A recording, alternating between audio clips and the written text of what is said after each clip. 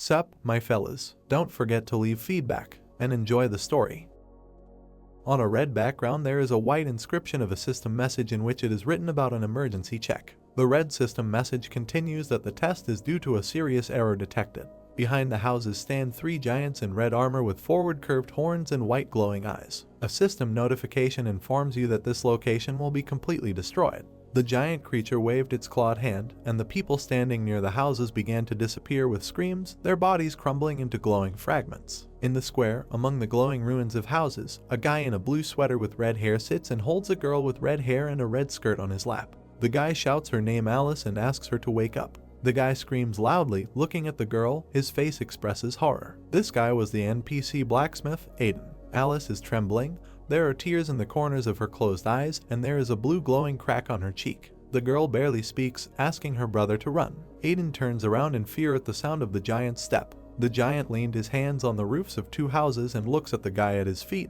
Aiden looks up at him in fear. A glowing ball appears from its horns in front of the creature's face. The ball turns into a beam of light, with which the giant destroys buildings around, from which debris flies. The beam hit the roofs of houses, debris flew in all directions. Aiden is shaking, trying to get out from under the fragments. His left arm and left leg are torn off and a glow with fragments emanates from them, and Aiden calls Alice. The red-haired man rests his remaining hand on the ground, crawls and loudly shouts his sister's name. The guy's eyes are wide open in horror. Aiden looks at the girl who hovers above him. The middle of her body does not exist, only her head up to her chest and one arm remain. Aiden furiously screams with tears that this cannot be given, and his cry is full of pain. The guy sits on the ground and holds Alice's head with his remaining hand and screams, asking why this is all happening and what did they do. He hugs his sister to him, cries bitterly and begs her to stop. Alice's hand touches her brother's palm, she asks for forgiveness. The guy looks at his sister in tears, she disappears next to him and asks for forgiveness. The girl is crying, her hands have already dissolved, she says that her brother must definitely, and dissolves. The word survive sounds after her disappearance. Aiden looks up at the glowing fragments, holding her sister's bracelet in her hand.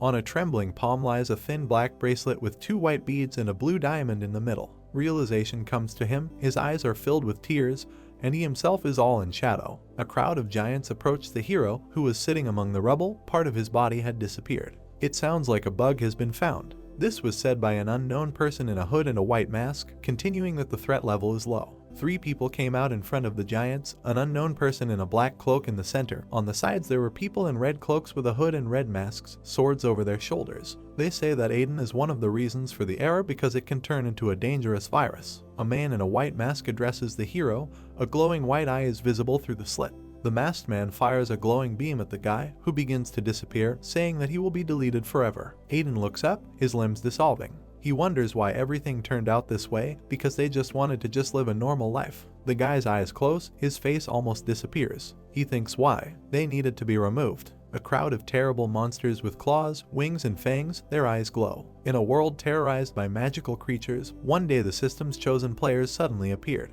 A crowd of people in armor and with flags stand. Behind them on a dais a man in a cloak holds a glowing rod. These are the chosen ones who began to hunt monsters. People were very grateful to them. The blonde guy in the robe is holding a sword, the hooded man on the left is holding a fireball in his palm, the guy on the right is holding a large axe. Ahead are silhouettes of people with symbols of potions, protection, money. Thanks to the defenders, the threat of monster attacks receded, but peaceful life did not last long.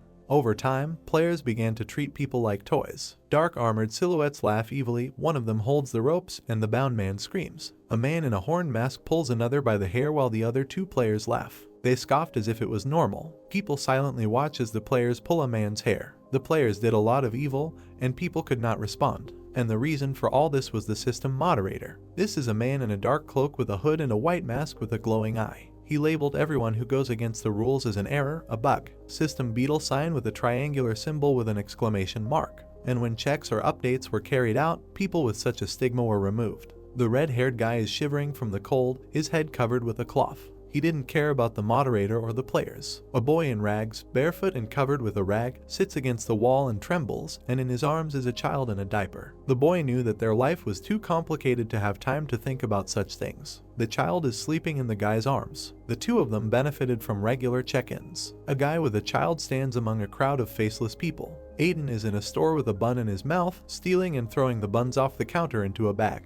While other people froze during checks, he and his sister were able to move. Young Aiden runs with a bag on his back across the city square among the houses. He didn't care because his main goal was to stay alive. Sparks fly from the glowing blade. A system notification reported that enchanting was unsuccessful and the equipment was destroyed. Aiden, with a hammer in his hand, looks in surprise at the fragment of the sword that flew off the anvil. Aiden looks in fear, realizing that he is finished. Suddenly, a fist crashes into Aiden's cheek. They call him names. Aiden drops the hammer and falls to the floor next to two men, the unknown man and the one who hit him. The guy in green armor clenches his teeth in anger. He is indignant that there was 50% success, but the blacksmith failed. The man grins with anger. Next to him stands a man whose face is covered with a visor and holds an axe. The customer is angry that he lost his valuable resources. The player kicks the hero while he cowers on the floor, covering his head with his hands. The player screams in anger and wishes for death. Tools and barrels lie around Aiden, who lies on the floor with the shadows of men looming over him. They argue. One says to stop so the guy doesn't die, but the other doesn't care. The lying Aiden's eyes widened in shock at the words that he was an ordinary NPC. He stands up as the two leave, discussing how the system loaded him back anyway and they need to go to another blacksmith. The guy clenches his fists, hearing them say that they would have killed him if not for the karma penalty. Aiden wipes his hand over his mouth when he notices Alice peeking out from behind the wall. She gets worried and asks if he is okay. The girl runs up to her brother, holding a handkerchief because she wanted to help, and Aiden scolds her for going down. The girl wipes the guy's face, asking why he was beaten, because he didn't do it on purpose. The red-haired man laughs, saying that this is what these players are like. He looks tenderly at his sister, who says that she is trying to grow up quickly in order to help him. He thinks that it doesn't matter that the blacksmith's work is difficult, and he is just trash for the players, because for now he can protect Alice. Aiden in a flowering meadow laughs and holds the hand of Alice, who, laughing, hugs his shoulders from behind. The player doesn't care. The hugging heroes are separated by a dark crack with flying fragments. However, Aiden clenches his teeth in anger. What's wrong with this lousy system? He asks. The game moderator looks at him, tilting his head slightly, his eye glowing behind his mask. This is some kind of nonsense, the hero thinks. He screams and cries, his face dissolving into pieces. He asks why they had to be removed. The moderator stands against the backdrop of blue screens with a code. At his feet is a small figure of a dissolving Aiden. The hero loudly promises to destroy the system. All that remains is Aiden's tear-filled eyes, who says that he will make every effort for this. Glowing fragments fly around the dark figure of the moderator with a glowing eye. Aiden flies backwards into the rift. Everything gradually disappears. He looks up, barely opening his eyes. A hand appears in the darkness, covered with fragments, with a purple light inside. A hand grabs the startled Aiden's forehead. System error notification. Notification that the location will be cleared. The notice states that no. Aiden will be reinstated. The white diamond glows brightly with yellow light. It's time to execute. The light becomes even brighter right in front of Aiden, who is looking at him. His role. Aiden opened his eyes in surprise. He found himself sitting in the square among the rubble. The roofs of the houses were broken off and rubbish was piled up. He recognizes this place. Aiden looks in shock and does not understand how he managed to return. He remembers well the flight in the gap of the trail of blue squares. Aiden receives a blue system notification indicating that he has received moderator powers. System notification. Moderator credentials have been received. Moderator level 1. The system also notified that the command line was unlocked and access to using commands was gained. Aiden looks at the notifications in front of him in shock. He doesn't understand what it is. Danson's Forest, Edelin Castle. There are tents near the castle walls, and people walk along the path with bags on their backs. The green-haired knight looks at the system notification. He is upset that there is no upgrade. There hasn't been one for a long time. The notice contains an announcement regarding the inspection. Changes. The error zone has been cleared. Players who suffered losses during the review will receive compensation. No updates. There are people standing near the tents. The knight thinks why carry out this check at all. The sound of a hammer hitting a sword is heard, which glows. The knight looks at the crowd of people watching the blacksmith's work. The blonde guy at the anvil folded his hands as if in prayer. People are discussing that they have gathered because a sharpening event is happening. Aiden stands in blacksmith's clothes. Here you can increase the level of sharpening for gold and not for resources. The blacksmith knocks on the sword with a hammer, hearing that people did not know about this. Apparently this is a hidden event. The observers look in admiration at the light emanating from the sword. The blonde man looks in shock at the notification that the sharpening was successful and the skill level has been increased. This can happen for everyone. It's a great success. The crowd rushed to the blacksmith's tent, shouting and asking him to do the same. An angry guy in a green suit pushes people aside, making his way to the blacksmith. Aiden gasps in surprise, looking at him. The guy says it's his turn now. Aiden is surprised to hear him being addressed as an NPC. He remembers the guy who beat him for wasting a resource on a sword, and the second knight is standing nearby. The guy hands the blacksmith a whole bag of swords with a demand to sharpen them all. People in the crowd swear while the arrogant man smiles contentedly. Someone is outraged that he jumped the queue, but they tried to calm him down by saying that the fight would reduce his karma. The person remembers how these two people happily hold full bags of goods because they are famous resellers. The arrogant guy even fights with others, although the red notice indicates a decrease in karma. They don't have long left before receiving a fine. The reseller looks at Aiden in surprise. The second one asks again in confusion. The type recognized Aiden. The red-haired man turned away and remained silent while the reseller explained that this was an NPC from a recently cleared village. They discussed where the girl went. They thought it was useless since it was removed. Aiden darkened, his eyes widening at what he heard. He clutched the hammer in his hand, and he said that the probability of success is 25%. The smiling reseller shook his bag. Of course, he agreed. He grinned contentedly next to his comrade, thinking that he had a nose for profit and sharpening even one of the 4 swords would bring profit. The knight was surprised. He asked his comrade if he was sure, because you could lose everything, but the guy only called him names and reassured him. Aiden set to work on the sword, hearing that the reseller promised to reimburse losses several times in case of failure. He is full of anger at the impudence of these people and swings his hammer. He turned dark with anger, hitting the sword with force, which broke. The notification stated that the sharpening was unsuccessful and the equipment was destroyed. Whether it will work out or not is up to Aiden to decide. After a while, there were only a bunch of broken swords lying around. The reseller was unpleasantly surprised and trembled with fear. Aiden smiled sweetly with words about his awkwardness. While the reseller was shaking, people in the crowd were laughing at the funny situation. The blacksmith ruined everything, but at least he made them laugh. The reseller was grabbed by the collar by his partner's hand. He held the man by the chest and asked where the promised tenfold restoration was, while the second tried to justify himself and shift the blame. He pointed his finger at Aiden, to which the blacksmith only exhaled. The reseller tried to justify himself by saying that he was taking revenge on purpose, but his partner did not believe him. The crowd threw the debaters away, telling them to fight elsewhere. Everyone rushed towards the standing Aiden because time was running out. Night fell, a crescent moon illuminated the sky. The windows of the houses glowed with dark lights. At one of the doors there was a sign with a picture of a beer mug. Apparently this was a tavern. Aiden entered the room with a towel over his shoulder. There was a bed in front, a nightstand with a candle in the corner. He sat down on the floor by the bed and exhaled with relief that it was over. 4 bags, one of which is open, are filled with gold coins. This will be enough to not worry about anything for a long time. Aiden opened the notifications. Blue notice, quest, pointer 1, complete 1 quest, 1 of 1. Aiden hopes for a reward. He looks at the glow. On the day he survived, inscriptions appeared before his eyes. Aiden looked at many different notifications. He's never seen anything like this. System table status, level 1, name Aiden, race, human NPC, nickname updater, HP 100 out of 100, MP 10 out of 10. Strength 10, agility 10, intelligence 10, endurance 10, number of attacks per second 1, chance of critical damage 5%, additional damage from a critical hit 50%, experience points 0. Notification update event unlocked.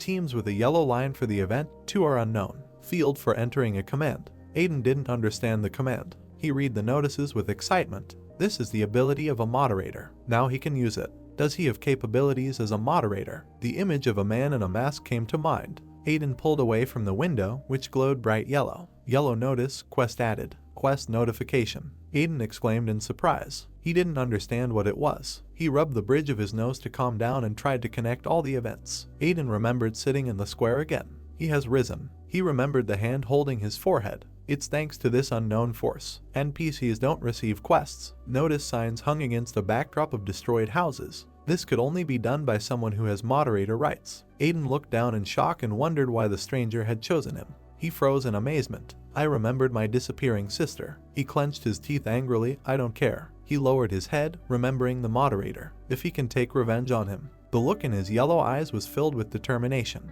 If it helps, let them use it as much as they want. But in return, Aiden looks at the notifications. In return, he will use it. The finger presses the finish button. The guy watches as a blue glow appears in the air, confirming that the quest has been completed. System notification. Moderator powers have been increased. Moderator level 2. Update unlocked. The system notification shows the second event location. The lock in the picture is open. Enter the command. Aiden looked at the image of the open lock and asked himself if he would ever be able to open the locked thing. He rubbed his chin thoughtfully, looking at the sign. Nothing will happen because the level has increased. He remembered tables with levels 15 and 23 from other people, realizing that now he could not defeat even a beginner. He remembered the moderator again. If it gets labeled as an error, it will simply be deleted. He couldn't do anything. The notification window lit up yellow. Aiden was even distracted from his thoughts. Added quest. Quest, index 2, find Easter egg, 0 out of 1 completed. Location indicated. Aiden looked at the notice. Is finding an Easter egg like a treasure hunt? Aiden sighed and decided that he would take his time. The guy headed towards the exit of the room. He must complete quests to survive. He left the room. The Easter egg is not that far away. The guy looked at the pillar of light over the city and decided that he would leave in the morning. Behind the forest stood a mountain with a snow-capped peak. Aiden swore. He straightened his cloak and sword because he had come where he needed to. He came to a big red door right in the mountain. Does he need to go into the dungeon? Their players fight against monsters to level up. Aiden can't believe he was here. Aiden stood at the door and didn't see a figure watching him from behind a tree. The man hid behind a tree and looked out like this, so that only the blue eye is visible. Aiden raised his head, trying to see the top of the door, and exhaled in admiration. He concentrated, keeping his head down. You can't rub your head. If he is afraid now, what will happen next? He remembered the mobs that the moderator brought that day, and he opened the door because it was nothing unlike them. Aiden went deep into the dungeon. A warning window appears. Access restricted, level 80 required. This notice has been erased. A notification appeared that the moderator's authority level is sufficient to open access. There were red monsters at different levels of the floor. The two monsters opened their mouths and began to growl loudly. From these sounds, a drop of sweat began to flow from Aiden's face. Aiden thought to himself, it's good that he didn't get caught. 2 drops of sweat flowed down from Aiden's face, and he looked into the distance with his yellow eyes. Aiden wondered if players always have to deal with such monsters. Aiden walked along a bright yellow path, and around him were levels with monsters. Aiden understood that this was a dungeon.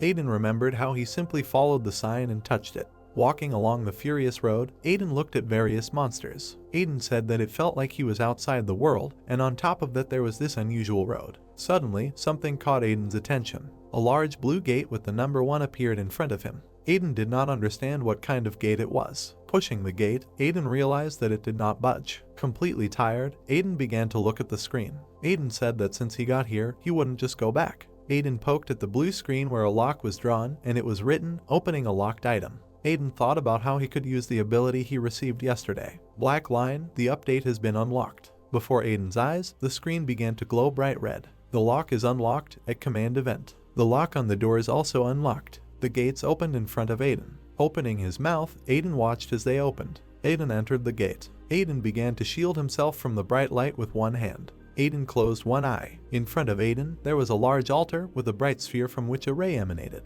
A bright sphere levitated above the altar. Approaching him, Aiden raised his head and asked that this was the same Easter egg. In surprise, Aiden opened his eyes. A black silhouette with a sword flew from above him. Aiden managed to dodge at the last moment. Sitting on the floor, Aiden began to look who it was. Aiden did not understand where this blow came from. In front of Aiden stood a monster in dragon armor with a sword. Aiden didn't understand where the magical creature came from here. The monster rushed into battle, and with one swing of the sword he wounded Aiden's hand. The monster made many strikes while Aiden stood and held his wounded arm. A scratch appeared on Aiden's face, then on the shoulder. Aiden pressed himself against the wall and began to look at the monster with a frightened look. At the last moment, Aiden managed to dodge the blow, which broke the wall. The red monster turned its gaze towards Aiden. Aiden clenched his teeth and did not understand what kind of creature this was. Aiden took out his sword, saying that he had nothing more to lose. With his sword fully drawn, Aiden shouted at the monster to attack him. The monster swung at Aiden. Many blue strikes flew towards Aiden.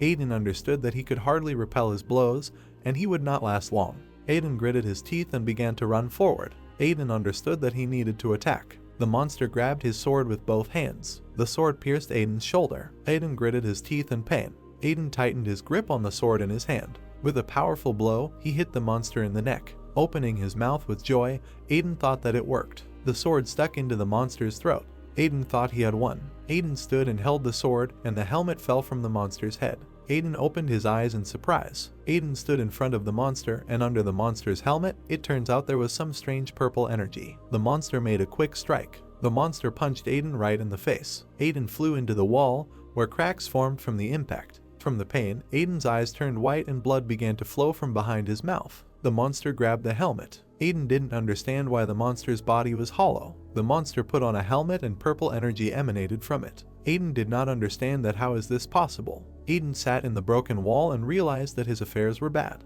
With a completely blank expression on his face, Aiden knew that he wouldn't succeed. Aiden recalled how he and his sister were attacked by an administrator. Aiden remembered how his sister stood sideways to him, and then she began to disappear piece by piece, saying that Aiden must survive. Aiden suddenly opened his eyes, and he grabbed his hammer. Aiden stood with red eyes, and behind him was a destroyed wall. Drops of blood began to drip onto the floor. Standing with bright red eyes, Aiden realized that he would be able to survive and get closer to his goal. The monster began to attack Aiden. Aiden, opening his mouth, swung his hammer. Aiden hit the monster's sword. A second later, the monster's sword crumbled into small pieces. Aiden looked at this with a surprised look in his eyes. Notification: the sharpening was unsuccessful, the equipment was destroyed. Aiden looked at the monster, who began to swing his broken sword. Aiden couldn't believe that the system recognized the monster as equipment and not a magical creature. Aiden swung his hammer. He realized that this was his chance. Aiden broke the monster's arm, and the notification that appeared said that the equipment was destroyed. Aiden, with the second blow, broke the monster's second arm. The monster fell to the floor. The monster began to look up. In front of him stood an enraged Aiden with red eyes, who was preparing to strike the final blow. 2 notifications appeared indicating that the equipment had been destroyed. Aiden opened his mouth. 3 more notifications appeared saying that the equipment had been destroyed. Aiden began swinging his hammer again and again. After his strikes, many notifications appeared. Aiden broke the monster with the last blow. Notification: sharpening was unsuccessful, equipment was destroyed. Aiden, holding the hammer in his hand, sat down on the floor. Around Aiden, there were many monster parts. Aiden understood what happened. A blue screen appeared in front of Aiden, in which it was written, Quest No. 2. Find the Easter egg. Complete. The yellow sphere turned into red. Rays of blue energy began to surround Aiden. A blue screen appeared with the following message: Moderator powers have been increased. Moderator level 3. Another blue screen appeared. Update editing unlocked. Sweat was dripping from Aiden's face. Aiden was thinking about a new ability, but did he come here for it? Aiden began to walk towards the exit and said that it was time to go back. Holding his shoulder, Aiden left the dungeon. Gritting his teeth, Aiden understood that he certainly felt bad. Aiden began to lose consciousness. Aiden fell to the floor. The black silhouette watched as Aiden lost consciousness. A character in a black cloak approached him. The stranger lowered his hood, from which blue hair appeared. It was a girl with blue hair and purple eyes. The girl smiled. Aiden continued to lie unconscious. The hall in which Aiden did the quest. An incomprehensible blue thing began to form, and it became a big blue eye. The blue eye began to fly towards the monster. The eye began to scan the monster's body. Then, the eye began to scan the remaining parts of the boss. The eye said that he confirmed the dungeon keeper had been destroyed. The eye began to scan the boss's sword. The eye said that traces of a bug were found, the threat level was low. The eye began to glow bright blue. The eye said that emergency measures must be taken. The eye began to disappear, saying that it was necessary to teleport to report the situation. The girl stood in front of the lying Aiden. Aiden clenched his teeth in pain. Then he opened one eye. Aiden didn't understand what that sound was. Aiden saw the girl take his hand so that he could click on the screen. The girl with blue eyes did not expect Aiden to wake up. Aiden looked at her with a questioning look. A drop of sweat began to flow from the girl's face. Aiden yelled. Aiden, placing his palms on the floor, asked the girl who she was. The girl greeted Aiden. Pointing to herself, she said that her name was Aria. A drop of sweat began to fall from Aiden's face. He realized that she was a player. Aiden strained his red eyes, checking status. Opening his mouth, Aria told him not to be so scared. Many incomprehensible symbols appeared. Aria spread her arms, and above her head there was a blue screen that said the status was unavailable. There were many incomprehensible symbols written in the karma. In surprise, Aiden opened his eyes. Aiden didn't understand what kind of absurdity this was. Aiden looked at the smiling Aria against a dark background. Aiden thought that isn't the minimum possible karma minus 100. This girl is dangerous. Aiden sat in front of Aria and told her to move away. Aiden began to look with an indignant look and asked what she needed. Closing her eyes and lowering her hands, Aria said that he was a beach. Aria poured a healing potion on Aiden. Aria said that she actually cured him. She doesn't have many healing potions, but she still spent a couple on them. Aria asked if she's really kind. Aiden started looking at his shoulder. Aiden thought that the wounds had indeed healed. Aria said that it was just a gesture of goodwill, causing Aiden to open his eyes wide. Smiling, Aria said that he had simply never met anyone like him, and he interested her. Aiden looked at her and did not understand what she was saying. A bright screen appeared in front of Aiden's face. Added quest. It was written on the blue screen. Quest. Index No. 3. Raising the level. Aiden looked at the screen with his mouth open and did not understand why the quest appeared right now. Arya continued to stand in front of Aiden. Aiden thought that thank God, he only seemed to see one quest window. Aiden rested his hand on his knee and thought that, be that as it may, he had no desire to get involved with the suspicious player. Aiden understood that he needed to get out of here quickly. Aiden thanked Arya for her help. The black silhouette of Aiden and Arya was visible. Aiden said that since he is not asking for anything in return, then perhaps he will go. Parting the bushes beneath him, Aiden began to walk away. Arya touched her chin and continued to look at Aiden. A large dormant volcano in the center of the forest. Aiden gritted his teeth as multiple friend request screens appeared in front of his face. Aiden turned to Arya standing behind him. Pointing at her, Aiden told her to stop and then asked why she was following him. At first, these words stopped Arya for a second, and then, smiling, she asked why she couldn't follow him. In surprise, Aiden opened his mouth and asked what she was saying. Arya said that he couldn't be called strong. Arya asked what would happen if he fell down again. Smiling and touching her cheek, Arya said that if it happened, he would need the help of a friend like her. Aiden, pressing on the screen, said that he would stop pestering him and asked Arya to get out of here. Arya said with a pointed look that he was right. Aiden opened his eyes wide when Arya said that he doesn't even notice that he is in danger right now. Pointing her finger, she told Aiden to turn around. A huge green wolf appeared behind Aiden. Aiden quickly began to take the sword out of his inventory. With one swing, Aiden hit the wolf. His flock began to gather above the lying wolf. A pack of wolves surrounded Aiden. Aiden held the sword in front of him. Aiden didn't understand where so many magical creatures came from. Aiden's shoulder and leg were injured. Aiden thought they smelled the blood that was left on his clothes. Aiden turned to Arya, who said that the situation was difficult. Sitting on a stone, Arya asked with a smile if he needed help. Aiden said it would work out. Aiden pointed his sword. Aiden thought there were no options. To complete the new quest, he must kill them. Aiden realized that he had no other way to become stronger before the next test. Aiden clenched his teeth. Aiden swung his sword at the three wolves. There was a man sitting at a large table in the room. The man asked the eye he was holding with his hand, "Are you saying the Easter egg is missing?" The man touched his cheek with his fist and said that it was really possible to steal it. The man said that, of course, if you kill the dungeon keeper, then yes. The man remembered what the monster looked like. The man said that, however, the monster was equipped with the armor of immortals. In theory, he cannot be defeated. The man looked at the pictures, who took the pictures, and said that it was strange. The man said that if nothing is done, the moderator will soon find out about what happened. The man leaned his hands on the chair, and a blue aura emanated from him. The man said that he needed to check it personally. A man with gray hair and a long coat. The system operator is Royd.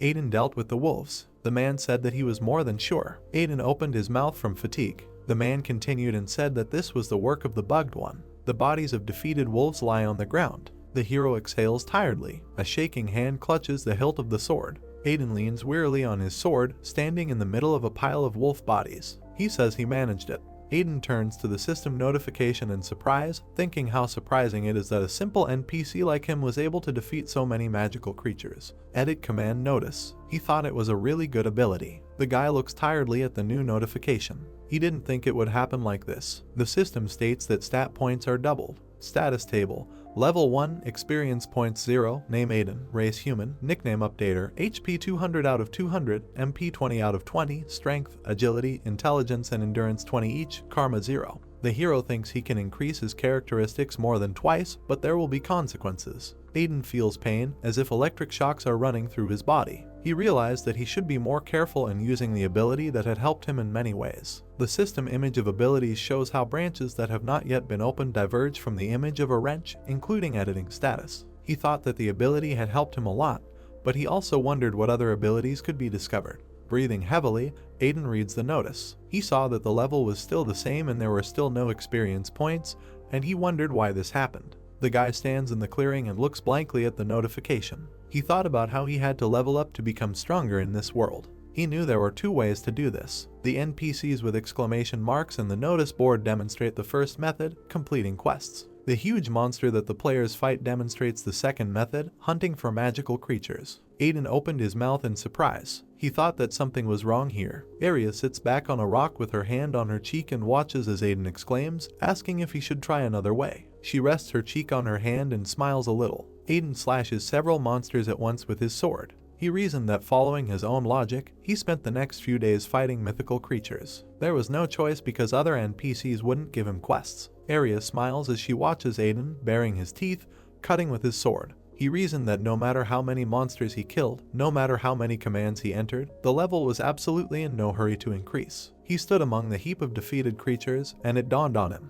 He realized that it was all about the NPC limit. An image appeared in his mind of several NPCs standing together, their eyes hidden behind shadows. The guy realized that they could not surpass themselves. Players with weapons and armor stand proudly and contentedly. Aiden knew that they were a different matter because they were elected by the system. There was a loud crackling sound of a burning fire. The guy thought that since he couldn't be one of them, he would have to remain on the edge of development. Aiden sits on a log by the fire wearing a hooded cloak. He rests his head on his hand and sighs, wondering what to do. He says that he is sure that there is always a way out. Aiden turns to Arya, who called out to him. She sits next to him and smiles sweetly, holding a skewer with meat in her hands. Aiden exhales tiredly as she asks when will he add her as a friend. A guy and a girl are sitting on logs by the fire under the cover of darkness. Aiden indignantly asks him not to pursue him. Arya chuckles. She smiles and asks why he wants to become stronger. Freezing, Aiden is expressively silent. Arya stood up from the log, saying that be that as it may. Aiden listens in surprise to the girl who says that if he wants to increase the level.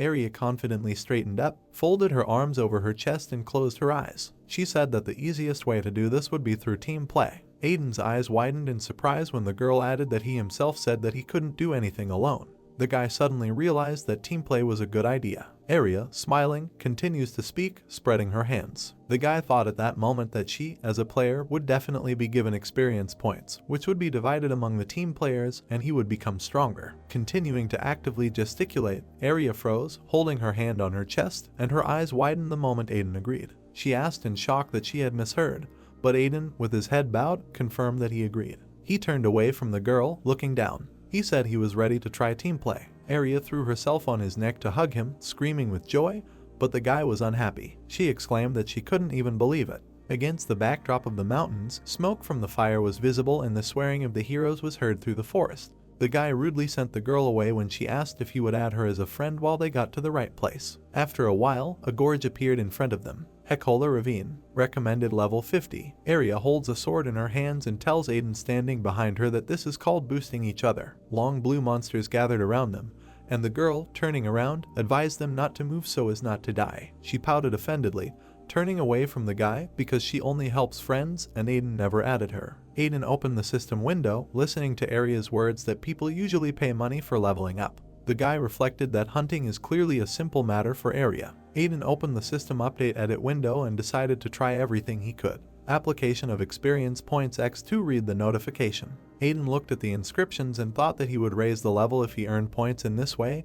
He really wanted it to happen. Arya held two glowing blades in her hands as she walked towards the monster. She smiled confidently, looking up, and she jumped high, cutting the monsters with her blades. A bunch of notifications about adding experience points began to arrive. Aiden stares in shock at several level-up notifications above his head. He clenched his fists happily, looking at the system notifications around him. He exclaimed that it worked, and he did it. While drinking in joy and loudly saying that he should have tried it sooner, Aiden did not notice that a round surveillance device was hovering behind him. The camera looked out from behind the rock of the gorge. The camera focused on Aiden, indicating his characteristics. The computer voice said that an error had been detected. Aiden looks at the girl with his mouth slightly open. He said that he thought she was strong, but Arya quickly cut through the monsters with a jump. He said he didn't expect it to be this bad. The girl stood on the defeated monster and rejoiced, and Aiden did not understand why she followed him. Arya looked forward in surprise. She noticed a round camera behind the guy. Arya narrowed her eyes silently. A system notification announced that the quest was completed and the level had been increased. Reward ability points 1. Aiden looked at the notification in confusion, surprised at how much faster it turned out, although he had wasted several days. He looked at the grid of rewards for experience points and thought out loud about what he should spend the reward on. He noted that he hoped that a new ability would be revealed to him. He turned towards the monsters, but the girl was no longer there. At that moment he wondered where she had gone. Among the stones, he screamed, asking where she had gone because she promised to pump him up. There was a round tracking device on the ground and debris around it. The device sparkled and sent a warning. The robot's voice said that the object had been entered into the system, and if destroyed, large losses could occur. Arya stood next to him and grinned. She stepped sharply on the device, breaking it completely. She said he was too noisy. The girl raised her foot from the rubble and said that she didn't know what it was, but it bothered her. Her eyes burned with a greedy light, because she would not let anyone touch her goods. Aiden kept standing and choosing at the table. System window, add Area as a friend. Aiden's finger presses the accept button. Area screams with joy, beaming as she gets a notification about a new friend. Area happily asked if the guy understood that she was good, to which he tiredly asked her not to make noise. Aiden looked at the girl and calmly said that he just added her as a friend. At this moment, his level was 30. Aiden walked along the path with Area. He began to travel with her. He didn't understand what she saw in him. Aiden remembered how Area helped him, so he added her as a friend. It couldn't get any worse. Aiden looks at the selection of awards. He really got the skill he needed. An inscription about changing the class appeared in the skill chain. In his head, Aiden stood apart from the NPCs and looked back at them. He realized that he was no longer an NPC or a player, but the system recognized him as a player, and the name Aiden appeared in the grid of names in the matrix. The guy chopped up monsters and was able to raise his level himself. Aiden looked at his palm, thinking that there was a long way to go, but he became stronger. He clenched his hand into a fist. What if only then? The guy squeezed his hand, remembering the image of his sister. He wondered if he had such power. Glowing golden petals appeared around him. Aiden noticed and was surprised. He turned to the source of the glowing petals. He rushed past Area, who called out to him and asked where he was going. The guy ran forward along the grass. Finally, he stopped at a flower clearing. There were green hills ahead, and in the sky there was a blue glow with a dark rift. He asked in surprise, "What is this?" And I was surprised when the girl who caught up with me said that this is called the bad sector. She said it was a space abandoned by the system. A blue rectangle glowed inside the dark rift. Area said that the location, which was cleared, eventually turned into this. Aiden looked at the place from which it was unknown what could come out.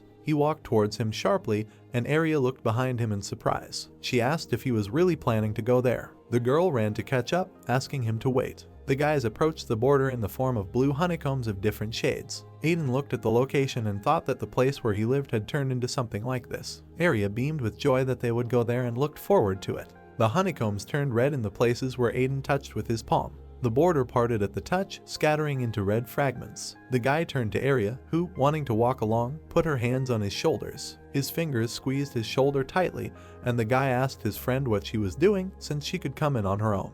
Area grinned. Only moderators and operators can get into the bad sector. Aiden turned around with displeasure, asking to leave him alone. Area knew that he was special. Her eyes glowed blue when looking at the guy. The heroes walked through a gray area with purple remains of buildings. Area was peeking out behind Aiden, and the guy was wondering why he came here. There was no need for this. Aiden remembered seeing the petals. However, Area walked behind the guy and turned her head towards the flashing shadow. Aiden looked the same way. He squeezed the hilt of the sword because there was something there. He took out his sword and pointed it at the dark silhouette among the rubble. If it's not a beast, it's a magical creature. The guy swung his sword, and the creature trembled. Aiden put the sword away because it turned out to be a boy who cowered, covering his head with his hands. The boy looked scared, and Aiden looked at the child in shock. A sharp arrow flies. Aiden manages to fight her off with his sword. He turned around and saw the silhouette of a man with a crossbow. A guy with brown hair with a white streak told Henry to come up to him. Henry ran up and hid behind his leg. The stranger was pointing a crossbow at the heroes, asking if they were players. He had not seen other people here for a long time and wondered how they got there. Aiden remained silent, raising his sword.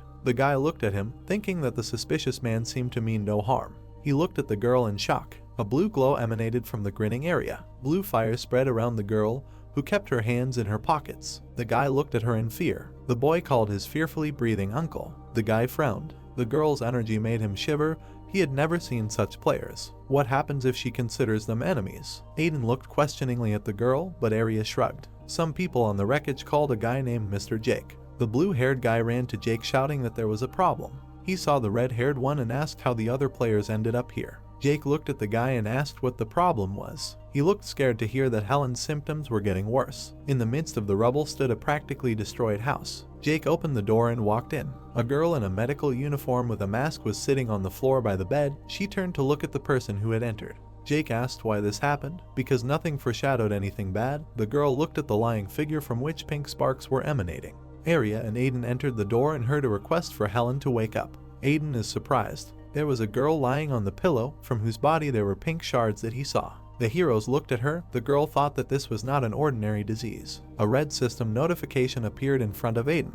He looked at him in shock. The warning said that a bug had been found and the threat level was low. The guy looked at the red notification that an emergency quest had been added to eliminate the bug. Jake anxiously begged the healer to try to do something.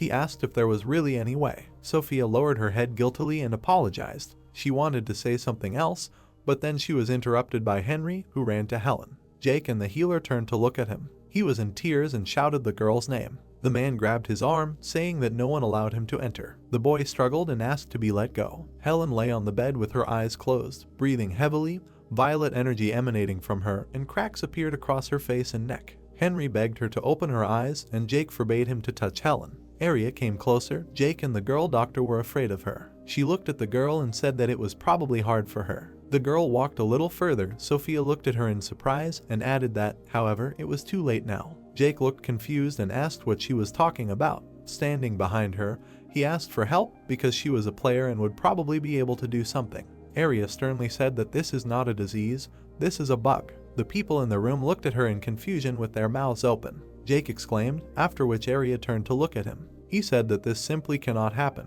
He, slightly frowning his eyebrows, continued to shout that, although their lands had turned into hell, there were no one among them who would oppose the system, and where could this bug come from? Arya crossed her arms and calmly said, looking at the man, that he appears not only in case of resistance to the system, because there are different bugs, and they can no longer help. The silhouette of a girl stood in the middle of a purple circle. The space around it looked like a glitch. The girl added that the worse she gets, the more damage she will cause to the world around her. Jake lowered his head, sweat poured down his face, and looked scared when the girl said that if they didn't want them removed, they should stay out of here. Aiden stood on the wall at the exit and listened to their conversations. He hit the wall with his hand, breaking it. The guy looked angrily at the red sign, not understanding what kind of nonsense was written on it.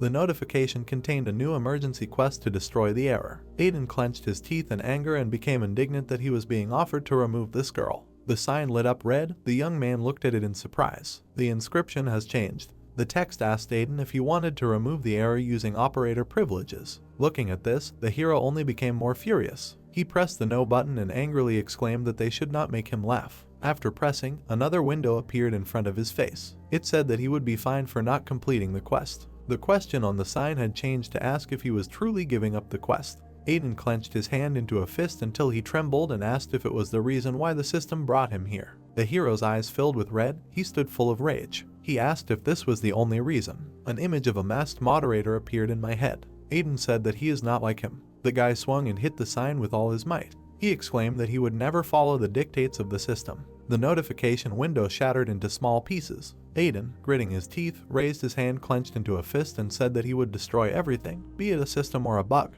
The guy appeared in the doorway, his hand on the frame. People looked at him and he told everyone to leave the room. His expression was completely calm, and he said that he wanted to examine the girl. The hero passed them. The man standing next to Jake exclaimed and asked if there was a way to cure her. Aiden replied that he didn't know, but it was worth a try. Henry grabbed the guy by his cloak and began to beg him to cure his sister. The young man looked back at him. The boy was in tears and asked him to help them. Aiden continued walking towards the bed with a confident face. Coming closer, he knelt down and raised his hand above the girl's head. The guy touched her forehead and his hand was enveloped in red energy. Helen opened her eye, the white of which turned black and the pupil purple. A sign of an open lock and a sign of a key with a gear appeared in front of Aiden.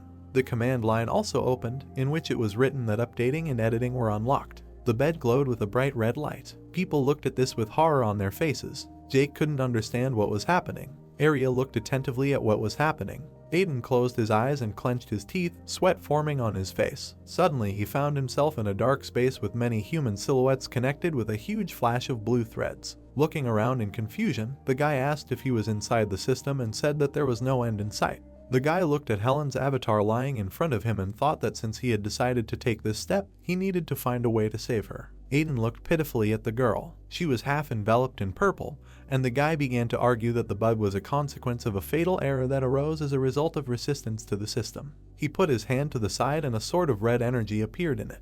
The guy swung it and cut the purple threads coming from her avatar. The threads of energy shattered, and Helen all glowed purple, after which the guy thought that perhaps if he could completely separate the girl from the system and recreate it anew, he could save her. Aiden brought his hand to her face and directed his energy into her. The girl flew higher in space and lit up red. The guy lowered his hand, and Helen hung in the air. He looked from under his eyebrows. He saw the avatars of the other residents, which glowed purple. Among them were Jake, Henry, the healer, and another man from the room. Gritting his teeth, Aiden swung his sword again. The girl's bed in the normal world glowed more and more, filling the room with red light. Arya looked at what was happening with wide open eyes in surprise. She thought that she didn't even know how possible this was in principle. The men began to cover their faces from the light with their hands. One of them exclaimed in fear that this was happening. Suddenly, a flash of light destroyed the house in which everything was happening. The entire sector in which these people lived also collapsed. The barrier began to crumble into pieces. Fragments of the barrier fell from the sky next to Aiden, who stood breathing heavily. His eyes closed and he wondered if he had succeeded.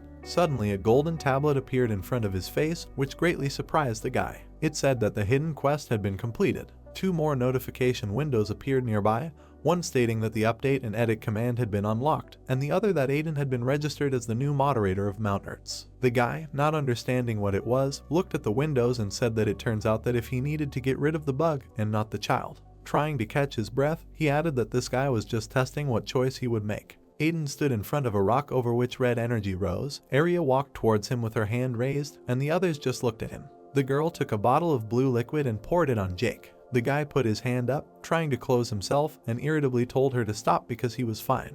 Arya grabbed the guy by the cheeks and exclaimed if everything was really okay. Without letting go of her hand, she closed her eyes with relief and said that they were scared for him, and that he should be more careful because he is an important person for her. Aiden leaned into her hands, trying to remove them, but he couldn't, after which he told her to let him go. The guy, having freed himself from the girl's hands, looked back in the direction where Jake had called him. The man looked at him with a soft smile as the others stood behind him. He thanked Aiden. Henry looked at the guy with admiration, and Helen timidly looked out from behind Jake. He said that thanks to him, not only the children, but also all the residents remained safe and sound. The man added that he doesn't even know how to thank Aiden. Suddenly, a notification window appeared in front of the guy. He looked at it in surprise. The inscription said that the update was completed and the class of NPCs Jake, Helen, Logan, Sophia, and Henry was changed to free people. An information box appeared in front of each of them, with their names, level, and class written on it.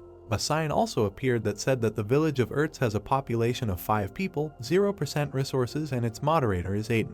The guy looked at the inscription puzzledly and repeated in his thoughts what was written: an update has passed. Free people. Without looking away, he excitedly wondered if it turned out this way because of what had just happened. Aiden began to replay in his head what was happening in the space of the system. He was in front of these people who were already glowing red. He reasoned that they resisted, so he freed them from the system. Then the violet energy hit the avatars again. They began to glow purple again, and Aiden looked at it in shock. Then he thought that literally right there something, as if still waiting, intervened. The guy turned around in fear. Something purple was behind him. A huge sphere with several branches hung in space. Several streams of energy burst out of it straight into people. Continuing to remember, the hero thought that when he saw this, he immediately felt. Aiden, gritting his teeth, made a dash towards this creature with a sword in his hands. He thought that this was the source of the problem. With one swing he cut through the strange something. Hanging in space, he watched as after his blow, the creature scattered as if from an explosion. He realized that this was a bug. The guy held the sword with both hands in front of him, and fragments of the creature fell in front of him. The violet energy freed the avatars of the inhabitants, and they again glowed red. Sharp wedges of energy erupted from their chests and headed towards Aiden. He watched in horror as they crashed into his chest. Aiden reflected that he did not know for what reason, but in the end he was connected with these people. Coming out of the memories, the guy stood with a puzzled face and thought that he was sure of one thing. Having become free people, they got out of the current system and ceased to be NPCs. Jake came closer and interrupted his thoughts by turning to him. He apologized for the question, but asked if he was the operator. Aiden looked at the man in shock. He asked what this meant, to which the man, raising his hand, replied with a smile that he had saved them through the system. The image of a masked moderator appeared in his imagination. He was looking over his shoulder. Several different people were standing behind him, in front of whom was Lloyd. The guy explained that operators are the best players chosen by the moderators, and since he is not an operator, Jake cannot find an explanation for the miracle that happened. Jake lowered his head and closed his eyes, and then said that, in any case, they owe him an enormous debt. All the residents knelt down, bowed their heads. Aiden looked at them in bewilderment, and Jake said that they were asking to be allowed to join him. The guy raised his hands in front of him and, stuttering a little, said that he was not an operator and, moreover, they were practically strangers, but Jake said that this was their own will. Aiden looked at them awkwardly, and the man added that, besides, he is the owner of this place, so their request is quite appropriate. Arya and Aiden stood in front of them in the middle of an empty field, and the guy was wondering what he should do, whether he should tell them that he was a moderator. Arya interrupted his thoughts by placing her hand on his shoulder and telling him not to forget. She approached, touched his neck with her finger and whispered with a smile that it was he who changed their destinies. and no matter what decision he made, they would agree with anyone. After which she walked away and the guy put his hands on his neck and looked at her. She spread her arms to the sides and with a wide smile said that, therefore, he should not rack his brains and do what he sees fit, because whatever one may say, his fate is already predetermined. Continuing to look at the girl, Aiden thought that sometimes she speaks as if she knows everything.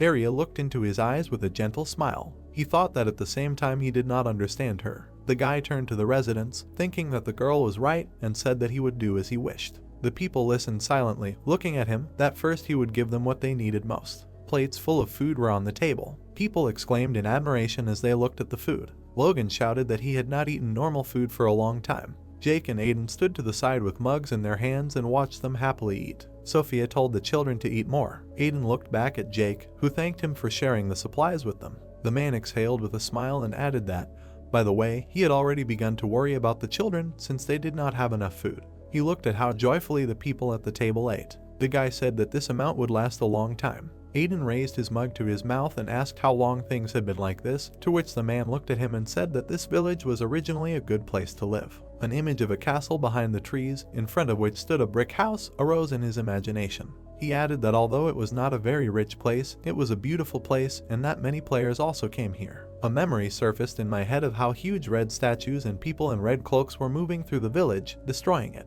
He said that this was the case until, as a result of an inspection, the trees were cleared. A man in a raincoat appeared in front of the residents huddled in a corner. Jake said that the unknown stranger helped them, and he did not remove them. The unknown person looked back with a smile. His mouth was full of sharp teeth. The guy said that he saved them with his mystical power and then disappeared. The man raised the glass to his mouth with a smile and said that after that, in order to survive, here in prison, they all tried their best. Aiden listened to him thoughtfully, looking down when the guy said that while fighting for life together, they eventually became close and became almost like a family. In his memory, an image arose of him with his sister behind him, joyful, walking through the flowers. Arya watched him from the balcony, putting her hand to her cheek. Removing her hand, the girl froze abruptly. Her gaze was drawn to a chest standing against the wall. She grabbed her chin and smiled maliciously. The girl called out to everyone, pointed to it and with a stupid smile asked what kind of chest it was, because it looked too decent for such a wilderness. Aiden looked at her incomprehensibly, and Logan said that he would explain now. Looking at the chest, he said that it was a shared vault that only players could use, and since it was connected to the system,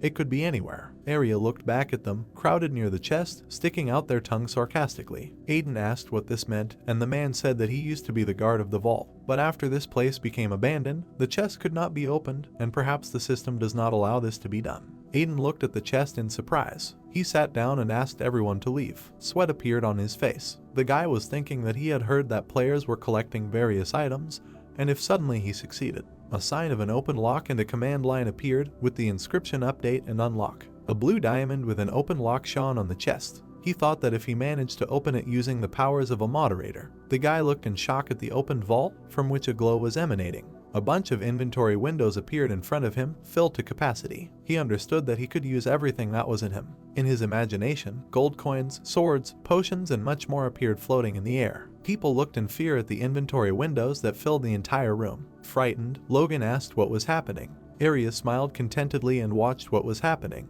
The hero looked with admiration at the sign in front of his face. Aiden swung the hammer. Sparks fly from the anvil. A system notification appeared in which it was written that the sharpening was successful and the skill points were increased. Jake is holding an engraved golden sword. He asks in bewilderment if this is legal. Jake has a glittering medallion around his neck and Logan stands behind him holding a pickaxe and pendant as game windows appear around them. The blue-haired man looks at the new weapon in confusion as the red-haired guy worries about whether they can take such amazing items. He adds that Aiden has further improved their equipment. Sophia looks at the sparkling wand in her hands. Henry and Helen look at new pendants, bracelets, rings when new system alerts appear around them. The girl is worried, and the children are passionate about their weapons. Jake anxiously wonders what would have happened if the enchanting of such valuable items had failed. Aiden is sweating and trying to catch his breath. He reassures people that resources are abundant and asks them to think of it as a gift rather than a debt. Aiden smiles, wipes away sweat with his hand and tries to convince his companions not to regret anything. He clutches a hammer in his hand and ponders the fact that after waking up he had the opportunity to ignore the rules of the system, Now he decides how successful the sharpening will be, so that there will definitely be enough materials. The guy provided them with bags of food and several bags of coins. Aiden convinces that this money and food will be enough for the villagers. The man adds that now people won't have to worry about anything for a long time. An in-game notification appears stating that there are 5 people living in the village of Urge who have 150% of the resources. Aiden notices Arya looking at him. The girl asks him with her eyes to do something for her. The man turns away from his companion and adjusts his cloak, leaving her in shock. Aiden says the girl has a lot of equipment. Arya whines, and the man thinks about the fact that he was able to get a lot of things from the common storage. He was able to obtain 10 glowing swords, 10 bows, and 10 shields. In his thoughts, the hero notes that now there is enough money and the new equipment is powerful. An unknown player is surprised that his resources are missing from his inventory. Aiden also thinks that this is the property of the players, but this fact means nothing to him. The victim writes a complaint to the operators, complaining about the loss of some items. The man with red hair thinks that the vault is part of the system and the affected players will definitely receive compensation for the glitch in the game. A small portal appears in Aiden's hand. He says that this loot can be considered the most important. A black hole rises from his hand and grows in size as the man smiles contentedly. An unusual picture and a notification from the game system appear, indicating that the cloud system has been received. It is indicated that everything can be stored there. Aiden stands, and clothes, weapons, and gold coins appear above his head. The man remembers the moment when he was looking through the items from the chest. Aiden and Arya stand nearby and look around in surprise. The girl notices that there are only small things here. The guy is distracted by a chest with strange contents and in his thoughts indicates that he then decided to plunge his hand into the storage room to check if there were any other things left there. Aiden calmly lowered his hand into the chest. Suddenly he leans forward sharply. Something in the vault sucks his arm and as the man tries to get out. A new system alert appears, indicating that number 2 Aiden is connecting to the system. He panics and tries to pull his hand out, but nothing works as more system alerts appear around him. The latest notification stated that synchronization had reached 99%. A small portal appears in the hero's hand. The next message that appeared from the Ugra system said that the connection was completed. Aiden tries to pull his hand out again. The man succeeds and falls on his back. He gets up with a groan as Arya turns to him. There is nothing else in the chest except sparks. Aiden swears. His hand glows golden. The man clarifies that something like this is difficult to believe. He looks enthusiastically at his glowing hand and thinks that now he will be able to use the shared storage anytime, anywhere. Serious, Aiden clenches his hand into a fist. He thinks he will need it in the future. The man turns around when Jake calls out, followed by Logan and Sophia. They thank Aiden. The village children look at him with gratitude. Jake notes that they couldn't have asked for anything more. Aiden smiles, and people offer to give them some task. He says that the villagers are no longer NPCs and don't have to follow orders. Jake, Logan, and Sophia are very surprised. Aiden says he needs to leave. He stands in front of a group of people, and there are ruins around them. The villagers are nervous and ask if their savior liked the village. The man calmly replies that this is not the point and he still has important things to do. Jake is worried and looks at Aiden, who is standing in front of him.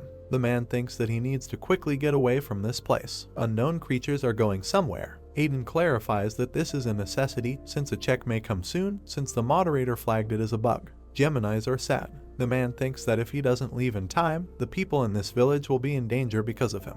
Jake, Logan, and Sophia look at their savior with bewilderment and concern. He thinks that because of all these reasons, it is better for him not to come to Urged Village for now. The man turns to Jake and says that he is not leaving forever since he does not even have a home. People were happy when Aiden explained that he would leave now but would return later and asked the villagers to take care of him. They look at the retreating figures of their saviors. People promise a man that they will wait for him. Aiden and Arya are walking along the road. The girl asks her companion why he left the village of Urge so quickly and suggested that they could stay there for a while. The man looks tiredly at Arya. She asks him why he left right now. Aiden tries to remain calm and come up with a satisfactory answer. He closes his eyes and answers his companion that in a few days there will be a regular check, to which the man wants to have time to increase his level. Arya darkened and opened her mouth slightly. Aiden asks her if his intentions are not obvious to the player. The girl asks him a question about that. What does he mean now? A man walks in front of his companion. She calmly tells him that he is not a player. Aiden gets scared.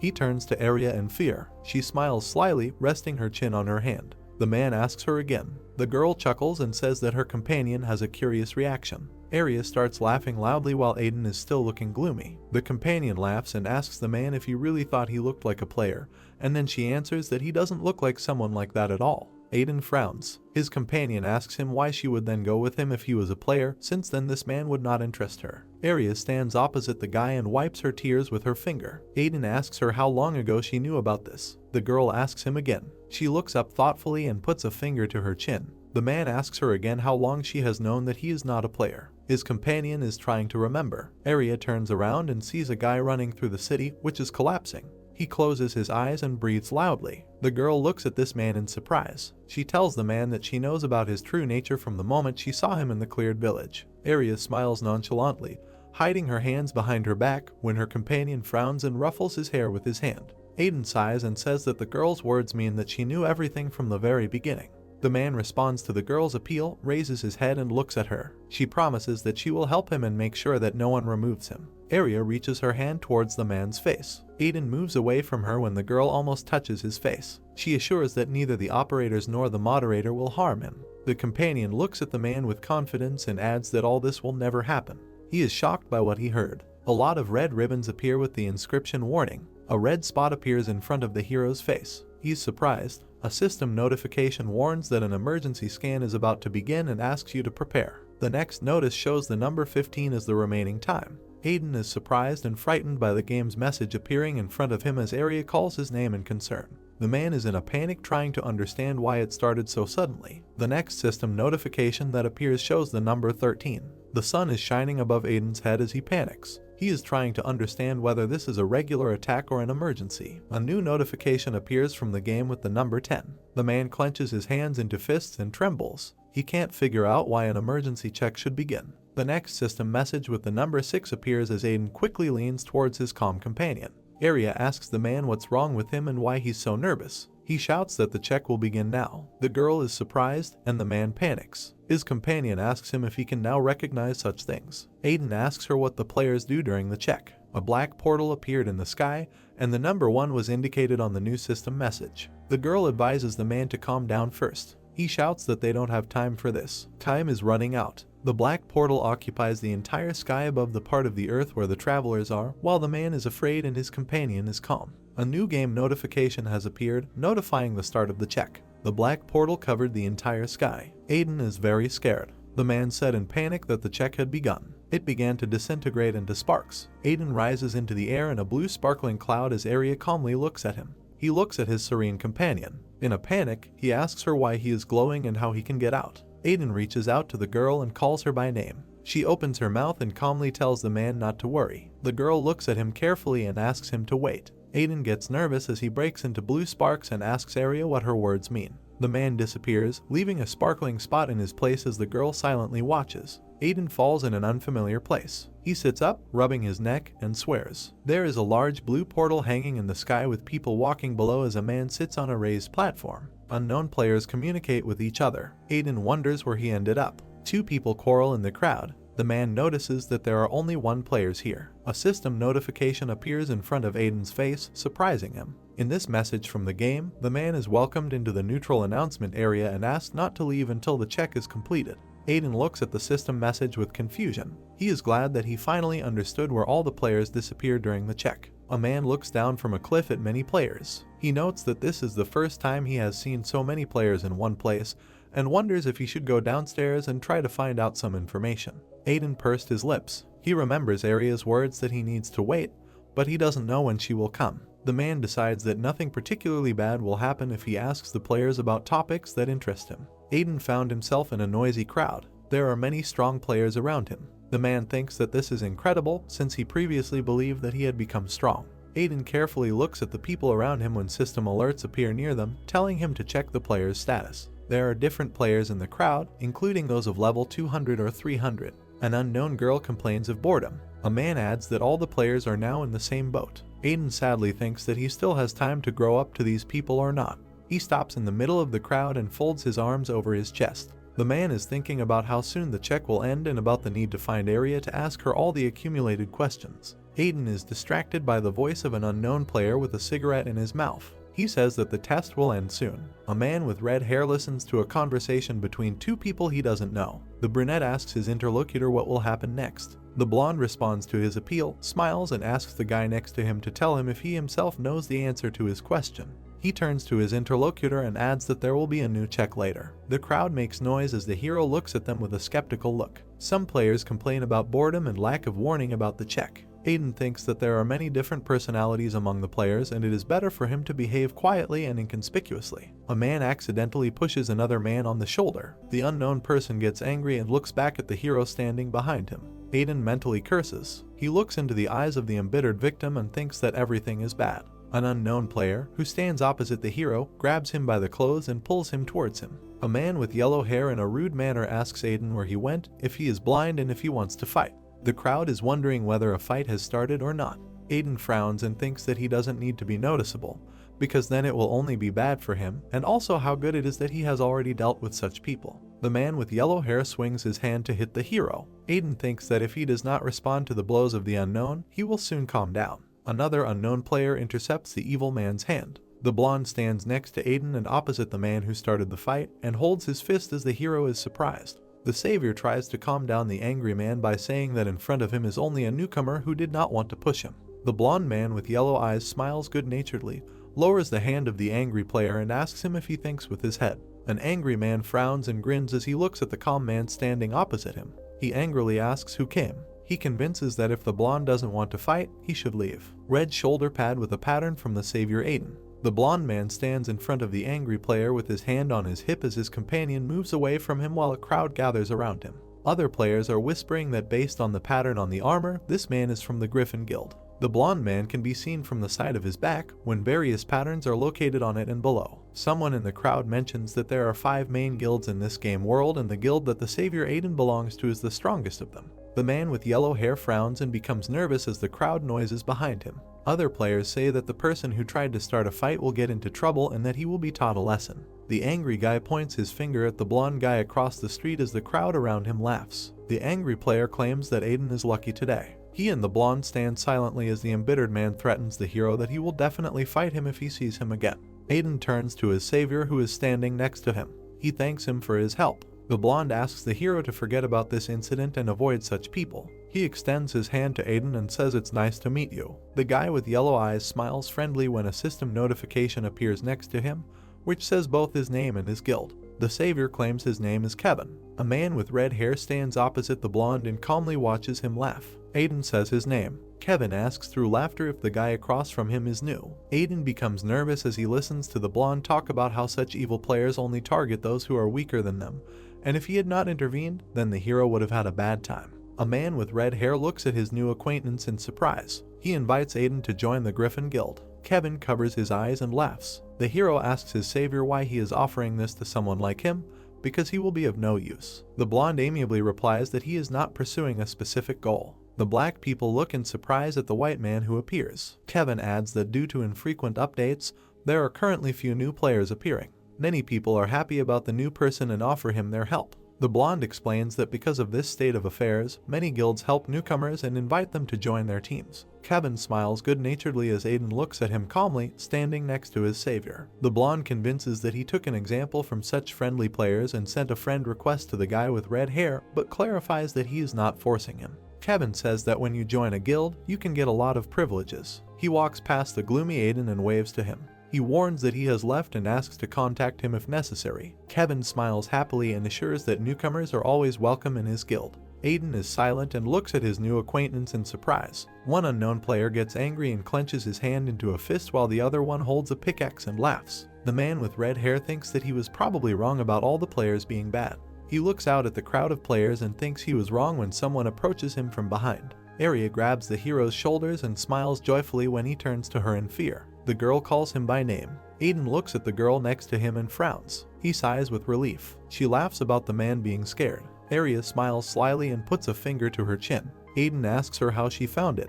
The girl tells him that she has her own methods. She holds the evil player's yellow hair with her hand and shows him to the surprised hero. She claims it is a gift for him. Beaten player. Aiden recognizes him. The girl says that she was a little late, so she had to deal with this man.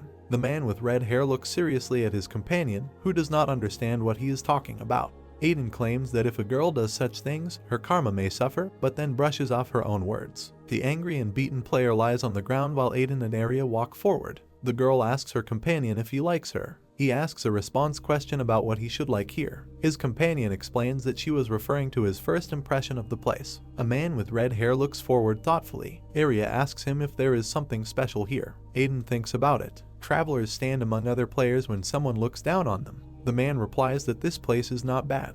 An unknown man with white hair and blue eyes looks at the travelers as he stands surrounded by his companions. His evil eyes glow with a blue light. Through the huge arches of the building, a bright light broke through, illuminating the hall, and 3 black silhouettes were visible. The smallest of the black silhouettes was surprised that there were only 3 of them. Pink hair and pink protruding ears were visible, moving from side to side. The pink-haired girl said why Royd acted without consulting them. The pink-haired girl with a fluffy tail looked to the side with displeasure and put her hands to her side. It was the operator, Mia, level 490. Mia did not understand why Royd, out of the blue, decided to conduct a check. Mia bared her teeth and looked furiously to the side. A sophisticated hand with gold bracelets lay on her shoulder. The white-haired girl's face was shining. A golden halo was shining above her head, and white and fluffy wings protruded from her back. She held Mia's face with her hands, which looked like a pink, displeased monster. It was the operator, Selena, level 400. Mia stood with a sad face. Selena had a smile on her face. They looked towards the man in a black cloak who said that Royd wrote to him. A man in a black cloak had a mask with horns on his face. His eyes sparkled with blue light, and a sword hung from his belt. It was the operator, Xenon, level 445. Xenon told Mia and Selena that Royd had discovered a bug and added that he thought it wouldn't take long for Royd to remove it. Selena happily put it together. Mia crossed her arms over her chest with dissatisfaction. Selena noted that this is quite interesting. Mia said that she had other things to do, so Royd had to hurry up. Xenon replied to Selena and Mia to just watch what was happening there. A screen appeared in the air in front of the guys' faces, on which the back of Royd's head was visible. Mia noticed that she was wondering what this bug was. A notification has appeared. Announcement: emergency check completed. The crowd of players looked at the announcement in disbelief. The red-haired guy was surprised and noticed that everything went very quickly. The guy with the red cloak asked if the news was about events or something else. The red-haired guy said that there was nothing except information about fixing the bug. Arya and Aiden stood nearby and looked at the pop-up notification window. Not far from them stood a guy in a green cape and quipped that he didn't even wait for updates anymore. Arya looked towards the other players who were discussing the end of the emergency check, and Aiden lowered his eyes and looked at the notification. Arya did not understand why the check ended prematurely, because this usually does not happen. Arya said she has a bad feeling. The black silhouettes of the players were visible, and a bright light began to emanate from them. Arya glowed blue and looked down in shock. Arya widened her eyes and watched what was happening in panic. Arya did not understand why she fell under the control of the system. Aiden raised his hand and looked at it with a blank look. Arya thought that someone had used special powers. Arya grabbed Aiden by the shoulder. Aiden looked at her fearfully. Arya told Aiden that she thinks someone will come to remove it. Aiden widened his eyes. Panic was visible on his face. He did not understand what was happening. Arya stretched out her hands to Aiden. Arya told Aiden not to worry because she would definitely come up with something. Arya lit up even brighter. She began to disappear. She opened her mouth wide and extended her hand to Aiden, saying that it was all because she needed him. A bright, blinding light illuminated the entire area. Aiden squinted and covered his eyes with his hand from the light. A brightly glowing blue circle began to form in the sky. Aiden stood in the center of the earth all alone. Aiden's face conveyed all the panic and fear. He opened his mouth slightly and closely watched what was happening in the sky. Aiden didn't understand what was happening. Aiden wondered why he was left there all alone. Arya appeared among the green trees, blue light emanating from her. Arya opened her mouth slightly and looked to the side with displeasure. Small lightning began to emanate from her. Arya got angry. The ground cracked under her feet. She emitted a powerful force with lightning. Arya addressed someone, saying that he had crossed all boundaries. Arya slightly narrowed her eyes and knitted her eyebrows, her eyes glowing blue as lightning raged around her. Arya said how dare he pull such tricks in her presence. Aiden lowered his hands down and looked ahead with fear. Aiden thought he was going to be deleted. Aiden clenched his teeth in panic. Aiden thought he knew that day would come someday. Aiden looked in the direction from which someone was approaching him. Aiden thought that he was preparing for the fact that he would someday be removed. Royd approached Aiden. 2 monsters in red armor stood behind him and spherical robots were flying around. Aiden thought that he would not allow himself to be removed so easily. Royd looked at Aiden with contempt, his eyebrows knitted together. Aiden clenched his fists and gritted his teeth, a red light emanating from him as he glared at Royd with fury. Royd was talking about who Aiden was, an NPC or a player, and noted that this was the first time he had seen such a bug. Royd told Aiden, no matter what, he poses a threat to the system. The red monster suddenly rushed towards Aiden, extending its hand. Royd said Aiden should be removed. Aiden managed to evade the monster's hand, his gaze filled with timidity. Aiden took out a sword from the black hole, a slightly golden light emanated from it. Aiden hit the monster, but it blocked it with his hand. Aiden was annoyed as the monster continued to hold his sword. Blue energy began to gather in front of the monster's face. Aiden widened his eyes and looked at the monster with concern. The monster released a small column of energy, but Aiden managed to dodge the blow. Aiden frowned and bared his teeth. He swung his sword with all his might and ran away at the monster. From the blow of the sword, the monster's face was slightly cracked. Aiden turned behind him, from where another monster was approaching, which was larger than that. The huge monster was rushing at all speeds towards Aiden, breaking the ground under its feet. The monster stepped on Aiden, but Aiden managed to take out his shield and protect himself from the blow. Aiden's eyes glowed red furiously as he opened his mouth wide. An icon with a gear and a wrench appeared. Update editing characteristics. Multiply by 2. Strength 600. Agility 600. Intelligence 600. Stamina 600. Aiden threw the monster back with his shield and it fell on its back. Suddenly, a monster's hand with a rope moved towards Aiden. The monster grabbed Aiden's body. He never expected such actions in his direction. Aiden turned his head and looked at the smaller monster in shock. The monster sharply moved his hand to the side. Aiden widened his eyes and opened his mouth. He was confused. The monster slammed Aiden into a rock, causing cracks to appear. Aiden's eyes rolled back and he spat blood from his mouth. The monster began to move sharply again and was about to throw Aiden in the other direction. Aiden looked at the monster with fury and clenched his teeth. An unlocked lock icon appears. Unlock update. The monster leaned forward slightly and was about to throw Aiden. Aiden freed himself from the grip and rushed at the monster with his fist, emitting a blue light. The monster turned towards Aiden. Aiden's eyes glowed red furiously as he bared his teeth and clenched his fist. Update editing characteristics. Multiply by 3. Aiden punched the monster's body and flew through it. The monster collapsed on its back, and Aiden moved in the other direction. Aiden jumped towards the huge monster and appeared in front of its face. Aiden hit the monster's head with all his strength and smashed it to pieces. The monster collapsed. Aiden landed on the ground and exhaled heavily. Royd told Aiden that it was disappointing. Aiden was stunned. He widened his eyes in fear. Royd suddenly appeared behind Aiden.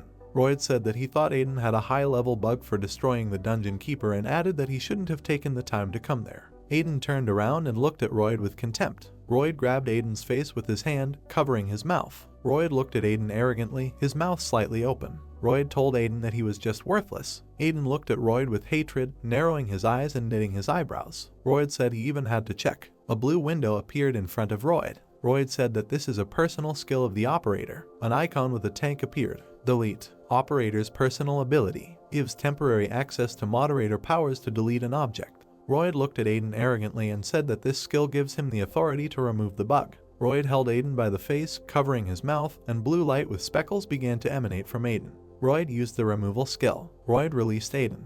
Aiden rose slightly into the air and a column of blue light began to emanate from him. Aiden widened his eyes with fury. Aiden thought that this skill Royd calls removal. Aiden remembered the moderator how he used deletion on him. Aiden noted that Royd's skill is not comparable to that of a moderator. Aiden spread his fingers and red lightning began to emanate from his hand. Aiden's eyes turned red, he bared his teeth and glared at Royd. Aiden thought that the Royd skill was not even close to the moderator skill. Royd opened his eyes wide in surprise. Red lightning and bright light emanated from Aiden. Royd was thrown away from Aiden's powerful energy. Royd rolled his feet on the ground and bent his knees slightly. Royd was surprised that Aiden was able to counter his ability. A red notification window appeared in front of Royd's face. Error. Conflict of moderator powers. The moderator's available powers are too low to hit this target. Royd looked at the notification window in horror. Royd was surprised that he didn't have enough powers. Mia, Selena, and Zenon watched Royd and Aiden through the screen. Selena and Mia looked at the screen dumbfounded. Selena said she had never heard of a bug having moderator powers. Aiden emitted red light with lightning bolts, his eyes filled with rage. Red notification windows appeared. Detailed information. Impossible to read. Authority is not enough. Status. Impossible to read. Authority is not enough. Threat level. Impossible to determine. Royd looked at Aiden with disdain, his head slightly lowered. Royd did not understand where Aiden came from and that he was stronger than him, the operator. Aiden knitted his eyebrows and looked at Royd with arrogance. Royd asked Aiden who he really was. Aiden clenched his fist and pressed his hand to his leg. Aiden thought it was dangerous there, although he was able to resist the removal. Aiden remembered his recent battle, how he defeated 2 monsters. Aiden noticed that he spent too much effort on destroying the guardians of the system, but did not suffer at all. A blue circle shone brightly in the sky, only the black silhouette of Royd was visible. Aiden thought that now he has no chance of defeating Royd. Royd looked at Aiden warily and reasoned that if he let Aiden go, he could have a strong impact on the system. Royd remembered the moderator. He was in a black cloak and a silver mask. He was looking sideways at his back. Royd said that it is impossible for the moderator to find out about this. A bright light shone in front of Royd's face. Royd said that since the deletion could not be carried out, he would stop Aiden right there. Selena, Mia, and Zenon looked at the screen with cold expressions. Selena noticed that Royd was not going to back down. Zenon said Royd is serious. Selena closed her eyes and opened her mouth slightly. Mia watched what was happening on the screen. Zenon slightly turned his head towards Selena. Selena said this is the first time she's seen Royd as an executioner. Aiden slightly moved his hands to the sides and clenched them into fists, baring his teeth slightly. Zenon said that obviously Royd wouldn't give up that easily. Aiden looked stunned, his eyes wide and his mouth slightly open. Royd changed his appearance, donning the armor of a knight and taking a sword in his hands. Aiden was surprised that he had changed in appearance. Royd charged at Aiden, swinging his sword. Aiden was scared. He extended his hand to the side and was about to use the cloud. A black hole icon appears. Cloud updates. There was a powerful explosion, stones scattered from the ground. A powerful blow passed along the ground and clouds of smoke and dust rose. Aiden was shaking. There was a black cloud in front of him that protected him. The earth was cut in half by the Royd's impact. Aiden stood motionless and tense. Royd told Aiden that he was lucky to be able to stop his attack. Royd's cape fluttered in the wind as he walked towards Aiden, holding his glowing sword in his hand. Royd asked Aiden that he managed to absorb his blow with the cloud. Aiden was exhausted from such a powerful attack. Royd put his sword to his throat. Royd looked down on Aiden, threatening him with his sword. Royd asked Aiden where he got his moderator credentials. Aiden lowered his head and looked down indifferently. Royd told Aiden that his punishment would depend on his answer. Aiden told Royd to talk nonsense. A black cloud began to form behind Aiden. Aiden looked at Royd with hostility. Aiden told Royd that he would have deleted it anyway. A huge black hole formed behind Aiden. Royd watched closely what was happening and noticed that the portal suddenly grew larger. Aiden said that he is aware that his powers do not affect the operators. Aiden entered the black portal and almost disappeared into it. Aiden told Royd that it was just for now. Aiden looked at Royd with hostility and his eyes glowed red. Aiden told Royd that when the preparations were finished, he would find him himself. Royd swung his sword sharply at Aiden, who was already in the portal. Royd cut the black portal with his sword. Royd did not have time and the portal had already closed. Royd held the sword in his hand shaking with anger. Royd's eyes shone brightly with white light as he stared straight ahead. Royd didn't understand how it was possible to get out without his permission. The vault chest stood open. Royd said that we must find Aiden at all costs and destroy him. There were players standing around the vault with inventory windows open in front of them. A black hole with speckles like stars could be seen from the open vault. One of the players said that due to a storage bug, items began to disappear from it. Another player replied that his friends had also disappeared and noted that the error had not been fixed. A hand in a black glove stuck out of the chest. The players were very frightened and their eyes widened. A battered Aiden emerged from the storage room. Some of the players did not understand why a person was crawling out of the vault. Aiden climbed out of the box and collapsed on the floor, slightly doubled over in pain. The players were outraged that the storage facility was not being repaired. Aiden looked at the ceiling and exhaled with relief, saying that he was alive. The blue screen shone brightly and the black silhouettes of Selene, Mia, and Zenon were visible. Zenon told Royd to go back. Royd communicated with the guys through the window. Zenon told Royd that they needed to have a meeting and decide how to deal with the bug. Royd said that he will immediately follow Aiden as he poses a mortal danger. Mia looked at Royd with indifference. Royd said that he would send the analysis data and asked the guys to pass it on to other operators as he wanted to hear their opinions. Mia said she was leaving. Selena grinned slightly and opened her mouth slightly. Mia knitted her eyebrows and bared her teeth. Selena told Mia that they should all prepare measures together. Mia told Selena that she did not have time for such things and added that she already had a headache because of problems with storage and plus, and a lot of other issues. Mia looked at the guys with coldness with her blue eyes and asked if they had any objections. Royd watched closely and said he had no objection. Light came through the arches of the building. Mia said she was leaving. Mia walked along the huge columns, wagging her tail. Mia said it was another headache. Mia's pink ears began to move from side to side. Near one of the columns, Arya stood, arms crossed at her chest. Mia did not expect Arya to appear there. Arya told Mia that they had a conversation and she would like to know. Mia looked at Arya with concern. Arya looked at Mia indifferently, her mouth slightly open. Arya told Mia that they haven't seen each other for a long time. The weather was clear over the city and the sun was shining brightly. A city called Manga. People walked under the blue sky in clear weather. The passage through the arch was dark. Aiden was checking his friends list and noticed that Arya still hadn't responded to him. Aiden stood in a dark passage and looked with excitement at the blue window in front of him. Aiden thought that something might happen to Arya. Aiden looked worried. He couldn't wait any longer for Arya in that place. Aiden remembered the operator with the system guards and was sure that he would pursue him, even though Aiden used the cloud to move, but he had no idea how long he could fool him. Aiden pulled a hood over his head and said that staying in one place was dangerous. Aiden was covered with a long blue cloak. He turned around and walked along that dark passage, going deeper into the depths. Mountains of garbage covered the gray alleys. Dirty and unkempt people sat exhausted against the walls. Aiden recalled how he had been there once, but still could not get used to this place. Aiden walked through these streets, covered with a cloak. Aiden remembered the last time he was here with Ellis when they were running away from there. A spherical robot suddenly appeared out of nowhere. Aiden managed to hide behind the wall of the building. Aiden watched the robot from the wall with displeasure and thought that he was right, that they had started surveillance in that place too. Small golden petals appeared next to Aiden. Aiden thought about whether there was a place where even the operator would not be able to easily find him. Suddenly Aiden noticed floating petals near him and was stunned. The petals seemed to show Aiden the way. Aiden didn't understand what it was. Aiden's gaze was full of determination.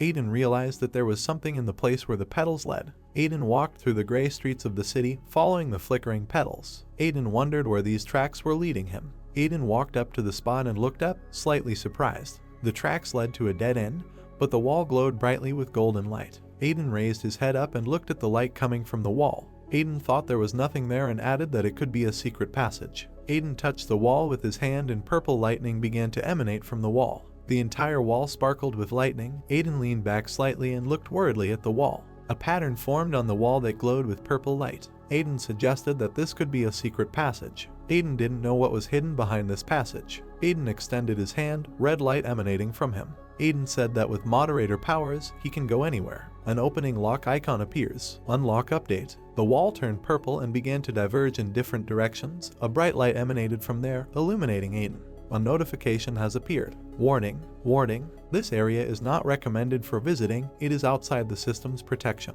Aiden smiled slightly and raised his eyebrows. Aiden said that this is not a bad joke, considering that the system is eager to get rid of him, and added that a simple warning will not stop him.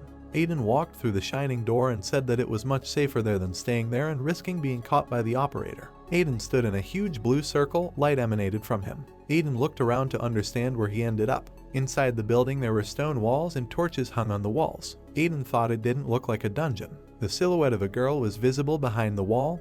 Aiden looked around. Aiden thought it was strange that in the outskirts of the city there was something like this and decided to look around first. A girl came out of the wall. She was in a shabby outfit and with bruises under her eyes. She was carrying a black tray in her hands. The girl did not expect to see Aiden and dropped the tray in fright. The girl suddenly started running. Aiden extended his hand and shouted to her to wait. The girl had almost disappeared behind the wall. Only her black silhouette was visible. Aiden ran after her. He widened his eyes and opened his mouth wide. Aiden asked the girl to listen to him. Aiden ran after the girl to the settlement. There were tents and people around fires. The girl shouted to the people that they had an intruder. All the people were shabby and exhausted. They were afraid that Aiden had come to them. Aiden was surprised that there were so many NPCs in that settlement. Suddenly, out of nowhere, glowing stones flew into Aiden's face. He did not expect such a reception. Aiden raised his hand and defended himself from the stones. A girl in a brown dress appeared in front of Aiden. She asked Aiden who he was. The girl's hand shone. She was about to hit Aiden again. She asked him how he got there. Aiden narrowed his eyes slightly and looked at the girl annoyed. Aiden thought that the girl in the brown dress was attacking without waiting for an answer. Aiden used the cloud and pulled out a sword from there. Aiden thought that he could not give her such an opportunity to use spells on him. Aiden swung his sword at the girl. She managed to jump away from the blow. The girl in the brown dress bared her teeth and asked Aiden if he was a player. Stones began to rise around the girl and float in the air. She looked at Aiden with dissatisfaction. The girl said that since he is a player, there will be no mercy. Two men stood behind the girl. They addressed her as Selly and asked if she needed help. Selly knitted her eyebrows and looked at Aiden with a serious look. The men looked at Selly in shock. Selly said that everything was fine and they didn't need to get involved in the fight. Aiden looked around the settlement for a moment, his eyes glowing red. Selly told the men that they would only get in the way. Aiden understood everything. Selly stood with a serious face. People behind her were holding weapons in their hands and looking at Aiden with anger. Notifications appeared in front of these people that only Aiden could see. Threat level is low. Aiden realized that all these people were marked as a bug. Aiden stood with his hands down and looked intently at the people. Aiden told people it was some kind of misunderstanding. The man with the beard turned to Aiden displeasedly, asking what kind of misunderstanding this was. The man with brown hair told Aiden not to fool them, because it was clear from him that he had come to remove all of them. A bright light began to emanate from Selly, and stones floated around her. Selly told Aiden that this location was created by Sirius, who told them that no one except the moderator could enter there. Selly looked at Aiden with hostility, her eyebrows knitted together. Selly told Aiden that since he found them, he should not hope to get out of there alive. Someone's voice told people to stop. Aiden was surprised and looked to the side. Selly opened her mouth slightly. Selly said it was Sirius' voice. Sirius said that Aiden was not their enemy and asked to be brought to him. Selly closed her eyes and calmed down. Selly obediently agreed with Sirius. Selly told Aiden that she would show him the way. Aiden walked behind Selly. She looked at him from behind and said that she would not take her eyes off him. Aiden looked relaxed. He looked at Selly with a serious look. Selly said that if Aiden decides to do something stupid, she will immediately stop him. Aiden and Selly walked along a long corridor. Torches hung on the walls to illuminate the way. Aiden told Selly that he had a question. Aiden followed Selly and looked at the back of her head. Aiden asked Selly how they all managed to survive the inspection without getting hurt at all. Selly told Aiden that Sirius saved them. Selly lowered her eyes and looked down sadly. Selly said Sirius created that place. Selly recalled how she and other people looked at the destroyed city. Selly told Aiden that if it weren't for Sirius, they could have been deleted long ago. Selly and Aiden came to a huge cave. Only their black silhouettes were visible. Selly looked straight ahead with joy in her eyes and a wide smile. Aiden looked around the room they came into. Selly called Sirius. Aiden was shocked. His face darkened. Selly told Sirius that she brought Aiden. A huge blue dragon appeared in front of Aiden and Selly. Aiden's eyes widened. He did not expect a dragon to appear in front of him. Sirius looked at Aiden with a serious look, his eyes glowing with a golden light. Sirius welcomed Aiden, calling him Moderator. A powerful blue aura emanated from Sirius, his eyes glowing with a golden light. Aiden thought he couldn't believe his eyes. Aiden was puzzled. He opened his mouth slightly and widened his eyes. A blue window began to appear in front of Sirius. Aiden did not understand how the dragon ended up in that place. Sirius looked majestic. He raised his wings up. A notification has appeared. Guardian Spirit Sirius. In the notification, the first line before the word patron was cluttered. It was impossible to discern what was written there. Aiden looked at the notification window in shock. Aiden was surprised that Sirius was a patron spirit and noticed that this was not a simple NPC, but a dragon from the time of the creation of this world. Aiden represented a white dragon spreading its wings and standing on a block of stone. Aiden thought that he had only heard about him in legends. Aiden was in a daze. He lowered his gaze. Sirius noticed that Aiden is a new moderator. Aiden looked up at Sirius and didn't understand how he knew about this. Sirius said he was able to see fragments of Aiden's memories. Sirius watched Aiden closely and said that joy filled his heart. Sirius used the skill, Eye of the Dragon. Personal ability. Allows you to see the nature of the object. Aiden was dumbfounded. All the memories of past events flashed through his head, and the dragon saw it. Sirius told Aiden that he couldn't believe that a creature like him appeared in a world where everything had literally stopped, and added that the new moderator had the ability to cure bugs. Selly did not expect to hear this and looked at Aiden in surprise. The dragon shone brightly, illuminating everything around. Sirius told Aiden that he had finally met that fateful person. Sirius glowed blue and a silhouette of a man appeared. Sirius turned into a human form. He smiled and turned to Aiden, calling him a moderator. Sirius was in a white suit with a cape. He was looking down somewhere and smiling slightly. Sirius asked Aiden if he could fulfill one of his requests. Selly opened her mouth wide and looked at Sirius. A notification window popped up in front of Aiden. Added quest. Quest from Sirius. Protect the NPCs that follow Sirius and fulfill his request. Quest reward. Gold icon with a question mark. Selly approached Sirius. He looked at Selly with a smile. Selly told Sirius that his mana was not stable and whether it was worth spending it on changing his appearance. Sirius said he was fine. Aiden thought that this quest was completely different from the ones he had completed before. Aiden watched Sirius closely and thought that first he should listen to what they would tell him, and then decide what to do next. Other NPCs secretly watched the meeting with Sirius. Selly noticed the people and walked towards them, chasing them away.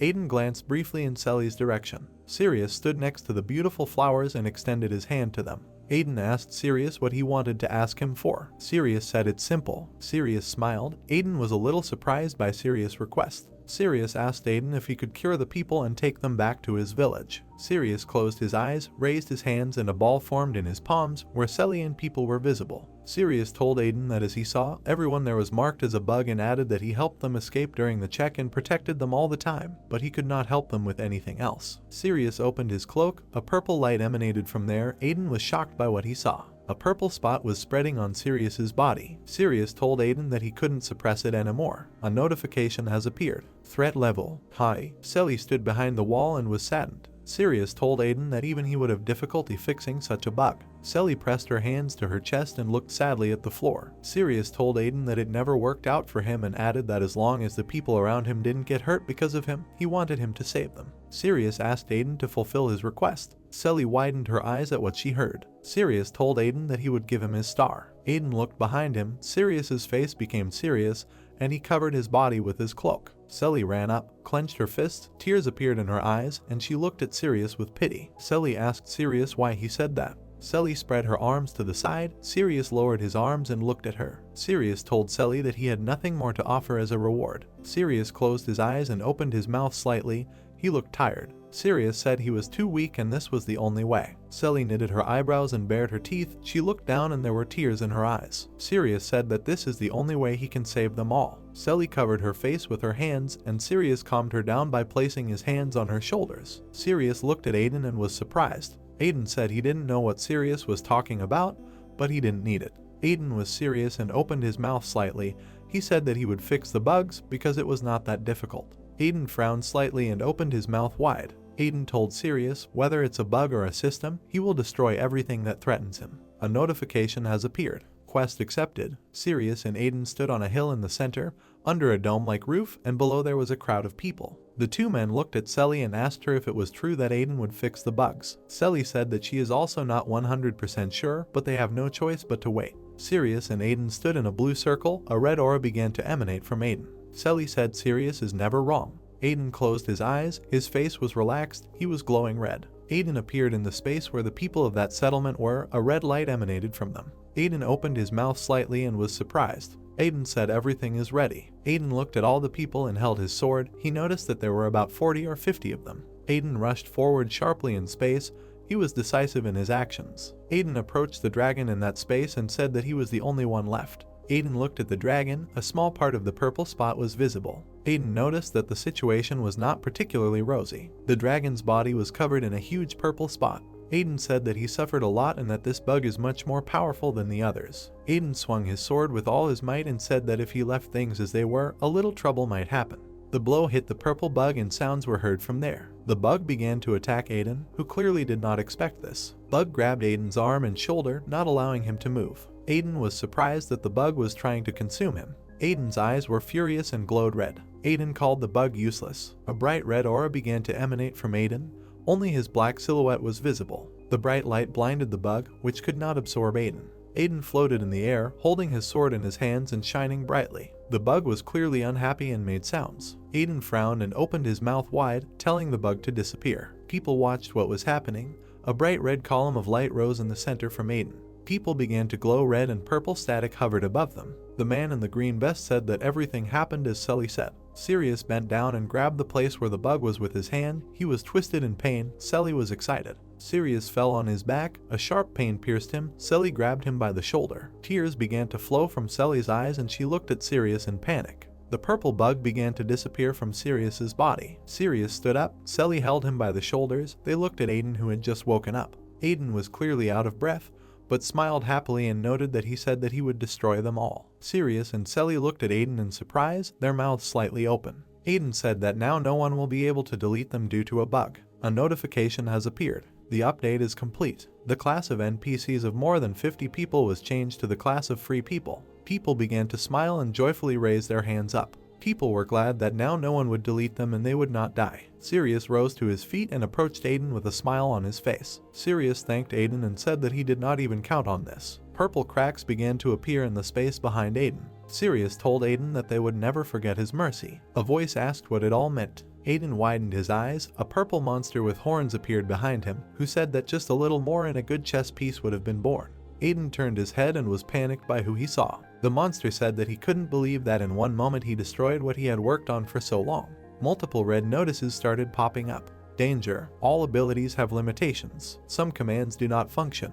A terrifying and dangerous energy emanated from the monster. A notification has appeared. Threat level. Virus. Virus asked Aiden who she really was. A notification has appeared. The system is suspended. Aiden and Sirius watched as Virus stood in front of them, surrounded by his dark purple aura. Sirius furrowed his eyebrows and looked ahead disdainfully. He said that he definitely remembered this virus. Sirius plunged into his memories when, in the guise of a dragon, he tried to destroy this virus, remembering that it was precisely then that he destroyed it.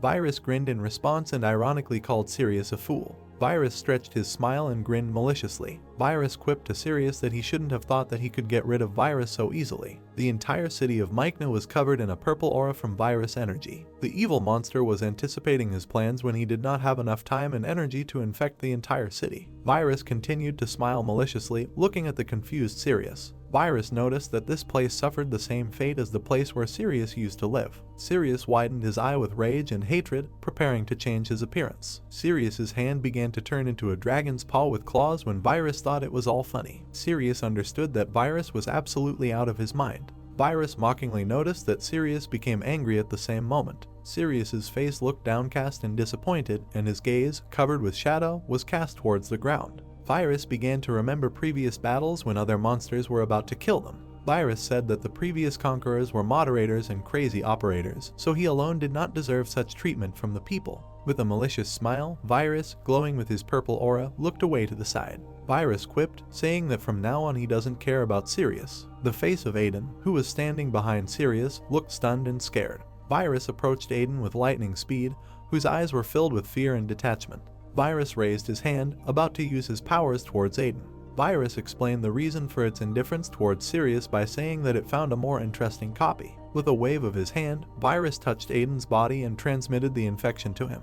Notification. Infection. Aiden looked in panic at what was happening to him, as he was immediately surrounded by a purple magical aura from Virus. Standing not far from Virus, the patron spirit Sirius used his magic and cast blue magic circles towards Virus. Sirius told Virus to stop, saying that he was the main enemy. Virus, with a glowing purple eye, looked at Sirius with indifference and told him to shut up. Virus used his magic and everything around him was destroyed by his shockwave, which destroyed the ground below them. Notification. The system is not functioning. The firewall has disappeared. Selly and Sirius were hit by the shockwave and were surrounded by a magical purple aura with glowing flashes of electrical discharges. Virus observed the radius of destruction of his virus, which people fell under, and grinned at the fact that now he would not have to do all the boring work like last time. People suffered from infection with the virus that got into them, waving their arms and holding their heads. Virus noticed that this place was still hidden from the eyes of the moderator, so he thought that he was now safe. Virus looked with an astonished look at Aiden, who did not fall under the influence of Virus, as he was surrounded by his magical red aura and resisted Virus's powers.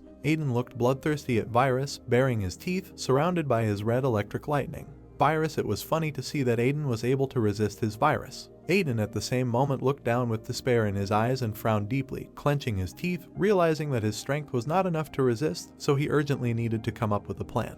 An error message appeared. The Aiden system is unstable. Aiden raised his head up and, with helplessness in his eyes, thought about how it happened that he could not resist. Virus bent down in front of Aiden's small body and told him that although he did not understand what Aiden was going to do, however, everything was useless, so he advised him to stop fussing and resisting, adding that no amount of force would help him. Aiden was almost completely absorbed by this virus, looking through the remaining area not enslaved by the virus with a devastated and anxious look. Dark purple magic sucked all the empty space into itself. Aiden glowed with a red silhouette and flew into the dark abyss of purple aura. He couldn't believe that the emptiness was swallowing him up. Aiden looked up with a humble gaze, realizing that he most likely had no choice. A bright yellow beam of light appeared in the distance, spreading throughout the dark space. Aiden's body was attracted to the yellow magical energy, bursts of which scattered in different directions. Aiden widened his eyes and opened his mouth in surprise when, from the abyss of yellow energy, a hand touched his face. The glowing silhouette of a little girl touched Aiden's face, which was surrounded by its red magical aura. Aiden didn't believe what was happening, and you could tell from his face that he was confused. He realized that Ellis had come to his aid.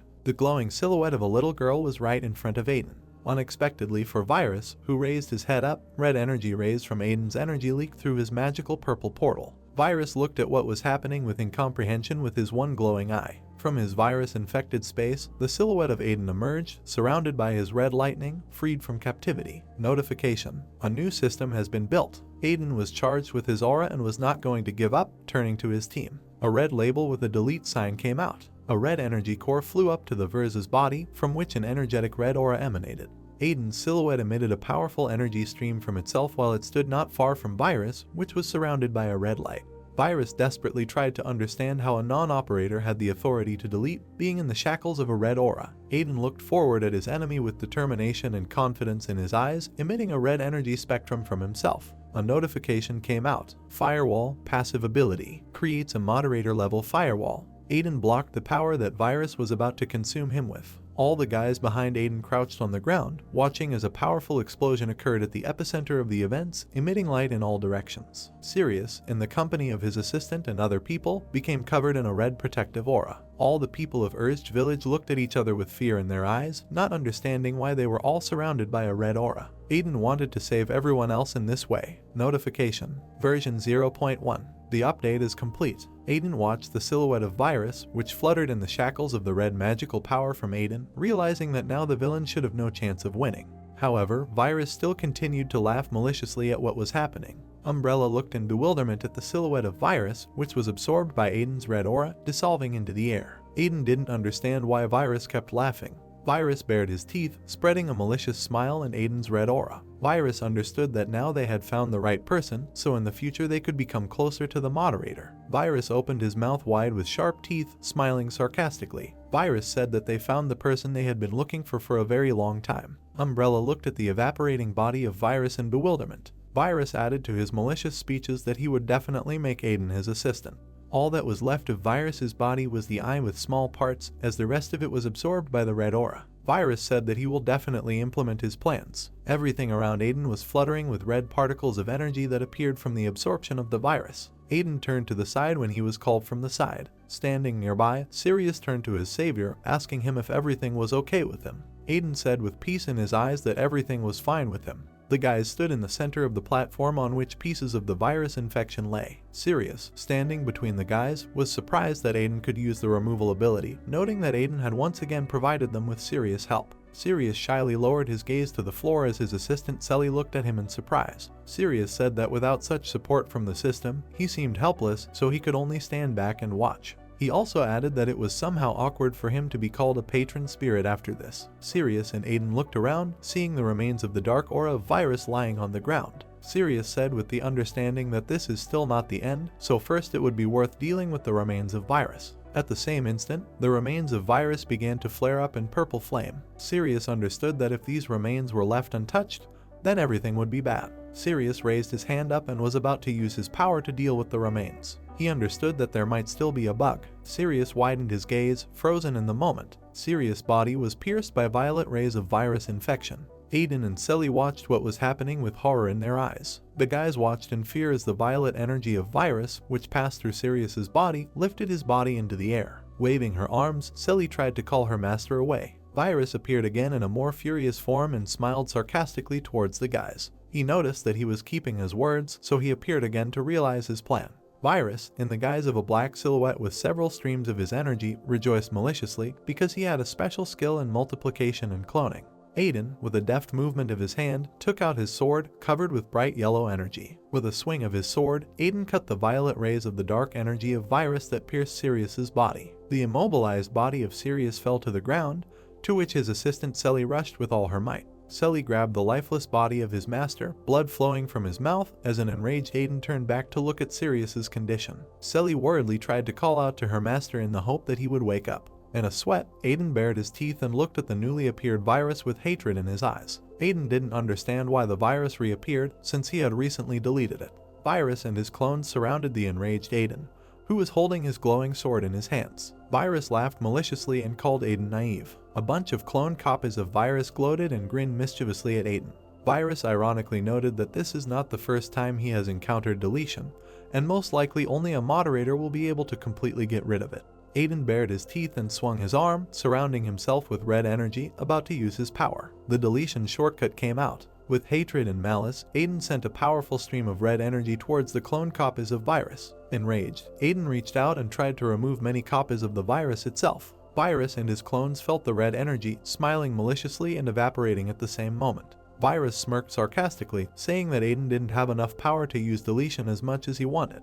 Aiden's strength was not enough to deal with virus, and his copies looked at each other and smiled maliciously, baring their sharp teeth. Virus said that Aiden's skill would definitely not be enough to deal with him. Aiden looked at his enemy with hatred in his eyes as his hand began to be sucked into a dark funnel. Aiden tried to hide from the dark energy approaching him in the form of rays. This protection was not enough, and his protection collapsed and scattered in different directions in fragments, and Aiden himself flew back. Dark energy was about to enslave the silhouette of Aiden, towards whom dark energy tentacles were directed. Aiden tried to brush off these dark tentacles with his sword, the swing of which left red rays of light in the air. Aiden looked in amazement at his sword, which was completely covered in dark energy. His sword crumbled into small piles. Aiden understood that the same thing happened in the battle with the operator. Aiden recalled his fight with the operator when he tried to hide behind his shield from the pressure of his gate. Aiden understood that player equipment only affects magical creatures, so there might not be any point in sharpening it. Aiden cast a disdainful glance towards Virus, realizing that he needed another plan. Virus, along with his clones, simply mocked Aiden's useless power. Everything around Aiden was covered with the dark energy of the virus, causing his sword and shield to be completely destroyed and lying on the ground. Virus ironically asked Aiden if it was time for him to give up. Tired Aiden exhaled steam from his lungs with the realization that Virus was not affected by his attacks and removal, so he continued to clone further. Aiden was very unhappy that he did not know how to cope with the virus, which was incomprehensible to him. Aiden stood frantically in front of Virus, holding his broken sword. Virus wondered curiously about taking Aiden with him, but his firewall was getting on his nerves. Virus spread across the area with an evil grin and was about to finish what he started. Virus engulfed the frightened Aiden with its dark tentacles, saying that it only remained for him to completely absorb Aiden. Aiden bared his teeth with confusion and brokenness, realizing that Virus would not stop and would finish his dirty deeds. Aiden was about to use the removal skill. Aiden's silhouette glowed with a bright red stream of energy, slightly scaring Virus away from him. However, it was all useless and Virus completely enveloped Aiden's body with its dark aura. Shrouded in a dark aura of infection, Virus, who hovered over Aiden's angry and helpless body with a malicious grin, said that Aiden's removal skill could not keep up with his cloning.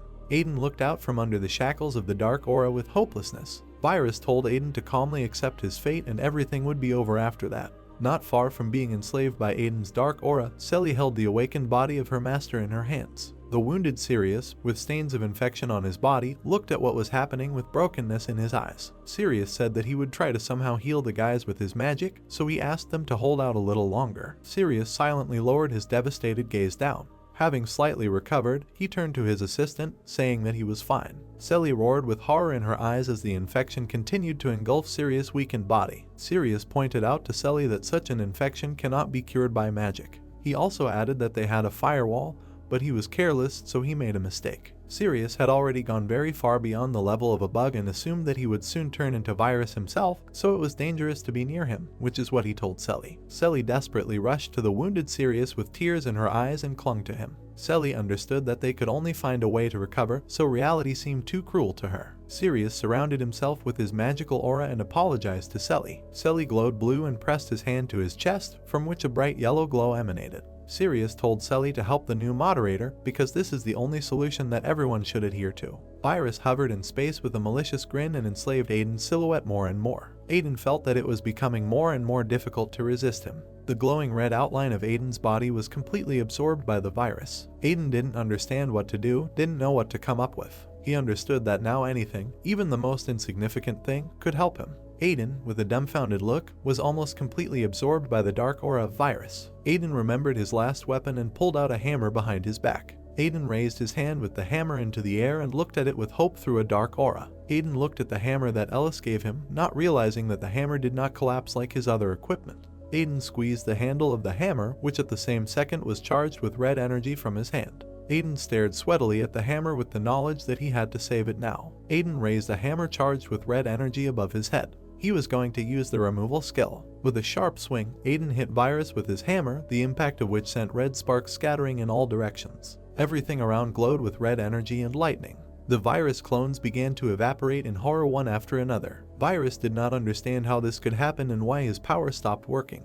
Aiden held a glowing hammer in his hands with surprise in his eyes after successfully hitting Virus. Virus knew that only those who had received permission from the moderator could have weapons of subjugation. Aiden could not come to his senses, continuing to examine the hammer in his hands that saved him. He was shocked that the delete command was entered, which was present on this hammer. Virus, who had not gone anywhere, smiled sarcastically, watching Aiden from the side, telling him that he himself was inattentive. The enraged Virus tried to clone again and surround Aiden's glowing red silhouette.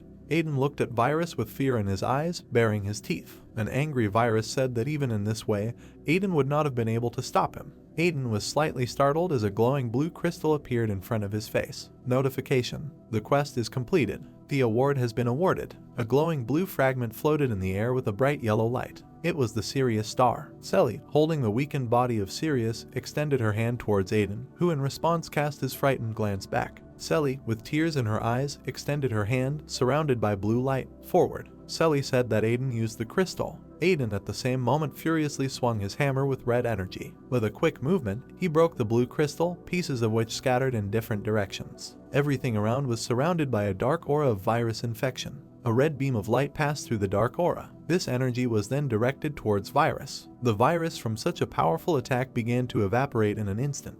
Aiden smirked slightly. Virus did not understand what happened, because it was the first time he had seen such a weapon.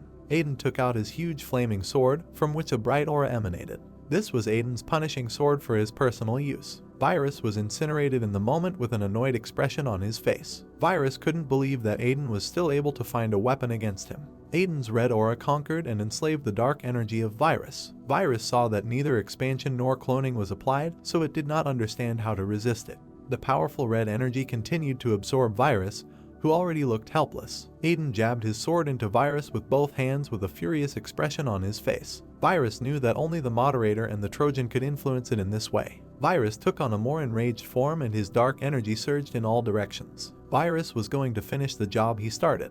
The angry form of Virus hovered in the air above the head of Aiden, who was holding his sword in his hands. Virus looked at his victim with anger in his eyes that glowed with a purple light.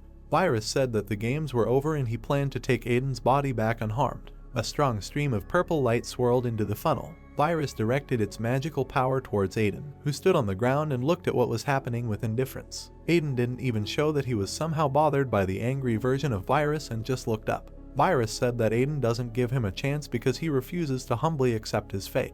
Virus then furiously sent a purple beam down directly at Aiden with the words that Aiden should know the fruits of his stubbornness. A huge sphere with purple magic in the form of a shockwave was directed directly at Aiden, causing the ground under his feet to simply fly apart into pieces. Aiden held his sword with charged red energy in his hands. Aiden flew to attack, swinging his sword. A shortcut with a delete icon appeared. Aiden used the delete command. The red beam of light from the sword cut through the dark energy of Virus, which flew off in all directions. The Virus silhouette evaporated right before our eyes with hatred on its face. Virus was completely enslaved by the red energy from the sword and there was nothing left of the silhouette. The blast wave was so powerful that it even destroyed the forest landscape within a large radius. The earth was torn into pieces and scattered in different directions from the red energy of the sword that rushed from under the ground.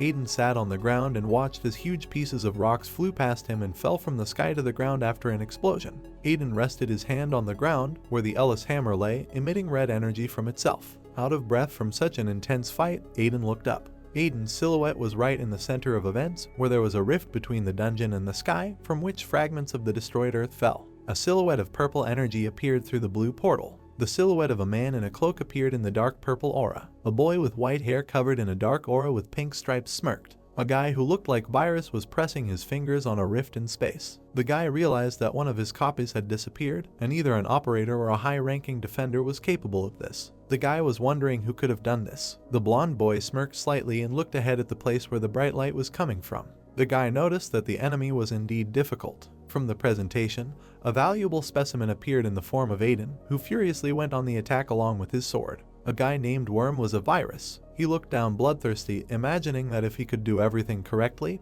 he could hit the Moderator. He also added that even Mr. Troyan would be happy with his insidious plan. Worm threw his grin aside at the bright light of the fire approaching him. A powerful fiery explosion occurred not far from Worm. Among this powerful explosion and spreading ash was the silhouette of Worm with his purple energy. Worm was caught in a powerful explosion and his silhouette was slightly burned with purple flame. The silhouette of a girl similar to Mia appeared in the fiery flames. Mia appeared among the fiery shroud with a dissatisfied expression on her face. Worm greeted his friend, sarcastically joking that they had not seen each other for a long time. Mia was happy that she had finally found Worm. Mia bared her gaze and glared ahead as her eye glowed blue. Mia asked Worm where he had been hiding all this time. A red energy stream cut through the air along with a fiery flame. A heated stream of flame and fire emanated from Mia's silhouette. Worm said that Mia was very lucky to find him. Shev found himself behind Mia, who managed to glance to the side. Worm asked Mia how she knew about his whereabouts. Worm looked at Mia maliciously and purple flames emanated from him to the sides. Worm continued to be sarcastic, saying that it was very good that Mia did not bring moderators. Worm joked whether Mia alone could handle him.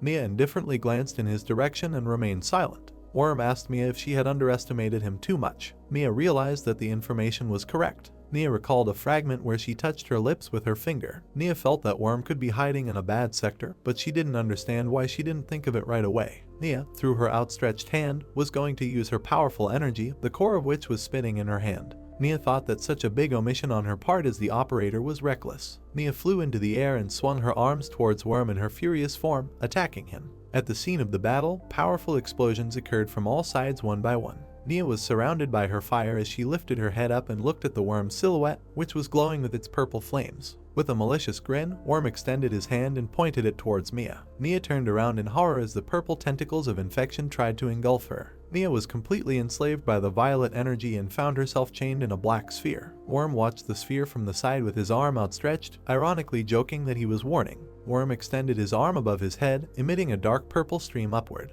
Worm ironically noted that Mia should have brought at least a high-ranking defender with her. Worm saw purple rays emit from inside the sphere bound above Mia. The sphere began to collapse and violet energy was emitted from it in a powerful stream. Worm was surrounded by his aura when everything around him after the explosion of the sphere was surrounded by ash. Worm looked forward with contempt as a blue energy beam was directed at him through a cloud of dust. A powerful blue energy beam was sent towards Worm. Mia's hand was surrounded by blue flames as the silhouette of Worm evaporated into thin air opposite her. Mia repeated Worm's words about when he asked about his underestimation. Mia was dressed in her furious state with black armor and wings, emitting blue flames from herself. Mia turned Worm's words around, saying that he was the one who looked down on her. Mia furrowed her eyebrows and glared at Worm with glowing blue eyes. Mia said she would delete it today no matter what. Aiden stood next to Selly, who was holding the body of the wounded Sirius virus. Closing her eyes tightly, Selly cried over the lifeless body of her master. Selly held the wounded body of Sirius in her hands and tried to call out to him. Sirius looked humble and drooping, one eye infected. Sirius in the form of a white dragon was shackled with blue chains. Sirius looked around with his mouth closed,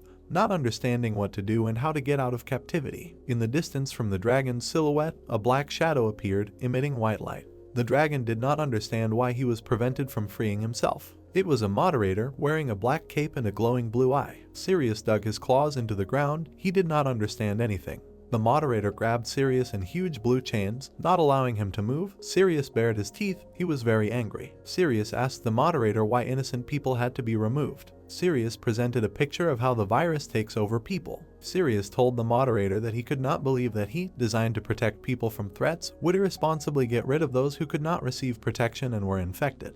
The dragon stared at the moderator, his eyes shining with a golden light. Sirius said that he is a creature that protects people, and the one who endowed him with such a purpose was the moderator. The dragon bared his teeth and looked with fury at the moderator and asked him why he had changed so much. Sirius recalled their meeting. Sirius glared at the moderator. The moderator in the memories was without a mask and smiled at the dragon. The moderator was wearing a mask and was looking at Sirius. Sirius asked the moderator why he became like this. The moderator told the dragon that with each system update the number of viruses increases. The moderator began to rise up, glowing blue. He said that he could no longer allow them to appear, so he was permanently deleting all his skills regarding the update. The moderator was compared to the face of a dragon. He was floating in the air and looking at Sirius. The moderator told Sirius that NPCs who oppose the system, including him, are a hidden threat. The moderator raised his hand and his palm began to glow. The moderator told Sirius that he would block them for exactly that reason. The dragon bared his teeth. He was slightly frightened. Blue cubes appeared in front of him and began to surround him. Sirius broke the chains on his mouth, opening it wide and shouting to the moderator to come to his senses. The moderator looked at the dragon and gradually disappeared. Sirius told the moderator that at this rate, he will become what they want him to be. The dragon was surrounded by huge blue blocks. The moderator disappeared. The block stood in the middle of the forest and glowed brightly. Sirius recalled that he was unable to do anything and was blocked. The weather was clear, and a city appeared near the blocks where the dragon was imprisoned. Sirius recalled that a lot of time had passed. The dragon changed color, it turned blue, it was chained and lying on the ground. Sirius recalled that then his appearance changed, and his scales no longer shimmered as before. The dragon's body was tightly wrapped in chains. Sirius recalled that there was no turning back time. The dragon raised its head and opened its eyes. Sirius recalled that since this was the will of the system, should he just accept it? The man's small hand touched the dragon's body. The dragon looked questioningly at the child. The little girl looked shabby as she raised her big eyes to the dragon. The dragon was surprised that a human child appeared there. The girl sat down on the ground and leaned her elbows on the dragon. The dragon was surprised that she was all alone. The dragon recalled how he lay on the ground with his eyes closed and people came to him just to look, but no one dared to get too close to him. The dragon remembered bags of apples, potatoes, and a chest. The dragon thought that some even brought him many different things, calling them offerings. The dragon recalled how players would come in and approach him, poking him with their weapons. The dragon thought that the players didn't pay much attention to him. The girl raised her head and looked at the dragon, who addressed her. The dragon looked at the girl and asked if she had somewhere to go. The girl shook her head affirmatively. The girl shook her head from side to side negatively when the dragon asked if she had a family. The girl sat opposite the dragon and looked at him. The dragon told the girl that she could stay with him for a while if she wanted. The girl touched the peaceful face of the dragon, who looked at her with admiration. The dragon wanted to name the girl. The dragon named her Selly. Selly wrapped herself in a white t-shirt and pressed herself close to the face of the dragon, who was looking at her. Selly, in a beautiful blue dress, played with magical blue balls that came from the dragon's aura. Selly was different from normal NPCs. The dragon watched in admiration as little Selly used her magic in the form of a blue energy beam. The dragon knew that Selly had an innate talent for magic, because he taught her all the ways of self-defense. Selly, surrounded by villagers, smiled joyfully at them. The dragon understood that Selly was a human child, so he could not leave her with him forever. And before it was too late, the dragon brought her back to the people, and to his happiness, she very quickly settled down among them. The dragon watched Selly in real time through the portal. The dragon understood that now he had no purpose left, neither his former appearance nor his strength. The dragon watched his feet with admiration.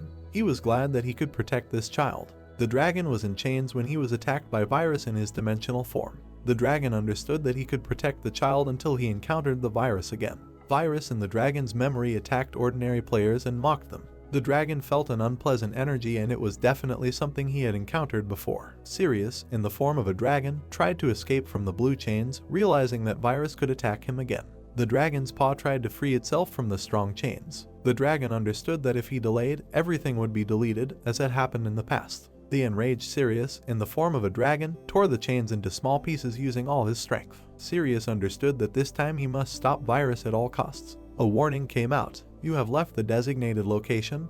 The system does not provide protection. Virus stood on top of a hill above the city and spread its energetic aura to all residents. Virus, in his usual form, was in his magical space. He realized that he was unable to infect people since the moderator or operator had already seen through everything.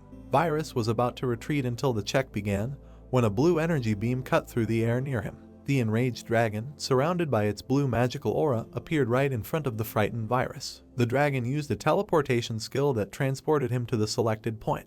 Virus raised his head and saw a dragon in front of him, whose shadow completely covered Virus. The dragon bared its teeth and looked down sarcastically at its victim. The dragon spread its wings and, in a rage, tried to attack Virus, releasing a blue aura from itself. The dragon realized that Virus was to blame for his problems. Virus tried to disappear into space with a malicious grin, mockingly saying that it was he who was to blame for everything. Virus turned into a magical purple core. Virus said luck is on his side. Virus also noted that he knew that they would come for him, but it was too late. The dragon looked in amazement at the magical purple core in front of him, which was Virus. Virus said that infection had already begun in many places and the dragon would turn out to be a valuable specimen, so he was going to leave him a treasure for last. Virus tried to evaporate in his magical aura. Virus asked the dragon to take care of himself ironically, telling him not to be deleted. The dragon raised its head up to the black core when the silhouette of Virus had already evaporated in the moment. An emergency check has begun. There was a stamping of feet. Notification. A deadly bug has been discovered. The guards of the system, led by their leader in a blue coat, were heading to exterminate the bug. Notification. This territory and NPC will be deleted. The system guard tilted his head towards the blue core. The dragon watched as the entire city burned in a blue aura. The dragon understood that everything was repeating itself again. The dragon remembered the silhouette of Selly, who was in the city among other residents. The dragon knew that the moderator still had not come up with other methods of deletion.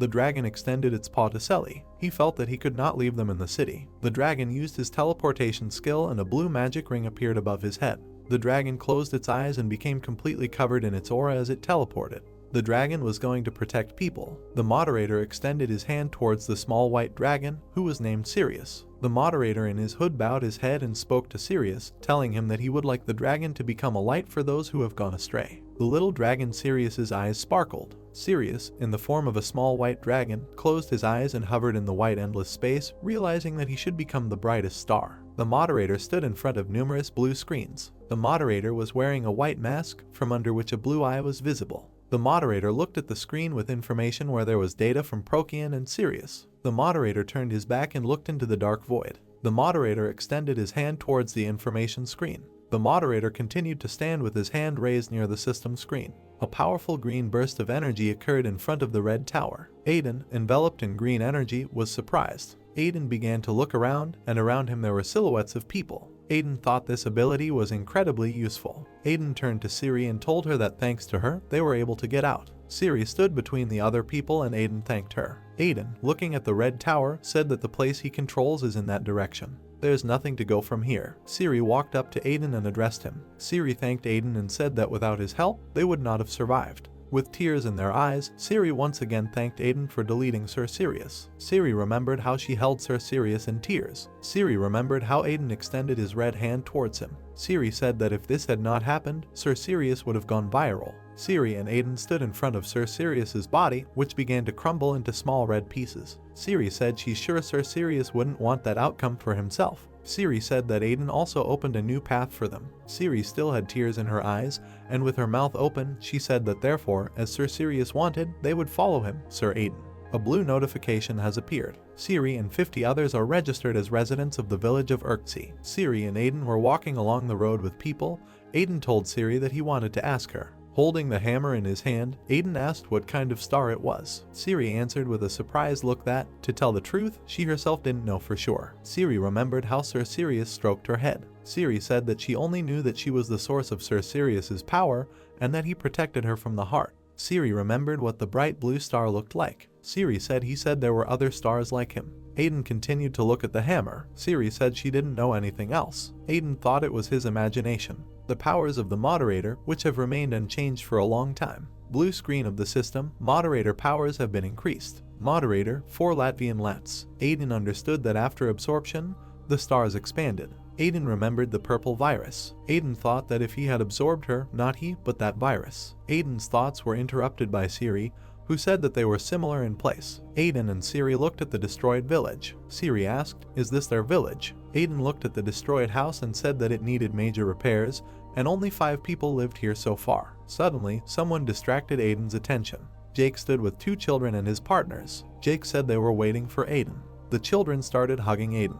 Aiden asked Jake if they knew he was coming today. Jake said yes, but Aiden was a little ahead of him. Suddenly, someone's hands were next to Aiden's shoulders. Arya hugged Aiden and said that she knew he would come back here again. Aiden couldn't believe it was Arya. Aiden, squinting one eye, said that Aiden made her worry. Aiden looked at her with an attentive gaze. Arya said that she wouldn't let him anywhere else. People watched Arya and Aiden talking. Arya said that he brought a lot of people. Arya asked what happened. Aiden replied that he would tell it later. Shaking with fear, Siri began to look down. Siri didn't understand who Arya was. Siri saw a powerful blue aura and power emanating from Arya. Siri thought that the aura and power emanating from Arya was so great, just like Sir Sirius, although perhaps even more powerful. Aiden turned to Arya and asked what she had been doing all this time. Aiden said he couldn't contact her. Arya watched with violet eyes. The bright sun was shining above the heads of Aiden and Arya. Arya said that he will soon find out everything. Suddenly, a black silhouette landed behind Aiden. Aiden turned around with a frightened look, and the people standing behind asked who just fell from the sky. Mia with pink hair stood with her mouth closed as smoke cleared behind her. People couldn't believe it. Mia with pink hair looked with a serious look. People couldn't believe it was a cameraman. The man in blue asked that they need to run. The man in the yellow jacket told him not to be afraid. They are no longer bugs. Aiden clenched his teeth and thought that hour by hour it was not getting easier. Mia with blue eyes stood in front of Aiden. Aiden thought there was another operator. Aiden began to take out a hammer and thought that if things went badly, he could use it again. Mia turned to the big sister. Aiden looked with a questioning look at Mia, who lowered her ears. Mia asked for forgiveness. With tears in her eyes, Mia said that she had missed him. Aiden watched with open eyes as Mia rushed past him. Mia hugged Arya and said that she was so guilty. Arya said everything is fine. Area, smiling, began to stroke Mia. Area said that she did a good job anyway. Aiden began to watch with even greater confusion as Area stroked Mia. Area asked Aiden, is he very surprised? Area said let her introduce them. Mia hugged Area's hand with her eyes closed. Area said that this is Mia, she is the operator. A drop of sweat rolled off Aiden's face. Area said that he could trust her like no one else. Many people stood in front of the door. Area sat with her elbows on her arm, and around her there were two auras, red and blue. Mia watched with a serious look as Aiden sat with both hands on the table. Area thought that she now remembered. Aiden is the NPC who received administrator and operator powers. Siri and Jake looked at them with fear. They did not understand why they should sit here. Mia thought they were people running away from the current system. Aiden asked Area what was going on. Mia looked with blue eyes at Aiden, who turned towards Area. Aiden said that the operator can remove them. Aiden asked why Area brought Mia here. Mia closed her eyes and crossed her arms and said what exactly is the complaint. Mia said that these were her duties. To protect this world, you need to get rid of all bugs. Aiden clenched his teeth in rage and shouted, asking the question, is there no other way out? Why do they need to be removed again? Mia started screaming back and said that he thinks they are doing this on purpose. Mia said that deletion is the only way. Aiden hit the table with his hand and told Mia not to lie, he could fix them. Mia opened her mouth in surprise and told Aiden not to lie. Mia said it was impossible. Area, sitting between the two warring lions, closed her eyes and told them to cool down. Mia told Area that she doesn't believe bugs can be fixed. No one except the moderator is capable of this. Area folded her hands and said that they should get straight to the point then. Area called Aiden. Aiden looked at her with open eyes. Area asked why he didn't think about becoming a moderator, as it should be. Area said that this is the only way to achieve their goals with him and nothing else. Area glowed with a blue aura and with a serious look told Aiden to consider her question rhetorical. Aiden is required to become a moderator. Aiden asked with a surprised face, should I become a moderator? Aiden watched as Area folded her hands. Aiden asked what she was saying. Aiden asked, first she brought the cameraman here, and now she's asking him for this. Aiden said that he couldn't understand what Area was up to. Area continued to sit without saying a word. Aiden asked what is her purpose. Area said that she wants to remove the current moderator from his post. Aiden, with his mouth open, imagined the moderator in a black cloak standing behind him. Area was shrouded in a blue aura. Area apologized and said that that's all she could tell him for now. Area, with blue eyes and a serious look, said that she was not lying.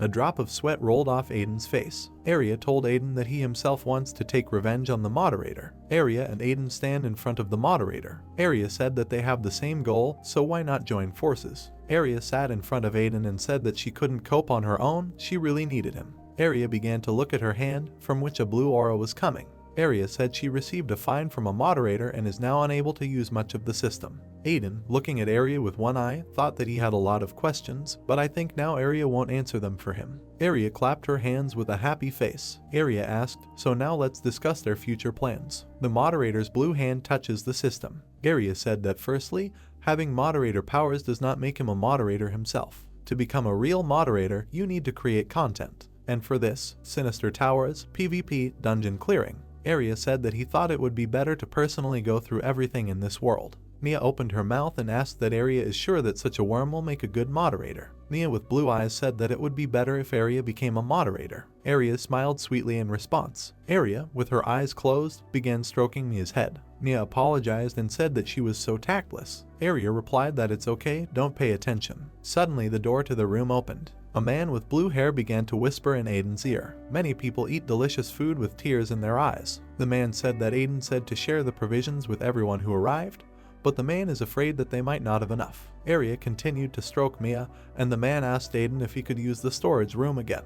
Aiden said okay. Mia watched with a surprised look as Aiden stuck his hand into the portal. Mia saw Aiden take out a bag of food from the portal. Mia remembered how she sat, closing herself off from the many system screens with complaints. Area watched as Mia began to shake and look down. Aiden told the man that if he needed anything else, he should tell him. Aiden said it's still free. At these words, Mia clenched her teeth in anger. Area jumped and bit Aiden's hand, asking where he saw the freebie here. Area closed her eyes and watched with a smile as those two broke chairs. Mia said that Aiden is to blame for other people's missing food. Mia screamed at Aiden to give it back now. Two silhouettes stood by a tree, and people were already getting ready to go to bed in a tent. Aiden brought his hand to his face, which had many scratches from Mia. Area, with a smile on her face, began to pour the healing potion on Aiden.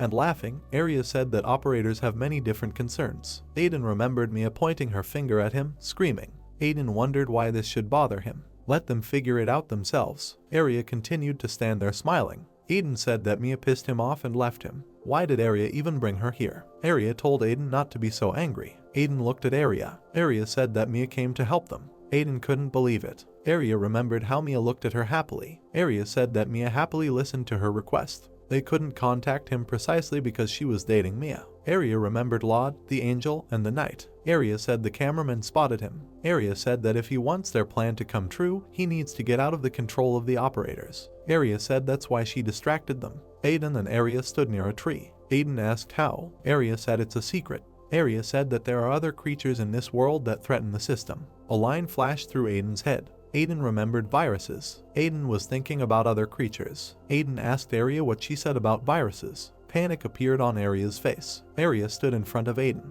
Arya asked Aiden what does he know about viruses. Aiden replied yes. Sweat began to roll off Arya's face as Aiden said that before he came back here, he fought with one of them. Before she could finish speaking, Arya grabbed Aiden with a frightened face. Arya began to channel blue energy through Aiden's body. Aiden asked what she was doing. Arya thought that, thank God, there were no signs of infection. Sweat rolled off Arena's frightened face. She thought that some kind of virus had found out about Aiden's abilities. If so, there will be big problems. Arya understood that she would figure everything out. Aiden grabbed Arya's hands and started screaming for her to calm down. Aiden asked what's wrong with her. Arya, opening her mouth, began shouting and asking Aiden if he really encountered the virus. How did this happen? Arya said that if this happens again, Aiden needs to drop everything and run away. Remembering the face of the main virus, Arya said that viruses in some sense are even more dangerous than moderators and operators. They can absorb Aiden in a moment. Arya said it's a miracle he's alive. Does he understand? Aiden stood with a cold gaze and said that he understood that if he had made even the slightest mistake, he would have been captured.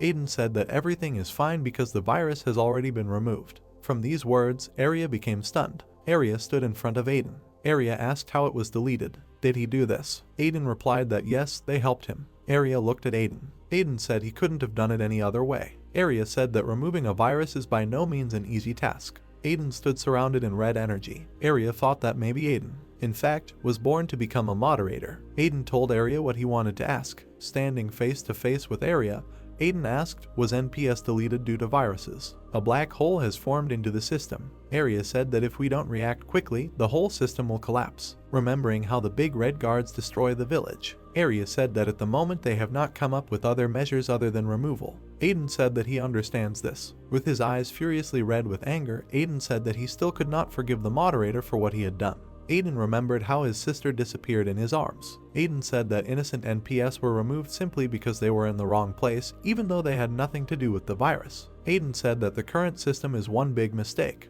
not viruses and moderators. Aiden clenched his fist. Aiden said that we need to create a new one that no one can get their hands on. Aiden stood in front of the open sky and said that he would take on this role. He will become the new moderator. Arya looked at him with wide eyes. Smiling, Arya said that their views coincided, and only Aiden is able to change something. Giving Aiden the finger, Arya said okay. Since Aiden agreed to become a moderator, she will tell him something. First, he must first approve the operators. Behind Aiden stood many questioning silhouettes. A blue silhouette stands in the center of the system. Arya said that even if he became a moderator, it would be difficult to manage such a large amount of information alone. Arya extended her hand and told Aiden to choose her. Arya touched Aiden's cheeks and said that she would be the first operator. In the tower with large stained glass windows there was a large table with high chairs. The question arose, is it really necessary to stop everything that has been started? The Lloyd operator sitting at the desk called it nonsense. He said that besides fixing the bug, he has a lot of other work to do. The operators sat at a large table with a red tablecloth. Lloyd said most operators had gathered because an emergency meeting had been called.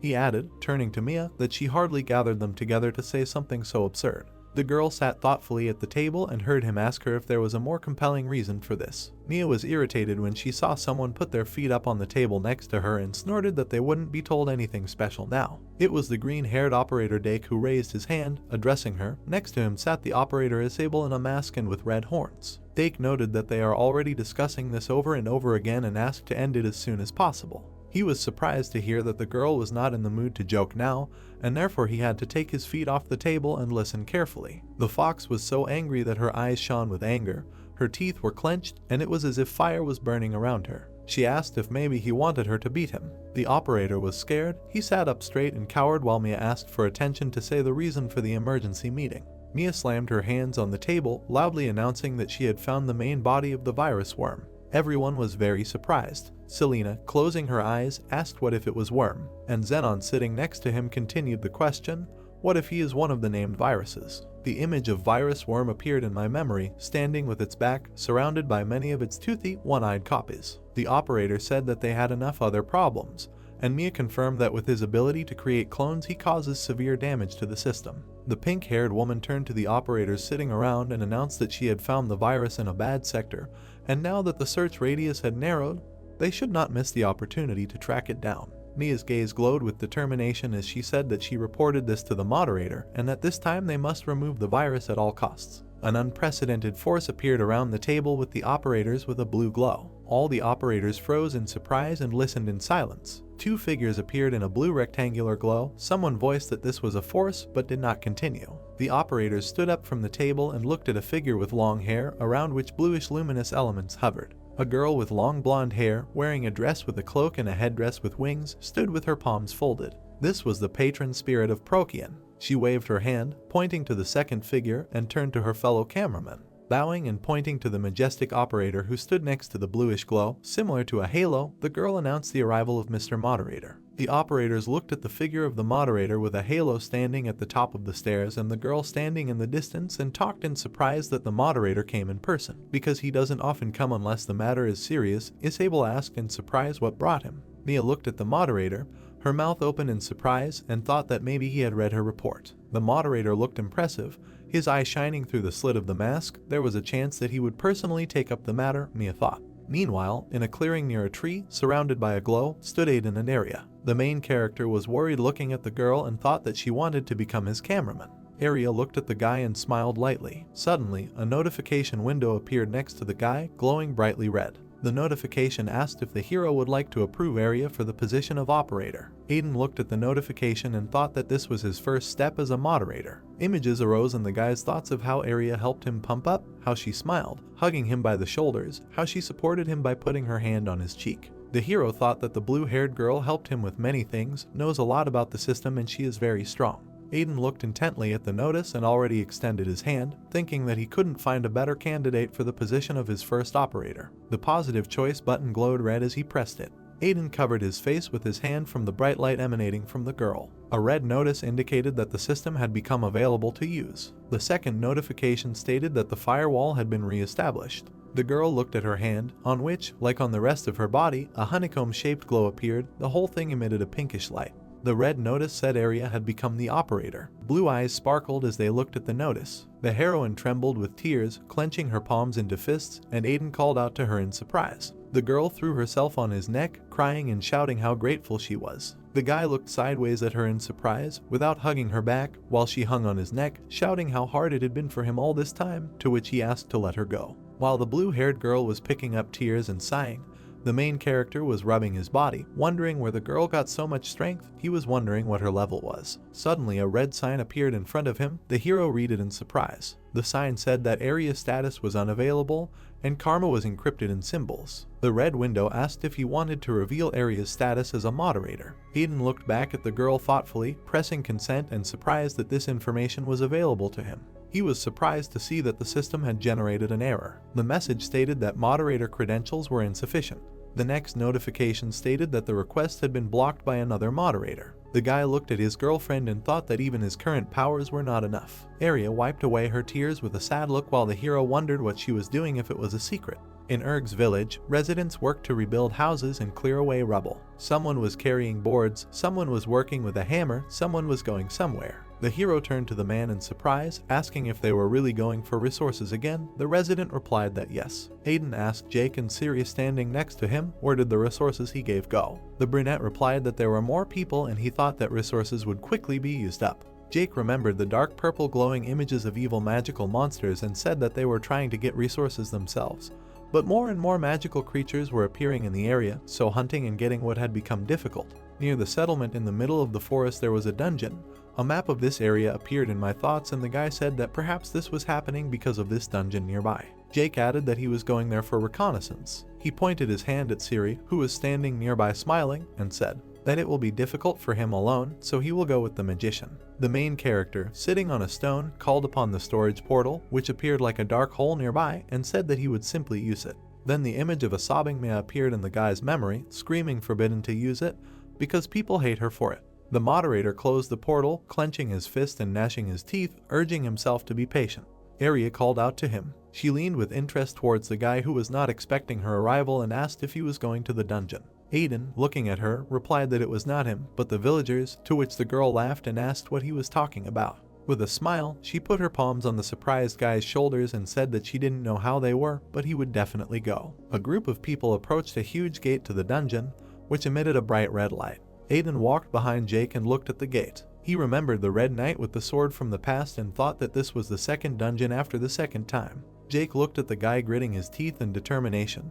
The guy who thought he had met those who were stronger than magical creatures, so there shouldn't be any problems, and out loud ordered to come in. He heard a loud order to stop. Arya, looking at the others, those who turned around from her scream, said that she knew that the hero was just going to enter there, not understanding anything about the dungeons. Jake, Siri and Aiden, worried, listened as the girl continued to ask if the hero knew what creatures spawned there, what items to take and how to fight against them. The cameraman closed her eyes, asking if the hero had ever killed magical creatures normally. An image of animals appeared that simply chattered their teeth, and magical creatures sparkled their eyes, grinned and held magical spheres in their hands. Arya said that they are not wild animals that are found near villages. In addition to mastering magic, they know how to set traps, like players. Arya added that if he is strong, then there is nothing to worry about, he can cope with them alone. The girl pointed her finger at the surprised Aiden and said that this is why he is prohibited from using the moderator's skills in the dungeon. The girl looked at him, confidently informing him that he would find himself in the dungeons more than once,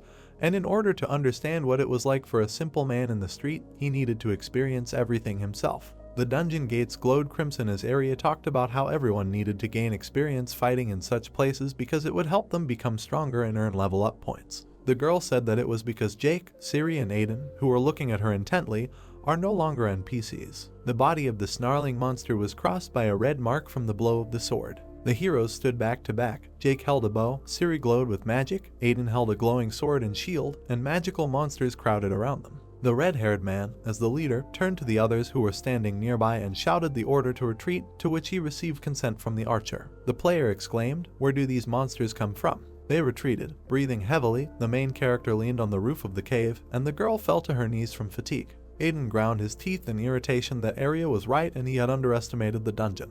He remembered how he fell into a trap that was a pit with protruding stakes and his friends had to pull him out. They were then ambushed and huddled back to back, surrounded by monsters. If not for the operator's advice, these battles would have been much more difficult. Aiden could not cut the creature with his sword because it spread into a blue jelly-like sludge, being immune to physical attacks. The beam of magic Siri sent at the three-eyed huge monster bounced off his pinkish magical defense because he was immune to magical attacks. Jake was comforting the magician girl when the main character turned to Arya, who came up from behind, who found them and said that there they were. The heroes were scared, and she laughed, pointing her finger at the terrible monsters that stood behind her. The girl apologized, saying that she needed to find someone. The heroes asked in fear who she had brought because the monsters had already swung at her. The girl laughed, saying that everything was fine. She, laughing, hit one of the monsters with her fist, and the force of her blow tore the beast into shreds, while the girl said that he was in vain paying attention to these creatures. The others froze in complete shock, silently looking at her, surrounded by the remains of the beast. Arya took a closer look at the heroes and said that they had made progress. She said that she began to worry that the dungeon level was too high for players. The heroes looked at her wearily. Siri was level 48, Jake was 43, and Aiden was 50. Arya said that for beginners they were doing well. Everyone looked at Jake, who clenched his hand into a fist, a bluish aura shone around him. He said that he could not believe that he could now level up. He felt the power overflowing his body. The residents of the settlement looked in surprise at their hands, which were emitting energy. The guy continued that he understands why players are chasing a higher level. Arya put her hand on the new moderator's shoulder and told them to thank him, because it was thanks to his strength that they received updates. The red-haired man turned to the girl beaming with joy, who hugged him by the shoulders. He coughed into his fist in embarrassment as he listened to Arya ask what they would do without him. The guy told me to stop saying this and follow him. The heroes froze at the new red gate inside the cave, at the top of which was the skull of a four-horned creature. The heroes looked at the gate in surprise. Jake, standing behind the guy, asked what it was, and Siri nearby said that she felt energy coming from inside and asked if they could cope with it. Arya indifferently pointed her finger at the door and asked the confused Aiden if he was going to come in, while he replied that she was laughing because he already thought that he would die by the time he got there, and if they went further, they would not get out alive. The guy turned to the archer who had called out to him, who said that a question had come to his mind. Jake looked at the commander who turned over his shoulder and asked if they were not NPCs, what would happen if they died. Siri looked at her partner, who was clearly worried, saying that before the system would have revived them back, but now will they really be completely destroyed? The guys turned questioningly to Arya standing behind her, who told them not to worry. A transparent reddish shield flickered around the guys, enveloping them like a honeycomb. The girl explained that they were protected by a firewall. A red shield with a silhouette of a person inside illustrated her words that the firewall is a shield with which the system protects them and is an obstacle to external attacks. Aiden looked at the hand that was enveloped by the shield and listened to the words of his friend that the shield has the function of protecting against death, but the one who died will not be able to recover in place. The image of the workers who were restoring the destroyed buildings illustrated the girl's words that they would be reborn and move to a designated point, which for them is Urg's village. The heroes looked questioningly at themselves, their palms and arms, while Arya laughed, saying that NPCs and players cannot see him.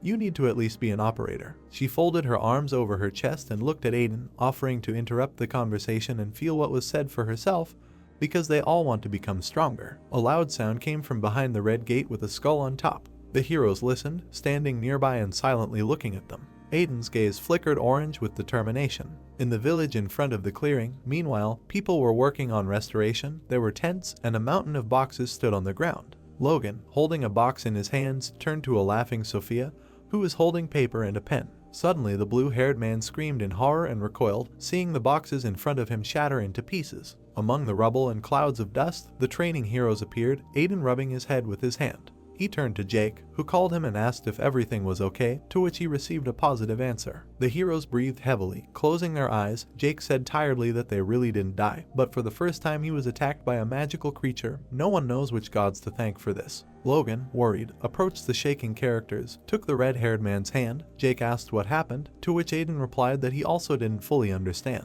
He remembered how they approached the creature with weapons in the form of a slender, long-haired girl with blue hands and a mask in the form of horns. He thought that at first everything went well. The magical creature raised both hands above her head and a shining blue ball appeared between her palms. The heroes stared at this with widened eyes in horror. The creature spread its arms, sending out many sharp blue rays, similar to ice flows, and the hero remembered that then they all died from a macro attack. Arya ran up behind the guy who turned around and announced that it was the boss. She said that whitewashing it is much more difficult because each boss has his own special technique. She smiled broadly, looking at the guy, and said that the technique is a unique and distinctive feature of each dungeon, to which the confused Aiden asked how then this thing can be killed and where is the logic. Aiden listened silently as the girl explained that each boss has his own signature principle of attack. Arya smiled contentedly, saying that if you don't know what it is, you'll have to die until you understand.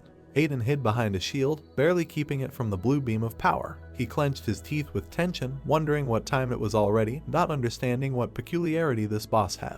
The heroes stood in front of a magical monster with a weapon and thought about what to do. The monster girl raised her hands and a blue ball of power appeared in her palms. The partners rushed forward with weapons in their hands, shouting that they needed to stop her. The monster floated in the air, holding its arms above its head, while arrows and magical blows were reflected against the transparent shield around it.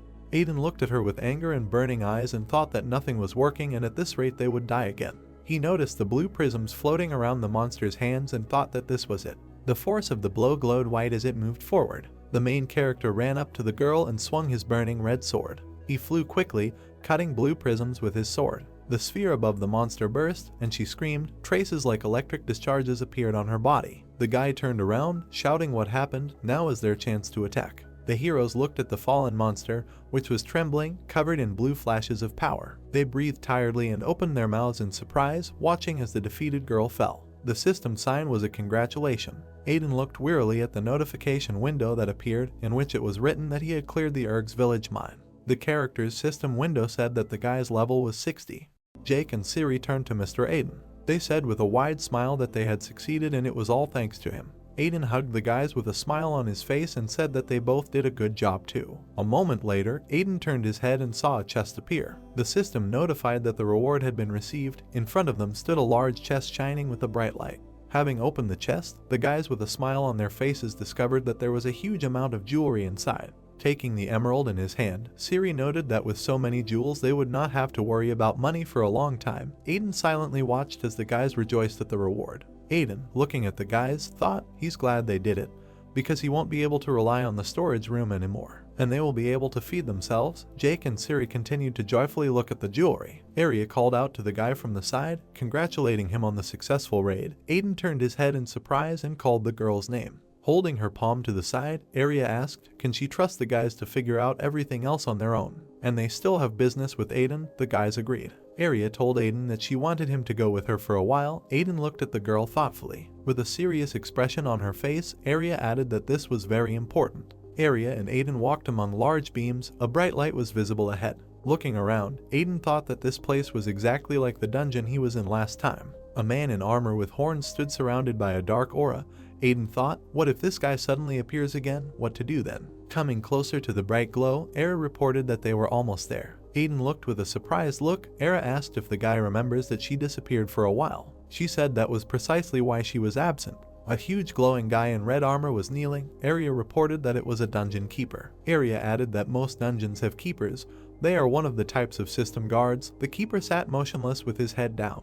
Arya added that their responsibilities include not only eliminating bugs that appear in their possession, but they also do not allow magical creatures to scatter into the outside world. Aiden remembered with horror that he had broken one of these. Aiden stutteringly asked what would happen if one of the keepers was destroyed. Arya yawning and replied that as far as she knew, the system would simply replace him with another. Aiden breathed out a sigh of relief. He thought that there was no need to worry, this was not some serious act. Arya asked, he already knows why he is here. Smiling, looking into the guy's eyes, Arya added that, as a moderator, he needed to make Dungeon Keeper his own. The house was noticed by the system and was highlighted with a red circle. Arya said that if there is too much to lure at once, then the operators can detect it. So you need to act gradually. Arya added that there is nothing complicated here, you just need to try it once. Aiden listened calmly as Arya added that the principle here is the same as with NPS. Aiden began to raise his hand to the keeper. His hand glowed with a red aura. The guard also began to emit a similar aura. Arya watched as Aiden touched Keeper, a bright light emanating from his chest. Keeper's eyes lit up. The system issued a message that the dungeon moderator had been changed. Aiden looked up as the keeper came to life. Crystals were visible on his back. The system notified about the new moderator. It was Aiden. Keeper knelt down and bowed his head in front of the guy. Arya congratulated the guy. Era added that the entire area has now come under his ownership. Aiden turned his head towards the girl. She added that this was a good start. Arya, looking at the thoughtful guy, said that if he continues in the same spirit, they will get by without any problems. Aiden, standing with his back to the girl, said that he had to find more operators. Arya was at a loss. The girl looked in surprise as the guy said that he needed people whom he could trust with this place, and this was not her. Arya raised her hand excitedly and asked, is something wrong? She added that she would have no friend in managing this location. Excitedly grabbing her forearm, she asked, or does the guy still not trust her? Looking away nervously, Arya said that she understood everything. She hides a lot from the guy, so it's fair. Arya added that, be that as it may, she will accept any decision of the guy. Aiden was silent. The guy immediately turned to the girl. He said that this was not the case at all. She said that he needed her next to him. Arya was surprised. Her eyes sparkled. Aiden asked if she would like to stay here. The guy added that it would be much more useful if she helped him try out the entire continent of this world. Aiden added that he also needed to find something. The blue crystal glowed with a bright glow. Aiden said that to do this he must increase his moderating powers. Looking at the girl with a smile, Aiden added that it doesn't matter how her secrets are, because she is now his operator. While the girl's eyes sparkled, she watched as Aiden said that he would overwhelm her with work so much that she would not know where to go. It told her to get ready. The girl laughed and said that he could be sure of her. Bouncing happily as she left the dungeon, the girl added that she would definitely make him a true moderator. The wooden house stood among beautiful mountain scenery. The guys were shocked by what they heard. Aiden invited them to become his operators. Aiden, sitting on a chair, asked if they really didn't want to. She stuttered with excitement. Jake said that that's not the point, but this is such a responsible position, can you just entrust it to them? Aiden said that he offered it to them for a reason. Aiden said that while they were together these few days, he felt something. Jake, with a piece of paper in his hands, talked to the crowd. Siri had a nice conversation with other girls. Aiden added that residents follow exactly the two of them. Therefore, he considered them the most suitable candidate. The guys were at school. As soon as Jake had time to open his mouth, he was interrupted by Arya hugging Aiden from behind. She said that everything was right and Aiden was right, they should try. The girl called Arya by name. Smiling Arya told them not to think of anything complicated for themselves, and if they don't know something, she will teach them. The girl was worried, but tried to seem confident. The guy sighed heavily, putting his hand on his head and agreed. The guys said that they would do their best. Aiden smiled. Aiden said he relies on them. Huge red clouds over the sandy slopes. The thunderstorm beat in all directions. Pulses passed through the violet matrix. Worm with long white hair spread his arms to the sides and stood in the middle of the matrix. Worm stood with his eyes closed. Worm opened his eyes, they were bright purple. Worm noticed that everyone seemed to be assembled. A silhouette could be seen among the huge sand pillars. Worm was standing opposite. Looking at the entities, the man asked, "Do they know why they have gathered here?" An entity with 4 purple eyes looked at Worm, and there was another one standing on the hill behind. Worm reported that Moderator took personal action. Moderator stood in the middle of the blue matrix. Worm added that Moderator will definitely get to them. The man said that all his copies are being deleted at great speed. Worms are scattering in the digital space. Worm added that the copies that remain are enough to collect information. Worm stood in a purple jacket. A silhouette could be seen nearby on a hill. Worm said that he would have to temporarily suspend surveillance of the Moderator's movements. Worm added that if they do not want to be removed, they should sit as quietly as mice. Worm exhaled sharply and continued. At the end of the highest sandy mountain a bright light could be seen. The entity was sitting nearby. Worm added that it was hard to believe that no one dared to detect the route of movement of Mr. Trojan. The man wondered where he had disappeared to. Worm said that he found an interesting specimen by opening a crack in his hand, through which he looked at Aiden. Worm added that he wanted to show this copy to him. The whole village watched as Aiden and Arya said goodbye to Jake and Siri. Aiden said that he was leaving the village to them. Siri said with a smile that Mr. Aiden should not worry and contact them at any time. Jake and Siri looked very shabby. The girl said that if you suddenly need help, she will move in a moment. Surprised, Aiden turned his head to Arya and asked how hard she trained them. Arya closed her eyes and said that she had no choice. Arya said that no matter what Aiden was worried about, the guys kept up well with the pace of learning.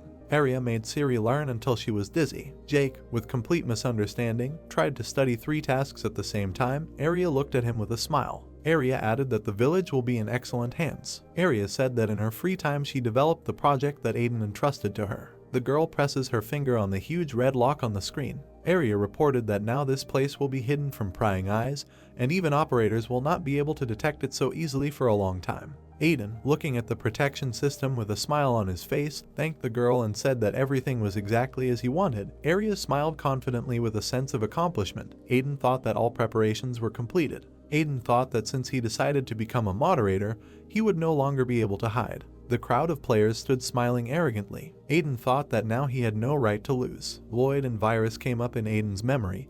He thought, he has no right to lose, not to the operator, not to the players, not to Virus. A window appeared in front of Aiden's face, from which a bright light emanated. The system issued a message that the guidebook training was completed. The system congratulated the guy and announced that he had acquired basic moderator skills. The system showed that the VER update was completed. 0.2. Aiden, looking at the notification with delight, thought it was training. This means that everything will really begin only now. Aiden confidently said that everyone will see. As he changed this system, Aiden walked forward towards the light. The weather was clear, a green meadow could be seen along the path, and windmills stood nearby. Aiden, standing with Arya on the road, asked where best to start. Laughing, Arya clasped her hands together and said that she already knew that this would happen. That's why she thought of a guide with recommendations for wandering noobs. She asked if he wanted to listen. The guy looked at the girl in surprise. Suddenly, Aiden was distracted by an unknown movement in front of him. The system notified with a voice call from Kevin. Aiden thought he got a voicemail. Arya looked at the message in great surprise. Arya asked, breathing angrily, when did he manage to meet other players? Aiden asked in surprise why she got so angry. After pressing the button to accept the call, Aiden asked the girl to be quieter. The voice on the other end of the phone enthusiastically called out to Aiden. Kevin noticed that they had not spoken for a long time. Arya watched what was happening with a pout. Kevin asked if he was distracting. Aiden answered no and asked what was the matter. Kevin asked if Aiden remembered the last time he asked him to join their guild. Kevin is enthusiastic that they are going to help newbies. Kevin asked if Aiden would like to be involved in this. Kevin added that the reward would be considerable. Aiden raised his hand to his chin and thought, maybe this is a good chance. Aiden thought it would be nice to hang around among the players and get to know them. Aiden said that he would be there soon. Kevin replied that everything was fine. He was waiting for him and would send him the coordinates. The windmills continued to spin. Kevin said that they would see each other later. Aiden pressed the button to end the call. Arya asked in an offended tone where did Aiden soap himself. Turning his head, Aiden asked, "What's wrong?" Arya asked why he needs the power of other players if he has it.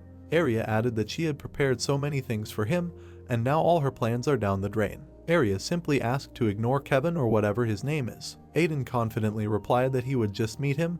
It would not take much time. It was a clear day. People were milling around among the large houses. This was Downtown City. Arya and Aiden approached the doors above which hung a sign with a barrel of beer. Aiden said that it was here. Aiden opened the doors with both hands and they went inside. There was the clinking of mugs and chatter all around. The players were happily drinking. Aiden thought that there were only players here. Someone at the table raised his hand and called out to Aiden. It was Kevin. He was sitting at a table with two other people and shouting for the guys to come faster. Aiden smiled broadly and said that Aiden really rushed over quickly. Kevin thanked Aiden for agreeing to help. At the same second, Kevin glanced at the girl. Arya cutely stood shyly looking away to the side. It seemed to sparkle in Kevin's eyes. Kevin blushed while looking at the girl. Kevin whispered in Aiden's ear, "Is this girl with him and who are they to each other?" Aiden calmly replied that they were just friends. Arya thoughtfully lowered her gaze while the guys whispered. Arya thought that during an unscheduled check, he helped Aiden and he added him as a friend. Arya folded her hands and thought that it was worth finding out what his plans were for Aiden. At that very second, Kevin extended his hand to the girl and said hello. Shyly raising his hand behind his head, he said that his name was Kevin. He told the girl that if she didn't mind, they could become friends. Arya ironically looked away and ignored the guy's words. Kevin thought with an excited laugh. Apparently he wasn't particularly interested in her. Kevin thought that there was nothing wrong with this, then some other opportunity would arise. Turning back to the table, Kevin called Aiden to follow him and added that he had not yet introduced the others to him. Kevin said that these are the team members with whom they will be hunting today. A guy with a bob, a girl with blue hair and a staff, and a guy with a bandage on his head were sitting at the table. The guys and Aiden exchanged greetings. Aiden thought that Kevin said that they were newbies. They really had quite low levels. Standing opposite the team, Kevin said that he would tell them what they would do. Kevin said that they are waiting for the hunt for the boss of the field. A huge boss with horns on the sides of his head and a large spiked club in his hands. Kevin added that the level of the location there is low, but the reward for catching the boss is hefty. Their strength is quite enough to defeat him. Putting his hand on the table and pointing a finger at himself, Kevin added that if something happened, he would ensure them. Therefore, they should not be afraid. Kevin smiled confidently and said that they were moving out. The system showed the level was Troll Canyon, recommended LVL 45. The team stood in a huge canyon and said that now all that was left was to wait. While Aiden and Arya sat on the rocks, Kevin repeated that he would only watch them, because if they rely only on boost from a friend, then they will not be able to grow in their skills. While the guys were saying that a giant was about to appear, adding that they had already learned the timings because this location was under their control, Aiden and Kevin glanced warily to the side. 4 silhouettes appeared in the distance of the canyon. Aiden asked who they were. Kevin became worried. Kevin said that it looks like another team has arrived. A guy in a black shirt with a red silhouette of a hydra on it, looking arrogantly at the guys, asked who they are. The guy aggressively asked the guys to leave, saying that these were their hunting fields. The girl asked excitedly, is it possible to occupy a location for hunting? And she added that they came here first. Coming close to the girl, the guy looked the frightened girl in the eyes with a gloomy look and asked to repeat, adding, why on earth would a low-level mongrel bark at him? Looking at the stunned guys, the guy said that with their levels there was no place here, they should shut up and get out. Kevin grabbed the guy's shirt with his hand and said that he was getting on his nerves. Looking aggressively into the guy's face, Kevin asked, where has it been seen that players take hunting places for themselves? Kevin asked the guy if he was ashamed. Smiling gloomily, the guy answered no, adding that they do what they want and can even arrange PvP here. Kevin looked at the guy with confusion. The guy told Kevin that he thought, since he was from the Griffin guild, he could interfere. The guy laughed and added that at this rate he would only lower his karma. The guy with the hydra on his shirt yelled at his team to stay cool and get them out of here. The team aggressively began to attack the guys, pushing them with their hands. Kevin, looking stunned at the situation, shouted for them to stop it. The guy told him that if he moved, he would have to intervene. One of the hooligan team came up and put his hand on Aiden's shoulder, aggressively asking why he was standing like a pillar. The bully added that he was told to get out of here. Aiden looked at the bully aggressively. A moment later, Aiden punched the bully in the face. The bully flew into the wall, partially breaking it into pieces. A layer of dust rose around, stones were flying everywhere. Kevin and the guy with the hydra turned their heads in surprise. Shaking off his shoulder, Aiden asked what nonsense, who is this bully pushing his paws on? Aiden said, whoever comes first is welcome. Looking arrogantly at the team of hooligans, Aiden added so that these mediocrities would understand this. The leader of the hooligans shouted, "What are they worth?" The guy with purple hair and the guy in the mask ran towards Aiden. The leader shouted after them to deal with the guy.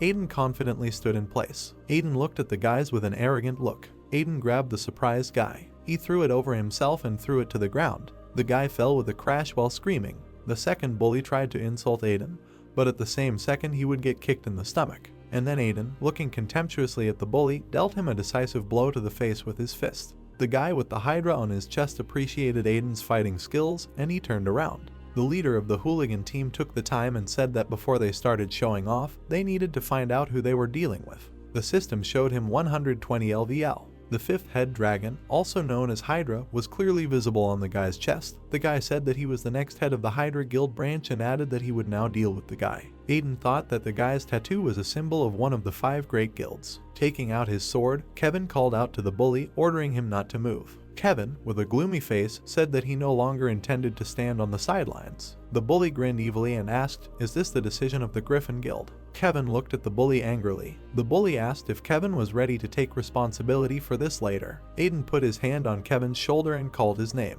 Kevin turned his head in surprise. Aiden said that everything was under control and he would sort it out. Aiden added that the fight with such a show-off is simple. The hooligan looked at the guy in surprise. Smiling, Aiden said that it would be like 2 fingers on the asphalt. The bully smiled. His hand began to glow with a blue aura. He shouted that this was absurd. Aiden reacted by jumping to the side, leaving a huge crater in the wall behind him. Shooting energy from his hand, the hooligan covered with an aura laughed and asked what happened to Aiden. He added that he could grind his tongue, but in reality he was blown away. The bully asked, they had already kicked out these noobs, why did he interfere in something that was not his own business? Aiden continued to deftly dodge the Hydra representative's shots. The bully shouted at the guy to bark again. Aiden looked with a confident look and ignored the guy. A layer of dust rose. Aiden, glowing with a red aura, jumped out of the smoke and flew at the bully with his fist. The bully was stunned. He could not understand where the guy had come from. Aiden, with brightly burning red eyes and a grin on his face, launched a strike. The system showed the use of stat editing. Stat points were increased x2. Aiden hit with all his might and trampled the bully into the ground. A huge crater appeared behind him, pieces of stone scattered in all directions. The bully lay lifeless on the ground, blood gushing from his mouth. The system showed a decrease in HP to 0. The system showed that a lethal amount of damage has been received and is being moved to a respawn location. The bully's team watched in excitement as their leader disappeared. Aiden turned around and glanced at the team.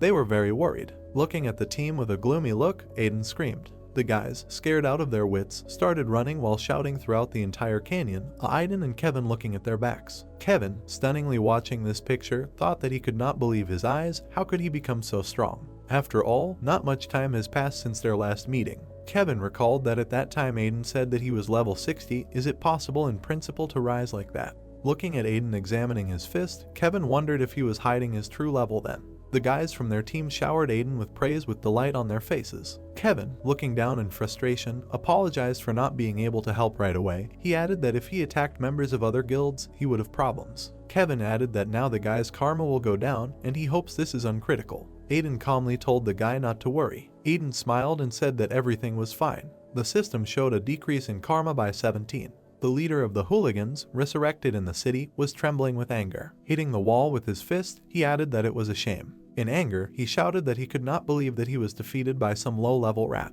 And now she runs around calmly and doesn't even think that she raised her hand against the future head of the guild branch. Someone's legs were visible on the roof. The bully shouted that the guy would pay double for humiliating him. Arya was standing on the roof. She heard the bully say that she needed to talk to the head of the branch. Arya watched calmly. Aiden with red eyes struck. A huge monster with horns on the sides of its face was cut into 2 parts by a deft blow. The team watched the guy's actions. The guys who all received LVL joyfully raised their hands up and shouted praise towards the guy. While the guys were discussing among themselves that Aiden helped them and it would be nice to add him as a friend, Aiden, putting his hand on his chin, thought that it was much easier to fight the monster when there were tactics. The guy doesn't care about the award, but the experience gained was priceless. Kevin smiled and praised Aiden. He said that it was the first time he had seen such a strong newcomer like him. Aiden calmly looked at Kevin as he said that was why he was inviting the guy to join his guild again. Kevin added that those types from the Hydra guild who were killed by Aiden will be ready to throw away even their own reputation and pride for the sake of revenge.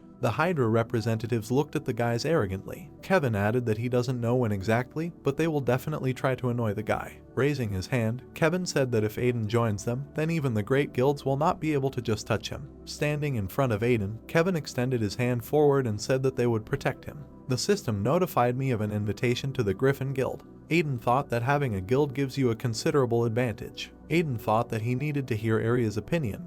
The guy looked to the side imagining the silhouette of a girl there. He thought, where did she suddenly disappear to? Aiden wondered what to do now. Hydra Guild Base 13th branch, masked guys guarded the entrance to a tall building. The guild leader called the guy thick-headed. Looking at the guy bending in front of him, the leader clarified, did the guy say that he returned after defeat?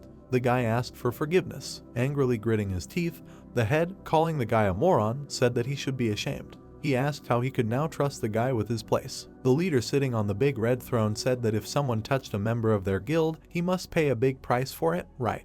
The leader said that the guy can take the guys with him, but he must trample the enemy into the dirt with his face. Bowing, the guy said that he understood everything. Smiling, the guy thought that Aiden was now finished. He would make sure that the guy wouldn't take another step on his territory. The guy turned around, screams could be heard behind him. Aria walked along, scattering all the guild members around the room. She held one of them by the throat. The guy was perplexed and trying to understand what was happening here. Looking at the elegant girl with a gloomy look, the guy wondered who she was. The guy shouted, "What are they doing there?" Aria stood next to 3 guild members lying on the floor. The guy broke out in a sweat. He screamed that they couldn't even cope with the girl. The head added that they were useless idiots. The guy shouted, "It doesn't matter who she is, you'll finally grab her." The guild members ran into the room. They rushed towards the girl, simultaneously drawing their weapons. In an instant, Aria was surrounded by a huge crowd of people. Aria was calm, smiling. The guy called the girl a fool. He added that she was not a fool, but still she shouldn't have come to them alone. The guy shouted that now she would definitely not run away. One of the guild members, holding a knife in his hand, stuck out his tongue. The second stood with a fighting grin. The guy added that the girl would also experience for herself why their guild had such a lousy reputation. Gloomy guild members with weapons were already preparing to attack the girl. A moment later they were interrupted by the head, shouting that he would not kill her. He said that first you need to find out which guild sent her. The girl haughtily glanced at the distracting opponents. A moment later, everything around was shattered into pieces by the impact. Pieces of stones were flying around. Aria made a hole in the wall with one blow. All the guild members were lying on the floor.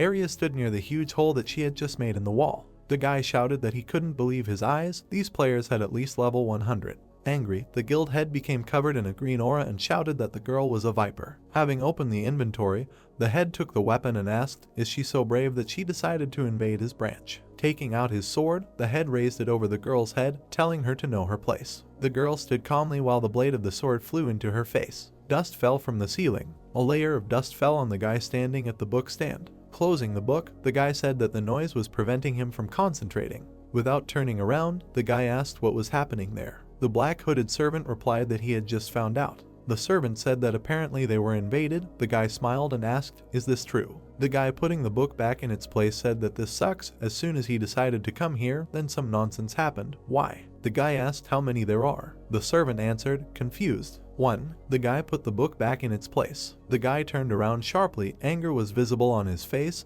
He asked the servant to repeat it. The servant and the guy were quickly walking along the corridor when the servant said that the girl was now in the branch head's room.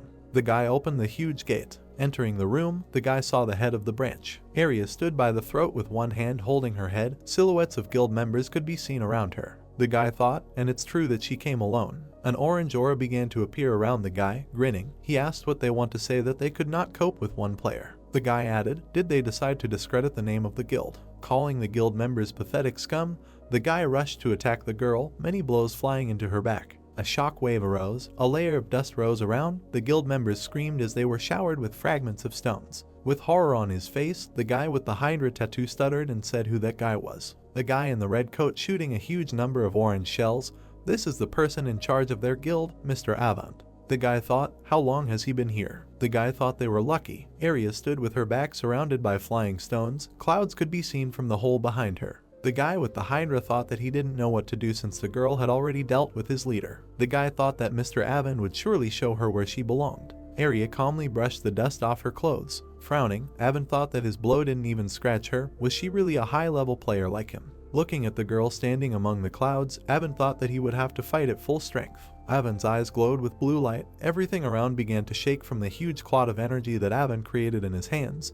He told the girl that if she did not want to die, she needed to get out now. Aiden told his fellow guildmates that it was not his fault if they were hit, and they all started running. Aiden created a huge seal in his hands. A moment later, a huge energy beam burst out of the seal. The beam almost touched Arya's face. The beam hit the wall with a roar, breaking it into pieces. Aiden grinned. Arya stood just as calmly near the wall. Aiden thought, is there really not a scratch again? Enraged, Aiden again created a seal in his hand while striking. He thought, then let's see if she can withstand this. Bending down, Aiden hit the ground with his seal. An orange seal appeared under Arya's feet. Arya lowered her eyes, her face illuminated by the light coming from the seal. Arya stood there until the seal came into effect. A huge column of explosive energy hit exactly the place where the seal was, and stones scattered around with a roar. Aiden anxiously tried to see if he could destroy the girl. Seeing the girl standing in front of him safe and sound, Aiden was shocked. He screamed, how is this possible? He is sure that he hit it with his absolute skill. Looking at Arya, from whom there was smoke, Aiden asked why the hell she was unharmed. Arya remained silent, looking at the guy arrogantly. Arya exhaled sharply. She turned to the guy with a question. How did she understand that he was the strongest here? Looking at the annoyed guy, she added that this was certainly disappointing, but nothing could be done. A moment later, Arya grabbed the guy's face. Keeping the guy at arm's length, Arya said that she came here because they allowed themselves too much. Squeezing the guy's face, Arya told him to look carefully and remember her face well. Arya added that he should give his guildmaster a message. The guy screamed in pain while Arya squeezed his face tightly. She said that if they were an eyesore, she would leave no stone unturned. Screaming in pain, the guy thought that he had lost so easily. She is far from your average high-level player. Seeing the gloomy silhouette of the girl, Aiden thought, maybe she is a ranker. Suddenly everything in the guy's eyes began to spin at speed. Arya slammed him into the ground breaking several layers down. Blood gushed from the guy's mouth. Arya didn't bat an eyelid. The ruins of a house could be seen. In the center of the ruins stood a flag with the coat of arms of the Hydra Guild. A hand appeared from under the rubble. Aiden crawled out from under the rubble. Aiden asked himself, how many times in a row has he already died?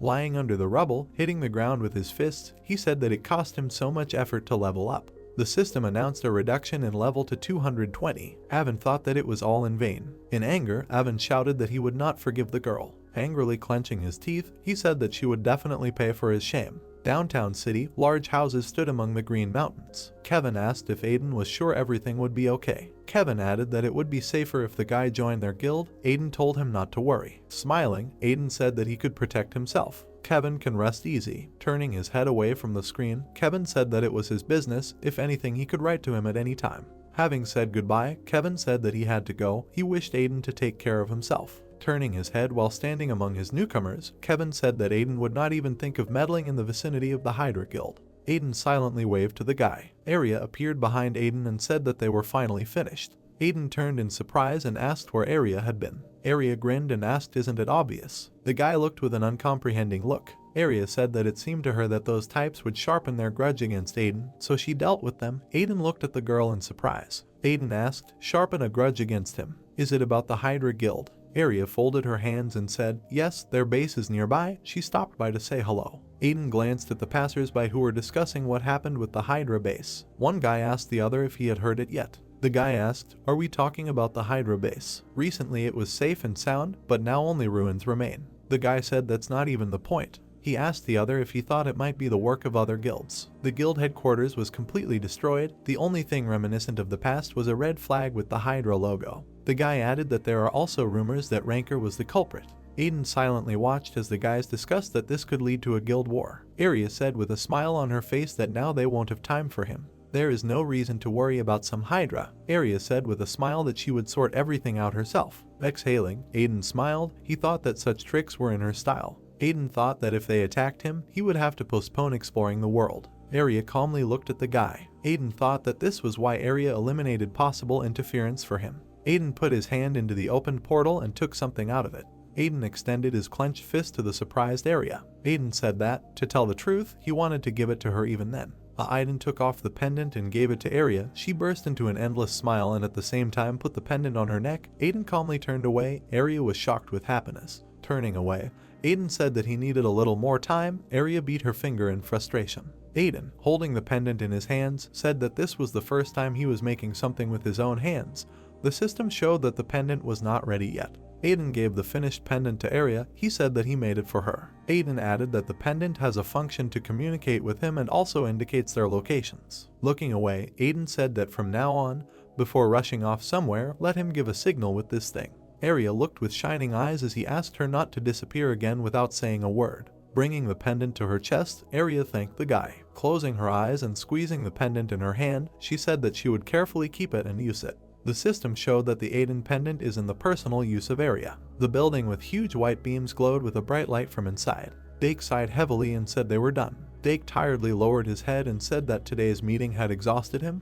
Mia remained silent, looking at him negatively. A moment later, someone called out to Mia from behind. Dake continued to whine that he hated working. Zenon asked Mia, "Is she leaving already?" Mia turned her head. Mia asked with a dissatisfied face, "What? Does he want to talk?" Zenon replied that he had found Worm's main body, and this time he was very active. Unfortunately, he was not able to grab him. Mia looked with a calm gaze. Zenon added that there are few operators who can resist Worm. Turning around indifferently, Mia said that if that's all, then she's off. They already have a carriage and a small cart. Zenon remained silent. Zenon asked, "By the way, why wasn't Mia the first to make a report?" Mia's face turned pale with horror. Zenon asked, "When it comes to a virus, first of all you need to report it to the moderator, isn't it?" Mia turned her head without answering.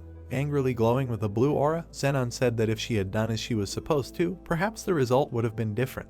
Glancing at him, Mia said that she was not sure of the information. Taking a step forward, Zenon asked what was her information. Zenon came close and looked into Mia's frightened eyes and asked whether she had become close to someone. Mia put her hand in a fighting stance. She screamed, was he going to interrogate her or what? Zenon, looking her straight in the eyes, said that this was a simple check, nothing more. Zeon, glowing with a blue aura, said that she herself knows as well as anyone that his responsibilities include eliminating threat objects in the inner circles. Therefore, she has no right to ignore Zeon's questions. Zeon added that this is necessary. Moderator looked with his head turned back. Zeon said that all this is for the sake of Moderator and the system. Zeon demanded Mia to answer. Mia, with a dissatisfied face, glowed with an orange aura. Zeon, standing opposite Mia, asked where she got the information from. He added that if the answer does not sound convincing enough, he will continue to ripen it. Zeon said, or is she planning to follow in the footsteps of the traitor Arya? Mia's eyes filled with anger. There was a strong blow. Zeon jumped back. Mia created a fireball in her hand. Zeon began to unsheath his sword. Flying towards Zeon, Mia held 2 fireballs in her hand. She asked him how dare he say such a thing.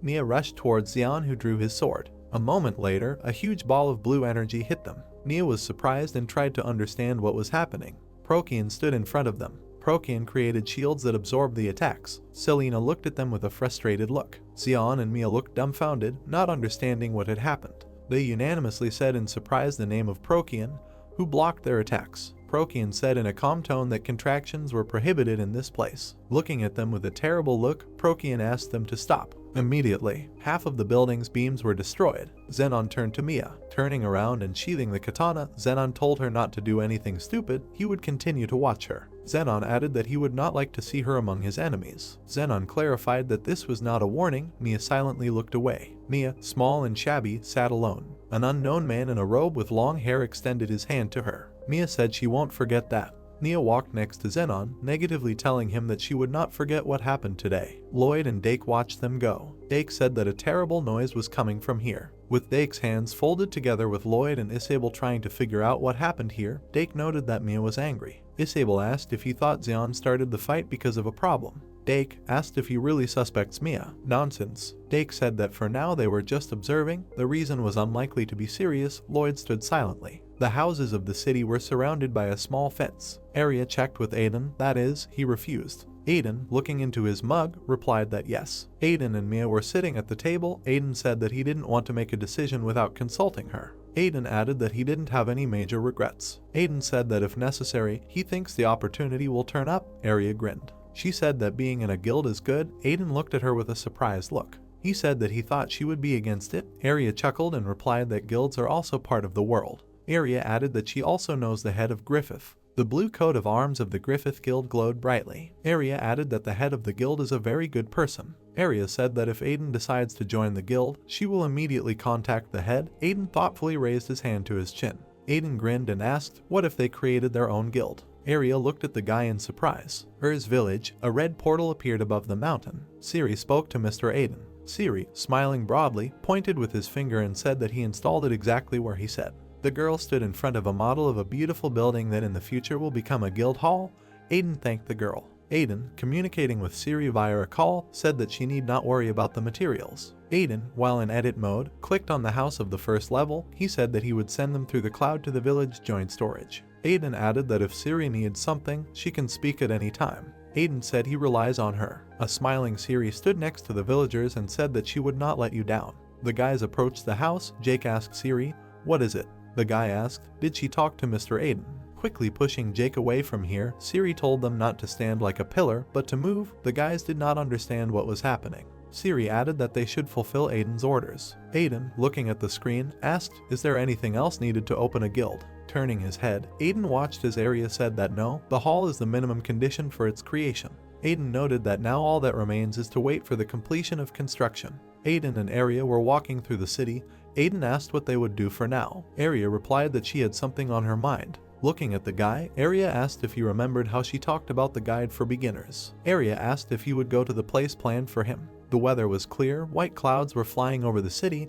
Aiden agreed. The challenge tower, a huge tower in which many windows were on fire, a huge black cloud could be seen above the tower. Aiden looked up with a twisted face and asked what kind of place this is. Area smilingly replied that this is the challenge tower, which is most often visited by players. Area added that the rules are simple. There were monsters on every floor. Area said that you need to defeat the monster on one floor in order to go to the next. The girl added that some people are looking for valuables here to make money from. More gold and jewelry, system timer. Area added, or they want to set a world record. Aiden stood with a calm face. Area said that this is for nerds, and it would be enough for them to have fun and gain experience. Aiden turned his head and said that fun is certainly good, but he decided to become a moderator, so he will do everything conscientiously. Area added that his level is completely unimportant here. Area and Aiden stood in front of the players who were preparing to enter the tower. Area added that here, on the contrary, it is the ability to combine abilities that decides. With a smile on her face and raising her hand to the side, Area said, if Aiden doesn't mind, she wanted to see what class abilities he uses before they enter the tower. Area asked if she could have a look.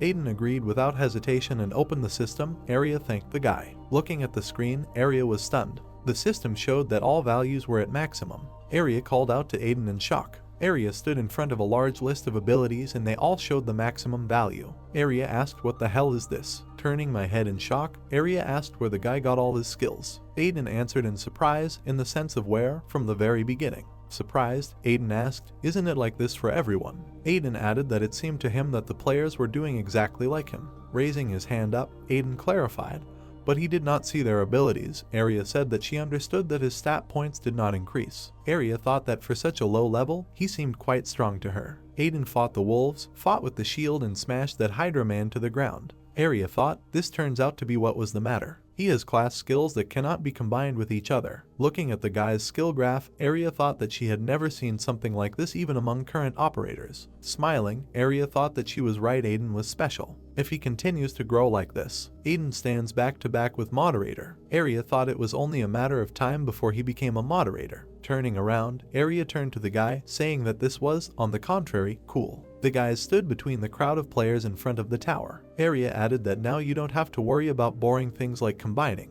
The large horned monster let out a strong roar. Aiden struck hard. Aiden cut the monster in half with his spear. Aiden turned around. Opposite the guy stood three more huge monsters. Aiden stood on the body of one monster. The system reported a multiple level increase. Aiden stood on the monster with an axe in his hands. Area, looking at Aiden, thought about attacking so quickly and alone. He combines his skills well. Area thought after fighting with the same level and skill requirement, now she understood. Aiden turned his head. Area thought how amazing his ability was. Turning around, Aiden put away his weapon and said that it wasn't as difficult as he thought. Area smiled and said that, nevertheless, it was a bad idea to let down your guard. Area said that the difficulty will increase the higher you go. A huge number of different monsters lived on the floors. Area added that conquering floors using conventional means can be challenging. Aiden and Area stood in the tower. Aiden asked where is the end of this tower. Area replied that it was on the 50th floor. Aiden noticed, so they're halfway there. Standing in front of a huge staircase up, Aiden suggested that they hurry up and conquer the remaining part. Aiden and Area climbed further up the stairs, the difficulty increasing as they climbed. The goblins surrounded the guy. Monsters incomparable to those living on the lower floors appeared one after another, and the guy was also bothered by boss-class monsters. Aiden pulled the bowstring while shooting at the monsters. Aiden fought with 2 blades. Aiden was still able to overcome all this using the countless skills he possesses. The system announced that they were on the 49th floor. A huge horned monster with a hammer rushed furiously. Aiden clenched his teeth in shock. The monster struck with a hammer, stones flew in all directions, and a huge layer of dust rose everywhere. The guy, who barely had time to jump away from the blow, thought that it was dangerous. Looking at the monster with surprise and apprehension, Aiden thought that this power was incredible. And on top of that, he was also quite agile. The guy thought that it would be bad if the monster hit him.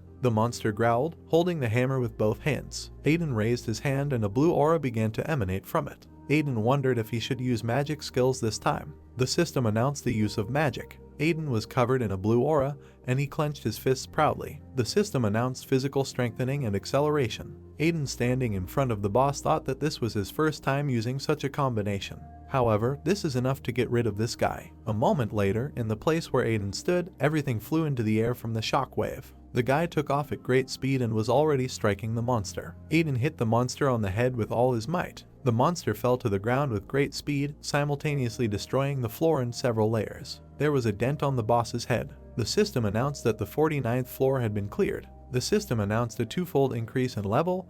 Aiden, standing in front of the boss, putting his hands into the portals, said that it turned out quite well. It feels like the guy is again compatible with the edit. The characteristics have been increased. Raising his head up, Aiden said that all that was left now was this top floor. Aiden stood in front of the stairs leading to the top floor. The guy climbed onto the platform of the last floor. A huge portal opened in front of the guy. A monster's head appeared from the portal. Aiden looked at the monster confidently. A horned monster emerged from the portal with a staff in his hand. Aiden thought, this guy is the final boss. Shouting to the entire area, the boss raised his staff up and began to cast a spell. A moment later, a huge purple beam hit the ground. Aiden and the boss stood in the middle of the large seal. The system announced the creation of a dam barrier. The system announced that the effects of common skills are being reduced. Damage taken is temporarily increased. Aiden watched in great surprise as the system notified that all skills had been reduced by 50%. Aiden, standing in front of the huge boss, said that he understood that if this debuff was of this magnitude, the players would have a hard time. Aiden smiled as a red aura appeared around him. The system announced the use of resistance to an anomalous state. Clenching his fist in front of him, Aiden, covered in a protective aura, said that he was a bad opponent for this boss. The system notified that the debuff was removed. The monster looked at the guy in surprise. Taking out weapons from his inventory, Aiden noted that it seemed that even the monster's best skill did not work on him. Taking out a huge sword, Aiden suggested ending this quickly. The boss went on the attack furiously. The boss used his staff. The guy flew at him with a sword. Aiden struck. The boss and the guy exchanged a huge number of blows. Screaming and raising his staff above his head, the boss cast a spell. A portal appeared above the guy's head from which a huge boulder fell and flew towards the guy. By placing his palm forward, Aiden created more energy balls. Swinging his palm forward, Aiden sent all these balls to attack. The balls split all the stone boulders into pieces. Hiding under a rockfall,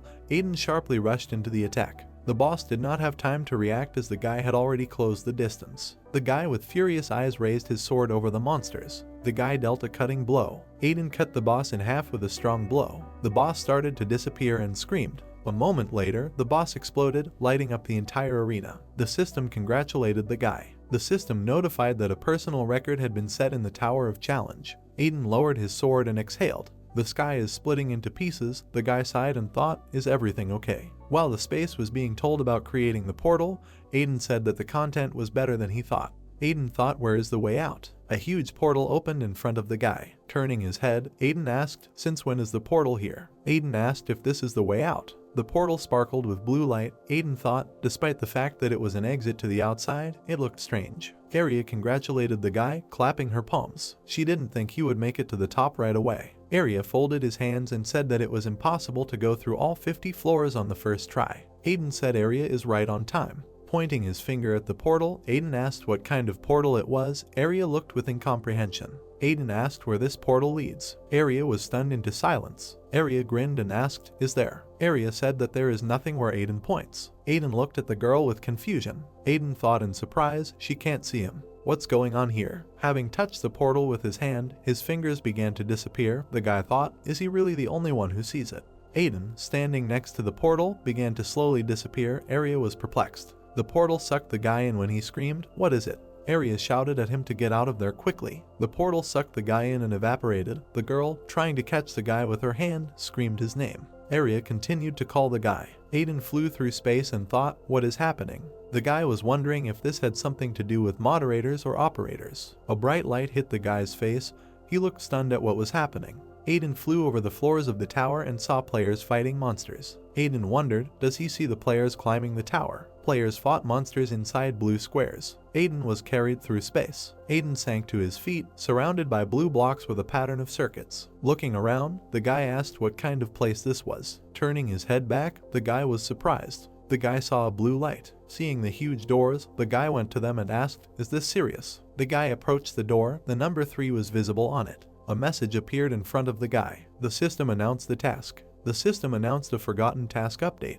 The system showed the reward for the task. These are Moderator LVL1 powers and a command. Aiden looked at the message and thought it was a quest. Aiden said that they had not seen each other for a long time. Aiden felt like it wasn't over yet. Someone tried to pronounce the guy's name. Through the system, Area contacted the guy and asked if he could hear her. The guy looked at the system in surprise. Aiden called out the girl's name. She communicated with him using the pendant. Area sighed and said that this was an accusation that the guy was safe. A stunned Area said she couldn't message him, so she used the June pendant to contact him. Aiden asked the girl if he could determine his location. Area walked along the sidewalk among the people and said that yes, she came all the way out to find him. Area added that there is a problem. Looking at the screen in surprise, Area said that she had never seen anything like this before. Area said that she could break through the defenses and get there. The mark pointed straight to the ground. Area added that this would likely attract attention. Area said that in any case, she was looking for another way. The girl asked the guy to just wait a little. Aiden listened thoughtfully.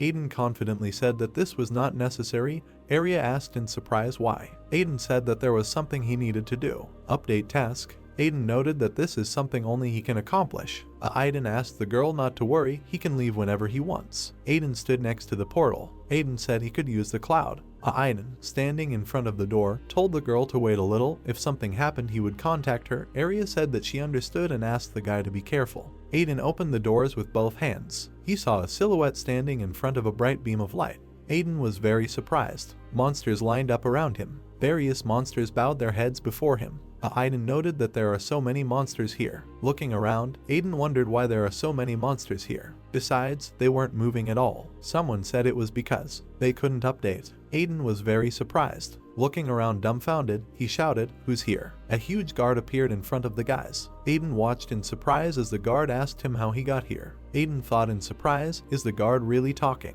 The guard standing over the guy said that except for the moderator, no one can enter here. The high security system detected an unknown person. All the monsters around came to life. Monsters began to surround the guy. The guard said that he felt strength similar to moderator from the guy. Aiden looked at the guard in surprise. The guard said that however the guy is not a moderator. Looking at the guy with a big blue eye, the guard said that all violators should be expelled. The monsters launched an attack on the guy. Aiden began to pepper the monsters with a clever series of attacks. Twisting his sword, the guy rushed to attack. The guy cut up monsters around him. Turning his head, the guy noticed even more monsters. Putting the sword behind his back, the guy noticed that it would be difficult with an ordinary one.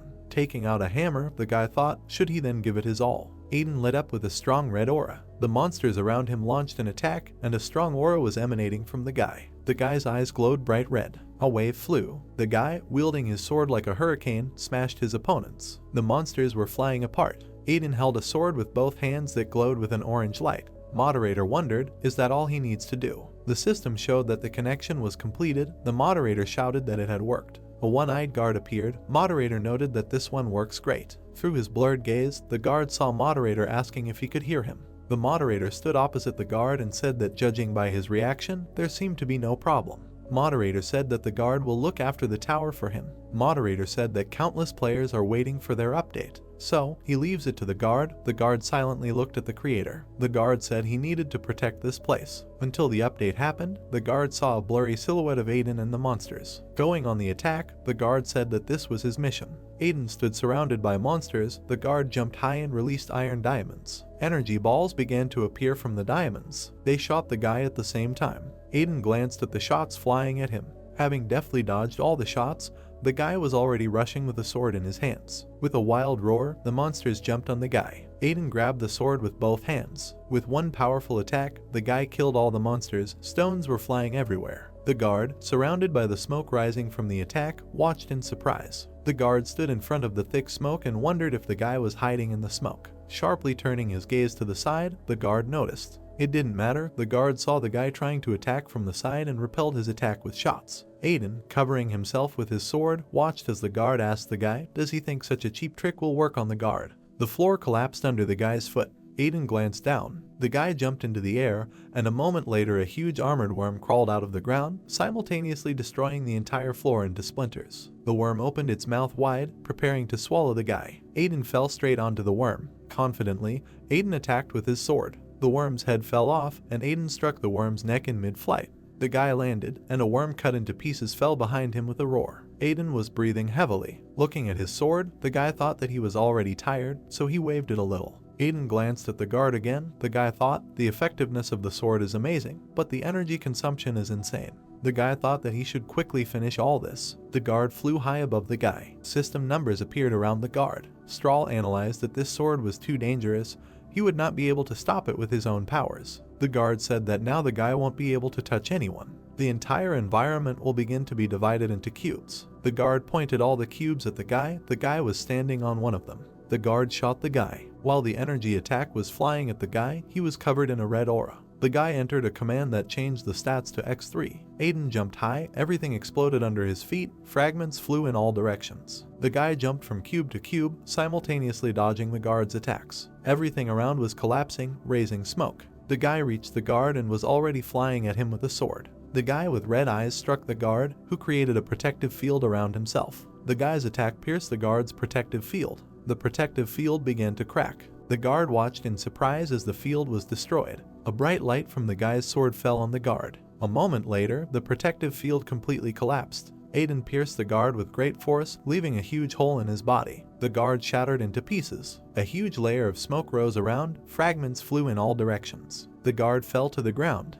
Aiden approached the lying guard. The guy looked down on him. The guard lay without signs of life. The guardian thought he was created for the sake of the system. The guard flew over the monsters lined up in a line and calculated something. The guard thought, that's why he lives for the sake of the system. Confidently continuing his work, the guard said that it didn't matter what he thought. He is simply following the mission that was given to him. A diamond appeared near the guard's body. The guard thought this would happen soon. Red system started up. The system began to be rebuilt. The guard's eyes glowed bright red. The guardian launched the update. Arya, looking at the guard, saw and reported that he opened his eyes. Calling the guy with a smile, she said that he had woken up. The guy turned his head. Aiden said that's good. Arya said with a smile that it's surprising that the system guard has consciousness. Arya added that this is the first time she has seen something like this. The guy with ashen hair looked in surprise at his palm from which vibration was emanating. A guy in a jacket with a red crystal in the middle of his chest was examining his hands. Smoke was clearing on the platform. Aiden said it was amazing. Looking at half of the guard lying on the ground, the guy added, just think, there was someone like that among the guards. A red light appeared in the guard's torso. The guy approached the guard in surprise. The guy looked at the light. Taking out the red core from the guard, the guy thought, what is this? Arya's voice could be heard calling Aiden several times. Aiden, with his head in the clouds in surprise, answered the girl by calling her name. Arya, having contacted the guy through the pendant, said that she called him because she was worried. She asked if something had happened. Aiden replied that she called on time. The guy told Arya to go to Duntown first, he would be there soon. Arya asked in surprise if something happened. Aiden replied that there was something to talk about. Looking at the core in surprise, the guy added that he needed to ask something. The guy said that in any case they would see each other in the city. Arya gave a positive answer. A red portal has opened. Dear Taproom. Arya asked how the guy managed to get this. Arya looked at the core in shock and said that it belonged to a high-ranking guard. Aiden asked her again in surprise. Sitting on a chair with his hand on the bar counter, the guy asked if there were other types besides the dungeon keeper. Arya replied that they are so strong that they cannot even be compared to ordinary guards. The girl added that there are not many of them due to the control of the moderator, but they have a lot of power. The three high-ranking guards stood gloomily in the red light. The girl added that depending on the essence, they can be stronger than the operators. Aiden said in surprise that it was incredible.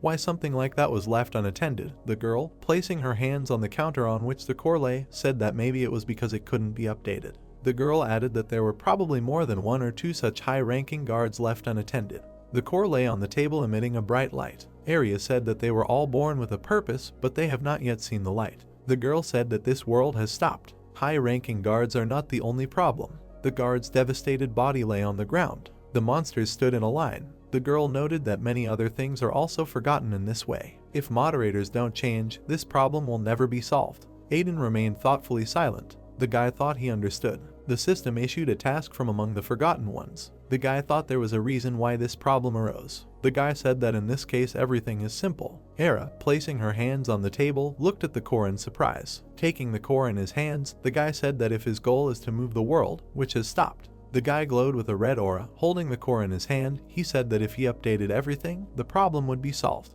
The guy used the edit command. The guy plunged into editing space. He flew in the void in front of the core. Aiden, looking at the core, said that first his current body disappeared, so he needs a new one. The core emitted red waves. The guy thought, how can he find a new body? The guy wondered if he should try connecting himself first. Aiden connected to the core through the red thread. The guy thought it would be good if he had answers to these questions. The system produced many red windows. The system notified that a new entity was detected in the system. A body began to emerge from the core. The system notified that the update had started. The guy looked at the core in surprise and thought that a body was being created. A system notification popped up in front of the guy. A window appears asking you to fill in your name. The guy looked at the window and thought he was just an NPC. He will become a moderator. Aiden thought this seemed strange. Aiden has decided. A brightly glowing silhouette appeared in front of the guy. He said that from that moment on he gave him a name. The guy entered the name Theodore into the system. The system returned the name Theodore. Arya and Aiden were talking. The guy with ashen hair looked at his hands in surprise. Aiden turned to Theodore. The guy asked how it feels to be renewed. Theodore looked at his body in surprise. Looking at the guy, he turned to him. Theodore asked the guy in surprise, did he update it? Aiden, looking at the guy, gave a positive answer. Theodore took a knee. Bowing his head before Aiden, Theodore thanked him. Theodore said that the guy fulfilled his long-standing wish. Aiden looked at Theodore when he said that from now on, no matter what happens, he will follow him, calling him moderator. Seriously looking up, Theodore said that he swears by it.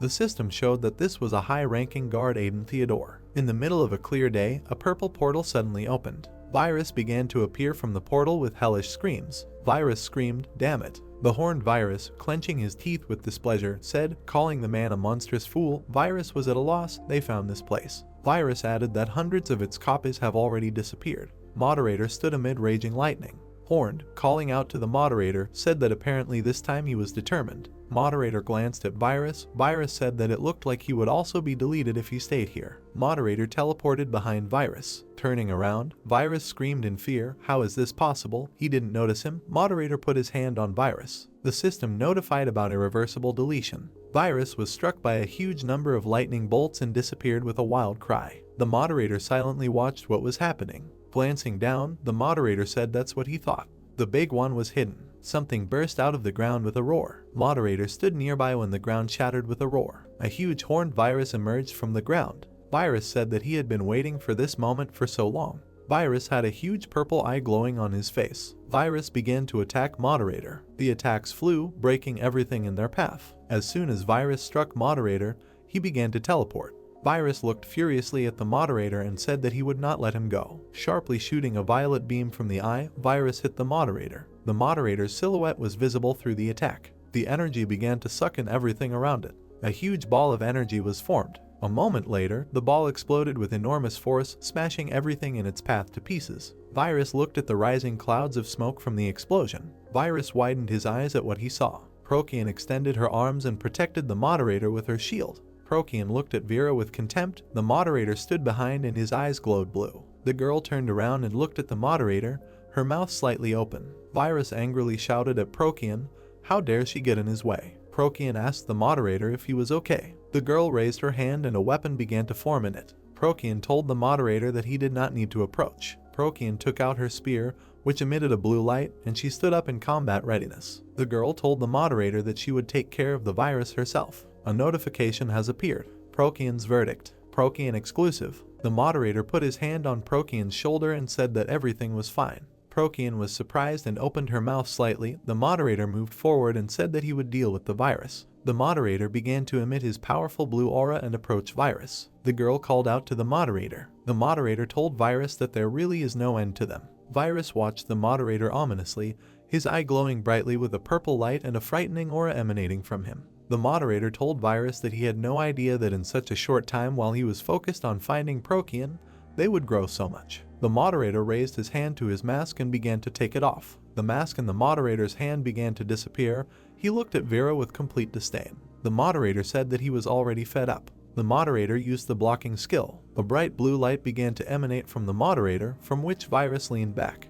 Virus and the moderator were surrounded by dark, impregnable energy in the form of a dome. The moderator hovered in the air in front of the Virus. Virus did not understand what was happening and noticed that it was a dark space. The moderator raised his hand and spread his fingers. His palm glowed with blue energy. He looked at Virus with an indifferent gaze. The powerful energy of the moderator engulfed Virus and he doubled over in pain. His heart-rending scream could be heard throughout the space. The Virus was starting to disappear and said that at this rate everyone would be deleted. Virus used the dispersal skill and multiplied into a huge number of copies. The moderator looked on coldly and watched what was happening as copies of the Virus flew past him after the split.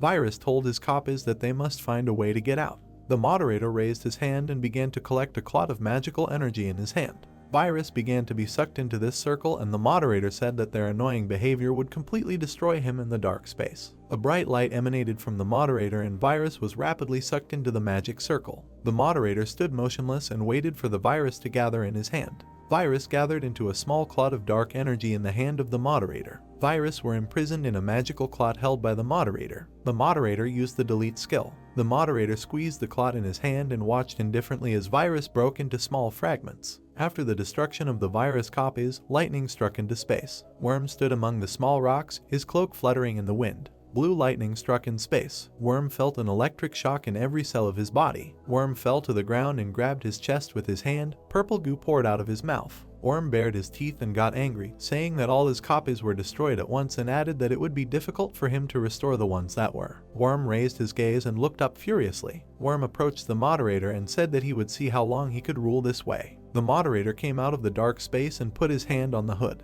Prokian looked at the moderator. The moderator took out his mask again and was about to put it on. Prokian asked the moderator if he was okay and called him Aster. The moderator put on his hood and mask and turned his head slightly towards Prokian.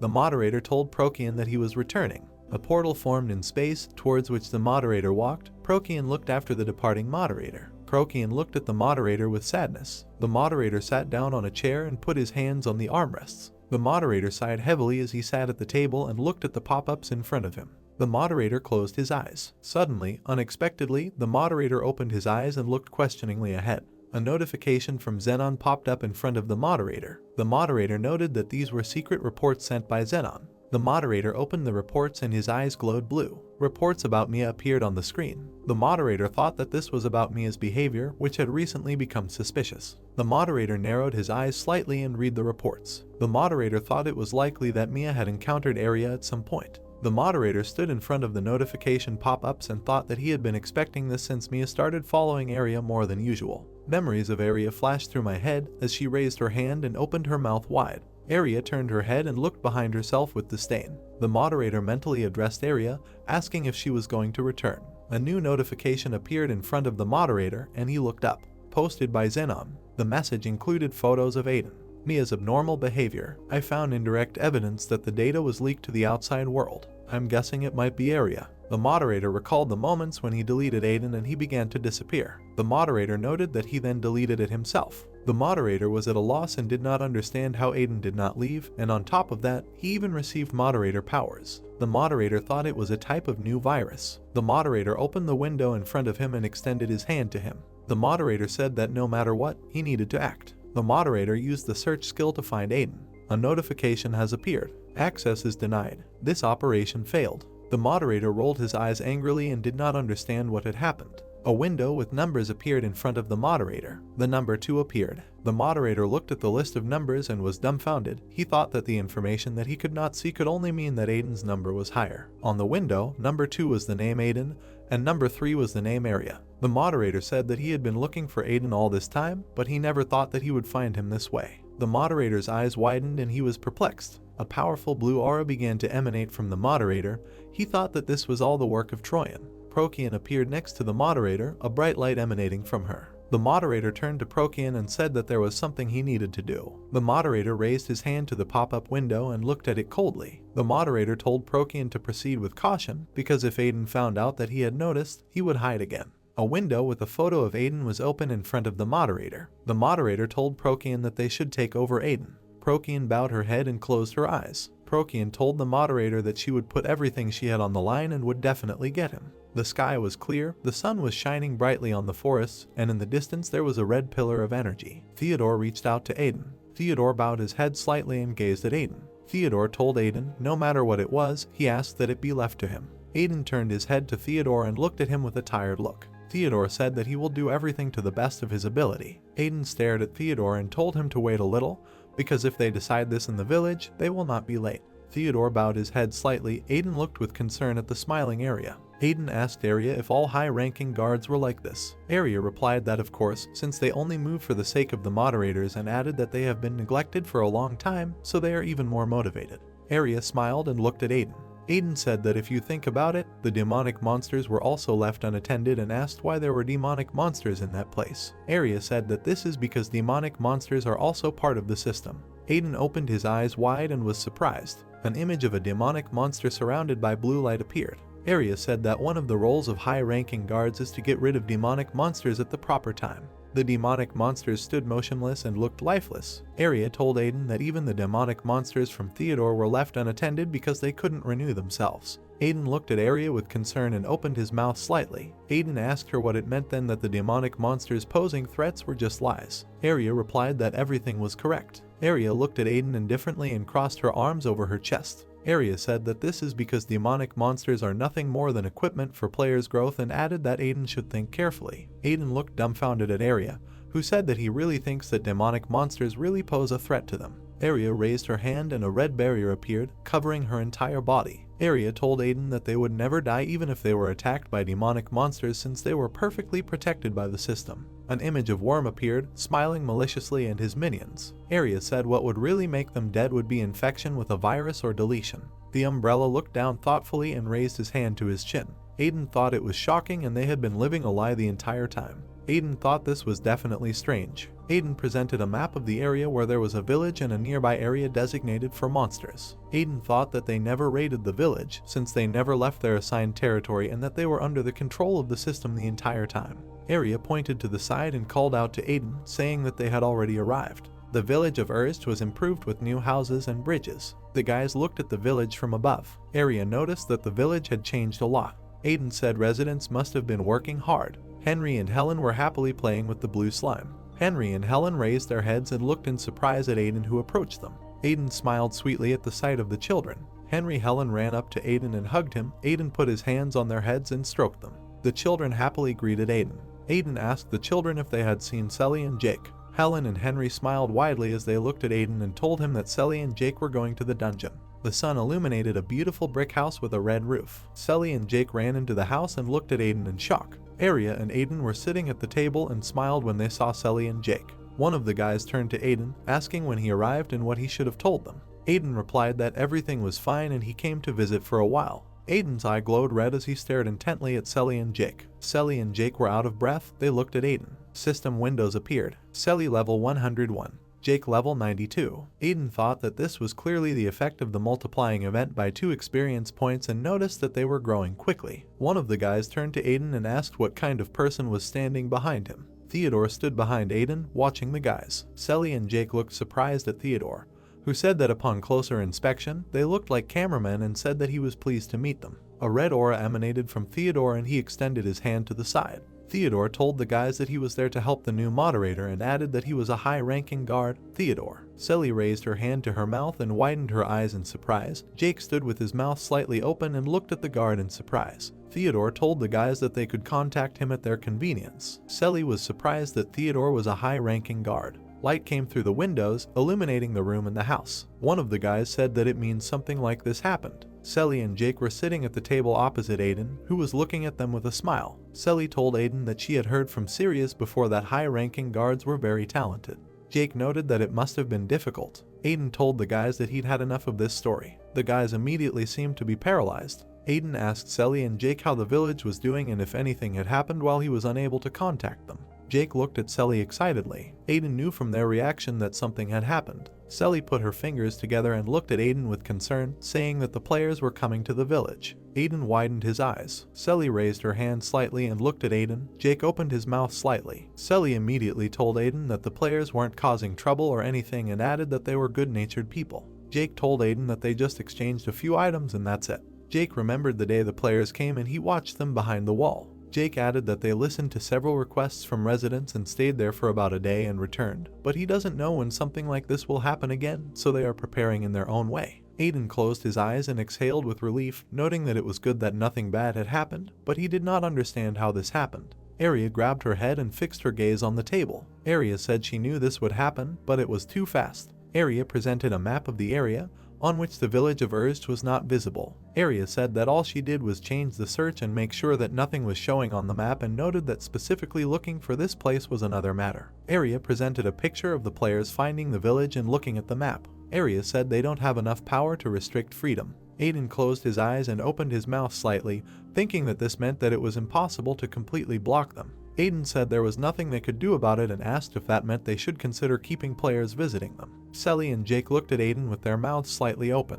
Aiden told the guys that if anything happens, they should let him know. Aiden turned to Theodore and opened his mouth. Theodore turned to Aiden and asked him to give him an order too. Aiden smiled. Theodore bowed his head slightly. Theodore said he would help Aiden immediately. Theodore was delighted and beamed all over, smiling. Aiden told Theodore that he had something he wanted to ask him to take care of and added that that was the reason he returned to the village. Aiden rose from the table. Arya removed her hand from her head and looked at Aiden in surprise. Aiden told Theodore that they could then slowly begin testing. Arya asked Aiden what he meant by testing. Aiden looked at Arya and smiled slightly, saying that he received another command. Aiden and the guys approached the red pillar of energy. Red windows appeared in front of Aiden, with villagers standing behind him. The man in the shirt asked the girl in the dress what Aiden was going to do. The girl in the dress answered the man in the shirt that she didn't know either and said that they could just look and find out. Aiden looked at the system windows and thought that that quest had brought him great benefit. Notifications popped up. Exercise, Forgotten One, Update, your moderator powers have been increased. Moderator level 5. New team received.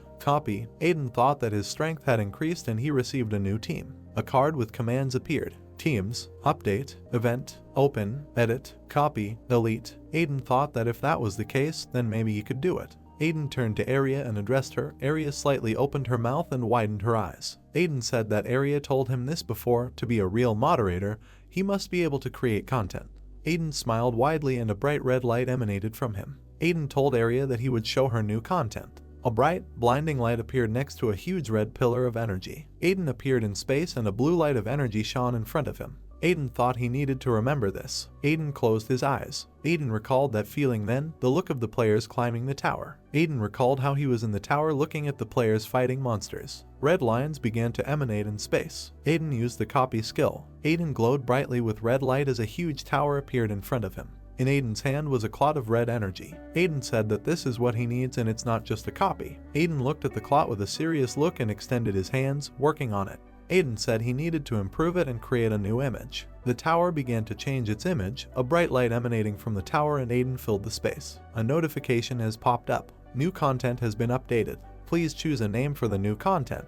Aiden looked slightly out of breath. Aiden knitted his eyebrows and opened his mouth. Aiden called his new content Tower of Challenges. Arya and the guys looked at the bright, blinding light. Selly and Jake opened their mouths wide in surprise. Arya was dumbfounded by what she saw. Jake told Aiden that it was huge. A huge white tower appeared. This tower could be seen even from afar. Aiden bent over slightly and rested his hands on his knees and exhaled heavily. Aiden said he was done, but it was too tiring. Theodore stood behind Aiden and he turned to him. Aiden told Theodore that from that moment on, he is the guardian of the tower. The tower shone brightly and a red light emanated from it. Aiden told Theodore to keep an eye on the villagers. Selly, Jake, and the settlers were pleasantly surprised. Theodore opened his mouth slightly, small specks of red energy emanating from him. Theodore said that Aiden can rely on him. Aiden looked at Aiden with all seriousness and a red light emanated from him. Theodore told Aiden that he would not disappoint him. Aiden looked tired and had dark circles under his eyes. Aiden smiled and told Theodore that this was very good. Aiden, exhausted, began to fall off his feet. Arya managed to catch Aiden and took him by the shoulder. Arya smiled and held the exhausted Aiden. Arya told Aiden that he did a great job. Arya looked at Aiden with kindness. Aiden was unconscious. Arya told him that he was really great. It was a clear day over the city. There was an argument between the players. One of the players told the other player not to lie. Another player said he was serious. The two players stood and looked at each other, the blonde with his mouth wide open. Scarf told the blonde that this was not the first time he had lied. The blonde said that he was telling the truth now. The blonde remembered seeing a man with a cart and resources in the village of Urzj. The blonde said that the city is full of rare items, and at first he thought that there was some kind of event there, but the residents say that these are ordinary things for them. The blonde recalled how he was holding a bag of resources and was very shocked by what he saw. Scarf opened his mouth slightly. Blonde and Branya smiled. The blonde said that before anyone else finds that place, they should go and see it with their own eyes. Scarf looked thoughtfully at the sky and put his finger on his chin. Scarf said it was all a bit strange because the last time he was there he had never seen anything like it. The blonde smiled widely and looked at Scarf, who stood with a serious face and held his chin in his hand. Scarf said that the moderator then blocked that area and he was no longer there. The blonde said that this is no longer so important. A black silhouette was visible behind the wall. Blonde pushed Scarf in the back and said that they had a good opportunity to earn extra money. Curly smiled slyly and looked out of the wall. Curly called those players idiots because they talked about such things on the street. Curly was holding a sack on his shoulder. All his clothes were tattered. Curly said that this was a great chance. Curly threw the bag from his shoulder onto the ground. Helmet looked at Curly. The helmet was unhappy. Curly frowned his eyebrows. Helmet reminded Curly who was the reason they were there and added that they must work, otherwise they will be thrown out of there. Curly told Helmet that he was stupid and added that this was a great chance to change everything. Curly smiled maliciously and knitted his eyebrows. Helmet stood behind with a bag in his hands. Curly said that he smelled money. There were mills in the clearing among the trees, and clouds floated smoothly in the sky. One of the players said they were almost there. Scarf opened the map in front of him and looked at it in surprise. The blonde smiled widely. Scarf said it really wasn't on the map. The blonde told Scarf that he was right after all. The players approached the village of Urzj. The blonde said that it looked like the other players hadn't found this place yet. Branya looked to the side in shock and opened his mouth wide. Scarf and blonde turned in his direction. Branya asked the guys what it was. A huge tower appeared in front of the players. Branya said that a few seconds ago she was not there. Scarf raised his head and opened his mouth wide in surprise. Scarf thought it was some kind of challenge tower and realized it was probably new content. Scarf thought there had been an update. Scarf opened the system news window and said that he was not in the news and did not understand what it all meant. Branya and Blonde rushed sharply into the village. Scarf stood and looked at the news window. Scarf scratched the back of his head in confusion and thought that it didn't matter anymore, because anyway, nothing could be done. Scarf followed the guys with a calm step and thought that perhaps he had understood everything wrong. The guys entered the village and walked among the residents. Scarf looked around indifferently. Blonde looked at Scarf and smiled. Scarf said he doesn't see anything new yet. The blonde told Scarf that he also thought so at first, and added that he would understand everything as soon as he saw it with his own eyes. Scarf noticed the forge building and called the guys to go have a look there. Two men were forging weapons from which golden light emanated. The blacksmiths looked at each other and thought that this would be enough and they should go for a break. One of the blacksmiths said that thanks to Aiden, their lives changed a lot. He taught them everything.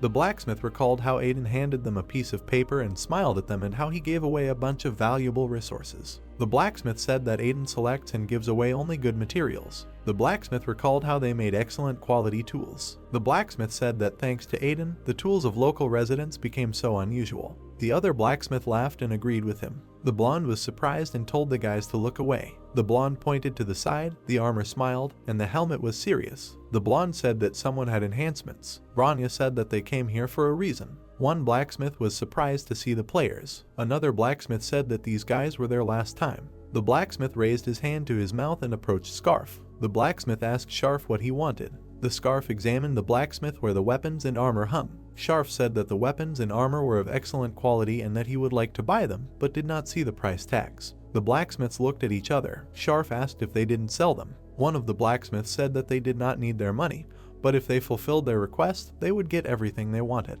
The blonde and Scarf widened their eyes. They did not expect this. The blacksmith crossed his arms and closed his eyes. He told Scarf that their village had changed a lot, as they could see, but they were missing something. The blacksmith imagined Henry and Helen eating vegetables and thinking about meat. The blacksmith said that they don't have enough meat lately and added that their food is not very tasty because it is difficult to find good ingredients nearby and asked Scarf if they could share some food with them. The guys were dumbfounded. Blonde pointed his hand to the side. Scarf thought they were going to trade equipment for food and that would be great. Scarf opened the system window with the list of quests and looked at it dejectedly. Scarf did not understand why he had nothing and thought that this was not a task. The forge building was illuminated by the bright sun. Scarf said that this is not the time for this and that you need to quickly go and complete the quest. Ill-wishers appeared at the gates of the village of Urzj. Curly and Helmet looked very pleased to have found this place. Helm said he didn't know there was a village there that wasn't marked on the map. Curly said that they will take advantage of this chance and first they need to find hidden objects. Curly with a malicious smile broke the door with his feet. Sophia and Logan got scared and opened their mouths. Curly and Helmet examined the house. The Helmet said it was an ordinary house. Curly said that there was nothing interesting there. Helmet and Curly began to search the house. Logan extended his hand to them. Curly said that first they would look in that place. Logan asked them what they were doing. Logan looked unhappy. Curly turned around and looked at Logan with contempt. Logan told Curly to quickly leave this place. Curly asked Logan how dare he dare the player. Curly grabbed Logan by the collar. Sophia was scared and covered her mouth with her hands. Curly told Logan that things haven't been going smoothly for him lately. Curly clenched his fist and swung at Logan. Curly said that disobedient slaves should be destroyed immediately. Curly hit Logan, but a barrier appeared in front of him. Curly was surprised and widened his eyes. Selly appeared in the house and a green aura emanated from her. Selly asked Curly what he was doing. Selly looked at Curly with fury and asked him if he wanted to die. Aiden gradually began to come to his senses, opening his eyes slightly. Aiden abruptly jumped out of bed with a lost expression on his face. He realized that he had lost consciousness. Aiden clenched his fist and looked at him. He knew that he had to expend too much energy, and using commands also drained his body. Arya called out to Aiden excitedly as she saw that he had woken up.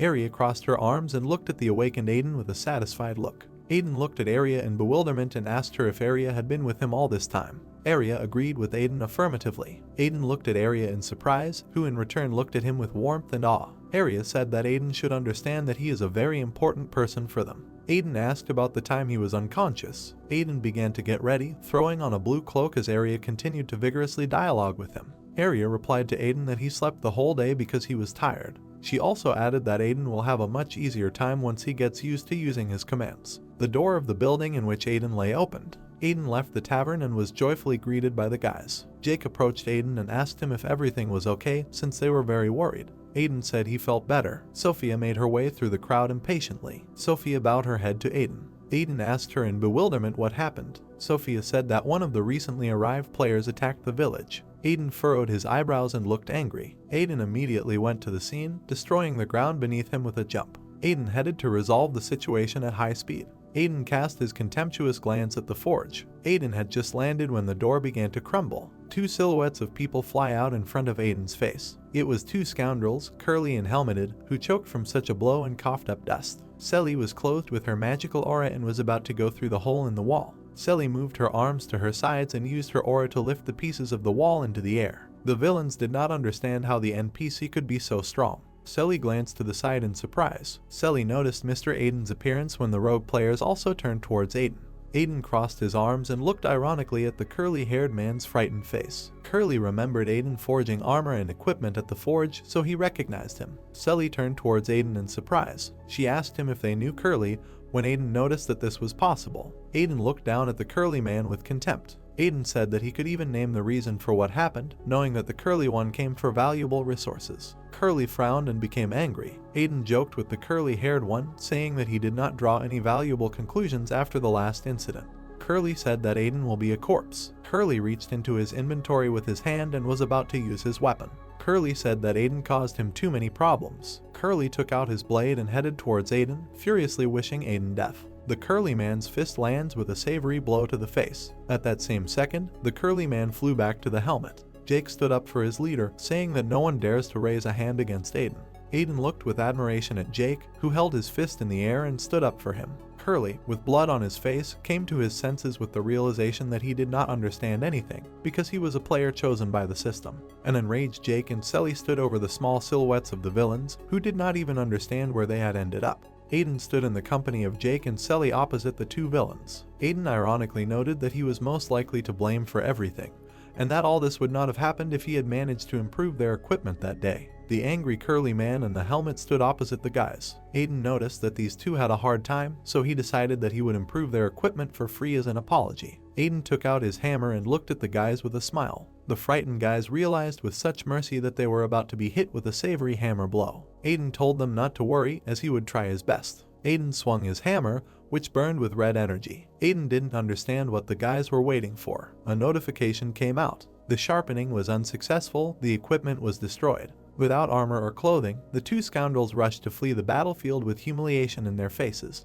Aiden turned to Selly when two fleeing silhouettes of scoundrels shouted after them that they would take revenge. Aiden told Selly to blacklist these players. Aiden turned towards Selly and Jake. He said that Selly should use any method, but that they would not allow these players to return to the village again. Aiden looked down with pride and disdain and said that as long as he was the moderator of this place, then the players would not be allowed to do whatever they wanted here. Selly and Jake looked at their leader carefully. Aiden said that the guys will no longer have to do more than they should for the sake of such guys, so it would be worth starting preparations. Aiden stood with the guys. Arya looked at Aiden and smiled. Aiden said that it seems that many players will come to the village and they will not be able to hide for so long. Selly looked worriedly at Aiden, who was looking thoughtfully at the ground and raised his hand to his chin. Selly said it's a matter of time before operators hear about it and need a plan.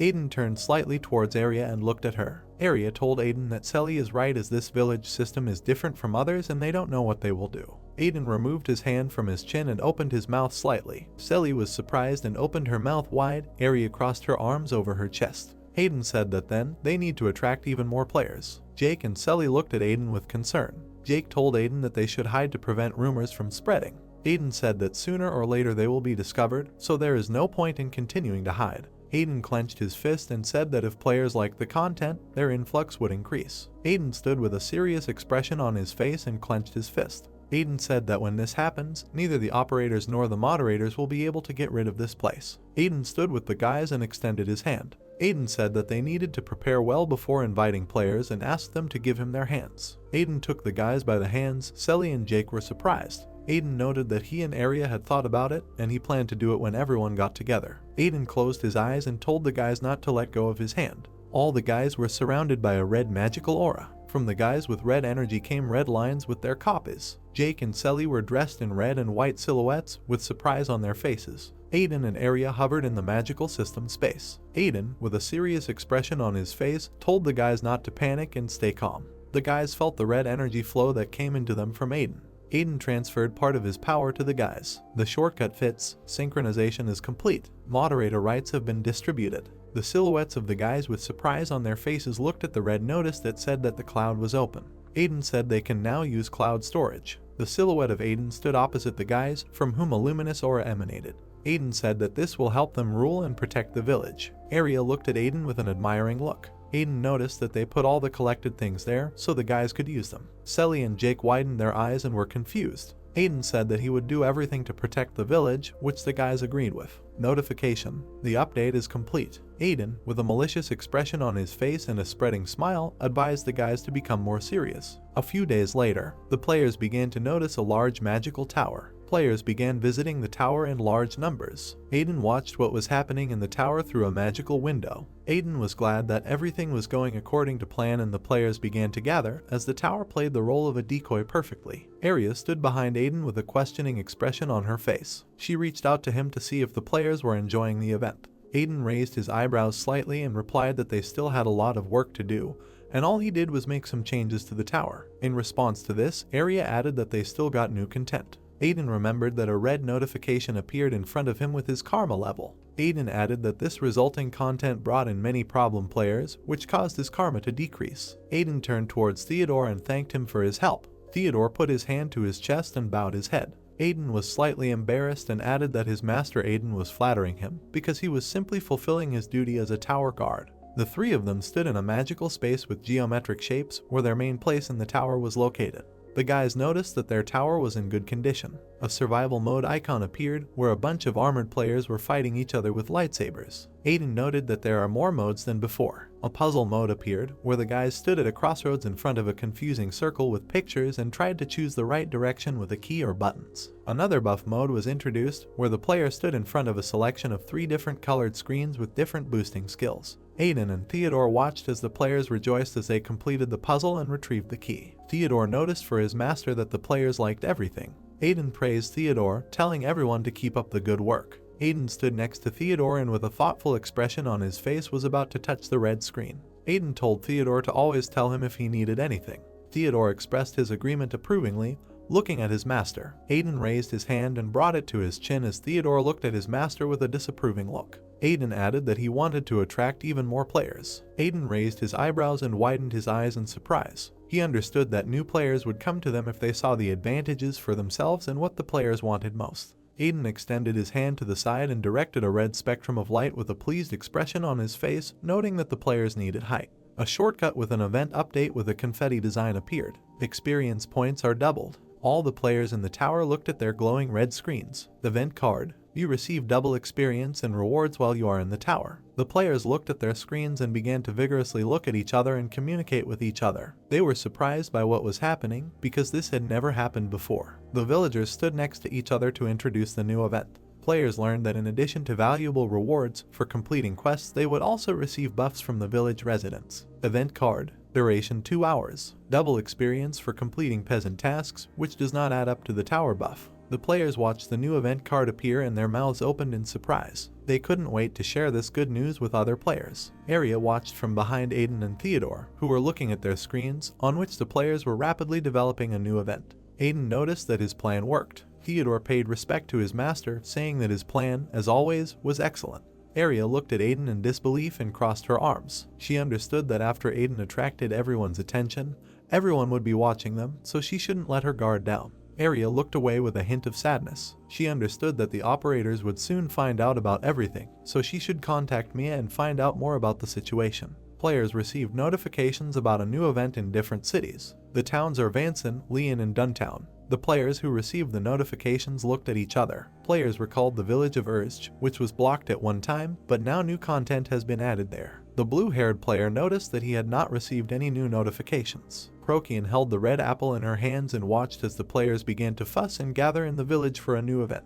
Prokian took a bite of the apple and silently watched the players. Prokian stood nearby and cast her curious glance towards the players who had already run away. We were transported to a huge white fortress. This was the meeting room, the Hydra Guild. The heads of state sat at a large table and discussed their affairs. The heads learned from each other about the state and state of affairs in their territories. The Hydra Guild sat at the table and looked at each other with confused faces. The guy with red hair put his hand on the table and asked the other guys about the news from Doontown, which he had not heard. The guy with pink hair and a red cape lowered his head. The guy with red hair continued to discuss about the city of Doontana. He said that the entire department was destroyed and the heads of Doontown paid for their weakness, so he was disappointed. The guild leader sat behind his throne and turned to the head of Doontown named Aiden, who was slightly confused. The eye-patch-wearing guild leader frowned slightly and said that Aiden had answered the question. Douglas, the leader of the Hydra Guild, sat in his throne in a red cape, resting his hand on his head with a sad face. Douglas told Aiden not to even try to lie to him.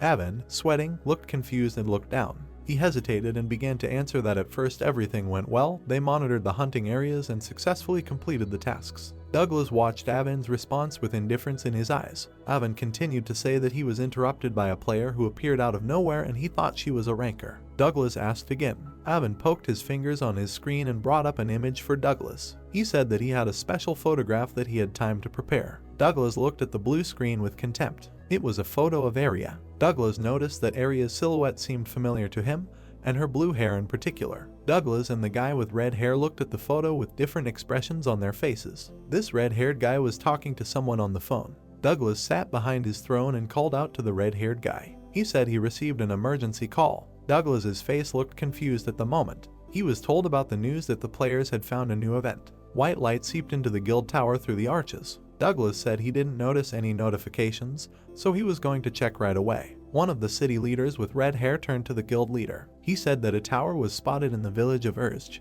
and according to the players themselves, there were large rewards for completing quests there. Douglas asked about the guild itself. He wanted to know whose territory it was. Douglas frowned slightly and thought about what was happening. He was told that no one had taken over this guild yet, so he couldn't believe it, that one of the 5 main guilds didn't know about it, so he decided to take matters into his own hands. A bunch of players were heading towards the blue light. Douglas knew that now all the players would start flocking to see the update, knowing that the consequences of all this would be unimaginable. Douglas braced himself with both hands on the table, looking furious. He shouted that they should be the ones to occupy this territory before the other guilds did it for him. An elite squad of the Hydra Guild was preparing to conquer new territory. Douglas assured to send an elite detachment to conquer the territory, so it was necessary to immediately begin combat training. Douglas watched as the other heads began to leave the meeting. Douglas watched the scene in confusion. He remembered that no one had updated anything for a very long time. Black energy began to appear behind Douglas. Behind the frightened Douglas, Virus appeared with his curiosity about the update. Behind the silhouette of Douglas sparkled purple lightning from the energy of the Virus. Douglas was frightened by such a sudden appearance. Among the dark aura of Virus, the silhouette of a man began to appear. Douglas reminded his friend that he had warned him not to scare him like that. It was Virus Regin, with a golden helmet and 4 eyes, with a blue cape. Douglas looked with contempt at the glowing silhouette of Regin. Virus said he didn't care what Douglas said. Douglas called Regin a nasty trickster. Regin rose above Douglas and in an imperious tone asked to be informed about the update. Douglas frowned and began to report to Regin with dissatisfaction. Douglas replied that none of them were sure yet, because they had not yet received information on this matter, but only knew that the event took place in the village of Urzj. Regin was slightly indignant and touched his chin with his hand. Regin understood that he could not even think that the moderator was capable of inventing content. He also knew that only one person was capable of this. Regin frowned thoughtfully, realizing the essence of what was happening. Regin remembered the silhouette of Worm, who was holding a magic core in his hands. Regin remembered that this had to be the guy Worm had his eye on, since he had moderator rights. Jin knew that he was told not to stand out, but Regin had his own plans for this. Regin intended to make his plans a reality, ironically understanding the look on Worm's face when he caught him first. Regin looked straight at Douglas and addressed him with an order. He told Douglas to send the cheaters there to capture their target. Douglas was furious at such impudence and tried to stop Regin. He told Regin not to talk nonsense, because cheaters are still at the testing stage, and if the moderator finds out, it will be bad. Regin looked forward with a malicious grin, tilting his head slightly. He told Douglas not to worry about it, because the operators and moderators were now busy with other things. 2 silhouettes of modified viruses glowed purple. Regin was confident that the cheaters they created would do their job well. The meeting room, which is located inside the guild, was illuminated with white light through the arches. Dake put both hands on the table and shouted that he didn't understand. A group of operators, led by Mia, sat at a large table and heatedly discussed what was happening.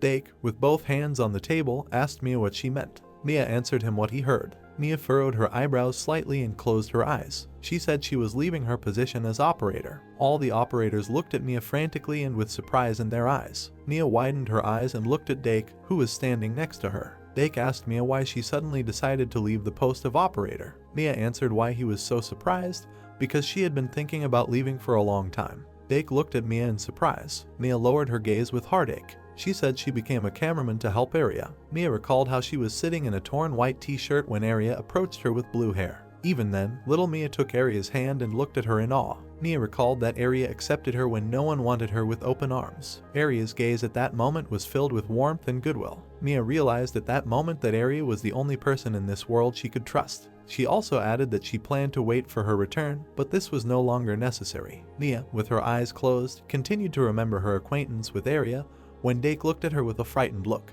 Dake asked who Arya is. Xenon sat in his chair opposite Dake. Xenon replied that Dake did not know her because Arya was in the previous group of operators. Xenon, wearing his helmet and armor, crossed his arms, resting them on the table. He said that he and Mia are the only ones left from those days of operators. Mia stood up from the table and headed towards the exit, waving at them. Mia said that she was leaving and so they would see each other sometime in the future. Dake put one hand on the table and looked towards the departing Mia. He tried to call her. Mia said that she will return the holy weapon in good condition. Mia, with her mouth slightly open, was heading towards the exit when they tried to stop her. Xenon sat on his throne at the table and watched from the back as Mia prepared to leave. Xenon said to Mia, did she really think that she could just leave? Mia turned back and cast her contemptuous glance towards the table. She asked Xenon if he could stop her. Xenon rested his hands on his throne and leaned forward slightly. He said he had no reason to stop her, but due to the moderator's orders, he couldn't just let her go. Xenon stood up from his throne and followed Mia. He asked her if she was going to look for Arya. The glowing silhouette of Arya with her hand raised was heading towards the sky,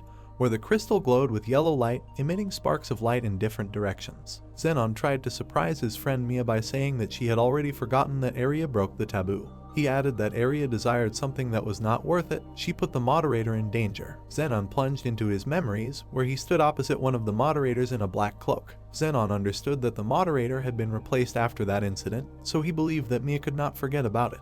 Mia stood near Zenon and looked at his screen, showing him her finger, helping him with the instructions. Zenon told Mia that she was doing a good job as a cameraman, so he didn't want to do this to an old friend, but the moderator's orders were not disputed. Zenon stood over Mia and towered over him, telling her not to make a mistake. Mia broke into a smile and smiled sarcastically. She said he didn't know anything. Mia looked to the side in shock and told Zenon to try and stop her if he could. The energetic silhouettes of Zenon and Mia flew out of the building, destroying the wall, from which fragments of stone scattered in different directions. The rest of the guys waited near the hole that had formed and watched what was happening in bewilderment. Leoid was unhappy, because all this happened exactly when Procyon was not with them. Isabel offered to follow the guys. Dake turned his head back towards Selena as the two silhouettes of Isabel and Leoid set off after Mia and Zenon. Dake asked Selena if she would be with them. Selena closed her eyes and said that she would only disturb them, so she refused. The black silhouette of Selena with wings watched as Dake followed the rest of the guys. Selena said that she would not interfere in their dispute. Selena did not show her emotions and simply remained silent. Selena, with glowing blue eyes, watched in awe. Everything around was on fire and powerful explosions occurred. Zenon fought Mia, swinging his blue lightsaber at her. Missing, the powerful shock wave from the sword beam cut through the ground and left a trailing trail in it. Mia bared her teeth and watched with anger in her eyes as the blue lightsaber was pointed at her. Zenon watched in rage as Mia was about to use her fire powers. Another powerful explosion occurred, which destroyed the entire earth and its large pieces scattered in different directions. Zenon flew away from such a powerful fiery blow. Zenon, in his protective suit, raised his head upward, from where there was a bright light in the air. Mia flew into the air as powerful fiery explosions occurred in the air behind her. Zenon watched as two fire beams were directed at him straight out of the air from Mia, who attacked him. Zenon, with a deft movement of his body, tried to evade these fiery attacks using his glowing sword. Mia continued to release her fire barrage and its beams towards Zenon. Zenon watched with fear from the ground as 4 fiery cannonballs flew at him from the air. Another large explosion occurred at the location of Zenon, who would hardly have been able to dodge such a blow. The guys who flew to the scene of the incident watched from the top, where the ashes and dust had not yet reached. Dial watched with horror in his eyes as the operators fought and did not understand what to do. The camera guys watched as their battle destroyed a large area of the earth and everything went up in flames. The operators looked at each other, instantly coming up with a plan of action. Leoid noticed that chaos was happening. Isabel said with a frown that it would be worth helping Zenon. Dake grinned at Isabel's words with confusion in his eyes. The guys rushed to help Zenon when Dake stayed on top and watched as the guys didn't wait for him. Mia, in a tense fight, managed to cast her perplexed glance to the side when they tried to stop her. Leoid flew up to Zenon's aid with his lightsaber and tried to defend himself from Mia's attacks. Mia put out her fiery hand to protect herself from the sword strike. Mia looked at Leoid with anger in her eyes, who put his sharp and long sword in front of her. Mia asked Leoid if he really wanted to get in her way. It was clear from Leoid's face that he did not want to fight now, however. He needed to protect common interests. Leoid said that they should follow the moderator's orders. Mia's eyes widened after Leoid started stammering about Arya. Leoid said that breaking a taboo is a great sin, so helping someone like Arya will only harm the whole world. Mia told Leoid to shut up at the same moment. Angry at such words towards her patron Arya, Mia found the strength in herself and threw Leoid's body aside with the help of her fiery power. Mia looked at Leoid with hatred in her eyes and prepared her fiery fist to strike. With a quick and precise movement, she hit Leoid's stomach with her fist, which at the same moment began to fly back. Leoid did not expect such a powerful attack and he choked, opening his eyes in pain. In a powerful stream of flame, Leoid's body flew far back while the fiery trail from the impact was still swirling in the form of a funnel. Leoid stuck his sword into the ground and held his stomach, tilting his head down. Mia continued to be enraged, surrounding herself in a blanket of fire as Leoid was slammed into the wall, even causing a mark to form in the wall. Mia continued to defend Arya's interests in anger. She said that the guys had no idea why Arya broke the taboo.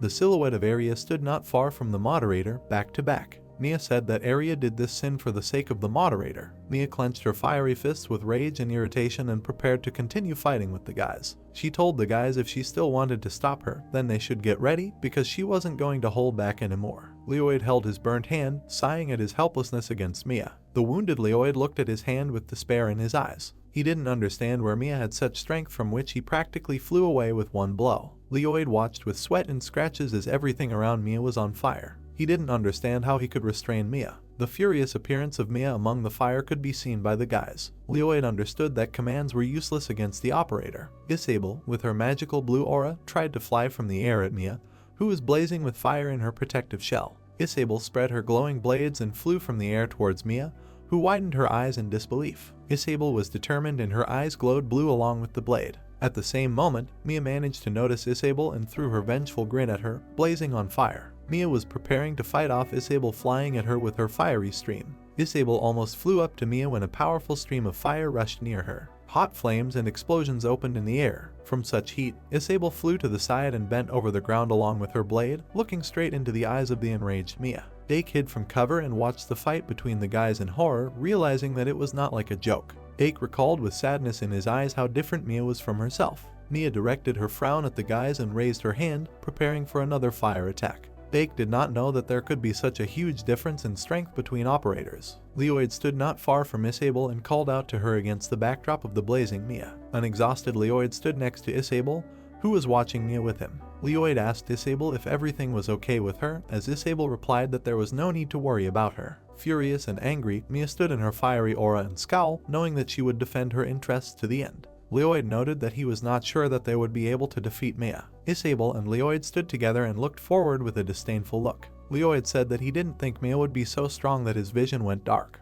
Isabel looked down with a malicious grin. She felt a long-forgotten feeling on herself. Leoid swung his sleeve as Isabel charged at Mia, leaving a mark on the ground. Mia threw her grin towards Isabel, who annoyedly flew to attack Mia with her blades. Leoid pointed out to Isabel that she had no chance against Mia alone, so they should have attacked together. Mia grabbed Isabel's glowing blade in the air with her fiery hand, not caring who she fought with. Mia and Isabel came face to face with their hateful gazes as their main forces clashed with each other. Isabel told Mia that she always wanted to fight her because she is the strongest operator. Mia smiled sarcastically and asked again about the words about the strongest operator. Isabel's hateful gaze continued to watch Mia. Mia replied that the only one who could qualify for the status of the strongest operator was the respected area. Mia threw away Isabel's silhouette with her tongue of flame. Mia turned to the side in bewilderment. Leoid was approaching her from the side, swinging his sharp sword. A stream of blue energy seeped throughout the entire land. Blue rays from the lightsaber and fragments of stones and earth scattered around the battlefield.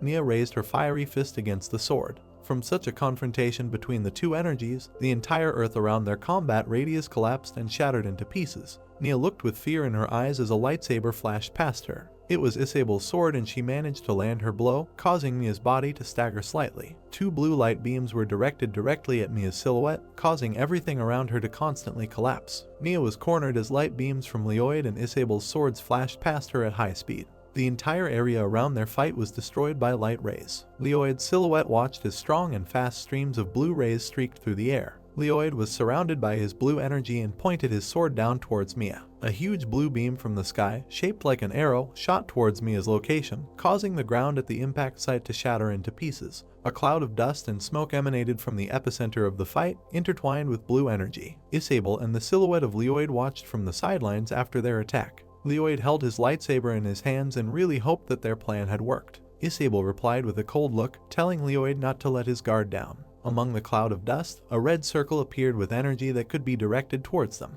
Isabel noted that their attack might not have worked on Mia. Isabel realized that their attack did not go through and her look was dumbfounded. They turned sharply back and looked at the frightened Leoid. She told him to take care of himself. Through the clouds of dust a fiery core appeared, from which fiery rays emanated in their direction. As soon as the smoke and ash began to develop with the wind, Mia was at the epicenter and bombarded everything around with her fiery energy. Isabel and Leoid were not prepared for such resistance and tried to hide behind the ruins amid a rising cloud of black smoke mixed with fire. Mia, with a cold gaze, surrounded herself with her fire and headed forward. Mia used her protective sphere of fire and flew into the air. Isabel was very unhappy that nothing worked against Mia. Mia raised her fiery hand and was about to use another attack, developing a fiery core. Leoid and Isabel watched as Mia sent her fire beams into the sky, which was completely covered in a shroud of fire. Isabel and Leoid watched in horror. Mia pointed her hand towards the guys. A huge sphere of fire expanded right in the air, causing a blast wave to fall to the ground, demolishing everything in its path. Leoid watched what was happening with Isabel with hopelessness in his eyes. The silhouette of Xenon was flying towards this fiery sphere. Xenon swung his lightsaber and intended to carry out his attack. A bright blue beam cut the red magic circle right in the air. With a quick swing of his sword, Xenon directed his light energy towards Mia's flames. Everything around Mia went dark and all that remained was a stream of wind and dust, causing pieces of earth to fly in different directions. Mia looked ahead with a contemptuous look. She saw the silhouette of Zenon, who was determined. Zenon stood among the cloud of smoke and dust and looked at the silhouette of Mia. He told her that Mia had become stronger compared to when she first became an operator. Zenon looked ahead with admiration. He noted that they definitely wouldn't be able to defeat her at this rate. Mia looked at Zenon with anticipation of his further actions. Mia was shrouded in her fiery shell when Zenon stood opposite her and was about to remove his protective mask. Mia grinned and noticed that Zenon had really decided to become more serious. Zenon took off his mask and revealed part of his face surrounded by his blue aura. Zenon said that such power should not have been used in such a way, but he had no choice. Zenon looked at Mia with an indifferent gaze and raised his blue sword into the air. Zenon card. The level rose to 500. The black guard looked down at Aiden. At the same moment, a powerful through blow flew across the guard's body, destroying his armor. Aiden, with a swing of his sledgehammer, completely crushed the protected guard into pieces. Aiden smiled maliciously and knitted his eyebrows when he dealt with the guard. Aiden's level has been increased. Aiden understood that he had done a good job and he needed to continue in the same spirit. Aiden held his own. Sledgehammer in his hand as a bright background appeared near him, congratulating him for raising his level to 250. Aiden thought that he completed the levels too easily. The area was called a sandbox. It was a deserted place where parts of the area were destroyed from the duel and spears and swords were stuck into the ground. Aiden noticed that this was exactly the kind of territory he needed. Aiden communicated with his assistant Theodore through the screen. Aiden told Theodore to give him more difficult levels next time. Theodore was slightly surprised by such a confident statement and said that Aiden should rest. Aiden threw his grin towards Arya, who stood with her back to him. Aiden did not understand Theodore's words and replied that he needed to work while he was in a fighting mood. Arya was lost in her thoughts and looked thoughtful. Aiden turned to her and was going to find out her thoughts on this matter, but Arya remained silent. Arya looked at her screen and saw that there was no response from Mia. Arya told Aiden that she needed to go to one place because she realized that something had happened to Mia. Arya was surrounded by her magical aura with blue lightning. She told Aiden that he had Theodore so they could manage without her. Arya flew into the air as a blue bolt of lightning, destroying the entire ground beneath it. She said she would be back soon. Aiden managed to shield himself from the shockwave after Arya's jump, from which everything around was surrounded by discharges of blue lightning. Aiden understood that appearing and disappearing so effectively was part of Arya, but he did not understand where Arya went. However, he understood that this was Arya, so everything would definitely be fine with her. A message came from Aiden's screen, which Aiden immediately paid attention to. Selly spoke to Aiden through the screen, telling him that a huge crowd of players was approaching the village. Aiden did not understand the essence of what was happening, since he did not consider this news a threat. Selly said that now the case is different. Aiden at the same moment looked at the screen with a frightened look. Selly noticed that these were members of one of the Great Five Guilds. At the scene of the battle between Mia and the other operators, everything was blazing in blue fire. Isabel stood behind Zenon, who was surrounded by his powerful blue energy. She didn't understand how this was possible. Isabel watched what was happening with a puzzled and confused look. She realized that as soon as Zenon took off his mask, his level increased, noting that she had no idea that Zenon was hiding such power within himself. Isabel remembered a time when she asked Zenon about his mask, but he did not give a clear answer. Zenon, in his furious form, was surrounded by his aura. Isabel noted that she could not even think that she and Zenon were from the same race of dragonoids. Mia watched as a huge cloud of dust dissipated in the wind. Suddenly, Zenon attacked her from behind with his lightsaber. Mia managed to dodge such a targeted strike and a blue beam of light from the sword followed towards the ground. An entire area of land was cut apart by a blue light stream. Zenon and Mia fought in an intense battle with each other, with Zenon's sword only managing to cut through space. Mia, with desperation in her eyes, tried to dodge Zenon's attacks with her fiery hand. An enraged Zenon with his sword was advancing towards her from the air as Mia prepared to fight back with her fiery powers. Zenon cut through the air with his silhouette despite the fact that streams of fire were directed at him. Zenon with a deft movement of his hands took out his lightsaber. Zenon swung his glowing sword and headed towards Mia, who was shooting out flames from herself. With hatred and malice, Mia furrowed her eyebrows as her blue energy moved to attack Zenon. Zenon also did not lose his grip and tried to strike with his lightsaber. The blue energy from the sword was directed towards the earth, which was torn into pieces from such power. Isabel stood aside in a cloud of dust and watched what was happening without moving. She furrowed her brows slightly and looked ahead. Isabel watched as Zenon and Mia fought far away from her in a stormy battle, emitting blue flames from themselves. Mia told Zenon that he was only making things more difficult. Dake came out of his hiding place with curiosity as he wanted to see Mia's Punisher mode. Mia's form glowed with a bright blue flame and she opened her wings and covered herself in dark armor. The guys from the outside were thinking about whether they would be able to drive her into a corner. Mia directed her hand with magic with a scornful look. A blue magic funnel appeared above Zenon's head. A huge and powerful light stream was directed from the air directly at Zenon's silhouette. Zenon managed to withstand such an onslaught with his sword when everything around him was in smoke and dust. Zenon threw his grin towards the light. A huge armored fist from Mia was heading towards him. This fist slammed into Zenon's location, causing the ground to immediately crack at the impact site. The impact was so powerful that the entire landscape of the earth flew into the air. Zenon was thrown a long distance from such a blow. Isabel and Leoid watched the duel with admiration and horror at the same time. Leoid was impressed. Leoid turned to Isabel with worry in his eyes and told her that even Zenon had a hard time dealing with such attacks. Isabel shouted at Zenon to use his weapon. Zenon watched with an indifferent grin as Isabel added to her words that his weapon was capable of stopping Mia. Zenon was about to take his modified blade out of its black sheath. Leoid and Isabel looked scared by Zenon's idea because they did not understand what he was doing. Enraged Mia with her huge hands with blue energy on Zenon. Without an iota of anxiety or confusion, Zenon tried to reach his blade.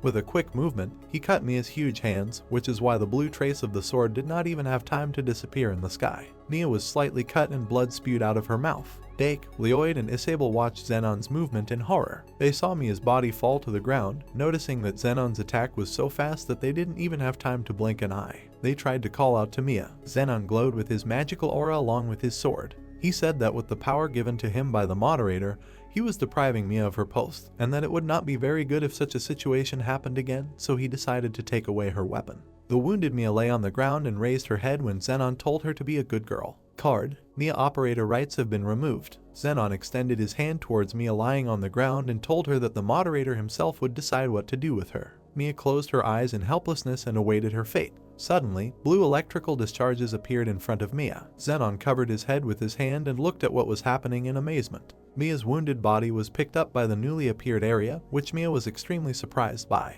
Arya took Mia's exhausted body in her hands and looked forward with cordiality. Arya held the beaten Mia in her arms, who folded her fox ears and turned to her. The girl smiled at the fox, looking at her, and apologized for not coming earlier. The heroine did not notice how the enemy's figure was flying towards them behind her with a sword in his hands. She asked her friend to rest. Zenon was rapidly approaching, his eyes glowing with anger. He shouted the name Arya. The swift blow of the sword left behind a white luminous trail. The powerful force of the blow made the stones around scatter in all directions. Zenon skidded across the ground as he landed. Marks from his attack were still around as he looked ahead questioningly. The guy clenched his teeth, lightning shone around him. He cleared his throat and asked the girl, "How?" Arya looked at him confidently, surrounded by a blue glow. She looked at the guy with her hand outstretched forward. Lightning discharges were coming from her. Mia was sitting behind her, and around them there was a lot of dust and fragments of stones. The girl heard Zenon say that he was sure that the system blocked most of her powers. The blue-haired girl calmly told the guy that the fox would go with her. Zenon chuckled, clenching his teeth, and asked not to make him laugh, in response to the words that Arya would be grateful if he did not interfere. Lloyd and Isabel appeared behind the guy. Zenon firmly stated that he would not allow the girls to leave. Isabel looked tense. She asked if Mia was talking about her, and received a positive answer from Zenon that they had better get a weapon. Mia appeared in his memory in a black cloak with a blue pattern. Her hair was loose, and a bluish halo shone around her head. The guy called her the very first operator and added that she once had a power comparable to a moderator. Isabel and Lloyd looked at the girl in shock. They both thought in shock that the very first operator. They imagined her to be huge compared to them, towering with her arms folded on her chest. They thought that this was what was causing this feeling of pressure. Isabel raised her hand and looked at her questioningly. She frowned, looking at her palm, and asked herself why she was shaking. Arya exhaled tiredly and closed her eyes. She said that she just wanted to take Mia back, but it all ended in a fight. Isabel leaned down decisively and, looking from under her brows, said to herself that she wanted to test how effective her power was against the operator. The dragon girl jumped so quickly and forcefully that the ground under her feet crumbled and a trail appeared. She held the sword and ran into the oblivious Arya from behind, who was simply standing in front. Isabel's eyes glowed with a bright blue light. The sword cut through the air. A trace from the movement of the sword rushed to the back of Arya's head, but the girl did not turn around. The operator simply raised her hand, bent at the elbow and clenched into a fist, and sent a white ball of force at the attacker, which crashed into the stomach of the girl, who did not expect it. Isabel's eyes widened, but the pupils were not visible. Drops of blood flew out of the mouth from under the mask. A strong beam of force threw the girl far forward, the stones scattered in all directions. The brunette trembled among the broken stones and tried to get up. The silhouette of Arya appeared among the clouds of dust. She mockingly asked the girl that she had gone too far with the force and added that Prokian hates it when something breaks here. She scratched her cheek with her finger and said with a smile that it was good that she was not here. The girl turned her gaze to the right, paying attention. She was attacked by Lloyd in his armored battle form, swinging his sword at her. A white zigzag trail appeared on the ground from the rapid movement. Stones were flying. Among the rocks, two figures flew away from each other after being struck by a sword. Lloyd was engulfed in blue flames, pulling his sword hand back and cursing. Arya calmly looked at him, dodging the blows. White marks remained around. The man thought that he could not hit her. Lloyd looked questioningly at the girl's palm in front of his face, from which lightning discharges were emanating. Arya extended her hand forward. A ball of lightning formed in the middle of her palm from the use of lightning. A huge discharge rose into the sky, breaking stones, and a man's cough was heard from the epicenter. He sat in the middle of the rising dust and remaining discharges, leaning on his sword, and cursed, asking what was that. Lloyd's eye glowed through the hole in the mask. He was confused. After all, lightning is an average skill. How can it be so strong? Arya, surrounded by lightning that fluttered her hair in a ponytail, looked terrifying. Lloyd concluded that she was a monster. Arya became wary, sensing the figure of Zenon appearing from behind, ready to attack. The dragon-like one was approaching, ready to unsheath his sword. The air was cut by many bluish marks from the blows of the sword. In the midst of the impact, the girl stood as if surrounded by protection, and Zenon landed after jumping, holding a broken sword in his hand. He looked in surprise at the glowing fragments of the sword flying nearby. In her hand, Arya held a blade with a black blade. She said that she would attack the unarmed one. Turning to the guy, she continued that she understood. The girl confidently held the weapon, turning over her shoulder and asked if the guy thought he was underestimating her. Zenon looked at her from under his bangs and said that it was not for her to tell him what to do. Arya listened silently as he scolded her, saying that her coming here is the height of shamelessness. In his hand, the sword became whole again, as if it had grown back, and the guy said that when he looked at her, he could not contain his anger. He bent down and cut the air with his sword many times, leaving glowing marks. Many blows cut through the air, crushing stones. The blades crossed. Arya looked relaxed while the guy grinned from tension. Zenon reproachfully looked at the girl over the sword and said that the duty of the antivirus was to protect an important thing. Arya was silent, holding the blade and listening that it was her job. The movement seemed like a bright trail rising up from the ground. Zenon jumped away from the girl who was standing calmly and said that if she did it. The sword in his hand was broken almost to the base and glowed with a bright light. The guy with glowing eyes raised the sword above his head, light and flashes of power emanating from it, and continued, shouting that Aster would not be changed. Zenon looked furious, his sword shining brightly and his eyes glowing with anger. Arya's clothes and hair fluttered from the force of the blade flying towards her with a bright glow. She looked at him resolutely, the blade in her hand emitted light and lightning bolts, and her eyes glowed. Waves of collision rose upward, lightning roared through the air. Arya looked forward in surprise, holding the blade in her hands. Moderator stood between the opponents, without a mask, firmly holding the operator's blades with his bare hands. Zenon called out to him in surprise. Lightning flashed around the moderator, his left black eye glowed blue, as did the trace of the system on his cheek. He said, "Arya, long time no see." The girl looked at him silently, surrounded by lightning.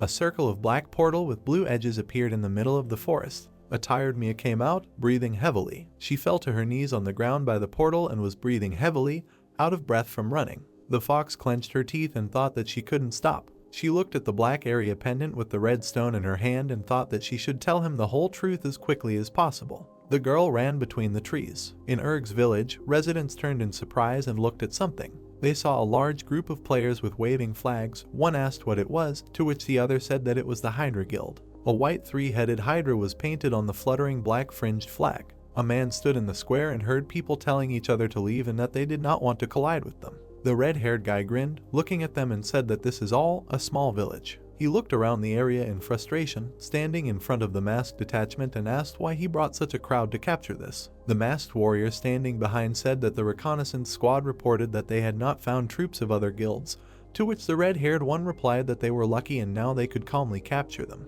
He raised his hand up to the rejoicing of the others and ordered the army to have a blast, because now this is their land. The deputy turned with a question to the guildmate who had called out to him, who said that it seemed like someone was approaching. the figure of a guardian appeared at the towers of the village, surrounded by tall scarlet flames. Theodore approached the detachment. The warrior asked him who he was and why he had come, and the deputy added that there will always be those who do not understand the hints. Theodore was surrounded by flames, although he looked calm as he said to stop being there and disappear. Suddenly, many sharp silvery prisms appeared around him. From the tips of the prisms, balls of power emerged, which directed glowing beams at the struck enemies. The Hydra squad screamed as the beams hit them, destroying them. Someone asked the others what it was. The deputy head bared his teeth in anger and called the keeper names. He sent out a glowing green beam while screaming death wishes. Theodore looked calmly as the sword collided with the guard, which split into a diamond shape from the blow. The guard suddenly grabbed the attacker by the throat and squeezed him. The blonde man lifted the deputy high, right by the throat,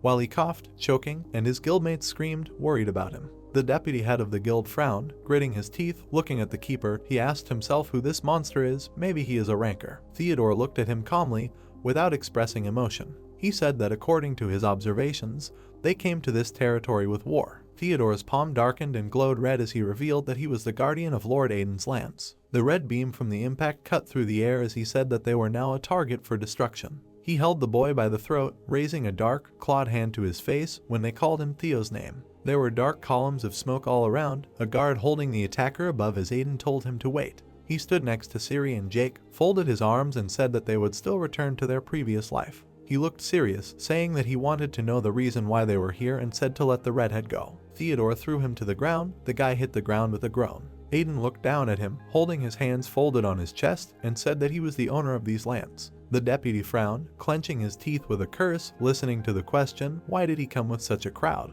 The red-haired man looked at the guy, who cursed him in his thoughts, thinking that someone had taken this place, making everything more complicated. The guy turned around, looking at the guard, and thought that he would have captured him by force if not for this monster. He decided to try to convince him. He rose to his feet and, looking at the surprised Aiden, said that there had been a misunderstanding and they had not come to fight. The towers of the village stood undamaged while the Hydra man made excuses that they wanted to establish a base here and apologized for scaring them. The redhead pointed his hand at the hooded warriors who stood behind him and said that these were ordinary people who were assigned to the base.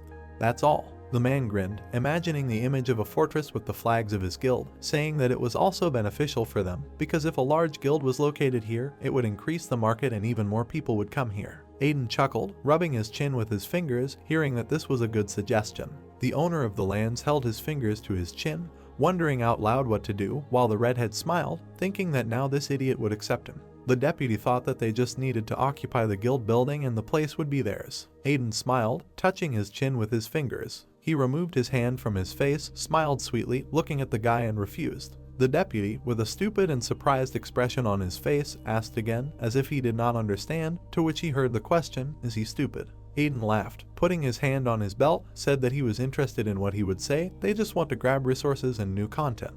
The guy growled angrily, listening to the question, who can agree with this? He angrily asked how Aiden dared to make him a laughing stock. The deputy asked if the guy thought he became special after playing the role of the king of a small village. Siri and Jake silently looked at each other in confusion, listening to the guy's indignant question. Did Aiden imagine himself as a moderator or operator? The deputy head turned to the guild and shouted an order to capture the village that even a ranker would not be able to stop so many people. The guild warriors smiled greedily as they listened to their commanders cry not to miss anything.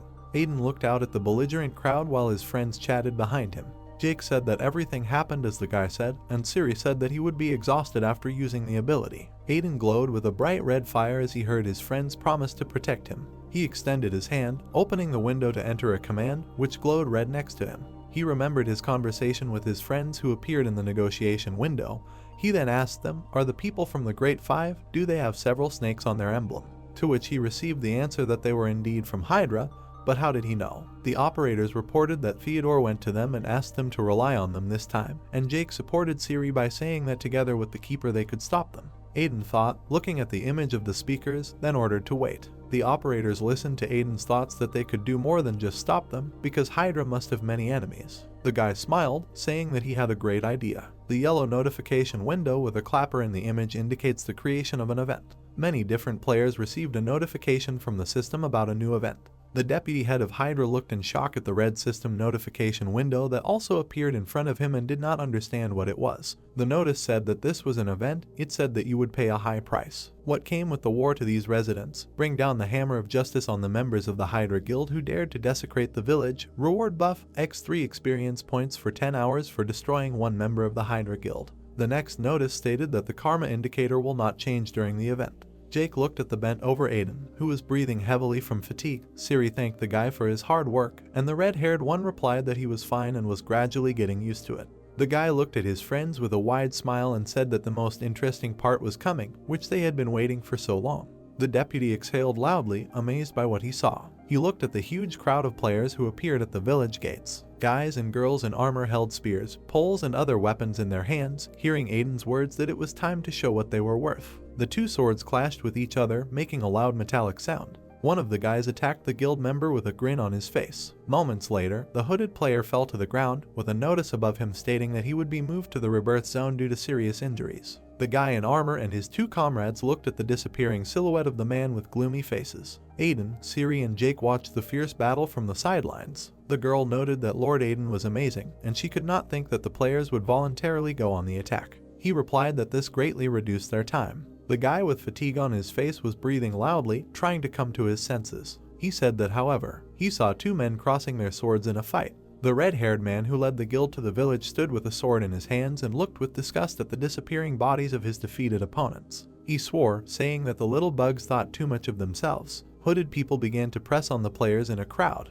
The man shouted encouragingly to them that whether it was an ambush or not, they were the elite of the Hydra Guild, and they would not be taken so easily. The guild members quickly rushed to attack, and ordinary players had to defend themselves from their attacks. The red-haired man loudly gave orders to his subordinates that they must kill everyone. His eyes filled with anger with a bright light, and a wrinkle formed between his eyebrows. He angrily shouted that they should show them how they became one of the great 5 guilds. Watching this, a bead of sweat appeared on Aiden's cheek, while Theodore stood next to him with a gloomy face. The guy with red hair noted that at this rate, they would be fighting all day and they needed help. The keeper of the tower asked the Lord to let him do it. Aiden opened a vault portal and stuck his hand into it. He said he knew Theodore could do it, but he would do it himself. In his hand was a bow glowing orange and a quiver of arrows. Aiden said he wanted to test the weapon he made. At this time, the man who led the guild was pointing his subordinates in the direction and telling them what to do. Looking at him, Aiden said that the players will take care of everything themselves once they shoot down the commander. A luminous arrow flew sharply towards him. Having widened his eyes in surprise, the man froze when an arrow hit him in the shoulder and pierced his armor. A silent question hung in those frightened eyes. Crying out in pain, he grabbed his wounded shoulder as the guild members asked if he was okay. He indignantly replied that they should protect him properly. Sweat appeared on his face, and he clenched his teeth and looked at the arrow that had embedded itself in his shoulder. The commander mused that this was impossible since he had even taken care of long-range attacks. Then he realized that an arrow of punishment was used against him, which penetrates any defense. Holding his shoulder, the man sat down on the ground, and in front of him, among the warring players, the dark silhouette of Aiden could be seen. The commander knew that such an arrow was a valuable resource, so it was used only in extreme cases. Taking the new steel in his hand, Aiden began to pull the bowstring, and Theodore stood next to him. The keeper of the tower asked the Lord to take a little to the left. Seeing who attacked him, the guild commander bared his teeth, and veins began to bulge on his face. The man indignantly thought that it was the same garbage. He shouted to his subordinates that he needed to be finished off. When the guild members turned in his direction, the commander pointed to a guy with a bow who was standing some distance away. He shouted that this player must be destroyed first, because if they do not deal with him, he will shoot arrows at them. The soldiers rushed forward upon hearing the order to liquidate. Gripping his bow tightly, Aiden pulled back the string and grinned. He said it was all their own fault. The shot split into several, sending multiple arrows towards the guild members. The red-haired man, holding onto his shoulder, watched as his subordinates fell one after another. Aster, with a gloomy face, pulled the bowstring again, pointing the arrow at the commander, and the man exclaimed that this was simply impossible. A moment later, the sound of a shot was heard. She pierced the commander's head with an arrow, and several more struck the stomach and chest. The soldiers hesitated as they saw their commander fall and begin to glow blue. At this moment, ordinary players quickly rushed towards the guild members, shouting that they needed to be crushed. Seeing this, the armored and hooded fighters began to slowly step back. Frightened, they asked each other what to do now, but no one knew. One of them thought that they were now in the minority and even suffering heavy losses. He loudly shouted to the others to retreat. Aiden and Theodore watched as the guild members ran back behind the gun. The tower guard noted that the enemy seemed to be retreating. The guy with red hair said it was very good and he hoped they wouldn't come here again. With his head down, Theodore stood with a gloomy face, and Aiden looked at the battlefield. He said that now not only Hydra, but also the rest will know what will happen to those who try to harm this village. He looked at the sparkling bodies of the fallen warriors, above whom ordinary players towered, raising their fists and weapons. He said opponents now know who they will face. One of the players saw two silhouettes standing to the side and was surprised. The others also noticed them and assumed that they were leftovers. The man put his hand behind his back, drawing his sword, and said that it didn't matter. He swung his weapon at the hooded man, shouting that their deaths would increase the duration of his buff. The unknown man, whose identity was hidden by the hoods, grinned. Aiden and Theodore turned to the side when they heard a piercing scream. The player screamed loudly as the hooded man held his hand tightly. The rest of the players rushed at the strangers, wondering who they were and exclaiming that they must be destroyed. The hooded man swung his fist and it glowed with purple light. Jumping, he slammed it into the ground, and the shockwave threw the players aside. When one of his blows followed, the survivors, screaming loudly, began to gradually retreat back. They looked at the battlefield with frightened eyes and parted mouths and wondered what kind of power this was, and were they really high-level rankers. Suddenly, the two people who were standing in front of the man in armor disappeared, and drops of blood gushed out to the side. He turned around with fear on his face and saw two players being slammed into a huge rock. He looked at their shining and disappearing bodies, stammering, asking when only that person managed to. A moment later, the unknown with shining violet eyes rushed into the crowd of players. Rushing among them at great speed, he left a huge mark on the ground, and people were thrown to the sides. Aiden and Theodore, standing on the sidelines, watched what a large-scale battle began over two people. People, trying to fight back, shouted that they couldn't even block the attacks. Aiden silently watched with a grim face as the players ran past him, pushing the others to do the same, since this was the first time they had seen something like this in their lives. On the battlefield, among the raised balls of dust, a dark silhouette stood and grinned. The man clenched his trembling hand into a fist, noting that this was the power he desired. At that same second, the silhouette of a tall man with shining violet eyes appeared next to him. The first one asked if he liked what was happening, but he did not answer. Two men, one of whom was thin, and the second was large and tall, and his face was covered by a mask glowed with a purple glow. The one below loudly noted that with this power, they could stand up to the rankers. The guy took a step towards them and heard the unknown person say that first they need to find that Aiden. A notification appeared in front of Aiden warning of danger. With a grim face, he read the information on the red warning sign, which stated that a new dangerous element had been discovered, therefore an emergency inspection was recommended. The system asked if the moderator would like to conduct a review. Aiden turned to Theodore, who was standing behind him, and he immediately responded. The guy with red hair looked at the two unknown men, from whom a negative black and purple aura emanated. He said he suspected they were somehow related to the virus and could cause harm to the village. Aiden pressed the button with a calm face, and the information window lit up with a bright light. He said they had to deal with them before something bad happened. The system notified the start of an emergency check in the village of Urks. A black hole began to appear in the sky, shrouded in red light. A moment later, the space around was filled with a burgundy light. Two unknown men began to look around worriedly. One of them asked the question, "Is this really a test, and is there a moderator here now?" He hoped it wasn't behind them. Aiden turned to Siri standing behind him, who had already opened the system window, and asked the Lord not to worry. Her screen showed nervous players. She said that she moved everyone to a safe zone, and Aiden replied that she did a good job. The guy frowned and his face darkened. He said that then. A moment later, he immediately took off, leaving destruction on the ground. He said it was time to deal with those people. With lightning speed, the guy found himself near two unknown people, extending his hand to them, and his eyes glowed red. Loud blows were heard on the inspection table. The trees collapsed from the force with which they were hit.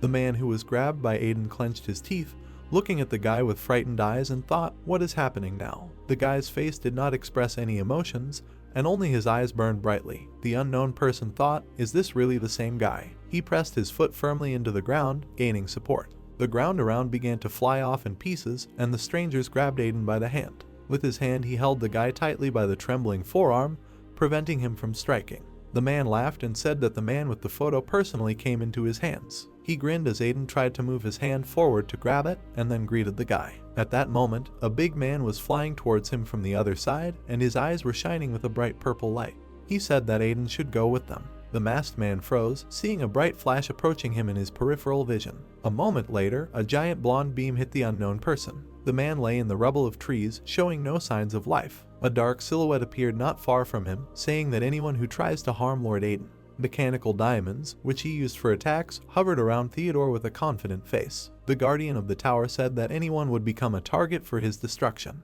Without turning around, he turned to Aiden, who was standing behind him, and said that he could handle it himself. The guy with red hair agreed. He froze with surprise on his face when suddenly a purple beam appeared next to him. The man, who was still conscious, clenched his teeth and hit Aiden, exclaiming that he needed to look around with his broom. From the onslaught, a shock wave began to form around them, causing a strong wind to rise. Frowning his eyebrows, the man grinned contentedly, noting that the guy had finally been caught. A huge cloud of dust enveloped them from all sides, so the man did not see that all this time Aiden stood in place without a single scratch and held his fist. He arrogantly noted that the guy was probably all ready. From such a blow, the unknown froze when the dust began to settle, and he saw Aiden with an indifferent face. With shock in his eyes, he asked how could this be. The guy with red hair continued to stand silently and look into his eyes. Aiden tightly wrapped his fingers around the man's fist. A moment later, his eyes widened as an electric shock passed through his body, and the unknown person screamed in pain.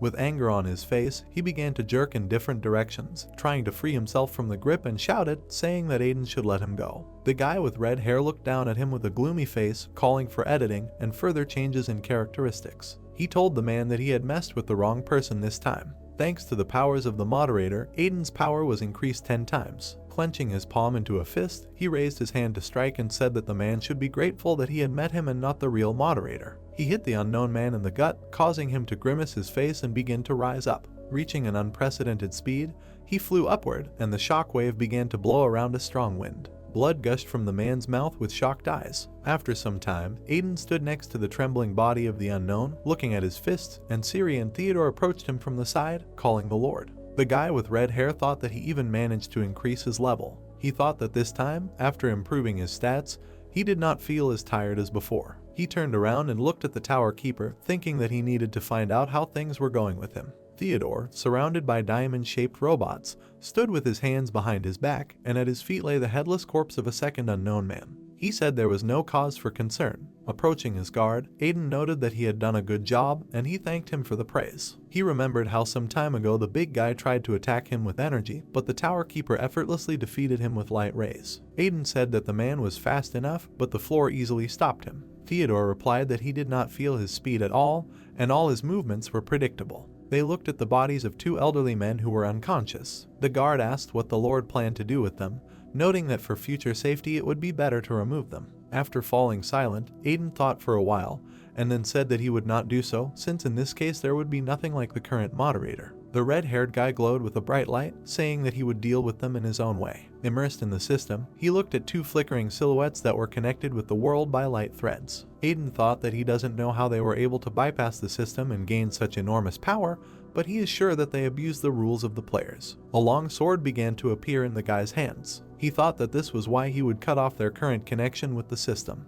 Waving his weapon, the guy made a cut, thinking that they would no longer be players. Jake and Siri stood behind Aiden, who stood with his arm outstretched over the bodies of unknown men. Jake noted that the Lord came up with a great idea. When the process was over, a red notice appeared next to the men, which stated that they had been stripped of their player status. Jake noted that now these 2 will not be at all different from ordinary people and will not cause harm. Aiden turned to his operators and said that these people had come for him, and they most likely had something to do with the virus. He added that they needed to be locked up somewhere until they came to their senses. His gaze darkened and his brow furrowed. Aiden said that they would interrogate them later to find out who the puppeteer was. Suddenly, a voice came from the side, saying that this was necessary. The eyes of Aiden, who was standing with the operators, widened in surprise as the space around them began to fill with a purple glow. The voice said that he was already here. Not far from the guy, a cloud of black-violet energy began to swirl. Virus stated that Aiden should go with him. The guy turned around in fear when curls of dark energy appeared behind him. While the energy completely enveloped him in its networks, the guy stood with his eyes wide open. To the side, the worried voices of Siri and Jake were heard, shouting to Aiden to run away as soon as possible. 2 operators and a tower guard rushed ahead when the guy disappeared in a huge cloud of dark energy. Aiden found himself in a previously unknown space, where everything was shrouded in purple light, and black threads bound his arms and legs. With his mouth wide open, the guy shuddered in fear, trying to figure out where he was. An unknown voice said that they are now in the anti-debug zone. A huge glowing purple clot began to approach Aiden from the side, from which a voice was heard. He said this area is like checking out what the guy recently used, only it's their space. Gritting his teeth and clenching his hands into fists, Aiden tried unsuccessfully to break free from his bombs. The virus said that here, even with its level, its firewall will weaken and the commands will not work. A dark silhouette began to emerge from the cloud of energy. He said that those two were unable to complete the task even after he gave them power, and it seems that inferior cheaters have their limit. He noted that they were just useless trash. The Reborn virus emerged from a cloud of energy, clasping its hands behind its back. He said he kept an eye on those men just in case, and it seems he was right. Looking at Aiden, who clenched his teeth tightly and did not give up trying to escape, the virus said that he had doubts before, but now he is sure. His two pairs of eyes shone through the mask, and Reborn said that if he had the power of Aiden, he could surpass even Trojan.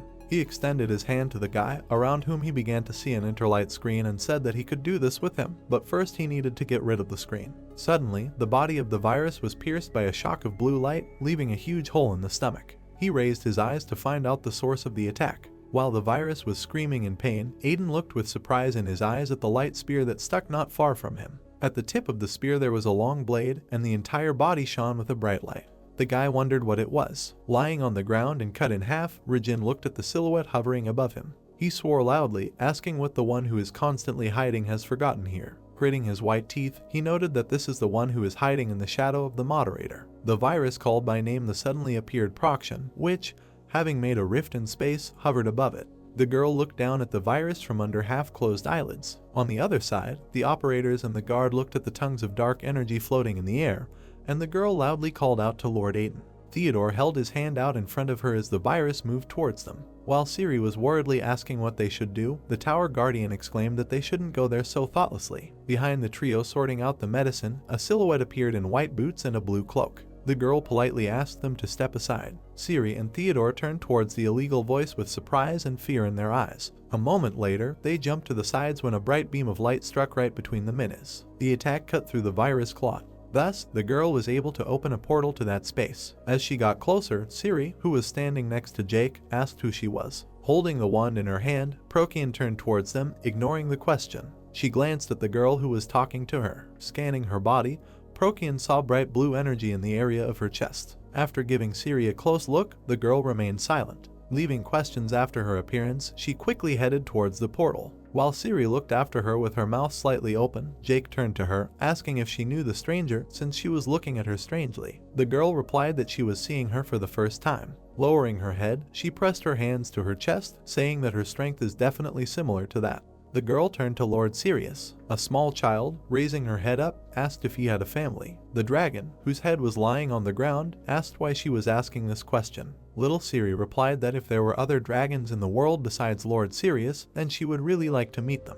The dragon looked up thoughtfully and noted that he thought he could very well call them his family. Images of 3 dragons appeared in his head, one of which was himself, the second was dark in color and blue energy emanated from it, and the third had horns of a different shape and was covered in flames. Sirius said that including him, there are only 3 dragons in the world, and he doesn't know what the rest are doing now. He said that, unlike him, they were in good shape and most likely continued to perform their duties. The girl looked at him with fascinated eyes and her mouth slightly open, and Sirius said that if he had such an opportunity, he would introduce them. Remembering this part of her childhood, Siri's eyes widened in surprise. She said quietly that this simply could not be. She looked at the back of Prodigy as she entered the portal and said that she was one of them. Clenching his hand into a fist, Aiden breaks the remaining bonds. Once on the ground, he stuck out one arm and landed on his knee. The guy raised his head up, and a drop of sweat ran down his cheek. He noted that he was able to survive only because the virus was diverted, and now he urgently needs to look for a way out. He looked at the girl shining with a bright blue light and wondered who she was. Addressing Reborn, Prodigy said that this was a very supportive act on his part. She sank to the ground, standing not far from the chopped virus. Prodigy said that while the Moderator was busy destroying his kind, he, instead of hiding, decided to openly do his dirty deeds. She extended her hand forward and her palm glowed with a bright light.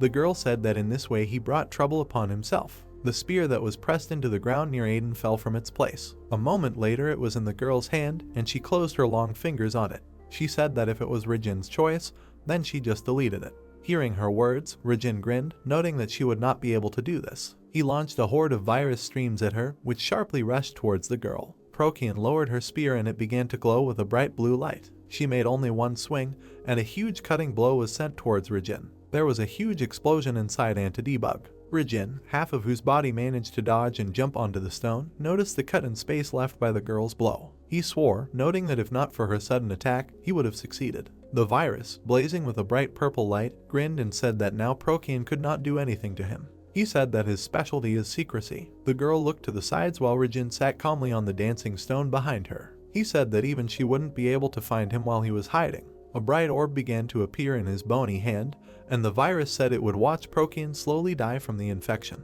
Launching charged streams of energy, he loudly wished the girl death. The attack quickly approached Prokian from behind. The girl turned back. A moment later, she had already sent a huge number of spears in that direction. Rijin will be able to see how his attack was completely destroyed. Freezing in place, he exclaimed that this was impossible. The spear tips returned to Prokian and surrounded her as the virus wondered how she did it. With a wave of her hand, the girl controlled the weapon, preparing to use it again, and Rijin asked how she was able to recognize his attack. Prokian noted that this is very stupid. She gave him a gaze with her bright victim's eyes and asked if he really thought that such a crooked skill could hide from her eyes. Special skill Dragon Eye, able to detect the nature of the target. A moment later, the spearheads took off and flew towards Rijin. They began to cut everything around, and the virus, screaming from the edges, fell from its stone. Feeding down, he tried to dodge the spear attacks. A moment later, his two pairs of eyes widened sharply. Prokian appeared right below him, holding a spear in her hands and swinging. Hitting Rijin, she pressed him into the ground, causing a huge shockwave to travel through everything in space. The girl stopped, surrounded by clouds of dust. Holding the tip of the spear directly at Rijin's head, she stood on what was left of his upper body. Glancing down at him, Prokian asked what his last word would be. Virus, who had the tip of the spear over his head, laughed and told her to just do it and that's it.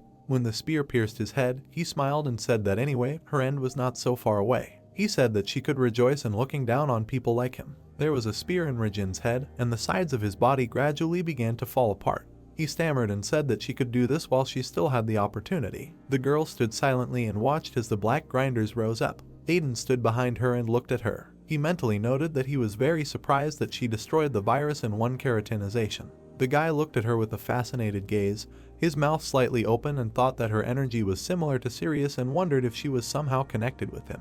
Prokian turned in his direction while the guy was thinking about who the girl was. A quick blow cut through the air, and a moment later the tip of her spear was against Aiden's throat, causing the guy to step back in fear. Continuing to threaten the guy with a weapon, Prokian addressed him, calling him NPC Aiden, which gave him moderator rights. Her gaze took on a gloomy hue and the girl said that he should follow her. Aiden's eyes widened in surprise when she said that the moderator wanted to meet with him. Suddenly, a large purple portal appeared inside Anti-Debug, which sucked in the remnants of the virus. Taking him to another place, the portal threw him to the ground. Rijin, of whom only half of the head below the neck remained, did so in silence. There was a surprised question, "What is this?" A dark figure walked towards the virus, wailing that their delightful Rijin had turned into this. Coming closer, Worm grinned. He said that since the virus is always going somewhere, he knew that this would all end. He loomed over the rest of Rijin's body, his eyes shining with a bright light. He said he warned him not to get into trouble. With a pleased grin on his face, Worm leaned towards the virus. He said it would be fun to watch him get removed and then asked what he thought about it.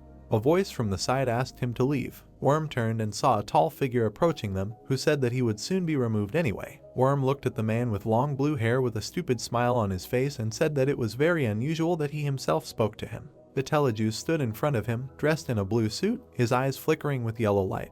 He said they didn't have time for useless chatter. He approached Worm, who was looking up at him, and told him to hurry up. He asked if his ability to separate wouldn't be enough to help. Worm replied that he was joking and said that he did not think of leaving him to die. Virus extended his palm towards Rijin, which glowed with white light. He said with a smile that Rijin played his role well by keeping an eye on them. He said it would be stupid to throw away such good labor. A stream of black energy began to rush towards the remains lying on the bumblebee. After a couple of moments, she had already formed a hand. After his time, blackness filled the space, and the three of them found themselves under a dome of darkness. Rijin, whose silhouette was black, clutched his chest and tried to catch his breath. Worm watched him with a grin on his face and said that he was very lucky because he was there. Rijin bared his teeth when the second virus said that he now owed him. He swore and said that it was a humiliation for him to be in Worm's debt. As the energy dissipated and the dust began to settle, the three figures stood up to their full height. Betelgeuse told Rijin to be careful and not to forget that they have big plans. He noted that they don't know what will happen if the power of one of us disappears, so he will have to recover here. He mentally asked the moderator to wait for him. Betelgeuse's face and his eyes flickered with a bright yellow light. He mentally said that he would definitely grant him freedom. Above the village, engulfed in red light, a blue spot began to appear in the sky. The operators and the guard, raising their heads, looked at the burgundy boy pieces that were neighing through the air. There was concern on the girls' and Theodore's faces, and Siri said the test was over. The tower guard exclaimed that he needed to check on the Lord. She turned around and saw how the space next to them began to become covered with cracks. As the pieces scattered in different directions, they saw Procyon threatening Aiden with a spear. The eyes of the guard and the two operators widened in surprise, and fear appeared on their faces. While the blonde girl continued to hold the spear, the trio called out loudly for Aiden. The guy was silent, looking with an anxious look at the tip of the weapon. The girl thought that Aiden was a person whose rank was higher than Aster. She thought that she had no idea how he survived the removal, but using the dragon's eye, she looked at the guy with a gaze. Procyon thought it would be better to consider the possibility that it could become a new virus. The girl saw the energy that was gathering from the guy, thinking that if this was so, then she herself personally. A huge column of red Aiden energy hit upward. Procyon's eyes widened in surprise and she wondered what it was. The girl saw the light silhouette of a guy around whom everything was covered in red. Procyon thought that although the energy was a little different, it was still very similar to Aster's aura. She wondered if this was a ban or just a coincidence. Aiden perked up when he saw two huge yellow eyes staring intently in his direction. His eyebrows lowered and a look of fear appeared on his face. The guy thought that this was the same skill that Sirius had and made the assumption that this girl was also a dragon.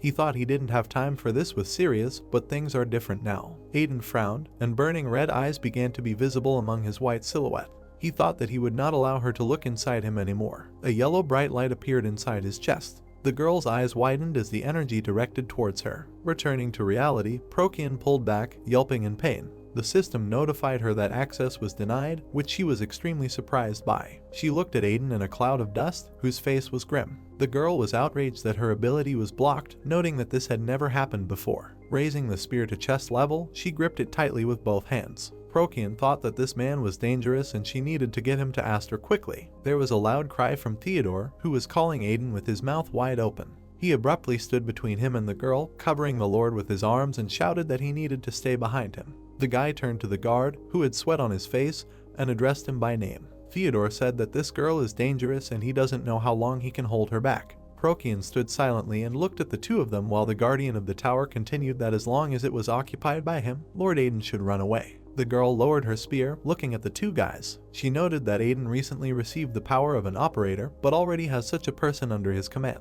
She looked at Theodore, who stood ready with a confident face, and said that even the high-ranking guards protecting Aster were not that strong. Procyon turned her attention to Aiden when he spoke to her. He said that according to the girl, she is very close to the Moderator, and she already knows a lot about him. The guy drooped as memories of how his sister died in her arms began to flash in his head, and how the Moderator later removed him too. In a low voice, he asked if this meant that she knew about that incident and what he felt for the Moderator. Aiden's silhouette darkened, and his predatory eyes shone red. He rudely told her to stop these foreplay and explain why the vile Moderator was looking for him. Procyon looked at him from under half-lidded eyes and said that she could not tell him in such a place, and then ordered the guy to watch his language, since she would not tolerate caustic words addressed to the Moderator. A smirk appeared on Aiden's irritated face, and veins began to appear on her cheeks. He grinned and asked what she would do to him. Suddenly, a sledgehammer appeared in his hands. Aiden asked if she really thought that he would respect this trash that killed his innocent sister and himself. A moment later, instead of a sledgehammer, a long shining sword appeared in the guy's hands. Aiden was blazing with energy,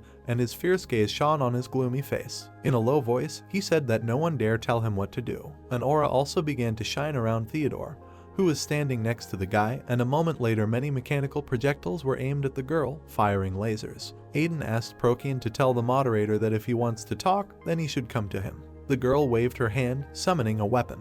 A couple of seconds later, she was surrounded by sharp spear tips. She cast a narrowed glance at Aiden and said that in this case she would bring him by force. When she took off, stones flew in different directions. Procyon quickly headed towards Aiden and Theodore. He and the guy looked at each other with angry glances with heavily frowned eyebrows. The scented sighs of Mia, who was quickly running, were heard. When Procyon was already jumping on the guys, and Theodore was about to fire projectiles, the girl screamed loudly, telling them to stop. Mia abruptly stood between the two of them, putting her hands in different directions. Procyon and Aiden's eyes opened wide in surprise. The guy said that this is. Looking at the out-of-breath and beaten pink-haired girl with drooping ears, they unanimously exclaimed that it was Mia. Procyon approached her and asked what she was doing here, and why there were wounds on her. Mia continued to breathe heavily and turned to Procyon. Raising her shabby face with a tired look at her, she asked to give her a little rest. In the moderator's abode, people gathered around a large table. Dake and Lloyd stood behind Arya and watched her closely. Closing her eyes, the girl sat on a chair while cameramen gathered behind her. He noted that they had not gathered with such a company for a very long time. Arya glanced at Aster sitting at the other end of the table and asked if he agreed. The guy looked at her from under half-closed eyelids. He agreed with her and then apologized for returning her like that. The girl held her back proudly, throwing her hands on the table, which were handcuffed with magical handcuffs. Aster said that these are necessary measures and noted that he hopes for her understanding.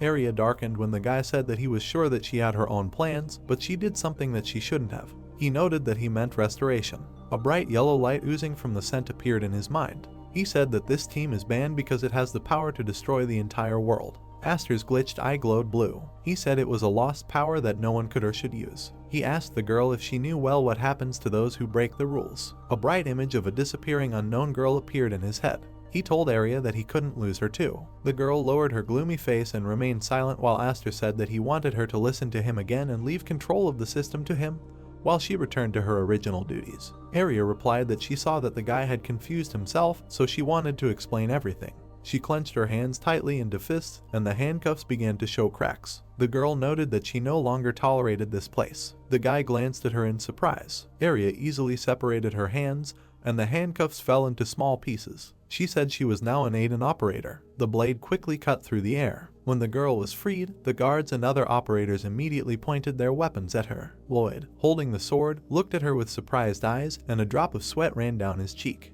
He was surprised by how easily Arya broke the moderator's restrictions. He looked from behind at the girl who was removing the last fragments and stretching her hands, and mentally noted that she had simply incredible strength. Aster waved his hand towards his assistants. He asked if she said Aiden. The guy continued to hold his hand until the guards stepped back. He asked how the girl found out about him. Aster narrowed his eyes and also asked what she meant by becoming his operator. Arya stared at the guy as he asked her the question, what would she do if Aiden betrayed her? An image of a red-haired guy, colored with the same bright red energy, appeared in his head. Aster said that it was a bug that came back after being removed, and they cannot know if it is some kind of new type of virus. He told her to change her role immediately because it was too dangerous. Having opened it slightly, the girl perked up when the guy said that it didn't matter anymore since he had already ordered Prokian to bring him here, and they would meet soon. He added that he will make a final decision as soon as he sees the impact Aiden has on the system. Covering her mouth with her palm, Arya began to laugh, which surprised Aster. She said that it was very good that Aiden was coming here, since they could not hide forever. The girl clasped her fingers and put her elbows on the table. She said in a low voice that she was surprised how Aiden could hide like this all this time, and since everything turned out this way, it was time to put an end to it. She said she was going to oust Aster as moderator. Looking intently at the guy, she smiled softly and called him brother. Voices were heard in the clearing. The girl said that now she understands what happened while she was away, and that Mia is now deprived of her operator rights. Prokian looked tenderly at the pink-haired girl and put her hand on her shoulder. She said that she had done a good job and now she could leave Arya to her and take care of herself. Aiden watched the two girls standing aside and wondered what they were talking about. His eyes widened in surprise and he wondered if Arya had really been caught by the moderator. Prokian asked what the girl meant by asking for time. She closed her eyes as Mia hung her ears and said that it looked like the girl was going to take that guy. Prokian apologized to her and said that she couldn't help but complete the task. The pink-haired girl, her ears drooping, looked at her with sad eyes when the operator said that she could not disobey the order of the moderator. Prokian's eyes widened in shock when Mia told her that this guy could fix bugs. She wondered if this was really true. Aiden stood aside and watched as Mia began to convince Prokian when she asked if it was true. The pink-haired girl noted that Arya said that this guy is very important. Prokian, using her dragon eye, looked into Arya's soul and saw the memories she shared with Arya and Aiden. She thought that the former operator seemed to be telling the truth. She looked at the guy who was watching them with his mouth slightly open, and a drop of sweat was running down his cheek. The girl wondered if this was real, then what was Aster trying to achieve? Her face darkened, and two images of Aster appeared in her head, one of which was normal, and the other prone to breakdown. Prokian thought, could it be said in this case that that person has a unique ability of restoration? She thought that if her assumptions were correct, then Aiden was capable of returning Aster to his true form. The red-haired guy perked up when Mia turned and addressed him. She extended her palm towards him, on which lay a black amulet. Looking at the piece, Aiden noted that it was the same necklace he had made for Arya. Mia said that she was the one who told her to come here. Memories of how the girl with blue hair gave her the amulet flew through her head. She said that when Arya sent her. Looking at the girl, Mia moved into the portal and said that she asked to convey something for Aiden. In her memories, Arya, looking down at the floor, shyly put a finger to her cheek and said that she promised to come back earlier, but things got a little complicated. She asked me to tell the guy that he needed to wait for her a little longer. Clutching the necklace in his hand, Aiden cursed quietly. Gritting his teeth, he closed his eyes, thinking that even though it was Arya, he was still worried. Prodigy looked at the girl and the guy who were standing aside and asked if they had already finished their conversation.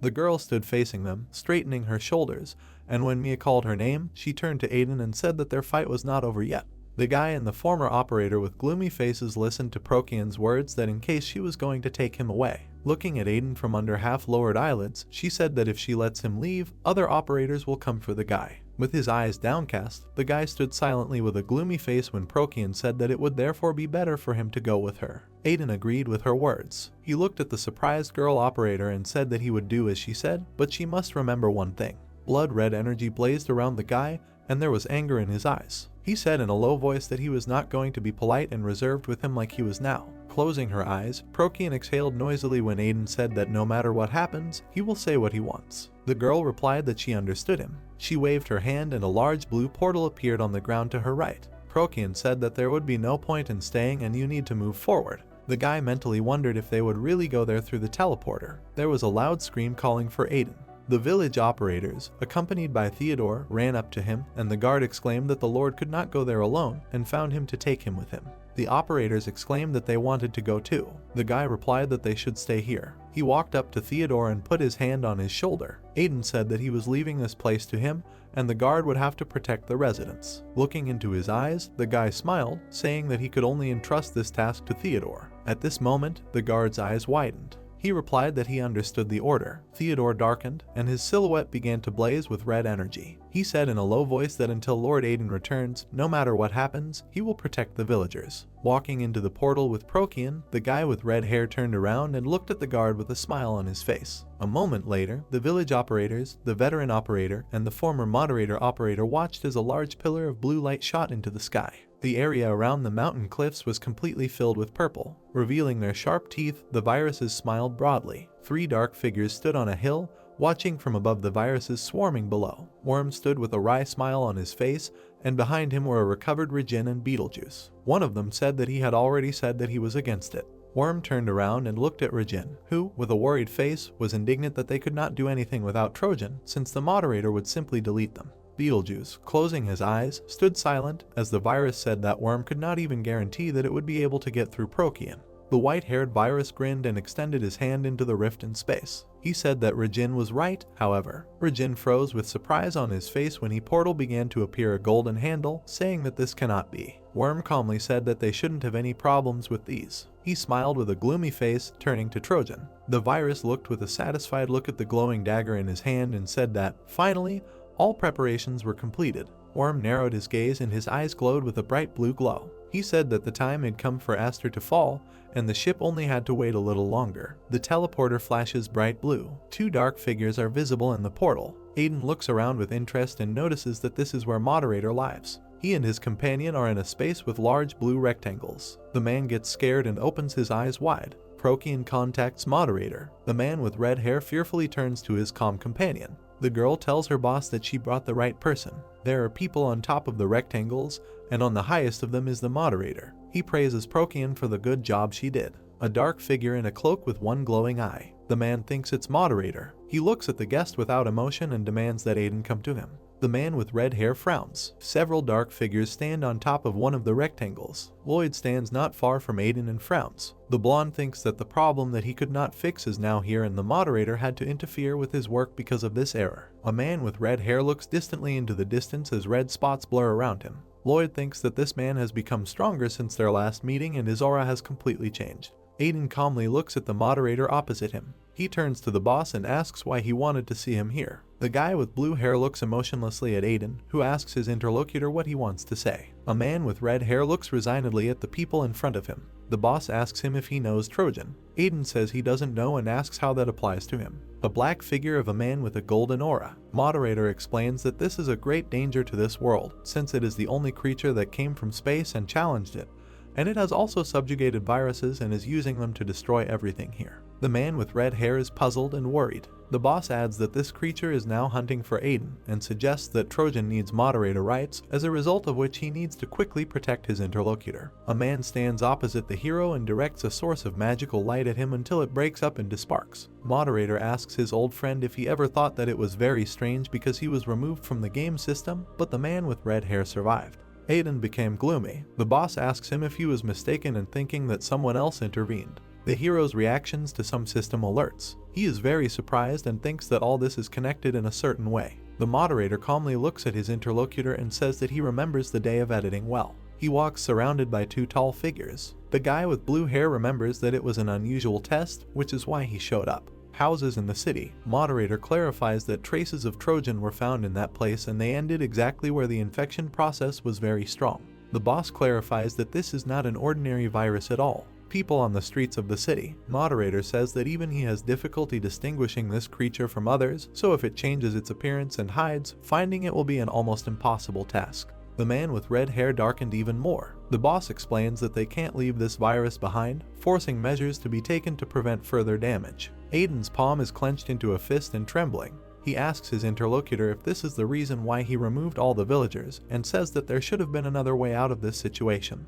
The moderator opens his mouth and calmly answers the man with red hair that there was no other way. Aiden is furious. He shouts at the boss to shut up. The guy with blue hair is standing in urine. Aiden rudely asks his interlocutor whether everything should be like this, what he thinks about his sister and the rest of the residents who had to be removed. Claims that the person opposite him is a moderator, that is, the player with the highest rank who controls system, and tries to convince him that he had to find another way out of this situation. A man with red hair screams and frowns. He says the people of his hometown should not have suffered because of moderator's incompetence. Aiden is surrounded by dark figures and falls silent. The players opposite the man look at him gloomily. Lloyd claims that the man with red hair now poses a threat to the security of the game and should not approach the boss. Aiden gets even more angry when the blonde warns him that if he does anything, he will be forced to respond. The dejected players stand silently. The man with red hair says that they brought him here, and now they are talking various heresies, and claims that this conversation is only between him and the moderator. A dark figure with red spots around it stands opposite the other players. Aiden gets angry and asks people if they still consider him an ordinary NPC or not, and then adds that they cannot tell a man what to do. Lloyd tilts his head, grins, frowns, and is nervous.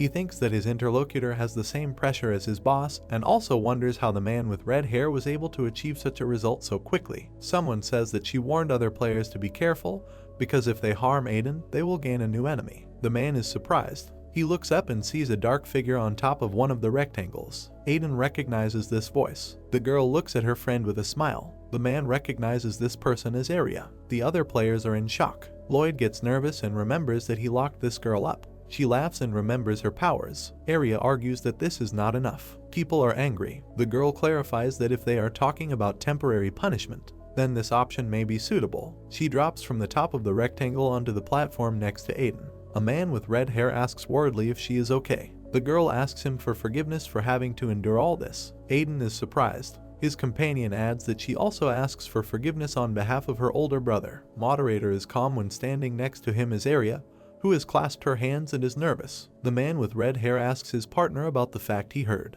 The girl says she wanted to tell him earlier. Aiden is depressed. He thinks about Arya being Moderator's little sister. The faces of these players. The man with red hair thinks that if you look closely, these people are similar. Moderator asks them to stop talking. He stands opposite his sister and his interlocutor. The guy with blue hair demands to stop asking questions on another topic. Two unknown people look at houses in the village. Moderator recalls that from Mia's report he learned that Aiden gathered people and built a settlement for them. A large apparatus consisting of unusual parts. The boss adds that his interlocutor also added a new continent. The guy with blue hair asks the man across from him what he's going to do now that he's got the moderator power. Aiden frowns and glares at his boss. He asks the hero about his goal. The man with red hair claims that his goal is the final destruction of the current gaming system. The moderator, standing opposite the speaker, is surprised. Isabel and Zenon are in shock. Dake and Lloyd are amazed. They shout that Aiden is a madman who speaks various heresies in the presence of the moderator. The man with red hair opened his mouth. He claims to have heard something in conversations with other players. The man asks the boss when the last update was. Moderator lowered his head and got angry. Aiden claims that this world has stopped developing and if a serious problem arises, it is solved by deleting objects. The man says that since viruses were not fought properly, Many problems have appeared, due to which civilians are now suffering. The hero looks at the boss with contempt. He adds that it would be better for the moderator to destroy this entire world and that they differ in their discussion of this topic. The boss looks at the speaker without emotion. A man with red hair claims that he can fix bugs. Other players are very surprised. The players argue, and Arya looks at them calmly. Someone objects that this cannot be. A person nearby adds that even moderator cannot do this. The girl confirms that this is true and she herself could verify this many times. The boss is silent and looks at Prokian nearby, who nods. Arya suggests asking the blonde how true her words are. Moderator closes his eyes. He invites Aiden to talk in private. The portal flashes blue, 2 human figures are visible. A barrier of dark matter appears. A man with red hair looks at his interlocutor with contempt. The boss says that no one can enter this space without his permission. Aiden looks at the guy with blue hair, who shows no emotion. He asks the moderator what important things he wanted to say. The boss agrees with the man's previous words. Aiden is very surprised. He asks the guy with blue hair again. Moderator opens his mouth. He says that he is well aware of the situation because nothing can hide from him. The guy in the mask collects magic light in his hand. Boss claims that although he knew about everything, he believed that deletion was the only way to deal with the problems, but moderator now claims that he thinks he was wrong. A man is looking at something on a big screen. The guy with blue hair says he lost all his emotions, but after losing Sirius, the dragon bent over the human figure. Moderator claims that this creature warned him, but he did not listen and thought he did the right thing when he locked Sirius for his own safety, but lost it.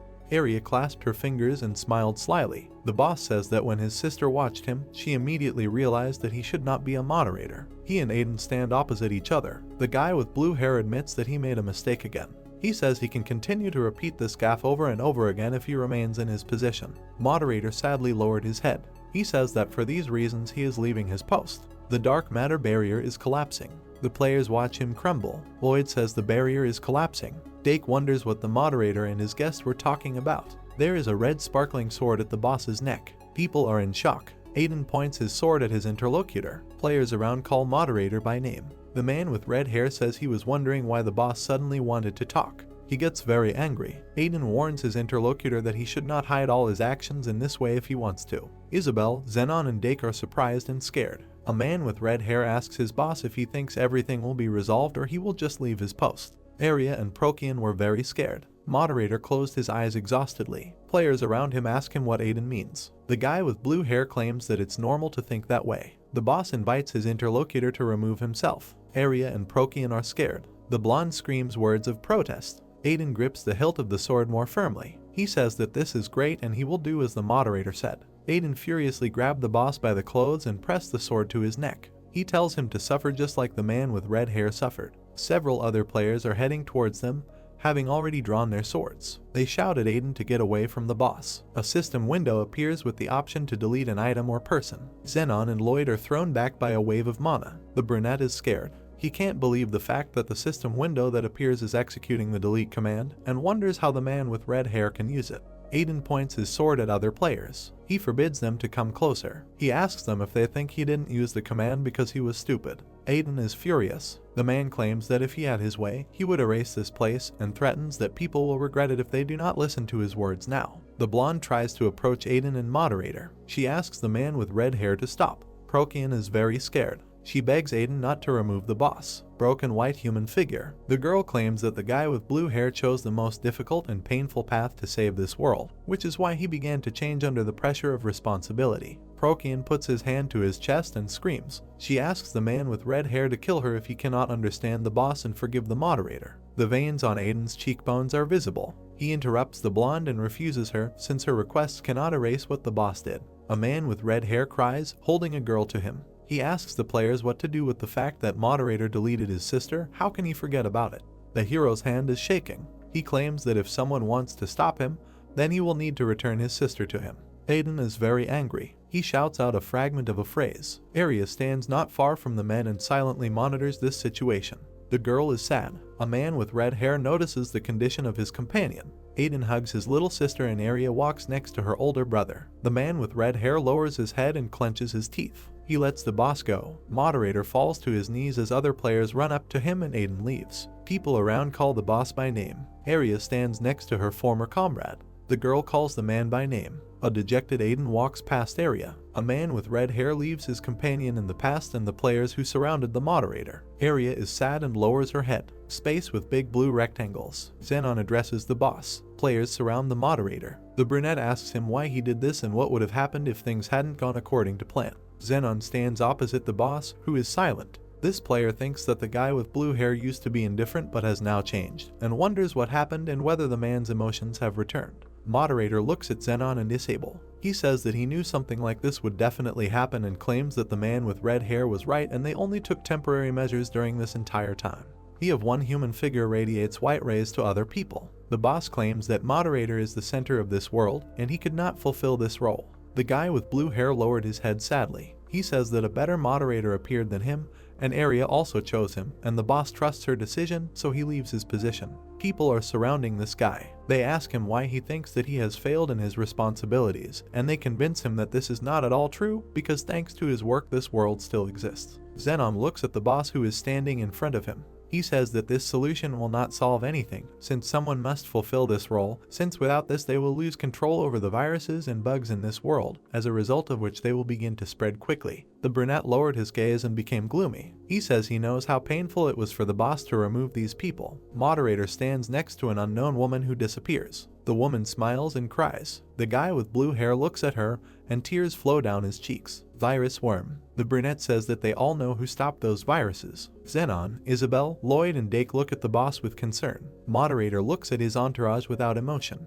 People tell him he did it. Procyon approaches it from the side. She addresses him by name and convinces him that it is not too late and everything can be fixed. The blonde suggests asking Aiden for help. Procyon, Moderator, and Area look at the man with red hair as he leaves. Aiden turns around. He looks at the guy with blue hair. The man asks if the moderator wants him to help him. Aiden stands opposite the boss. A man with red hair asks his interlocutor how he can cure him if he is not a bug. Moderator replies that he is not in the best condition right now. A human figure enters a stream of light. The boss adds that Aiden's bug fixing skill is unique since no one else has it, and if he actually uses it, then they can be useful to each other. Moderator and Aiden stand opposite each other while Procyon and Area are next to them and are not talking. The guy with blue hair asks his interlocutor if he said that he wants to destroy and rebuild the system, and then offers to help with many things in creating the world that the man with red hair wants to see. He also adds that the hero has the potential to become great moderator. The boss claims that if this person solves his problem, then he will do everything to help him become good at this position. Aiden looks at the player opposite him in disbelief. Moderator asks him if he wants to work together. The man with red hair looks at the boss and Procyon. He agrees. The blonde sighs with relief. The hand glows red. Aiden says there is no point in delaying and we need to start now. A man with red hair looks at the boss and a scarlet aura spreads around him. He warns the boy with blue hair that there is no guarantee that he will be able to cure him. The boss looks at his sister. She asks him to trust Aiden.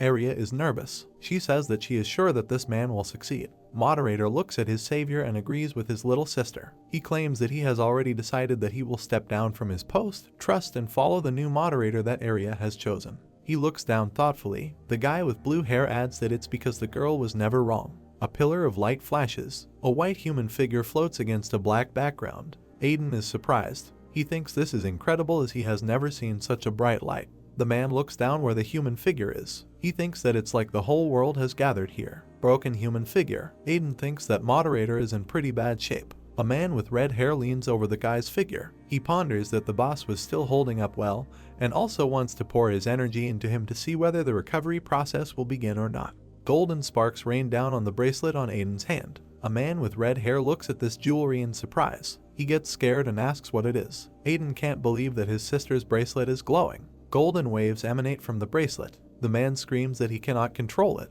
Someone tells him not to worry. A yellow figure of a girl appears behind Aiden. She reassures him that everything will be fine. A stream of golden light. An explosion of magical light. The man looks forward in surprise. Yellow figure of a girl. She presses her hands to the head of the moderator figure. Aiden names the girl Alice. A human figure is walking somewhere. Selena looks ahead emotionlessly. Little Selena looks up in fear. Buildings and rocks are collapsing. A human figure floats in the sky as her assistants destroy everything in their path. Moderator looks down coldly. The little girl gets scared and cries. Someone claims that the boss deletes everything and everyone without the slightest hesitation. The little girl turns around at the stranger's voice. He asks her what is left after this man's rash actions, and later laughs and claims that this guy also calls himself Moderator. The unknown man smiles and asks the girl if she is awake. Little Selena is afraid of strange humanoid dark creatures. One of them asks her what she thinks after the scene she saw. The frightened child begins to cry when the stranger reminds her that she is now alone.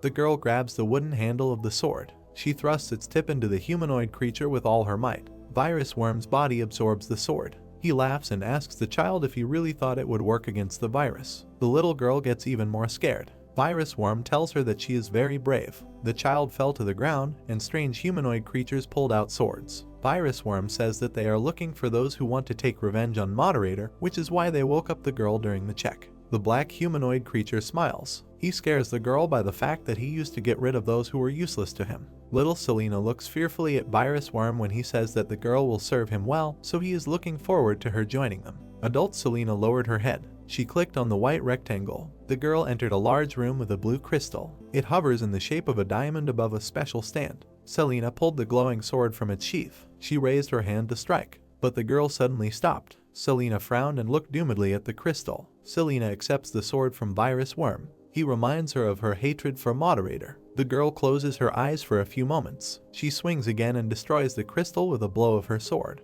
Violet rays scatter from the site of the breakdown. They absorb all the blue rectangles in this space. Selena looks down emotionlessly. Through the resulting hole, unknown human figures enter this place. A bright light emanates from the figures of Aiden and Moderator. Prokian asks other players to stay away from the two. The men close their eyes. The blonde explains that at this moment the Moderator is most vulnerable, so it can be said that this is their only weakness. People around listen carefully to the girl, who claims that this couple should not be approached until they open their eyes. Suddenly there were a lot of system alerts that warned of danger. The last notification mentioned an error that occurred in the game. The players guarding Aiden and Moderator panicked. Lloyd and Dake don't understand what happened. A new message appeared from the game system, which spoke of a virus invasion. People got scared and fell silent. An unusual purple glow appeared at the top of one of the rectangles. The players were confused and frozen. The next system alert notified that the system's functionality had decreased and the available commands had decreased. People gathered in a circle for negotiations. Xenon asks how viruses got into this space if they didn't have the capabilities to do so. Dake remembers that Selena was responsible for security and asks where she is now. Virus Worm notes that all the necessary players are in place. He looks down at the people and asks them if now is not the perfect time to attack. Virus Worm smiles slyly. It refers to the fact that Moderator cannot move. The boss stands with his eyes closed as the virus says that this is a great chance for him. Virus Worm notices that they haven't met like this for a long time. She offers to greet each other. Regen, Beetlejuice, Virus F, Virus E. Virus Worm snaps its fingers and suggests that players are disappointed that there is so little virus. Many purple portals appear. The virus is telling people not to worry. Black humanoid creatures that are viruses begin to attack. Many viruses spill out of the purple portals when Virus Worm mentions that he brought the rest of the viruses with him. The players are quite annoyed. Xenon asks how these creatures dared to enter this space. People draw their swords from their scabbards. The angry brunette shouts that all these viruses are asking to be deleted and that's good. Other angry players join him. Xenon says they will take this chance and remove every virus. Prokian gets pretty scared. New viruses are still arriving from portals into this space. Beetlejuice and Prokian's gazes crossed. The blonde looked at Arya, called her name and asked her to take care of the two men. Sister Moderator closed her eyes and agreed. Something flashed behind the girl. She thinks that this is all strange, since the viruses seem to know what time it was best for them to get here. Arya looked at the man with red hair. The girl thought that when she was here, no one would bother these two, but wondered why she was so worried. The man with red hair closed his eyes. Arya mentally hopes that nothing will happen. Surprised, Aiden cries and looks forward. Looking at him is the yellow figure of a girl whom he calls Alice. The man with red hair asks her if she is really his sister. Aiden reaches out to her and calls her name. Moderator stops the man with red hair. He raises his hands in front of him and says that this is not his little sister. The boss trembles and swears at the unknown creature. The girl looks emotionlessly at the guy whose head she holds in her hands when he calls her true name, which is Trojan. Aster screamed at Aiden to run away. Aiden opened his eyes after the words of Aster, who said that Aiden did not have a younger sister from the very beginning. Aster, while in blue energy, opened his mouth and said that this was all part of the Trojans' plan. Alice touched Aster's back. Aster turned around sharply. Aster extended his hand towards Alice. Notification. Permanent deletion. Alice grabbed Aster's hand. Walking closer to Aster, Alice said that it was useless. Aster's body was almost destroyed, and in the center was a yellow core. Alice told Aster to look at his body. This is the result of using her power. She gradually destroys him from the inside. Alice began to look at Aster and said that now she would return her back and also take away all the rights. A bright yellow flash appeared in the chests of Aiden and Aster. Alice floated in the air and, with the help of yellow energy, took away the power from Aiden and Aster. A bright yellow flash appeared. White hair began to appear. The girl opened her hand. The girl opened her yellow eye. A girl with white hair and yellow eyes was wearing a black dress. No one Trojan. Powerful blue blows destroyed viruses. Isabel cut the virus in half. A wave rushed to the right of Isabel, destroying the viruses. Behind Isabel stood Dyke, who was also fighting off the viruses. A white explosion appeared behind Lloyd. Isabel flew through the viruses and cut them apart. A white explosion appeared in front of Isabel. Isabel watched as a huge purple virus appeared in front of her. The virus's eye began to glow. Suddenly a blue line appeared. Dyke, shooting from his bow, completely destroyed the head of the virus. Dyke jumped into the air and began to load 3 arrows. Dyke shot 3 arrows from his bow. A bunch of viruses stood in the crowd and looked at the blue explosions. One of the viruses asked his comrade if it would be better for them to attack the moderator instead of fighting them. The comrade replied that he was right. Many viruses began to fly. One of the viruses said that they need to get rid of the moderator before he awakens. The viruses began to fly towards the bright beam, where there were 2 silhouettes. Xenon shouted that viruses were targeting the moderator. They must stop the viruses. Suddenly, the viruses crashed into the blue barrier and began to die. The blue barrier emitted blue lightning. The viruses couldn't believe it was Procyon again. Procyon put her hands forward. One of the viruses started screaming for them to break through at any cost. Procyon opened her mouth and said that as a guardian, she orders them.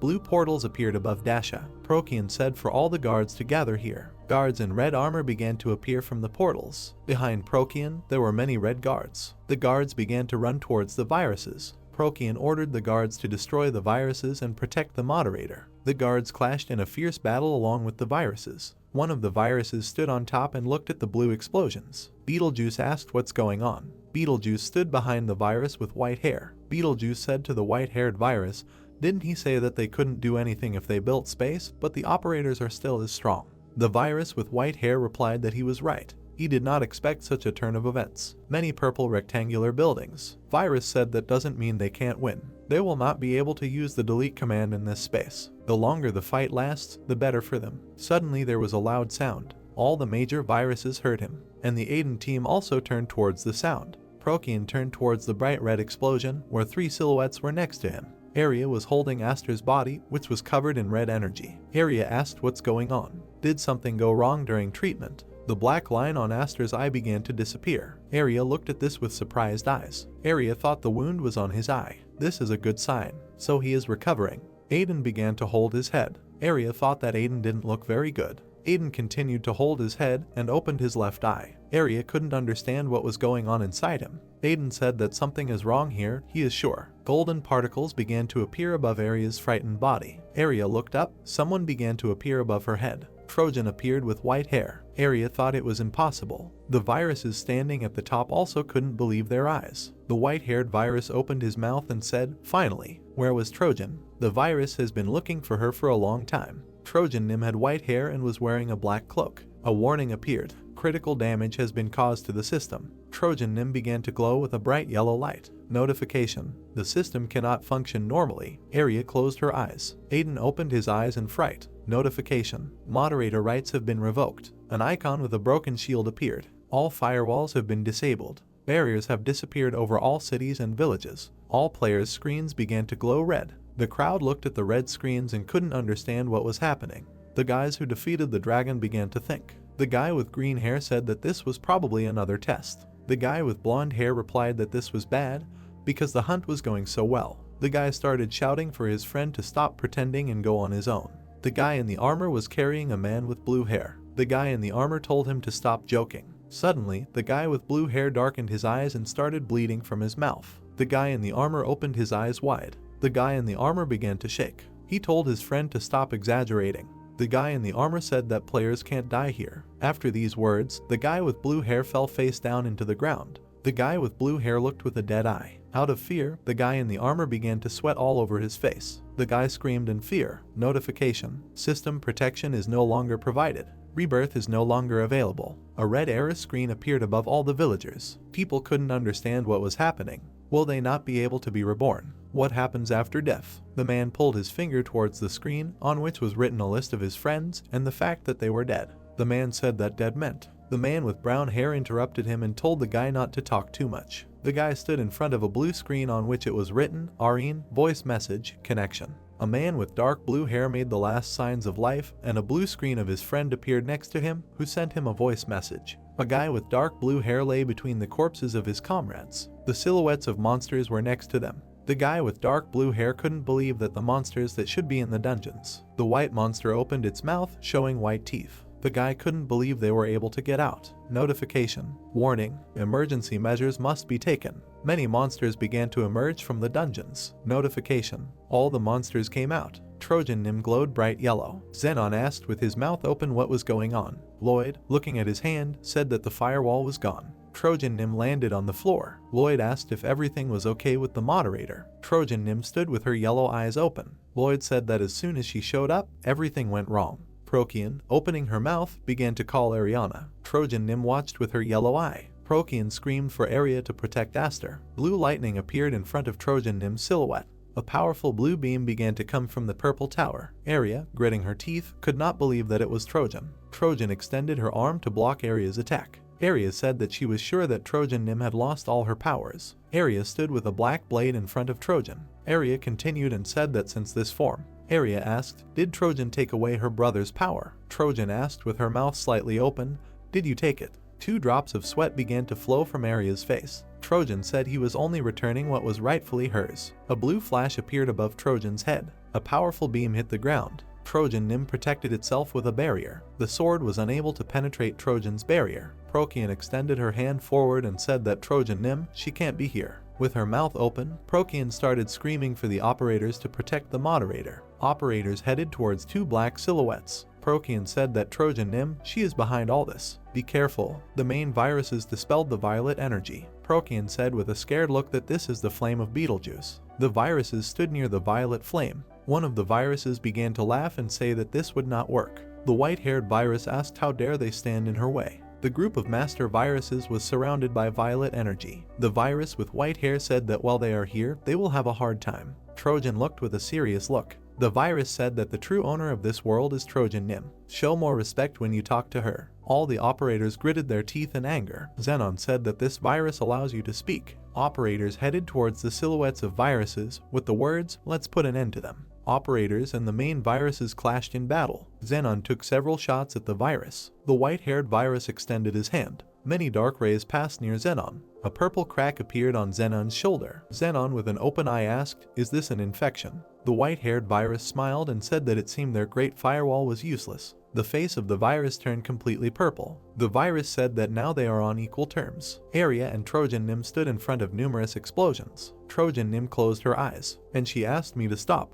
Viruses and operators abruptly stopped the battle. Xenon, looking towards Trojan Nim, said that he could not move. The white-haired virus asked why Trojan Nim stopped them. Trojan Nim said that the true owner of the world, stop saying these terrible words. She never wanted such a world. Trojan Nim, standing with a cold gaze, said that the virus should stop being deluded. She was never their king. The virus with white hair couldn't believe what Trojan Nim was saying. Trojan Nim told him that so don't even think about contacting her. A yellow line began to appear from Trojan Nim's finger. Trojan Nim said she needed to talk to her brother about something. Arya opened her eyes wide. Arya turned sharply towards Aiden, who was sitting in front of Aster. Trojan Nim pointed to the side and said not to be disturbed. A bright yellow shockwave appeared. Red guards and viruses flew across countries. Operators and the main viruses also began to fly away from the blast wave. The rectangular platform was covered in smoke. Arya began to breathe heavily. Arya protected hers with a barrier from Aiden and Aster, who stood behind her. Aiden stood with his mouth open in front of the lying Aster. Arya asked if they were intact.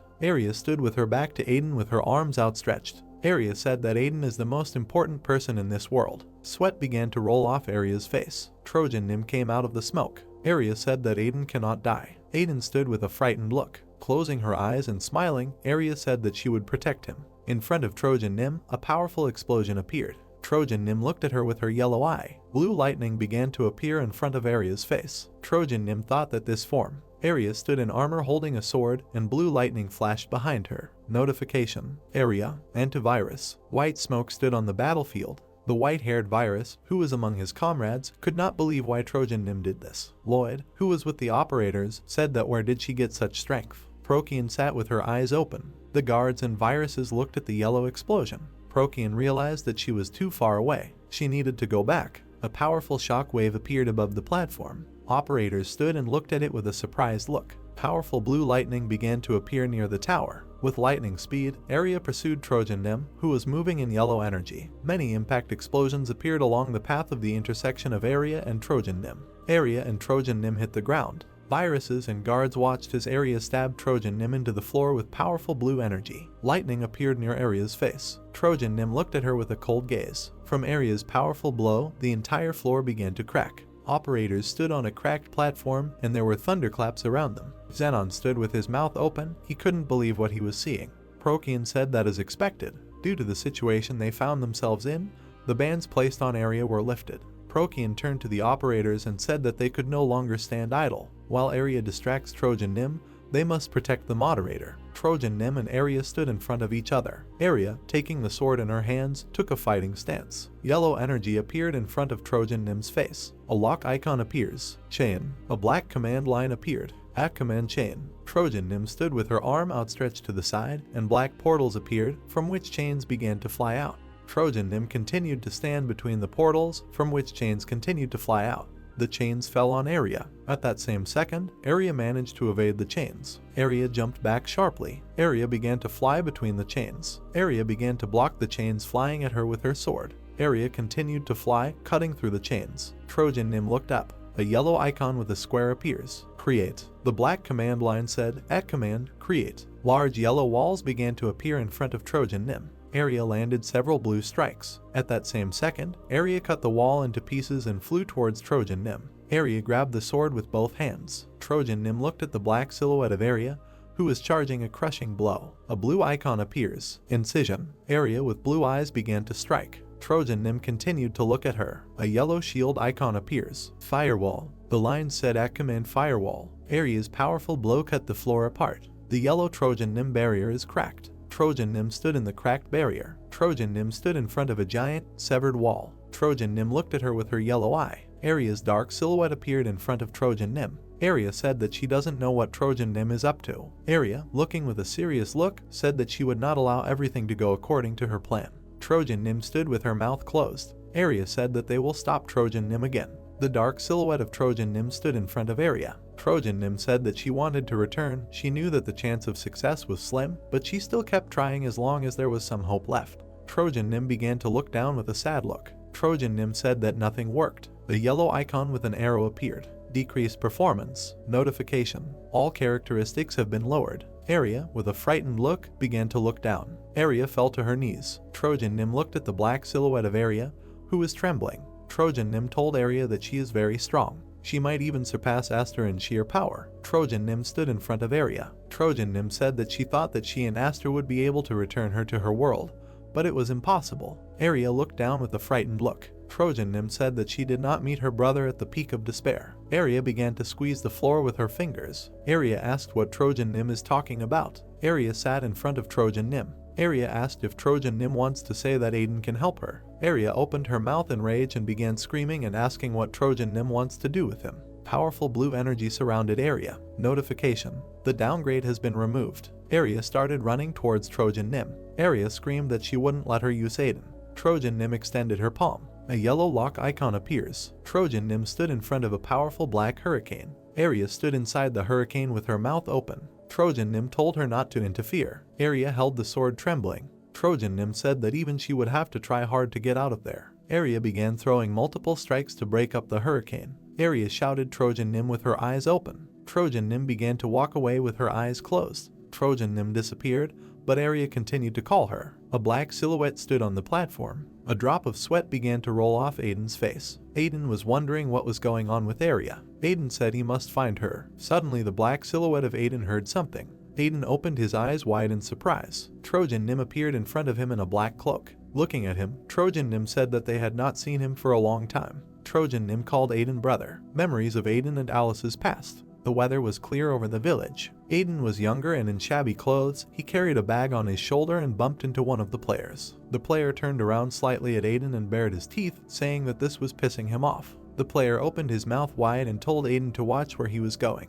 Aiden smiled sarcastically and said that it got away that time. Aiden tossed the bag in his hand and smiled. Aiden said that for players it's just a small thing and they won't even notice. Aiden said that they could last a little longer with this. Aiden walked down the street and looked around at the stalls. Aiden turned his attention to one of the counters. There were various beautiful bracelets and necklaces lying on the counter. In one of the alleys there were mountains of garbage and exhausted people. Little Alice turned around and looked at Aiden, who called out to her. Aiden walked into the house, holding a bag on his shoulder and smiling. Alice stretched out her arms and was about to run up to her brother. Aiden said that he returned and asked Alice if anything special happened while he was gone. Aiden leaned slightly towards Alice. Alice opened her mouth slightly and looked intently at Aiden.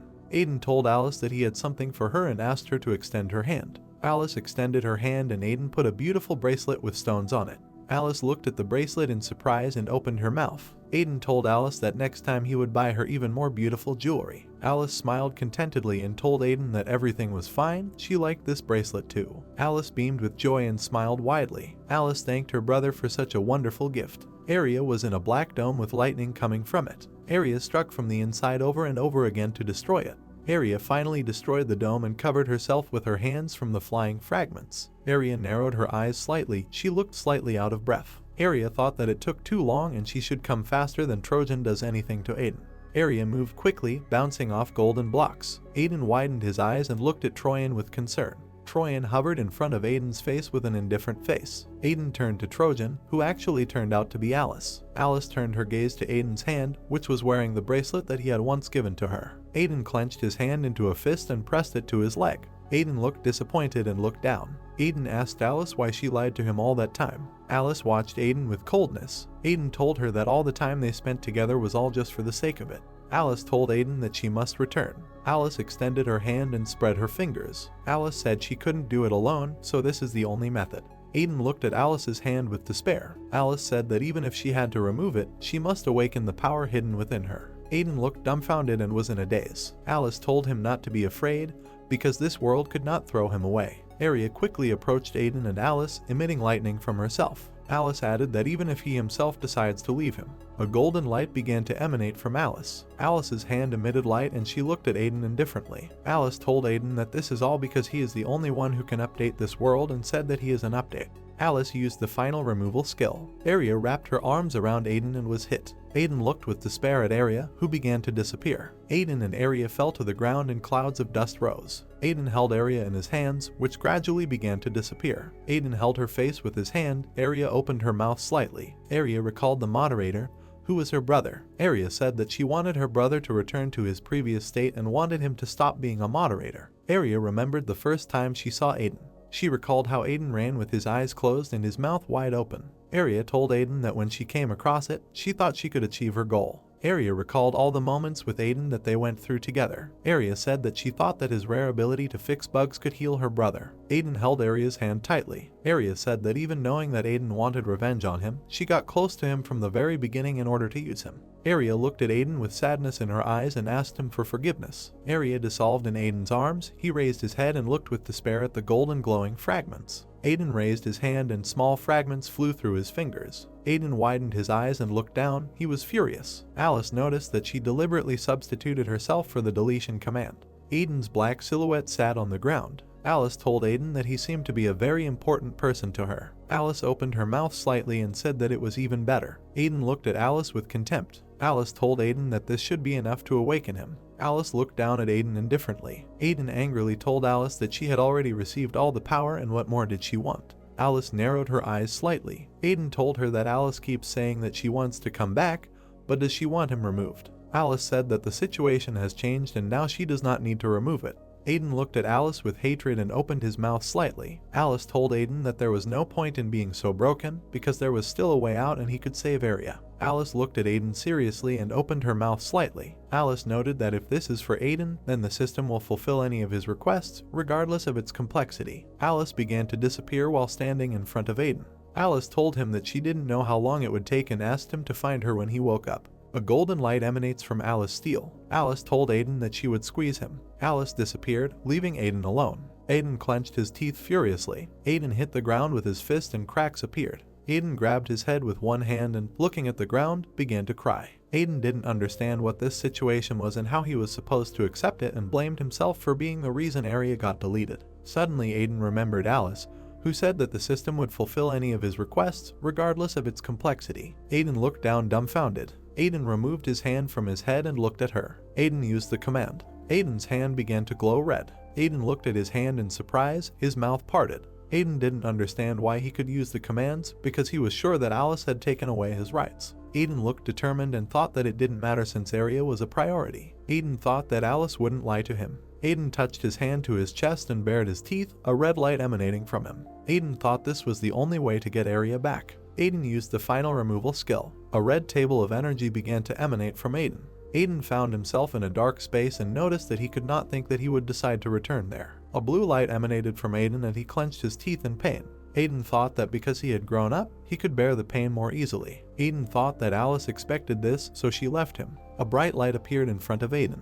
In the dark space was the bright silhouette of Area. Aiden rushed towards the silhouette and widened his eyes, calling out to Area. Aiden extended his hand towards Area, approaching her. Aiden didn't understand what happened. It was dark. He was sure that everything worked out. Someone's voice called Aiden. Aiden didn't understand who it was. A voice told Aiden to open his eyes. Aiden opened his eyes. Aiden's hair branched. He stood up and was shocked. Aiden woke up in an empty space and a black silhouette stood next to him. Aiden turned his head and saw Area. Area was glad that he finally woke up. Aiden widened his eyes and was scared. Area crossed her arms with a satisfied expression as the small white dragon Sirius sat on her shoulder. Aiden jumped up sharply and grabbed Area by the shoulders, not believing that it was really her. Area told Aiden that it was her and she was fine so he could calm down. Aiden looked exhausted and exhaled easily. Area slightly opened her mouth and looked questioningly at Aiden.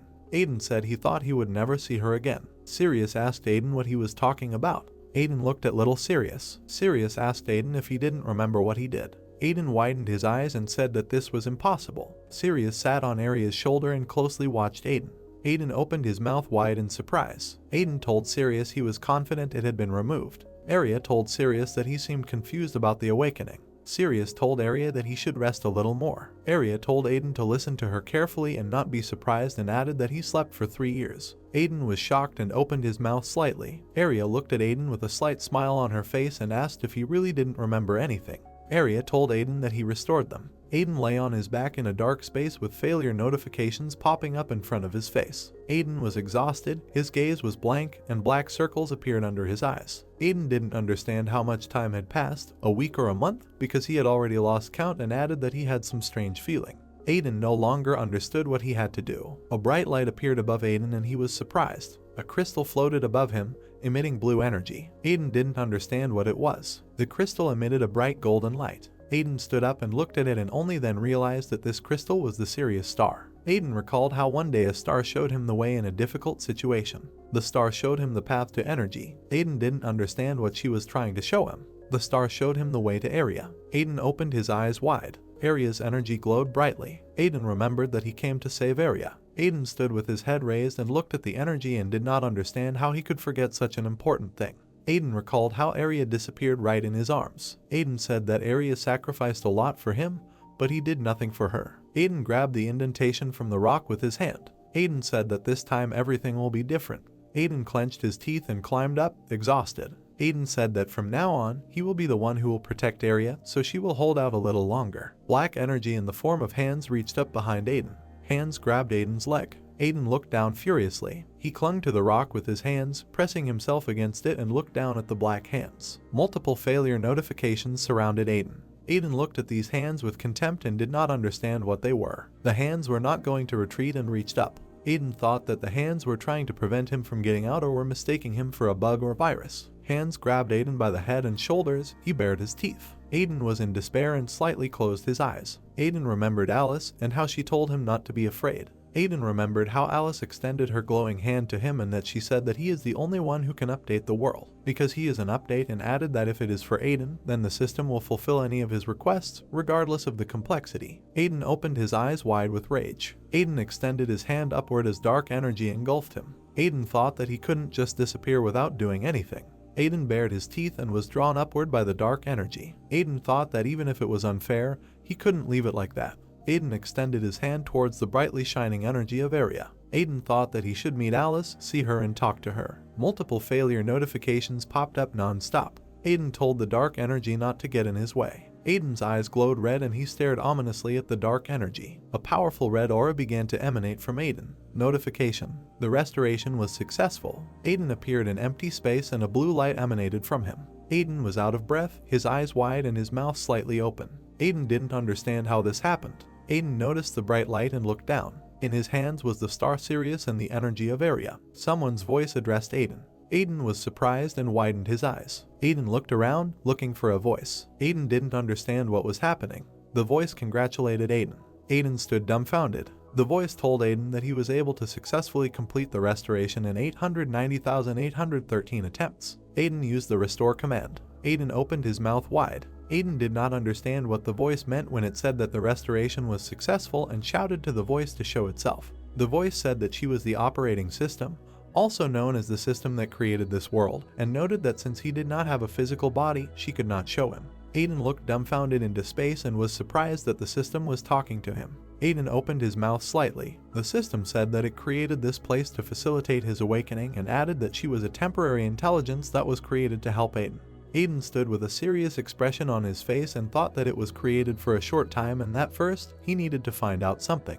Aiden asked System that he was sure he deleted himself so that he might still be alive and if she saved him. The system told Aiden that it could not let him die as it had to restore him at any cost. Aiden remembered how he lay exhausted on his back and looked down with sadness. The system told Aiden that all recovery methods had been used, but the final choice was his. Aiden stood motionless. The system told Aiden that everything would be as he wished, whatever his choice, it would follow him. Aiden raised his hand and a red aura emanated from it. Aiden told the system that he felt exactly like a moderator and asked how he could feel the power that had been taken away from him, or whether Alice had left him the rights. The system told Aiden that he is the only moderator of this world. Aiden looked serious, his eyebrows knitted slightly and a powerful energy emanated from him. The system told Aiden that no one can take away these rights, because this power is exclusively his. Aiden opened his mouth slightly, emitting a red aura. Aiden noted that since everything will be as he says, then with the power of restoration he can save others. Aiden opened his mouth wide and held Area's energy in his hand.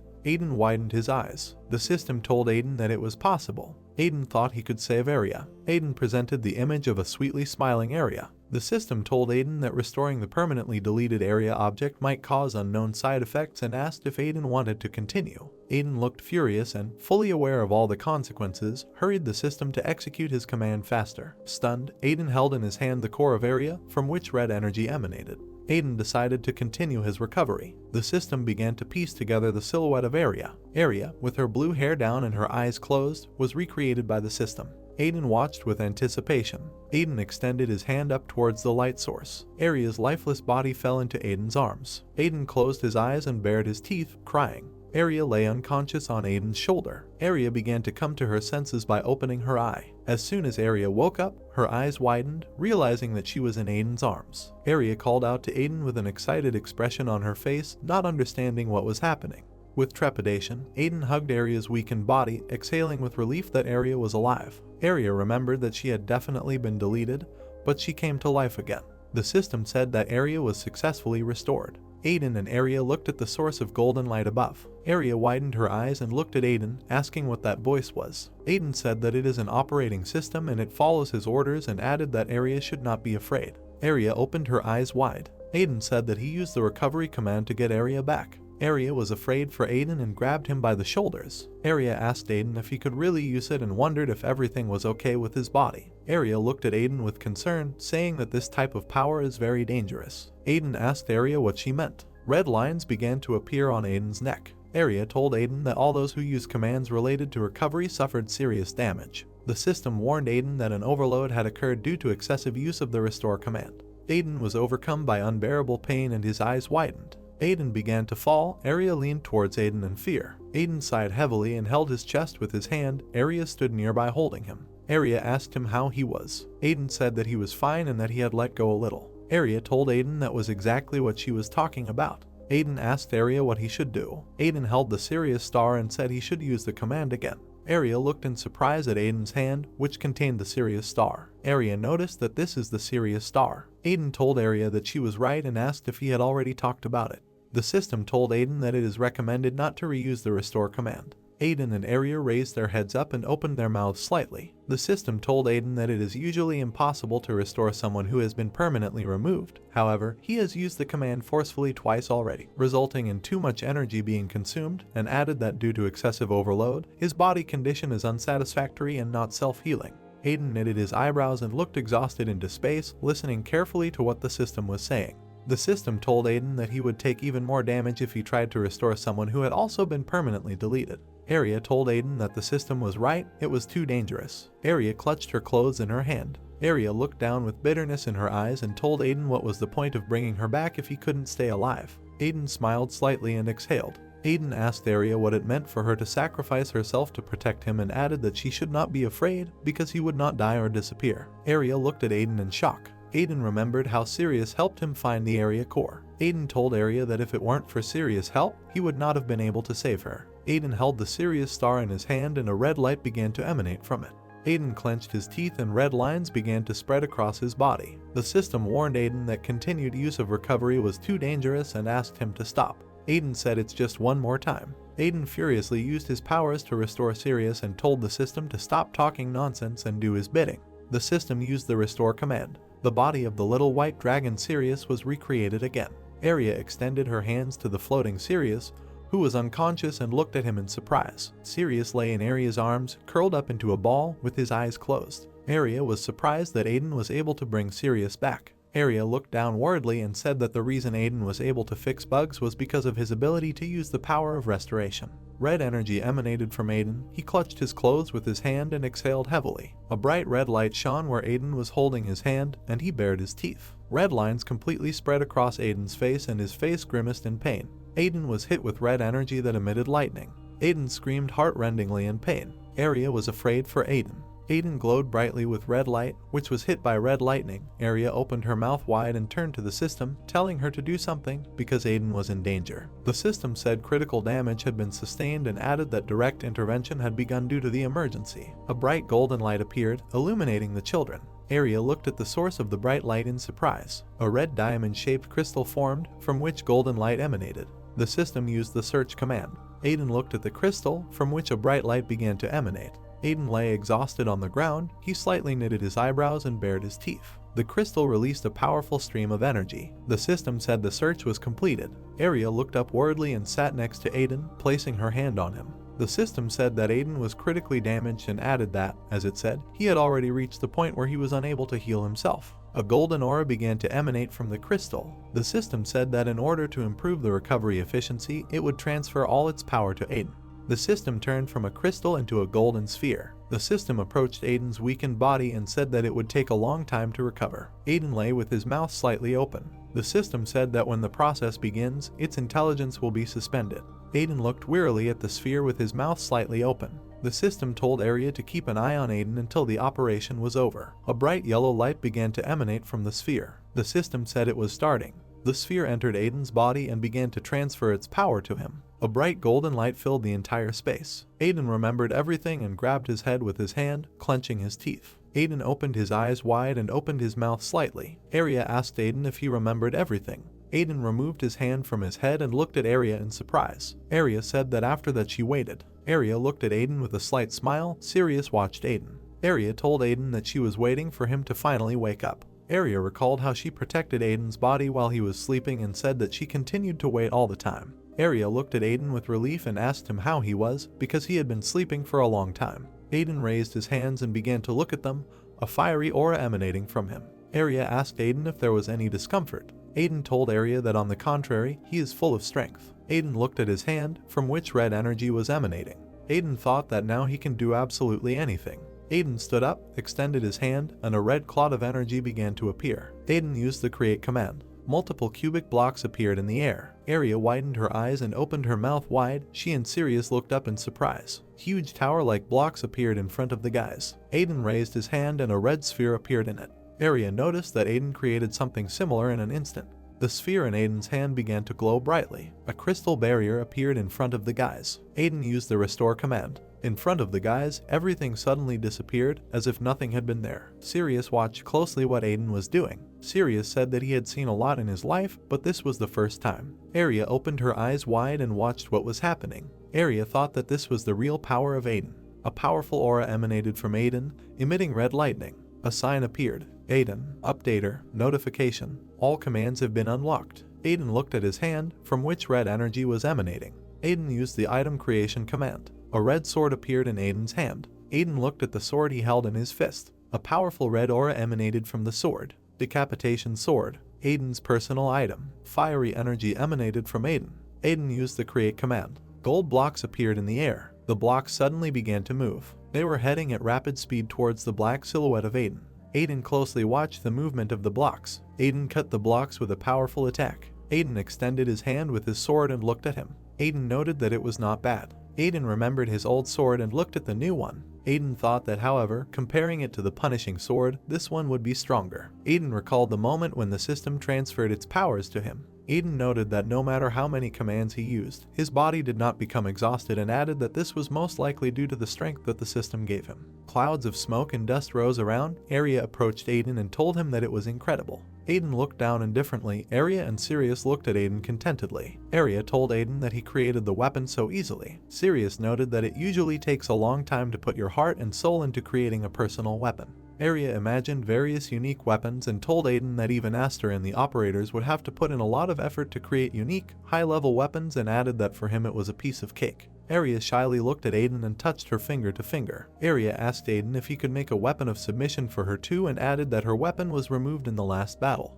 Aiden looked at Arya and smiled. Aiden raised his hand and a red light began to emanate from it. Arya slightly opened her mouth. Aiden asked Arya why she was so embarrassed, because he would have made it for her anyway. Aiden extended his hand in front of him, smiling, and a cloud of red energy began to circulate above his palm. Weapons began to form in the air. A black sword appeared in front of the surprised Arya. Arya was very happy about the sword. Aiden smiled. Arya held her new sword in her hands. Arya thanked Aiden. Aiden said that he tried to make it as similar as possible to the one she had and noticed that she was already attached to him.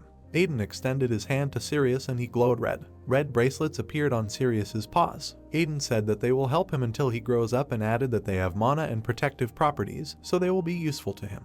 Aiden put his hand to his side and looked at the guys. Aiden told the guys that if they still needed time to get used to the weapon, they could take their time and added that there was no point in staying there any longer. Aiden raised his head and looked at the sky, saying that it was time to get out of there. Arya put her hand on Aiden's shoulder and asked her to wait. Arya closed her eyes and smiled slightly. Arya told Aiden that it was great that they were leaving there, but first, they needed to do something about his hair. Aiden looked at Arya slightly surprised. Small pieces of Aiden's hair began to fall from his head. Arya stood contentedly and held scissors in her hands. Aiden smiled slightly. Arya told Aiden that this would be enough. Aiden looked at Arya and smiled sweetly, thanking her. Arya held things in her hands and asked Aiden to wait a little. Arya had her things in her hands. She said that she would change and come back. Arya turned around and walked to the side. Aiden looked with a smile at the leaving Arya, who said that she was quickly. Sirius flew up to Aiden and called out to him. Sirius asked Aiden if he was serious that he was going to go and look for Trojan. Sirius looked at Aiden with concern and said that he would not stop him,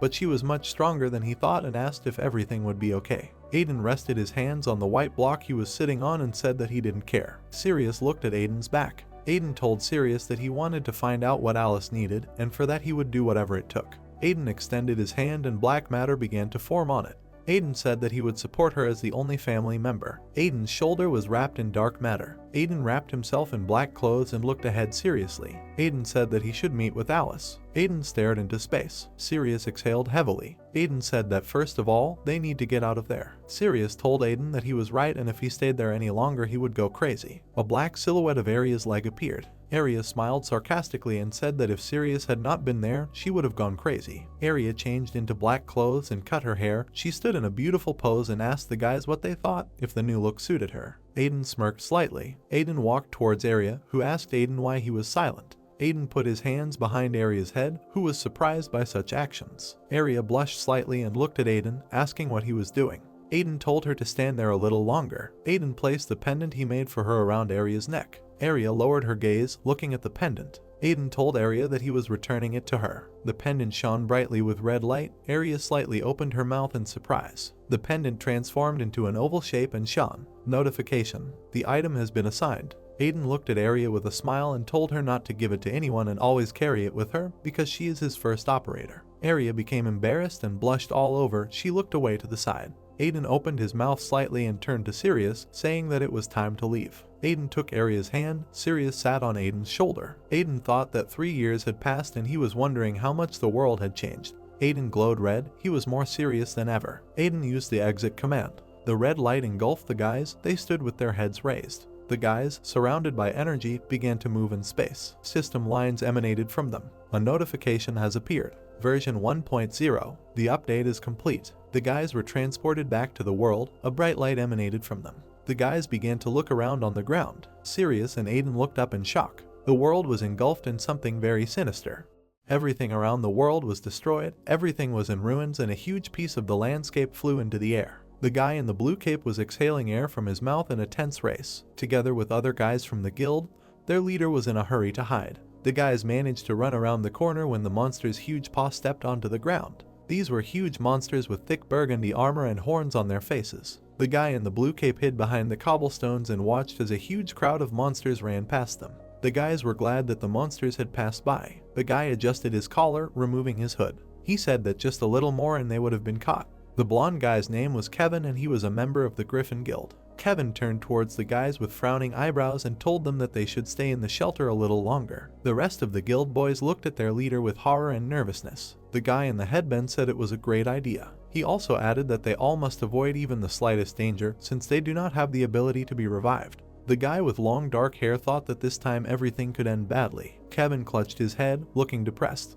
The guy with long hair said that he doubts the correctness of the chosen path because they are increasingly stumbling upon monsters. Kevin replied that the guy was right because he was ready to take the risk but did not expect that everything would be so bad. Kevin recalled how they saw the Tower of Tests in the past. He recalled that before the world changed, there were no monsters in those lands and it seemed like there were no safe places left. The dark-haired boy stood opposite his leader and addressed him. He reminded his leader that he had said that there was a rumored village nearby called Urge. Kevin asked about the rumors. The huge fortress glowed red, which was protected by a dome. Kevin agreed that there were rumors that until now the village of Urge was protected by a firewall when there were still operators there. Kevin knew that many survivors had taken risks and came out of hiding to find this village. Suddenly, another voice approached the 3 guys from the side, who asked Kevin about how the other guild members were there. The blue-haired girl held her staff in her hands shyly. She said she was worried about the outfitter squad. The guys recalled how a huge virus attacked their village and destroyed everything, causing all the residents to try to escape, so they were lucky that they were able to survive.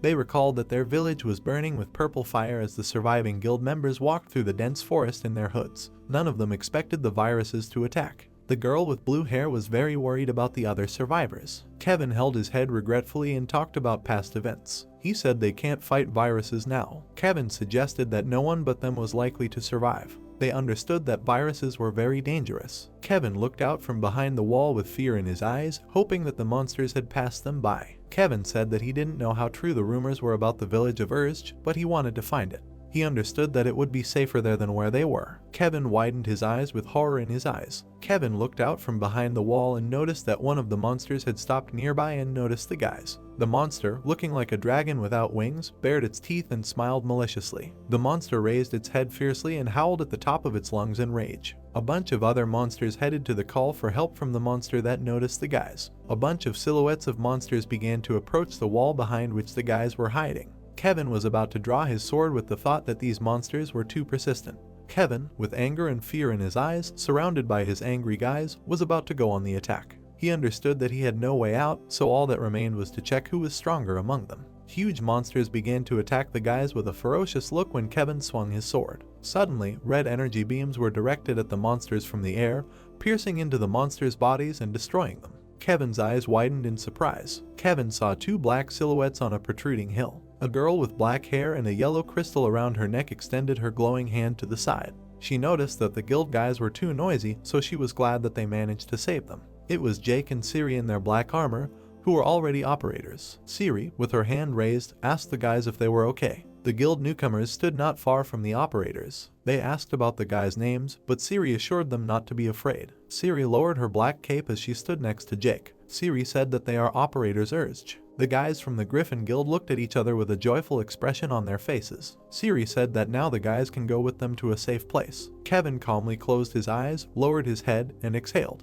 He realized that the rumors were true. The guys looked at the silhouettes of their saviors Siri and Jake, who looked at the guys with empathy. The guys were glad that there were still operators left in this terrible place. Suddenly, dark purple energy appeared in the air. Jake and Siri's faces were covered in a black shadow of energy with fear in their eyes. Kevin watched as Jake and Siri tried to prepare to attack with their guns. Siri, without glancing towards Kevin, who was standing nearby, asked him if they were attacked by a virus. Kevin asked again in bewilderment. The silhouette of Siri and Jake with a sword watched as dark energy emerged from a crack in the earth. A dark energy virus began to seep out of the ground in a strong stream, scattering fragments of the earth in all directions. A huge silhouette of a virus with a glowing crystal in its chest towered over the operators. Kevin knitted his eyebrows with despair and fear in his eyes and understood what kind of monster had appeared in front of them. The huge silhouette of the virus swung its hand with fury. The guild guys realized that it was this virus that attacked their supply squad. A huge virus hit with its power the place where the guys were, destroying all the ground under them, when the operators managed to fly into the air. Siri bared her teeth and looked at what was happening with a feeling of being trapped. Siri said that this was the first time the virus had gotten so close to them, so they needed to get rid of the virus before the virus got close to Urged Village. Siri floated in the air and spread her arms to the sides, using her magic energy balls. Siri added that the virus was strong and if they wanted the delete command to work, they needed to weaken it.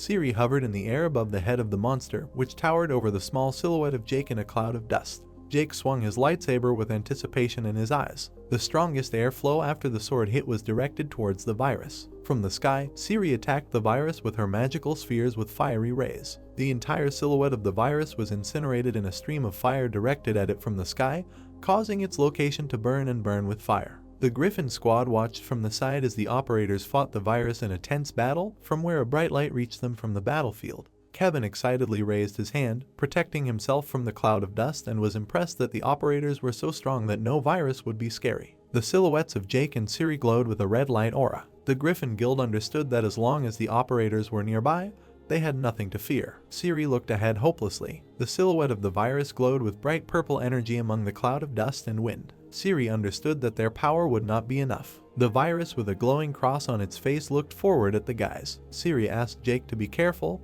because this virus was far from unusual. The virus rose in its silhouette above the operators, covering them with its shadow. Siri and Jake's faces looked blank as they realized they were having a hard time coping. The huge silhouette of the virus and its violet energy tried to surround the operators, filling the entire space. Operators realized that they needed Mia's help. The virus with its sharp claws intended to attack the guys. Siri and Jake were horrified and looked confused. A red beam of light appeared from the sky. This red beam was directed towards the earth through the air. A powerful red ray overtook the virus and cut it into pieces, which, along with the ground, scattered in different directions. The virus began to fade away instantly, emitting a red aura from itself. Jake and Siri were in shock, covering their faces with their hands from the shock wave. Jake saw that the red beam destroyed the virus with one hit. Aiden and his hammer descended to the ground, hiding under a thick cloud of dust after the impact. Jake didn't understand where such a powerful force came from. Aiden's silhouette towered on the hill when the operators looked up and saw their savior. Siri widened her eyes in trepidation, hoping to see a familiar face. She realized it was Aiden, who looked sad. Siri and Jake opened their mouths in surprise. Jake thought it might be like a dream. Siri noticed with amazement in her eyes that it was indeed Aiden. Aiden looked emotionlessly towards the guys as his protruding chin was visible against the background of a cloud of dust. Aiden began to walk towards the guys. Jumping off the hill, Aiden walked with a proud gait, straightened his cloak, and headed towards his guys, whom he had not seen for a very long time. Jake and Siri were very happy to see their old leader appear. Aiden ironically apologized, saying that he was late. Kevin watched from the side as Jake and Siri surrounded their old friend. They were very excited that Aiden was still alive. Jake exhaled, saying that he was very glad that Aiden remained unharmed. Kevin, with confusion in his eyes, opened his mouth along with his comrades from the guild, who also did not understand what was happening and looked at each other. Kevin remembered the silhouette of Aiden, whom he once knew. Arya suddenly approached the guys from the side, who managed to glance at her. Arya jokingly asked Aiden how he could leave her behind. Arya crossed her arms and looked sarcastically towards the guys who recognized her. Arya greeted them. Arya's sophisticated gaze fell on the two operators Siri and Jake, who noticed that the two of them had grown up considerably. Arya noticed that they had become decent operators. Siri looked ahead with an expectant look. Arya called out to her, saying that she had brought someone. Arya turned her head to the side on her shoulder when the silhouette of a small dragon appeared from behind her. Arya eagerly turned to Sirius, telling him that he was leaving quickly. The silhouette of a white dragon wing appeared as Arya said that Sirius should not hide. Siri at the same moment widened her eyes, expecting to see her mentor. Sirius, in the form of a small dragon, appeared from behind Arya. At the same moment, with tears in her eyes, Siri moved towards Sirius with her hands outstretched. Siri closed her eyes and, from an overabundance of warm feelings, hugged the little dragon Sirius to her. Tears flowed from her eyes in a stream. She said she missed him very much. Sirius closed his eyes and pressed his head against Siri's chest. He apologized to her for leaving her. Siri's eyes looked swollen and she looked tenderly at Sirius, who clung to her lovingly. He said that he had become very small, but Siri had grown a lot since the last time they met, and she also became an operator. The guys watched from the sidelines as Siri held the little white dragon with warmth in her hands. Sirius said he was very proud of Siri. Siri was slightly out of breath from her tears and said that from now on they should not leave each other even one step. Aiden and Arya looked at each other with calm glances. Siri said it was a promise. Vast expanses of nature and mountains could be seen from the top of the hill. Siri, with Sirius on her shoulder, asked the guys about the fact that they deleted themselves. Aiden closed his eyes and headed forward when behind him was a whole squad of Griffin and his two operators. Siri said that she understood everything, but Aiden's actions were still reckless. She said something bad might happen. Aiden said that Sirius and Arya had already told him off. Griffin's squad glanced at each other as they walked behind Aiden and his team. Aiden assured that this will not happen again. One of the Griffin guys said that they also hear everything. The guy in the blindfold said that they were helpless in this situation anyway, so they should just keep quiet. Kevin looked ahead in admiration. He thought that Aiden had changed a lot. Kevin recalled how Aiden hugged him and offered his help. Kevin was glad that Aiden recognized him and even more so offered his help. Aiden's silhouette glowed with bright fire as he turned his head back. Kevin understood that Aiden was now an order of magnitude higher than the average player, so he could not treat him the same way before. Aiden's story begins. The silhouette of a man was illuminated by a bright light from the sky while the other guys remained in the shadows. Players are people in the world who have been selected by the system. The crowd of ordinary people looked at the players as gods who had their own advantages. The rest of the people were called NPCs who were desperately trying to be chosen by the system. Once they became a player, they stopped aging and could gain experience to become incredibly strong. The NPCs were jealous of the players because they had great advantage and fame. Some of the black silhouettes of players mocked simple NPCs. These were players who committed evil acts, accumulating karma points and receiving penalties, losing honor. One of the good players stood on the ledge of the hill with a raised flag, glowing with a blue aura. Still, most players wanted to kill monsters to become stronger. Along the way, the guys discussed what parameters and for what purpose the system selected players. One of the NPC silhouettes lit up with a bright light.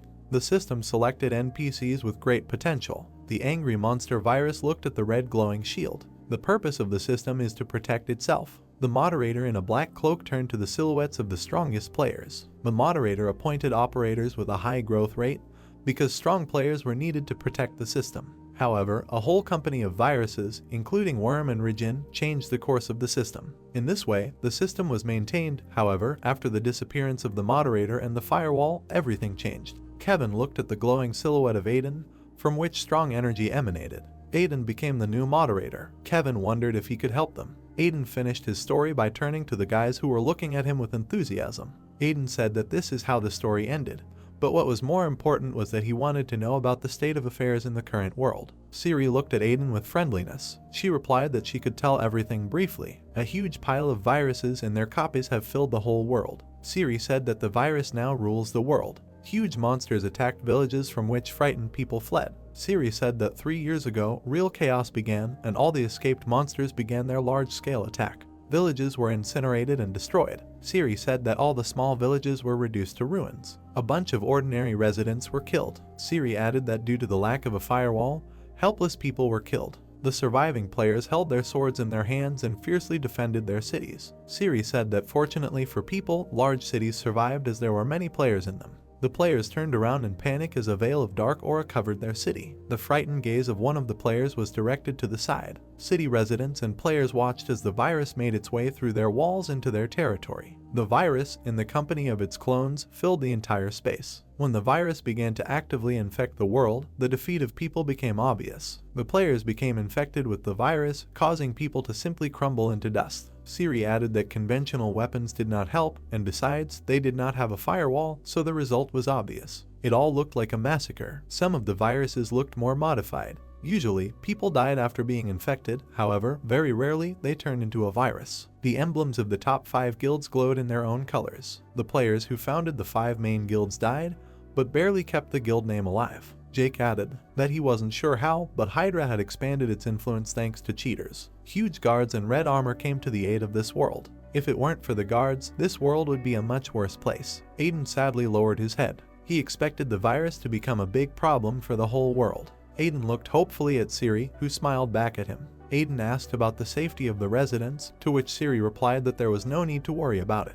The silhouette of the village of Urst was covered with a red firewall. Siri said that their village is the only one that still has a firewall. Moreover, she added that the teams and supplies that Aiden left them with helped them survive. Jake and Siri recalled how there were a lot of people in their city who needed resources. The guys said that at first it was difficult for them because of the people gathered in their village. At that moment, the silhouette of Mia appeared and came to their aid. They said that without her it would be very difficult for them. Arya walked next to Aiden and called out to him, saying that they had come to the right place. Aiden looked up with anticipation. All the guys stood in front of the village of Urst, which was surrounded by a red protective dome.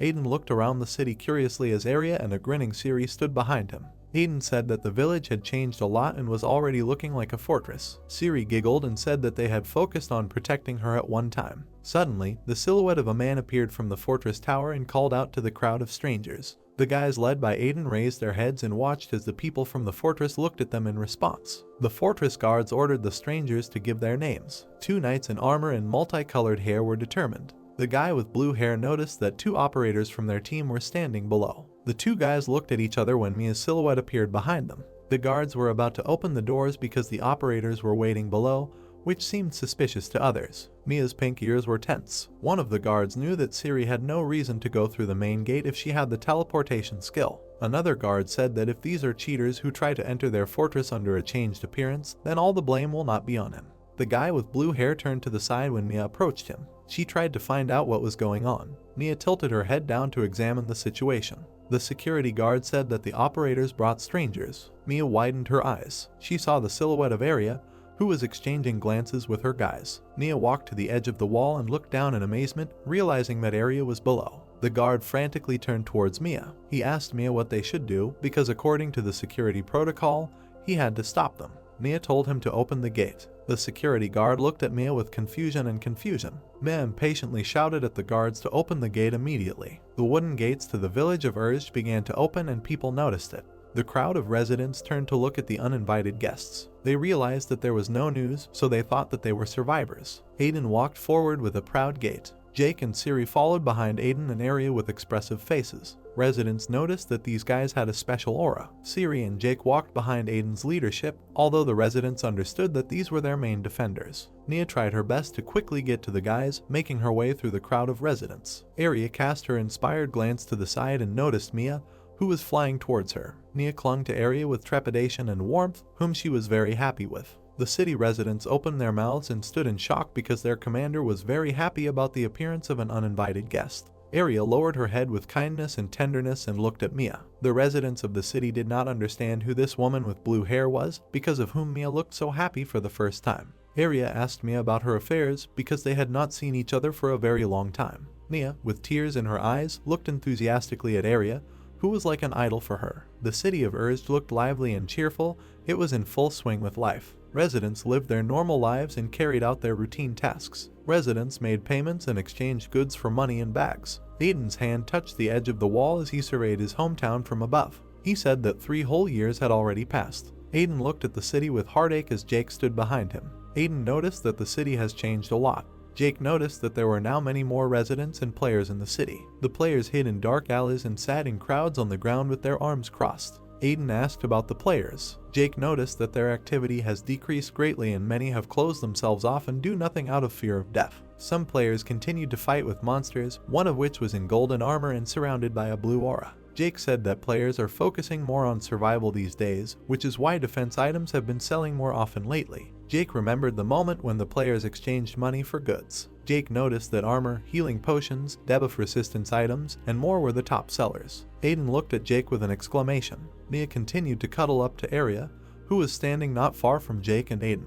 Arya looked at Mia with warmth and said that she needed to go away for a while and therefore they could not sit in each other's arms all day. Mia, screaming and screaming, did not want to let go of Arya, who closed her eyes with a grin and stroked Mia's head. Mia screamed that she was not going to let Arya go. Arya jokingly said that she lost. Aiden and Jake watched what was happening with Mia with elation. Jake said that Mia didn't look like herself, so everyone in the village was surprised. Mia pressed herself against Arya's body with tenderness and care. Jake said that he hasn't seen Mia this happy in a long time. The gate to the building where Aiden and his friends were located opened. From the side we could hear joyful exclamations that Mr. Aiden had returned. Logan and Sophia looked forward with amazement and hope, their mouths open. They couldn't wait to see Aiden. Sophia and Logan approached Aiden and started asking him about everything. They said they were looking forward to it. Aiden was also glad to see everyone and asked the guys how they were doing. Little Helen ran out of the crowd and clung to Aiden, who was very happy to see all the guys. Helen lifted her head lovingly and looked at Aiden with a shining gaze. Helen said she was very worried about him. From the sidelines, her older brother Henry watched his sister's tenderness. Henry said ironically about Helen's manners and she should get away from Aiden. Henry stood nearby with his arms crossed. Henry kept telling his sister that she was bothering Aiden. Aiden said that everything was fine and extended his hands towards Helen, who continued to look at Aiden with warmth. Aiden picked up little Helen, who was breaking into a smile. He said he was very glad to see them. Henry walked closer to Aiden, who put his hand on his head. Aiden said Henry has grown a lot during his absence. Residents noticed Sirius, who was on Siri's shoulder. Sirius glowed with his white magical aura while sitting on Siri's shoulder. The residents were very happy that Sirius was alive, to which Sirius replied that it was thanks to Aiden.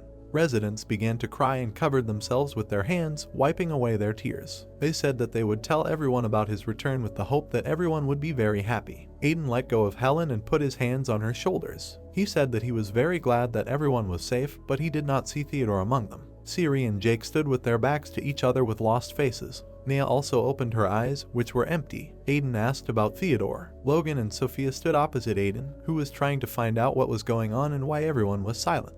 Mia stood behind Aiden, who managed to glance at her. Mia said that Theodore couldn't move now. Baring his teeth slightly, Aiden turned his head towards Mia. He asked her what she meant. Mia pitifully lowered her gaze to the ground. Aiden asked her to tell everything in detail. Mia told him to follow her. They headed towards the test tower, which had red energy emanating from it. Mia with a sad face walked with Aiden to the tower. She said Theodore was inside. Aiden looked around the tower with his head up as Mia walked next to him. Mia said that Aiden could already guess everything, why only the city of Urst could function normally, unlike others. Mia reminded me of Aiden's moment, as he patted Theodore on the shoulder and ordered him to defend the city and its inhabitants before leaving. Theodore stood right in front of the red energy. Mia said that Theodore did his best to keep his word. The entire space was taken over by the virus and its copies. Mia said that at first the place was not protected from the virus. Mia recalled how in a fierce battle they were wounded and exhausted, falling to the ground from powerlessness. Mia said that the rabid monsters were a big problem, but fighting the endless stream of the virus had worn them out.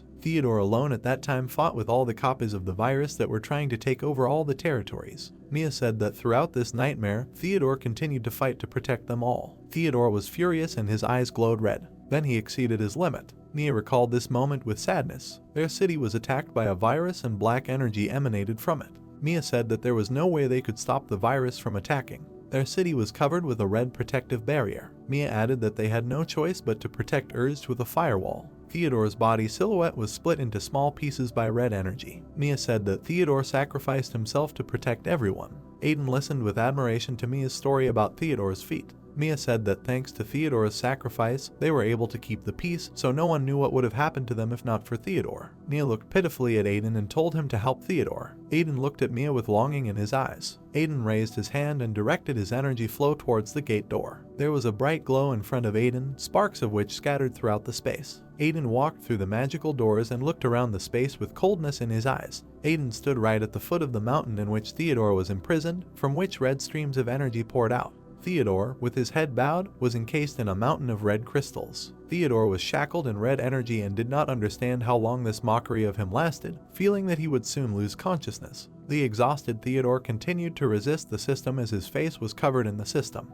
He understood that if he lost concentration even for a second, the system would immediately absorb him. Theodore remembered Aiden, who gave him an order, so he had to hold out until Aiden returned. After the firewall disappeared, the viruses destroyed everything, including the world and the system, except for the village of Urzj. A powerful energy flow passed through the body of the virus. Theodore stood on the corpses of the virus when his magical robot assistants in the form of crystals helped him attack. Theodore knew that the virus continued its attack, not giving him and his guys time to rest. Theodore looked ahead with despair and faith among the cloud of dust on the battlefield. Theodore understood that even in such a terrible situation, they should still have hope. Theodore looked down at his hand as his silhouette glowed red in the form of an interweb light. Theodore remembered that Mr. Aiden's firewall protected them, and thanks to this they were sure that Aiden was still alive. A breathless Mia stood behind Theodore, who was leading their entire team. Theodore recalled that they could not fight for long anyway. Mia collapsed on the battlefield, exhaling the last of her strength. Theodore knew that Mia did not have a firewall, and Jake and Siri did not have enough power to resist. Theodore lowered his gaze with sadness in his eyes. He knew that this was their limit and he had to find a way to save this place. Theodore was near a huge blue screen. Theodore realized that after much thought he had no choice but to spread the screen throughout the city. Theodore, with sadness in his eyes, extended his hand to the system, causing everything around to glow with a bright light. Theodore had to pay a big price, but he did not hesitate in his choice because he did what he had to do. A red light glowed brightly on the huge test tower, covering the entire city with a firewall. The viruses stood in bewilderment and watched as a red protective barrier appeared in front of the city they wanted to absorb. The virus looked at each other between its copies and tried to find out where the firewall appeared in front of the city. Theodore understood that even if he could not move, they were chosen by Aiden himself as operators. The virus turned around in bewilderment, hoping to find out how the red protective barrier appeared in front of it. At the same moment, copies of the virus burned with a bright flame, evaporating in the moment. Siri raised her hand and sent a red stream towards the virus. A blue shortcut appeared with a delete command that could only be executed by operators. Theodore knew that he had assistants in the form of Siri, Mia, and Jake. Theodore knew he could trust them to protect the city. Theodore stood in front of the red energy stream, far from the guys. They understood that he just had to step up to this burden. Thus, he came under the influence of the shackles of the system from which red light streams emanated when he was imprisoned. He understood that he simply needed to wait. Theodore lowered his eyes with a sad look, with the understanding that he needed to wait for Aiden to return. Aiden extended his hand towards Theodore's glowing form. With his hand, Aiden raised Theodore's head, whose gaze looked very tired. Theodore saw in front of him the glowing silhouette of Aiden, who was holding his head. The glowing silhouette of Aiden turned to Theodore. Theodore at the same moment widened his eyes with awareness of what was happening in the hope of seeing his master. Everything around collapsed in a bright energy stream, emitting light in all directions. A shortcut with a recovery command appears. Theodore found himself back in his normal form, his face filled with emotion. Aiden stood over Theodore, who reverently raised his head up. Aiden proudly thanked Theodore, telling him that he had fulfilled his request. Aiden's silhouette glowed with bright light as Theodore bowed before him. Aiden noticed Theodore's courage and strength, which he expected from his best guard. Theodore looked at Aiden with sadness and tears in his eyes, who understood that Theodore had been fighting all this time. Theodore bowed before Aiden, lowering his head and getting down on one knee. Theodore said he was looking forward to Aiden. Aiden looked at Theodore with a kind grin, who believed to the end in the return of his master. Aiden noted Theodore's intuition. Theodore looked up at Aiden with enthusiasm. Theodore said that from now on he leaves authority to Aiden. Jake and Siri looked happily towards Theodore. The guys joyfully greeted the newly arrived Theodore from prison in the system. Theodore turned back towards Aiden with warmth. He told the operators that Aiden had restored it. Theodore stood next to the operators while behind them Aiden stood near the system. Theodore told the guys to wait a little while Aiden creates a new firewall for the city of Urzj. Aiden looked at the system with an expressive gaze. A shortcut with a protection icon appeared, indicating a firewall. Aiden held his hand in front of the block glowing with a red aura. The Urzj firewall was updated and the system issued a notification. Arya approached Aiden from behind. She asked him if he was finished. Aiden said that he has now made the defense better and stronger than before, so now they don't have to worry about the defense. Arya and Aiden turned their gaze back to Theodore, who was standing behind them. Arya expressed her gratitude to Theodore, saying that he was incredibly loyal for being able to survive all these 3 years, realizing that it was a very difficult ordeal. The lively Theodore looked very cheerful. Theodore replied that at first he was very nervous because the guard became a human shield for the first time, but it was not scary. Theodore added that he was ready to sacrifice his life for the sake of the guys. Aiden glanced towards Arya, who was standing behind him. Aiden said that he realized one very interesting thing. The silhouette of one of the moderators spread in red lines to the rest of the silhouettes of the system workers. Aiden noted that earlier Arya said that the moderator would not be able to solve everything himself, and this was true because if it were not for Theodore, it would be difficult to imagine what would have happened here. So Aiden decided that he needed to gather more operators. Aiden called out to Mia, who turned her exclamatory gaze on him. Aiden turned to Mia with a frown, asking her to step aside and talk to him one-on-one. Mia was unhappy with this statement and crossed her arms, angry. Mia replied that she was not his operator. Aiden rolled his eyes as Arya, standing nearby, smiled at Mia's statements. Mia said that the only one who can order her is Arya. Mia looked away with one eye when Arya called out to her. Arya put her hands on her waist and addressed Mia in a polite manner. She told her that she shouldn't behave like that and she should listen to Aiden. Aiden looked at Mia with a dissatisfied look, who continued to cross her arms and pretend that she cared about talking to Aiden. Mia ironically said that she was ready to listen to Aiden's case. Aiden started saying that Mia was incredible in many ways. Mia was stupefied and wide-eyed when Aiden decided to tell her directly to become an operator again. Aiden towered over Mia, who hysterically refused such an offer, realizing that Aiden wanted to transfer all his hard work to her. Mia bloodthirstily clung to Arya's body, hugging her. Mia said that she could finally be close to her patron Arya. Siri and Jake looked at Mia with admiration. Aiden continued that he judged from what she did and how much people respected her that she was no different from an operator. In addition, Aiden added that Siri and Jake said that they themselves relied on her a lot. Mia said that she helped them quite a bit and it was completely different. Mia widened her eyes in disdain as Aiden touched his red screen on the system. Aiden said that he only asked Mia out of formality since she had no other choice anyway. Aiden looked at his screen with a malicious grin. He said it would be a waste to lose such a talented operator with experience. Mia lit up with her energy and bared her eyes, watching Aiden with anger. Aiden told her not to worry because he would give her whatever she wanted. A notification appeared that Mia was assigned operator. Aiden turned towards Siri behind him as an enraged Mia tried to break free from the arms of Arya, who was holding her back from taking revenge on Aiden. Siri listened to Aiden's order with a widening smile. He told her to make a list of problems in the city so that he would know about them. Aiden understood that during these 3 years the virus had caused many problems around the world, consuming entire cities. Aiden touched the screen of his system. His gaze was also directed at the screen. Aiden glowed with his red aura with an indifferent and vengeful look. He said that when he finally returned home, it was time to deal with all the problems. The space that used to be a forest was now completely covered in a gray-purple aura of power, and behind them a dome could be seen protecting a dark cloud of energy. Inside the stone gate to the virus space there was a dark purple portal, and a black liquid spread onto the stones around the gate. On a dais stood a throne with a high back, with a figure sitting on it. Below, like on steps, were crowded a lot of viruses. The human-like virus tilted its face, hidden by a mask, and thought that it had gathered all the virus worm clones here. This should be enough to destroy Urge. Sitting on the throne, the virus bent over. In its open cloak a purple glow could be seen from the wound on its body, and on his head there was a hoop with one high horn. The virus's eye, which was visible from under his bangs, glowed with anger while he thought about these cowards. He did not understand how it was possible to lose to a small village with their strength. He remembered how he approached Virus Regin for help, to which he brushed off the fact that he was busy and told him not to interfere, saying to point his finger at the hive, and, be that as it may, he was a newbie and didn't know anything yet. He approached Virus F and Virus E, but the girl sitting on the back of the monster only replied that she didn't care and asked again who he was, not understanding why he was pretending to be cool,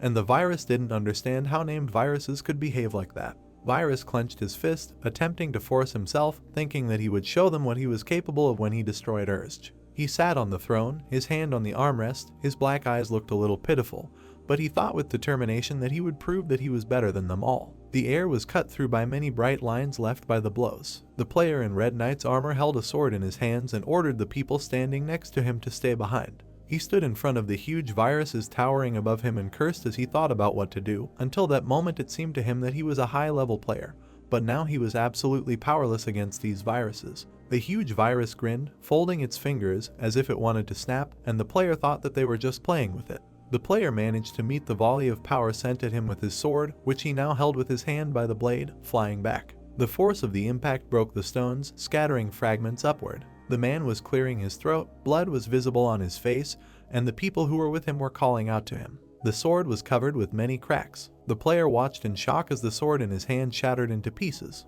He frowned, thinking that he had gone through a lot to get this legendary sword, but it broke so easily. The man saw two viruses approach. One of them extended his hand to him, and thought, is this really where it all ends? A figure with long black hair flashed nearby. The firewall shield and red lightning bolts of power struck powerfully at the viruses that were not expecting it. The virus looked in amazement at the bright red sphere and coughing asked where it came from. The player at the rock looked in shock, and the virus said that it recognized this annoying force. Siri stood in the background of the protective shield, and the virus said that she was Operator Urge. The surprised player, looking at the girl, asked what the operator is so young. The girl shone with a scarlet light of power as she looked at him. She looked down and thought that she could not even imagine that the difference in strength would be so huge, incomparable to what it was before. She raised her palm glowing red, thinking it was thanks to Aiden's upgrade. In the girl's memory, images of the virus attack, the murder of Sirius, how she cried, holding him in her arms, she thought that she was now different from herself, who could not do anything. She would not allow that terrible tragedy to happen again. The vortex of the black power of the virus began to spin, approaching while the virus laughed that it was stupid to crawl in with its pathetic firewall. The girl stood while the power rushed into her body, with the virus screaming that it would easily break through the defense. The girl resolutely extended her palm, which was surrounded by blue power, and thought that she was no longer the same as before. Command, delete, only for operators. Siri threw the team's power at the monster, breaking it into pieces. The viruses fell into pieces screaming. The player and people looked at the girl in surprise, saying that this was incredible, a virus in an instant.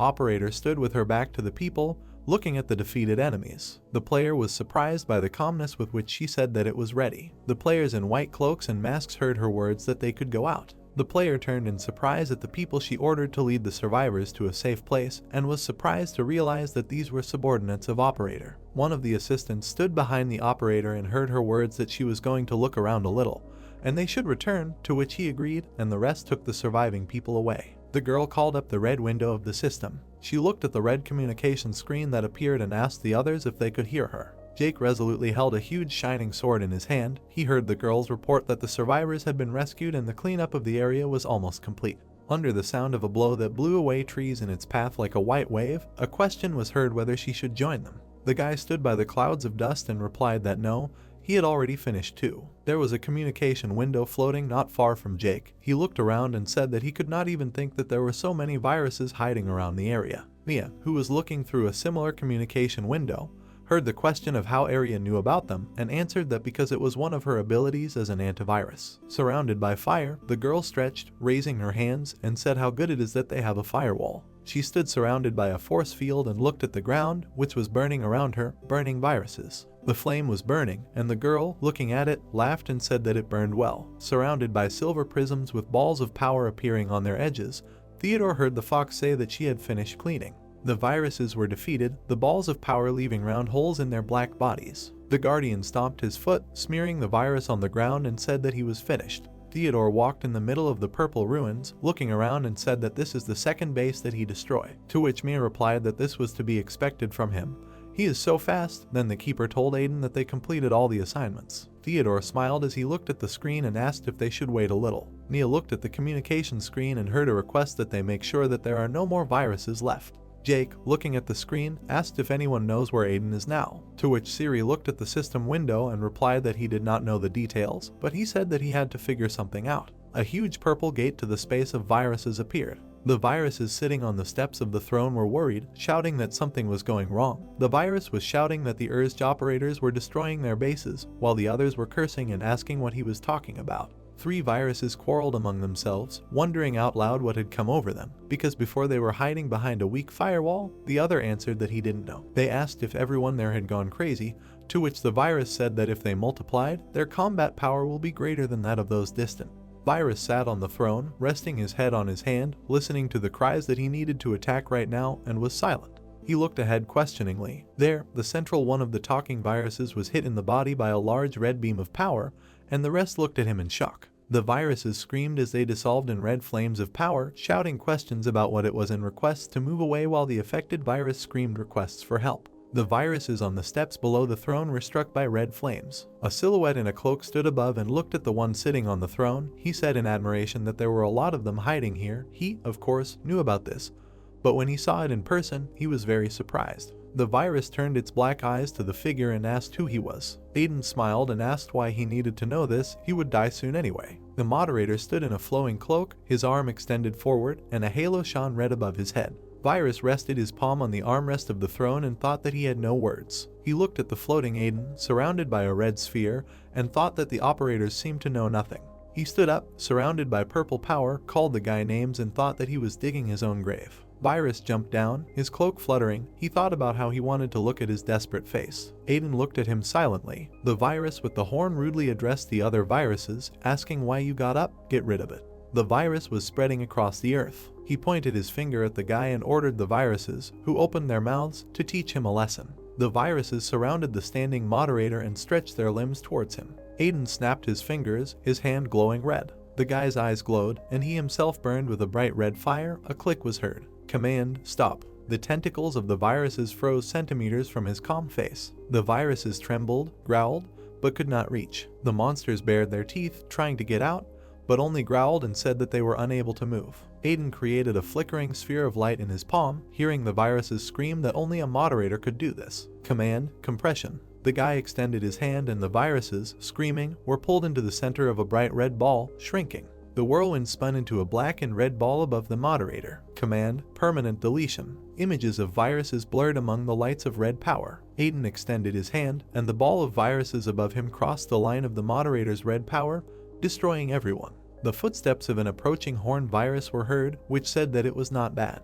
He approached the guy, illuminated by a purple light, and continued that he got rid of so many viruses at once. Virus stood in front of the guy, filled with anger. His eyes were glowing. He asked that it looks like he is one of the strongest operators. Aiden looked at him, surrounded by a light glow, and heard that, however, this time, he had chosen the wrong opponent. The masked virus looked at him and added that if he got rid of it, then the work would go well. The force of the jump broke the rocks underfoot. Virus swooped down on the guy, extending his clawed hand to strike. The impact scattered stones in all directions. A huge white wave broke the stones in steps in front of the throne. Aiden jumped. The blows did not hit him. He turned around, looking for his enemy. He noticed how the horned one hit him, leaving a bright mark, but managed to dodge. A huge white wave of power smashed rocks and uprooted trees. Glowing purple orbs hung in the air. Long black tentacles appeared from the back of the enraged virus, with which it reached out to the enemy, saying that he was good at dodging, but this would all end. The strike of the tentacle met with the red protection of the force field around the calmly looking moderator. He extended his hand, surrounded by force, forward. Command, stop. Virus looked at this in surprise and laughed, asking if the guy really thought it would work on him. The virus threw the team off, covered in purple lightning that made Aiden's cloak flutter. The guy looked at this in surprise. Purple lightning flashed across the virus claws as he explained that viruses, by their nature, are resistant to the system, and among viruses, he has the highest resistance. He extended his claws towards the guy with black eyes and said that the teams he was so proud of were useless against him, but there was no need to take it personally because everyone he fought did it. Virus remembered that initially he was an ordinary player. An image of a player clutching his head and a purple glow arose in his memory, and he said that when he became infected, he thought it was all over, but on the contrary, he was reborn. He stood looking at his folded clawed hands, realizing that he was outside the system. He found himself in a space where there were many laughing viruses and realized that he was in a place where lawlessness and disorder reigned. The legs of the new virus crushed the screaming black and purple opponent. He thought that surviving was too easy because he was strong. The new virus stood in the middle of a dark space with claws appearing like a spider. Virus recalled looking at his clawed hands and realizing that he was the best because he only needed to destroy everything. A wide, fanged smile appeared on the virus's face, and he said that he began to regret that he had not crossed over to this side earlier. The face of the virus has acquired a more formalized human form. Then came the basic clothing because, according to the virus, it got stronger over time. Now the virus stood in a fur coat and a mask covering the mouth and nose. The virus stood proudly ahead of the others, flashing its purple eye and saying that now it is stronger than any virus. It will prove to everyone that it is ready to become a new named one. Aiden silently looked at him and listened that this requires evidence. The virus said that it would wipe Urge off the face of the earth. The virus's eyes glowed bright purple with rage as he said that he would prove himself worthy of being named. The claws of the virus lengthened and moved like tentacles towards the standing guy. The virus strikes collided with a red ball of power that enveloped the moderator. Aiden stood inside the defense and heard the claws hitting the field, and then said that he was caught too talkative. The ball of protection increased, spreading bright rays of red power around itself, which threw away the black tentacles of the virus. The villain stood with his eyes wide open in shock, because his claws were broken off almost to the base. He looked at the guy proudly walking towards him, surrounded by sparks of red power, and asked himself what happened. Aiden extended his hand forward, and a red glowing ball of command input appeared between his folded fingers. Red rays of power engulfed the affected virus. Tim Chain. The villain found himself entangled in many brightly shining red chains, preventing him from moving, and cried out in surprise. The moderator looked at him and asked if he had finished, otherwise it was no longer possible to listen to this. Asked again, as he said, "The commands are useless." Virus frowned with anger and lack of understanding of what was happening. He thought that he could not move.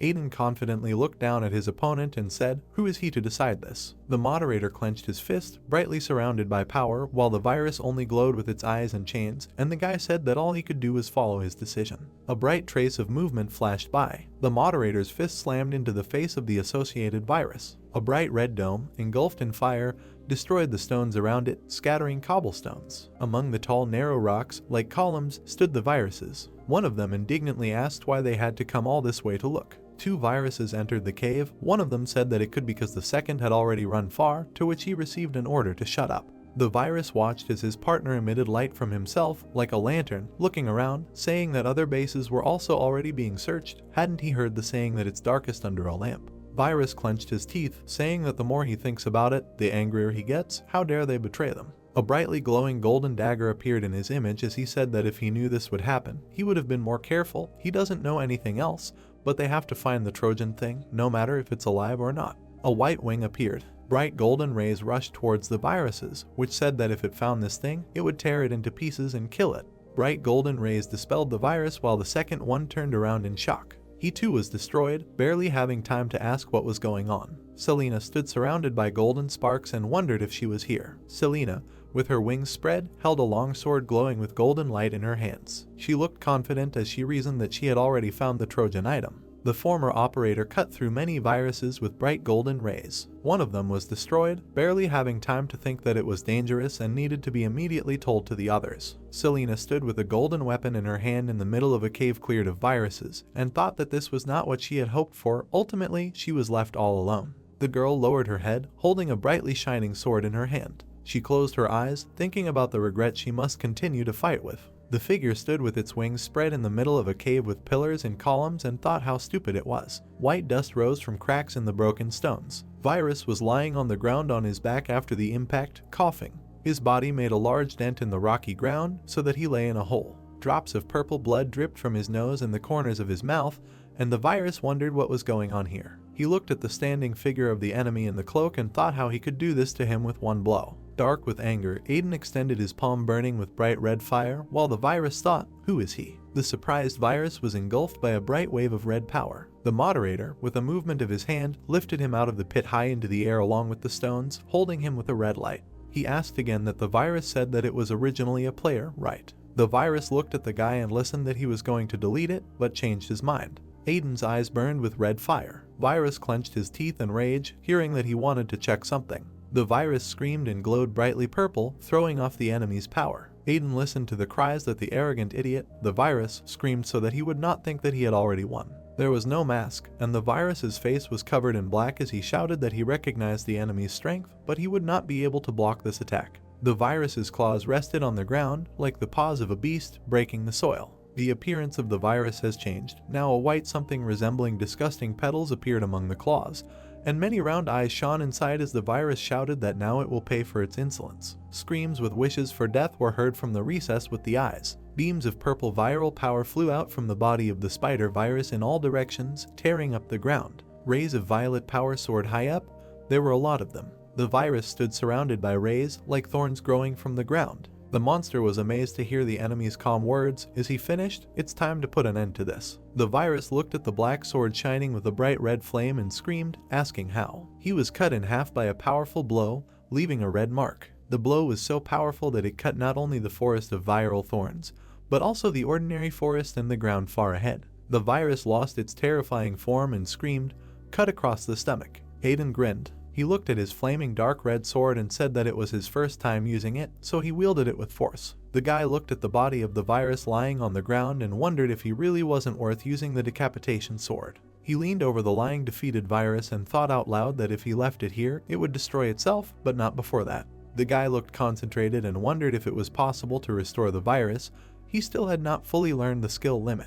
He opened his palm, which began to glow with the power of the moderator, while he thought that he could find out if he experimented. Team Recovery. There was a large bright red flash. The face of the virus began to clear of black, acquiring its usual appearance. The blackness slowly faded from the fingers and palm. Aiden looked carefully, thinking that it seemed to be working. Could the power of restoration be capable of bringing back viruses? The recovery reached the wound on the chest, where the core glowed purple. Suddenly an error notification appeared. The moderator looked at him in surprise. From the core, the body of the virus restored its dark form, filling up and spreading purple power. The guy asked in surprise, "What is this?" He watched as the purple rays zigzagged towards him, wondering if something had gone wrong. At first it seemed like he was getting his human body back. Violet rays engulfed the outstretched hand of the guy, who thought he had missed out, decided that more information was needed. The guy stood, engulfed in purple fire, and was thinking about what to do when a girl, surrounded by a blue glow, approached from behind. Arya was holding a black sword with a blue glow in her hand. Several sharp bluish blows cut through the air. Aiden watched as the purple bonds fell off him in clumps. The girl stuck the sword into the chest of the virus, telling the guy to be careful. She held the hilt of the blade that was sticking out of the virus and asked what he would do if something went wrong.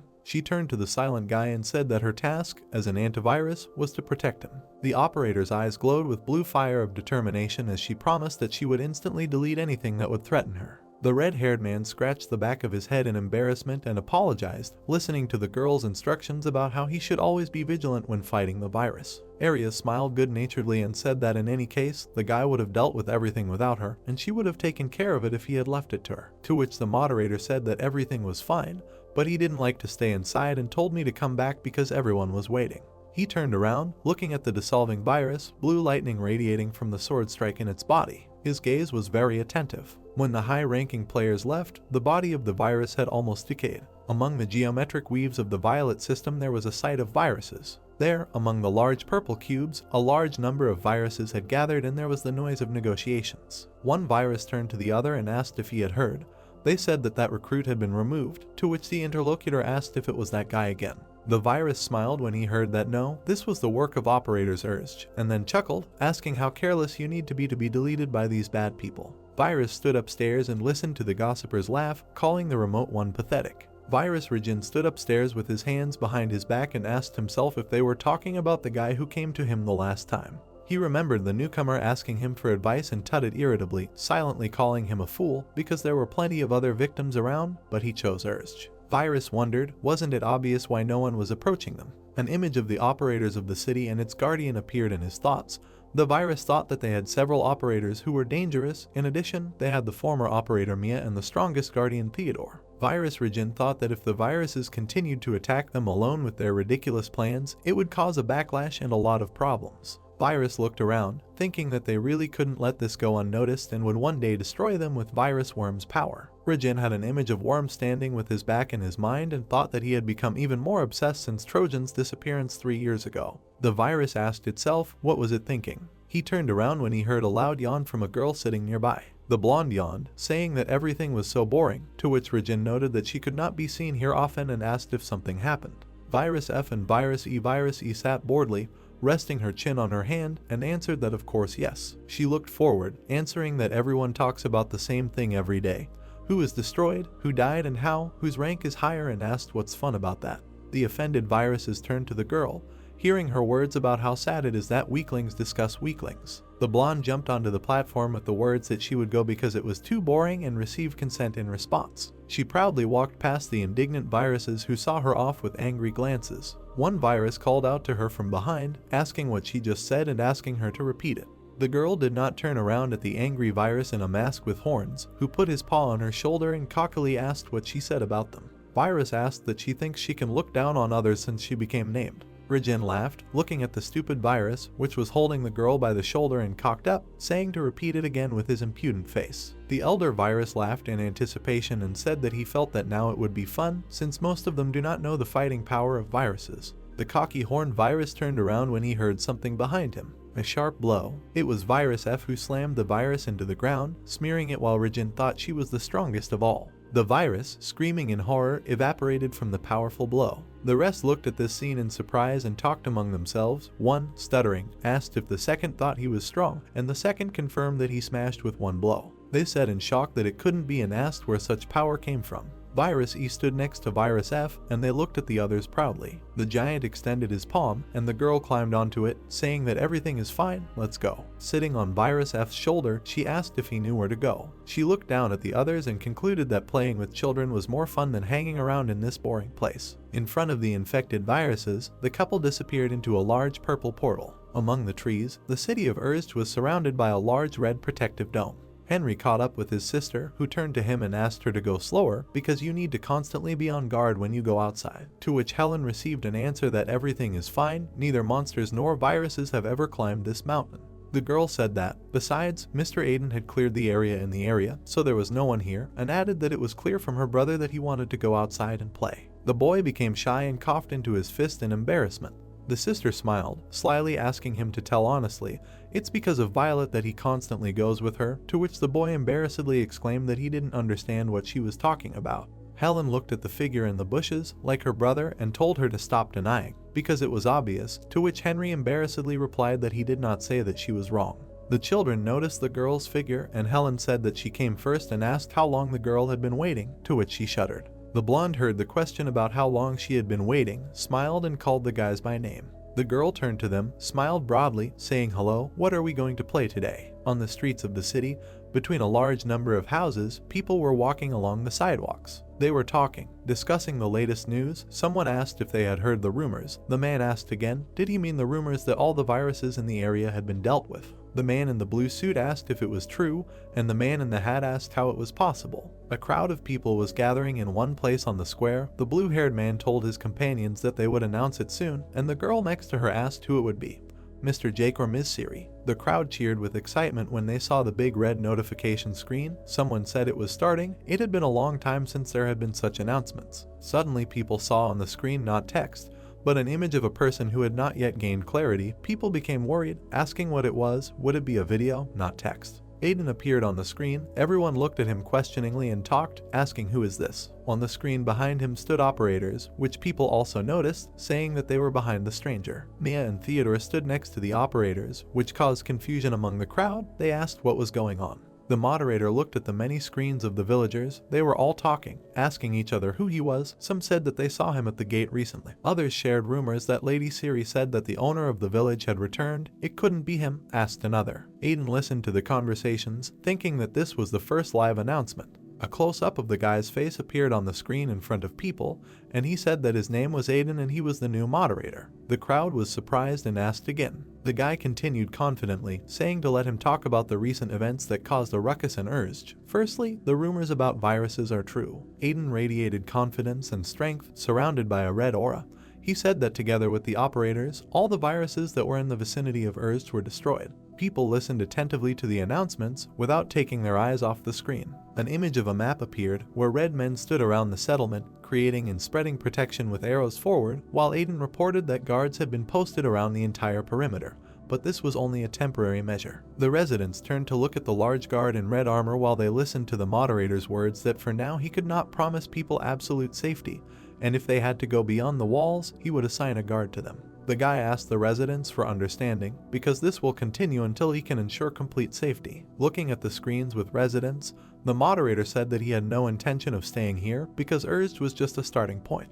He imagined destroyed cities covered in a purple haze, and said that he would not stop until he brought everything back, their lives and homes. He remembered people screaming in horror, with monsters standing behind them, and said that the previous system was already destroyed and was not able to protect people. This was the worst situation that could have happened. The diagram showed a person in the center, from which rays radiated around to other people, while Aiden said that although he was a moderator, he could not fix everything alone, so he would like to select operators. Aiden held out his palm shining with red fire, saying that anyone can apply, but they will only accept participants after an exam that will determine whether a person is suitable for this position or not. People looked at their notification screens in amazement and listened with open mouths that the moderator would not only select the strong, but would also pay attention to personality, potential, and much more. Even the tramps sitting in the gateways watched the announcement, having heard that the moderator would update the new type to free. Becoming free means that people become part of his system. A tower in the city from a bright red ball at its peak extends protection to the entire city, and the moderator continues that after this people will be under his personal protection. The red system notification window says, Update information, version 1.1b, urged protective screen has been strengthened, a new type free has been added. People looked at the screen in front of them and listened that the system would no longer divide into players and NPCs and that it was their choice whether to accept the new system or not. Aiden clenched his fist, engulfed in red power, and said that he knows the fear of infection or death quite well. He turned his fist in an encouraging gesture and asked that if there is anyone who has the courage to face him, please take the operator exam. There were huge queues of people on the streets of Urge, players looking at each other with curiosity. The gray-haired player examined the people standing in a row one after another and told the second one that the line was long, to which he received consent. A crowd of people walked through the gates in an orderly manner. Up the stairs, the player continued that even if the players hesitate, the NPC has no reason to doubt. The person's palm touches the red cabinet with the pattern of the information diagram, pressing, causing it to light up with a bright light. A red system notification appeared above the head of the joyfully smiling character. The notification informs you that the status has been updated to vacant. Two players stand indecisively near the line and talk. One asks what they should do, maybe they will go too, and the other replies that there is no point in being a player anymore. In the player's memory, an image of Aiden standing with his back appears. The player tells a friend that after the appearance of a guy who called himself a moderator, everything began to change, and asks what if problems arise after receiving the update, should he be trusted? Another player stands next to the girl and guy with his arms folded and says they've been defending this place for 3 years. Isn't that enough? The guys hear swearing from people standing nearby and turn at them in surprise. The player swears, saying how annoying it is for him. The other asks if it's okay to do this. The guys listen in confusion to the swearing of the hooded player, who indignantly asked whether this means that all the players' privileges will disappear, because the new moderator, like the previous one, does nothing, and the blonde man in a beautiful suit agreed that they are the chosen ones. The hooded player did not hear how an unknown person crept up behind him and extended his hand to him when he was indignant that he did not understand why the moderator cared about these losers. Suddenly, someone's fist hits the back of the stricken guy's head. He rubs the back of his head angrily, swearing dirty at the man who hit him while the girl looked at him. A girl with long dark hair looked confidently, standing next to the player in armor, and said that it was her, and what he would do to her. She curses, asking if the other person knows what is happening in the world. The others watch in surprise as she reprimands the indignant ones, asking if he helped in any way with the NPC upgrade. Even if they all work together, it won't be enough. The girl approaches the hooded player, touching him with her shoulder and tells him to get out of the way. If he doesn't want to help, then let him stop getting in the way and get lost, and he and the firewall can fight again. Several players with a variety of weapons stood confidently, thinking, like the girl, that she had said that the end of this hide and seek had come. Many people stood at the fortress wall, surrounded by the reddish glow of the system. A system notification reported that 90% of Urged residents had updated their status to vacant. The gates of the wall swung open. The players turned around in surprise, looking at the gate. Mia entered, standing confidently next to the unknown people and looking at the crowd, in which surprised questions arose that this was Mrs. Mia. The villagers surrounded the embarrassed fox, cheering and shouting that they had heard that she had become an operator, shouting congratulations and confessing that they were her fan, calling her cute and asking her to shake her hand. Operator exploded in outrage, breaking out of the crowd and shouting to stop blocking the road and let her pass, while the residents giggled, thinking that she was cute even when she was angry. As the crowd cheered, an exhausted Mia climbed the stairs, sighing that this was why she didn't want to come here. She turned to the players standing below and shouted loudly, asking for silence, saying that she had come here to accept those who wanted to pass the operator test. She stood on the stage next to 2 security guards, looked at the crowd of players and said that this did not have to be decided now. If they changed their minds, they should tell her. Kevin in the hood silently looked at the girl and listened to her words that it doesn't matter whether you are strong or weak. Mia confidently stated, looking at the people, that they would decide for themselves. She heard a request addressed to her to wait. People looked back at the people entering the gate, one of whom said that he had something to say about this. A group of people, 3 boys and 2 girls, confidently stopped in front of Mia. The stone fortress of Urge rose against the background of a clear sky. Aiden sat in the room and looked at the red system notifications hovering around him. He asked again, what are these rankers? Siri stood next to the guy and, pointing to the notification, clarified that these were former rankers who arrived here 3 years ago during the chaos. Although they could not fight viruses, the girl heard that they managed to save many people from monsters. The image of rankers with weapons standing in front of the evil monsters appeared in her memory. She said that many players supported them. She remembered how people waved negatively at operators Siri and Jake, and said that there are people who listen to them and not to operators. But this makes sense because before their level was much higher than them. In the girl's memories, Mia growled angrily at frightened people, all on fire. Siri said that if she did not help, operators would have a very difficult time calming the players. Aiden sat at the table and saw the system notification window blink while listening to the girl's words that it was in the past and in difficult times that they helped them. She thinks that operator will become one of the rankers. An image of Mia appeared in the system window, telling the moderator that she had finished. Aiden looked at the image and heard her ask if she could come in, to which he answered yes. The doors to the hall opened. Mia entered the room. People were standing behind her. She said that she had brought everyone who wanted to take the test. Operator turned to those who entered and said that 5 of them were former rankers. This is the dark-haired girl in a suit with fur who slapped the player on the head. Her name was Camilla. The guy standing next to him in a blue cloak with a hood was called Rook. The fragile-looking blonde with a red bow and a sword in her hands was called Lily, and the man standing next to her in armor and a mask was called Owen. Aiden chuckled as he looked at them and heard Mia say that if they became operators, they would have enormous combat power. He looked at the standing guy with brown hair in a red suit named Isaac, who was the master of the Phoenix Guild, and thought that these guys were definitely very strong. The guy looked at the moderator and called out to him, saying his name was Isaac. Mia looked at him in surprise when she heard that the ranker wanted to ask him something. She didn't take her eyes off him and wondered who this guy was. He didn't warn about this. She was worried and mentally asked him not to say anything stupid, because her sister might be watching. Isaac looked at her and mentally asked for forgiveness because he had something to say. The guy remembered the fanged faces of the viruses with purple eyes, thinking that each of them had lost a lot because of the viruses: friends, allies, family, loved ones, and even home.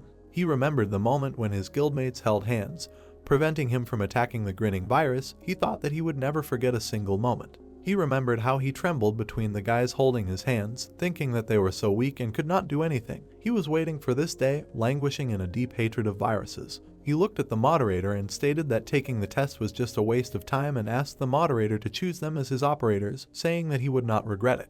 Aiden watched calmly, and Siri and Jake remained silent indignantly, hearing Isaac declare that they would be more useful than the current operators. Operators stood and listened as the guy said that he knew that so far they had done everything possible, but strong moderators were needed who could protect people from viruses, and they had experience and strength, so he asked to trust them. Isaac froze in fear, hearing the words of Ariel laughing behind him, who mockingly asked what she heard. She can't let it pass her ears. She said that these children were personally chosen by Aiden, and she taught them. Does he really think that it could be better them? People turned around in shock and looked at the confident Arya, who folded her arms on her chest, while around her people were wondering what and how long had she been here. Guildmaster Phoenix looked at the girl in fear, amazed, thinking that he didn't even feel anything. He asked himself if she was a ranker and why didn't he remember her then.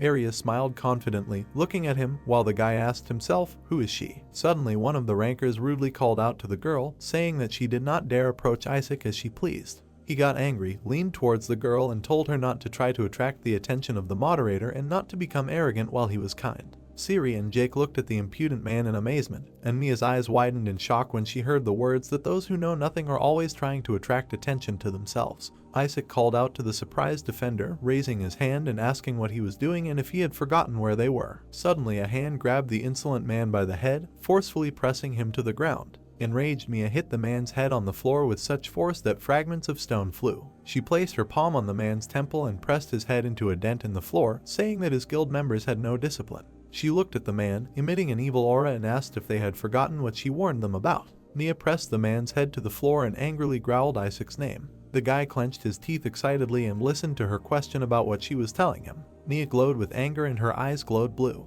The rankers were silent and excitedly listened to the operator, who said that she had been holding back all this time because the eldest was watching, but they had already finished her off. The test participants stood nearby, looked at this picture. One of them said admiringly that even the rankers could not do anything to Mia. It was the first time he had seen her so angry, and the second added that he had already forgotten that she could be like this, because every time I only saw the sweet side. Looking at Mia, who was angry and blazing with fire, clenching her teeth angrily, they concluded that all operators are different. Suddenly, Arya's palm touched the top of the fox's head, stroking one of her ears and asking her to stop.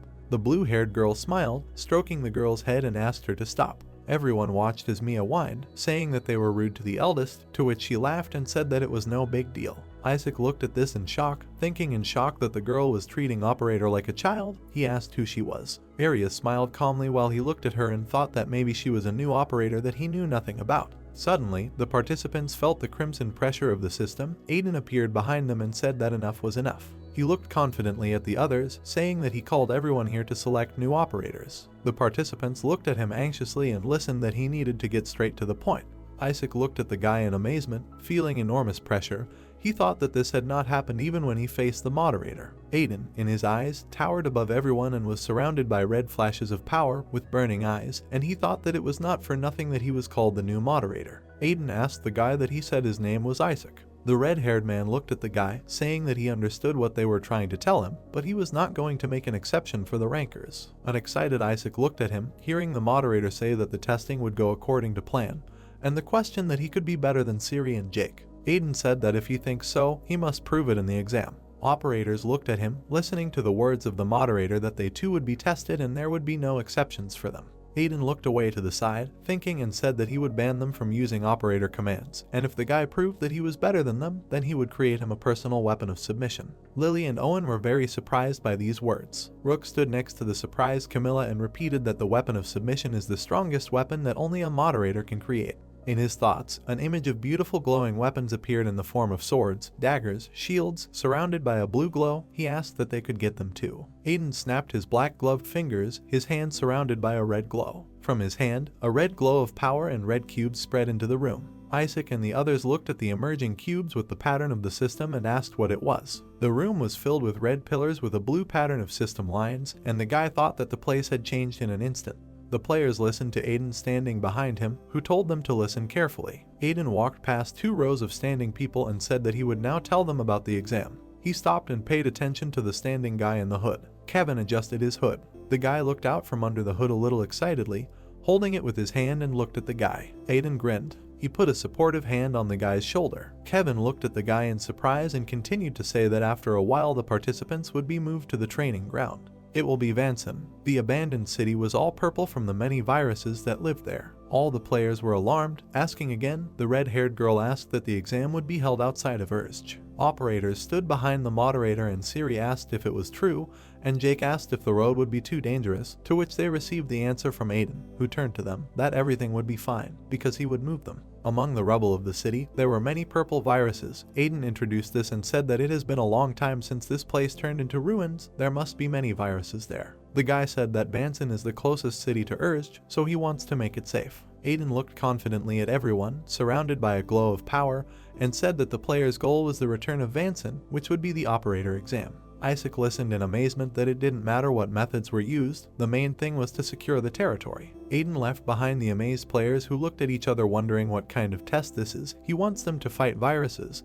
The other asked himself how and by what methods. Shouldn't the moderator be doing this? Aiden pursed his lips as he listened to the player say that he was just telling them to go and die. He turned to the players, asking why they were so scared by the word virus when they were going to become operators. The players looked at him, were nervous, and listened that if they become operators, this will become their daily job. They better give up this idea if they are already so scared. Aiden created a huge black portal next to him, pointed his hand at it, and said that no one would judge the players if they left. Kevin stood behind the players, remained silent, and listened to the moderator say that this was a really difficult test. The moderator turned around, looking at some of the people who had gone into the portal, deciding not to participate. He looked at the remaining ones, chuckled, and said that there were more of them left than he thought. Among the remaining crowd were his operators and former rankers, who looked at him confidently. Aiden extended his hand, slamming the portal against his palm, and said that he scared them a little, but this was necessary in order to weed out those who were unsure of themselves. The players looked at the guy who said that despite the fact that this is a test, he, as a moderator, cannot put them in danger and guarantees the safety of their lives.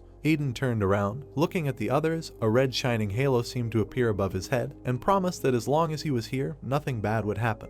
Arya smiled. Mia listened carefully to the guy's words that there was no point in letting down your guard because there was a danger zone there. The female operators stood looking at the others, and the guy added that they would monitor the participants and would also observe and evaluate their actions. Aiden folded his fingers, a ball of light appeared in his palm, and shining swords and blades materialized around him. A shining weapon descended on top of the others, surrounded by a red glow. Rook received a shining pole with a rounded tip, and Camilla received shining metal gloves. Hearing that the guy temporarily gave them a weapon containing his power. Lily received a sword, and Owen received a large axe. They heard that it was pointless to fight viruses with ordinary weapons. Isaac looked at the glowing sword in his hand and said, "Great, that's what he wanted." Kevin excitedly clutched his sword, saying that he would finally be able to avenge his comrades. Aiden extended his palm forward, in the center of which a red ball of power was concentrated, and said that it was time to begin. The rankers stood resolutely, surrounded by glowing fragments, and listened to him, expecting good results from everyone. The red light of power spread brightly, surrounding all the standing people. Aiden stood in the middle of the glow, surrounded by a white whirlwind of bright light, and heard the operator ask, "Will everything be okay?" He turned to Mia, who was worried, and said that no one except Siri and Jake had fought viruses. Wouldn't it be better to teach the basics first? The moderator looked at her and answered confidently, "What is it necessary to become an operator? You need to at least have the courage to resist viruses." The exam participants emerged from a red portal in a city imbued with purple power as the moderator continued that after the incident 3 years ago, people became obsessed with the fear of viruses. The participants moved forward through the destroyed city. In the city square, a portal glowed red, and the ruins were surrounded by a purple glow and black tentacles from the black round virus above, while the moderator said that they must overcome fear. The virus in the horned helmet screamed, cut by the red mark of the blow. Lily with a glowing katana and Camilla with huge gloves glowing with power looked at the defeated virus. The girls were surrounded by the protection of a firewall, looked around and talked. Camilla asked how this was possible, because this was the best weapon she had used, to which Lily replied that a weapon as a weapon was much better, that there was a firewall with which you could not be afraid infection. The exam participants stood surrounded by many purple viruses. Camilla, with a look of luminous determination, quickly attacked, saying that with this she could fight the viruses as much as she wanted. The participants cut the viruses with swords, leaving red marks. The brunette quickly attacked the viruses with her protected fists. Kevin stood behind and watched the battle unfold. He looked at his fighting teammates and thought that they were undoubtedly attacking viruses. Incredible people had gathered here. The guy looked at the red system notification and thought that he couldn't just stand there. It reported a special task for an operator exam, Vanson's return, contribution 0 points. He remembered the first time the players saw this notification and thought that everyone had received this task before the challenge began. The more points, the greater the chance of becoming an operator. The guy tightly grasped the hilt of the sword with both hands and thought that he should hurry up. He encouraged himself not to be afraid.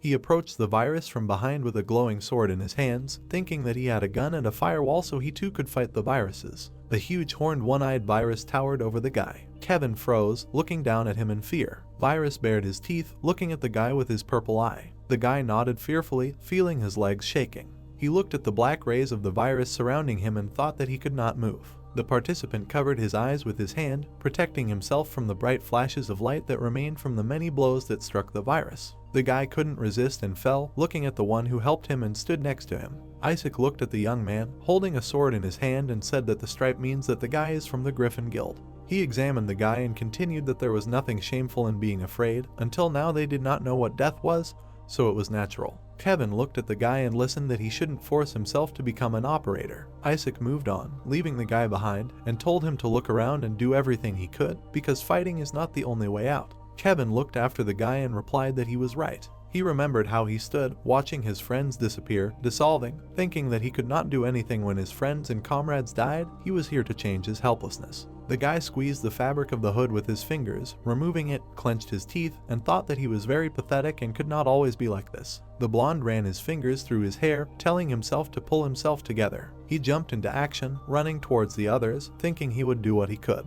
The players stood between the houses, looking at the huge black ball that was spreading black rays of the virus around itself, and heard a call to hurry up. Isaac looked at the enemy and confidently stated that it was stupid to drag out the battle with viruses. If this continues, they will dig a hole for themselves. The huge round virus looked scary, and the guy continued that he wasn't sure, but he thought he knew where viruses come from. They would go there, find a weak point, and destroy them. The guy froze, listening, feeling a shiver throughout his body. They looked at something and asked why the earth was shaking. A large animal-like virus stood sideways to the players and looked with 5 eyes, peeking out from behind the houses. The players screamed in horror as they looked at it, shouting that this was no ordinary virus and asking why it was so huge. The virus opened its mouth, revealing rows of huge, sharp teeth. He stuck out his tongue, opening his mouth, and a purple sphere spread out from there in a wave. This was a fear anomaly. Isaac turned to the players, some of whom were trembling and screaming in fear, begging them to be saved and not to be harmed. He shouted for them to calm down and ordered those with high resilience to protect their teammates.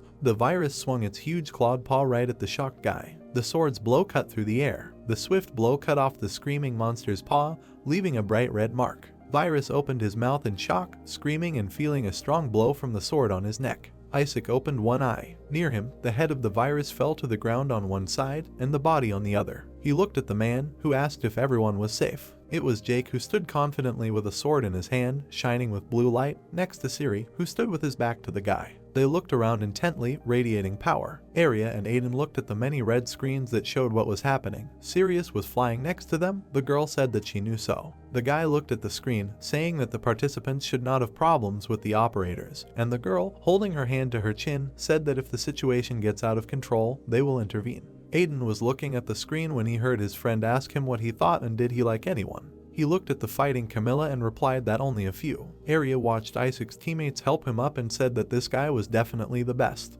The writer stood with his sword raised and confidently said something to the crowd of participants, and the girl commented on this by saying that he is able to assess the situation and manage people, has leadership qualities and charisma.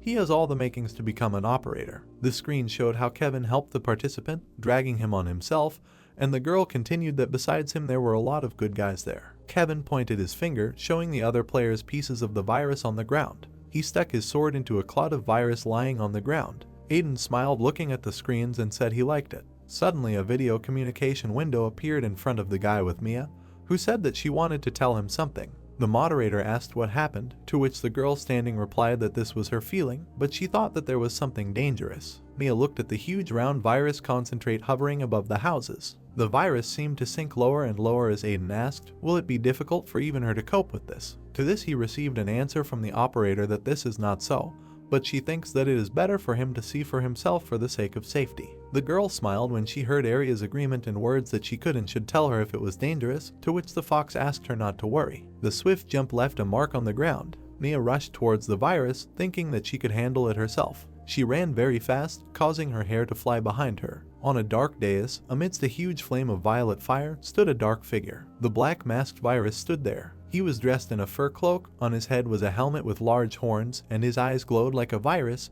He looked at the approaching girl. A huge explosion rang out among the city houses. The mutated dragon lay lifelessly on the ground, its mouth open, from which purple blood flowed. Siri and Jake stood next to him with indifferent faces and looked at the disappearing body. The guy said it was harder than he thought. Isaac stood behind the two chatting operators and looked at them silently. Siri agreed with her partner when he said that, nevertheless, they were lucky that the monster was a fairly easy opponent for its size. Isaac looked at them with his eyes wide open in surprise and his mouth slightly open. He was amazed that the guy and the girl were able to kill this giant with one blow. He wondered how they could be so strong if their level was lower than his. The guy twitched when Jake turned in his direction and asked him and the other people to be careful. Imagining what was said in his head, the operator began to say that they had now met a creature that had turned from a monster into a virus, and it was much more dangerous than ordinary viruses. He said that, however, their intelligence is very low, so if you know how to deal with them, they will not cause any problems. With a slight smile on his face, Isaac looked at Jake in fascination.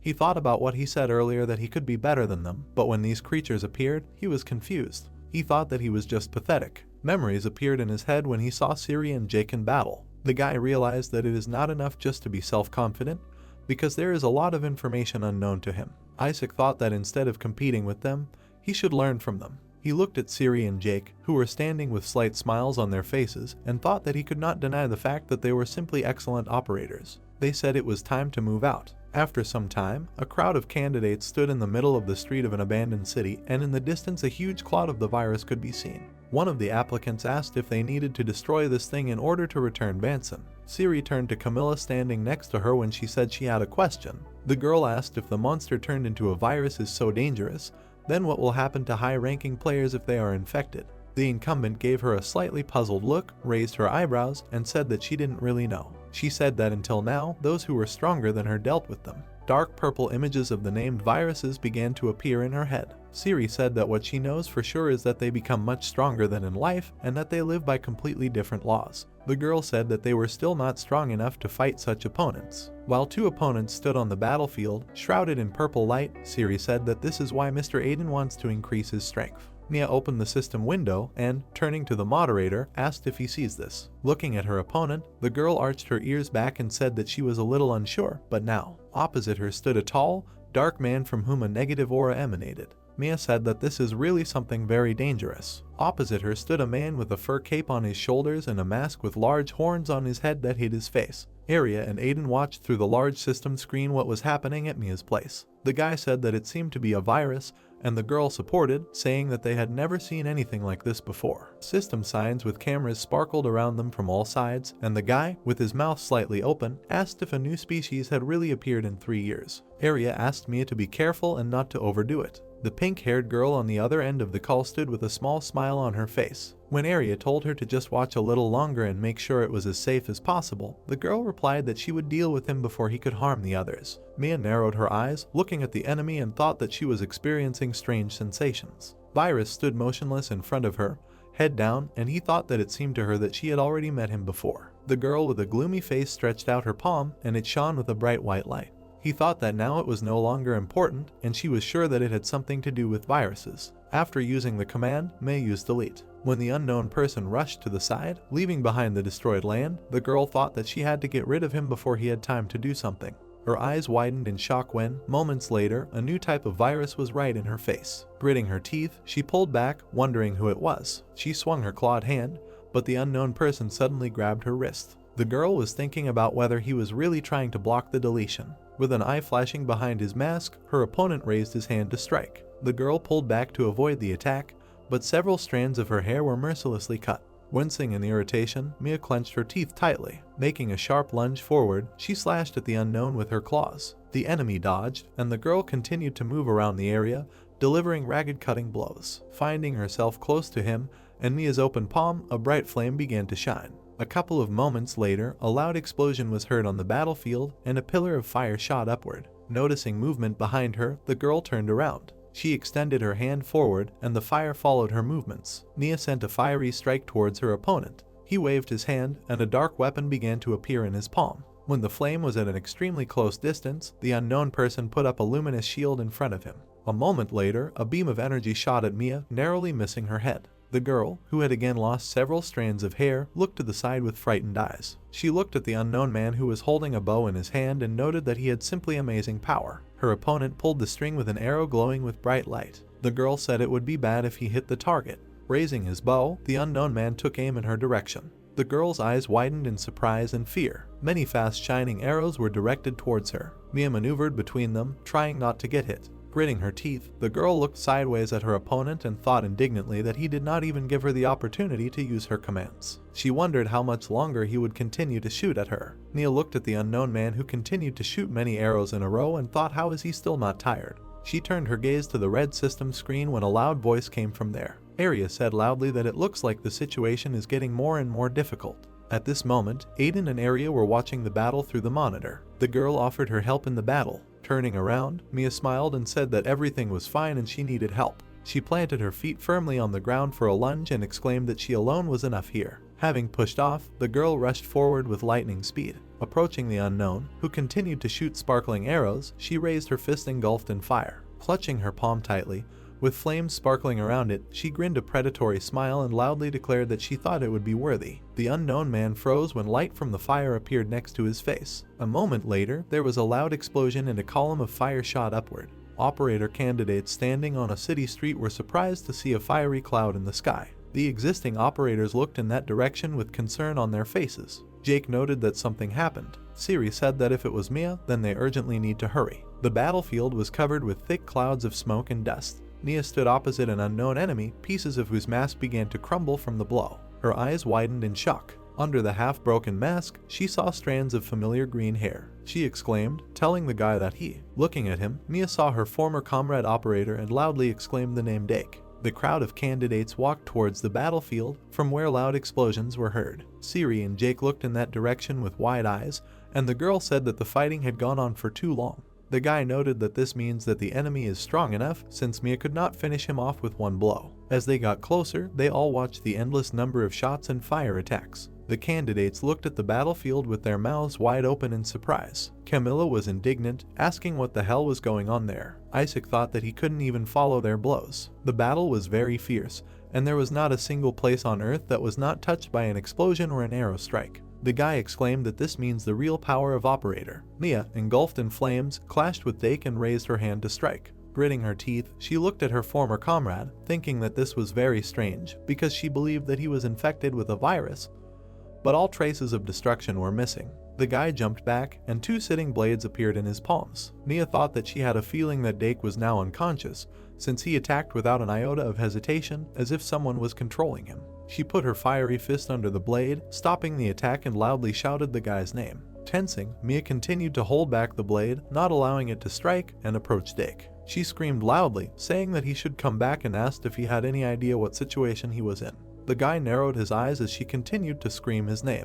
The young guy pulled the string of his bow. Several players were hit by the arrows and began to stutter blood as they screamed. As they fell to the ground, a dark male figure appeared above them, and the defeated player asked how he could. The guy with green hair pursed his lips into a thin line as the player exclaimed that he thought his raid was a success. Dake, who at that time was a ranker and was at level 399, looked down at them with a gloomy face, while they said that he was a real monster. Gritting his teeth, the guy called them all trash. As the players' bodies disappeared, he opened the system panel and began examining their inventory. He noted that he even fell into their traps on purpose, and they didn't even have normal equipment.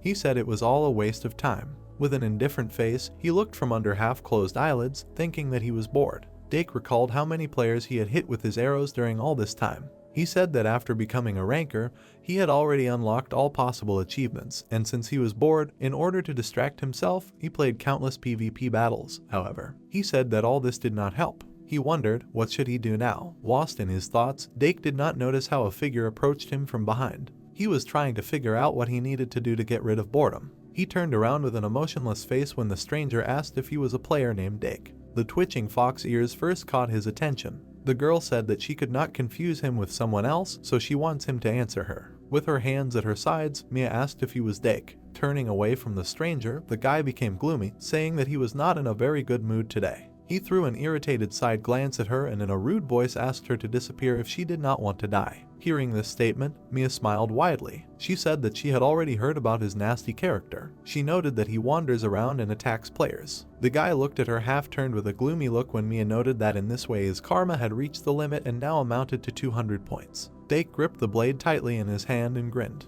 He said that he asked her to leave in a good way, but since she didn't understand the first time, now it's her problem. Taking off from his seat, he ran towards Mia, shouting that it was stupid of her to hope that he would look at her age. The young beaten guy who was lying on the ground suddenly opened his eyes wide. Seeing this, Mia opened her mouth and noted that he had finally woken up. The girl sat astride his back and wagged her tail. She indignantly asked how long he was going to keep her waiting, and then ordered her to wake up quickly. The guy lay with his eyes wide open from shock and could not contribute anything, but Mia complained that she still had a lot to do today. Dake did not understand what was happening and wondered if he had really lost and turned out to be so weak. He cast a frightened glance at Mia while the girl sighed heavily, wagging her tail. He asked himself about who she is. The girl noted that she saw that he was already coming to his senses, so he should listen to her carefully. She said that she received a lot of complaints about him. Mia looked down at the guy with an irritated look and said that until now he had been slowing down the growth of players with his countless PvP battles. She said it was very stupid of him because he had crossed the line a long time ago.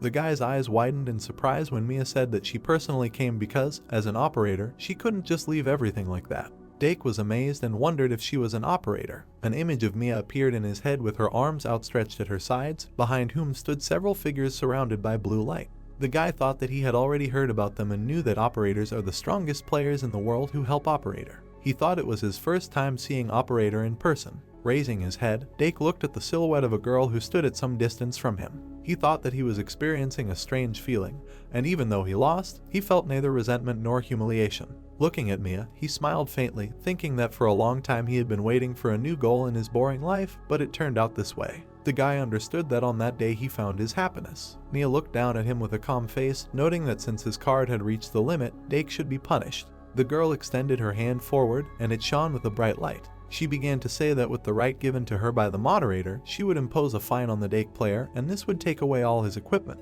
Mia perked up when the guy, who was already enveloped in blue light, loudly asked her to wait. Rising up on his elbows, he looked intently at the girl, asking if it was clear that among the operators there were still many players as strong as her. Dake asked what he should do to meet her again. Mia was silent, looking at the guy, while he said that he wanted to fight with her again and begged her to tell him how to do it. With his mouth slightly open, Dake looked at the girl with an incomprehensible look when she asked if he hadn't come to his senses yet. The girl said that it was not the time to think about fighting again while she was giving him a fine, and then she was indignant that he was told to stop doing useless things and think about his behavior. As everything started to glow brightly, Mia said that she would keep an eye on it in the future. The bright midday sun illuminated the Hydra Guild building. Their men sat at a table in a distant place while others sorted through the treasures with smiles on their faces. Dake was asked whether it was true that it was done by Operator. The dark-haired guy smiled and asked him not to be upset about it. The deputy of the Hydra Guild named Douglas looked at the guy with a smile on his face and one eyebrow arched.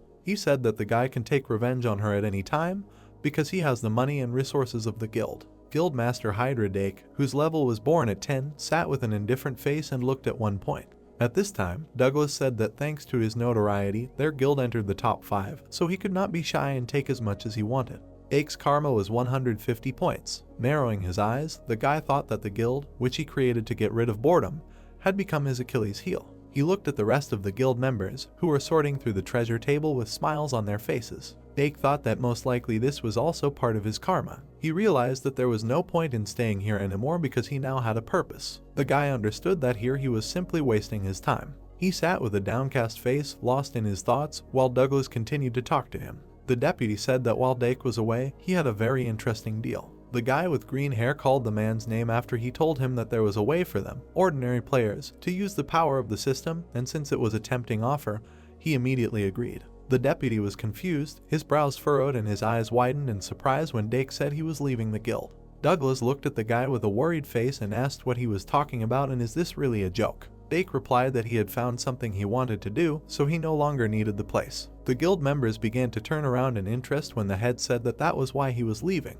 He noted that, after all, Douglas was in charge of the guild, so his departure would not play any role. A dark-haired man, veins beginning to bulge on his face, loudly called out to the guy as he began to rise, saying that he had been given to the guild. Douglas grabbed his shoulder with his hand, indignantly asking him to wait. Turning the guy towards him, he grabbed him by the collar and began to shake him. The deputy, with concern in his voice, asked that Dake had really decided to leave because he was scared after meeting with the operator. He exclaimed that all this time he alone had been working like hell to help Dake, and now he says that he is leaving. Throwing an irritated look at the man, the guy with green hair said in a rude voice to let him go. Baring his teeth, Douglas called the guy names and swung his fist at him. The guild members jumped back with fear on their faces as splashes of blood began to fly to the side. Dake stood in front of his deputy with an indifferent face as he screamed in pain. He looked at the man with a look of disgust and called him by name. Douglas covered his right eye with a bloody hand when Dake asked since when were he and he equal. The guy asked if the man really thought that he didn't know that this guy was just profiting from him. As he turned around and walked away, other guild members ran up to the deputy. Finally, the guy said that he would kill everyone if they stood in his way again. Gritting his teeth in pain, Douglas loudly called Dake's name. Watching the guy leave the guild building, the man did not stop screaming. After some time, Dake stood at the railing, looking down on the city. Raising his head, he mentally reasoned that although he was determined to find that girl, however, now he was confused because he did not understand what to do and did not even know her name.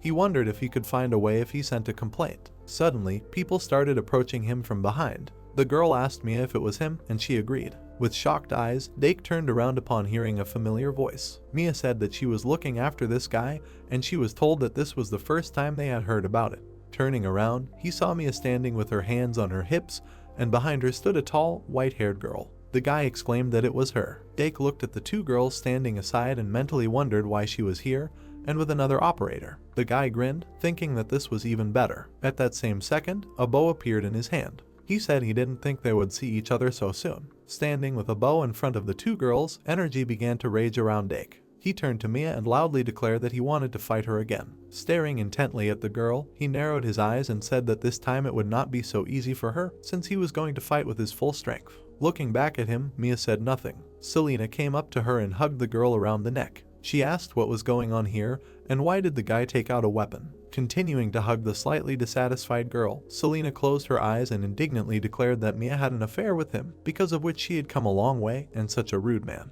Freeing herself from Selena's grip, Mia looked in her direction and said that everything was fine and she would sort it out. The girl crossed her arm over her chest and flames began to sparkle around her. She noted that Dake was apparently still not in his right mind. She turned to him and said that if he wanted to fight so badly, then she didn't mind. Filled with excitement, Dake grinned as Mia told him to attack her. The place where they fought was littered with arrows, and there were cracks along the floor. Dake, whose face was covered in bruises, was coughing loudly and blood was flowing from his mouth. Mia loomed over him with a grim expression on her face. Looking at the floor, the guy tried to regulate his breathing, at the same time thinking that this time he did everything he could, and despite the huge number of PvP battles he had, he lost again. He thought it was all a complete disaster. Dake sat down on his knees, hanging his head, and said that he was admitting defeat. He noted that he had encountered a very strong operator and realized that it was all over. The girl listened silently as he offered her to replace his player rights, delete him for good, and generally do whatever she wanted with him. The guy perked up and looked up when Mia said that he still didn't answer the question, "Is this name Dake?" Extending her hand to him, she asked him to rise. Dake's eyes widened in surprise when Mia, standing with her arm outstretched, asked if he wanted to become an operator. Selena, who was standing behind her, sighed loudly, asking if such a person would be a problem if he became an operator. Mia replied that everything would be fine, and that was enough. Looking down at Dake, she smiled widely. The girl noted that she really liked this guy's tenacity. She added that since Dake said that she can do whatever she wants with him, then she will first of all solve the issue with the labor force,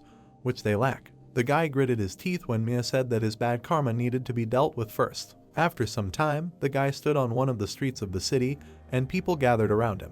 The guy handed out bags of wrapped gifts to interested children. While they took the gift, Dake tried with all his might to keep a tight smile on his face. His karma dropped to 100. Glancing back, he saw Mia piercing his back with her intense, angry gaze. After some more time, he approached the man and handed him a bag of coins, and he bowed in gratitude. Selena laughed quietly, and Mia was beside herself with indignation when she saw how much the guy's hand was shaking from tension, not wanting to give up the bag. Dake's karma dropped to 70. Mia sent him to the mine to help extract precious stones, and the guy, leaning on a shovel, tried to catch his breath while the girl gave orders further. Thus, karma dropped to 40. Walking along the city street in the company of Selena and Mia, Dake was on the back of an elderly grandfather who was already having difficulty walking. He looked at the girl with pink hair, who was laughing loudly and happily twisting her ears. A soft smile appeared on his face. Closing his eyes, the guy smiled kindly, and his karma amounted to 0 units. Some time later, Mia brought Dake to the moderator's abode and introduced him to Aster as a candidate. The moderator, standing on a hill, gazed at the guy through his mask. Dake's face was sweating from exertion. He exhaled noisily, noting that it was very scary. The guy walked along the corridor in the company of Mia and Selena. He said that at first he thought there was nothing special about it, but when he found himself right in front of the moderators, his mind immediately went blank. Dake looked at Selena with a smile on her face, who said that to be honest, she was a little worried because she thought there might be problems. The guy replied that she herself knew that the current him would not have done anything unnecessary while standing in front of the moderator. With a wide smile, Mia nodded vigorously as Dake turned to her and said that she would kill him if he did something wrong. The guy said that he was obviously very sensitive back then. With a soft smile on his face, he closed his eyes and yelled over his head, saying that now that he thought about it, he regretted it very much. Dake added that perhaps it was because he didn't want to see what was going on around him. He remembered his childhood and the situation when, surrounded by a large number of people, he tightly held a little boy by the collar. The guy said that since childhood he always solved everything with his fists and chased only power. He said that he thought it was the easiest and most reliable way to live in this world. Then he remembered all the things he did to clear his karma. Dake said that when he put everything aside and looked around, he realized that there were many different and special things in this world. The memory of how Mia extended her hand to him after the battle flew through his naked mind. Turning to her, he said that it was she who allowed him to understand this. They looked at each other with a smile on their faces. Dake said that he was very grateful, and if it weren't for Mia, he would have continued to attack players and hang around. He said that he had one request for the girl. Stopping behind Mia and Selena, Dake said that if he steps on the crooked road again. The girl with pink hair laughed loudly when the guy said that he wanted her to hit him with all her might in order to bring him to his senses. Dake looked down when Mia said that she was very unusual to hear such words from him. She told the guy not to worry about it. Closing her eyes, she gave him a wide, beaming smile and said that she would have done the same even if he hadn't asked her to. She also noted that he should not complain later if it hurts. Clenching her teeth tightly, Mia looked at the guy with worried eyes. She dodged the blows of Dake, who continued to chase her with a blade in his hand. The girl wondered why he continued to do this, noting that, apparently, he did not hear her. A dark object began to appear in the guy's open hand. Mia was debating whether she should ask Area or the moderator for help. A moment later, Dake pulled the bowstring, and the medium of light sharply rushed towards the girl. Raising her head, she saw a bright light above her. At that very second, a mark appeared on her chest that was the mark of the pursuer. The girl's eyes widened in shock. She thought that this was Dake's skill that he used the most. A bright flame began to burn in her open palm as she mentally said that the stalker's brand skill was that once you became the target, the arrow would never miss. Nia activated her flame explosion skills. An arrow of light flew towards her with indestructible speed. Watching her intently, she stood with her palms clasped together, between which a fire burned. The girl frowned and her face darkened. She thought about facing 2 attacks head-on. When this happened, an explosion was heard on the battlefield that was several times larger than the previous ones, and a huge cloud of flame rose up. Operator candidates began to run away in different directions with fear on their faces as the shockwave of fire began to approach them. They shouted that they needed to retreat urgently, otherwise they would come under fire. Siri and Jake, who remained watching with confused faces, loudly shouted the girl's name. Jake continued to stand, shielding himself from the bright light with his hands. Startled, he glanced at the girl. Mia ran towards him, but his fist was on fire. She tightly squeezed her hand, around which tongues of flame were sparkling, and loudly shouted the guy's name. Looking at him with a furious gaze, she shouted indignantly that he should finally come to his senses. Her hand cut through the air with a harsh curse at Dake. With her fist, Mia hit right in the center of his mask. From such a powerful attack, the guy was pressed into the ground, and huge pieces of soil began to fly off in different directions. Such a battle caused great destruction even within the city. With her head down, the girl noisily tried to catch her breath. Leading the team was Siri, who loudly called Mia, Camilla, and Owen. The man asked if Operator was really associated with a strong virus. Camilla commented that at this rate they would completely destroy the entire city. She noted that the operators themselves destroyed their target. A crowd of candidates stood among the huge rubble and watched as a huge fire emerged from far away from behind the dome. Some of them continued to walk through the ruins and loudly call for Mia. At one point, Siri's eyes widened. In the distance, she saw a girl sitting on the lap of a dark figure and shouted loudly that she had found her. The red-haired girl screamed Dake's name as the others approached her. They worriedly asked if she was okay. 2 active operators stood with gloomy faces, listening to Mia asking the guy to wake up. She looked up when her name was called, blood running down her forehead. Everyone looked at the guy with green hair who was lying unconscious at her feet. Siri asked who this is. Mia, whose face was all bruised, turned a sad look at Dake and told everyone his name. The current operators and candidates had a silent question on their faces when she said that he, like her, used to be an operator. Everyone again turned their gaze to the lying guy, who was possessed by a shining black-blue light. Suddenly, everyone turned back when they heard a man loudly screaming that they were in trouble. Rook ran up to everyone and shouted in a worried voice that a crowd of viruses was approaching them. On the other hand, their dark silhouettes had already begun to appear from the middle of the city. Rook said loudly that they were apparently able to detect them due to the battle. Countless viruses, laughing loudly, approached the candidates. All the people seemed frozen in place, watching how they were surrounded. They began to argue among themselves, trying to decide what to do, run away or fight. A red system window appeared near Mia's head, through which she called Area. The girl, who towered over the city and could observe the accumulation of viruses, replied that she knew. The corners of her lips moved slightly upward, and blue lightning began to sparkle around her. She noted that she had been watching Mia all this time. Seeing a bright flash in the sky, the candidates began pointing there with their hands and asking others to look. Area hovered in the sky, engulfed in a bright blue light and lots of lightning, and people noted that this was the moderator's close associate. A long sword began to appear in the girl's hand. As she tightened her slender fingers on the hilt, lightning began to rage behind her. She asked people in a low voice to let her handle it. The girl turned her indifferent gaze to the virus. Using the lightning storm skill, she swung her sword upward, and at that same second, many huge lightning bolts from all over the sky began to strike down. One by one, the astral viruses are in terrible agony. The candidates watched what was happening with their mouths open. Camilla quietly said that she couldn't believe her eyes, and Isaac said that this simply couldn't be. Rook asked in shock, how is this even possible? They looked at Area, whose dark silhouette shimmered with blue light. The former rankers and other candidates perked up with fear on their faces when the girl indignantly asked what they had been doing all this time, standing still. Looking down at them, Area stated that they didn't have time to sit idly by as the exam wasn't over yet. Weapons began to appear in the hands of Isaac and Owen, Camilla, Lily, and Rook. Area asked, maybe they have already changed their mind about being operators. She said that she helped them this time, but then they must take care of themselves. Rising from their seats, the crowd of candidates rushed at the remaining viruses. Mia, who stayed with Dake all this yesterday, watched the fierce precipitation ahead of her. A portal opened to her side and a red figure emerged. With a slight smile on his face, Aiden walked towards the girl, saying that she did a good job. Mia looked up at the guy in surprise when he came up and asked him to leave the rest to them. Mia looked at Aiden with frightened eyes and got down asking him to help. The girl loudly asked if anything could be done. She looked at the beaten Dake, who during all this time had never opened his eyes. She reminded Aiden that he promised to fulfill any of her requests if she became an operator. Glancing at her, Aiden said that he remembered this. He examined Dake and said that this is what he came for. He recalled that all the named viruses he had seen before had a nucleus in the center of their chest, but this guy didn't have one. He thought it was definitely different from before. Aiden waved his hand, and bright red energy ignited in his palm. He thought that this time there was a very high chance that everything would work out. A moment later, a white silhouette of a guy, glowing with red light, entered the system. He frowned and looked at Dake. The guy's torso, as well as his arms, were tied with purple threads. Towering above him was a huge monster with several pairs of arms to which these threads were reaching. Aiden, examining the horned monster, wondered if this was the reason. He began to think about the fact that he had previously encountered viruses that affected a person from the inside, but in this case he is isolated.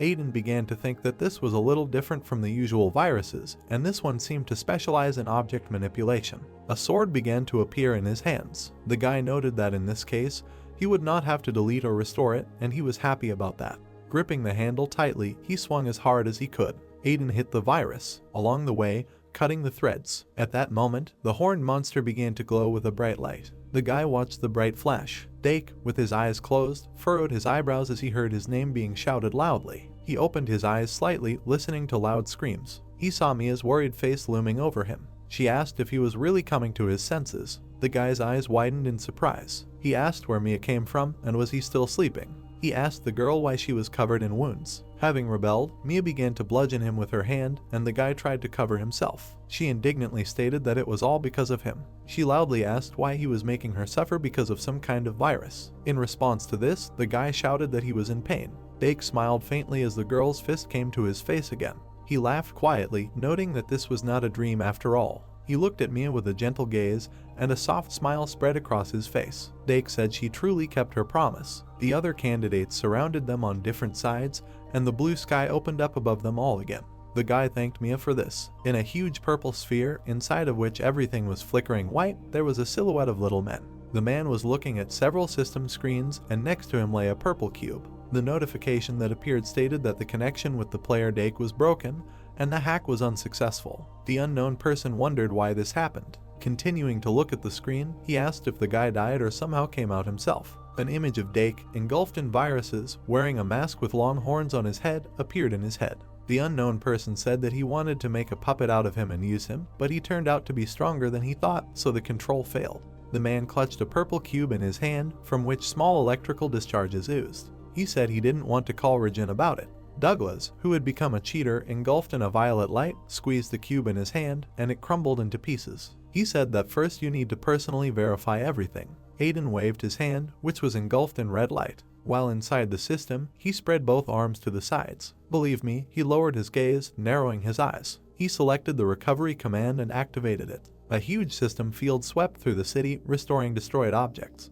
A new fortress wall was erected along the perimeter of the city, and a tower appeared in the very center. After some time, Vanson was completely restored and fit for life. Looking around, Siri smiled widely. She exclaimed that everything happened as expected from Lord Aiden. Isaac stood behind and watched the conversation between two happy operating operators. Siri said with a smile on her face that she was amazed that he had restored such a huge city. Jake responded that he was glad they were able to bring Vanson back. Isaac looked around with surprise in his eyes. He thought that restoring such a hunger was just crazy. He originally thought that it would be difficult to restore everything in this place, even if they cleared it of all the viruses. Looking up, he saw two figures, 100 towering on lined orange columns. Isaac said that he could get rid of all the viruses. He looked at Arya and Aiden, who were watching the city with smiles on their faces. The guy said he could do it if he was with them. Aiden stepped forward as all the candidates gathered below. He said loudly that the test was completed and then thanked all the assigners for their efforts. With a slight smile on his face, the guy said that thanks to all of them, they were able to return this place. A map of the territory in which the cities of Vanson and Ergs are located appeared in his head. Aiden said that with this, the scope of their activities will expand. He added that for security purposes he is going to place an additional security system in the border areas. Simultaneously with the tower in the center of Vanson, the tower in the center of Ergs lit up, which was visible from afar. The guy said that for the safety and convenience of everyone, he plans to update the portal for public use. Standing on a hill, he looked at a large number of people. Aiden said that they had a lot of applicants for the first test, and then noted that they all probably want him to announce the results quickly. People looked up at the guy with their mouths slightly open, and he said that he had already chosen those who would become operators. Aiden with a calm face began to say that those who will now work with him as operators. He looked at the smiling faces of his two current operators, and she said that Siri and Jake scored the highest. He then glanced at Isaac and Camilla, saying their names. They were followed by former rankers Owen, Lily and Rook. A picture appeared in his head of Camilla, surrounded by her comrades, striking at the viruses without any fear. Aiden said that all these guys were the ones who fought on the front lines and scored high. He added that he is sure that everyone agrees with this. He said that the last person remained. Many people started turning to look at the blonde guy when Aiden said the name Kevin. With wide eyes and parted mouth, he wondered if he had really been chosen. At this time, Aiden said that those whose names he just named were appointed as operators. The guy recalled how Kevin helped the wounded and said that he supported the others until the very end. Next, a memory arose in his head of how the guy warned others about the remnants of the virus. Aiden said that Kevin took command of the virus cleanup and received a good response. He noted that many might consider this unimportant, but it was one of the main tasks. Aiden also saw Kevin walking around the neighborhood and finishing off small viruses that were scattered throughout the city. He said that even after finishing the test, this guy did everything to complete the job. He noted that this means Kevin knows his role very well and has a wide field of vision. Aiden looked at the guy with a soft smile on his face. Addressing him, he said that he was qualified enough and therefore should not doubt himself. He said that he would be glad if he would help him from now on. Kevin looked at Aiden with his eyes wide open in shock and could not utter a word. He noticed Isaac had been staring at him the entire time. The high ranker smiled a little and nodded to the guy. Kevin, who had a slight blush on his face, smiled. Aiden said loudly that there was something else he wanted to talk about. Dake stepped in front of him, clasping his hands behind his back. Aiden said he knows a lot of people already know the guy, but he wants to reintroduce former operator Dake. People looked at the guy with green hair with shocked eyes, and Aiden said that he and Mia would help him. People were surprised to see yet another operator and commented that it must be very powerful. The guy with red hair looked at the people softly. He said their attitude towards the test was very good and he was touched by how they overcame their fears of viruses and battled them. Aiden raised his hand and clenched it into a fist. He said that despite this they should not become arrogant as this is just the first step. He added that, just like today, he will provide them with an environment in which he can fight viruses. People started shouting and raising their hands in joy when Aiden suggested that they all get rid of viruses together. He waved his hand and red and black energy appeared above his palm. The guy asked the others not to be upset as they would still have the opportunity to become one of them. He said that he wanted to give everyone a small reward for great work. A large portal opened behind the people and Aiden said they could go home and have fun. The players exclaimed joyfully that they were watching to cope with the viruses. Several system screens appeared around the guy with red hair. Using voice transmission, he asked the operators to stay. Siri and Jake looked worriedly at the same red screens in front of them. Rook, Isaac and Camilla also saw them in front of them, and they all listened to Aiden's words that they needed to discuss something.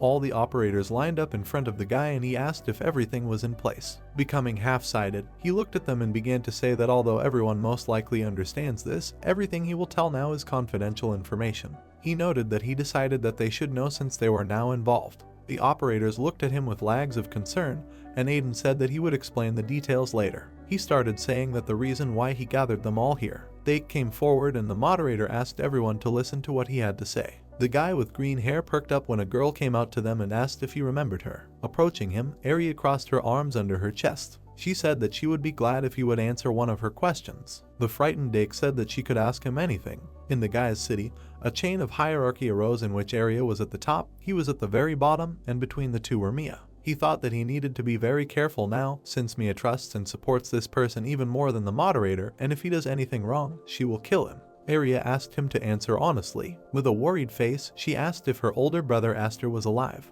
Dake watched as she clutched the fabric of her suit with a trembling hand. The girl said that no matter what method she used, she did not receive any answer. She asked what happened since he and the other operators saw her brother for the last time. Frowning his eyebrows, the guy lowered his sad gaze to the floor. He said that he also does not have information about where he is, but he only knows that. Arya breathed out a sigh of relief when Dake said that he knew that Aster was alive. Closing her eyes, the girl smiled and put her hand to her chest. She said that it was a huge relief for her that he was alive. The guy looked up at the girl and said that that day was like chaos. He began to say that viruses got inside, and even the one called Trojan was there too. Lowering his eyes to the floor, he began the story that on that day, 3 years ago, a huge column of blue light hit the viruses swarming everywhere. Procyon, gritting her teeth, tried to clear the way while Zenon carried Aster on his back. They were surrounded by viruses on all sides, shouting that the moderator himself would finish the aroma. They loom over the team of operators, loudly meaning and intimidating. They joyfully said that they could not resist this opportunity and none of them would be able to escape.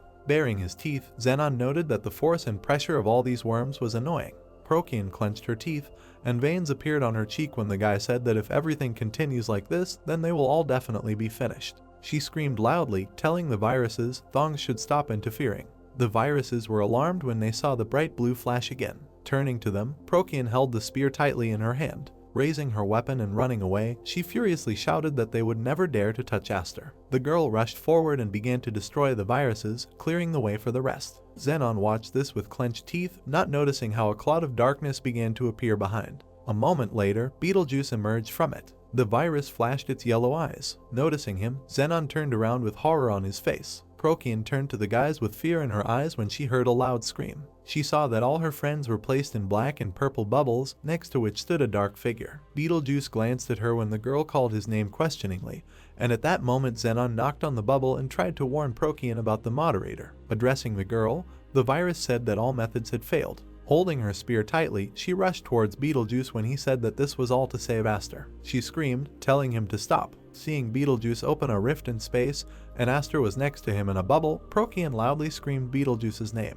Procyon stands in front of a human figure, which is surrounded by viruses. The girl calls Moderator. The blonde opens her mouth wide. She asks the boss not to do anything in this situation. Procyon kneels down and generates lightning bolts that harm the viruses. The girl holds a weapon in her hands as her eyes glow blue. The ray of light that remains from the impact. Magical energy accumulates when there is a human figure opposite the blonde, which is surrounded by viruses. A trace remains from the blow of the weapon. Other players are breathing heavily due to the dust that has risen into the air. Procyon and Zenon look at the purple portal as it closes. The brunette says that the enemies took one person. The blonde's hand is shaking quite a bit. Zenon adds that viruses have stolen Moderator. Procyon is terrified. The girl calls Moderator by name. A human figure emerges from a purple portal located in the rock. Red blood drips onto the ground. Virus Beetlejuice groans in pain. The blue-haired man frowns and clenches his teeth. He mutters that he moved as fast as he could. The man looks back when he notices a wound on his back. He gets angry and calls Procyon. Behind the man with blue hair, another human figure can be seen.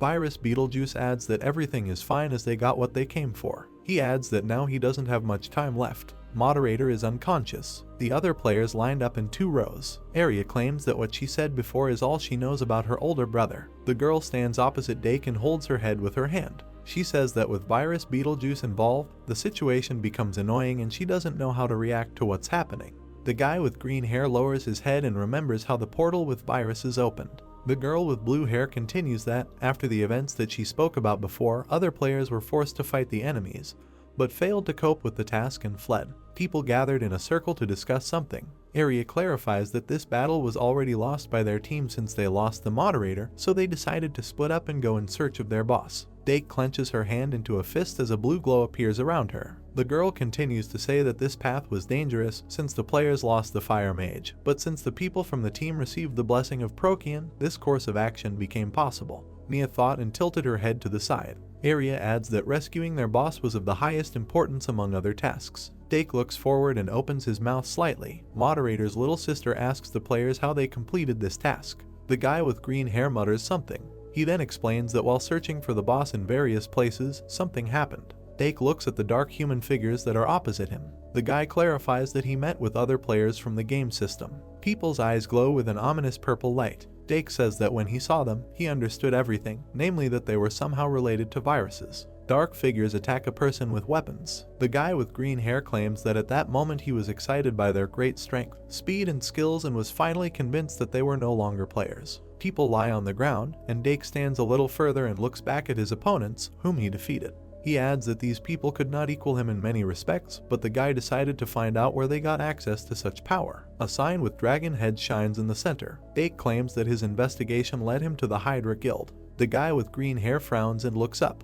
He says that when he learned the truth, he could not continue to do nothing. Aiden stands in front of Mia and Dake, who holds his head with his hand and sighs. He explains that it's just history now, but he was one of the people who founded this guild, so he felt it was his responsibility to close it down. Behind the man with red hair are several other players who are whispering among themselves. The brunette is surprised and asks his companion if this guy with green hair was the founder of the guild, which is notorious in the gaming system. She repeats the question after him. Aiden thinks he has figured out what's going on in this place. Dake continues to say that he came to this guild, but something did not go according to plan. It stands opposite the large guild fortress. The guy says that he was surprised when he saw the building in excellent condition since the virus destroys all objects. He also said that he should have been careful, but made a mistake. A man stands in a stadium surrounded by many players. Dake admits that he fell into the trap of his enemies. The guy with green hair is surprised and scared. He explains that the players among the guild members were those known to their team, but there was also a certain person with a power similar to that of Operator. Dark hands press the man to the ground. The guy makes an excuse that it was very difficult for him to cope with a large number of people. Dark figures hold a person while someone is looking at them. Dake says he was caught. The guy who was beaten frowns and looks at the stranger. He clarifies that he was shocked when he saw him. The two men look down with disdain. Dake clarifies that the observer turned out to be the master of the Hydra Guild, who is Douglas. A man points something in the system window. The guy with green hair is outraged that this person used the power of the system without moderator rights. He was very scared at that moment. One of the human figures disappears into thin air. Dake is consumed by black, ominous matter. He clarifies that after this the guy doesn't remember anything. Dake looks at his interlocutors. He claims that the Hydra Guild is a threat that can be compared to the problem of viruses in the game system. Two men are looking somewhere angrily. The guy with green hair explains that players who complete quests outside of the rules have high karma. Aggressive people look somewhere. Dake says that since these players have nothing to lose, they don't care about the fate of this world. A violet aura is visible around the human figure. The guy with green hair claims that the problem is that the strong player he met is now also part of this group of people, which means he has become stronger. The two men look down and refuse to hide their anger. Dake also says that these viruses have become even more powerful. The other players listen to the narrator in alarm. He notes that even Virus Regen was very strong, although he is not a fighting type enemy. The guy with green hair looks at his team members with concern. He claims that if they do not take the necessary measures now, they may disappear from the game like other objects. The unknown players look at Aiden, who is standing in front of them. They whisper that the guys from the Hydra Guild were quite suspicious from the very beginning of history, but when they teamed up with viruses, they crossed the line of what was permitted. A man with red hair looks forward thoughtfully. He thinks that their team doesn't have time to celebrate the uprising of Virus Regen and they need more information about this enemy. The red pillar of light is on the city wall. Aiden speculates that the fight against them may now be more difficult than other players expected. Large stones float above the ground. The evil black virus is breathing loudly. He burns with a purple flame and curses. The unknown man stands a little further away as his eyes glow blue. The enemy is angry because this figure followed him all the way to this place. The virus stomps its feet menacingly. He calls players nasty names. The black virus flame emits lightning. He asks the human figure to come to him. Sharp claws on the enemy's large hands. The virus grows in size and towers over the player who is chasing it.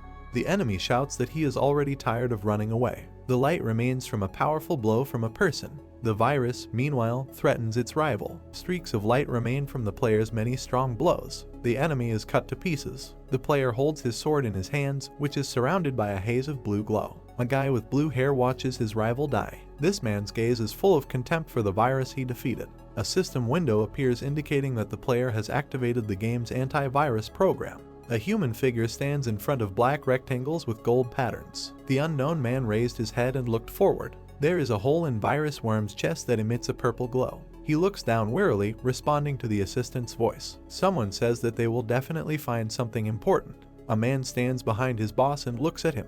He adds that the pursuit is still ongoing. The masked man's eyes glow white. He claims that this time they won't miss out on something valuable when Virus Worm remains silent. Frightening figures of two unknown viruses. The person assumes that something must have happened since they sent out their last named viruses. The man with white hair pursed his lips. His assistant clarifies that they will definitely receive good news soon. Virus Worm claims that it is stupid for his assistant to think he found someone when he didn't.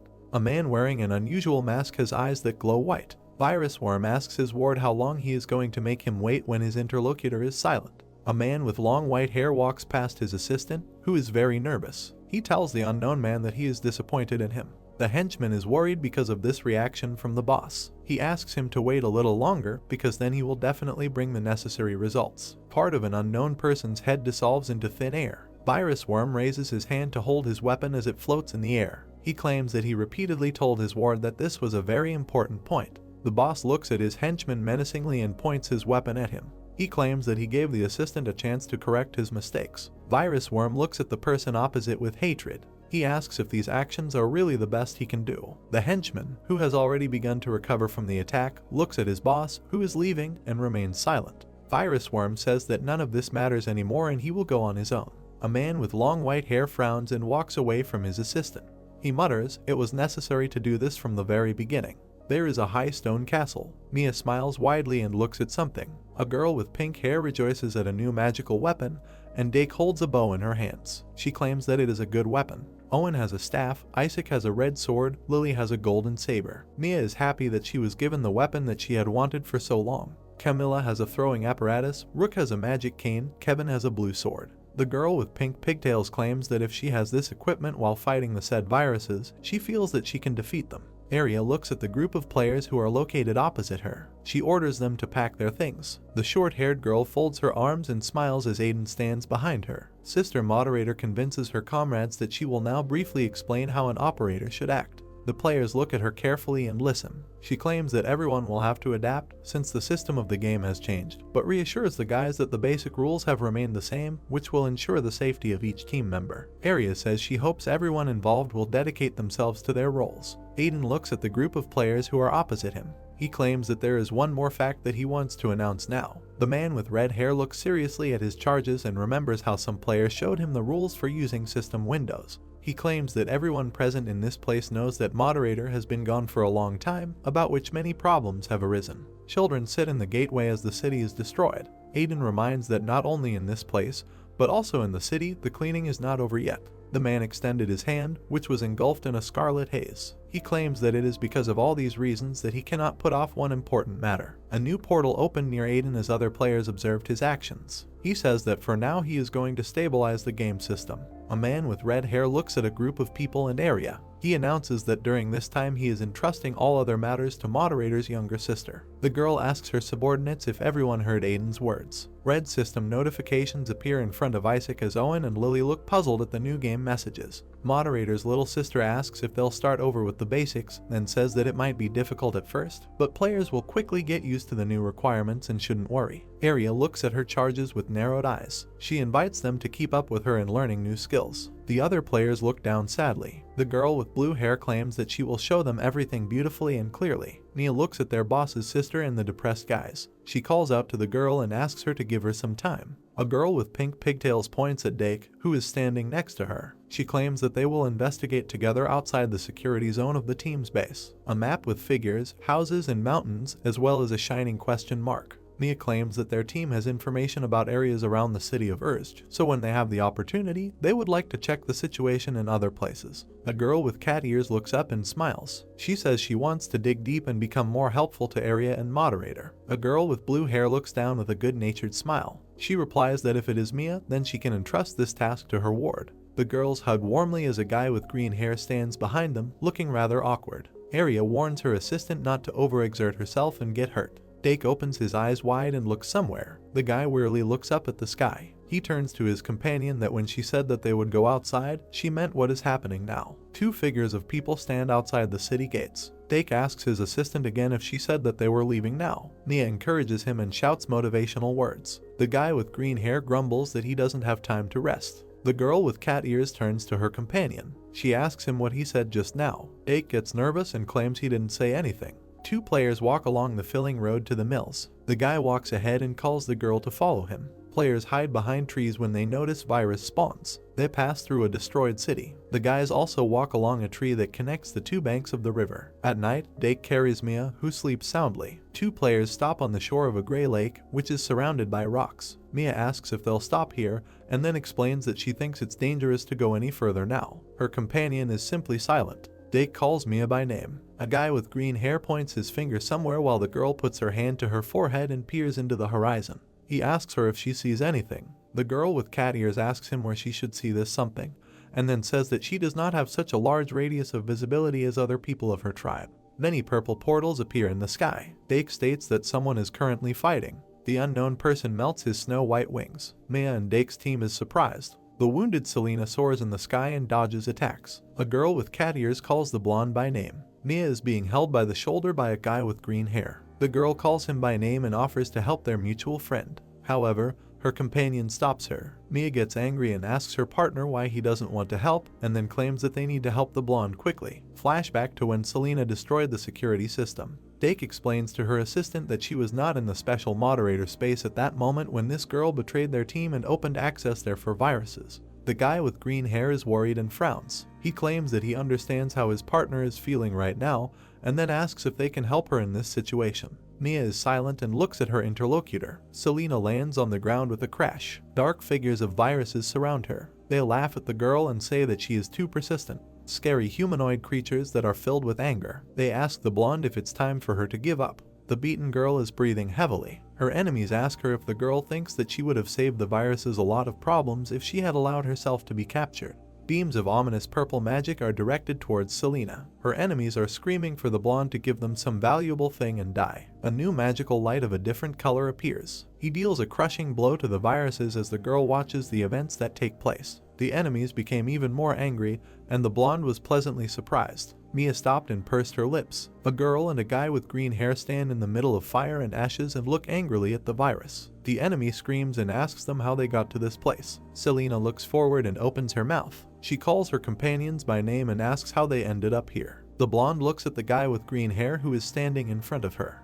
He says they'll talk later and orders her to stand behind their team. Dake looks at the blonde coldly. He adds that she will need to explain everything in detail. Selena looks wearily at her former friends. The guy clarifies that he is talking about the day she betrayed their team. Humanoid, terrible dark creatures look at a group of players. They smile and claim that they do not know what is happening, but are sure that the situation has turned out much better than they expected. Two guards surround the main virus. They say that this is a chance for them to get rid of several operators in one battle and are happy about the chance that the players went beyond the city of Urge. Mia glares at her enemies. These creatures claim that these travelers themselves are inviting them to infect themselves, and they laugh loudly. The girl with cat ears thinks that these words of theirs are rather strange. Someone writes something into the system window. Mia recalls that viruses are capable of sharing a fairly large amount of information through their clones. Virus Worm smiles slyly as his eyes glow an ominous purple. The pink-haired girl wonders why their enemies don't know that the players have begun to leave the city gates. A flash of bright red color. Mia thinks that now reasoning will be useless. The girl throws fireballs at a group of enemies. She is sure that the most important task now is to get rid of her enemies. A veil of dust and smoke appears above the ground.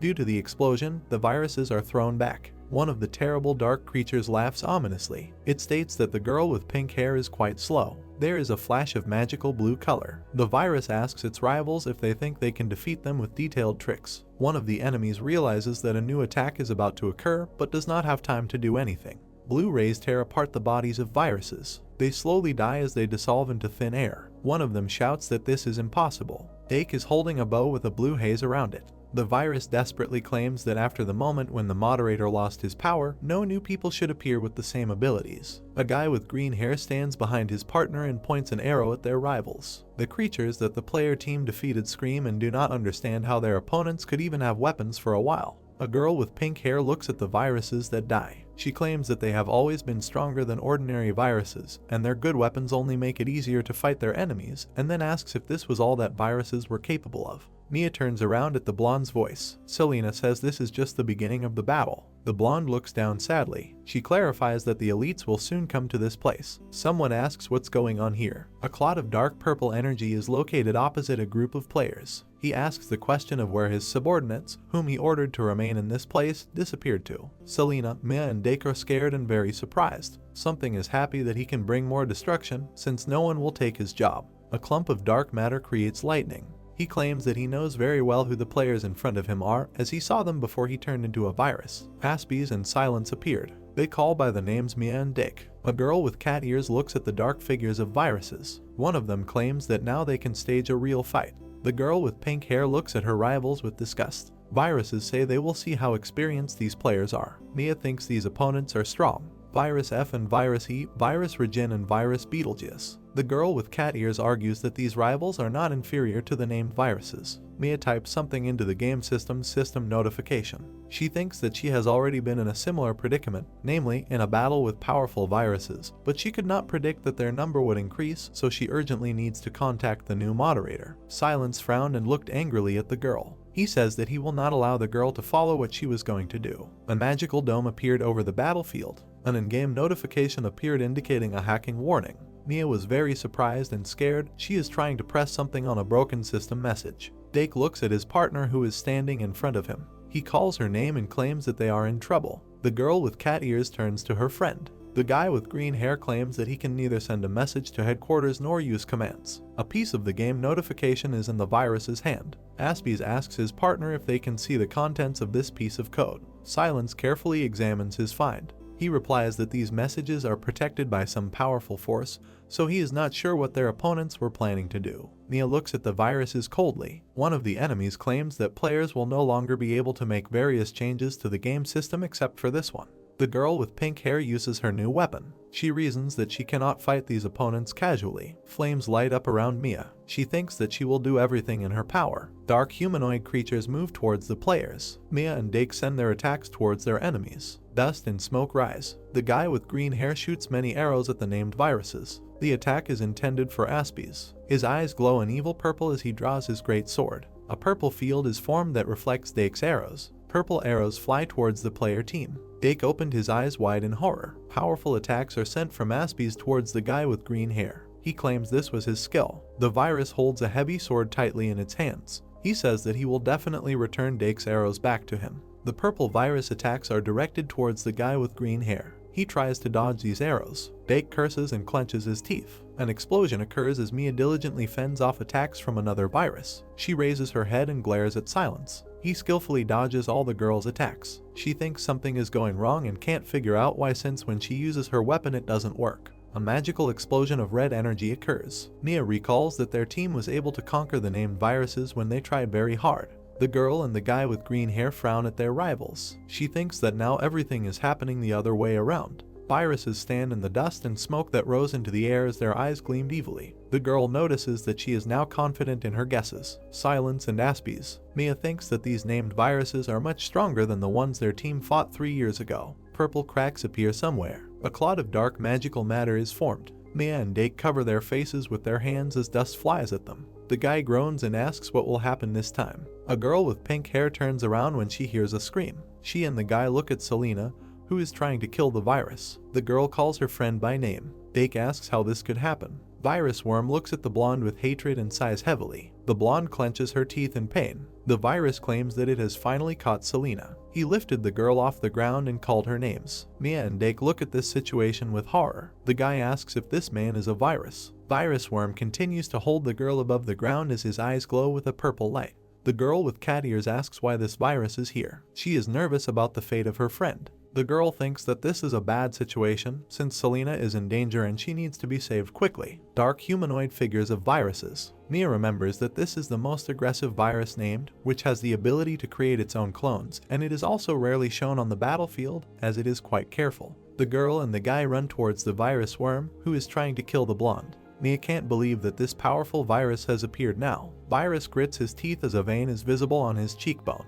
He claims that if Selena's goal was to make him angry, then she did a good job. Virus squeezes his hand around the blonde's neck. He says that he saved her in hope that she would be at least a little useful, and then asks how he could be a colonel that she would betray him.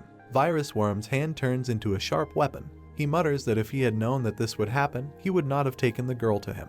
A trace of a magical blow. The virus hits the girl in the stomach with a weapon. Selena closed her eyes and coughed up blood. Mia is surprised and horrified. She calls the girl by name. Virus Worm lets go of the blonde's bloodied body as the pink-haired girl aims her attack at it.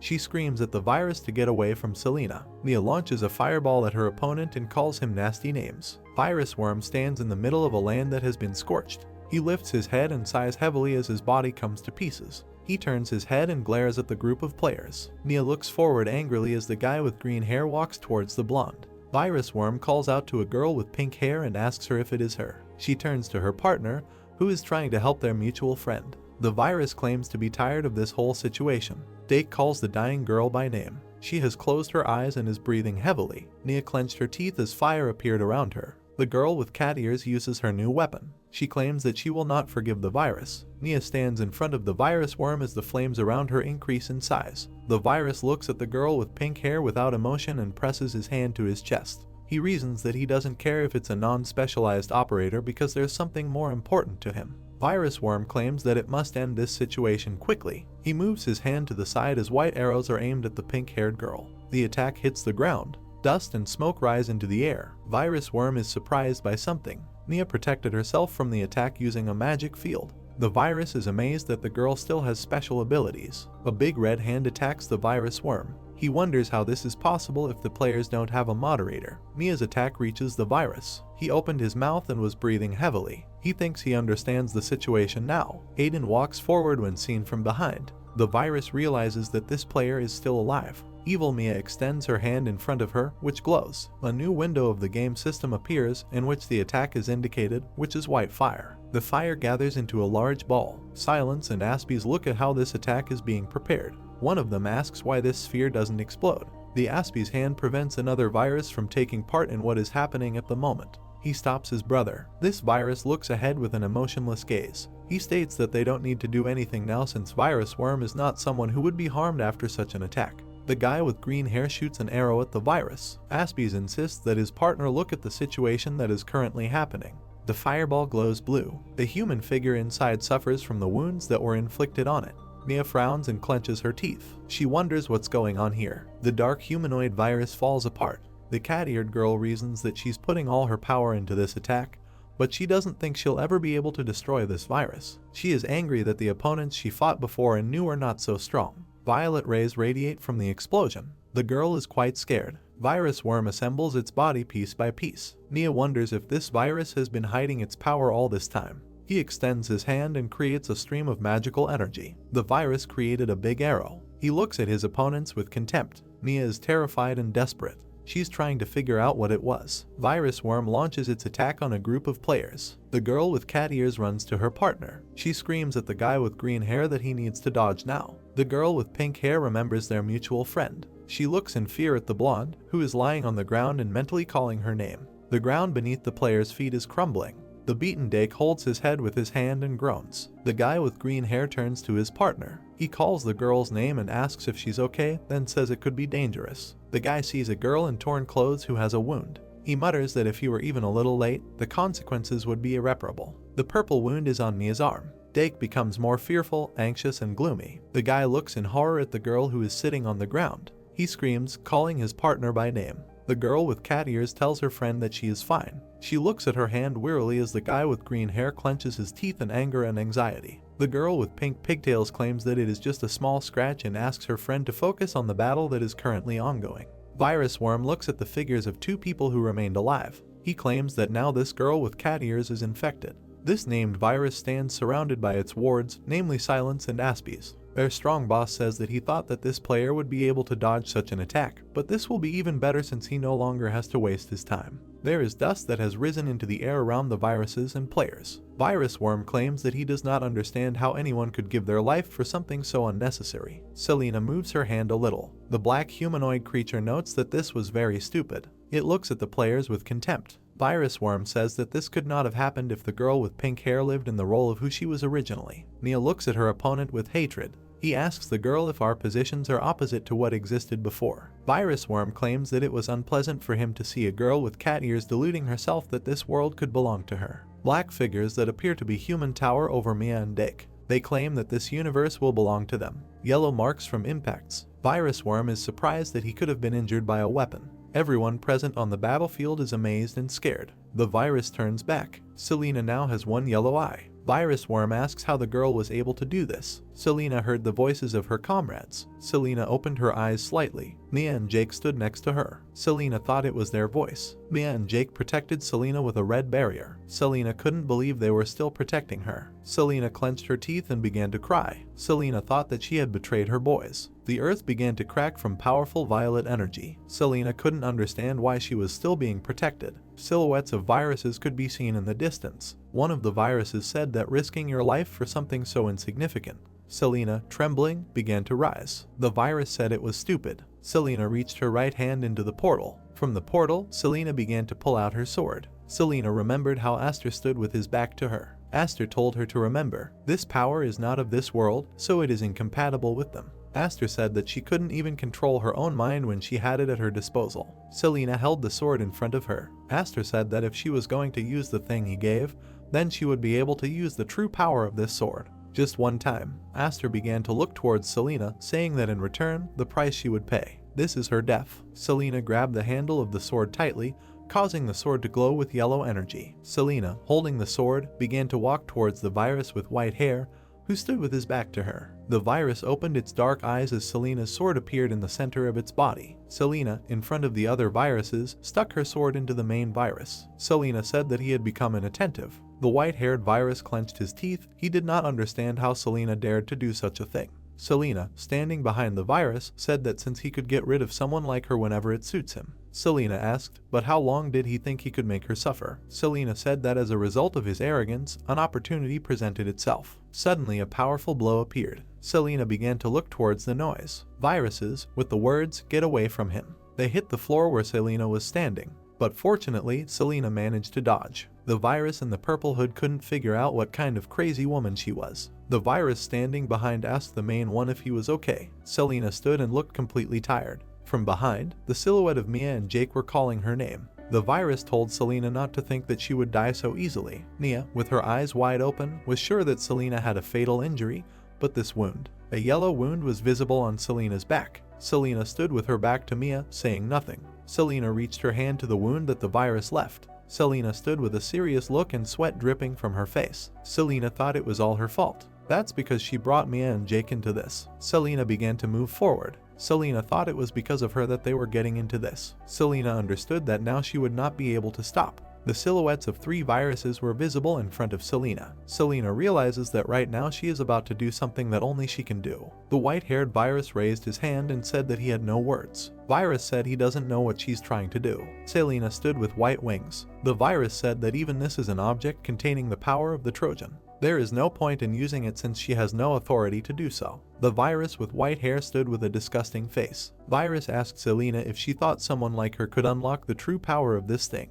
The virus told her to know her place. Suddenly, the virus began to feel sharp pain, as if lightning were passing through its body. The virus did not fall on its knees. The virus began to spit out purple goo. The worm looked at his hand, on which a purple liquid was visible. He did not understand what it was. With his dark eyes wide open, the worm couldn't believe he couldn't recover. The worm did not understand what was happening to his body. Many signs with crosses and arrows appeared. The worm thought that it was as if an irresistible force was blocking everything. The worm couldn't believe how Selena could use the Trojan slew. Selena stood in front of 3 silhouettes of viruses. Selena said she knew better than anyone that something like that wouldn't kill him. Yellow cracks began to form on Selena's face. Selena said she kept thinking about it. A way to harm him. Selena, with a face that shows no emotion, said that a way to leave a fatal injury on the body. Selena remembered the dark silhouettes of viruses. Selena said that the ability to replicate and reproduce, a powerful skill that always kept him alive despite the countless times he was in danger. Selena stood with her family, but their faces were crossed out.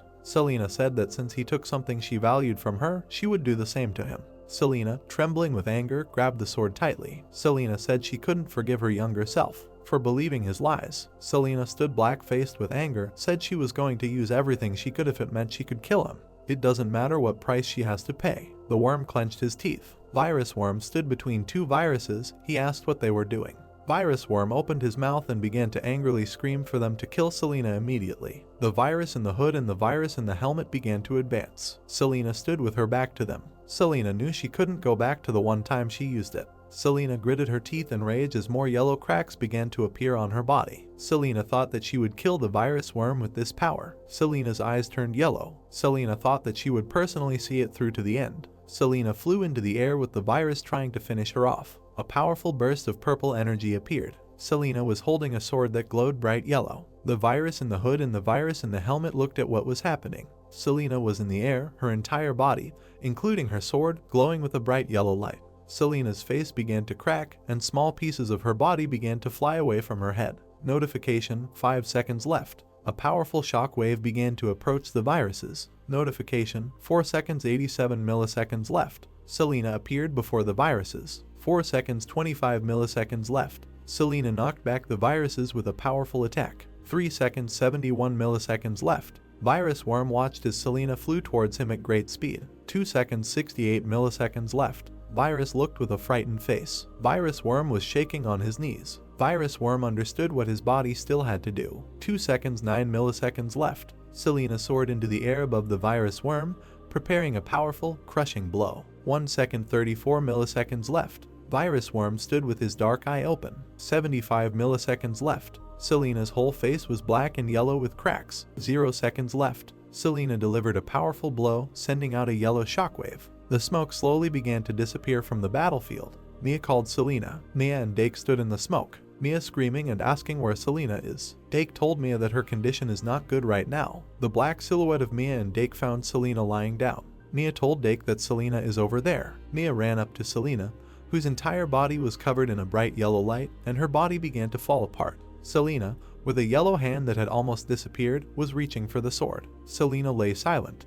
Mia had a fucked up look on her face when she saw Selena. Mia's hand was wounded by the virus and she sat down on her knees in front of Selena. Mia asked what to do. If this continues, Selena. Dake began to look forward and call for Mia. Dake told her to look there. In front of Mia and Dake was the virus worm, which was slammed into the stone. The virus worm's belly showed yellow from Selena's blow. Dake said that virus worm is still alive. Virus worm started coughing up purple liquid. Dai suddenly opened his eyes wide. Dake knew this was a great opportunity. If Selena's words are true, Dake took his bow and loaded a blue arrow. Dake thought that the virus worm could no longer reproduce. Suddenly a virus appeared above Dake. Dake thought that he could definitely kill the virus worm right now. The virus hit Dake and thick smoke formed at the explosion site. Dake was slammed to the floor. Dake crossed his arms and blocked the virus attack. Dake couldn't believe this virus was still alive. A violet eye was visible through the virus's helmet. Dake said how outrageous viruses have become lately. Mia began to run to Dake to help. Suddenly, a powerful purple blast appeared.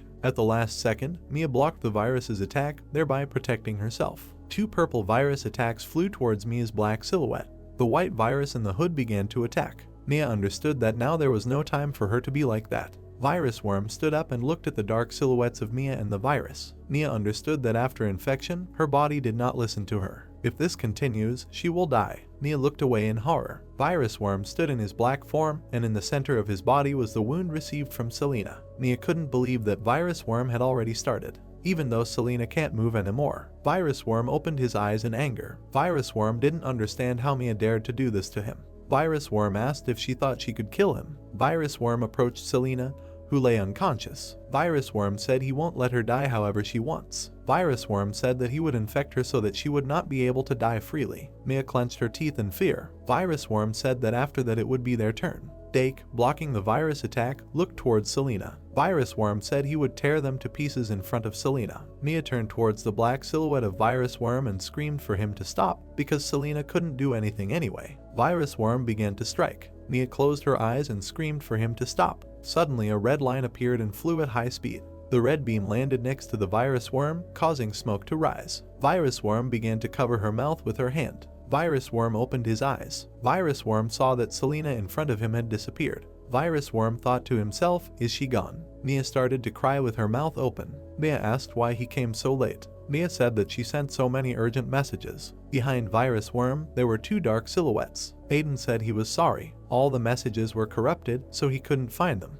Aiden exhaled and said that thanks to this he was late because he had to look for them everywhere. Aiden stood with his back to Virus Worm. Aiden said that area will be here soon too. Mia started wiping her face of tears. Mia told Aiden to look at Selena quickly. Mia said that she would soon die if they left her like this. Aiden replied that he would do his best. Aiden asked Mia to wait a little longer. Aiden began to look towards Virus Worm with a serious red gaze. Aiden said that first, he would burn the trash so that they would no longer be a nuisance. Aiden began to walk towards Virus Worm, and bright red energy could be seen behind him. The helmeted virus and the hooded virus stood behind Virus Worm. The virus in the helmet asked what kind of power this is. Was there such an operator? The virus in the hood said that this is impossible, maybe he is a moderator they only heard about. Aiden looked at them with a serious look. The virus said that this is impossible, the moderator is no longer there. Virus in a helmet stood behind Virus Worm. Virus in the helmet said that he thought they should retreat. Virus Worm's condition is not good, and there is no need to fight someone like him.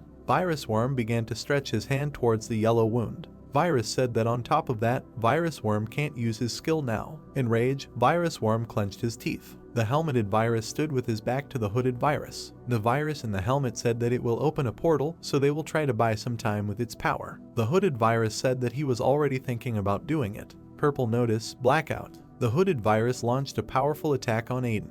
A bead of sweat dripped down Virus's face. The virus thought it had caught it. Aiden won't be able to do anything when he's locked in there. The virus thought it could buy some time. Red lightning began to run across Aiden's body. Aiden easily destroyed the virus attack. Virus stood with his eyes wide open and could not understand how Aiden did it. Suddenly, many blue strokes appeared in front of the virus's telos. It was written on the virus's face that it didn't understand anything. Area moved at high speed. Virus couldn't believe he just cut himself. Area quickly found herself behind the virus and began to prepare to strike the final blow. Anger was visible on Aria's face. Aria asked the virus where it was going. The blow was so powerful that the entire floor was divided into many pieces. The two virus silhouettes watched as the wall in front of them was broken in half by Aria's impact. The masked virus began to look towards Virus Worm. The masked virus asked if she could be an antivirus. The virus in the helmet hasn't even opened the portal yet. Virus Worm clenched his teeth in anger. The virus in the helmet said that at this rate they will be removed. Virus Worm asked the helmeted virus to shut his mouth. Virus Worm remembered Selena's sword. Virus Worm said he doesn't care what happens to them guys. Virus Worm said that the problem was that he couldn't find the person's item. Aiden stood with a serious face. Virus Worm said that neither the moderator nor the antivirus will stop. Just why? Selena has her back to Aiden. Virus Worm asked if the Trojan chose him. Virus Worm said that he would use any methods and means necessary to achieve what he hoped for. Virus Worm's face showed rage. He asked numerous questions. Why did this happen? Two silhouettes of viruses were in the smoke. Virus Worm couldn't understand why. Aiden and Aria, who was holding the sword, began to walk towards them. Virus Worm asked if someone like him wasn't chosen. The yellow gate opened. Virus Worm said no. Virus Worm began to exhale. Virus Worm ran into the gate screaming that there was no way. Virus Worm narrowed his eyes. He didn't understand why he was doing all this. Virus Worm recalled all his meetings with Selena. Virus Worm said it was all for her. Everything to make her wishes come true. Virus Worm remembered how he and Vias in the helmet stood with their mouths open. Virus Worm didn't understand why Selena was doing this. Virus Worm stood on the ground. Virus Worm watched Selena walk through the flower field. Virus Worm asked why she was leaving him. Selena's white hair flutters in the wind. Selena looked at Virus Worm with an arrogant look. Virus Worm asked Miss Trojan to answer him. The black silhouette of Virus Worm stood in front of Selena. Virus Worm said that he had been following her since the last world, just to be with her. No one else knows and understands her like he does. Virus Worm, smiling, pointed at himself with his hand. Virus Worm said that he will grant anything she wishes. Selena looked at Virus Worm with her yellow eye. Virus Worm asked her to use it. Selena told Virus Worm that she was sure he knew better than her. It was clear on Virus Worm's face that he didn't understand what Selena was talking about. Selena said that a sense of duty is useless. Only with him this is impossible. Aiden's image was behind Selena. Selena said what she wants is to return to the world from which she came. If there is only one person who can make it happen. Virus Worm stood with a devastated look. Selena said that's why she doesn't need him anymore. Selena said that this is because he is just a virus that cannot be accepted by this world. Selena opened her palm and said that she would sleep until the time came. Selena threw the Virus Worm into the yellow portal, telling him to stop bothering her and just disappear. Falling into the basement, Virus Worm extended his hand in front of him. Virus Worm ended up outside the gate. Virus Worm clenched his teeth, trembling. Virus Worm clenched his fist in sadness. Virus Worm couldn't believe it. Virus Worm remembered Selena's face and her words that she didn't need him. Virus Worm trembled in panic. Virus Worm understood that its existence was being denied. After that, he lost his goal and was unable to do anything. 3 years passed when his eyes and ears were closed to the world. Virus Worm remembered what Aiden looked like. Virus Worm didn't understand how Aiden, this insignificant guy, was chosen as a moderator. Aiden stood with a serious look. Virus Worm thought it was right. It was Aiden's fault if it weren't for him. Instead of using him, he should have killed him the first time he saw Aiden. Virus Worm gritted his teeth in anger. Virus Worm knew that if he killed Aiden and became a moderator instead, then of course, Trojan would look at him again. The virus in the helmet began to shout to Virus Worm that he had opened a portal. Virus in a helmet stood behind Virus Worm. The virus in the helmet said that there is no need to fight Aiden right now. The virus in the helmet wanted to say that they needed to hurry, but immediately after that, Arya cut off his hand. Virus screamed in shock. Arya asked with a calm look where he thought he was going. Arya stood with a cool look and said that she was standing in front of him. Arya began to deal a crushing blow to the Virus Worm and the virus in the helmet. Virus Worm's face turned completely black. Virus Worm said that he didn't want to use it recklessly, but Virus Worm stuck his hand into the purple portal. Virus Worm took a hammer out of the portal. Thankfully, there was nothing you could do to help. Aiden opened his eyes wide at what he saw. Aiden opened his mouth and started calling Arya. Arya, meanwhile, continued to fight. Virus Worm began to cut Aaron's sword. Arya was surprised. A powerful explosion appeared. Two dark silhouettes were visible in the smoke. Aiden held the hand of Arya, who was holding her sword cut in half. Aiden asked if she was okay. Arya was upset because this is her exclusive weapon. Aiden began to look into the distance and asked Arya why she needed it. A golden sword appeared in someone's hand. Virus Worm began to ask what happened. Virus Worm only took it because someone threw it away. Virus Worm stood with a giant two-handed sword. Virus Worm said that Aiden should have taken care of it properly. Smiling, Virus Worm said that he was also surprised at first, but unlike its appearance, it was made with the help of Trojans. Virus Worm said that the sword was made to protect someone. Virus Worm remembered how Selena appeared in front of Aiden. Virus Worm said 3 years ago today. Virus Worm remembered Aiden trying to delete himself. Virus Worm said he must have dropped it when he deleted himself. Virus Worm remembered how powerful energy appeared above Aiden. Virus Worm said that Aiden had no idea how important the sword was. Well, obviously he couldn't even use it properly back then. Virus Worm stood in front of Aiden, glowing in the golden light. Virus Worm said that he will show Aiden what an incredible thing it is. Aiden clenched his teeth in anger. Aiden thought that Virus Worm represented the memories of Alice and him. Aiden stood with a cool gaze and was enveloped in red energy. Aiden said that the sword is not something that someone as pathetic as Virus Worm can swing around. Aiden used permanent deletion. Virus Worm was consumed by monstrously strong red energy. Virus Worm clenched his teeth in pain. Virus Worm continued to hold his sword. Virus Worm used the command, cancel. Virus straightened his arms and got rid of Aiden's red attack. Aiden looked at him with a surprised look. Aiden didn't know that the virus could use commands. Virus Worm began to exhale heavily. Virus Worm laughed and said that as expected, this is the power of a Trojan. Virus Worm held the golden sword in his hand and said that if not for this, Aiden would have removed it. But if the moderator's commands were cancelled, then his strength is not yet at the same level as Miss Trojan's. Aiden stood with a blank look. Behind the black silhouette of the Virus Worm, a dark yellow portal appeared. Virus Worm said that he wants to kill them all right now, but it's not the time. Virus Worm, with a trembling hand, began to reach for the yellow wound. Virus Worm said that since he is not in the best shape now, he will remember this next time. Aiden looked at Virus Worm with a menacing look and asked who. Aiden took out his black and red sword and asked Virus Worm who said he could go. Aiden used 4 command lines: permanent delete, target, slash, enhance. A very powerful red energy was directed towards the Virus Worm. Virus Worm held out a golden sword in front of him. Virus Worm used the command, reversal. All of Aiden's red attacks began to fly past Virus Worm. Aiden's powerful attack landed next to Virus Worm, causing a huge pillar of flame to rise up.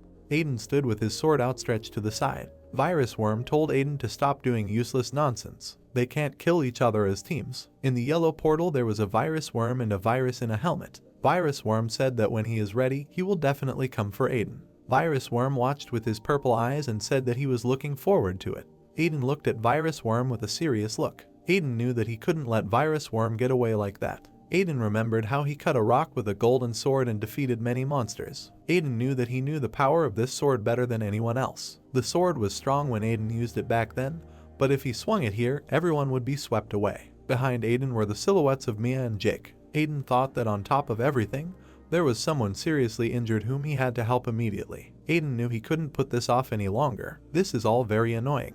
Virus Worm disappeared in Aiden's face. Aiden gritted his teeth in anger and asked if he thought he would wait until he was cured. Aiden said that he will find the Virus Worm first. Virus Worm also stood with clenched teeth. Virus Worm was sure that Aiden would try to find him, but Aiden would still see. The hostile faces of Aiden and Virus Worm looked at each other. They thought with the same thought that the next time they saw each other again, they would completely erase each other from this world. Selena held her mother's hand. Selena and her mom and dad went for a walk in the city. Selena smiled sincerely at them. Selena was happy when she held her parents' hands. Suddenly, the silhouette of Selena saw someone in a small alley. It was Mia, sitting alone, wearing shabby clothes. Mia looked at Selena. Selena saw Mia. Selena stood opposite where Mia was sitting. Selena remembered Mia's silhouette in the alley. Selena said she kept thinking about the child she was passing by at the time. Selena stands near the door and spies on her mother. Selena understood that she wanted to help Mia. So, unbeknownst to her parents, Selena went to visit this child. Selena walked alone through the city, and when she arrived, Selena looked into the alley and saw that Mia was gone. Selena had no idea where Mia had gone. Mia holds Aria's hand. Selena thought that no matter where she was, she wanted Mia to be healthy. Soon after, purple portals began to form in the sky. Mia and the villagers stood with their mouths open.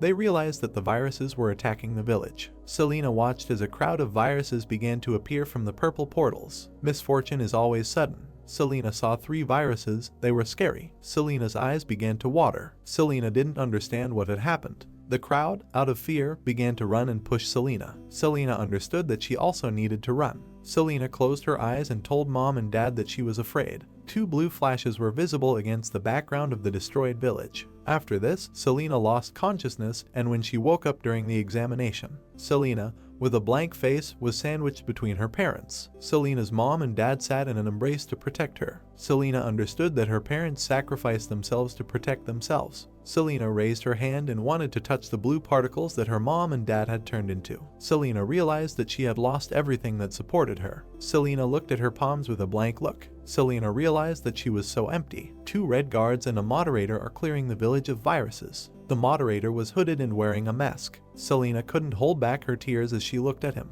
Selena stands between viruses. Selena said that after that she followed the viruses into the bad sector. Virus Worm looked at Selena with a smile. Selena said that was when she met Virus Worm for the first time. Selena stood with a black face. Selena understood that the viruses wanted her to become an operator for their own selfish reasons. Selena clutched her dress. Selena couldn't forgive viruses. Selena stood with her eyes wide open. Selena understood that the viruses were the reason she lost everything, so she had no way to cooperate with them. Virus Worm smiled slyly. Selena said it was as if Virus Worm knew her thoughts. Virus Worm made an offer she couldn't refuse. Recovery, red arrow that goes counterclockwise. Forbidden order from the moderator. Virus Worm stood in front of Selena's mom and dad. Virus Worm said that he has the powers of a moderator and that with the power of restoration he will bring back his parents. Selena stood with a blank look. She understood that she should not have trusted viruses, but she, naive and young, believed these words. Selena remembered how her parents protected her. Selena said that her parents, who suffered to protect her, she was willing to do anything to get them back. Selena began to reach out to Virus Worm. Selena said, and that's how she made a deal with someone she shouldn't have. Selena stood in front of a crowd of scary, terrible viruses. Selena said she grew up going through many hardships and challenges due to viruses. Selena was able to survive to the end and become stronger. Selena stands back with white wings and a halo. Selena became operator. Selena looked away with blue eyes. Mia with pink hair also became an operator. Selena realized that she had met a girl whom she had only seen for a short time. Selena closed her eyes in front of Mia. Selena remembered how she saw Mia in the alley. Selena said that when she was younger, he was relieved to hear that she seemed to be doing well. Mia and Selena became friends. Selena and Mia stood next to each other and smiled. Selena said things were getting better, to the point where she wanted to forget about everything that had happened so far and start over. Selena stood in front of Virus Worm and held a golden sword. Selena said the fun didn't last long. Virus Worm, with the moderator in the background, told Selena not to lose sight of her target. Selena looked down with a sad face. Selena understood that Mia was the problem. Selena did not want to ruin the long-prepared plan. Mia closes her eyes and smiles sweetly. Selena was sitting at the operator's table. Selena said that while he was thinking about what to do, an opportunity suddenly presented itself. Mia sat with her eyes closed. Selena said that Mia said she wanted to stop being an operator. Selena stood with her eyes closed in front of Dake. Selena realized that she had deliberately not told Mia to stay. Selena stood with a sly smile. Selena said this was because she was hoping to put some distance between her and the other operators. Blue eyes stood out against Selena's face. Selena thought it would be better if everything worked out exactly as planned. Selena took out a golden sword. Against the background of many purple lines stood the silhouette of Selena. Selena opened a portal. Viruses came out of the portal and said she had done a great job. Selena watched as Virus Worm and the golden helmeted virus walked past her. The virus told Selena that she was finally worth something. Virus Worm was walking in the entrance with Selena standing behind him. Virus Worm told her to wait for the next command. Selena was surprised when Regin told her from the side that he would transfer the moderator to another location and let her know after he did so.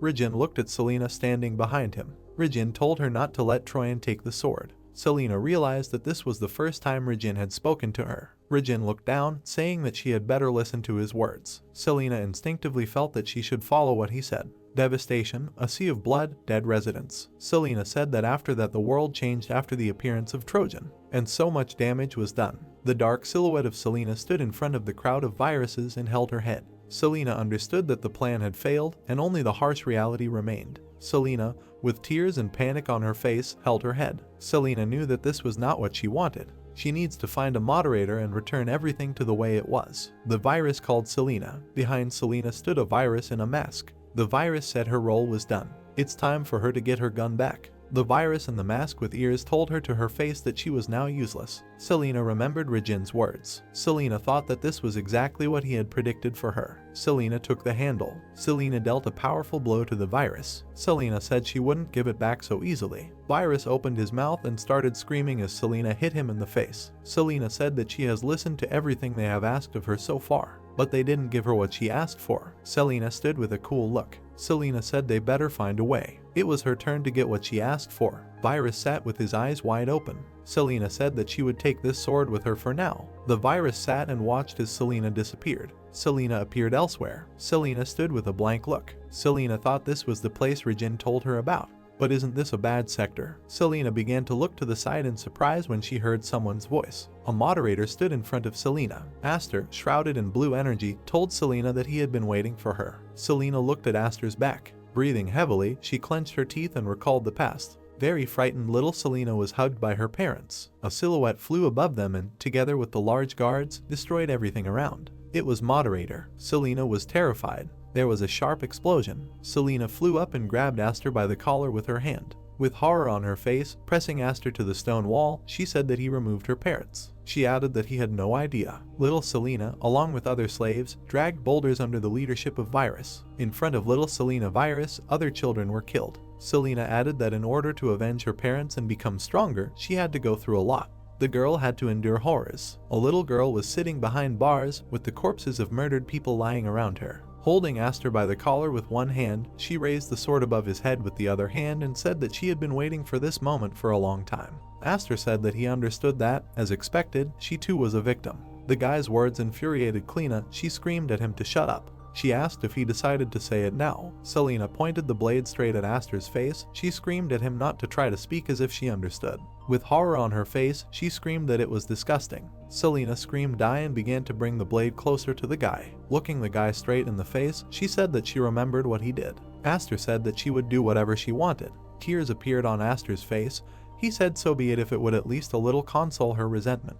Aster, who had a blade in front of his throat, said that he would accept it. Selena clenched her teeth, trembled and roared. To be honest, she knew that he had no choice but to remove them. Little Selena cried in her parents' arms. The girl's relatives smiled tearfully. Even if Aster is the object of hatred, he will accept everything. Restoration is a power that even Aster cannot use. The red sign glowed with an aura. Worm's offer to resurrect her family was impossible from the very beginning. Sobbing with her head down, Selena understood that her parents would not return, even if she killed Aster. The sins she committed are now irreversible. In the end, Virus is to blame for everything. All Virus at the head of Worm stood and grinned. It might have been despair to accept their death. Selena fell to her knees in front of Aster. It made her take her anger out on him. The girl sat silently on her knees in front of the guy. Aster repeated. He said that he would continue to face the sins he had committed. There was sadness on Aster's face. He said that from now on, to make sure that there would be no more victims like her, he thinks he will destroy the root virus. Selena sobbed, letting go of her gaze. Aster added that when everything is over, he will atone for his sins. Selena and Aster stood in the dark among the flying stones. Standing with his back to the girl,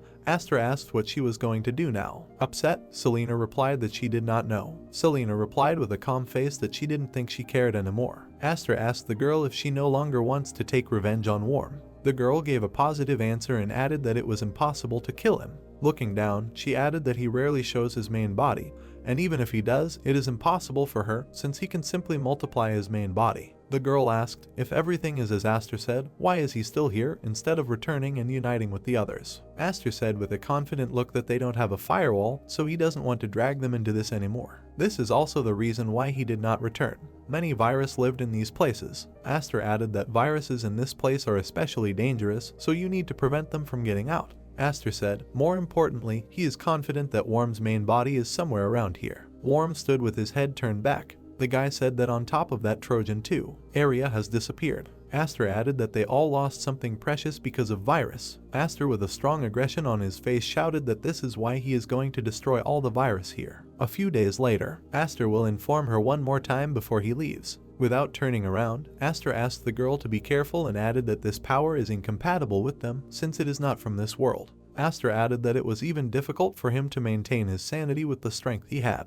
Selena held the glowing blade in her hand. If combined with the item Aster gave her, she will only be able to use the true power of the sword once. Selena opened a portal and went into it. Standing alone among the flying boulders, Aster said that he did everything that was asked of him. Annoyedly glancing higher, Aster asked if everything was okay. The guy was talking to Beetlejuice. After that, lots of viruses were appearing around. The one-eyed man shot a beam from his eye into the ground. A lot of virus stood and grinned. There was an endless pursuit of virus. Selena stood holding a glowing spear in her hand. Selena flew through the balls of wind. To return the sword, Worm sent an infinite number of clones and named Virus. But in the end, Selena was able to wound him. The stunned Worm stood with a blade in his chest. Everyone around was scattered into pieces. Although Selena was unable to kill him, she thinks she did everything she could. The girl thought that everything was fine now. She lay all wounded on the ground looking at the sky. Her eyes were closing. The girl barely heard the voices that came to her and tried to open her eyes. Aiden and Arya stood with their hands raised above the girl. The girl opened her eyes and looked at the guy. The crippled Selena and Mia lay on the ground.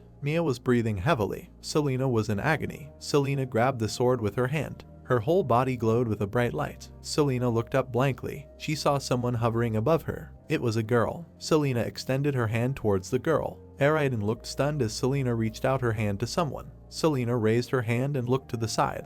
Aiden looked at what was happening in great surprise. The system issued a message about a system update. Aiden watched in horror as Selena disappeared. Aiden clenched his teeth. He put his hand forward, covered with an aura, trying to somehow help the wounded Mia. Mia didn't move. While Aiden looked at the fragments that remained from Selena, Arya took Mia in her hand and cried. Selena's hand extended to the sky slowly disappeared. The girl's particles gradually evaporated. A bright silhouette appeared in the sky. A voice began to be heard asking why she did this. Selena turned her head. Someone stood behind her and said that she had a chance. There was a girl standing behind her. He said that there was a way that she too could live. Selena smiled without turning around. The girl asked if she was really okay. Smiling from ear to ear, Selena said it was the first time she made a decision that made sense. The girl remained silent. The disappearing girl said goodbye. She added that she would not be hurt anymore. The big hand held the smaller hand. Little Selena stood next to her parents. They smiled. Selena smiled widely, holding her father's hand. The silhouette watched other silhouettes from around the corner. Shabby little Mia sat pressed against the wall. Mia was sitting against the wall. Little Selena stood in the middle of the square. Selena reached out her hand. Mia was surprised when Selena took her hand. Selena smiled widely, looking at Mia. There was not a drop of sadness on Kleina's face. Mia smiled too. Selena and her parents held hands with little Mia in the midst of the Gardens of Eden. There was noise coming from the training room. Mia was breathing very heavily. She stood on the corpses of a large number of monsters. Dake called Mia's name. Dake, standing behind Mia, said that's enough. Dake said worriedly that the girl is not even resting. At this rate she will faint. Dake added that everyone is worried about her. Mia turned to Theodore and asked him to turn it up more. Theodore, standing above behind the large glass, asked if she was sure. Mia asked please. The puzzled Theodore stood silently at the control panel. At the girl's request, Theodore included a more difficult level. A huge number of large monsters appeared around Mia. The system notified that the difficulty of the test was extreme. The masked monster struck. Mia jumped back and dodged the attack. Mia was thinking about Celine. Mia struck the monster. The girl cut off the monster's hand. She thought, why didn't Celine tell her? Selena and Mia smiled happily. Mia thought, why did she hide this from her? Mia looked at her dying friend. She thought that she should have known. Tears appeared in Mia's eyes. She thought if she were stronger, this wouldn't have happened. Mia put her palm forward and created an energy ball. A moment later, releasing the ball, everything around exploded. Mia fell to her knees amidst the explosions. Someone's steps were heard behind Mia's back. It was Aiden. He told the girl that that was enough. Mia sat silently. Aiden said that she did everything she could. Arya looked at the girl with concern.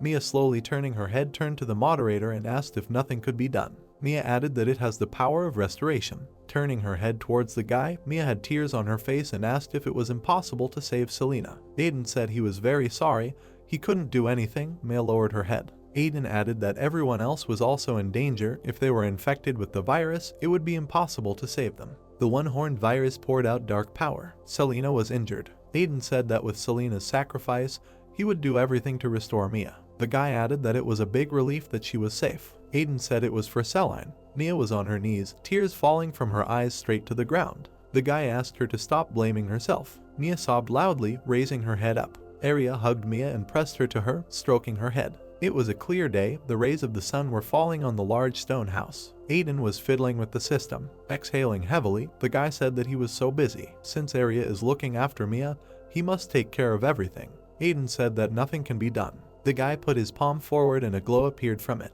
Artifacts, a large blue crystal and a Celine sword appeared in the guy's hands. Looking at the artifacts, the guy thought, what should he do with them? The guy was thinking about the item that Celine gave him at the last moment. Aiden sat and watched as Celine raised her hand in the air before she died. Celine, looking at the guy, used something on him. The guy recalled that at that moment he could feel it when he was holding it. Looking around himself in shock, the guy thought he had received an update. Aiden said that thanks to this he was able to save Mia. The guy put his palm to his chest and said that now he can restore the usual virus. Because of this dagger, Aiden senses Alice's power, so he must investigate it.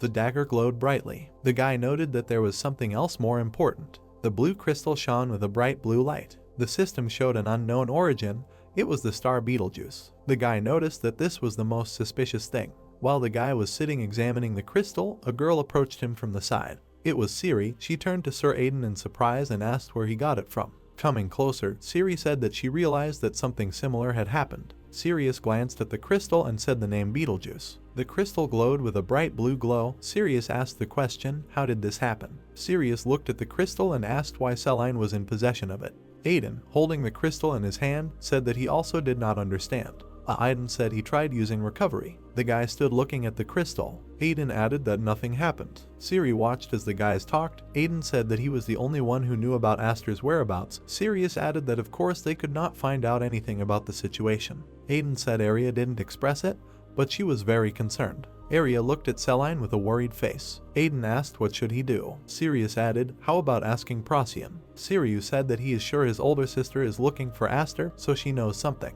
Aiden wondered if it was Procyon. A picture of a girl appeared before his eyes. Aiden thought, is he talking about her? Sirius said that between dragons they can send a special signal, so he will try to find her. Sirius added that until then, Aiden would try to finish all his important work. The dragon said that he was sure there was a reason why Betelgeuse became like this. Sirius asked Aiden to keep it away. The crystal shone in Aiden's hand. The guy gave a positive answer. The city was covered with a huge energy dome. There were beautiful houses around. People were walking along the street. The bridge allowed access to the city built on the hills. A huge castle among the buildings appeared in all its glory. The system showed that it was Procyon capital city. Virus appeared in front of the city. Virus grinned thoughtfully. His face was white. Patterns were visible on it. Virus asked, is this place the last stronghold of people? The horned, three-eyed Virus stood side by side with the other Virus and said that for a name like him, this was the perfect place for his debut. Seeing the protective field, Virus asked, what is this? Is it like a firewall? Virus added that it sucks. Raising his dark staff upward,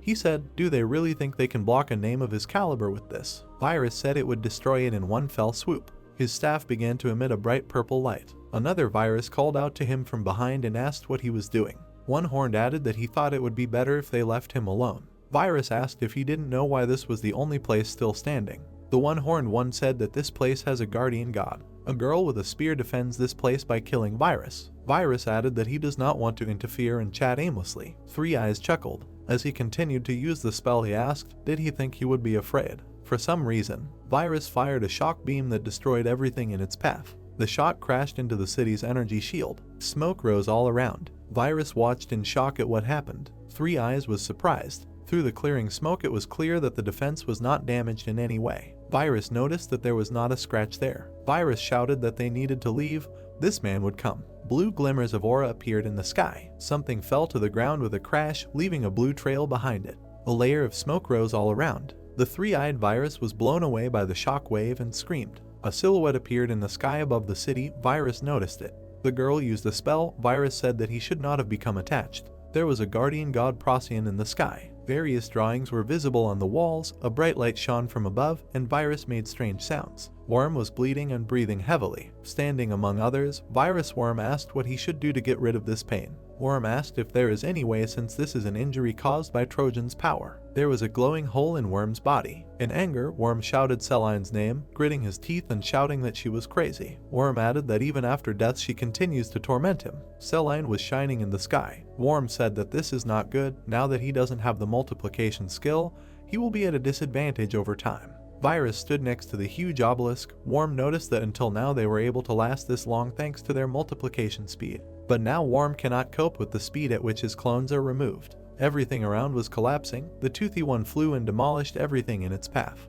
The virus clones die in agony. Worm added that from now on their overall strength will decrease dramatically. Worm reported that right now there is a fool who is rampaging to kill him. Aiden and Arya stood around the clouds with gloomy faces. Worm said this guy won't miss this opportunity. Turning pale and looking down thoughtfully, Worm said that he needed to make a decision. The slab moved among the obelisks upholstered with patterns. Virus stood among the slabs. Virus grinned. Virus, standing on top of the others, grinned. It was Regin. He said that it is very boring here. Looking at the others, Regin noticed that Virus had not appeared since that day, so it looks like he's no longer needed here. At that same second, a portal began to open. Regin turned his head in surprise. A portal opened above one of the obelisks. Worm appeared from there and asked what suddenly happened. Worm and the other virus exited the portal. Regin thought dumbfounded about Worm. He thought that he had not heard any news from him, so why so suddenly? Regin thought, more importantly, who are these people behind him? There were a lot of virus behind Aspies. Regin thought it couldn't be.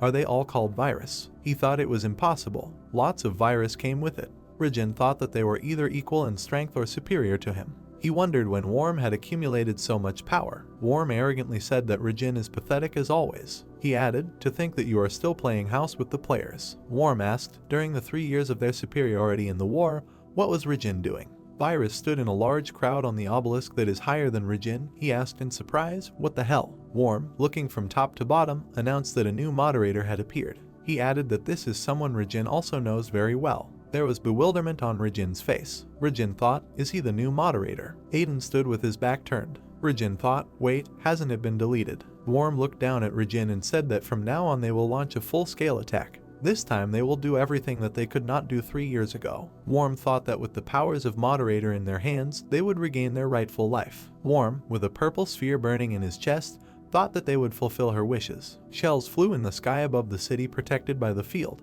Procyon landed on the ground, rocks flying around her feet and smoke rising. The girl thought that Virus was constantly getting stronger. Procyon walked on the burning ground and thought, what should she do? If things continue at this pace, she won't have time to solve anything. The girl thought that as expected, if she wants to protect people, then she needs the power of the moderator. Standing next to the barrier, the girl thought that the protective barrier she created was only a temporary measure. If Virus launches a full-scale attack, huge hordes of virus are grinning. Procyon is confident that the barrier will not hold. A red flash appeared out of nowhere. Procyon was stunned. Looking around, she thought, what is this? She knew that someone was coming, but not virus. The girl thought it was Aster. Excitedly, the girl said that she needed to take a look. A red portal appeared among the sandy walls. Aiden appeared from the portal and said that they had reached the location. Cirrus, Arya, and Ciri appeared behind Aiden. The guy asked if the dragon was sure that Procyon was here. Looking at the city protected by a barrier, the guy noted that this place, unlike others, seemed untouched. Aiden said it's probably because Procyon is protecting the place. The guy added that people are safe here. Looking around, Aiden said that they need to find her. Aiden added that they didn't need anything else. At that moment, Procyon was flying over the guys. Aiden said that their work decreased. A moment later, something fell to the side of them and landed on the ground. Procyon stood amid the rising smoke and said that this could not be. In a stunned cry, Procyon asked if he was alive. Aiden turned his head at her. Procyon thought, before this feeling. Procyon looked at the guy in great surprise and thought, did he really receive moderator powers? When Aster was a moderator, he wasn't that powerful. A moment later, someone joyfully called out the name Procyon. It was Arya. She joyfully ran up to the girl and hugged her, saying that they had not seen each other for a long time. Procyon called Arya by name in surprise. Noticing her brother on the side, Procyon asked if he was really here too. Sirius said that they had not seen each other for a long time, calling the girl her big sister. Procyon, looking at her brother in bewilderment, asked how this was possible. Because Aster said that it was deleted, Sirius replied that it was so. But Aiden became moderator and restored it. Tears fell from Procyon's eyes. Sirius said that the only reason he is now in this form is due to recovery. Procyon said it was such a relief. While in the arms of a joyful Area, Procyon said that she thought she would never see them again. A moment later, silhouettes of people appeared from behind the city. They shouted the name Procyon. Aiden turned his head to look. People shouted, "Is she okay?" The second noticed that great power emanated from here. The guys were very surprised when they saw Aiden in company and wondered if it was him. Aiden glanced at the guys and said that he already suspected it when Jake told him, but as expected, they were here with Miss Procyon. These were former operators. Lloyd, Xenon, and Isabla looked at the guy in surprise. Main castle of Procyon City. Procyon asked Area for forgiveness. Hanging her head down, she said that she could not protect Aster. Area replied that it was okay, it wasn't her fault. The former operators silently watched the conversation progress. Lloyd and the guys thought this was really unexpected. Normally Lloyd would be happy about this, but to think that the guy was labeled as a bug. Now there is a new moderator in their hope. Looking at Aiden with his arms folded, Lloyd wondered what the hell had happened in the last 3 years. Area turned to Procyon and said that they came here to ask her something. Area asked, first of all, does she know anything about the older brother's place? Procyon looked down and said that she really didn't know where he was. The girl said she did not receive any additional information after Beetlejuice picked him up. Procyon said she thinks he's alive, but she's not sure, so she's really worried. Procyon added that she also hasn't seen Beetlejuice since then, wondering what the hell happened. Aiden got into the conversation and said, if that's what she's talking about then. Aiden put his hand forward and light began to shine from it. Aiden asked if the girl would admit it. Very surprised, Procyon screamed that this couldn't be true. She watched as a blue crystal appeared in the guy's hand. She screamed, where did he get it from? Procyon extended her hand to the crystal. Procyon and Sirius began to look at the star Beetlejuice. Aiden explained to them everything that had happened so far. The fact that Aiden can use recovery, and about what happened to Celine. Aiden stood with his hands folded in front of the guys. Lloyd, Isabla, and Xenon looked at the guy in shock. They regretted Celine's death. Aiden told them about the limits and capabilities of the recovery skill. Approaching the talking guys from behind, Procyon said that they had finished. Aiden asked if they found anything. Procyon and Sirius answered no, upset. Procyon said that she and her brother looked through the dragon's eye. Blurred silhouettes were visible among the fragments. Procyon said that due to the damage, they could only see fragments of memories. Procyon added that they have found out that Aster is located in the bad sector. Just in case, they tried to signal him, but received no reaction. Procyon approached Area and apologized for giving her false hope. Area smiled and said that everything is fine, they can just start looking for him right now. Aiden addressed everyone. Standing in front of the guys, he said that he had something to say. Aiden said that even though they made a mistake, they all have the same goal: viruses. Aiden reported that viruses are much stronger than before, and there are many of them. Aiden asked with a confident look if they would fight viruses with them. Aiden added that however, they needed to recognize his powers. Procyon and the former operators listened silently, folding his hands, watching the operators communicate.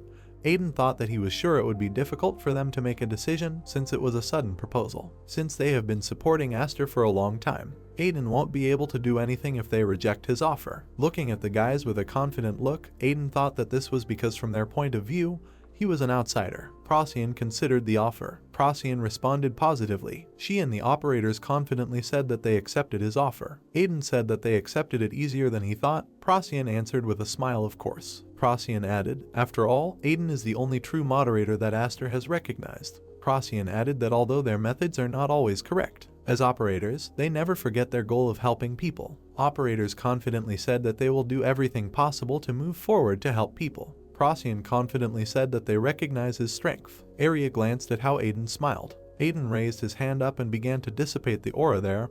He added that he understood their feelings well. Aiden made them his operators and said it was a choice he liked too. The domed city of Procyon. The city residents were very surprised. Residents shouted, "It's Miss Procyon." Procyon and the guys walked through the main square, people chanting and shouting their names. People around were chanting Procyon's name. Aiden smiled and noted that she was quite popular. Lloyd noticed that it had been like this since Miss Procyon stayed here and protected the people in this city. Lloyd added that everyone is grateful to Miss Procyon. The residents looked at the guys smiling. Lloyd added that they were grateful until the city's name was changed. Smiling, Area said that, as she expected, Procyon is simply incredible. Procyon blushed from embarrassment. A boy called out to Procyon from the side, calling her his big sister. The boy asked, "Isn't this too much? His mother is not the same as before." Sirius asked dumbfounded, "He really doesn't need to be in this form." Turning her head, Procyon aggressively ordered Sirius to stop. She asked how long he was going to stay in his cub form. Procyon, in an instructive tone, said that being in such a form for a dragon is a problem concerning his dignity. Sirius, covered in sweat, sarcastically noted that it was convenient. Laughing, Procyon turned to Aiden and said that they had arrived at the place he was talking about. A large white building with many windows. Procyon said that this is the guild hall where players gather. Looking at the guy, Procyon asked if he was going to update their firewalls. Aiden, looking at the building, replied that this is exactly what he decided to do. Procyon asked Aiden in advance not to pay attention if the players began to behave rudely. The guy asked what she was talking about. As soon as they entered, some guy got hit in the face. The building was very noisy. Someone was talking. Someone was fighting. Procyon said that they themselves could see that the players were very animated. Aiden said that it was a mess. Procyon said that the 5 great guilds were the best players gathered. Among them are 3 of the 5 great guilds. Procyon said they received their protection and have worked hard until now. Guild members defended the city from virus. Procyon expressed confidence that they will be a great force for Aiden. The conversation was interrupted by a loud scream. A bearded guild member laughed and called someone stupid and rudely asked if they could keep quiet. He shouted that Miss Procyon was here. All the guild members began to pay attention to the entrance in surprise. A moment later, Miss Procyon was surrounded by a crowd of fans. The girl blushed. Sirius noticed that this always happens when everyone's attention falls on the older sister. A moment later, someone shouted in a commanding tone for everyone to get up. The heads of the guilds appeared before the guys. One of them, Baron, laughed and asked what personally brought them here to this modest place. Guild leader Griffin greeted Procyon. Ventaus asked what brought her here. Arya turned her attention to the guy. Ventaus glanced to the side in horror. He saw a girl with blue hair. Taking a closer look, he realized that it was Arya. Ventaus shielded himself from her with his cloak in horror. Cold sweat broke out on Ventaus's face. He thought in horror, "Why is this man here?" Procyon said that there is someone she would like to introduce to everyone. Pointing her palm at Aiden, she said that this is the person who will lead them, operators, and the one who will update the firewalls of the city and everyone else. The guild members looked at the guy in shock. Procyon said that this is the new moderator, Aiden. People looked in shock at Aiden, who folded his hands. Procyon, standing in front of the whispering crowd, said, "Although this is unexpected, it is true," she said as the moderator returned. They will be able to overcome the dangers that are happening right now, and they can go against viruses. Baron watched in surprise. Baron apologized, interrupting Procyon. Looking at the surprised girl, he said that he had to make one thing clear before she continued. Baron came forward and said that until now they only trusted Procyon. Smiling, Baron said that suddenly entrusting their life to someone they just met today is something they can easily accept. Baron asked if Aiden could prove himself. Aiden exhaled confidently. Procyon asked excitedly. Baron didn't understand what she said. He is a moderator. Aiden said everything was fine, in fact it was even better. Aiden added that it is simple and undeniable. Aiden, amid the noise of the crowd, walked into the circle towards Baron. After throwing off his armor, Aiden said that his body had become a little stiff since he had been sitting recently. With a smile on his face, stretching his hands, Aiden said that he was ready to see what this old man was capable of. Smiling, Aiden told him to attack. Baron smiled broadly in response. Baron, with great joy, rushed towards the guy with his fist. Aiden calmly dodged the blow by moving to the side. A blue aura scattered around and destroyed everything around. People watched as the stones flew into the air. The crowd was delighted. The guild member noted that if he was hit once, he would most likely die. Another guild member added, "As expected, this is the strength of the former ranker." The guys from the crowd added that something seemed wrong. Baron continued to throw punches furiously. The crowd noticed.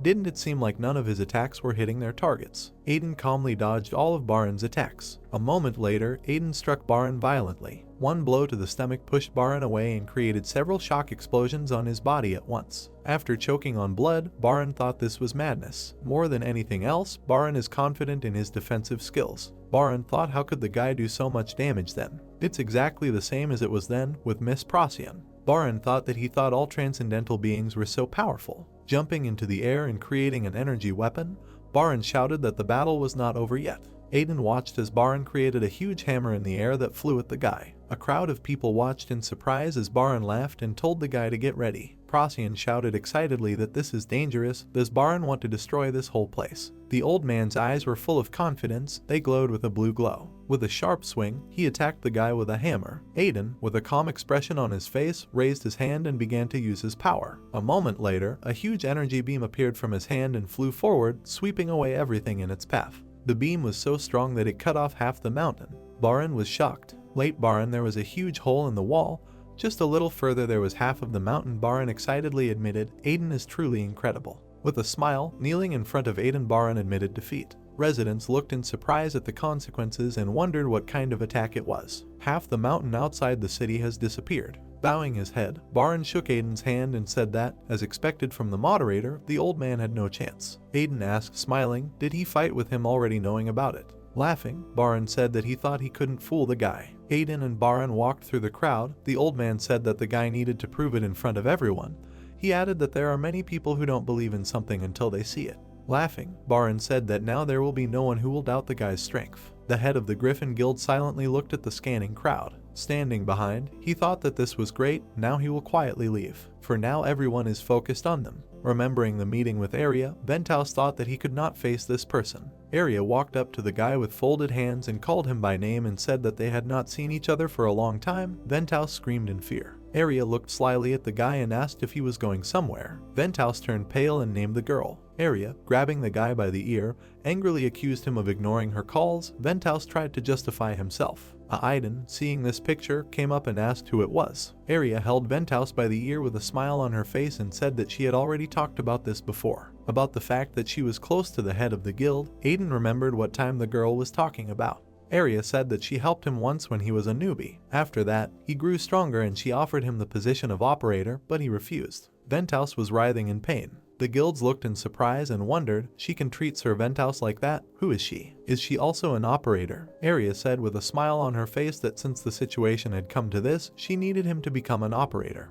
Arya expressed hope that he would understand. The girl said that Kevin from his guild is now an operator. Venthouse was surprised. Venthouse asked in surprise, Kevin operator. Arya gave a positive answer and added that he is trying very hard now. Arya said that now she will tell why she is here. The entire crowd listened as Arya said that viruses began to actively move. Turning to the guilds, Arya said that she needed their help. She added that she does not have enough strength to fight viruses. Procyon and operators listened attentively. Arya added that she doesn't force anyone anyway. Arya, standing next to Aiden, said that the choice is up to the people themselves, and in areas that are lacking, Aiden and others will cover. Arya please ask for help. New moderator Aiden. Many purple portals have opened. Aiden felt this and was very surprised. Aiden lit up with a red aura. Arya looked at him and asked what happened. Aiden said he is here. Worm moves faster than Aiden thought. Aiden released an aura from his palms. Aiden wondered if Worm had noticed that the more time passed, the more he would be at a disadvantage. Aiden sent an aura towards all the people. The crowd was surprised. The system announced the completion of the firewall update. Aiden reported that viruses had infiltrated. The guild heads frowned. Aiden added that their numbers are not comparable to what they have seen before. Procyon and operators listened confidently. Aiden added that there is no need to worry, because he's here. Many portals opened in front of the city. Viruses appeared in hordes from the portals. There were hundreds of thousands of them. Viruses screamed as they hit the protective barrier. Behind the hordes that surrounded the city stood a girl. Virus smiled and said that time is the only problem for this barrier. She added that as Worm told her, besides this guardian god, there is nothing special in this place. The girl smiled and said, now, shall we start? Several more portals opened above the city. Viruses fell from them in droves. The barrier began to crack. People ran away in horror. The girl said that this was the beginning of a massacre. The barrier collapsed under the onslaught of viruses, from behind whom many dark limbs stretched out. The girl stated that the Procyon barrier was now destroyed. Smiling madly, she added that now the insects won't be able to do anything about it. Viruses began to enter the city. People tried to run away in horror. The girl ordered to erase them all. People shouted in horror that these were viruses. Run away. People prayed for someone to save them. Aiden used his power. The system notified that the permanent deletion command was entered. A huge energy wave hit viruses. Viruses were shocked. They screamed at the moment when a huge ball of energy was formed. The girl watched in surprise as the ball exploded into a huge area, taking all the viruses in its path. Viruses behind the girl were wondering what is going on here. Why is there a person here who can use the delete command? The girl was silent in fear. She was stunned, wondering what was going on here. People watched Aiden use her power. The girl thought it was different from what she heard. Aiden stood with his hands in front of him and using removal. The girl wondered why. Aiden stood surrounded by a crowd with a huge flash shining above his head. The girl thought, why is there a moderator here? Aiden was unshakable. System cubes began to appear around. Aiden, holding one of them in his hands, looked at him. The system notified that the firewall update was completed. A new red energy shield has appeared over the city. The girl said that now there is a firewall, their attacks are useless. The girl said that they cannot remove this firewall on their own. A red flash flew by sharply. Aiden appeared in the middle of viruses, behind the frightened girl. The girl turned around in surprise, and the other viruses also glanced at the guy. Aiden stood gloomily. Viruses in fear thought it was the moderator. Aiden said so many named viruses came here. Turning his head, Aiden said, to think that you all came here at once. Aiden asked, they are asking him to remove them, right? The girl, in fear, ordered to disperse. She screamed that they should never fight him head on. All the viruses disappeared at that same second.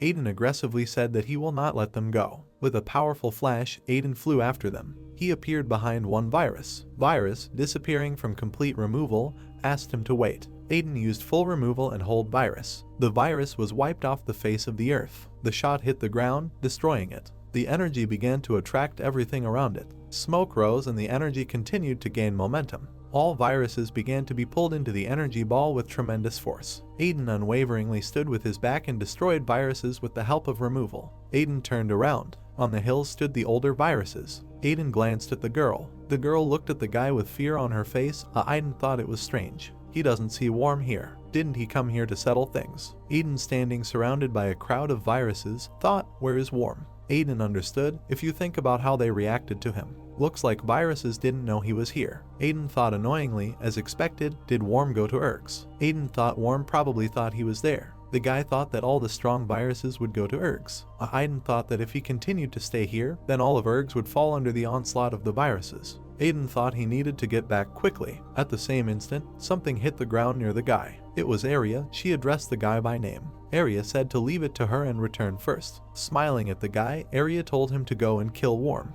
Aiden smiled and realized that Arya was thinking about the same thing as him. Aiden agreed. Jumping into the portal, he said that he trusted Arya with this. Arya, standing in the middle of the crowd of viruses, laughed and said that they are annoying now that operators and guilds are on their side. Arya said that this workforce should be more than enough. Arya, along with a crowd of people, stood up to defend the city. Arya added that they will make the viruses thoroughly understand. The girl stood with the viruses' army. Arya smiled belligerently and said that there was no more room for viruses. The girl bared her teeth angrily. Erg City. The barrier over the city fell from the onslaught of viruses. Warm said that he came here after much thought. Theodore sighed heavily. Warm, smiling and standing above him, said that unfortunately the moderator was not here. Laughing, Warm said that their efforts would be in vain if they continued to maintain the firewall. Theodore knelt in front of Warm. Looking arrogantly at the guy, Warm added that even in this case they are quite annoying. Warm said it still wouldn't be enough even if they tried their best. Theodore, behind whom silhouettes could be seen, looked annoyed at Virus. Warm said Theodore was a fool for getting caught for trying to protect these things. Henry and Helen were crying behind Theodore.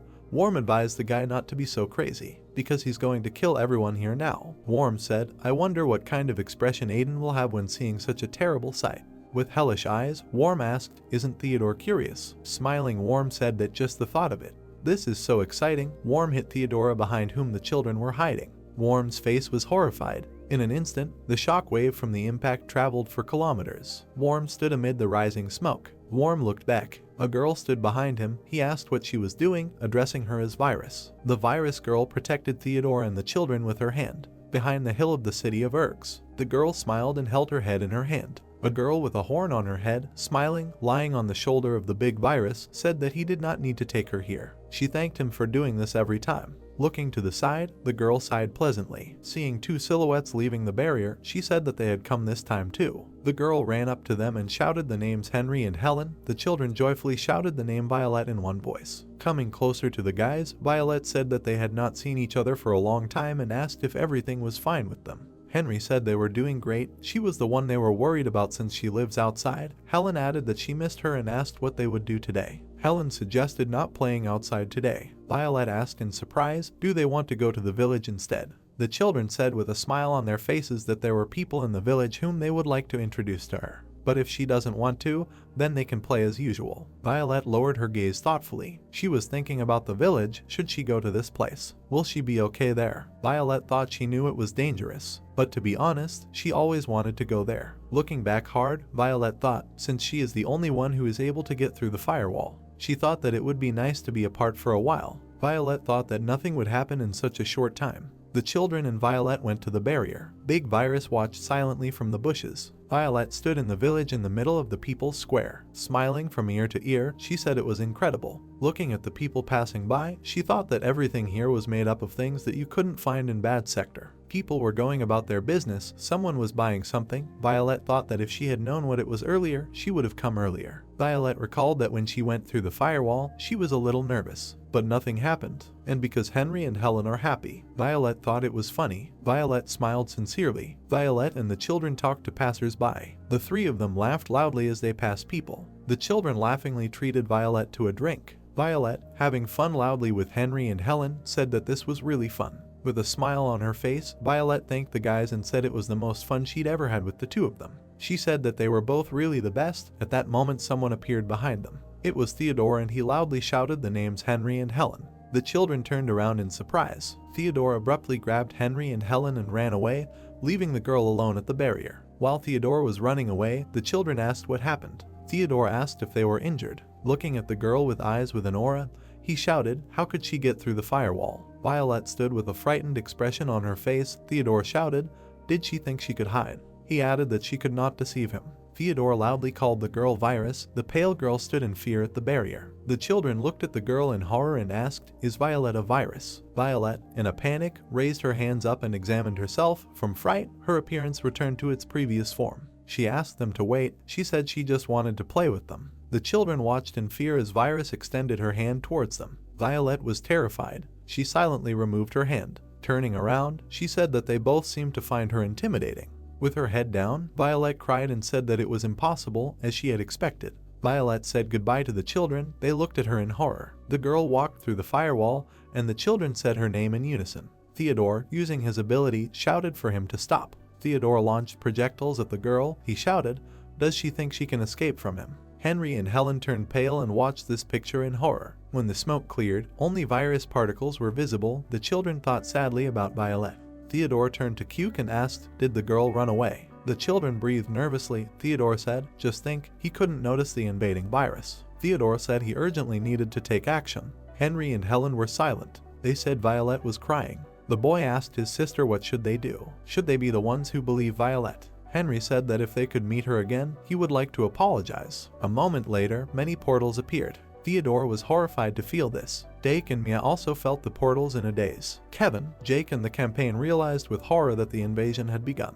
The city's residents looked up. Many portals appeared above the established barrier, and people were gripped by fear. Worm appeared from the portal. Worm held a sword in his hand, and around him the other viruses smiled evilly. Worm stood motionless. After a moment, he swung his sword. The system notified about anti-debugging. A huge black ball appeared high in the sky above the city. Theodore thought in horror, viruses. Aiden really talked about this, but to think that this would happen so soon. Theodore thought, then what kind of virus was it before? Was it really conducting reconnaissance? Theodore opened the system panel. He said that due to anti-debugging he could not establish a connection with Aiden.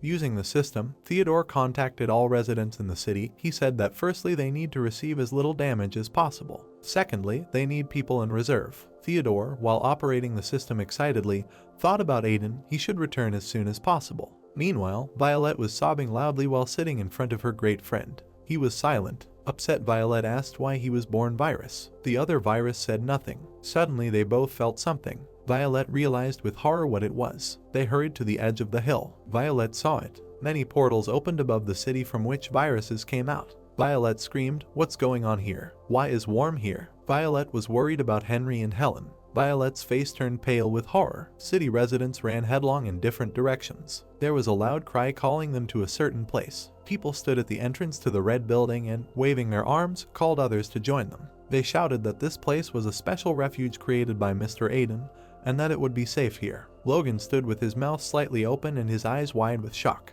He thought that although they had been warned about the coming of viruses before, this was the first time he saw so many. The guy stood and looked at the many purple spots that were visible on the other side of the dome.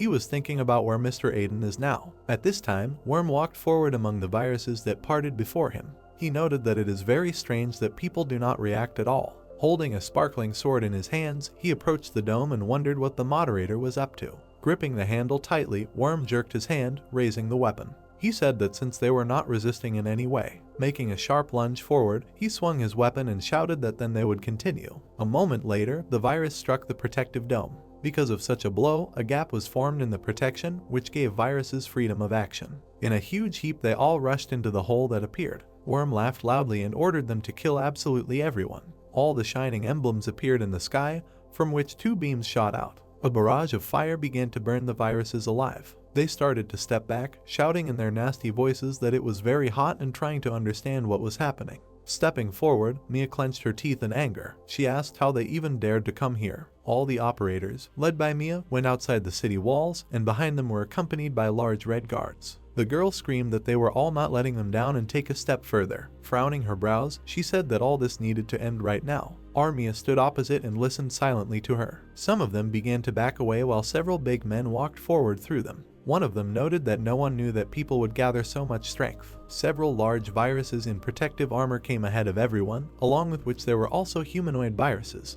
The one standing in the middle noted that this too would come to an end. Mia, furrowing her brows and baring her teeth, locked eyes with him and said loudly that there is only room in this world for one of them. Moments later, the army of guards rushed forward and began to hold back the attack of the viruses on the first line. At this time, Theodore was in the square with the children, opening the system screens while a fierce battle unfolded far ahead.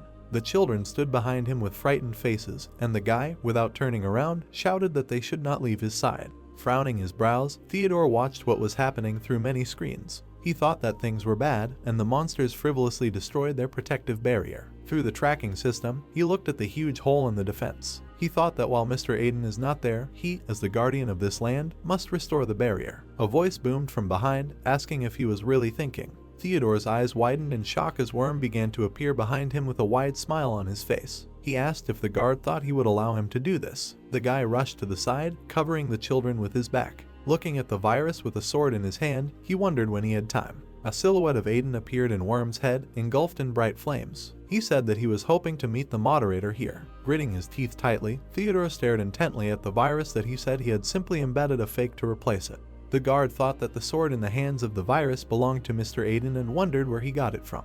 Worm said that since things were like this, he got rid of him first. He looked at Theodore with a look full of contempt and said that he was going to kill everyone anyway. The Guardian activated his robotic assistants and they began to shoot lasers at the virus. He, with a smile on his face, struck the ground with the tip of his sword and a protective dome formed around him. Henry and Helen, who had moved some distance away, trembled with fear as they watched the battlefield. With their mouths slightly open, they looked with frightened eyes and loudly shouted the name Theodore. The children saw that the guy's attacks had no effect.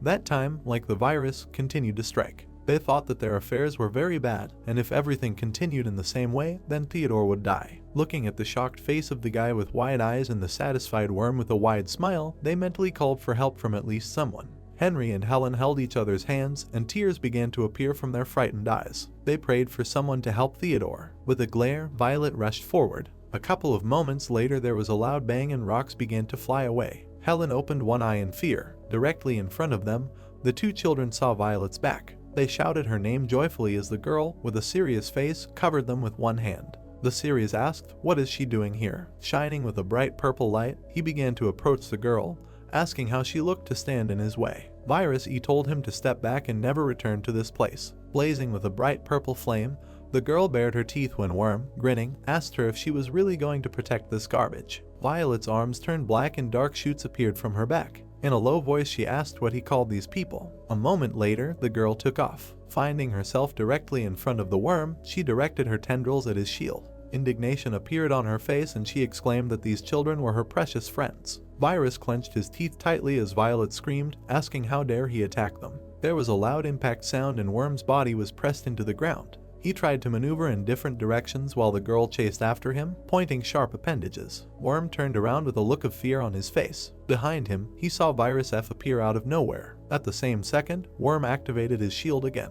The big virus swung his fist and hit the shield. Worm gritted his teeth as purple blood flowed from his mouth. He held one of the appendages in his palm while the second one fused into his hand, and Violet stood next to him with a grim face, preparing to strike. She asked, "Really?" She reached out with her hand from the luminous dome. The girl asked if he forgot that she had a shield bypass. She moved her hand and it passed through the protective barrier. Violet frowned, saying that nothing could stop her. Cyril bared his teeth and veins appeared on his face. He gripped the sword tightly in his hand and said that it didn't make any sense how strong she was. Virus E and Virus F's eyes widened in surprise as Worm exclaimed that compared to this power of his, everything was insignificant.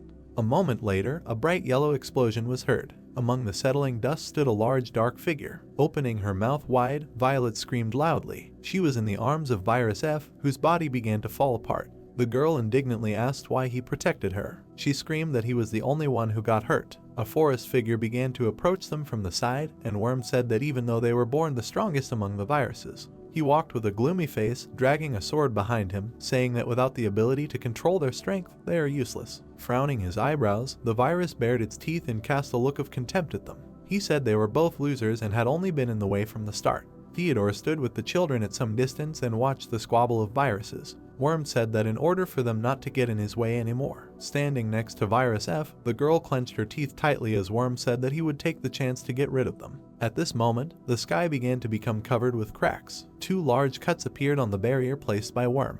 The white-haired guy looked up in shock and wondered what just happened. The viruses and the people cowering with them also began to raise their heads up. Worm began to say that this cannot be. Mia looked at the dark sky with surprised eyes, and the virus was indignant that its barrier was destroyed. Suddenly a dark approaching figure appeared, and the guy exclaimed that the moderator was here. Bright flames blazed around Aiden, who had a gloomy face. Lowering himself to the ground, he gazed downwards. The entire sky began to become covered with cracks, from which red lines emerged. New operators and other people rejoiced at the appearance of the moderator. There was a loud cry of excitement that Mr. Aiden was now here. Looking up at him, they raised their hands to the sky and loudly chanted for moderator. The guy's eyes lit up, and the silhouette began to flicker with bright energy. A moment later, lightning struck from the sky, creating a large explosion. The viruses that came under attack began to burn alive. The remaining ones watched the bright flash as their bodies fell apart. They screamed, trying to understand what was happening. Seeing the dark silhouette of Aiden not far from them, they shouted that they urgently needed to do something about it.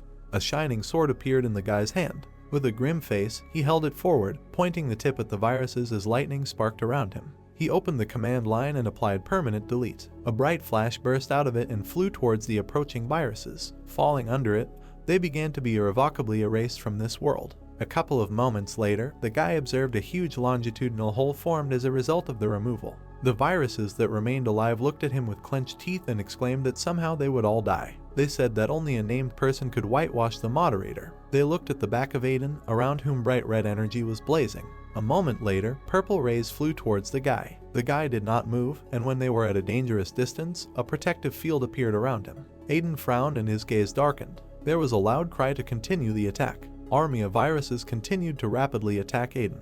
They said that even though the guy is a moderator, he also has his limits. The named virus in a dark robe and helmet pointed the others in the direction with his hand and loudly said that if they kill the moderator, then his protective screen over the village will say. He shouted that together they could win. 2 named viruses also went into battle, one of which was wearing strong, bulky armor, and the other with large horns and long white hair. Aiden stood with a calm face as the attackers tried to break through his defenses. Holding his sword tightly in his hand, he raised it to strike. The guy swung in the air and sent a glowing cutting attack forward. The viruses, who did not expect such an attack, were shocked when they saw the bright glow. The moderator's blow cut the ground, and the monsters scattered from it in different directions, only managing to tell each other before that they needed to be careful. The cut went further and cut many kilometers of land in half. The viruses that were on opposite sides looked into the abyss from which red energy came out. The named virus in the helmet was among them, and a bead of sweat ran down his face. In his own thoughts, he cursed, thinking that this was too much because the moderator had only hit them once, and they had already suffered such losses. He thought that they all needed to stall for as long as possible until Worm arrived. The voice said that it now understood who it was. The virus's eyes widened in surprise when Aiden appeared behind him with a gloomy face, who said in a low voice that the unknown was the most powerful among these viruses. Throwing an interested look at him, the parquet said that before fighting the worm, it would be better for him to get rid of the rest of the named. At the same moment, a stream of light energy hit the virus. He screamed as his and his comrades' bodies began to slowly crumble away piece by piece. He froze in a silent scream, covered in white light, and thought that this was simply impossible. The named one wondered if this was his end. A huge blazing fire of light began to rise into the air, which began to suck other viruses into itself. Virus, wearing massive armor and a helmet, turned back, seeing a glowing sphere start everything that was nearby. He exclaimed loudly that this simply could not be. He lowered his frightened gaze, which was not visible under the helmet, and thought that the moderator was much stronger than they thought, since he could really defeat all the named ones at once. Making a sharp lunge forward, Mia bared her teeth while the virus was thinking that they should urgently do something. The girl struck him in the stomach with lightning speed, and he flew back with a loud cry. She indignantly asked how dare he be distracted during the battle. There was anger in her eyes and her brows furrowed. The girl loudly declared that this is the end. She looked at Aiden, who had come down, and red lightning was sparkling around the guy, and his expression was terrifying. Mia shouted that none of them stood a chance against the moderator. The guy sucked in a loud breath. Lowering his eyebrows, he opened his mouth wide and screamed, calling Worm to come out to him. He continued to scream, and the sound coming out of his mouth was so strong and loud that it sent energetic vibrations around. He shouted that he knew the virus was watching. From such an onslaught, people began to cover their ears with their hands, uttering loud words to Aiden that he wants to end this once and for all. A gloomy voice was heard that said that he hoped that they could do at least something. Worm appeared and looked at Aiden, saying that even the named one could not do anything, and then called them all failures. Aiden threw at a dark figure in the fog with a sparkling sword, who said that without him, these viruses are not capable of anything. Worm frowned as his silhouette began to glow with bright purple energy. He looked at Aiden, who was standing at some distance from him, and said that he still couldn't lift one thing. He asked why the guy was chosen for the role of moderator. Out of dissatisfaction, Worm clenched his teeth and said that he would never admit this fact. He noted that this entire world should belong only to Trojan. The two guys locked eyes with each other, but Worm's gaze was filled with disappointment, and Aiden's gaze expressed confidence. The virus loudly declared that everything around exists only for her. The guy with red hair told him to shut up and noted that he would personally make sure he never said such things. Worm clutched his sparkling golden sword tighter and said that he didn't care whether the moderator understood his words or not. His pupils constricted and his gaze became wild. The virus said that everything will end when he gives her the whole world. Swinging his sword, he began slashing through the air towards Aiden. One of the blows, blazing with lightning, cut the earth in half. Aiden and Worm rushed around the territory at great speed, destroying everything around and trying to deal fatal blows to each other. During all this time, the moderator managed to set up many system areas around. With a sullen face, he extended his hand forward and it glowed with a bright red light. Opening the command field, Aiden activated permanent deletion. Worm, watching him, grinned and, laughing, asked what it is. The moderator clenched his sword tighter while the virus screamed what it had already told him. At this point the command was cancelled. Aiden frowned, gritting his teeth as Worm exclaimed that his commands had no effect on him. The two swords clashed, making a loud metallic sound. They began to swing their weapons, sending attacks at each other. Gritting his teeth, the virus clicked in displeasure when a scratch appeared on his cheek. He screamed as multiple cutting blows began to pass through his body. Leaping forward, he cursed loudly and swung his sword at Aiden, but the guy was able to block the attack. At that moment, the moderator's eyes lit up, and, clenching his hand into a fist, he swung. When he hit the virus, the energy rushed upward in a huge column. Baring his teeth, Worm began to stutter blood, and veins appeared on his face. Looking at Aiden, whose face showed no emotion, he wondered how a guy could be stronger when he has the Trojan sword. Gathering its strength, the virus rushed from its place, raising a cloud of dust, and thought that if it could at least once touch Aiden. In a few moments, its dark figure was above the guy, and the sword was drawn to strike. Hatred blazed in Worm's violet eyes, and he exclaimed that there was certainly no way to avoid this. Hitting Aiden, he knocked him into the ground, which began to crack. The guy who blocked the blow with his weapon gritted his teeth when he saw cracks creeping up the sword. Everything around was illuminated by the shining energy of the Trojan sword. From such an attack, the black sharp fell into pieces. Seeing this, the virus grinned smugly, looking at the moderator. Aiden stared back at Worm with an intense frown. Guardian of the city, two children and two viruses, standing on a hill and looking at the fierce battle in the distance. The girl asked in a frightened voice if he was arguing. Violet grabbed Virus F with her hands and looked at him with eyes full of concern. She kept asking if he was okay. Virus lowered his head, and his whole body trembled while the girl said that if he died, then she. He waved his clawed hand, and it glowed with a bright purple light. A large portal appeared in front of them. The girl took the monster's hand. Already entering the portal, he turned and looked at her with a questioning look. They looked at each other for some time. When the two viruses began to hide in the violet light, Henry and Helen, who had been standing behind Theodore all this time, loudly asked to wait. Rushing forward, they looked worried with wide eyes and called out to Violet. The girl turned around and the corners of her lips turned up. Throwing a good-natured glance at her friends, she smiled and said goodbye to them. The two viruses then disappeared into a dark portal. At this moment, a fierce battle continued outside the dome that protected the city. The battered Siri, who stopped for a moment, tried to normalize her breathing. With her palms facing forward, she fired a stream of energy, killing the viruses. Leaving one hand in this position, she frowned, still breathing loudly. She mentally wondered how many more viruses were left, noting that there was no end in sight at all. Glancing back, she watched as her fellow operators continued to fight the monsters. Siri thought that everything was not so bad, and they were even pushing aside viruses. Not noticing a dark hand creeping up on her from the side, she continued to think that at this rate, a large fanged virus, having turned its hand into a drill, was approaching Siri from behind while she was thinking about how they could win. Sirius, who appeared next to him, opened his mouth and became indignant, saying how dare he. The girl recoiled in fear when she saw the virus behind her, which immediately made a hole in Sirius. The boy looked down at the smiling Siri and asked if she was okay. Floating in the air, he smiled and asked the girl not to be distracted anymore during the battle. Sirius gave her a good-natured look and said that he would always protect her if Siri was in danger. Not far from her brother, who continued to attack monsters with beams of energy, was Procyon. Holding her spear tightly in her hand, she confidently headed towards a huge army of viruses. The blue eyes on her gloomy face glowed with a bright light, and the girl swung her spear. A column of energy hit the monsters, and they began to disappear one by one. Among the viruses that were fighting in agony, she saw three figures that were covered with a protective barrier. Narrowing her eyes, Procyon frowned. Two large viruses in armor and helmets and one with long white hair were heading towards her. She immediately realized that these were named ones. Pushing off the ground with her feet, the girl took off, kicking up dust. Swinging her spear, she rushed at the viruses, which also tried to hit her with their attacks. Holding his weapon tightly, Procyon drew his teeth, thinking that he had never seen these three before. She thought that she is not as simple as she seems and hides her strength very well. The thought appeared in her head that there are now many more named people next to Area. At this moment, the girl with blue hair stood surrounded by many viruses, and Procyon wondered if she would be okay. A huge number of dark figures were moving towards the girl from different directions. One of them noted that she is fearless. Virus with long white hair grinned and looked at her with a predatory gaze. She asked if she was really going to fight them alone. Area stood silently, and blue lightning sparkled around her as the virus exclaimed that she apparently did not fully understand that without a moderator she was nothing.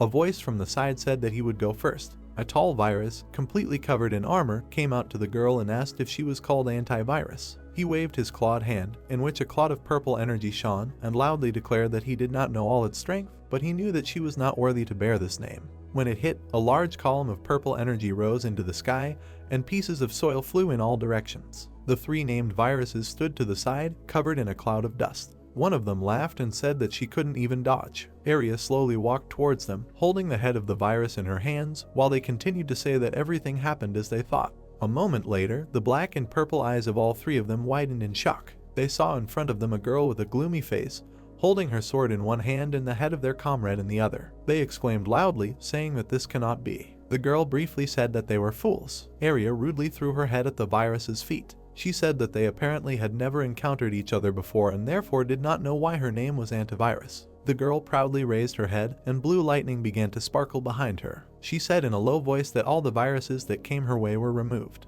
The white-haired virus immediately became alarmed and, baring her teeth, began asking the others why they were just standing there. She exclaimed that they must attack. An army of viruses began to approach Area from all sides, while the blonde continued to shout that she should not be allowed to prepare. The girl flashed her eyes and swung her sword. She began to swing it in the air, sending many cutting blows. They began to cut everything around and move towards the viruses. Swinging her sword in a circle, Area easily got rid of those who came close to her. As she continued to fight, she cut each virus into many pieces. The named virus with long white hair, who was watching on the side, clenched her teeth tightly and a drop of sweat ran down her cheek. In her head she loudly cursed what was happening. Looking at Area, who rose into the air, whose blue energy blazed in different directions, she thought that if she had known that this girl would be so strong. Area took her sword to the side, and huge dabbling lightning swirled like a whirlwind behind her back. Virus exclaimed that then she would not have come here at all. Area cast her indifferent gaze down. A moment later, a huge blue flash headed towards the viruses, destroying them completely. After a while, the girl stood and watched as a huge cloud of her energy moved on, destroying everything in its path.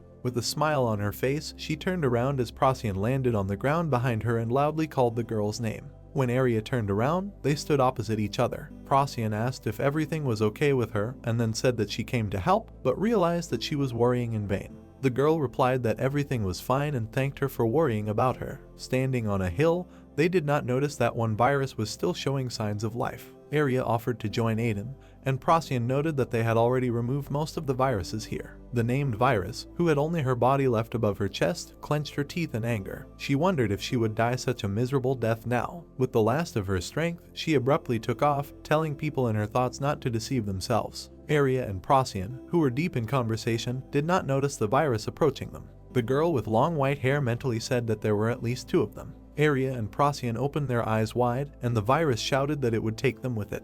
The 2 girls froze in place when they saw the named one shining with a bright light approaching them. Baring her sharp teeth, she laughed loudly, saying that they would all go into the darkness together. Suddenly, a guy with hair on his lips appeared on the battlefield. A moment later, there was a large explosion that raised a strong wind. Blue energy glowed faintly in the clouds of dust. The 2 girls looked at the male silhouette in front of them, who was holding a large energy shield. With her mouth slightly open, Arya froze, and Procyon, with her eyes wide open, began to cover herself with her palms. She quietly said that this couldn't be. When the guy started to turn around, she joyfully exclaimed that he was alive. Aster looked in their direction with a calm face, and blue lightning sparkled around him. Worm attacked with his sword. Due to the impact, pieces of earth began to fly away, raising a cloud of dust. Aiden jumped back sharply. He frowned at the broken sword in his hands. The virus laughed and asked what it was doing. Holding a shining weapon in his hand, he walked towards the Moderator, and behind him everything was blazing yellow. He noted that weapons now break much more easily than before. Looking at Aiden, Worm grinned.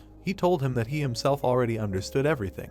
The Moderator stood opposite him, and behind him lay a huge amount of broken weapons. Swiftly heading towards Aiden, the virus exclaimed that it should just stop resisting and accept its death. The guy, without a single emotion on his face, waved his hand, creating a new sword. Maneuvering in the air, he tried to evade enemy attacks. A few moments later, one of the blows touched the weapon, and it broke again. Gritting his teeth in despair, Aiden frowned. Activating system commands, he applied construction. A moderator's abode, consisting of many cubes, began to form around the 2 guys. They began to gather around the virus, blocking its movements. The worm's crazy eyes flashed purple. With one swing, he delivered many cutting blows. Having gone around the obstacle, he continued to approach Aiden, cutting cubes along the way. Many blades appeared around the Moderator, which he pointed at the virus. A huge stream of bladed weapons headed towards the enemy. Continuing to swing his sword, Worm cut all the blades. He grinned as a stream of blood ran down his cheek from the cut. Continuing to follow the flying cubes, he maneuvered away from the attacks of the blades shooting at him.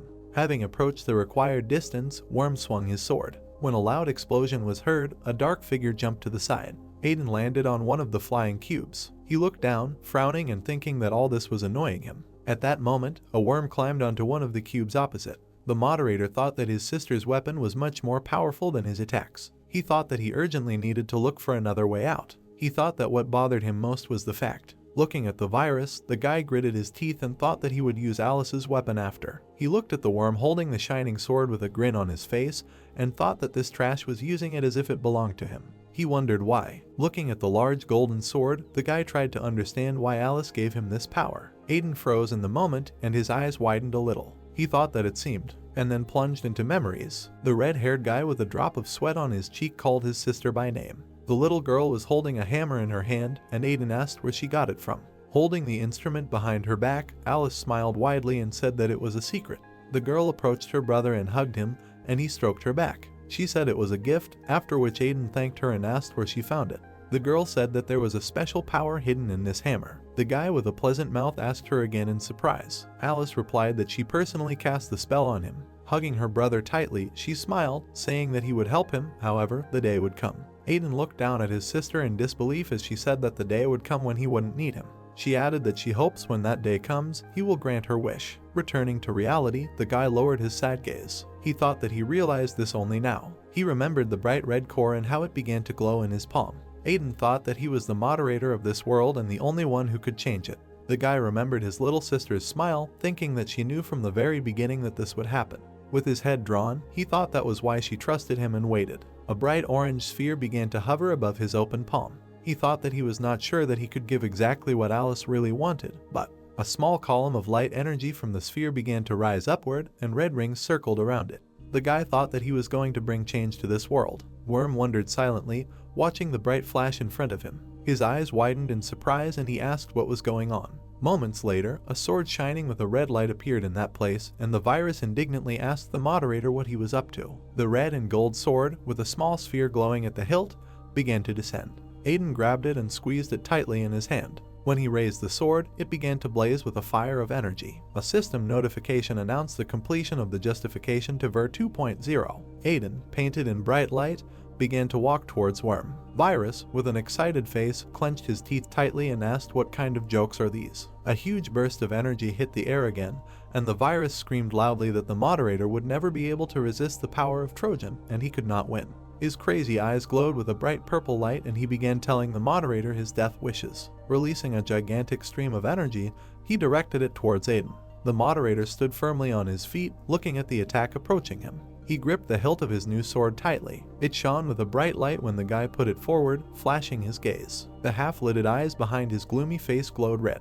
A cloud of bright energy began to form at the tip of the sword. As the virus attack approached him, Aiden struck back. A couple of moments later, Worm was standing, looking at the flow of deadly energy approaching him and wondering what was happening now. Virus pulled back and fear appeared in his eyes. His mouth was slightly open. He asked in fear, "How is this even possible?" Red lightning sparkled around Aiden, and he said that he had rid the world of viruses. Looking towards Worm, the guy furrowed his brows and said that he had already told him earlier that he would get rid of him. Worm screamed loudly as the bright light began to completely envelop him. Aiden said that this was the end. The virus that began to disappear from the world continued to scream that it was impossible and that it could not die. When there was almost nothing left of him, with his last breath he uttered the name Trojan. A couple of moments later, a bright light began to consume the entire space. Some time later, a dark figure stood there in the light blue sky. Aiden looked down without a single emotion on his face. Before him was a view of a giant hole left after the battle, from which bright lightning sparkled. The remains of viruses were smeared on the ground. A sword stuck into the head of one of them. Altogether, the local residents finished off the creatures that were still able to move. A joyful victory cry rang out. Raising their fists in the air, they shouted loudly that they had won. Nia stood behind the cheering crowd who praised their operators. Ignoring the dried blood at the corners of her mouth, she smiled and exhaled noisily. The girl said she was very tired. She asked if he said that one of them would disappear today. Nia turned her gaze to the disappearing remains of the virus on which she was sitting and said that victory was theirs. Looking up at the sky, she smiled widely and happily said that now it was finally over. Looking at the bright sun in the blue sky, she said she was glad the war against viruses was over. Aiden stood alone outside the city, with clouds of dust surrounding him on both sides. Looking down, the guy frowned. Looking at the cracked hammer in his hand, he noted that it had completely collapsed. With sadness in his eyes, Aiden looked at how the particles of the instrument scattered in different directions and said his sister's name. A memory arose in his head of how he carried Alice on his back when they were in the flower field. He raised his head up, watching the pieces of the hammer fly away, and said that he no longer needed to rely on his sister. He asked her to wait a little longer because he would definitely find her. Dark particles flew upward. Lowering his eyebrows, Aiden turned his gaze to them. To the side lay the remains of the worm's body, and in its chest was a glowing core. The guy thought about the virus. Moving closer to him, Aiden watched as the remaining upper part of his body disappeared. He thought that worm was the most violent virus that had caused pain to this world, and he should not have been an easy opponent. The guy got a lot excited. His attention was drawn to a blue sphere that remained on the ground after the virus disappeared, and he asked what it was. Taking the sphere in his hand, he asked if it was a worm core and said that he was seeing something like this for the first time.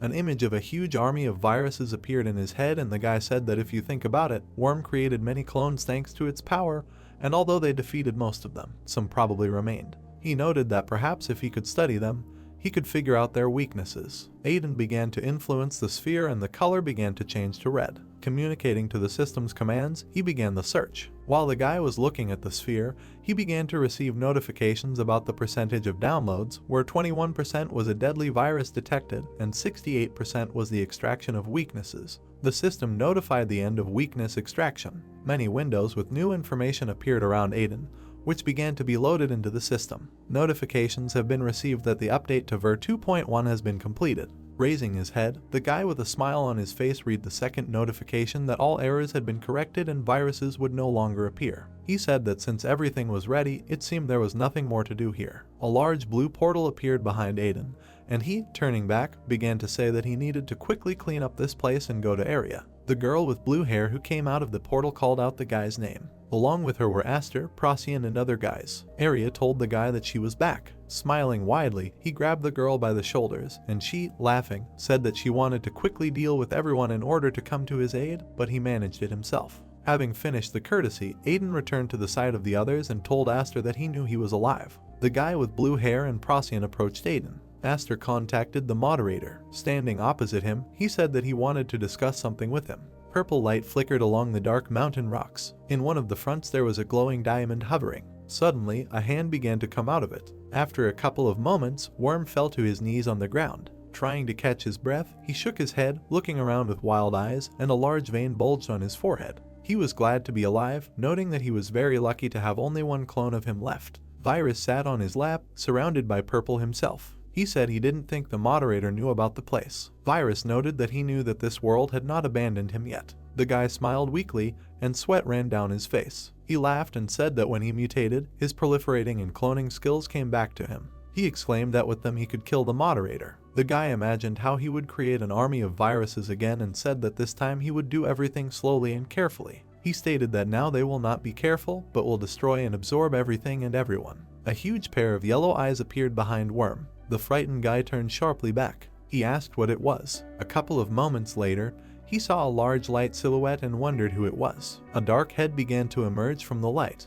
Virus F confidently took the lead. When he turned towards Worm, he thought that no one should have known about this place. He wondered how he got here. Virus F stepped aside, and another light figure began to appear behind him. Virus E Violet emerged from the light. She approached Worm, who sat silently on his lap. A girl with a gloomy face approached the guy and hovered over him. A moment later, she called his name. Looking down on the virus, Violet said in a gruff voice that it would turn into mutated trash, noting that this must be the result of its stubborn desire to survive. The girl asked him to answer the question. Hanging as a dark silhouette over Worm, she asked what he really wanted. She asked if he really wanted to gain strength and become a Moderator. The guy clenched his teeth tightly, and sweat began to flow down his face when the girl asked, or maybe he is trying to destroy this whole world. He cursed in his thoughts, wondering why she was interested in this. He thought that he needed to run away from here, but he was not sure if he could stand against her. Stretching out a dark palm, the virus grinned. He thought that he needed to first study the area and find a way out, and then answered the girl that the E and F viruses themselves knew everything. Violet silently listened to Worm's words that this world is hostile to people like them. A stream of energy began to be sucked into the portal while he said that there was no point in this because this world was just an imitation of the original. With his eyes flashing, Worm smiled widely with a predatory smile, saying viruses are the true owners of the world because they were the first to appear in it. He added that what is being returned is what rightfully belongs to them. Violet silently continued to listen to his words that in order to achieve this, they will need Trojan, the Moderator of the true world, her power with which they will succeed. The girl replied that she understood him. Virus E narrowed her eyes, calling him Creeper. Worm's eyes widened in shock at this moment. When the girl's hair began to fly through the air, and everything around her began to turn yellow, the virus thought that only one person in this world knew his real name. He said that this couldn't be. Looking at the girl standing next to him, he asked in surprise if she was Trojan. The girl's face darkened and she said that, as expected, Worm was not at all different from its creator. Going into shock, he started waving his arms, looking at her with a desperate look when Trojan said that he wanted to use her too. Worm exclaimed that this was not true, and she misunderstood him. The guy screamed when yellow lightning struck him. He fell to the ground, leaning on his elbows. Closing his eyes, Worm swore loudly in despair. He asked Trojan why he did this. Looking at the indifferent face of the girl who hung over him, he shouted that he did all this only because of her. Frowning his brows, he turned his head and looked at Trojan with evil eyes, shouting indignantly that this whole world should have been theirs. He asked why she was so angry if he wanted him back.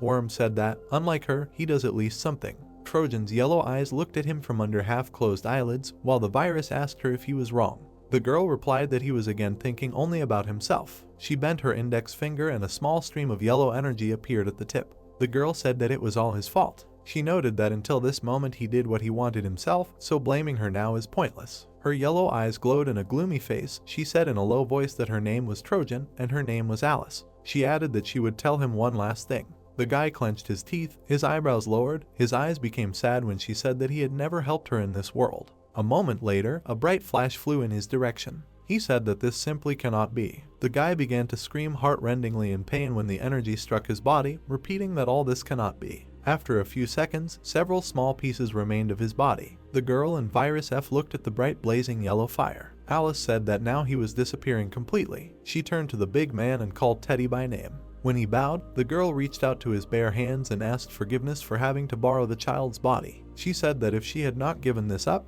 then everything would have come to an end. She stood sideways to Virus F, who bowed to her and did not overfill with propolis. Alice said that she would definitely keep her promise to Teddy. She said that, finally, Alice straightened up, looking ahead of herself, and said that the time had come.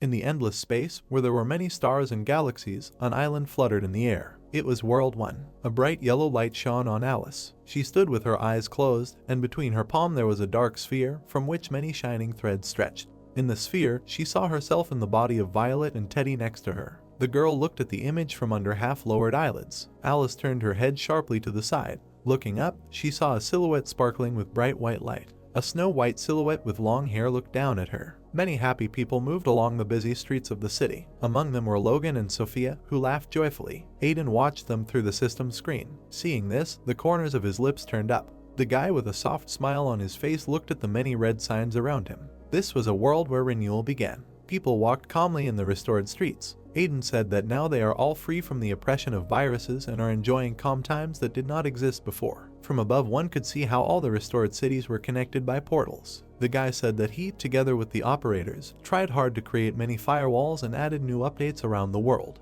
Outside the city it was also calm, and people again went out to go about their business. The guy noted that ordinary people also did a good job of adapting to the new world. He noted that, unfortunately, with sudden changes come unforeseen problems. A horde of dark silhouettes headed towards the mills that were not far from the settlement. Aiden said that he wanted the viruses to disappear completely, and bugs began to appear in the form of monsters. He recalled how he spent a lot of time in the Moderator's abode in order to regain balance, and said that he continued to try to get rid of them, and, fortunately, nothing serious happened because he continued to work on it. People, armed with various types of weapons, went to clean up. The guy said that a new quest had appeared. The fighters fought the bugged monsters, and Aiden said that many people voluntarily joined the quest to receive part of the rewards. Several people gathered around the board, reading the announcements. The guy said that among them, veteran players formed the basis of the team and were able to easily cope with the monsters. A large red guard accompanied several of the fighters, and the guy said that a security system had been added especially for newcomers. People gathered in the square and irritably expressed their indignation.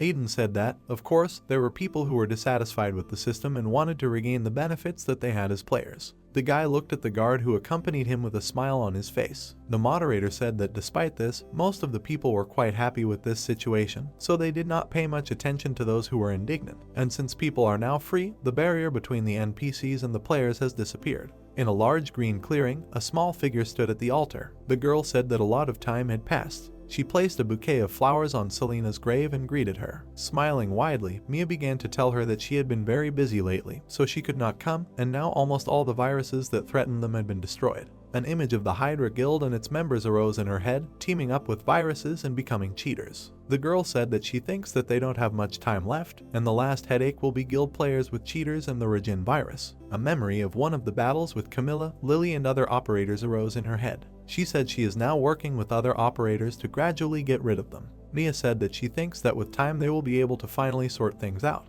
Approaching the grave, Aster heard the girl say that the world that Selena had hoped for. Taking a few steps forward, he said that it would soon become real. Mia turned around when Aster stood next to her. She questioningly cursed him by name, but he remained silent, lowering his gaze. The guy turned to Selena. Looking at her grave, he said that he thought that he came here for relief, and for her it means nothing. He added that one day. Mia looked in surprise at Aster, who, turning away, said that he would make this world like this how Selena would like him to be. The girl replied that Aster had grown up. He turned his gaze to her, listening to the girl's words that now he at least shows emotions, because before, when he was an operator, his face was scary to look at.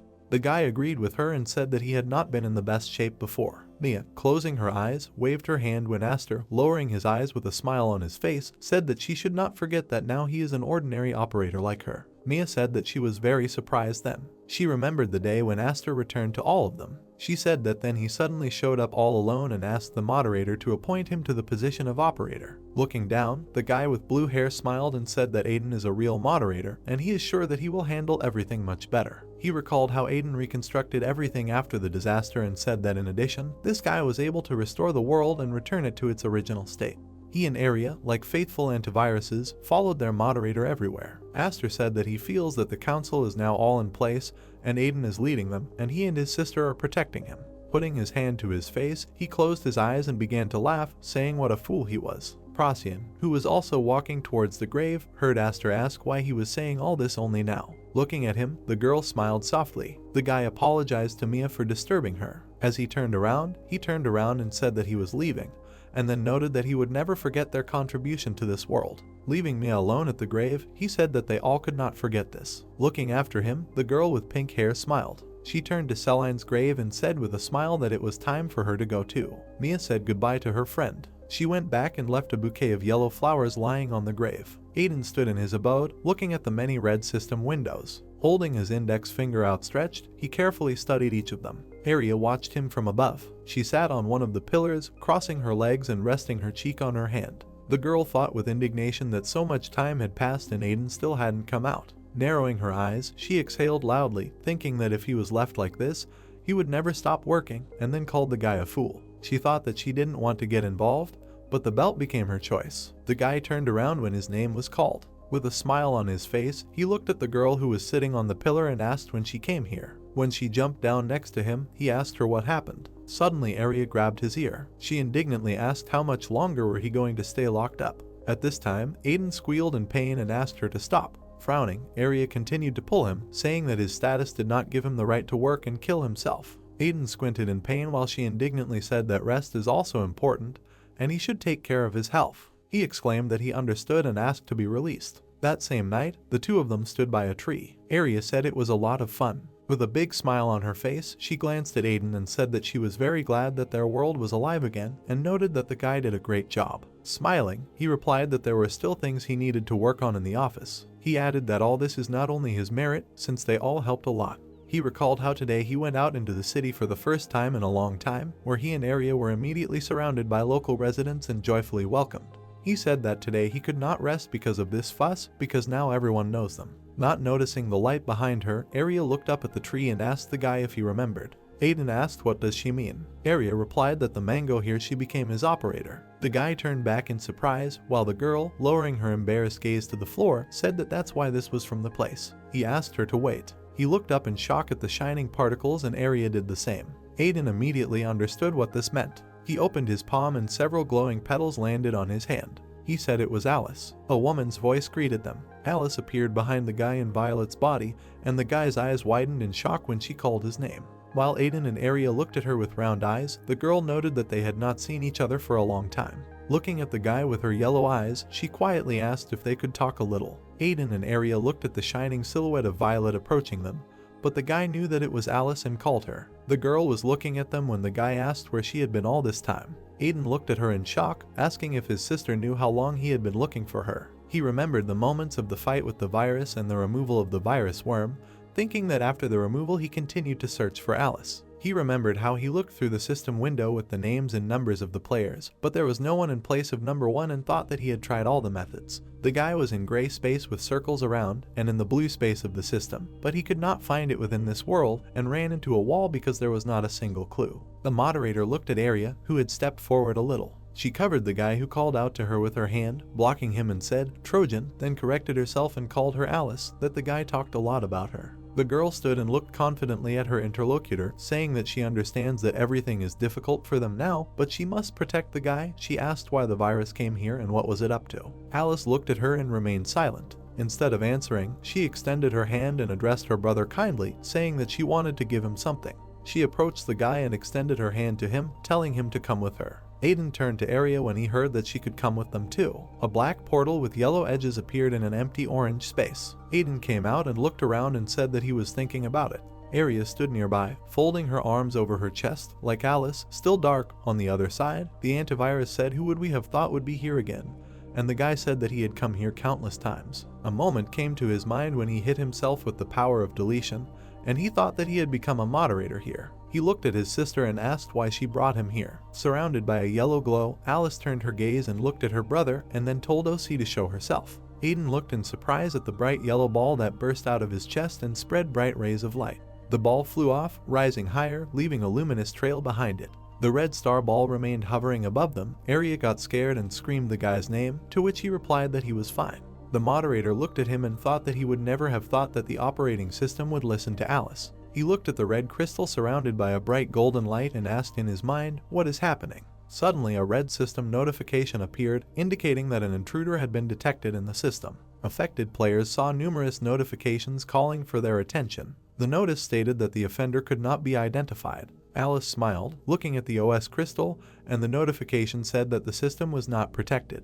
The notification window contained words advising the moderator to remove it immediately. Alice, surrounded by many notifications, extended her hand forward and a fireball appeared in her open palm. A yellow notification indicated that the hack had been successfully completed. The crystal shorted out, red lightning flashed in all directions, and the notification stopped mid-sentence. Aiden looked at this in shock, his eyes widening in surprise. He saw the crystal's color change to yellow and glow brightly, and he thought about the state of the operating system. A red emergency notification window appears. Arya and Aiden were very surprised to see that the moderator had been changed. The system notification stated that Trojan was the new moderator. The girl emitted a yellow glow as she looked at him calmly. The red-haired man watched as she extended her hand towards the shining crystal of the operating system. His eyes widened in horror. He thought, how she changed the moderator, how is this even possible? Surrounded by radiance, Alice turned to her brother, saying that taking the role of moderator from him was not so easy. Aiden listened carefully to the girl who said that he had become stronger, but he was still missing something.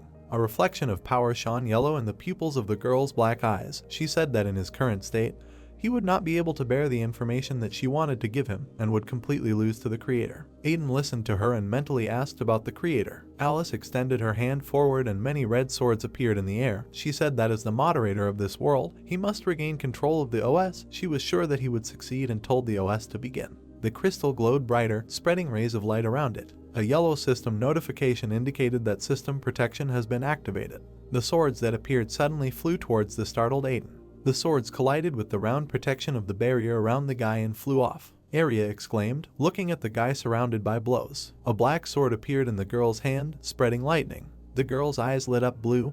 The movement of the sword left a bright mark. With many quick movements, Arya cut the flying swords in half. Alice, who was watching this, said that there was no point in interfering. Black waves of power began to appear around the antivirus, swirling around, and the girl told her to just stand and watch. Aiden turned to the black ball that hid the girl behind him and screamed, and she asked, "What is this again?" A large column of red power flew straight towards the guy. There were several similar rectangular slabs flying towards him. They were getting closer. With a movement of his hand, the guy increased the area of his protection and the stones crashed against the impenetrable dome. He looked seriously at the attacker and said to himself that he thought that the wasps would listen to his every word, but what was happening? The system glowed, surrounded by a yellow sphere. The guy thought that he had a lot of questions for Alice, but first he had to return the system. Aiden extended his hand, which glowed with the usual red power and created a command chain. The rays flying towards the crystal collided with the firewall that protected it and did not break through. The system used the reflection and protective wall commands together. The red-haired man frowned at this. He knew it wouldn't be easy. A bright trace of movement appeared in open space. The huge rectangular pillars glowed again, looming over the former moderator. Aiden extended his hand as if to grab the OS crystal and shouted for her to stop playing and calm down. The guy grabbed the crystal and slammed it onto the ground with a scream. He looked at it confidently and said that he had caught it.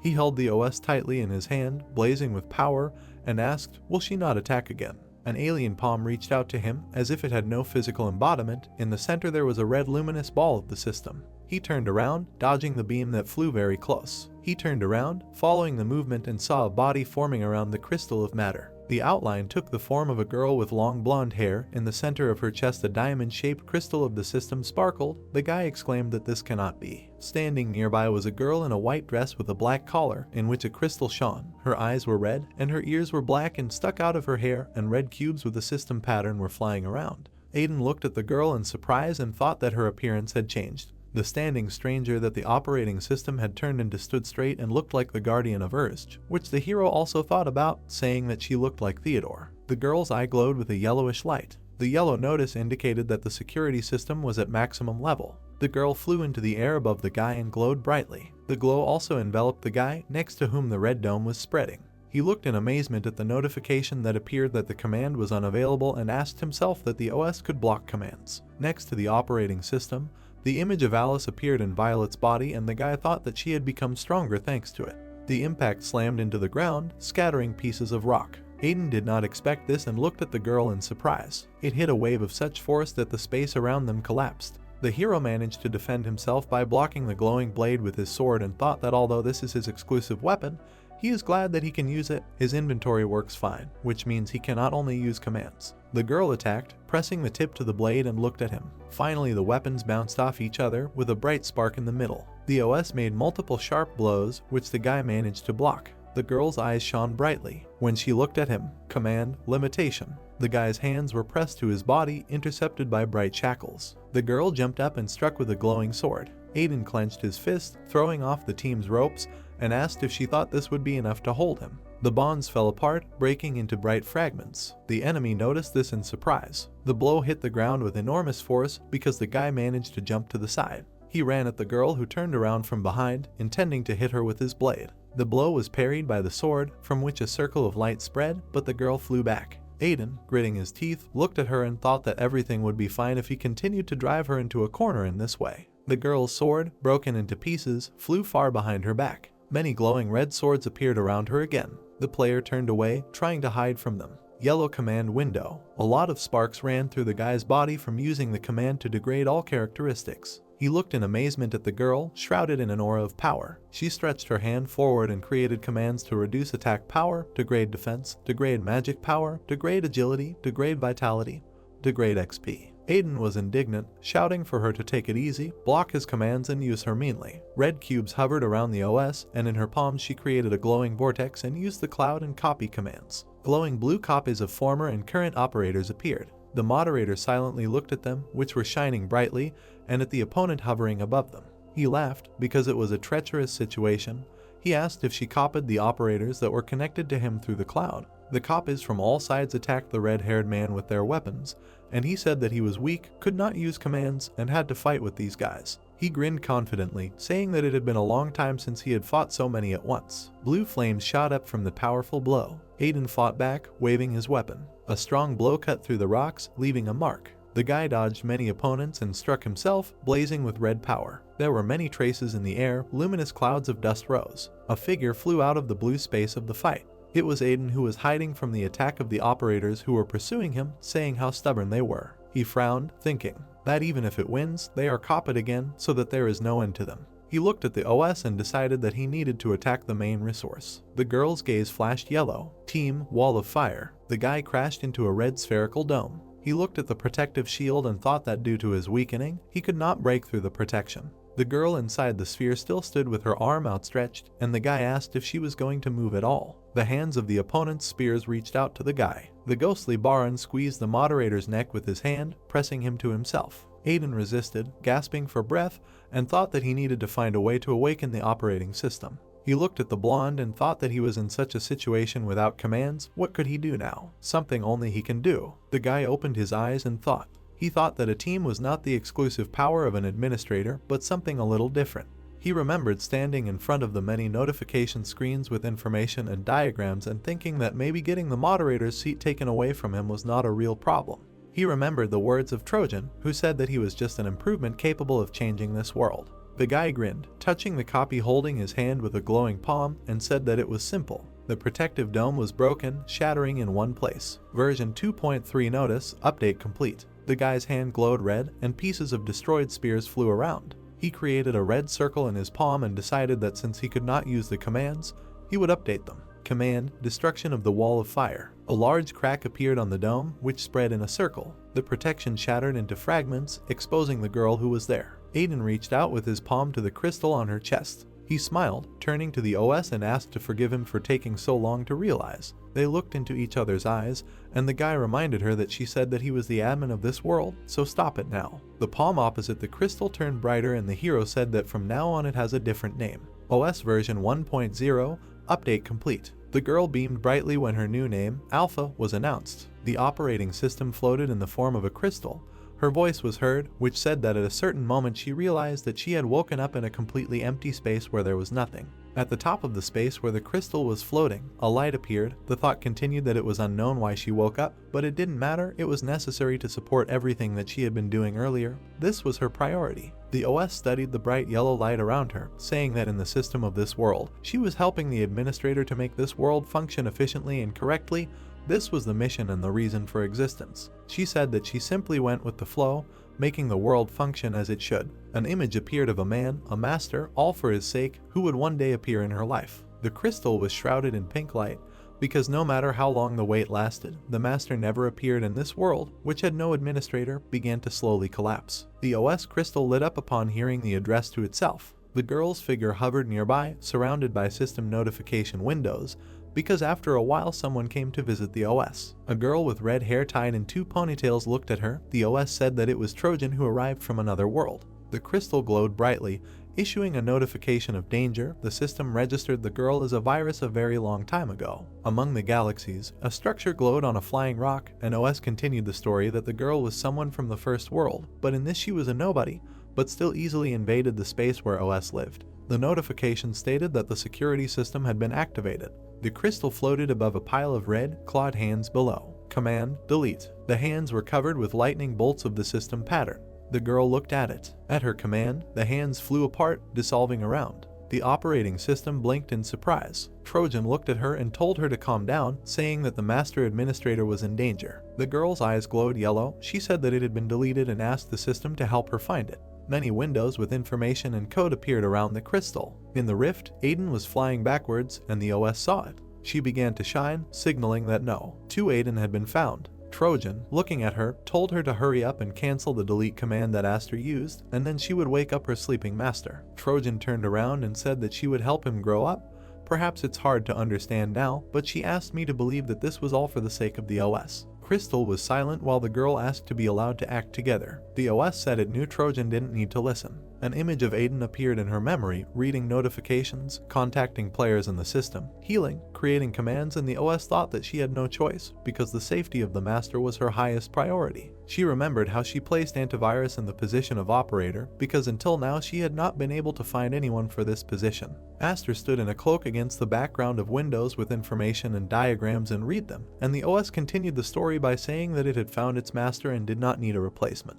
There were many red system windows floating around the crystal. She continued that since the administrator had awakened, the world would gradually return to a stable state. She watched on the screen as Aiden spoke with the operators in area and thought that everything would return to normal. 4 silhouettes appeared in the illuminated space. Area looked and asked what was going on, and then thought about it. She stood with Aiden next to the girl and asked if it was her, to which the guy replied that her name was Alpha. Operator continued that she was sure it was a woman's voice, but didn't think it would change that much. Alpha watched calmly and turned to the moderator. He looked surprised. Alpha threw herself on the guy's neck, hugging her, screaming that he had finally woken her up. She pressed his head to her chest and said that she had been waiting for this moment all her life. Area got angry and sparkled, thinking, who the hell is she? Operator watched as the girl hugged the red-haired man. In Alpha's memory, memories arose of the guy next to whom Area was sitting and the ball hovering. How Aiden took this glowing ball into himself and thought that she was waiting for the moment to wake him up, but the system was updated along with her. An image appeared of how Alpha's body was formed, and she said that now it was he who awakened her. She looked into the guy's eyes, thanking him, and Area's fist shook with jealousy. She was confused and trembled as she spoke. That I understood. The blue-haired woman approached the pair and rested her hands on them, pushing them apart in different directions with a cry to unhook them from each other. Alpha's eyes shone with delight. She clasped her hands, pronouncing the girl's name with admiration, saying that she is the most powerful antivirus that protects the administrator. The radiance of Alpha was so blinding that the girl closed her eye, listening to the words about respect and gratitude for protecting Aiden all the time, to which she replied that there was nothing. The OS walked away, put her hand to her chest and asked to be allowed to introduce herself. She said that she is the operating system that moves the world and her name is Alpha. She was born with the purpose of protecting her master and is now completely at their disposal. Behind them, the figure of Alice appeared in the body of Violet, who said that the OS of this world was quite lively and asked if everyone had finished introducing themselves. She looked at the others with yellow eyes and said that if everyone agreed, she wanted to talk about the main thing. Aiden called out to her in surprise, and Alpha shouted indignantly that the virus had been using her all this time. The guy looked at the OS in surprise, to which she stated that they couldn't leave it like that because Trojan was an uninvited guest from another world. Alice stood with her back to them and listened that she had control over viruses in order to get closer to the moderator, and she needed to be removed now. Aiden shouted the Oz's name, surprising her. He looked at the girl and said that she was his younger sister and asked not to call her a virus. He looked down and said that she was not Trojan, but Alice. The blonde opened her mouth in surprise. She was worried and squeezed one hand with the other. Aiden looked at the OS sternly and stated that using his power, he is upgrading her to become someone from their world. Alpha's eyes flashed yellow at the update. There was a notification that his order had been carried out. The following stated that object name number 1 Trojan is being created. Red system windows appeared around Alpha with codes and lists of all players. Notice that no one Alice has been updated. She took a place in the list of players ahead of Aiden.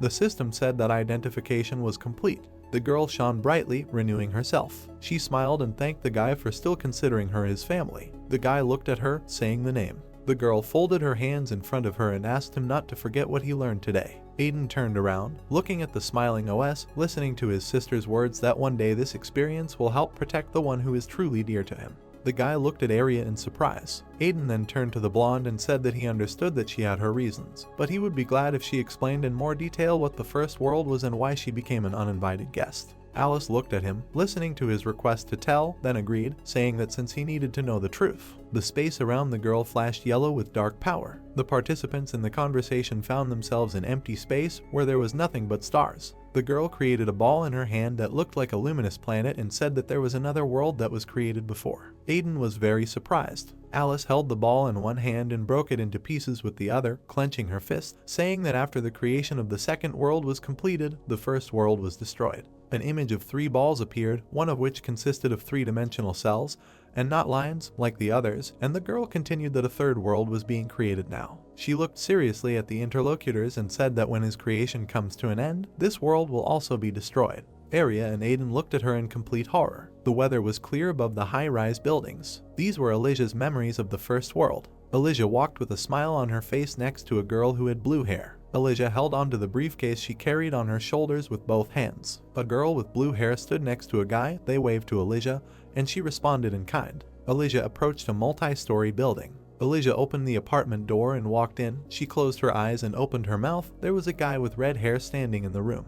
The guy smiled joyfully. Elijah changed from her school uniform into home clothes and sat down to play in her room at the computer. Elijah clenched her fist in anger and lightly hit the table. Elijah fell onto the bed and hugged the pink plush toy. Elijah puffed out her cheeks and looked at her phone. Her eyes began to droop due to sleepiness. When Elijah closed her eyes, an unknown bright yellow light appeared. The space was like space, in which a black silhouette could be seen. It was Elijah. She didn't understand where she was and began shaking her head, looking around. A bright light shone behind her, and she turned towards the source of the light. Only the black silhouette of Elijah was visible, and a blinding light shone above her. Elijah was stunned by what she saw. Aiden stood in the company of Arya and Alpha and did not understand what Elijah was talking about. Aiden was perplexed and opened his mouth slightly. Aiden was surprised to hear about the third world, and did not understand why their world was being destroyed. Elijah was cold. Aiden was watching her closely. Elijah told Aiden that that world is no longer needed, since as a new world appears, the reason for the existence of that world disappears. Arya and Aiden were horrified by what Elijah said.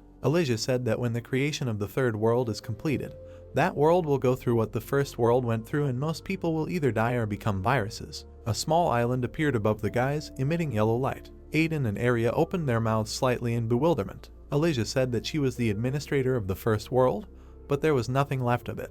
The black silhouettes of the guys were visible, above whom the island hovered. Elijah's real body was in chains. Aiden didn't expect to see Elijah in this state.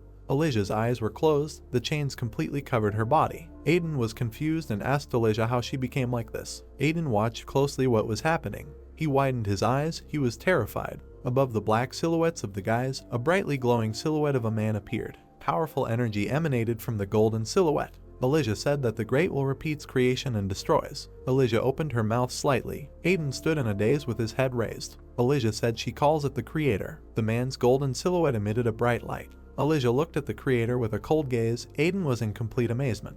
Elijah told Aiden that the reason she came to see him was to show him all this. Elijah addressed Aiden, calling him brother, and said that she wished to return to where she came from. Elijah grabbed her hand and squeezed it tightly. Elijah sadly lowered her head. Aiden looked at her with regret. Elijah told Aiden that this is the only reason she is helping him, as he is her last hope. Elijah looked at Aiden with hope in her eyes and told him not to die. Aiden looked at Elijah sadly, his mouth slightly open. Red spinning spheres floated in space. Elijah noted that it is surprising that the process of creating the third world has not yet been completed. A golden light emanated from Elijah's body. She sat motionless, chained. Elijah said that at first she tried to stop that process, but as Aiden could see, she could only slow it down. The black silhouettes of Elijah and Aiden looked at the creator. Elijah told Aiden that almost all of her energy was involved in its creation and added that, however, she would not be able to endure it for long, and the seal was getting weaker and weaker every day. Ellie looked at the creator indifferently and said that when he wakes up, the process of creating the third world will speed up. There was a hole in the rock with cracks coming from it. It glowed brightly with a yellow light. Elijah told Aiden that from now on, the influence on his world will increase, and it is possible that even now, maybe something unknown is affecting his world. Aiden lowered his head and looked down tensely. Elijah noted that they need to prepare for the fact that this time will come. Elijah looked at Aiden and opened her mouth slightly. Elijah told Aiden that she told him everything she needed to and now she needs to go. Elijah opened the portal and entered it. Aiden opened his mouth wide in surprise. Aiden didn't expect Elijah to leave so soon and told her that he had so many things to ask her. Elijah asked for forgiveness and said that the time she could spend there had expired. Elijah addressed Aiden, calling him brother, and asked him to understand her. Elijah turned around and looked at Aiden with a serious look. Elijah told him not to forget what she told him. The guys watched as the portal began to close. Aiden looked sadly at the place where the portal closed. Arya looked up in bewilderment and noticed that they had heard something truly incredible. Aiden thoughtfully lowered his head and looked down. Aiden thought that after he became a moderator, he thought that everything would work smoothly and harmoniously, but he was careless. Aiden remembered the image of Elijah in chains and wondered if this meant that Elijah did everything herself. Aiden thought he had to pull himself together for Elijah's sake. Aiden turned to Arya and Alpha and told them that first, they need to go back to where they started, noticing that they need to tell everyone about it. Alpha beamed with happiness and smiled. Aiden said that they should introduce it to everyone. It was a clear, peaceful day over the city of Ergs. Alpha stared at Theodore. She knitted her eyebrows and pursed her lips. Theodore raised one eyebrow and looked awkwardly at Alpha. Baron opened his mouth wide. Aiden frowned and bared his teeth, scratched the back of his head and sighed heavily. Mia and Arya stood next to Aiden. Baron approached Aiden, calling him a moderator, and said that he had brought a very interesting person with him. Mia asked Arya who Alpha was and added that she was also like that towards her recently. Arya noticed that Alpha did not behave like that with her. Xenon looked slightly confused. Lloyd looked at Alpha and Theodore. Xenon said it's amazing anyway. Lloyd said he had no idea that everything they did went through her. Alpha extended her hand and pointed her finger at Theodore. Alpha told Theodore that he should know that she is the one who helps Aiden in everything. Alpha knitted her eyebrows and opened her mouth wide. Theodore turned his head away and closed his eyes in displeasure. Alpha told Theodore that if he insisted that he was there first, he would get in trouble. Theodore asked Alpha to calm down and told her that they both serve Aiden and these disputes are useless. Alpha closed her eyes and smiled widely. She looked pleased. Alpha said that she was in a higher position than Theodore and from that moment on, he must obey her. Theodore raised his eyebrows and looked at Alpha incomprehensibly, his mouth slightly open. Alpha told Theodore that if he understood everything, then he should set the rules and added that he would call her Alpha because the OS sounded a little harsh. White clouds slowly floated above the background. Theodore sighed heavily, calling Aiden. Alpha told Theodore to focus, a rocky area where glowing blue water flowed. Aster walked along the ground and clouds of dust rose from his steps. Aster looked at the light source with a serious look. The black silhouette of Aster stood near a crack in the rock, from which a bright light emanated. Aster looked at the rift. He turned his attention to the crystal in his hand. Aster said that this indeed turned out to be it, exactly like the vision that Beetlejuice showed him. In Aster's hand lay the star Beetlejuice. Aster recalled the moments where he stood with Procyon and there was a star in front of him. Aster said that Beetlejuice was once restored by a moderator and added that he heard that restoration was impossible due to severe damage. Aster recalled the moment where a sad Procyon stood nearby. Aster said that the sacrifices of countless people, including Beetlejuice, awakened in him a sense of responsibility to preserve peace. Aster looked carefully at the crystal he held in his hand. Aster noted that just like Beetlejuice, he was dedicated to his cause, protecting this world with the help of his abilities. Aster said that the future he saw through the vision must have warned of a rift. From the crack in the rock, the light began to glow even brighter. Red lightning came from the rift. Aster looked at the rift. Aster was at a loss. He did not understand why the rift suddenly began to grow and noticed that he had not seen this in the vision. Unknown people came out of the rift.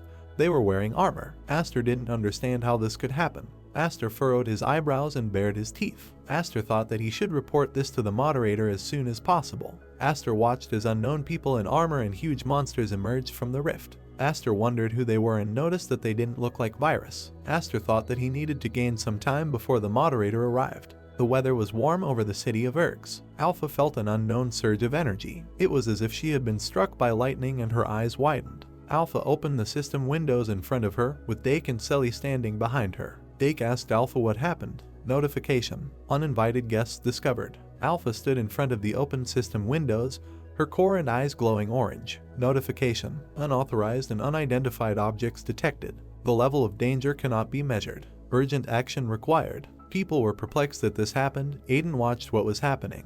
People popped up noticing that they were told the virus was bigger. Aiden opened the system window and looked at it. Arya was surprised and opened her mouth slightly. Aiden said he just received a message from Aster. Aiden looked at the window with confusion and remembered Elijah. Aiden thought that this was what Elijah was talking about and didn't realize that it could happen much faster than expected. Aiden ordered operators to be distributed throughout the area to protect people. Aiden knitted his eyebrows and opened his mouth slightly. Arya and Procyon looked serious. Aiden told Arya and Porcian to follow him as they go to Aster. Loud explosions were heard near the fault, and clouds of smoke and dust rose. The impact produced blue light and lightning. The strangers in armor instantly scattered from the blows. Aster stood with his sword outstretched to the side, his opponents falling behind him. Aster slightly narrowed his eyes and furrowed his eyebrows. Aster noticed that these guys are strong. The guardians of the system were attacked by guys in armor. Aster noticed that the guardians of the system he had summoned were helplessly attacked. Aster clenched his weapon in his hand and flickering lightning began to emanate from it. Aster thought that he needed more power to completely stop them before the moderator arrived. Aster extended his sword hand to the side, his eyes lit up with a blue light, and powerful energy began to gather around him. Aster hit the entire area. From the impact, stones from the ground began to fly into the air. The guys in armor were attacked mercilessly. A powerful blow was heard across the area next to the rift, which shone with a blue light. Black silhouettes appeared in the fissure. Among them, there was a girl with long white hair. Aster noticed the approaching people. He widened his eyes in surprise and opened his mouth slightly. Black silhouettes of people began to emerge from the rift. Aster was surprised that there was someone in the rift. Aster raised his head at the people who approached him. A portal opened and 3 black silhouettes were visible. Aiden said they had arrived. Aiden directed his gaze downwards and knitted his eyebrows. Aiden said that, based on the message, they are in place. A system window appeared in front of Aiden's face, which surprised him. Alpha contacted Aiden and said she had bad news. Aiden asked her what happened. A table with numbers and names opened in front of Aiden. Alpha said Aster's signal was interrupted. Procyon was horrified and covered her mouth with her hands. Arya was stunned by what she saw. Aiden was embarrassed by this incident. The black silhouettes of Alpha and Theodore stood in front of the system windows. Alpha noticed that he seemed to have suddenly disappeared from this world. Alpha looked worried. Theodore stood behind her with a serious face. Alpha told Aiden that she thought they needed to hurry. Aiden said that he understood everything and rushed forward, calling Arya and Procyon behind him. Black silhouettes of the guys arrived at the site of the Aster battle. Aiden looked at the battlefield in bewilderment. Everything was destroyed. Huge holes and cracks were on the ground. Aiden didn't understand what happened there. Procyon opened her mouth wide and raised her hands to him, a blue light glowing nearby. Aiden turned his attention to the light source. On the ground lay the small remains of the system's guardians and next to them the remains of guys in armor. Aiden took the head of one of the unknown people, who was slowly disappearing. Aiden noticed that there were parts from the guardians and did not understand what was lying next to them. Aiden said this is the first time he has seen something like this. Aiden held his head and stared at her with indifference. System windows appeared around Aiden. Alpha said the scan results, noting that this is an entity that does not exist in this world. Aiden knitted his eyebrows and looked at the entity in his hands. Alpha noticed that this is what Elijah was talking about. Aiden told Alpha that he thought so too. Aiden introduced spherical worlds. Aiden did not understand where the third world entities came from and said that he needed to figure out what happened there. The entity's head began to glow red. Aiden used the connect command. Aiden looked at the golden source of light emanating from the entity. Aiden told the entity to show him what happened there. The golden light began to emanate brighter from the third world entity. The man from the third world said, as expected, "This is amazing," and noted that after disconnecting from the local system, he managed to subjugate it. Aster was unconscious, protected by a system shield. The third world man noticed that the shield was still there. 3 black silhouettes stood in front of Aster. The third world person noticed that the second world moderator was much better than they thought. A girl with white hair stood in front of a floating Aster, which was encased in a blue sphere. She told the other kids to be careful with him because he was an important person. The girl closed her eyes slightly and looked seriously at Aster. She said that Aster would be their moderator. The girl with white hair turned out to be a third world operating system. Elijah furrowed her eyebrows and stuck one hand out to her side. Elijah said that Aster should finish creating their world. Clouds of smoke and dust rose on the field where Aster fought. Procyan's eyes widened. She was shocked that Aster had been caught. Aiden put his hand to his chin and bared his teeth. Arya and Procyan looked intently at Aiden. Arya said that they couldn't catch Aster that easily. Aiden told Arya that they most likely captured him under false pretenses. Aiden represented a huge black portal from which golden light emanated. Aiden said that they need to save Aster quickly, but they cannot determine his location, and added that in addition, the problem is that even if they find out where he is, it will be impossible to get there. Aster looked towards the source of the bright light and said that they needed to go back since there was nothing more to find out there. Aiden looked annoyed and opened his mouth slightly. He said that they didn't have time to chill out. The black silhouettes of the guys stood next to the rift from which red lightning emanated. Aiden said that they must come up with something that will help save Aster. Above the Hydra Guild, the sky was colored with purple light and there were purple crystals everywhere. Rijin grabbed his head. He was in a panic and holding his head, did not understand what to do. Rijin recalled how he walked all beaten and exhausted. Rijin noticed that everything happened so quickly that he didn't even have time to come to his senses. Rijin presented an area belonging to the Hydra Guild. Rijin thought that the guys from the Hydra Guild should have supported him, but something went wrong. Rijin recalled how operators destroyed Virus. Rijin noted that the infection no longer works, as the moderator updated the system shield and added that operators should now be in touch. Douglas called out to Rijin. Douglas looked at Rijin, who sat holding his head. Douglas asked Rijin how long he needed to remain in this state. Douglas looked furious and opened his mouth wide. Douglas told Rijin that cheats and hacked commands can no longer be used. Douglas twisted his face in an unpleasant grimace, frowning his eyebrows. Douglas asked Rijin how they could continue and added that they were doomed, because they should not have gotten involved in this business from the very beginning. Rijin got angry and started emitting an ominous aura and told Rijin what kind of nonsense he was talking about. The veins on Rijin's face bulged with anger. Rijin said that everything is complicated and it all irritates him. Rijin looked at Douglas furiously and told him that if he wanted to die, let him continue to talk and he would tear out his tongue. Douglas furrowed his eyebrows and bared his teeth in anger. A portal began to open in space, emitting purple light. The black silhouettes of Rijin and Douglas widened their eyes. Douglas and Rijin turned their heads to the portal and were dumbfounded. A black silhouette appeared from the portal. Rijin was surprised that he was still alive. Teddy appeared from the portal with a serious face. In front of the Hydra Guild stood two black silhouettes emitting blue light. Venthouse told Isaac that no movement had been detected yet. Venthouse and Isaac watched the guild. Venthouse said that they have only one hope and added that they surrounded the Hydra Guild and they would not be able to escape. Venthouse recalled how the viruses were destroyed. Venthouse noted that the viruses are now weak, so they have a chance and are no longer a threat to them. Behind the black silhouettes of Isaac and Venthouse stood the guardians of the system. Venthouse said that with management's permission, they could remove them at any time. Venthouse and Isaac turned their attention to the source of purple light from the Hydra Guild. An explosion occurred in the guild, causing stones to fly in different directions. Venthouse and Isaac looked at the explosion with confusion. Venthouse didn't understand what was happening. Isaac was surprised and wondered if they were fighting each other. Black smoke rose from the guild. Venthouse told the guys to be careful and keep an eye on everything. Teddy gave off an intimidating energy. Rijin was in a panic and held his hand with the other. Teddy looked towards Rijin. Rijin approached Teddy, calling him Virus F, and asked what he was doing. Rijin furrowed his eyebrows and opened his mouth wide. Rijin asked Teddy why he was suddenly attacking them and if he was in his right mind. Rijin's eyes widened and Teddy's hand appeared in front of his face. Teddy slammed Rijin into the floor, which broke from the impact. Teddy opened his eyes wide and swung at Rijin. Teddy punched Rijin in the face. From Teddy's blow, the floor broke into pieces. Rijin opened his mouth wide, his face grimaced in pain. Teddy told Rijin to shut up, calling him stupid. Teddy held Rijin by the throat, pinning him to the floor. Teddy said that now they are the only viruses left and even if they join forces, it will not be enough. Rijin asked Teddy why he was doing this. Rijin lowered his gaze and looked at Rijin. Teddy squeezed Rijin's throat. Rijin bared his teeth. Rijin looked at the guys from the guild and told them not to stand there and attack Teddy. The guys from the guild were terrified. Rijin said that otherwise he would kill them all. The guys from the guild rushed to attack Teddy. Teddy turned around and looked at them. Teddy stood up from the floor, and a powerful force emanated from him. Douglas and his guys were in a panic. Their mouths open, they looked at Teddy, from whom a purple light was emanating. The light blinded Rijin, who was in panic. Teddy created a powerful, destructive explosion that sent a column of energy into the sky. There was a blue sky above the rocky area, and a portal opened among the rocks. A huge black silhouette appeared in the portal. Teddy came out of the portal. Teddy was pretty shabby and he looked up. Elijah sat in front of him in the body of Violet.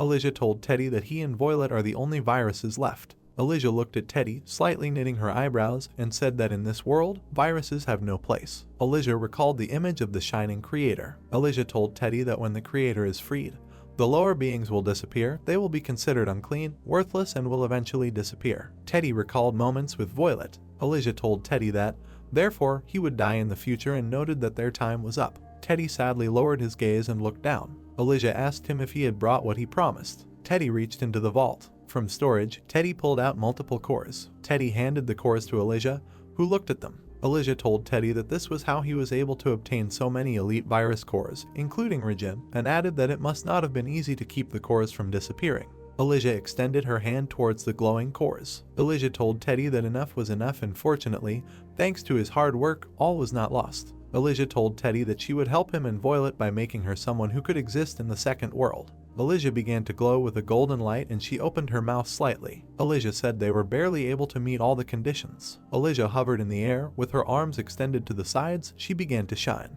Teddy looked at her. Elijah looked at Teddy with indifference and told him that as he wanted, she would keep her word. Teddy looked at Elijah with hope. Elijah told Teddy that Violet will become human. Teddy was remembering his past. The earth began to collapse and bright rays broke through the cracks. Black silhouettes of people began to fall into the crack of the earth. Teddy was a man, he was hugging his daughter. His daughter was shaking with fear and clung to him, saying that she was scared. Teddy told her that everything was fine because he was nearby. Teddy took his daughter by the head and looked at her, her eyes were swollen with tears. Teddy held her to his chest and said that nothing would happen and that everything would be fine. Teddy raised his gaze and looked angrily at the source of the light. A bright light engulfed the black silhouettes of people. Teddy told his daughter that Dad would definitely protect her. Teddy's eyes were closed, and he suddenly opened them. Teddy became a virus, a purple light emanated from him. Teddy noticed that when he opened his eyes, an unfamiliar sight lay before him. Teddy stood on a green field and looked into the distance. Teddy said that after a while he realized that this was a different world that was completely different from the one he knew. Teddy raised his hands and looked at them confused. Teddy said that he didn't understand if he had always been like this and noted that he was confused at the time. Teddy said it doesn't matter now. Teddy's eye glowed orange. He said he had a strong sense of loss, as if he had missed something valuable, but he couldn't figure out what it was. A black portal, glowing with a purple light, was sucking in something black. Teddy said that one thing was clear, his memories were lost when he found himself in that world, but even this did not stop him from achieving his goal. Teddy remembered Aster and Area. Teddy noticed that it was not easy, because in that world there were people who called themselves antiviruses. They destroyed people who had entered their world, who were called viruses. Teddy remembered Worm with a malicious grin and the virus army. Teddy said that viruses were the ones that destroyed their world and added that then a war began that could not end. Teddy stood on the edge of a cliff and looked at the dense green forest. Teddy said that he was not interested in wars because he had a different goal, and added that he had no clues or memories, he moved forward purely by instinct. Teddy said that after all his wanderings, he finally found it. Teddy saw Virus smiling evilly among the rocks. Teddy's eyes widened at what he saw. Teddy saw the small black silhouette of the virus girl, around whom huge viruses were crowded. Little Violet was scared and pretty battered, she held her hands up in defense. Teddy looked at Violet in shock. Teddy dealt with the viruses that were mocking Violet and approached her. Teddy said he knew when he first saw her. Violet looked at Teddy in fear, frowning her eyebrows and baring her teeth. Teddy said that this child was the one he had been looking for so long and added that the memories that had been lost began to resurface and he did not understand how he could forget such an important thing to himself. Violet and Teddy looked at each other. Teddy said that his daughter was Violet and added that it was very difficult for her to be alone. Teddy extended his huge hand and Violet grabbed his finger with her small hand. Teddy noticed that this time, he would definitely protect her. Teddy put Violet on his big and strong shoulder. Teddy said the days went by very quickly. Teddy sat cross-legged on the ground. Violet sat with her legs pressed to her chest. Teddy said that both the operators and Virus were very calm for a while. Teddy recalled all the moments with Worm and the battles with operators. Teddy noted that there were some minor battles that were affected by viruses, but the safety of Violet was always a top priority. The black silhouettes of Violet and Teddy emerged from the portal. Teddy noticed that as time went on, big problems arose over time. Teddy leaned over and grabbed his chest with his hand. Violet looked at Teddy and got scared, her mouth wide open. Teddy recalled Worm holding a sword in his hand that had a golden aura emanating from it. Teddy noticed that he was mortally wounded while fighting Worm. Teddy raised his hand and looked at it. There was a wound on his hand from which a golden light was emanating. Teddy looked down with a tortured look. Teddy said he knew his life was coming to an end. Violet looked at Teddy with terrible sadness, her eyebrows knitted together. Violet was very upset to see Teddy in such a state. Teddy said that he didn't care how, but he couldn't just leave Violet, and added that he had to find a way. A huge gray gate opened, golden light emanating from it. Elijah asked Teddy that he wants to save Violet. Elijah opened her mouth slightly, showing her teeth. She said it wasn't that easy and that she wasn't sure it would go well. Elijah stood in the field, among the flowers. Elijah told Teddy that in order to do him a favor, he had to do something for her. However, with such large wounds it would not be possible to do this. Elijah looked at Teddy indifferently, her mouth parted. Elijah told Teddy that by the time he was ready to save Violet, his body would be dead. There were numerous cracks on Teddy's body that glowed yellow. Elijah told Teddy that if he was willing to take the risk, she would do whatever she could to help him. Teddy looked at Elijah, who was floating in the air and shining with golden light. Elijah looked at Teddy with her mouth slightly open. Teddy looked at Elijah with hope. Elijah told Teddy that despite becoming virus, his love for his daughter remained unchanged, and added that he did everything he could for Violet. Elijah raised her hand and pressed it to her chest. Elijah told Teddy that his time is running out, so he must say goodbye to his daughter. Elijah told Teddy that since she was his moderator, she would carry out her duties until the end. Elijah closed her eyes and lowered her hands. A bright light illuminated her entire body. Elijah told Teddy that she would wait until he finished. A notification has appeared. Creation of a new creature instead of Elijah under the number 1. Notice, a new creature, Violet, is created. A system table with numbers came out. Notification, search for a number. The numbers in the system table have changed. Number 1 became Aiden. Number 2 Aster. Notification, all rooms have been updated. A huge cloud of bright golden light appeared above the black silhouette of Teddy. Violet became human. Violet was unconscious. A blinding light emanated from her. Teddy approached Violet, who was lying on the table. Violet opened her eyes slightly. She saw Teddy's blurred black silhouette. Violet closed her eyes, exhausted. Teddy reached out his hand to Violet's face and touched it. Teddy was happy to see his daughter, and gradually his body began to break down. Teddy remembered happy moments with Violet when she smiled joyfully and widely. Teddy calmly closed his eyes. His hand began to glow with a golden light and gradually collapsed. Teddy's body collapsed and only small patches of golden light floated in the air. A white silhouette of Teddy appeared in the golden space. In this space, Teddy was a person. His face was serious. Elijah, in the body of a small child, approached Teddy and called out to him. Teddy turned around and looked at Elijah. Elijah told Teddy not to worry and added that she made sure that Violet got to her brother Aiden safe and sound as soon as possible. Teddy looked at Violet with a serious expression on his face. Elijah asked Teddy for forgiveness for not being able to save him. Teddy thanked Elijah for her concern, calling him a moderator. Teddy got down on one knee and bowed his head in front of Elijah. Teddy told Elijah that he saw how hard she tried to help everyone, and added that as her operator, he understood everything. Teddy and Elijah looked at each other. Teddy told her that he now has no regrets. Teddy looked happy. He smiled widely and raised his eyebrows slightly. Teddy thanked Elijah from the bottom of his heart. Elijah smiled slightly noticeably. The black silhouette of Teddy and the white silhouette of Elijah began to retreat into the depths of space. The blue sky and white clouds were visible through the green trees. Tears began to flow from Violet's eyes. Violet lay among beautiful flowers. She opened her tear-stained eyes and sadly looked into the sky. Violet rose from the flowers she was lying on. She lowered her head down. The girl remembered the wide smile of her father Teddy. Violet closed her eyes and began to wipe her tears with her hand. Violet raised her head and looked forward with a sad look. The girl headed to the side, passing among trees and beautiful flowers. The weather was clear over the city of Ergs. Violet walked along a city street among a crowd of people. The girl looked around the city in confusion, looking for familiar faces. Violet said she never thought she would be able to return to this city again. The girl presented the image of Aiden, realizing that she needed to meet with the moderator as soon as possible. Violet shrank and pressed her hands to her chest, not knowing how to find Aiden.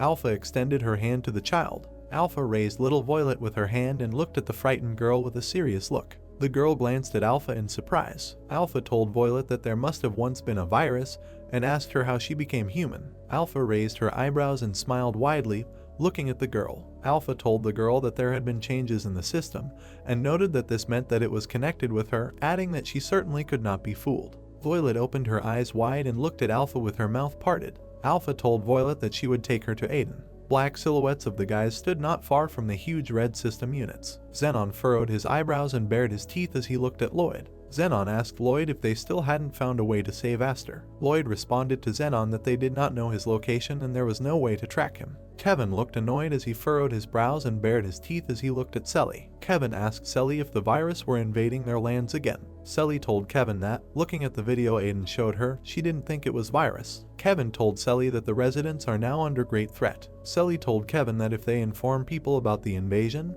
they will start to have chaos. Kevin asked Selly how about doing as he said. Aiden and Arya stood behind Jake and Selly and watched everything that was happening. Aiden thought that he was still marking time. Aiden and Arya looked at the guys excitedly. Aiden thought that if there is no way to get to the third world, then nothing can be done in this case and noticed that those guys from the third world were able to cross it.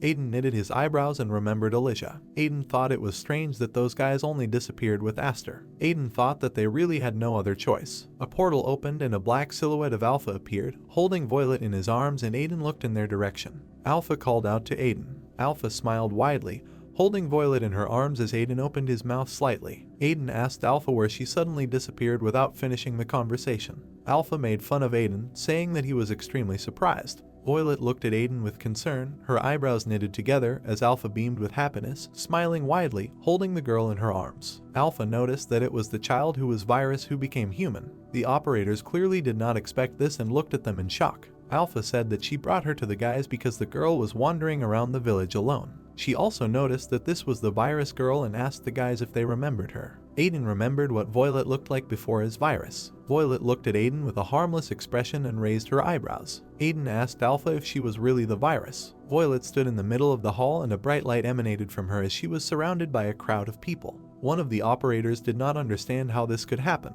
Venthouse and Isaac approached Aiden. Venthouse told Aiden he had something to report. Venthouse recalled how he and Isaac were at the Hydra Guild. Venthouse told Aiden that while he was on a mission, he met the strange virus he spoke about earlier. Venthouse recalled how he and Isaac saw Teddy next to the portal. Venthouse told Aiden that when he arrived, it was already too late. Venthouse saw Regin's body completely dissolve. Venthouse and Isaac looked at what was happening with concern. Venthouse said that at the time it seemed like virus were fighting against each other, but it seemed like they had a specific purpose for it. Teddy, who was standing next to the portal, turned around and looked at Venthouse and Isaac. Venthouse noted that he now thinks it was all done for the sake of the child. Alpha stood next to Aiden, smiling slightly as the system window opened in front of Aiden. Aiden said that it was amazing that virus was able to turn into a human, and added that scans showed that there was no virus left anymore. Alpha told Aiden that finally, all the virus in this world had disappeared and congratulated him. Aiden turned his attention to the confused Violet. Violet opened her mouth slightly and raised her hands, pressing them to her chest. Violet told Aiden that Elijah's sister entrusted her with something. Aiden widened his eyes and knitted his eyebrows. Violet told him that Elijah asked him to pass it on to the moderator. Violet spread her arms and a bright golden cloud of energy appeared above the guys. A small ball of energy headed towards Aiden's chest and he looked at this cloud of energy in surprise. Aiden's black silhouette appeared in the golden space. A white silhouette of Elijah appeared behind Aiden, so he turned back and smiled widely when he saw her. Elijah greeted Aiden, calling him brother. Aiden's face changed dramatically and he became more serious. Elijah told Aiden that if he received this message, then all the virus had disappeared. Aiden was surprised that it was a pre-recorded message. Elijah opened her mouth slightly and looked intently at Aiden.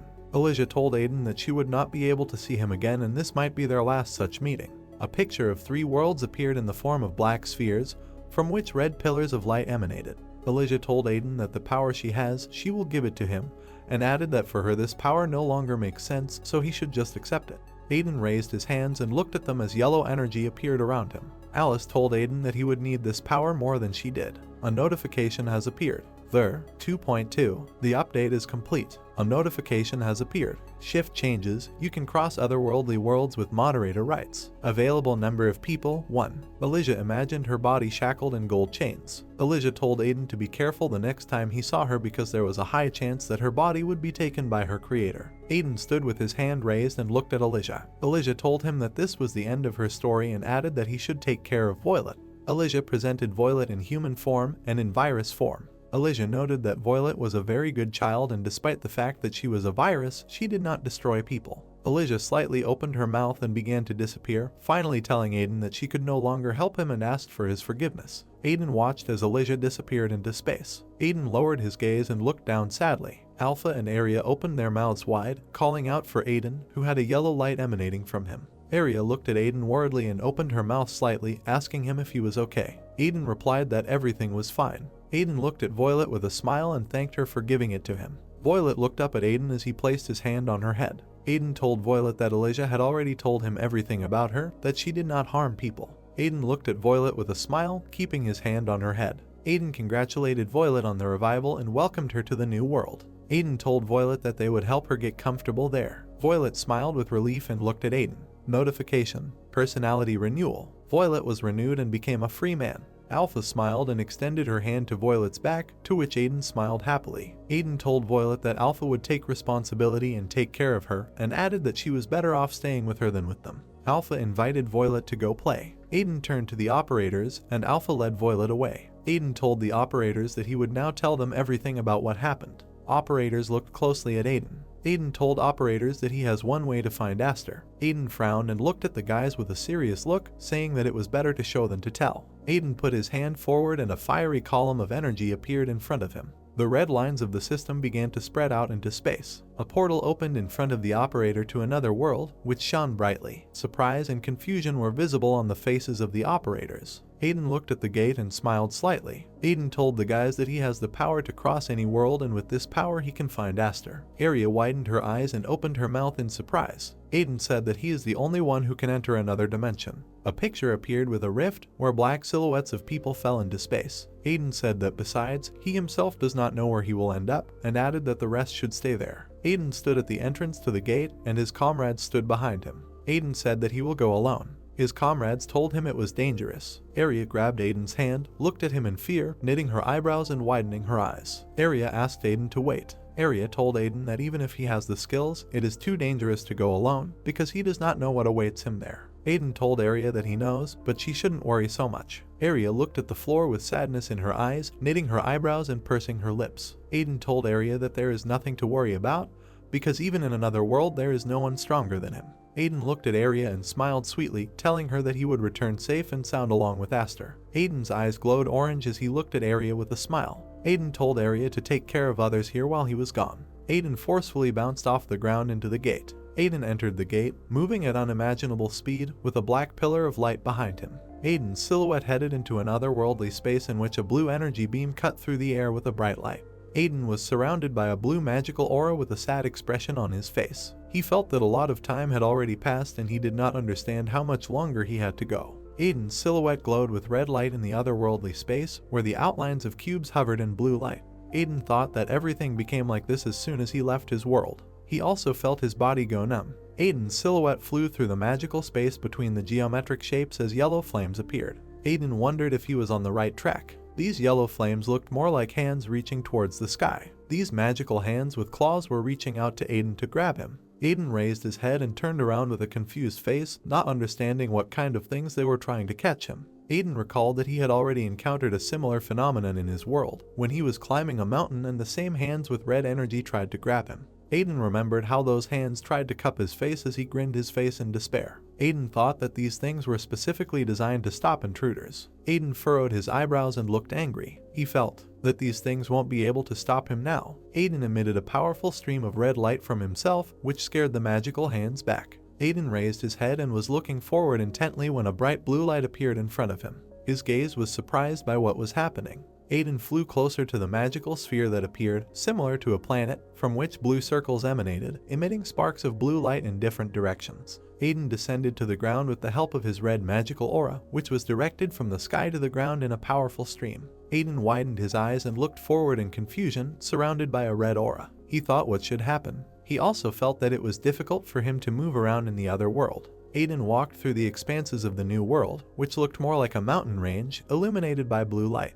Aiden curiously examined the new land, which had large holes in it. He thought ironically that he now understood the phrase of an unfinished world, which was perfect for the new space. Aiden put his hand to his chest and lowered his head with a feeling of emptiness. He felt that the connection with the Alpha operating system was lost and he could not feel it at all. Aiden stood in his red aura and a bunch of warning notifications hung above them. System rejected. The system was not detected. Commands are not available. Danger warning. Aiden understood that if he left everything as it was, then it would be difficult for him to use his power. Aiden stood thoughtfully in place and thought about what was happening when suddenly a black funnel appeared behind him. Guards in silver armor appeared from the crows. Notification from guards. An unknown intruder has been detected. Two silhouettes of a guard tried to approach Aiden from behind, who managed to notice the protective force of the new world approaching him. A squad of guards who emerged from the black crater headed towards Aiden to eliminate the threat. Aiden turned towards the guards with a malicious grin, expecting that they would appear in any case and try to protect the system.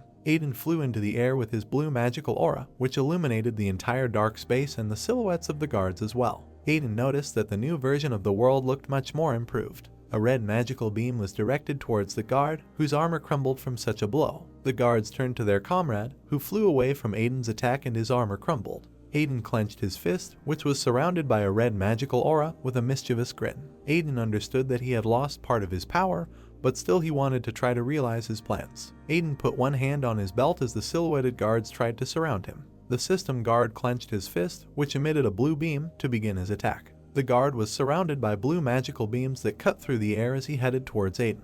Aiden, with a deft movement of his hands, tried to grab the guard's fist right in the air. At the same moment, using his reaction, Aiden snatched the hand with the dagger from the guard. Aiden widened his eyes with a lost expression on his face as he fought the guard. Aiden immediately flew into the air with the help of his blue aura. Aiden cast his contemptuous glance to the side. On Earth in the other world, a fierce battle took place, causing clouds of dust and fragments of Earth to scatter in all directions. Aiden swung his hand and flew at the guard from the air. With his powerful magical blow, he slammed the guard's body into the ground, causing the entire landscape of the Earth to immediately crack. Aiden glanced to the side, clenching his fist to examine what had happened. Aiden headed forward to implement his plan, passing through the lying corpses of the guards lying on the ground in a cloud of dust. The guard's crumbled body was still illuminated by white light, which was reflected by a magical aura. Aiden understood that this fight would cause him a lot of trouble in the future. Aiden raised his hand, which contained a glowing magic ball, and examined it with a thoughtful expression on his face. Aiden felt that he would have to stay in this place for a while, as he needed to adapt first. The magic sphere in Aiden's hands began to glow red. Aiden closed his eyes in peace. From the operating system, where there were a bunch of name tags, the name Aiden was sent in his direction. Notification: you have successfully connected to the third world. Aiden raised his hands in the air and glowed with a bright light, looking around himself with an expressive expression. Notification: the update is complete. Aiden was glad that he would be able to use at least some of his power. Aiden continued to follow his path through the defeated corpses of the guards lying soullessly on the ground. Aiden registered himself as a guardian, so he assumed that the operating system of the new world would not immediately notice him. One of the guards did not plan to give up and raised his head towards Aiden leaving the battlefield. The guard's silhouette began to fuss and a cloud of dust rose near him. The guard with the cannonball on his chest glowed blue. The guard's silhouette flew into the air and was surrounded by a bright magical sphere as Aiden just began to suspect something was wrong and his expression looked confused. Aiden glanced back in surprise and saw a bright glowing sphere. The silhouette of the guard illuminated the dark space in the air, tilting his head slightly forward. The guard has transformed into a more modified form with stronger new armor. Aiden looked at what was happening in amazement and did not understand how this was possible. Aiden stood on the ground and watched the new appearance of the guard floating in the air. He thought about how these guards were able to unite and transform into a higher entity. The huge guard punched a hole in the ground with a powerful blow, where Aiden was located, who managed to dodge the blow. Aiden furrowed his eyebrows and looked offended. He understood that in any case it was necessary to quickly finish with the boss guard. Aiden tried to attack the guard from the air, swinging his fists. Aiden furrowed his eyebrows and was greatly shocked that his attack didn't go through. Aiden channeled his magic from his hand towards the guard's armor, which sparkled and glittered in response to the magic. Aiden didn't understand how the guard could be so durable. Aiden looked furiously at the silhouette of the embittered guard and held his hand. He did not understand how high the guard's defense was, thinking that perhaps his strength would be useless here. Aiden looked at the guard with wild confidence in his eyes. He understood that now he would only be able to use simple commands. Moving his hand to the side, he was about to use another of his red light spells. He uses the item creation command. Aiden created a hammer and held it in his hands, realizing that it was his only hope. Aiden looked forward with a malicious grin, his brows slightly furrowed. He reminisced about his old days, how he had once used this hammer. The entire earth of the new world trembled under the pressure of such military battles, raising clouds of dust into the sky. Aiden swung his hammer, which glowed red, and headed towards the guard, who was already waiting for him. Aiden looked furious and angry. A notification came out. Blacksmith skills, follow the rules. Aiden, with a quick maneuver, punched a huge hole in the guard's armor, depriving him of his arm. Notification: the sharpening was successful. The item is destroyed. Aster stood with his back and glowed with a blue magical aura. They approached him by name, saying that they couldn't do anything. Aster bared his teeth, hiding his face under his long and thick blue hair. A voice from the side begged Aster for a favor before it was too late. Aster did not want to accept such a fate. A girl with long white hair was fueled by purple energy through the veins on her body. Aster from the outside said that there had to be another way. The girl with white hair and a blue cloak was called Elijah. She said they had no other choice. Aster, with sorrow in his eyes, lowered his head and began to cry. Elijah tried to say very kind words to him, apologizing in advance. Aster brought his hand to Elijah's face, directing a stream of energy towards her. He used the permanent delete command. The silhouettes of Aster and Elijah were surrounded by a blue magical sphere that emitted bright streams of light. Elijah's silhouette began to crumble as soon as she was clothed in white light. Elijah said that this action was not Aster's fault, so she asked him not to blame himself. Elijah put her hand on the tear-stained face of Aster, who was very sad. Elijah's silhouette began to dissolve into the air while she continued to be near Aster, touching his face. Elijah said that they would meet again and see each other again. Elijah smiled slightly at Aster with tears in her eyes. She said goodbye to him. Aster watched as particles of Elijah's body began to fly into the air like feathers. Aster looked at his hands, with which he had to remove Elijah. Aster grabbed his face and cried convulsively, feeling pain in his soul. While fighting viruses, they had to lose a lot of people. Aster fell to his knees and sat on the ground as his silhouette was illuminated by a bright light. He realized that the more he did this, the faster he fell into despair. Aster felt wounds on his body that were splitting and crumbling. He felt what was even worse was the power that was within him and began to manifest itself, and it was breaking him even more from the inside. Aster brought a white mask to his face as he was clothed in a black cloak. In the end, he decided to close all his senses and focus on strength. Aster as a moderator looked powerful when he was in his world with energy blocks flying by. He began to separate things into 0 and 1. Aster explored the territories of the other world along with his guards in red armor. Everything that had anything to do with virus was destroyed by Aster because he considered this mission his duty. Arya raised her hand and frantically screamed towards Aster. Aster recalled that Arya tried to stop him with all her might. Aster stood with his back to Arya, who turned her gaze towards him. Aster didn't listen to Arya because instead it was easier for him to run away from everything. Arya tremblingly extended a red magic ball with an aura towards him. Aster knew that Arya wanted reciprocity and for everything to be mutual because she even tried to use recovery but still failed. Arya looked forward with indifference as Aster stood behind her in the company of other operators, including Zenon, who tried to stop her. Aster remembered that Arya almost put everyone in danger because it went beyond the operator limitation. Arya's silhouette continued to move away as she followed her plan through the magical blocks in the other world. Aster recalled how Arya left him after that day. Aster recalled the city of Ergs and how the guards tried to destroy and exterminate everything that was infected with the virus. Aster remembered that when there was no one to stop him, the changes stopped and the world seemed to stop. All the city's residents fussily turned around and looked at each other as their city was completely surrounded by virus aura. Aster knew that he could not find a single way to stop the virus because there were too many innocent people who should not disappear. Aiden walked over to the big screen in the other world where the operating system was located. Aster felt that if he were even stronger, then perhaps so many people would not have been hurt. Aster thought about how many people he could save at this time. The silhouette of Aster glowed with a bright blue light in the dark space. He understood that it was already too late to save anyone. The red hands of the monsters tried to grab Aster's face. He understood that it was already too late to regret everything.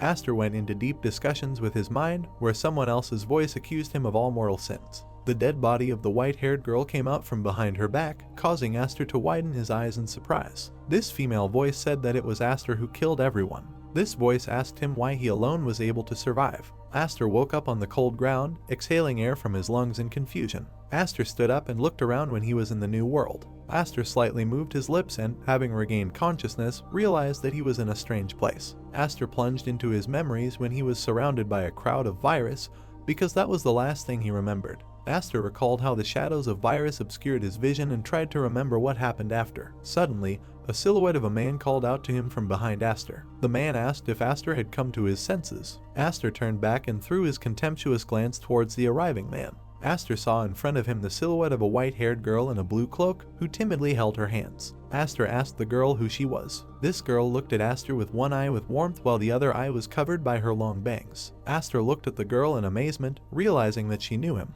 The girl looked intently at Aster from under her thick bangs. Aster did not understand who was in front of him, however, the girl noticed that she did not think that they would meet in such conditions. Aster did not understand at all what was happening and looked at the girl dumbfounded. She noted that this meeting was fateful. Aster looked at the girl and saw in her a copy of Elijah. He realized that it was Elijah. Elijah was glad to meet since they had not seen each other for a long time. Aster, sweating, widened his eyes in her direction as he understood such an event to be impossible. Elijah said she missed him. Aster bared his teeth slightly and looked at what was happening in disbelief. He understood that this simply should not have happened since he deleted it irrevocably. Aster remembered this moment when he touched her and her silhouette began to evaporate into the air. Aster clearly remembered that he himself had deleted it and now could not believe that it had appeared again.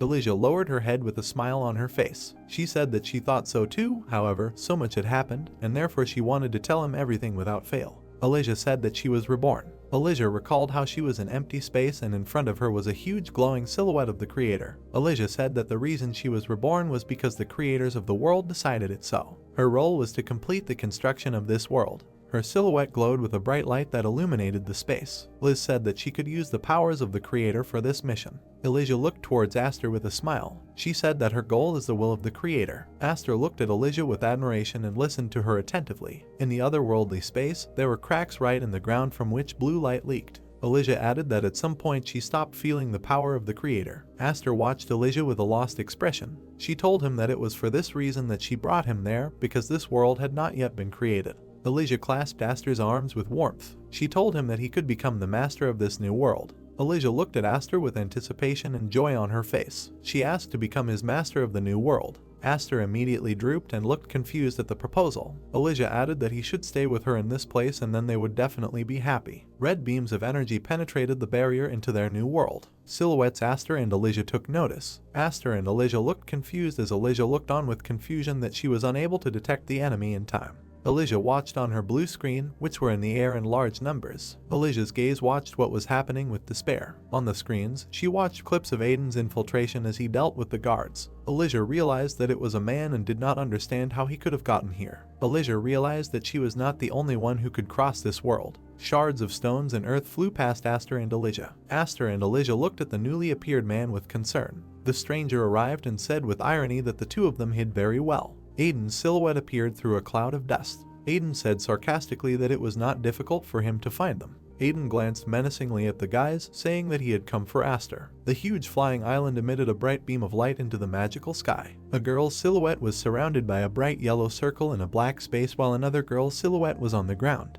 It was Alice, who was shackled in gold chains with a sad expression on her face. The luminous silhouette of the girl was clearly visible in the black space, which was surrounded by a magic circle. This glowing magic circle emitted small electrical discharges from itself. Alice, with her head down, coughed slightly, letting the air out of her lungs. Alice looked up, broken. She wondered if it was too cruel to leave her like this. The magical black core emitted powerful electrical discharges in different directions. Alice turned to the creator. From the black poison, a powerful light stream directed bright light in different directions. A huge, bright silhouette of the creator appeared, looking down at the small silhouette of Alice. From the creator's chest, bright rays enveloped his silhouette. A powerful energy flow of light transformed the huge silhouette of the creator into a more miniature version. Alice watched everything that happened with a desperate look. The creator's hand appeared, wrapped in white bandages and a wide red sleeve. An image of the creator appeared wearing a white cloak and a glowing halo above his head as he extended his arms to the sides. Instead of the creator's face, under the hood there was a magical space similar to outer space. His card No. 0 creator appeared. The black silhouette of the creator, who was surrounded by a bright yellow light, illuminated the entire dark space in front of him as he headed towards the ground towards Alice. Alice frowned slightly and bared her teeth. She turned to the creator. Alice, with a despicable expression on her face, was shackled in gold chains. Alice said that the creator cannot control her so easily. The creator directed his gaze in the form of a magical space from under the hood towards Alice on the ground.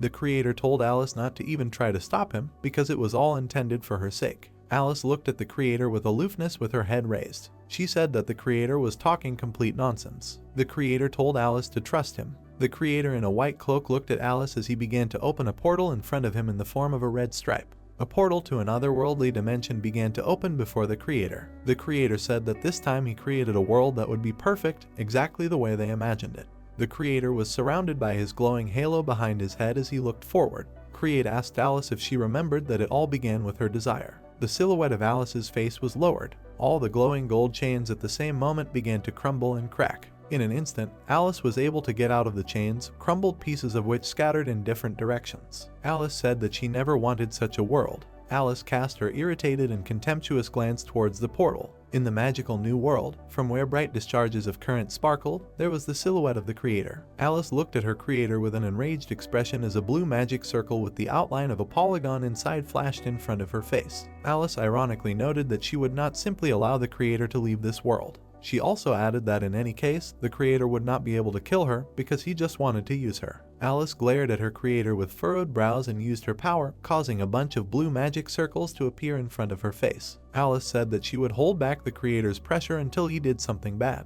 There was a huge explosion that blew slivers of earth in different directions. From the blue magic balls summoned by Alice, blue rays were directed towards the creator. Alice emitted a yellow aura from herself as she moved along the way to attack the creator with her blue energy in the form of balls. Alice raised her hands with a contemptuous look and sent out a yellow stream of energy from them. 3 bright streams of light were directed from Alice towards the creator. A blue luminous funnel appeared above the creator's head, which was supposed to absorb Alice's energy. Past the silhouette of the creator, yellow rays of energy cut through the air towards the blue absorbing funnel. Alice furrowed her eyebrows and looked angrily at what was happening, realizing that her attack had gone into emptiness. Behind the creator's head, a bright blue light appeared from the blue funnel, which emitted its blue rays in different directions. New chains that were intended for Alice stretched out from the blue magic funnel over a long distance. Alice, with a deft movement of her body, dodged the golden chains that were supposed to bind her. The luminous chains could not grasp the agile body of Alice, who deftly squirmed from the shackles. Alice continued to follow her path through the glowing silhouettes of the chains. Alice's eyes widened as the creator was behind her, surrounded by a magical purple wall of protective red orbs. Alice, with an angry face, pointed her hand towards the silhouette of the creator. All the directed attack rays from Alice passed through the silhouette of the creator, flowing around him and being absorbed by the yellow magic sphere. A red beam was directed from the sky to the ground, destroying all the ground below it. A bright magical sphere illuminated the entire dark space of the dark world. The creator spread his arms to the side and emitted bright rays of light from himself, forming a sphere. The evil gaze of the creator in the form of bright sparks of light was visible from under the hood. A bright yellow ray of light pierced the ground, causing the whole earth to crack into even pieces. This bright beam of light completely penetrated the floating island, causing its lower part to be completely destroyed. The creator flew closer to the resulting hole, from which a bright fire burned along with electrical discharges and lightning. The creator hovered among a cloud of dust after an explosion in the ground. He said he didn't want to leave against Alice's wishes. The silhouette of the creator illuminated the entire space with its halo behind its head. The creator begged Alice to understand him, because it was their common dream and nothing more. Bright yellow lightning came from the air and from underground, tearing out pieces of earth, which were observed by the creator in the form of a black silhouette. The creator said that the world was like the one they desired. He also added that they could build something new here, so he asked Alice to wait a little longer. Among the black space, the silhouette of Alice, reborn from an egg, appeared. The creator said that Alice is the only thing he cannot create. An indifferent and cold look could be seen on Alice's face as she walked through the bright rays of light. The creator said he couldn't create a new user. A powerful light stream was directed towards the ground, causing a cloud of dust to rise as a shockwave. The glowing silhouette of the creator was in anticipation of further events. A red dark sphere appeared nearby above the creator, with the silhouette of Alice in the center. Her red hair looked silky, emitting bright flames from itself. A user named Alice appeared, and her reincarnated look included red hair. Enraged, Alice raised her hand with a magical aura to cast a spell. Alice said that there was no point in resisting, because the world created in this way was not the world in which she would like to live. A bright flash of light in the sky illuminated the entire otherworldly space, lifting pieces of earth into the air. The image of the creator was illuminated with white light from such a bright flash. A bright red spot of light in the form of a funnel captured all the pieces of earth and stone. A huge new world with big buildings. 3 black silhouettes walked along the land of the new world. Aiden looked ahead with a cold expression. Aiden turned to Aster to come back. Aiden looked at 2 black silhouettes, one of which was Aster. Aiden noticed that everyone was worried about Aster. Arya looked with admiration, breaking into a smile,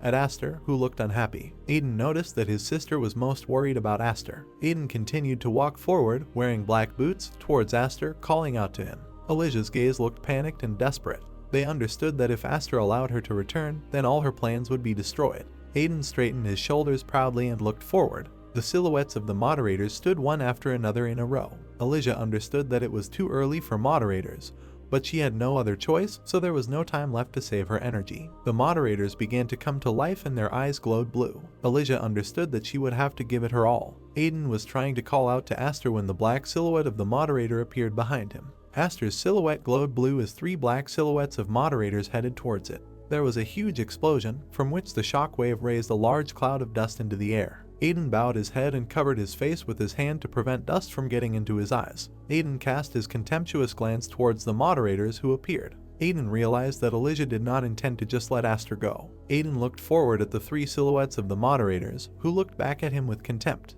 Aiden understood that this was predictable. Aster and Elijah stood behind the moderators for their protection. Aster told Elijah from the side to stop and not continue with her plan. Elijah looked forward with a welcoming gaze as Aster furrowed his eyebrows and opened his mouth in surprise. Aster added that Aiden is not their enemy. Elijah remembered the moment when they stood together at the screen in the previous world. Elijah said that she knew that Aster was tormented by guilt from that world. Elijah looked ahead pitifully and begged Aster to start all over again. The moderators hurriedly headed towards Aiden's silhouette. Elijah said that she would do everything possible to implement her plan. The angry moderator headed to attack Aiden. Elijah knew that Aiden could not use the new world system. Aiden continued to fight with the moderator, deftly dodging his dagger. Aster watched from the sidelines over the ongoing injustice and therefore raised his hand to make Elijah stop. Elijah said that while Aiden was weak, they had a chance to defeat him. Aster was very angry with Elijah and therefore showed his teeth. Aster knew that Elijah was wrong, because it didn't matter that Aiden couldn't use the system. Aster represented an image of Aiden who was confident and decisive. Aster understood that even without this skill in using the system, Elijah had no chance. A red beam cut through the dark space in which bright lightning flashed. Angered by this coincidence of circumstances, Aiden dodged the attacks of the moderators, who hovered in the air among the bright yellow rays. One of the moderators was hit and crumbled in the air. Aiden's predatory gaze was visible on his face as he was about to plunge the glowing red sword into the back of the prone moderator. Before he could finish off the prone moderator, Aiden raised his head up when he saw a bright blue light in the sky. Another moderator tried to attack from the air when 2 red swords blocked the moderator's blow. The moderator tried to swing his blue sword at Aiden, who looked confused. At that same second, Aiden managed to block the blow from behind with his sword with a deft movement of his hand. Aiden and his 2 glowing swords repelled all possible attacks from the moderators, causing blue sword marks to shine brightly in the sky. Aiden cast his appraising glance towards the moderators. Aiden realized that the guards were not so weak. Aiden recalled the moment he held his hands in the air above a pile of small blue balls. He remembered that before entering this territory, he had analyzed the system through those moderator guards whom he had defeated at the entrance. Aiden was about to take out his fire sword. He understood that he could not use all the power yet, but he still had an idea. He used the create item command. A huge glowing sword appeared in Aiden's hands, which he deftly maneuvered in the air while the moderators tried to dodge him. An enraged Aiden brandished his huge sword. Such a huge sword destroyed the entire earth, raising dust and pieces of stones into the air. Aiden's sword shrunk slightly in size and its tip was surrounded by a cloud of dust. Aiden straightened his back and straightened his shoulders proudly as his huge sword began to slowly evaporate.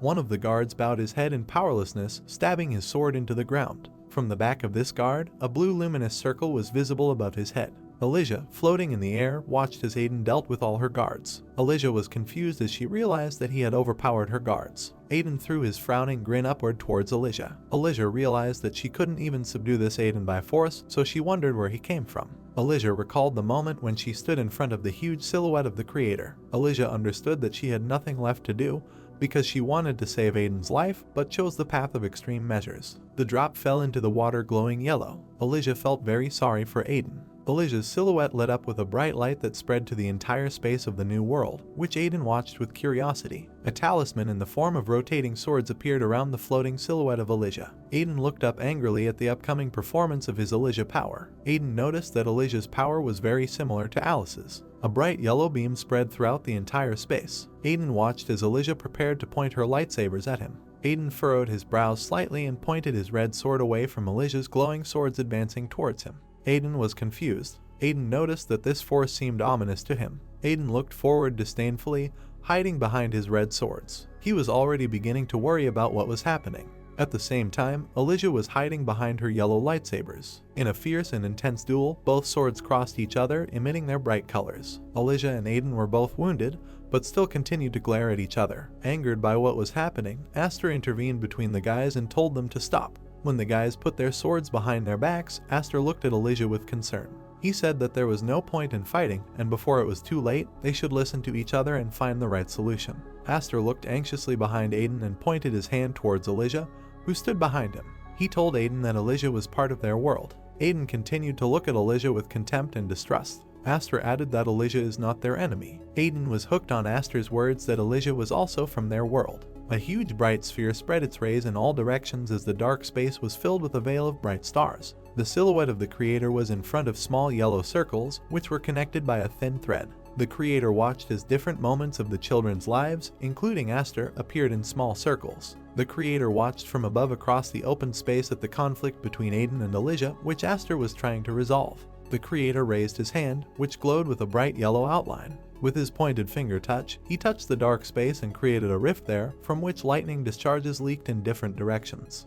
Houses located in the city. A group of players stands in some space of the system. Someone screams loudly and breathes heavily. Arya looks at Alpha, who is in the center of a group of people. The girl with blue hair asks what's going on here. An unknown player from the crowd responds to Moderator's younger sister that the blonde is not feeling well. Arya and Dake look at Alpha, who is holding her head in her hands. A girl with blue hair asks why her friend behaves this way. The guy next to him replies that none of the players in the crowd know this. Violet holds the hand of a blonde who is breathing noisily. Dake claims that this happens when Aiden is not with this girl. She claims that some of them are hacking something.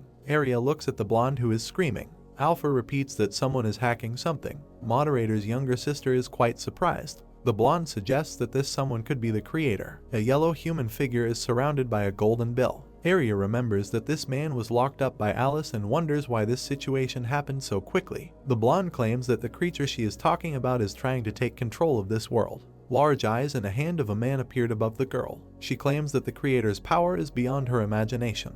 The blonde screams and asks why this creature suddenly decided to free itself from its imprisonment.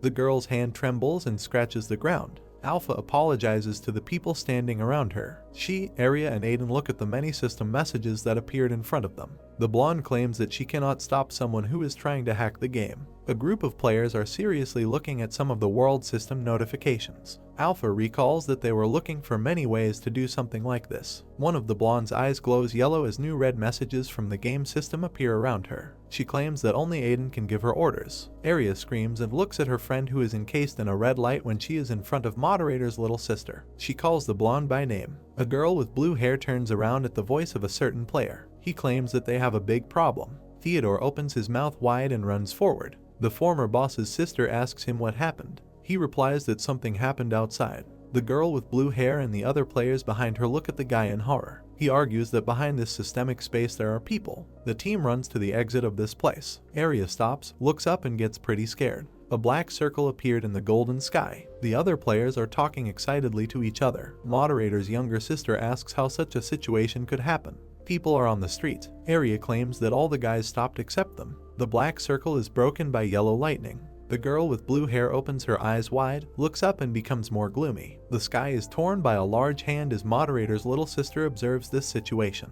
A giant eye appears in the hole, looking at a girl with blue hair. Aiden and several other players are in the system space. A man with red hair asks his former boss something. A guy with blue hair stands in front of a girl with long white hair. Aiden asks his interlocutor if he means that this man was his partner and unexpectedly resurrected in this place. Moderator agrees with the other man's assumption. He looks at Aiden, who stands opposite him and covers his face with his hand. Moderator states that Elijah was his most trusted friend out of everyone, so she couldn't do anything wrong to harm the game world. A man with red hair covers his nose and mouth with his hand and looks carefully at his partner. The guy with blue hair asks him to talk first. Aiden thinks this situation is much more serious than he thought.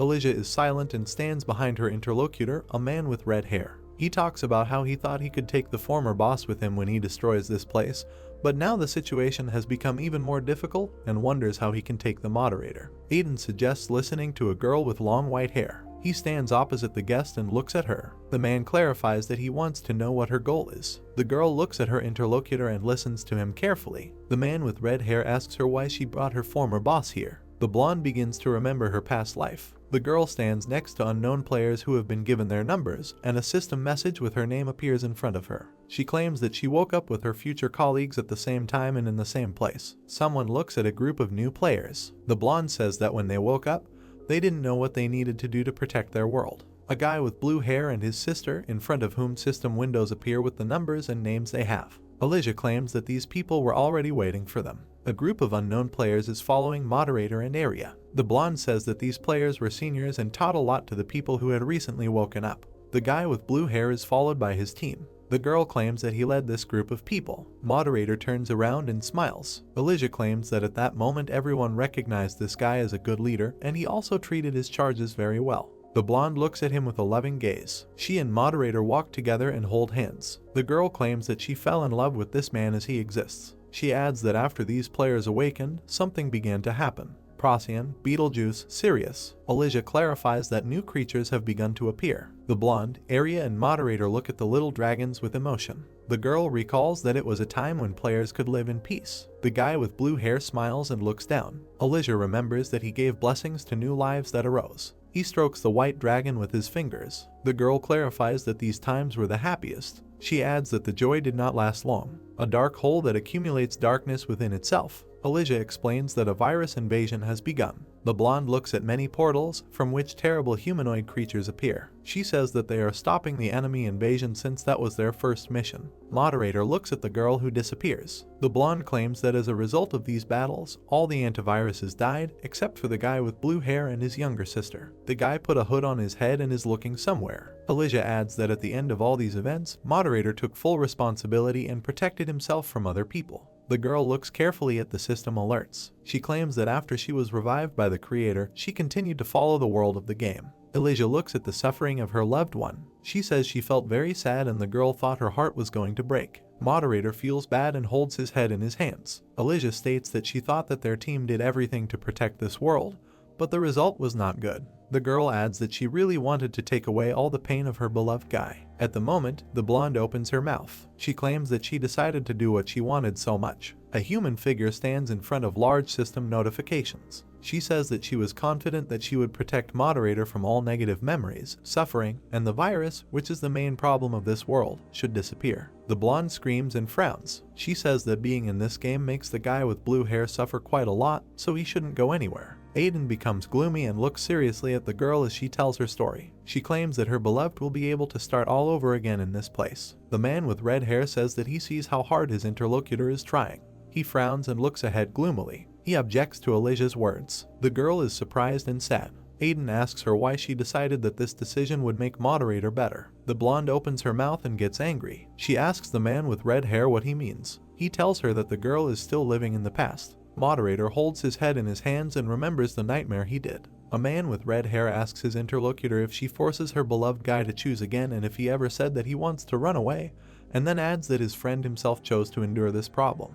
Aiden looks ahead unhappily. He asks the blonde if she thinks this man will like it when he is kidnapped and decides to leave him in this place. Elijah clenches her teeth and gets angry. The man with red hair claims that she acts according to her wishes. He turns away from the blonde who is opposite him. The girl shouts that he himself is currently performing the duties of a moderator and then asks if in this case he can understand the feelings of the guy with blue hair. The man replies that he cannot. He looks at the blonde in front of him with displeasure. The man objects that such a decision cannot help his friend. Elijah gets scared and sad. The man with red hair says that it is funny that the girl thinks that such a decision will help her beloved guy, and then adds that the answer is in front of her at the moment. Aiden is confident that Moderator should solve this on his own. The guy with blue hair is surprised and opens his mouth. His comrade apologizes to him as he forces him to choose again, but then explains that he cannot take part in this matter. Aiden is depressed. He asks Moderator if he will stay in this world and help Elijah. The guy with blue hair sadly lowers his head. His friend asks him if his former boss wants to return home. Moderator begins to say something. Big eyes, a giant hand, and danger signs appear. A system alert appears that warns of a critical situation. Aiden is shocked when new messages from the game world appear around him. Golden rays fall into this space. The man with red hair looks in fear at the new messages from this world system as Elijah and Moderator look around in surprise. The guy with blue hair screams and asks what's going on here. The blonde recognizes this power but cannot believe that this power belongs to someone she knows. The man with red hair frowns. He shouts out the creator's name. A new in-game notification appeared indicating that movement between spaces is not currently possible. The next message that appears contains information about the destruction of the second world of the game. Cracks appear, from which a red light appears. The Earth is collapsing in some place. Golden rays break system space. 3 human figures are under powerful attack. The guy with blue hair lowers his head and gets pretty scared. He thinks that such pressure is quite strong, despite the fact that in the past the situation was not the same as it is now. The blonde smiles as Moderator looks back at her in surprise. Elijah is glad that someone has begun to carry out his actions. The guy with blue hair is nervous. The blonde screams out the creator's name. She reaches her hand towards the golden rays and sighs. The girl claims that she has been waiting for this long enough. The blonde looks up and smiles joyfully. She screams that her power has returned and soon this world will be able to manifest itself. Aiden is silent and looks at the happy girl, who spreads her arms to the sides. She invites players to complete the creation of the world of this game. The man with red hair is scared and frowns. He wonders if someone has removed the seal under which the creator was hidden, and if his world is being destroyed. Alice and Aria. Aiden remembers these two girls. Yellow cracks appear on the black screen. A giant eye looks down at the players through a hole in the sky. The man with red hair and the moderator are watching in horror the situation that is now happening. They ask if the person who has entered their system space uninvited is the creator, a rather large eye of some creature. Black and yellow magic rays appeared to attack. Moderator watches them head towards Elijah. The blonde is horrified when the rays of magic bind her hands. The girl is called by the name of the guy with blue hair. Elijah breathes loudly, screams, and asks why it was her. Creator claims to own all systems. A large figure of a man towers over the girl. Magic ropes spread poison. The creator says that all worlds follow his will. The magic toxin spreads to the blonde's face and one eye. The girl screams loudly in pain. Moderator runs to his loved one. He's trying to stop what the creator is doing. A guy with blue hair touches the skin of a girl infected with a magical poison. He screams for creator not to harm Elijah. Moderator sees a huge eye and a lot of game notifications. A guy with blue hair opens his eyes wide and breathes heavily. He thinks that someone is not moving. Lots of yellow system alerts. Moderator reflects that these notifications contain a huge amount of information that he cannot decipher and wonders what to do in such a situation. A red dot from which many lines diverge. The guy with blue hair is behind Aiden, who breaks the black barrier. He shouts to his comrade to wake up. The man with red hair looks back at the moderator. He claims that something needs to be done since everything around is collapsing, and asks the guy behind him to calmly analyze this situation. The girl was almost completely consumed by the magical toxin. Aiden says that creator takes away the system when he turns on Elijah, and then asks his comrade if he understands what is happening, and states that they need to do something now. The man with red hair and the moderator are heading somewhere. Aiden warns that he will try to fix the system, and the rest of the important actions must be carried out by the guy with blue hair. He claims to have understood the command. Two human figures surrounded by yellow light. Someone is floating in some space of the system. The man with red hair is very surprised when system alerts appear around him. He says that he has never seen such formulas and letters, and also that he does not have time to check all this data. Aiden touches one of the yellow pieces. The man claims that to save the blonde it is necessary to find the necessary creator commands and cancel their action. A human figure moves through a certain space which consists of yellow game notifications. Aiden is terrified. He thinks about how this place never ends and wonders how it is possible to control such a large amount of information. He mentally calms himself and thinks that there is some way out of this place. A lot of red system notifications appear in front of the man with red hair. Aiden is quite surprised when he looks at them. The man frowns and is nervous. He wonders if these formulas are connected to his world, and then speculates that they can carry out force commands such as destroy and delete. Some unknown noise occurs. Someone is trying to contact the new boss. This creature asks to hear its voice. The man with red hair opens his eyes wide in surprise. It changes something in system notifications. The man recognizes this voice. He calls Alpha by name and asks her if she can hear him. The girl also recognizes her interlocutor and calls his name. The small version of the girl cries when a man with red hair sees her. She calls out to her partner again. The girl hugs her friend and screams. She says that something bad happened and the creator appeared. Aiden, Aria, and Alpha look at some notifications from the game system. The girl claims that at first she held this creature. Moderator's little sister looks at the blonde, who is surrounded by red light. Alpha says that creator was later able to free himself. A human silhouette is located on a red dot on some map. The girl explains that no one knew what was happening in the present, and now she does not understand what is happening in their world. Aiden frowns and is quite nervous. He thinks that he did not expect the problem to be so serious, and also that he needs to return to some place quickly. The man tells his friend to wait as he will be back soon. The girl cries and agrees with him. A small version of Alpha waves his arms in front of a man with red hair. She very much asks him to return as quickly as possible. Golden rays go to a red dot, in the center of which there is a person. A man with red hair is breathing heavily and holding a weapon in his hand. He curses out of despair. An unknown yellow device in the shape of a square. Aiden says that this is a temporary solution, but this device can help, and explains that this will prevent Elijah from being completely absorbed by the magical toxin at the moment. Red signs appear on the windows of the game system to notify you of danger. The man with red hair is in shock and horror. He asks what it is. A hole forms under Aiden's foot. The man's eyes widen in fear. A white spot of light flashes. Aiden lies in an unknown location as golden dots fly above him. He frowns, squinting in pain and breathing heavily. The man with red hair rises to his feet and touches the back of his head. He curses and asks what is happening here. An unknown space with a yellow spot at the end of the road. The man asks where he is now. It removes something. Aiden watches as the silhouette of a man appears in a yellow circle at the end of an unknown space. Someone goes to a man with red hair. He is surprised and frightened by what is happening at the moment. Aiden recognizes the man he saw. Arnab looks at the man with red hair. Many large eyes look at the group of players. Arya screams and asks how this could happen. Moderator's younger sister runs somewhere and talks to the image of a woman in the system notification. She asks if her interlocutor can get the security system to work again. Siri replies that she thinks this will be difficult to accomplish. The brunette looks back at Theodore, who is trying to touch the control panel of the game world. The woman says that none of the systems can answer them. Moderator's little sister gets pretty scared. The brunette claims that at the moment there is no way to fix anything. The girl with blue hair wonders what's going on here. Alpha looks at the many red notifications from the game system. Arya argues that it was necessary to expect that the creator would try to subjugate the blonde, so their team was prepared in advance for such a development of events, but none of the guys expected that this creature would create such a nightmare. Moderator's little sister looks back at Dake's voice. A guy with green hair calls a girl and asks her to look at a certain place. A large gap appeared in the sky. The guy claims that a new crack has appeared. A huge robot emerged from this gap. Arya, Dake and Procyon look at the situation that is happening now with horror. They swear out of despair. A huge robot goes somewhere and destroys the earth. Players say it's a nightmare and ask each other why the creature is so big.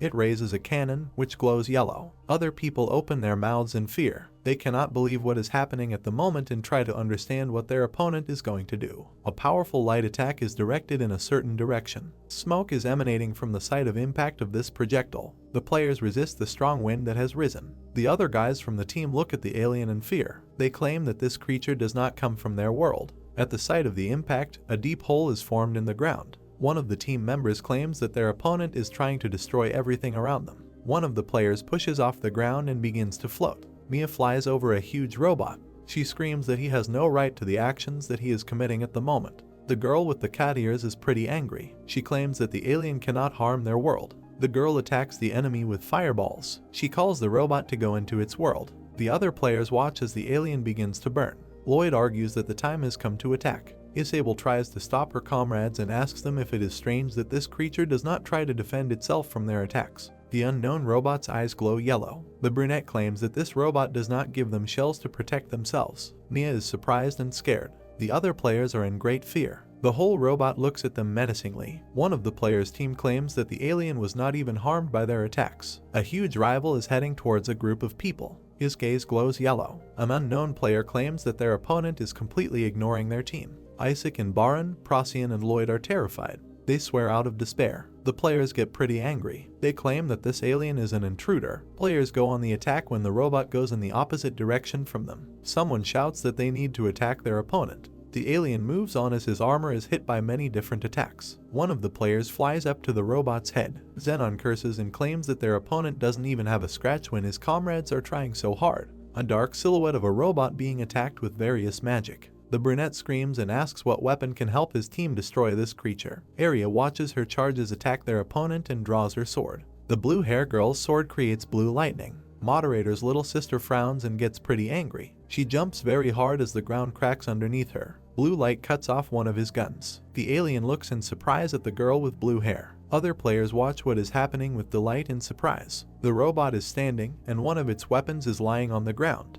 One of the team members is happy that they were able to harm their enemy. Another person asks Arya how she did such an act. The girl with blue hair opens her mouth wide. She orders her subordinates to check their system messages. Moderator's little sister raises her head and screams. She asks her companions to update the necessary information. Aiden looks at the small version of Alpha who is crying. Arya assumes that the blonde has contacted their new boss. Silhouette of a man on a red dot. The girl with blue hair claims that Aiden has updated the system and strengthened the skills and weapons of his comrades so that now other players can use these skills. Nia controls her favorite weapon. The younger sister of Moderator warns that you need to update your system first. A girl with cat ears controls the fire, and Dake holds a bow in her hands. Rook is holding a magic staff, Owen is waving his device, Lily is clutching a sword. A new system notification appears indicating that players' abilities have been enhanced to combat trespassers. A team of people attacks an alien from another world. Attacks cause the robot to stop. The alien is surprised and angry. He tries to charge his cannon and launch a new attack.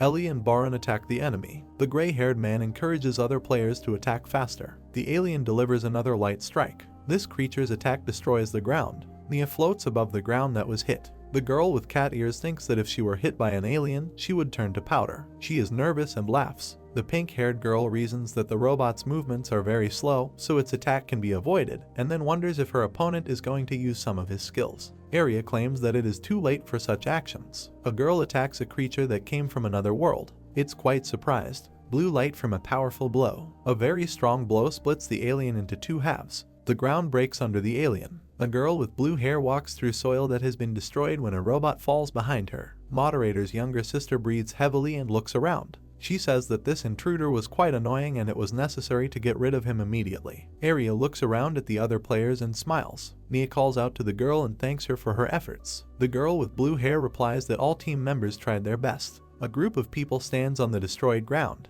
Arya warns her charges that they should not relax as violators may come again. All players agree with Moderator's little sister. New cracks appear in the sky. One of the players claims that this large alien destroyed everything in this place. Some other player replies that now that they have bought some time, they can help Alpha return their world system to normal. From the cracks that have formed, even more intruders emerge. All players are scared and surprised. Lots of big and dangerous opponents. Someone mutters that there are even more violators. Some other player curses. Arya frowns and gets angry. The girl reasons that she could not imagine that the creator's power was so great, and also that she could not fully appreciate his abilities. The younger sister of Moderator invites her comrades to split up in order to quickly destroy their opponents. Players head towards the robots to launch attacks. Arya wishes all her comrades good luck in battle. She adds that they must protect their world until Aiden returns to help them in this matter. Aiden watches as the silhouette of a man appears in a yellow circle at the end of an unknown space. The man with red hair is surprised and frightened by what is happening at the moment. Aiden calls a person named Alice. Arnab opens his mouth and turns to the guest. He addresses a man with red hair, a white human figure surrounded by yellow. He angrily asks how Aiden got to this place. The man with red hair frowns and looks angrily at the man in front of him. He thinks that this is not his younger sister. Arnab looks at the man with hatred. Aiden assumes that this creature is the creator. Arnab claims that it all started in this place. An unknown portal opens behind the man with red hair. The guy claims that Aiden cannot be in this dimension. The man with red hair crumbles into gold dust. He wonders if his creator is driving him away. Arnab claims that someone asked to help him, so he needs to return to his own world. A man without emotions looks at the man opposite. He says that some of her will not return to that world. The man with red hair is quite scared. Arnab explains that if this certain one leaves, then this world will disappear. Frightened, Aiden is in another system space. He looks around and curses. The red-haired man clenches his teeth and frowns as he remembers Arnab's face. He reasons that this creature is definitely the creator and wonders why it looked like Alice. The man clenches his hand into a fist. He thinks about what Arnab told him, that if his little sister leaves, this world will disappear, and cannot understand what that must mean. The dark figure of the man moves away. Aiden reasons that at the moment he cannot harm the creator in any way. The man with red hair raises his head. Moderator and Elijah are sitting together. Aiden says that they are in this place and, probably, he managed to temporarily stop the effect of the magical toxin. A man with red hair frowns at his lovers. He calls Moderator by name. A guy with blue hair calls out to him. Opposite Aiden are Moderator and Elijah. The guy thanks his friend for being able to save the girl because of his help. The man with red hair replies that everything worked out because the Moderator bought time for him to act. Aiden looks down at the blonde. She claims to have heard what will happen to him when the third world is finished. Elijah opens her mouth and frowns. She claims she didn't mean for this to happen and asks for forgiveness. The girl looks at a man with red hair, in front of whom new system windows have appeared. He tells her that the blonde should not blame herself for this situation, since the creator should be responsible for this and they need to decide how to proceed. Memories of a malfunction in this dimension of the game system. Aiden states that they need to find some way to go back and adds that he is trying to do this, but at the moment he has not succeeded yet. A man with red hair looks at the lovers who are talking. Moderator asks the blonde if she knows why events are developing this way. Ellis replies that she cannot even guess anything. The girl remembers the creator's huge eye and the many notifications from the game system. She explains that the reason she was able to move to another world was because she used the person's power, and adds that it was impossible to avoid being watched, but sometimes it disappeared for a short time. A man with red hair put his hand to his lips. Ellis assumes that when they get out of this place, they will find out the real reasons for these events. Moderator and Ellis look at Aiden in surprise. He claims there is one way. A group of players are talking in the middle of a destroyed space. The blonde swears and asks if the man is sure of his plan. He replies that he only answers this question once. A man with red hair asks to fulfill 2 of his requests. He is gloomy and sad. Aiden claims that he cannot use his power in this world. Ellis is surprised and scared. A man with red hair asks his comrades to transfer their system abilities to him. The girl anxiously asks if she needs to give up all her rights. Aiden calmly changes something in the game notification. He says that the second request is that he needs to obtain the power of the creator, which is now in the blonde's possession, and explains that this can be compared to him asking them to give their lives to his power, but for now this is the only option to return to system space. He adds that the plan is much simpler than his comrades think. The ball glows against a dark background. Aiden asks to trust him to save their world, and says that this change is unfinished, but he needs to ask them for some energy. The huge eye of the creator, which monitors what is happening. The man with red hair claims that, as Ellis said, her boss is monitoring their activities. The blonde sadly lowered her gaze. Aiden says that he should be able to control every system in this dimension. Moderator puts his hand on the shoulder of his beloved girl. The guy with blue hair calls her name. The blonde looks back at the moderator. She smiles and calls him by name. The guy claims that he would like the girl to be able to trust Aiden now, since only he can help them at the moment.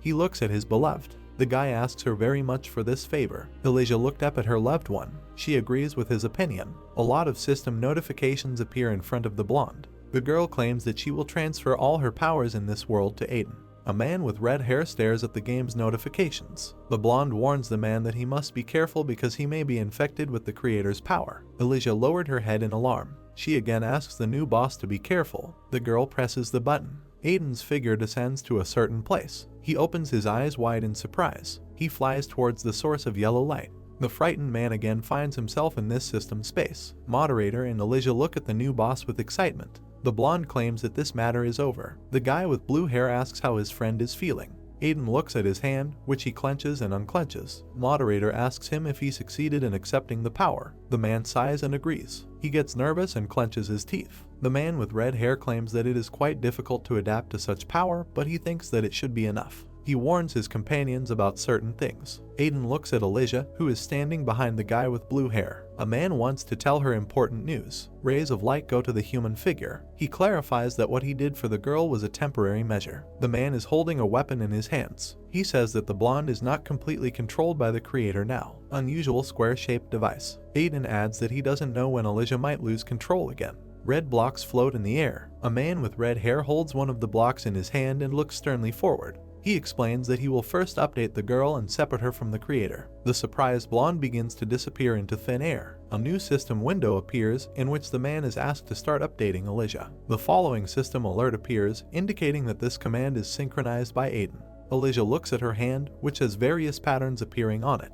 The man with red hair claims that no one else can control the blonde. He looks at his comrades. Aiden is holding some sphere in his hands. He claims that they can begin to implement their plan. A new system message appears asking you to start this command. The space sparkles with yellow light. Moderator and Ellis look in surprise at what is happening around them. Various figures levitate in the air. The countdown is on until the end of copying the world. A red streak of light appears on a black background. A dark portal appears, which the players look at. Aiden claims that everything is completed. The man with red hair looks at his comrades. He claims that this will help deceive their eyesight for a while. A man looks at his former boss and his girlfriend. The guy with blue hair claims this is normal at such a high level. Ellis adds that the skill to create another world is blocked due to creator. Aiden exhales noisily and smiles. The blonde claims that their problem is still not resolved. The man with red hair explains that he hasn't even started on this part of the plan yet. Moderator and Ellis look at their friend with interest. A man with red hair asks them if they think this is the only way they will act. Joyful Aiden stomps his foot.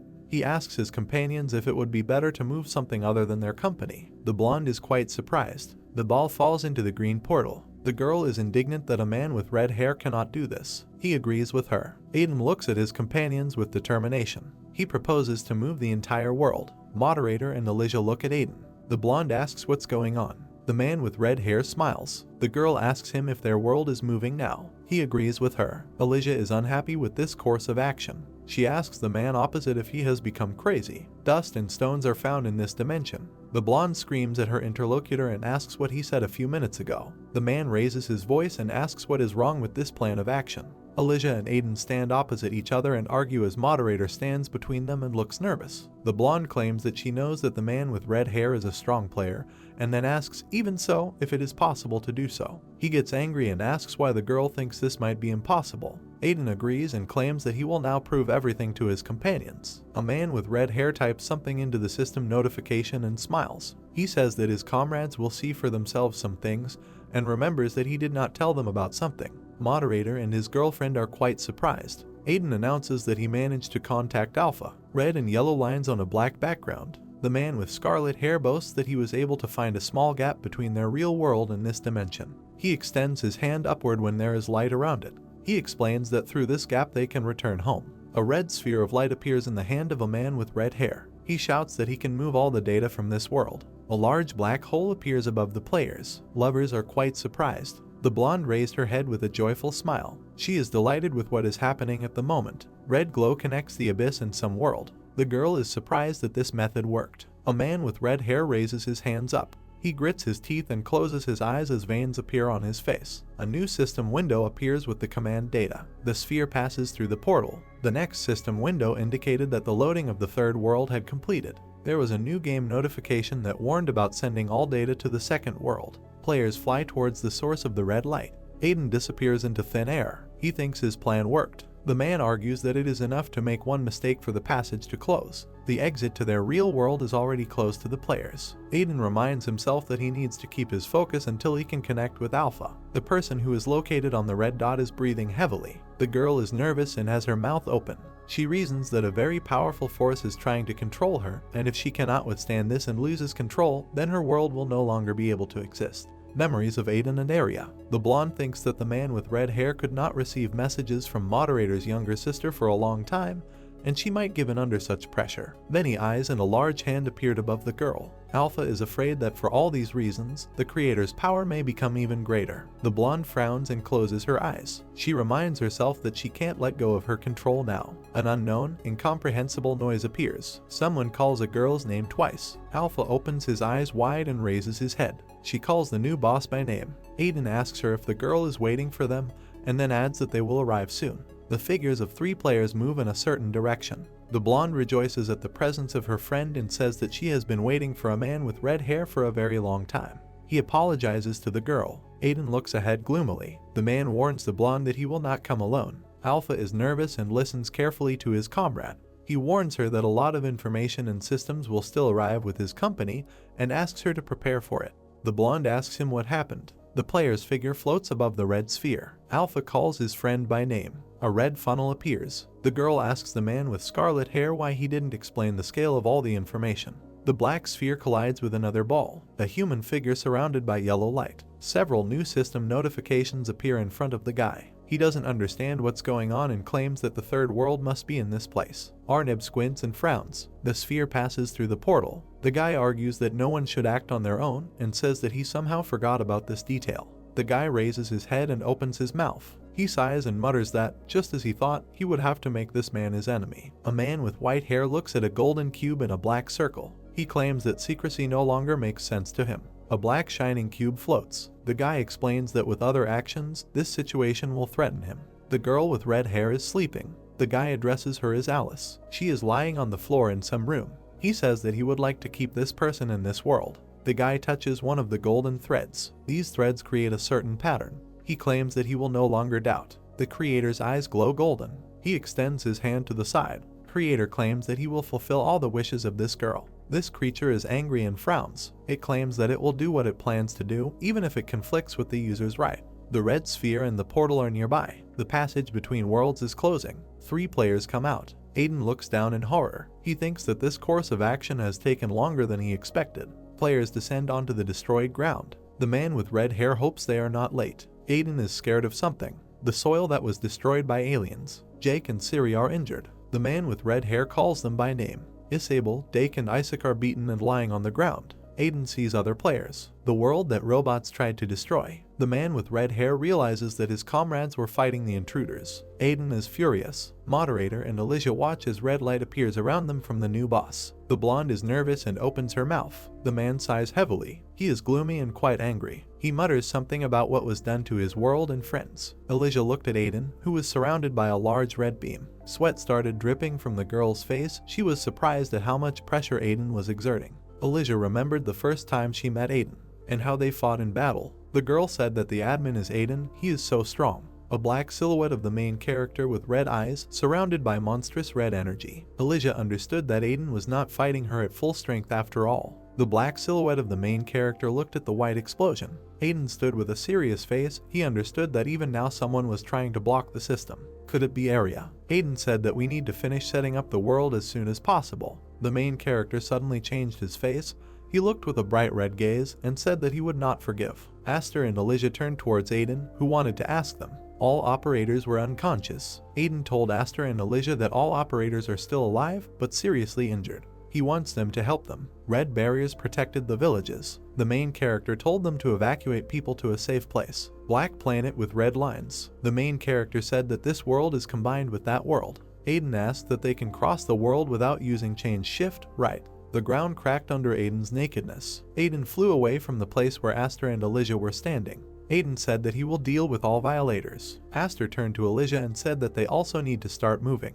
Alicia replied that we had to hurry. Aiden's black silhouette flew over the ground. Aiden asked his friends to take care of themselves. Aster's silhouette landed in front of the unconscious operators. Aster called Zenon and Dake. A man with blue hair began to help the operators. Aster apologized for being late and said that we need to start treatment right now. The main character gritted his teeth in horror. He saw that everything was in a terrible state, but why again? Aster called the creator. Aster was very angry and he looked with blue eyes. The main character didn't understand why the creator was throwing away unnecessary parts. Didn't he need them? Aster clenched his fist and said that he wants to help the main character destroy them right now. Now Aiden does everything for them. The main character was flying at great speed. Aster understood that he had no choice but to trust Aiden. Something caught the main character's attention. A powerful blue explosion leveled everything to the ground. Aiden realized that Area was there and asked her to wait for him. Suddenly, a bright flash caught Aiden's attention. Powerful yellow energy attacked the main character, who protected himself with a barrier. Aiden fell to the ground with great speed. The main character's red barrier began to disappear. Aiden couldn't believe that he didn't notice the attack. In front of the main character stood 7 black silhouettes. Aiden thought that these were soldiers sent by the creator. The soldier's shoulder was armored, and yellow particles were flying around it. The soldiers looked like knights with a spear. Aiden started to take out his sword because he realized that these guys are strong. There were soldiers at different levels of the rock. Aiden thought that the energy of suppression could be felt in these guys. At worst, they have antivirus capabilities. The soldiers jumped sharply, leaving pieces of earth behind them. 3 soldiers flew straight towards the black silhouette of Aiden. The protagonist thought that from the creator's point of view, they became viruses. Aiden looked at the approaching blow with a serious look. Aiden realized that it seemed that way. A large explosion was visible in the background, and blue explosions were closer. Powerful blue attack. Area began to deliver even more attacks. The girl sighed heavily. Area sat leaning on her sword. Sweat and blood were visible on the girl's face. She couldn't believe that these guys were so strong. Black silhouettes of soldiers stood in front of a girl with blue hair. Area knew they were just wasting their time, and her characteristics are much lower than theirs. The armored soldiers glowed with yellow energy. Area understood that the problem was that unknown people had invaded their world. In addition to being resistant to attacks, they reflect attacks. If it weren't for this antivirus, Area remembered how soldiers appeared in front of the operators. Area understood that she and the operators could destroy them. The soldier's arm began to transform as he began to attack. Area defended herself with her sword from the soldier's attack. The girl clenched her teeth. Area began to move at lightning speed, but the soldiers pursued her. Area turned around in flight to face the 3 soldiers. The soldier began to prepare an attack with a spear. A bright core formed at the end of the spear. The soldier fired a flaming cannonball at Area. The girl's eyes glowed blue. Area cut the core in half. Suddenly, the girl with blue hair felt something. Turning back, Area saw 3 soldiers preparing a powerful attack. The masked soldier was charging a powerful strike. The girl did not understand what to do. Arya watched with her mouth open as a powerful blow rushed towards her. From a powerful yellow explosion, the ground began to crack. A crack has formed in the blue barrier. The girl with blue hair lay unconscious. Arya opened her eyes slightly. She understood that her body was already at its limit. The armored soldier swung his spear in front of the girl. Suddenly a red line appeared. Someone crashed into the ground at high speed. The creator's soldiers turned around at the explosion. Shock was visible on Arya's face. Aiden held the severed head of a soldier in his hand. A strong red energy was visible behind the character. Arya, opening her mouth, began screaming at the main character. Aiden stood in front of the silhouettes of soldiers. The girl asked him to be careful as they are very strong. The main character looked away. Arya was shaking in pain and her body was covered in blood. Aiden couldn't believe they were using a powerful firewall. Out of anger, the main character clenched his teeth. Strong energy emanated from the protagonist. The main character's hand became covered in red energy. Aiden said that they are trespassers in this world. The main character was preparing a powerful blow. The soldier stood with yellow eyes. A red hole appeared in the center of the guard. The protagonist cut them down with one blow. The soldiers' bodies began to fall apart. Aiden stood with a serious look and said that he would not leave anyone. The protagonist's hands were covered in red armor and he said that he would destroy them all. The creator's soldiers looked at the black silhouette and yellow system screens appeared in front of them. World 2 changes are loading. The knight's eyes glowed bright yellow. Changing the world, Aiden's manager becomes the head for a while. The soldiers were shrouded in yellow energy. The system told them to get rid of the violators. Many eyes appeared and a holographic giant hand appeared. The knights pushed off from the ground. A bunch of soldiers with spears appeared above the main character. The ground cracked from the powerful impact. Aiden began to destroy all the knights. The main character's eyes glowed red. With powerful red blows, he destroyed the soldiers. The knights saw a powerful red explosion. The armored soldier said that there was a system error. The combat power of the controlled target did not match the data. The main character continued to smash the knights. The soldier said that the chance of destruction is 6%. The knight's hand began to glow yellow. He said that the program was being reconfigured for more effective protection. The soldier snatched the cannonball from his comrade. The corpses of the knights lay on the ground. The yellow kernels began to be directed towards one person. A soldier in armor hovered above his dead comrades, glowing with a yellow light. The knight looked with his yellow eyes. Aiden, finishing off the soldier, turned to the side. A powerful explosion appeared in front of the main characters. White armor of a knight. Notification, download complete. Chance of destroying the target. 85%. A high indicator has been achieved for the destruction of violators. The knight in armor took out a yellow sword. Notification, mission resumption. Aiden stood with a surprised look. He thought, when will this stop? The main character remembered how he was in the barrier and a battle with a soldier. The main character realized that nothing would change. The knight held a yellow sword. A second later, he was preparing a sword strike to destroy Aiden. The main character managed to dodge at the last second. A powerful blow cut the mountains in half. The guard struck again, but the main character managed to evade him. Aiden landed on a destroyed pit. He understood that the monster had become stronger. The soldier in armor began to walk towards the main character. The main character began to collect red energy in his hand. Aiden took out a red sword and said that he would fight seriously. The knight was wearing a helmet, and the main character had a glowing red eye. Powerful red blows cracked the ground. The silhouettes of the guard and Aiden exchanged many blows. The main character blocked the knight's attack with his sword. Through the screen, the guard saw many red icons with crosses. Notification, probability of target destruction 55%. Aiden dealt a powerful blow to the knight. Notification, probability of target destruction is 40%. The silhouette of the protagonist continued to deliver numerous blows, thereby reducing the soldier's chance to destroy the intruder. The knight's helmet began to crack. Many errors appeared. The main character with red eyes continued to strike. The probability of target destruction decreased. Notification, the solution to the problem is being adjusted. Error, red figures began to appear. Aiden directed his figures towards the fleeing guard. The knight's helmet began to turn red. Monstrously red rectangular figures destroyed the earth. The black silhouette of the knight watched the attack. Part of the soldier's helmet began to crumble. The creator's soldier received numerous notifications that the continuation of the battle was impossible. The knight was told that he should immediately return back and wait for new commands. Aiden couldn't believe that the knight was going to leave. The silhouette of the main character with a sword appeared above the soldier's head. The main character opened his mouth and asked if the knight thought he had a chance. With the words, "Get out of our world," Aiden landed a powerful blow. The main character cut the soldier's body in half. The black planet continued to rotate. Aster, using blue energy, treated a girl with yellow hair. The former moderator said that everything should be restored soon.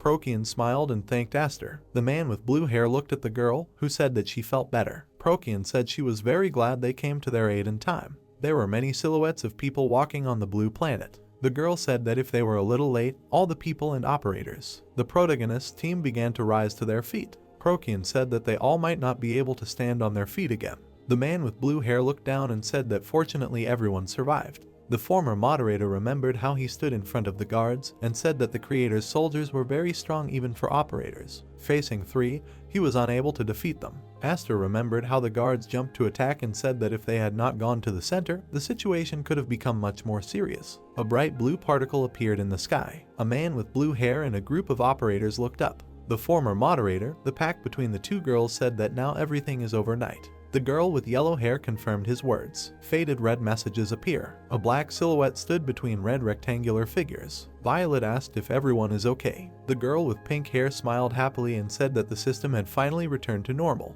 The main character, holding area, looked at the black silhouettes of the players. Violet said that Aiden has returned and solved all the problems. No more intruders have been detected.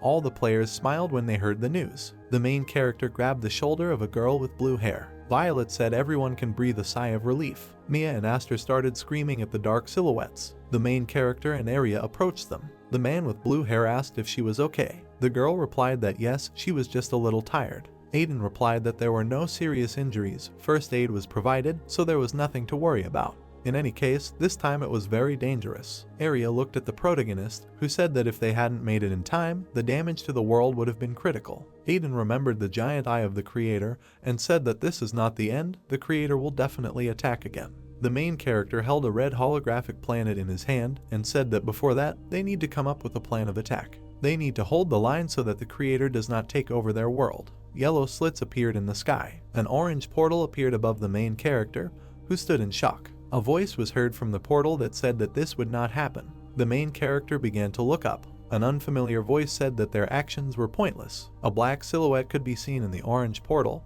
which said that he had given them a fleeting moment of joy over victory. The creator in a cloak spread his arms to the sides and told them not to expect any more indulgences from him. They won't succeed. The creator's eyes glowed with yellow lightning, and he said that they would disappear along with this world. All the players looked at the yellow silhouette, which was preparing for a crushing attack. All the characters felt a tremor. The girl with yellow hair looked at her feet and couldn't understand what kind of pressure this was. If she moves, she will be crushed like a bug. Procyon looked at 2 black silhouettes, the creator and Aiden. The girl with yellow hair was thinking how to stand against him. The main character stood with a blank look, remembering the white boy. The creator said that everything is wrong, and he asked Aiden if he thought anything was possible for him. The silhouette in a white cloak said that, unfortunately, all this is for their own good. He created a better world where there will be no wars. A drop of sweat rolled off the main character's face. The creator said that now he can only use 30% of his power, but this is enough to achieve his goal. A silhouette in a white cloak began to reach out with a yellow hand and said that he would remove all the garbage that stood in his way, because no one can stop him. All players were placed in transparent rectangles. Aiden was horrified and began to turn back. All his friends were stuck in the figures and were calling him for help. The yellow rectangles began to close, and a girl with black hair screamed the name of the main character. The black silhouette of Aiden stood between his imprisoned friends. The creator stood in a white cloak and said that he expected more from them. A high-level firewall is definitely different. Is this really due to the update? The main character stood in shock along with the operators. The creator said that he would have to fight them. Aiden clenched his fist in anger. Veins appeared on the main character's face, and he told the creator not to say anything stupid. He wouldn't be able to get rid of them. They are the ones who will get rid of him, since he leaves them no other choice. The creator, surrounded by yellow energy, looked at them and said that, simply put, they decided to die. The black planets were crossed out with a red cross. The creator said they were making a big mistake. To create a new world, you need to restore the old one. Aiden opened his mouth and began to furiously ask why he would go so far to create a new world. What is he even going to do? The creator stood in a white hood and said that Alice created this world. The girl with white hair was shrouded in gold chains. The creator said that he wants to get rid of her. The main character stood with a blank expression and asked what he meant. The creator replied that perhaps he had already noticed. Aiden remembered how many times he had seen Alice. The creator said that he is sure that she asked the main character many times that she wanted to come back, and after hearing his request, she made him an admin. Black silhouette of a girl with yellow hair. The creator said that she is a unique being who came from a higher level dimension. Alice stood with her eyes closed against the backdrop of black planets. The creator said that thanks to her existence, they were able to appear in this world.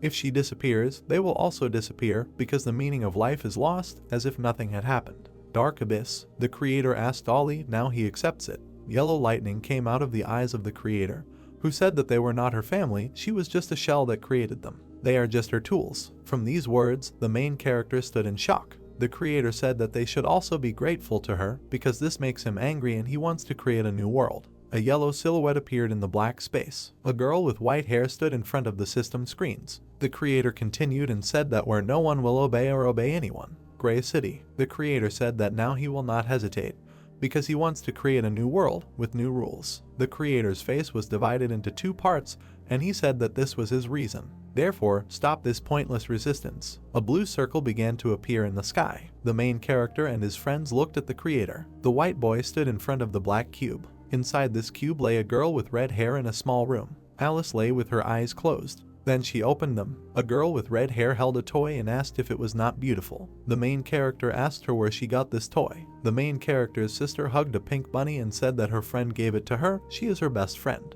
Aiden smiled. Alice jumped on the back of the main character. Aiden asked her if she thanked her friend for the gift. The sister answered yes. Aiden smiled and told them to go home and brother buy her something tasty. The girl with red hair pressed her face to the main character and said, okay. Alice closed her eyes. The main character's sister said that only now she remembered those forgotten memories. The black silhouette of a little girl stood in a strange space. Alice said that she arrived in this world on that first day. The main character's sister stood in a white sweater. She thought it was a dream. Alice walked through the darkness, leaving yellow footprints. The sister said that there was a deep, empty darkness that stretched on forever. It was an aimless road where she was alone.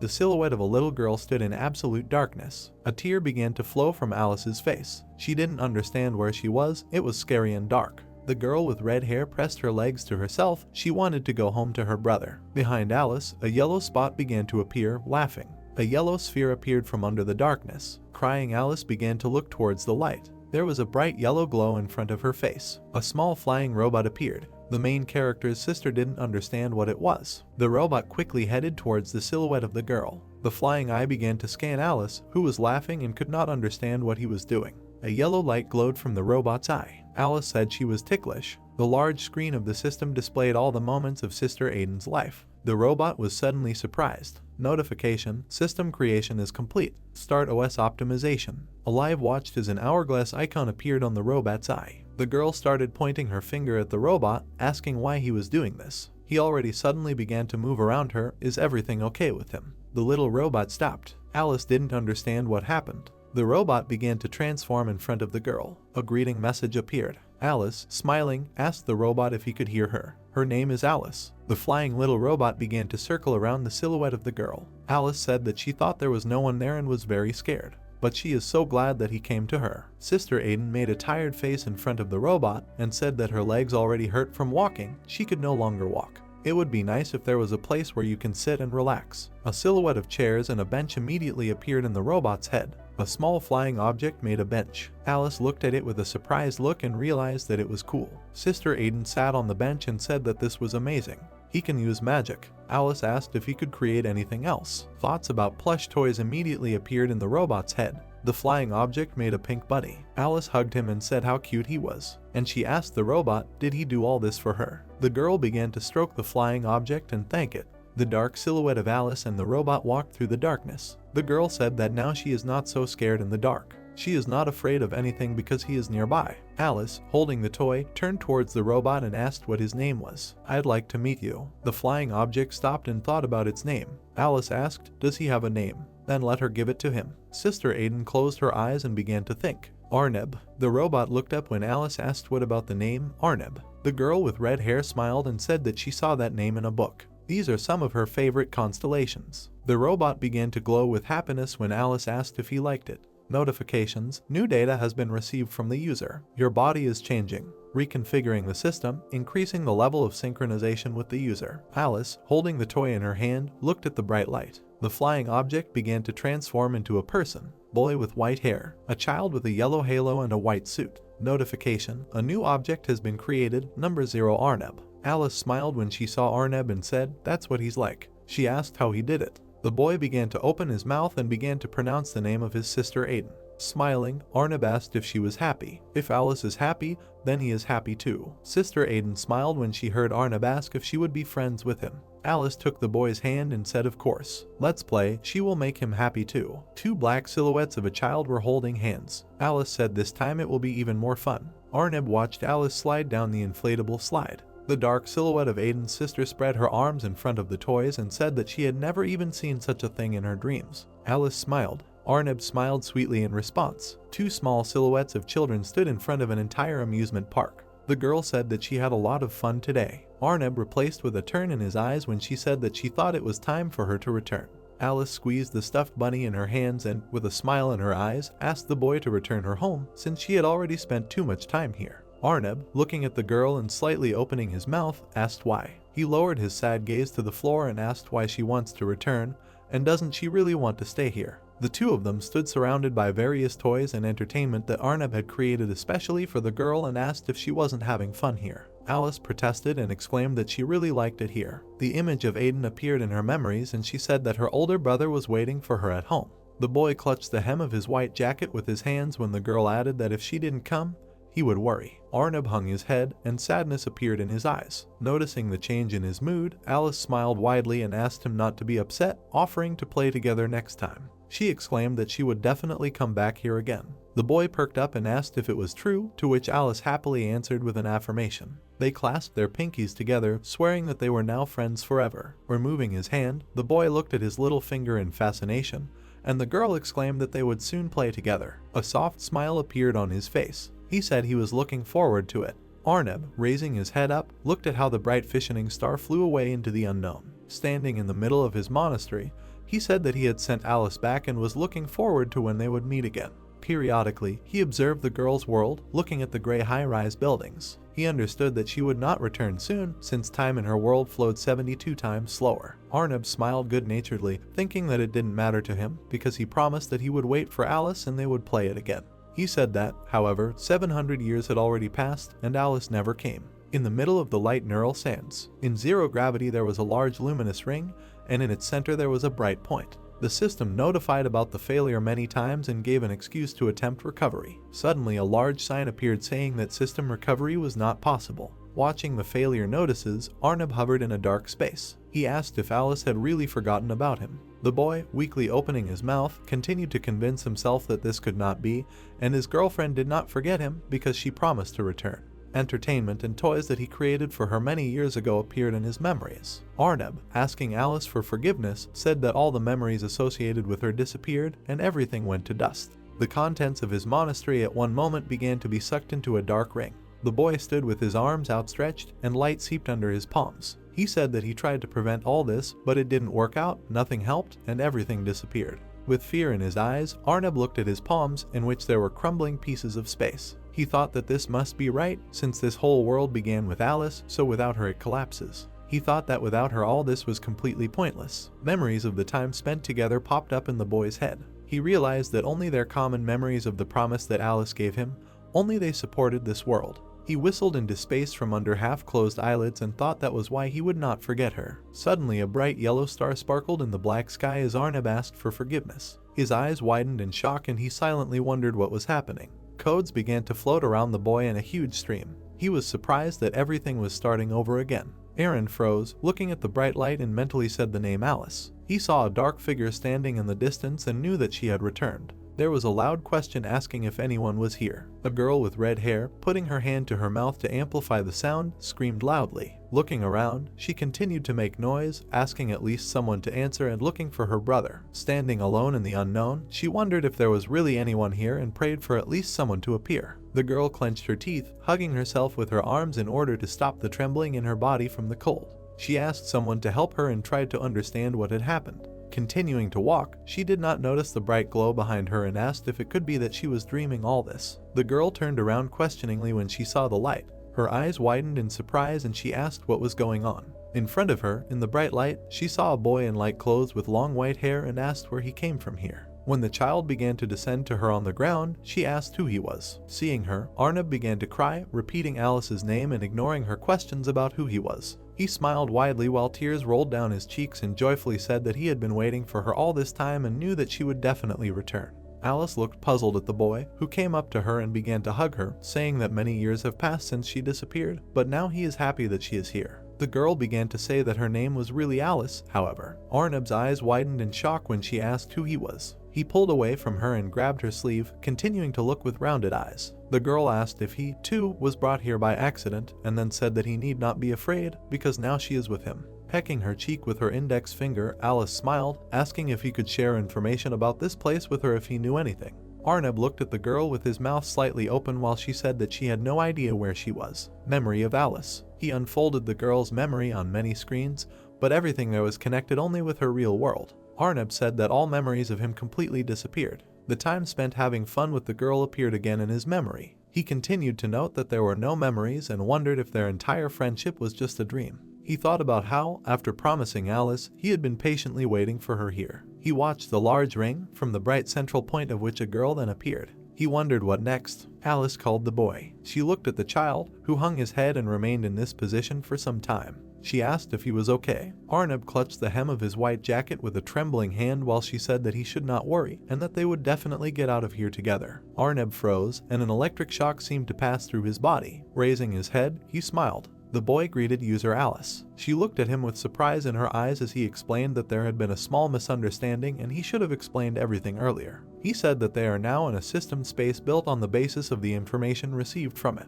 Kicking off the ground, Arnab said that he was the operating system of this world. With her mouth slightly open, Alice looked at how the boy flew around her and said that he would help her, and with his salt she could do whatever she wanted. Flying up to the level of her head, Arnab smiled and folded his hands behind his back, saying that she should not worry since this world was created especially for her. He said that in other words, the user Alice ended up in another world. Her eyes widened in surprise and Alice asked again, after which Arnab confirmed with a smile on his face. They stood together in a boundless space, and the girl asked if this was really like in the books she had read before. The boy replied that he advised her to fully enjoy the moment, and moreover, the passage of time in her world and this place were very different.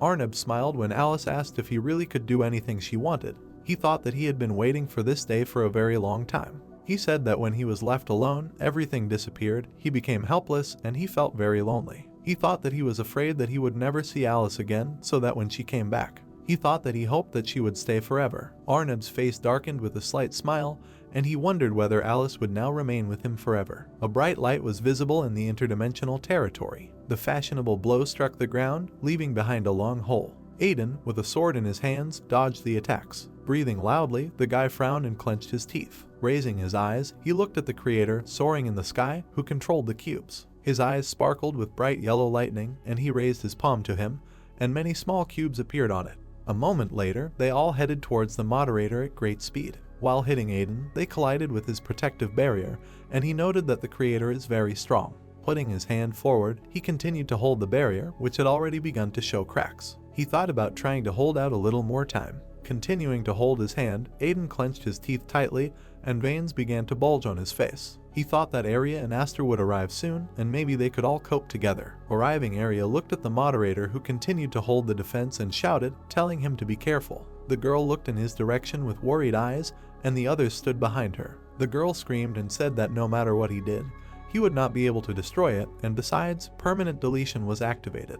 Aiden's eyes widened in shock when she said that at this rate, their world would be destroyed in half an hour. Images of Dake and Mia, Lloyd, Zenon and Isabel appeared in his head. The moderator thought that they all. Then he remembered all his new moderators and thought that they would all be deleted. Aiden, having removed his shield, stood not far from the creator, who said that the timer had already been activated and it was impossible to restore it. Looking at the guy, the creator spread his hands and said that they would all become material for a new world. Aiden clenched his teeth in anger, and a vein bulged on his forehead when he added that this one could no longer be restored. Hearing this, Arya, Aster, Elijah, Sirius, and Procyon froze with shocked faces. The moderator asked how this is not possible. Straightening his shoulders, he told the creator that since he created it, he could restore it too. He raised his sword and gripped its hilt tightly. The guy sternly said that he did not want to be removed. When the others stood in line with Aiden, he said that he is the master of this world. Rushing towards the creator, the guy shouted that this is why they will defend their world to the last. Elijah, with a gloomy face, tearing off the system panels, created many blue seals. Procyon, waving her hand, surrounded herself with glowing blades, and Sirius stood next to her, gritting his teeth, preparing to attack. At the same time, they directed many blue rays towards the creator. Having covered the required distance, they pierced his body right through. Seeing this, Elijah and Procyon stood up and looked with wide eyes. When the holes in the creator's body began to close, they exclaimed, saying that the skill had hit him, and then asked what happened. Suddenly, Arya and Aster approached him from different directions. Waving their weapons, they made many cuts. The two antiviruses, having finished the attack, rushed back. Gritting her teeth tightly, Arya turned around, thinking that the creator didn't even move. Watching as the cuts on his body also began to heal, she thought indignantly that Aiden had used the command to disable the firewall. She wondered if any commands really worked on it. The creator said it was all very funny. Not noticing the approaching red glow, he asked why they thought they could hurt him with their pathetic attacks. A moment later, Aiden stood next to him with a grim face and swung his sword at him. When he hit, a shield around the creator rejoiced, and the shockwave began to smash everything around. Gritting his teeth, the guy pressed his sword against the protective field, trying to break through it. He grinned and asked, did he really block it? The moderator kept trying to break through the shield, asking if it was susceptible to physical attacks. The creator frowned when the guy asked if he had really found a way to get rid of him. Turning to his friends, Aiden, looking with wild eyes, shouted that he was convinced that physical attacks would get through and loudly told the others that they needed to attack head-on. Serious, Elijah and Procyon listened to the moderator's words that they did not need to pay attention to the commands, but attack with all their might. Arya and Aster, gritting their teeth and furrowing their brows, looked at Aiden as he said that they must show everything they are capable of. A moment later, all five of them scrambled to their seats as Aiden continued to try to cut through the shield. The creator stood silently, watching the many attacks that came against him. He said it was all too troublesome. He released a huge stream of energy, which caused the smeared person to be thrown back. Screaming loudly, they all covered themselves from the bright light. The creator opened his palm, which flared with yellow energy, and said that it was necessary to destroy them all at once. Behind him, Aiden created a gap, saying that he would not approach him again. The guy opened his eyes wide in shock when the space in front of him began to tighten, and the creator said that he would send everyone to another dimension. Stretching out one hand, Arya ran towards the rift where the moderator had fallen and screamed loudly. Continuing to hold her hand, she ran and looked in his direction with saddened eyes. Before she could run, the girl saw how space collapsed, forming a bright flash. The creator turned to the others, saying that they decided to challenge his opinion. He looked down at the people standing on the ground and said that because of some Aiden, they decided to go against the will of their creator. Gritting their teeth, Elijah, Arya, and Aster looked with fearful eyes when he said that with this person they would only die. The gloomy silhouette of the creator began to blaze with bright yellow fire, and a giant eye appeared behind it.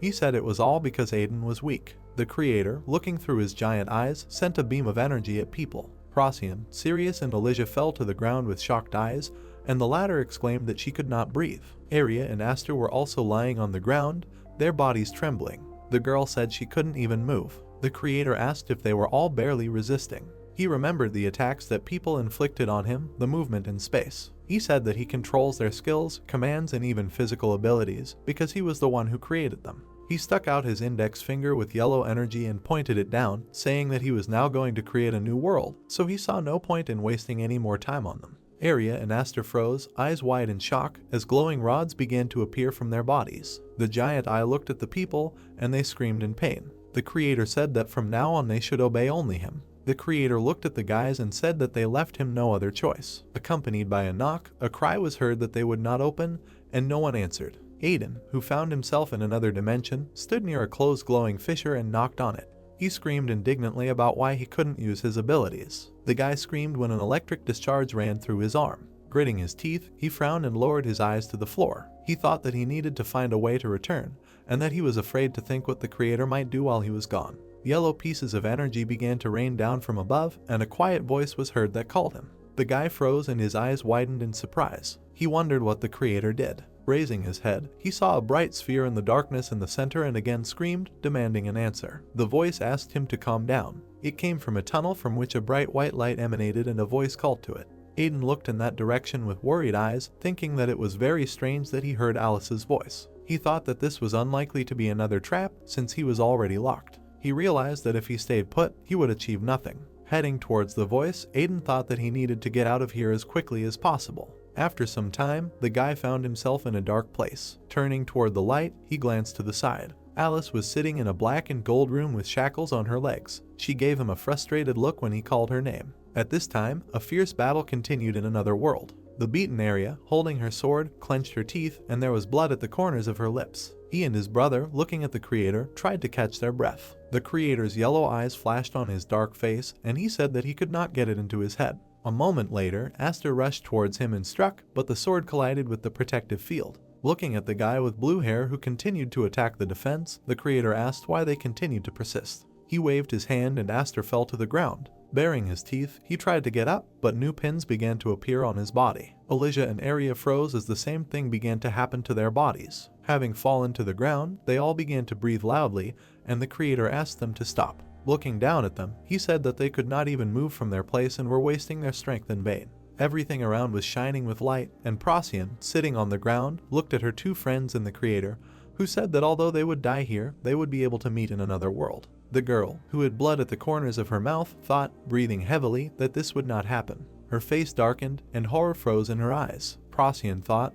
will she really not be able to save them again? She felt the dragon core in her body, thinking that she didn't want to lose anyone. The blue core twisted with a bright yellow light, and the girl thought that this time she would try to save everyone, but it didn't cost her. The creator said that they wouldn't dare stop anything, and it was all over. There was horror in Procyon's eyes as she listened to the words that they had to come to terms with the fact that they would be transported to another world. Looking at the creator, she wondered what kind of other world this is and what is it talking about. Raising her frightened gaze, Procyon thought that she would not allow this to happen. The creator, who loomed over the others, looked towards the former unfinished world. He said he was going to create a third world and start all over again.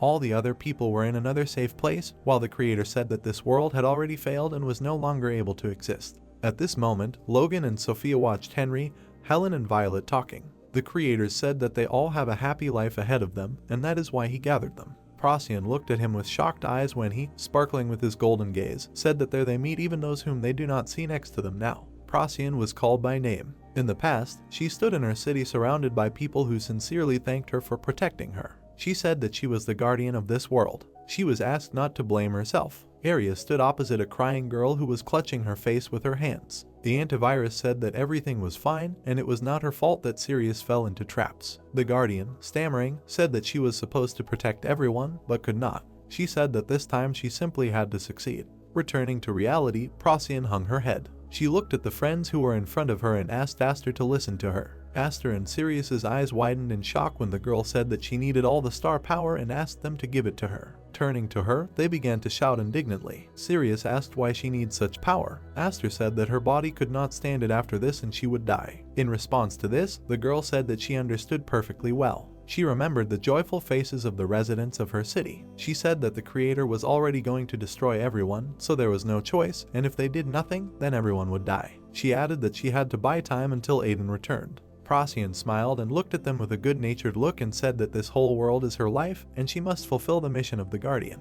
Aster looked at her with a dissatisfied look when the girl began to forgive and shouted indignantly, asking if she really thought that he would call her. With her head down, Procyon listened to his indignation that he would not allow her to die because of such a stupid reason and would do everything in his power. She quietly apologized to the guy. Two nuclei separated from the bodies Aster and Sirius. They turned in her direction as the cannonballs flew towards the girl and shouted that she should stop. When the two cores were next to her, Procyon continued to listen to the indignation of her friends. At this moment, the creator, turning to the new universe, clicked on many system screens. Lowering her gaze sparkling with yellow lightning, she said that in order to disable the firewall in such a short time. He added that he had already figured out the code, so no one could do anything. There was a blue light behind his silhouette. The creator turned around, looking at the bright flash. Looking at Procyon, who was holding 3 cores around her, he wondered what she was planning to do. Recalling the cores, he noted that long ago he collected all the energy of the stars to create a dragon. He asked the girl if she was going to use this power against him,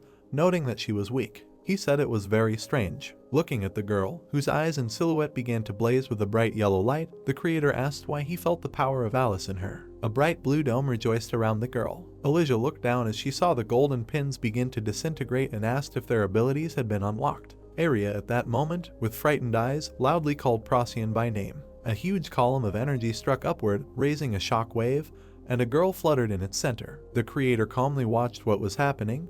They say that he faintly senses Alice's power. Frowning, he said in a low voice that it wouldn't change anything. He looked at the girl who had a huge white crack on her chest and said that the result would not change. Procyon looked back at him, with wings of energy appearing behind her back and dragon horns on her head. The system flagged Procyon as an error. She issued a warning, saying that due to outside influence, the object could not be associated with the system. A notification appears that the current object has been excluded from the system and will soon be deleted. Blue shining spears began to appear. Having reached enormous sizes, they stopped behind the girl's back. The creator watched as she walked towards him and noted that she was ready to lose everything in order to leave him.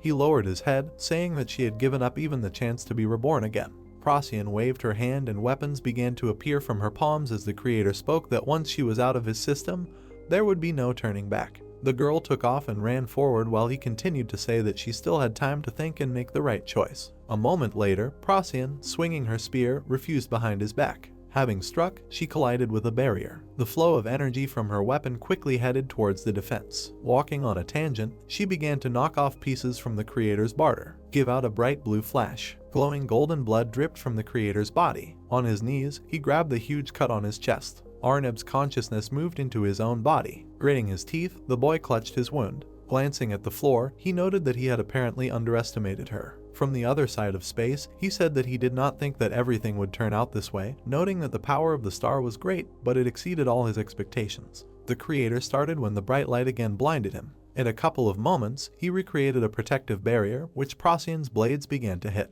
He frowned as the attack began to breach his defenses and hit him again. He noted that in addition to this, she also uses Alice's power beyond her capabilities. Keeping his hand in the direction of the enemy, Procyon continued to send out glowing spears, and the creator said that he was in too much trouble. While on one side the blades continued to crush the defense, on the other, huge spears flew towards him. There was a loud explosion, destroying a huge area around it. When the protection fell, the rest of the team instantly appeared after the creator and directed their forces towards him. Holding the sword in his hands, Aster began to turn to the others with worry in his eyes, shouting that even if their attacks failed, they must force him to use the firewall. He looked at Procyon with a grim face as she continued to attack and shouted that they should buy time so that she could prepare. Frowning, Arya and Elijah rushed forward, listening to Aster's words that they should give her a window to attack. At the same time, they all began to attack, and everything around was filled with blue light. The creator frowned, trying to figure out his next steps. He waved his hand and yellow energy began to sparkle on it.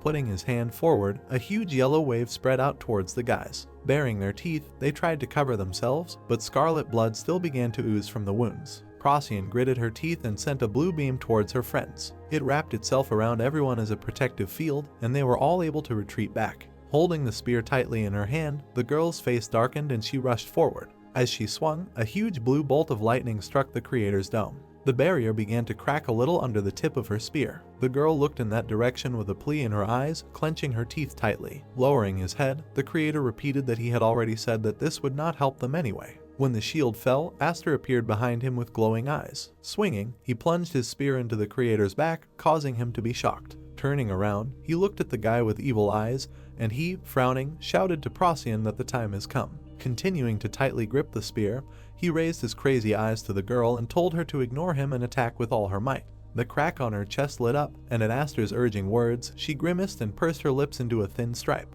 Procyon's face darkened again, and putting her hand forward, she grew a ring of energy. Many rays shot out sharply from it. With enormous force they began to hit the creator. The same one, feeling pain, sat under the blow and quietly shouted, asking him to stop. From behind, Aster with burning eyes continued to hold him with his spear. A bright light began to appear and the creator screamed to stay. Spreading his arms to the side, he released the energy, which erupted around him in a huge flash and shouted, telling them not to dare do such a thing. The shock wave threw Aster aside. Seeing this, Procyon grimaced, and horror froze in her eyes. She watched as Arya ran up to Aster's body burning with blue flames. Looking away, Procyon hung her head and clenched her teeth, thinking that she did not have enough strength. Cracks appeared along her chest, where the 3 cores were located, and the girl thought that she was ready to give everything. As the 3 cores began to crumble into pieces, she mentally apologized to Aster. The creator perked up when he saw a bright flash. He furrowed his invisible eyebrows, saying that they had crossed the Rubicon. He looked at Procyon fluttering in the sky, behind which was a huge white dragon, and said that now there was definitely no way back. The dragon opened its mouth, and a huge cloud of blue energy began to accumulate from it.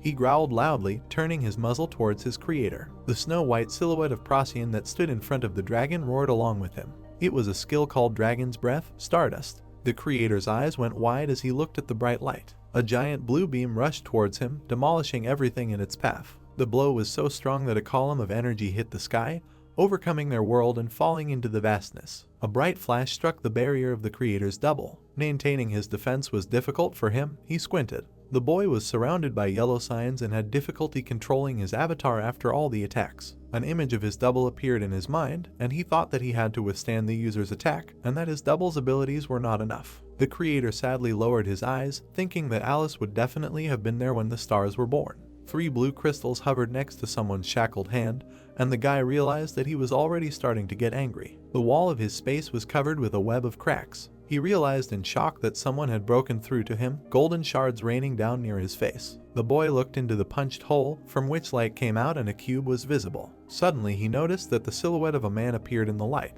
He looked at it with wide open eyes, not understanding what had happened. It turned out to be Alice, and the creator mentally asked how she managed to get out. The girl put her hand in front of her, golden light shone from it. Suddenly, a digital cage with closed lock signs appeared around the boy, and he himself looked shocked. The girl grabbed his hand. Holding it, she grabbed the creator's head, trying to immobilize him. The boy looked into her eyes and mentally asked if she really wanted to go to the end. Alice looked at him sternly. The creator kept his second hand, shrouded in energy, extended towards the screens to control his double, and thought that if the process was interrupted, it would be difficult to control it. A shining dagger was heading towards them. Aiden thrust it into the boy's body with a sharp movement. The guy silently frowned in pain and thought that he should have isolated her in another space. Looking at Aiden's stern face, he asked why he was here. The hero's head played back memories of how he, standing opposite his sister sitting on the bed, called out to her and said that the creator had already appeared and he was very worried about her. After which he asked if she was okay, if she was injured, what kind of room and how they got here. Suddenly the girl interrupted him, extended her hand, apologized and said that she had no time to answer his questions. She raised her eyebrows timidly and asked him to talk later when the dust had settled.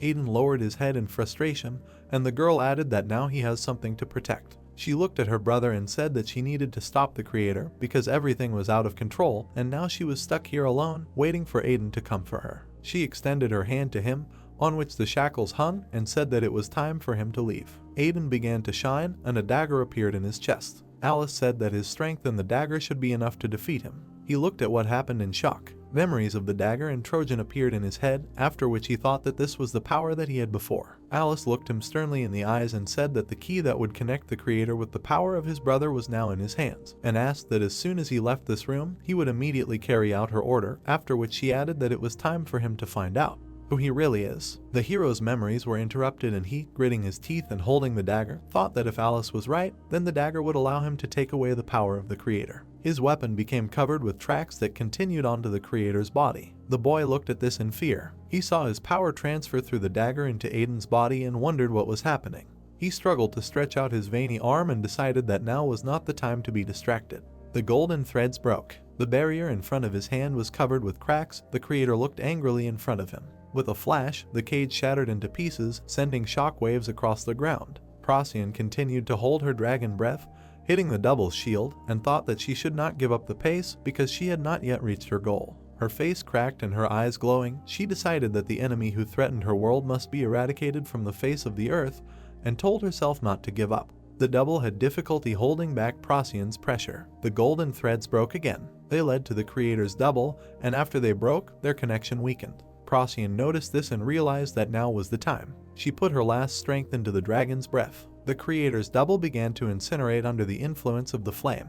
The sky blue beam extended over a huge distance, cutting through the air and scattering the stones next to it. Procyon floated above clouds of dust and bare ground. The girl was on her last legs, her hand crumbled into pieces. She hung in the air above a huge trench formed by the dragon's breath. Procyon began to lose consciousness.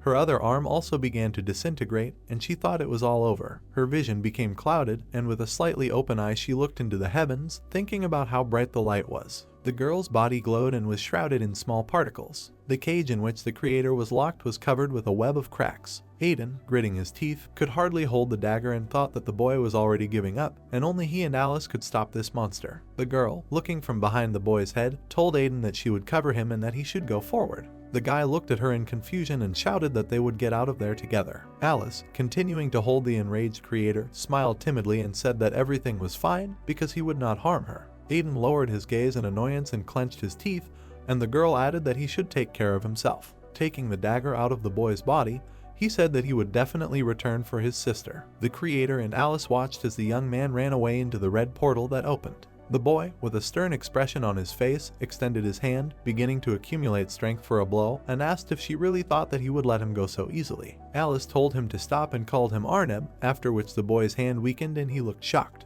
He looked at her with wide eyes and asked what she just said. The girl looked sadly into his eyes and apologized for forgetting him, and the boy said her name.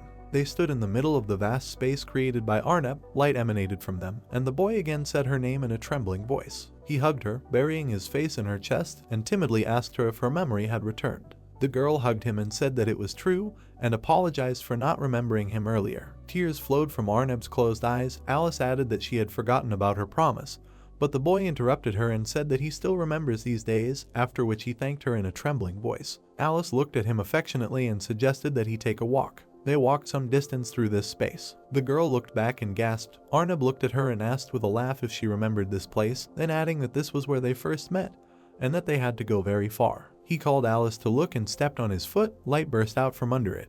A park formed around them, and the boy happily said that he had recreated the place where they first realized how happy they were. Images of their memories from walks in this park appeared in space, and he asked Alice if she had as much fun as he did. Suddenly he stopped, awkwardly lowered his gaze and folded his hands, and said that when he learned that her memory had returned, he completely forgot. The girl said with a smile that everything was fine. Arneb exclaimed that they were now together again, which made the girl droop a little. She turned to Arneb and the boy turned to her joyfully, and Alice said that they had been through a lot and times had changed. After hearing this, the smile disappeared from the boy's face. The girl, looking at him, added that it would not be the same as before, and they would only hurt each other more. She lowered her eyes sadly and said that time had changed them, and that she did not belong here. Arneb stood with his back to her and listened silently.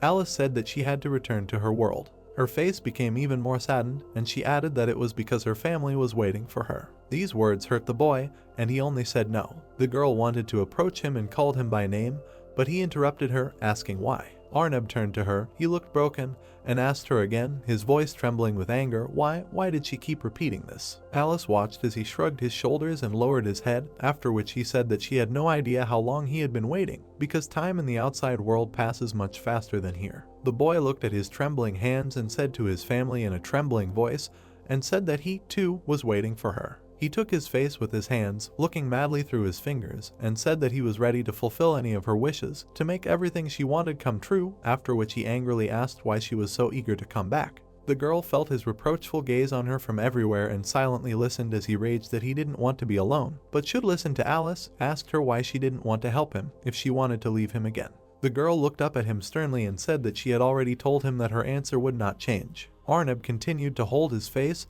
and Alice added that she would return. The guy lowered his hands, looked into her face and said that if she really wants to come back, then let her act, because she knows how. He spread his arms to the sides and said that if she erased him, she would immediately get out of here. Arneb looked at her with a pitiful look and continued to say that she could have done this at any time, because she is a user, and he is just a tool. The girl sadly lowered her eyes, and Arneb added that, however, she did not do this because she, in essence, is weak. The young man put his hand to his chest, bowed his head a little and said that he sincerely wanted her to return, but apparently both he and this world would disappear. Alice silently lowered her head, listening to the guy say that she had no choice, because even now she couldn't get rid of him, after which he asked what other proof she needed. They stood opposite each other, and the young man continued to say that she still could not decide, but it was not scary because he had the power to create a new world. An image of Aiden looking at him angrily appeared in his mind, and he said that, however, this guy was similar in strength to him. A moment from a recent battle began to appear in his head, and he added that Aiden ended up depriving him of half of his power, and now he doesn't even know what awaits them in the future. He raised his head, looked forward, and said that this was her desire, she was just watching. Arneb looked at her sternly, continuing to say that no matter what changes happen, the end will not change. Alpha sat in a sort of red circle, surrounded by notification windows. Her face was covered with sweat, she could hardly stand and thought that there was too much information coming in and she had no time to be distracted. The creator's double pointed his hand into the firewall sphere. Alpha thought that even now the firewall was on the verge of being breached. Breathing heavily, she looked at the windows and decided that she would not allow this to happen. An image of Logan, Sophia, Henry, and others appeared in her mind, and Alpha said in her head that people were in danger. She watched as Aster, Arya, and Elijah fought the Creator as Procyon threw her charges at him, and thought that those fighting the Creator were already close to their limit, and that she was also protecting them with her system. She saw a huge explosion occur, shattering the ground beneath it. He wounded the heroes, after which a huge column of light appeared. Alpha decided that this would buy at least a little time. An image of a copy of the Creator appeared in her mind, and the silhouette of Arnab looking at her, which made her wonder if the Creator's power was infinite and whether they could not stop him. Suddenly her thoughts were interrupted by a notification window appearing. She looked at it with wide eyes. It said that an anomalous increase in energy had been detected from number 12, Procyon. Alpha watched as Procyon created dragon breath and exclaimed what he was trying to do, because if he used this power, there would be no turning back. The dragon's breath ray destroyed everything in its path, creating a huge trench. The blow hit the double's barrier, after which he was incinerated by the effects of the dragon's breath. The beam burst out of the firewall sphere, sending shockwaves through it. Thousands of system residents looked at this, not understanding what was happening. Suddenly notifications appeared in front of them, which surprised them, and someone shouted for them to check the information quickly. A man with blonde hair turned to the crowd and shouted that the news was good, that the enemy had fallen, and that thanks to the hard work of the operators, they were able to survive. Thousands of people on the empty rocks began to shout that they had always believed in them and rejoice, long live the admin. Alpha watched what was happening through the screen. Looking down at another window, she saw how Procyon died, disintegrating into particles. Her gaze exuded hopelessness, and sweat appeared on her face. She said her name in her head. With a slightly open eye, Procyon looked into the heavens. Her body glowed and was surrounded by golden particles. In her last moment, she plunged into memories from her childhood, where she walked with other children in a field next to the forest and joyfully shouted that she would become a guardian deity, and would protect everyone. Alpha and Beetlejuice looked at him, and he continued to say that he would protect them too. Beetlejuice smiled and said that she would indeed be a true guardian deity. Hearing this, Procyon smiled widely. "Where are you?" The thought shattered the silence. The translucent dragon with his eyes closed heard some muttering. He heard someone say that it was hard for him. The little dragon opened his eye, the voices became clearer. Another voice asked the first one whether he really couldn't wake up now, to which the first one answered in the affirmative. The dragon saw the blurry outlines of children. It was Alice and Arnab. The boy says that these children have just been born. 3 identical little dragons floated in space with a shining star, and Alice said that she really wanted to talk to the dragon, and the boy replied that they needed to grow up. The dragon saw the children moving further and further away from them, and heard the girl say that she was looking forward to them waking up, and that they would leave them, otherwise they would disturb their sleep. Before he closed his eye, he heard the creator ask what Alice would like to do, and the girl asked if he could create the place where they played recently. The dragon's eyes closed and he fell asleep. Procyon plunged back into memories. There was a huge blue gate in the rock, and voices were heard from afar. One of them asked the brother where he was going, to which a male voice replied that he had been somewhere before and found a secret place. Another voice said that there were some eggs lying there, and suggested that they open the door and check. It was Aster, Arya, and Elijah. They were looking at something in surprise. It turned out to be 3 little dragons looking back at them. Elijah covered her face with her hand and blushed. Arya squealed and happily called them cuties, and Aster leaned towards them. Elijah said that she had definitely seen these creatures before. Aster happily looked at the glowing dragon sitting next to him, and said that he never thought that he would see dragons in such a place, and another little dragon was watching them. He looked at them and thought that the first people had come, and that they were very glad to see them. The dragonettes took the form of children and walked along the cliff with this company, and Procyon thought that this is how they followed them to the new world. The girl looked forward with wide open eyes and an open mouth, and thought that the first world she saw when leaving the nest was indescribably beautiful. Procyon hit Sirius on the head. He was indignant that he didn't like it, and the girl told him to quickly say what she said, otherwise he wouldn't get anything.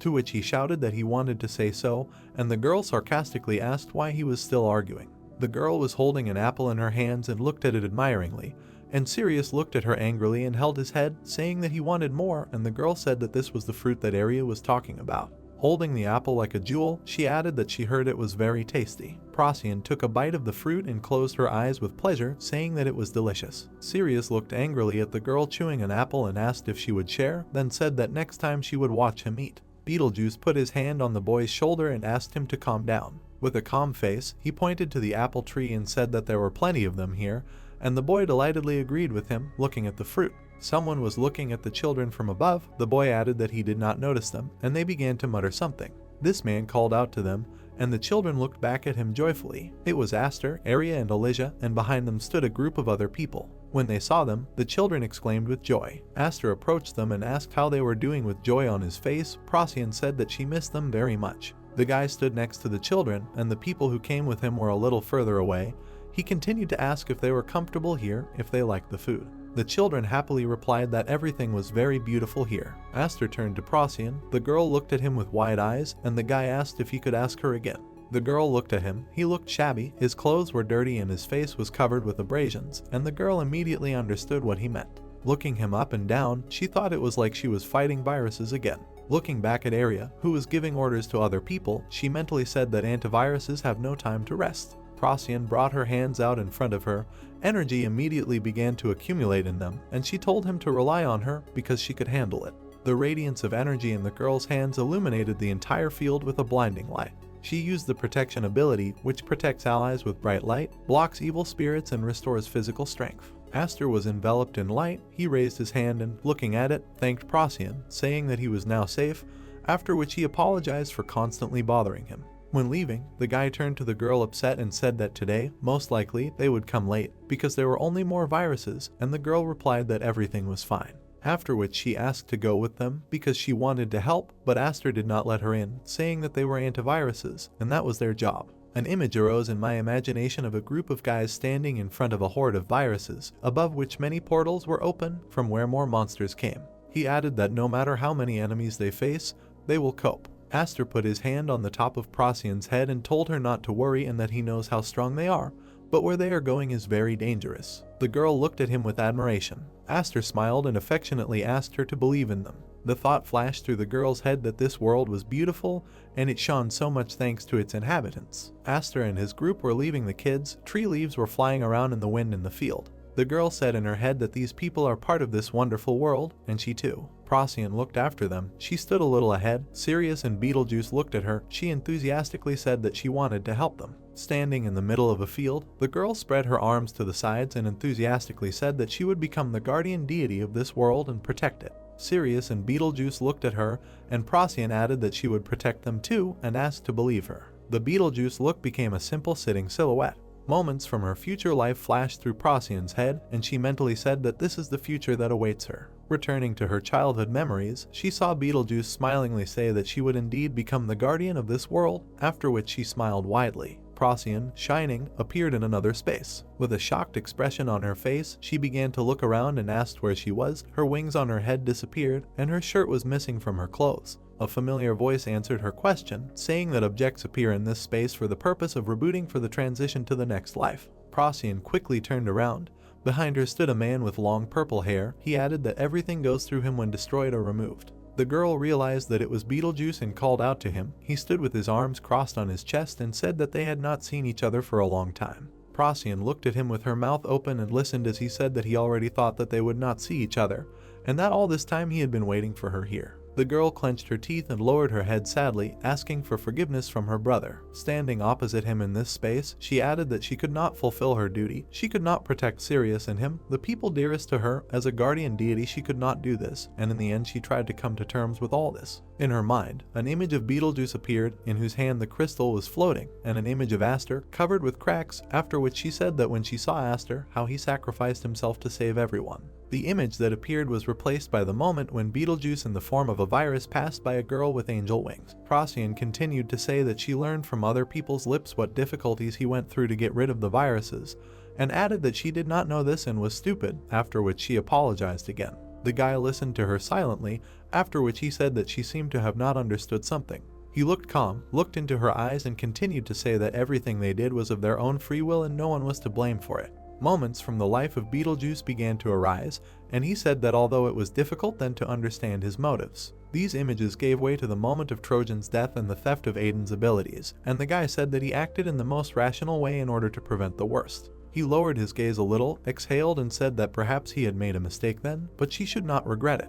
The girl looked pitifully and silently at her brother. A golden portal appeared behind Beetlejuice, and the guy turned to it, saying that he had to go, because he had already stayed here too long. The girl spread her arms and said that he shouldn't go that far, because the admins have recovery, and if she can't, then at least he'll come back. Looking at her, the guy said that before he had not responded to restoration because he had rejected himself. Procyon looked at her brother in horror. Beetlejuice began to remember the past, how he stood in the wasteland, and said that then many people died due to the fact that he left viruses, and he decided that he did not want to be saved. Standing in front of his sister, he kept his arms crossed and added that this is why he will not return.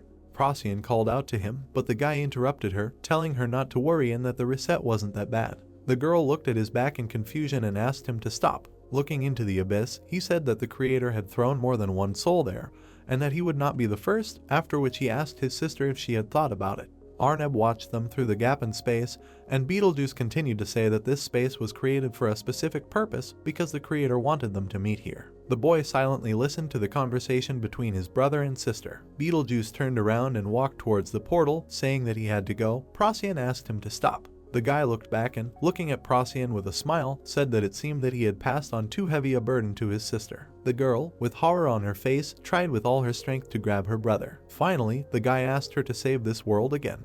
Beetlejuice disappeared into a bright light. Procyon tried to reach him with her hand and screamed for him not to leave. Procyon began to fall through space, her body not obeying. Looking up sadly, she thought, "She's still." A moment later, someone grabbed her hand. Procyon turned her head in surprise. Someone was dragging her along. Through the bright light, the outlines of Aiden were visible. The girl asked, "Is it him?" The guy who appeared from the bright flash pulled out Procyon behind him. The system reported a restart. Screams were heard. A voice called for his sister. Another voice called out to the first one to calm down. At that same second, Procyon sharply opened her eyes. She was at the tree trunk. Her younger brother Sirius and Mia stood in shock in front of her. The guy asked if she really woke up. Tears began to flow from Procyon's eyes. Procyon asked where it is. Friend standing a little further away whispered. She woke up. Dake shouted her name. Venthouse whispered to Ellie. It seems to him that she came to her senses. Ellie exhaled and said that she was very happy. Sirius shouted nervously. Has his sister gone crazy? She almost died. Sirius, looking angrily at his sister, said that if she ever did something like that again, he would never forgive her. Procyon apologized to her brother in a guilty voice.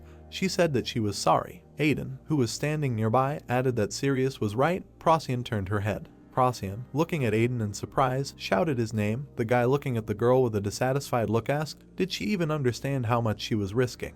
Aiden added that the girl was outside the system. Even he could not detect her. He was scared that he could not do anything. Aiden added that if it weren't for Beetlejuice, she would have remained in this space forever. Aster, standing nearby, turned to Procyon. He said that he was very glad that she was okay. Noticing that Aster was holding Arya on his shoulder, Procyon asked how he was. Aster said that everything was fine. He was fine. Aster added that if Aiden had been even a little late, there would have been trouble. The power of restoration saved him. Aster said that the same thing happened with the rest of the operators. They managed to survive with such injuries. This is a real miracle. Procyon, sitting by a tree surrounded by friends, exhaled calmly. She thanked God and added that it was finally all over. Aster added that they had to pay a lot for this. The plains were parched and there were gashes in the sky. Aster said recovery will take at least a year, and they don't know when the creator will attack again. Aster added that the situation is still critical. Aiden interrupted the guy. He said that in that case they don't have to worry, for he is here to meet the creator. All the guys looked at Aiden in surprise. Aiden said that the creator would not be able to attack them for some time. With the help of Alice, Aiden was able to buy time. The guy hit the creator with a sword. Aiden said that he managed to get a part of the creator. He cannot completely control it, but everything will change soon. Taking out a particle from his chest, Aiden said that it would happen now. Aiden flew into the air and carried the particle above his head. It illuminated the entire sky with its bright light, and the friends watched in surprise. Flying in the air, Aiden with glowing eyes said that now they can gain power similar to the creator. The ball became huge like the moon. It illuminated everything around. The system announced a reboot. The outbreak spread throughout the world. The guys looked in shock at the bright glow. Arya thought in surprise about their destroyed world. Arya realized that the world had become the same. The Flash was restoring the whole world. The system announced multi-world integration. World 2 and World 3 are united together. A flash connected the worlds. Light seals were visible around. The clear sky shone again around the hordes of people. People were shocked and wondered what happened. Their world began to move. The girl said that she knew this place. Aiden shone in the air at the guys. The residents began to applaud loudly and shout about the return of the operators. They told each other in the crowd that the operators had done it. Xenon, Lloyd, and Isabel arrived in shock. Isabel said that it was amazing. The whole world had become the same again. Xenon asked, does this even happen? Aiden sank to the ground. Arya ran towards him shouting his name. Arya put her hand on the guy's chest and asked if everything was okay with him. Didn't he overwork himself? Aiden smiled and replied that everything was fine. Aiden, happily examining his hand, said that he used a huge amount of energy, but the power still overwhelms him.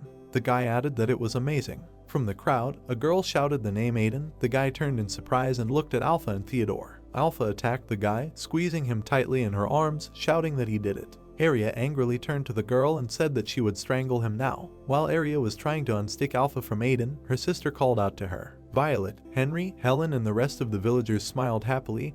Alpha happily called out to them. Everyone around began to hug their loved ones. Alpha hugged her sister tightly. Aiden stood aside smiling with his hands folded. He thought that fortunately the problem had been solved. But this was not the end. Aiden sadly looked down and thought about Alice. The guy recalled how Alice told him not to worry, but he left her there. Aiden added that he has no idea what happened to her there. While Aiden thought he had to find her, a girl appeared behind him. There was a smile on her face. Aiden was very surprised to feel her behind his back. Aiden turned around in a hurry and saw her. Aiden was shocked. It was Alice. Arnab said, "Just watch." Arnab, standing opposite Alice, said that it doesn't matter what happens, because there is only one possible end. Alice remained silent. Alice lowered her head and began to speak. The space began to crack. Alice lit up with a bright light in surprise and became covered with cracks. Arnab watched in surprise as a strange light emanated from Alice. Alice turned pale. She covered her mouth with her hand. Arnab asked what was wrong with her. Drops of blood fell. Alice looked at her hand in surprise. She was coughing up blood.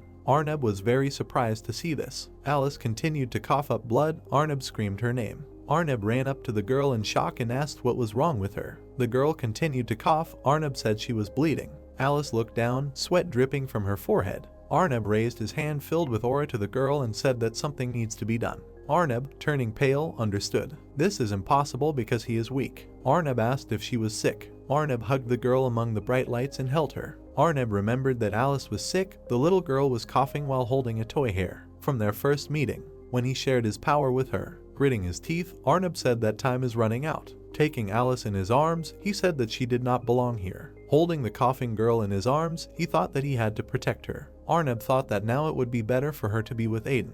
Arnab smiled and told Alice not to worry. He will protect her no matter the cost. A bright flash flashed around Arnab and Alice. Alice stood in front of a surprised Aiden who shouted her name. Alice greeted her brother. She said she was here. Aiden ran towards his sister. Hugging her tightly, he said that it was really her. He congratulated her on her return. Aiden, hugging his sister, said that he was very glad that everything was okay with her. He could not find a place for himself. Smiling and hugging her brother, Alice apologized for taking so long. On the side of the hill, someone called out to Aiden.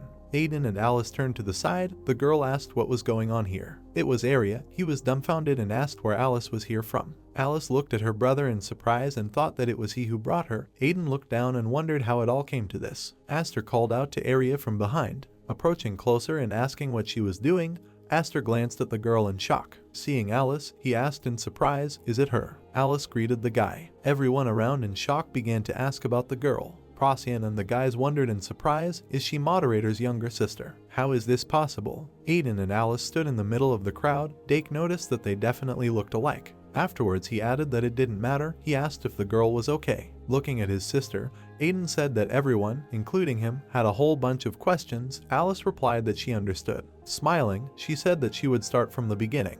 Peace was restored. The sky was bright blue. Alice added that she now had enough time to talk. Arnab, standing alone in space, said that this was somehow strange. Looking up, he reflected on the power he shared with Alice. Why didn't she help? Arnab thought why his strength could not cope with the disease. Looking into the endless starry distance, he thought maybe the reason was something else. Creating an energy ball in his hand, he said that he had to do something.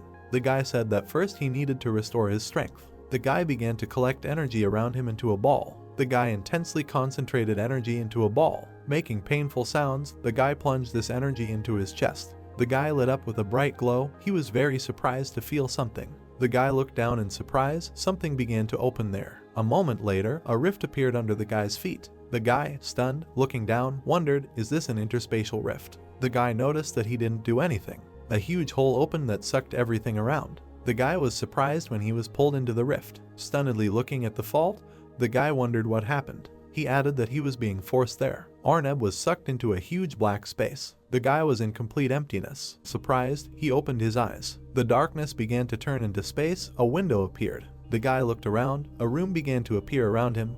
Arnab asked where he was. The guy glanced to the side in surprise. He saw a hand connected to an IV. It was Alice. She was lying in a hospital bed. The heat was visible on her face. Arnab stood in surprise and called Alice from above. The guy wondered why she was in front of his eyes. Alice was breathing heavily. Arnab thought what happened to her. Alice opened her eyes. Arnab flew above her. The guy looked at the girl in surprise. Breathing heavily, Alice turned her head. Next to her stood a hair glowing with an aura. Arnab asked in surprise, "What's going on?" Alice asked if this was a dream or not. She laughed and said it was a relief. Alice closed her eyes again. A toy hair sat at her side. Arnab, hovering above her, thought, "Well, that's it." Arnab remembered that the current Alice was older. The guy watched as Alice, whom he had sent, flew back. Arnab noticed that now it was as if she had returned to those years when he sent her home. The guy said excitedly that if that's the case, then he's begging. A moment later, quick steps were heard, and Aiden suddenly opened the door. The guy tried to catch his breath leaning on the door. He was wearing a school jacket. Aiden screamed Alice's name in horror. Running up to the girl and putting his hand on her forehead, he asked if she was okay. Aiden asked what the doctor said. Alice replied that everything was fine. Looking at her brother, she said that this had happened before. Today she was simply dizzy. Alice added that she will get better soon. Aiden smiled and said that the doctors would definitely help her. Aiden said with a wide smile, "The main thing is not to worry." The guy apologized to the doctor and asked Alice, "Will everything be okay?" The doctor replied that it is difficult to say yet. He added that now it will be difficult to predict how the hereditary disease will develop. Aiden stood excitedly in front of the doctor when he said that most likely everything would quickly stabilize, but he did not know when the next attack would happen. The doctor added that they were unable to help her in any way, they could just observe. Arnab watched from behind the doorway as Aiden talked with the doctor. The doctor said that he would now advise placing her in hospital, but she refuses. The doctor strongly recommended keeping a very close eye on her. He added that he would prescribe medications. Arnab watched as Aiden turned pale. The guy remained silent. Aiden turned to his sister. He asked where she got this rabbit. Alice, hugging the toy rabbit, laughed and asked, "Is it really beautiful?" The girl happily said that her friend had given her the toy. Aiden asked, "This is how it is." Aiden smiled widely. Alice confirmed that her best friend gave it to her. Alice jumped onto her brother's shoulders. Aiden asked, "She didn't forget to say thank you, did she?" Smiling, Alice said of course. Arnab watched them. Aiden said that's good, now they will quickly return home, and he will please her with something tasty. Following the happy guys, Arnab said that now he saw it for himself. The world she lived in, the illness she suffered from, and even her good brother. Alice happily told Arnab about her life. Arnab noted that everything was as she said then. Looking down, the guy understood. Arnab hovered over the street of a big city. The guy realized that he was in a world where Alice used to live. Aiden asked what the doctor said. Alice was lying on her bed at home, with soft toys lying around her. The girl said everything was fine, he didn't have to worry. Alice laughed and added that she really missed home. It was very stuffy in the hospital. Aiden said that he understands, but if she gets sick again, he should immediately tell her about it. Smiling, Aiden said that he had already called her school. Alice was lying with her arms out from under the blanket. Aiden added that she should rest. Aiden wished his sister good night. Alice wished him the same in return. Arnab watched as Alice fell asleep hugging the rabbit. Arnab thought maybe it was time for him to return. He said that he was worried about Alice. The girl coughed up blood, and the frightened Arnab could not do anything. Looking at the sweetly sleeping girl, Arnab said that he did not want to leave her here. Raising his hand to his chin, Arnab thought if he would stay here and watch her, then he can suppress her illness. But for this you need to establish direct contact. Arnab shared some of his power with the girl. Arnab noted that in the current state this is almost impossible. Looking at the girl, he thought, what should he do? The guy paid attention. A girl hugs a toy hare. It was a clear day and there was a green plus sign on the hospital building. The doctor admired. He said the girl's condition had improved markedly. Aiden, standing next to his sister, smiled widely and joyfully asked, "Is this true?" The doctor, putting his hands forward, said that it would be possible to cancel the treatment for a while. He added that we still need to continue to monitor her condition. Aiden gave a positive answer. The doctor said that now they can rest easy. Aiden and Alice thanked the doctor with a joyful smile. Alice was sitting on the sofa, Aiden holding the phone in his hand, and asked if she wanted to eat. The girl happily answered yes, she was hungry. Aiden showed her the phone and offered to order something and celebrate her recovery. Aiden added that his parents contributed some money. The guy said that today is a special day. Alice's eyes lit up with happiness. She was pleasantly surprised. There was a hare sitting in the next room. The voices of the guys could be heard from behind the door. Alice said that her brother was the best. She would like pizza. Aiden replied that she would get whatever she wanted. The hare glowed with an aura. He said that everything turned out great. Smiling, the hare exhaled and said that's good. Arnab said that his power helped her. Alice slept hugging a toy. Arnab said that the rabbit he gave her became the link. He allowed the guy to establish direct contact with Alice. Arnab in the body of a rabbit said that little by little, her health is returning to normal. It was a clear day and there were a lot of people on the playground. Aiden apologized to Alice. Alice was sitting on the swing. Aiden leaving said that he forgot his phone and asked his sister to wait for her here. Alice smiled and said that everything was fine. Aiden added that he was quick. Alice gave a positive answer. Angry, Arnab clasped his hands together and said that it was not for him to judge this, but he had problems with his memory. Arnab said that Aiden hasn't changed a bit. Alice happily swung on a swing among happy children and their parents. Arnab noticed that Aiden left Alice like that. Suddenly Arnab felt something in space. He looked around in surprise. Arnab asked in surprise, "What is this?" He noticed a boy in the crowd from whom an aura emanated. Arnab noticed that it was a force similar to his. The boy turned his head. A boy with red hair and a white shirt looked to the side. The boy's eyes lit up with a golden aura. Arnab thought, "Who is he?" Approaching the boy, Arnab asked who he was. Arnab thought in surprise, "Is this really the master of the world?" Arnab noticed that the guy looked a lot like him. Strong energy emanated from the boy. Arnab noticed that he felt a powerful force. The boy turned to Arnab and said that he was not from this world. The boy asked why he was here. The boy asked what his purpose was. Arnab turned pale. Standing opposite the boy, next to Alice, he said that he just wanted to protect Alice. The boy glanced at Alice. He saw her entire past. Her avatar was broken. The boy watched silently. He said that because of her, the course of fate would be distorted. The boy said that Arnab got here through a fault. He added that if this crack does not open, then the merger of two worlds will begin. It will create chaos. This should not happen. The rift between the worlds was opened. The boy added that then the whole world would disappear and nothing would remain. The universe around is crumbling into particles. A small eye flew among the darkness. The boy noticed that Arnab had probably spent an eternity alone and desperately wanted. Fill the void. The eye lit up brightly. The boy said that this crack was caused by his desire. Arnab sadly lowered his head. The boy said that if nothing was done, Alice might get hurt. He added that the rift will grow as long as he remembers this girl. Alice happily swung on the swing. The boy put his palm out in front of Alice. An aura appeared there. He said that her soul was still too young. She simply wouldn't be able to survive if she went on a trip. Looking at Arnab, the boy noticed that she also had a weak body. Arnab was horrified when the boy said that if Alice crossed the world again, she would die. Arnab thought about Alice. Is she dying because of him? Alice smiled happily. The boy said that the guy doesn't have time to think. To change everything, he must make a choice. The boy stood next to another girl. He said that he would fix what Arnab had ruined. The boy put his hand on the shoulder of the girl standing next to him. He said so that Arnab understands that he does not want enmity. The boy added that no matter what he did, he would not interfere as long as it did not affect his world.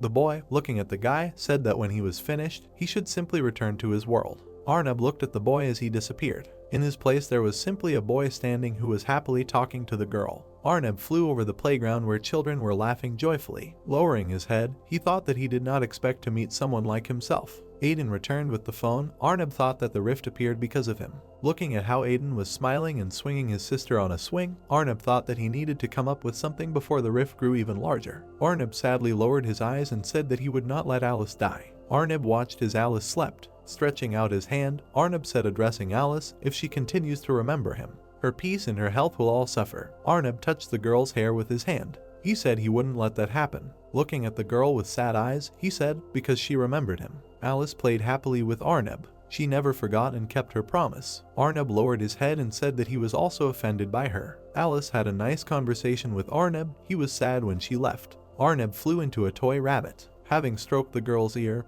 he said that now he understands why she forgot about him then. Sadly stroking the girl with his paw, he realized that everything was because of him. Looking sadly at the girl, Arnab, in the form of a rabbit, asked her for forgiveness. A bright light flashed above the bed. All their memories together slowly disappeared. Tears flowed from the sleeping girl's eyes. She opened her eyes. She was surprised. Alice, wiping her tears, thought, what was that? She noticed a strange feeling. Sadly hugging the rabbit, she said that she felt as if she had lost something. Alice started crying. From behind the wall came a voice shouting the name Alice. Aiden ran into the room. He asked what happened. Aiden asked what hurt her. The girl called out to her brother. Alice, standing in front of her brother, continued to cry. She said that she could not remember the name of her friend. Aiden asked what she was talking about. Alice began to cry even more. Aiden, perplexed, tried to understand what was happening. Arnab said everything is fine. Being inside the rabbit, he thought that everything was right. Now she will be safe. Arnab received information from the boy about how everything would be better. Arnab said that he would not let her die. Arnab laughed. He remembered his world. happy inhabitants, various creatures, beautiful plains. Arneb recalled how he spent time with Alice. Arneb thought he had it all protected. Arneb flew out of the rabbit. He thought that he had nothing else to regret. It was a clear day, the sun was shining over the city. The girl called out to Alice. Alice turned around with a backpack on her back and saw Arya, who offered to go together. Smiling, Arya asked what her plans are today. Alice, smiling, answered, in principle, nothing. Smiling, holding onto the straps of her backpack, Alice said that today she planned to sit at home and play. Alice walked with her eyes closed and looked at Arya with a smile. Arya looked at Alice with a smile and asked her that she was still playing, and added that she was a fun girl, you couldn't argue with that, and would at least take the time to give her some time. Alice laughed and asked Arya for forgiveness. Alice recalled how she was small and lying on the bed in a bad state. Alice told Arya that as a child she was often sick and constantly sat at home, and, so it turned out, she was simply used to sitting at home. Alice looked at Arya and held her briefcase on her shoulders with her hands. Arya turned her attention to the guy in front of them. Alice suggested to Arya that they go out to eat the next day. The guy with blue eyes smiled sweetly and looked towards Arya.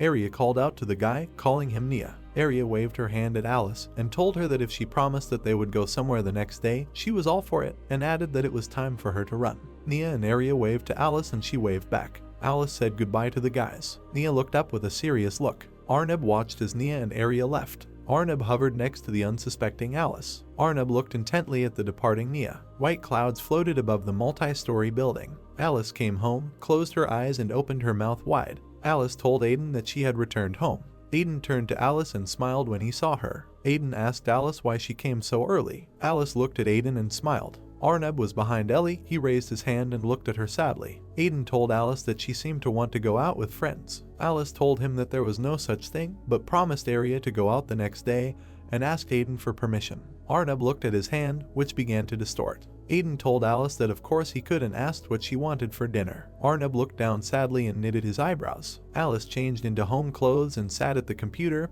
Arneb watched her from above. Alice bared her teeth in anger. Arneb was behind Alice. Arneb thought that there was just a little time left, and Alice might soon fall into the rift. Arneb remembered the rabbit he gave her. Arneb thought that he had been sharing his power with her through the rabbit for a long time, thanks to which she did not get sick and noticed that this would allow her to be reborn in another world in the future. Arneb recalled how he transferred some of his power to Alice when she was little. Arneb thought that even though he had greatly depleted his strength, the past part of him still continued to care about Alice. Arneb recalled how a rift appeared in front of him. Arneb noted that he also recently finished studying the fault. Arneb recalled how he was sucked into the rift. Arneb thought that if the power stored in Alice was activated at the moment he expected, then she would definitely be able to survive. Alice was lying on her bed and looking at her phone. Arneb looked at Alice and thought that everything was ready. Arneb hovered behind Alice and extended his hand to her. Arneb began to think that when Alice fell asleep, he would transfer all his remaining energy to her. Suddenly, cracks appeared unexpectedly. Arneb widened his eyes in surprise. Arneb looked scared and didn't understand why this was happening.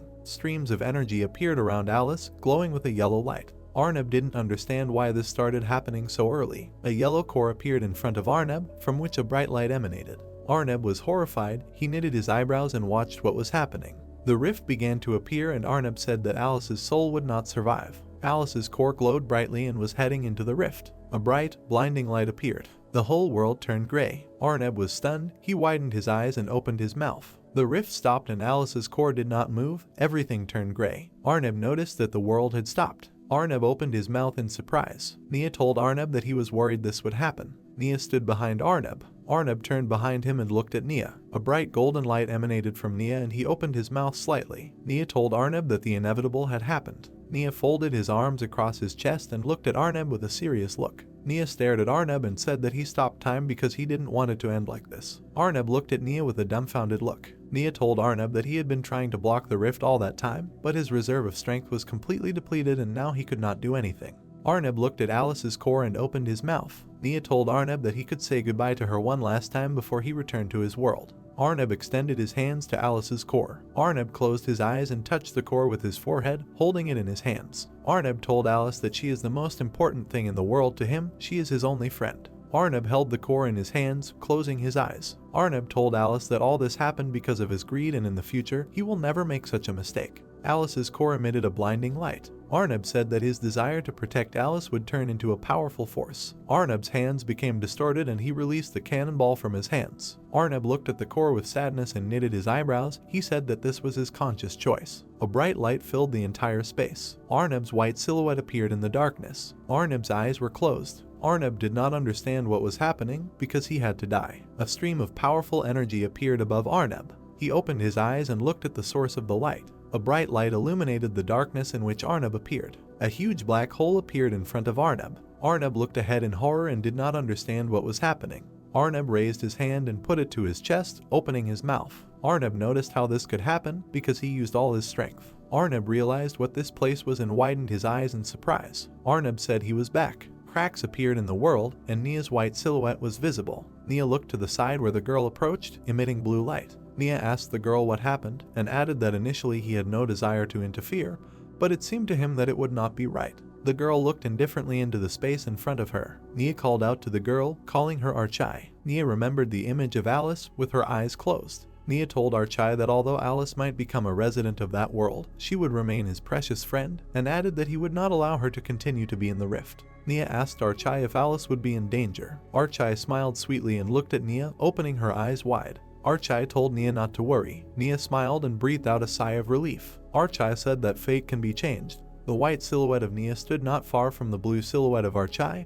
Between them there was a crack in space, as if separating them. Archai said that everything is subject to an unshakable will. There was a blue sky above the small green hills and a small lake below. Nia opened her mouth and showed her teeth. Nia told Dake to move quickly. Nia looked at Dake irritably, her eyebrows knitted together. Nia told him that she had no time to bother with him. Dake leaned over slightly. Mia looked at Dake, even more angry. Dake suggested to Mia that they take a little break. Mia said that he had already rested a day ago and that was enough for him.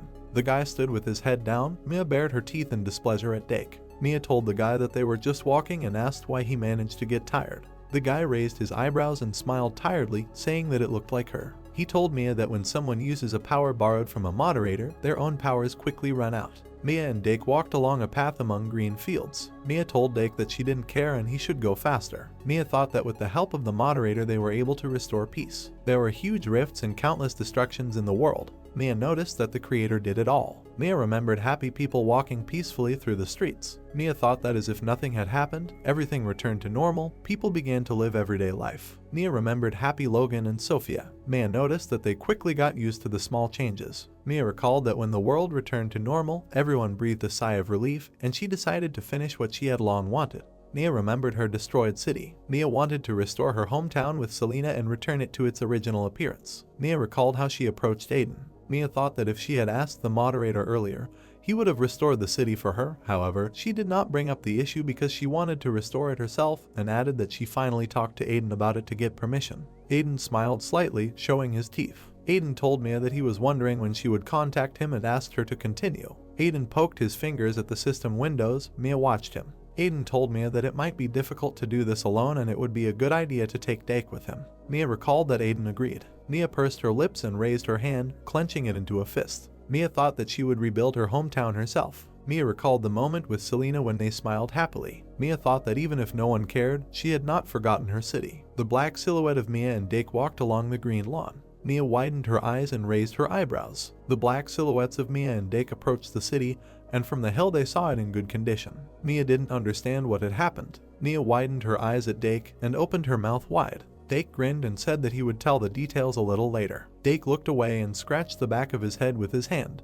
Mia was surprised by what Dake did. Dake told Mia that it was still early days and added that he had been paying attention for a long time. Dake recalled Mia talking to Selena. Dake noted that Mia always felt sad when she and Selena talked about their hometown. Dake recalled rebuilding the city through the system. Dake told Mia that she loved him so much that she was going to restore everything herself, but he also misses Selena very much. Dake told Mia that the moderator gave him permission to rebuild the city and noted that, thank God, even the disappeared residents have returned. Happy residents were walking in the city under a clear sky. Mia lowered her head. Dake turned his attention to her. Dake told Mia that he asked the moderator to keep everything a secret. Mia approached Dake and began to lightly hit him on the arm. Dake leaned back slightly and opened his mouth slightly. Mia blushed and turned away from Dake. Dai closed his eyes and held on to the hand that Mia had beaten.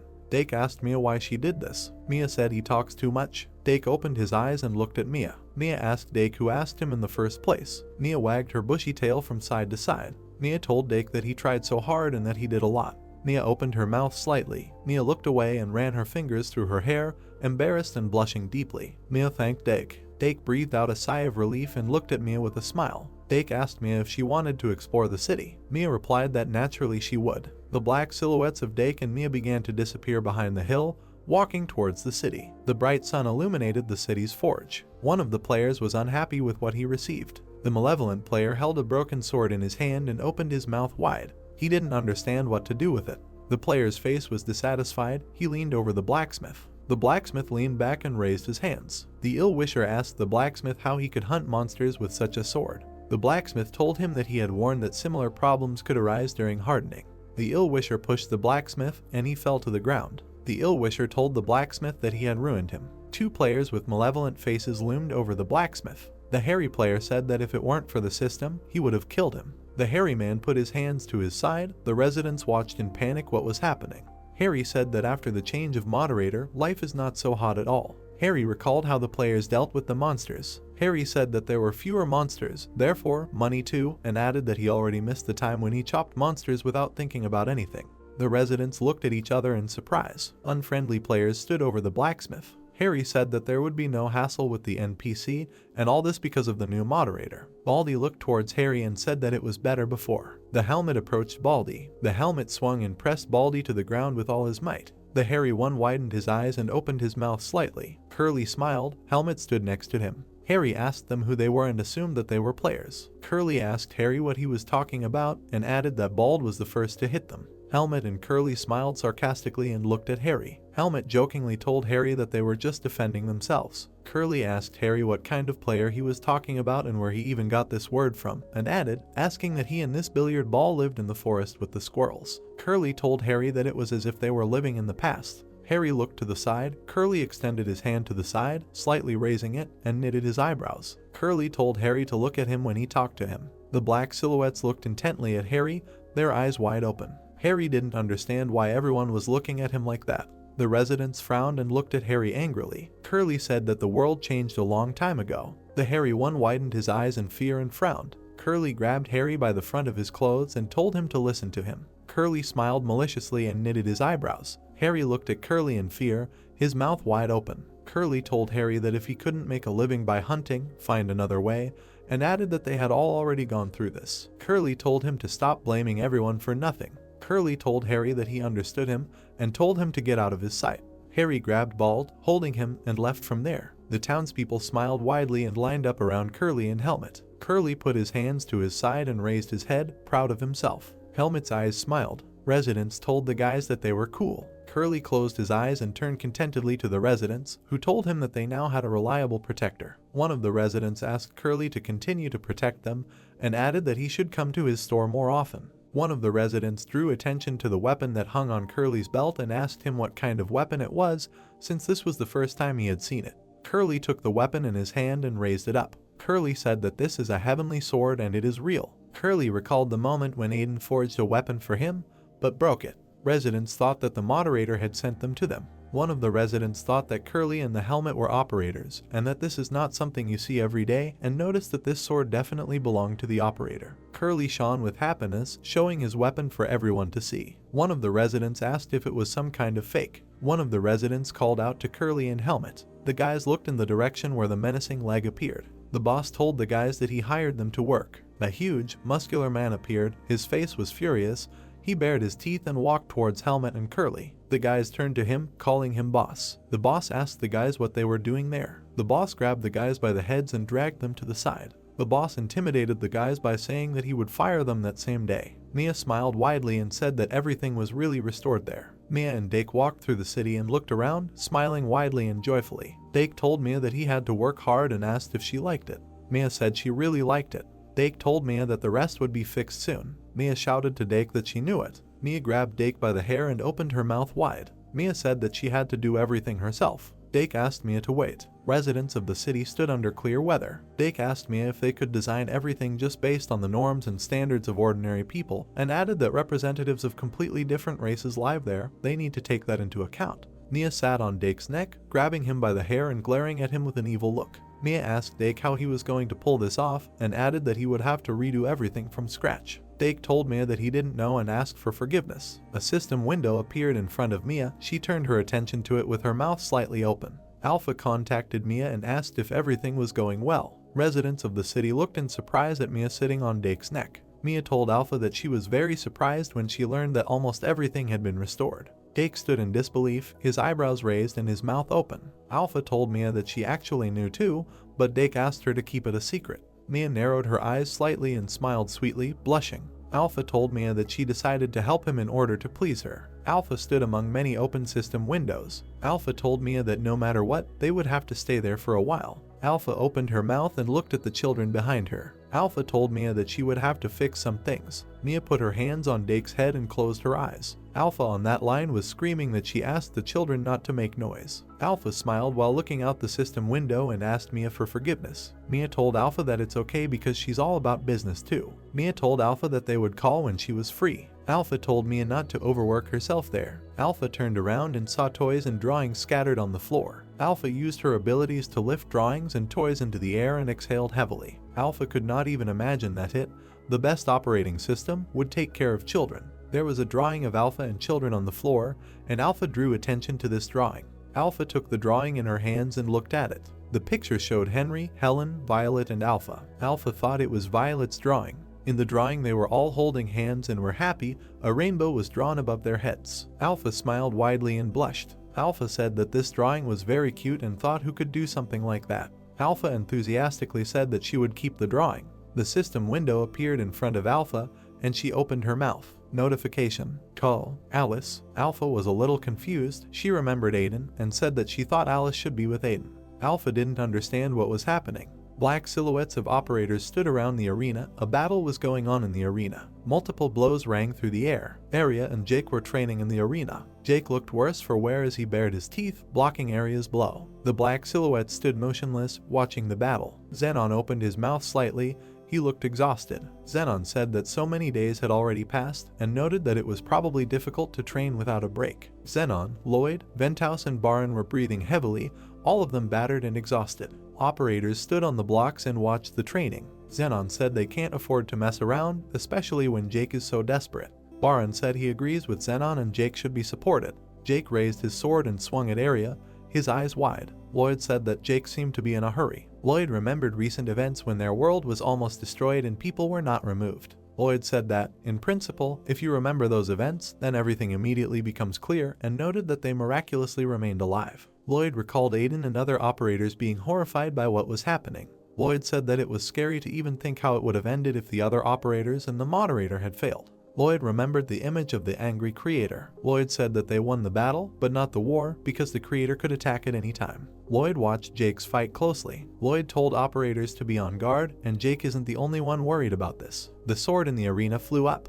Lloyd said that they all felt the same way as he did. Jake was sitting on the floor. Arya stood in front of him, holding her sword to Jake's face. Arya smiled widely at Jake and told him that he had become stronger. Arya remembered Jake when she had just met him. Arya asked Jake if he remembered their first meeting and said that he had become 2 heads stronger. Arya told Jake that this was a good thing to be proud of. Jake, exhausted after the fight with Arya, looked at her, mouth parted and breathing heavily. Arya told Jake that he was too impatient. His movements were ahead of his mind. Because of this, his field of vision was narrowing, and this would not end well. Arya told him that she strongly advises him to get rid of this habit as soon as possible. Arya removed her sword from Jake and he lowered his head. Jake thanked Arya and said that he would definitely take her advice into account. Arya told Jake that was great and told him to invite the next one to practice. Arya put her hand to her side and looked at Jake. Arya thought Jake was doing a very good job. Arya clutched her sword with worry and thought that she was also worried. Arya remembered when the creator appeared. Arya noticed that the creator had not done anything for several months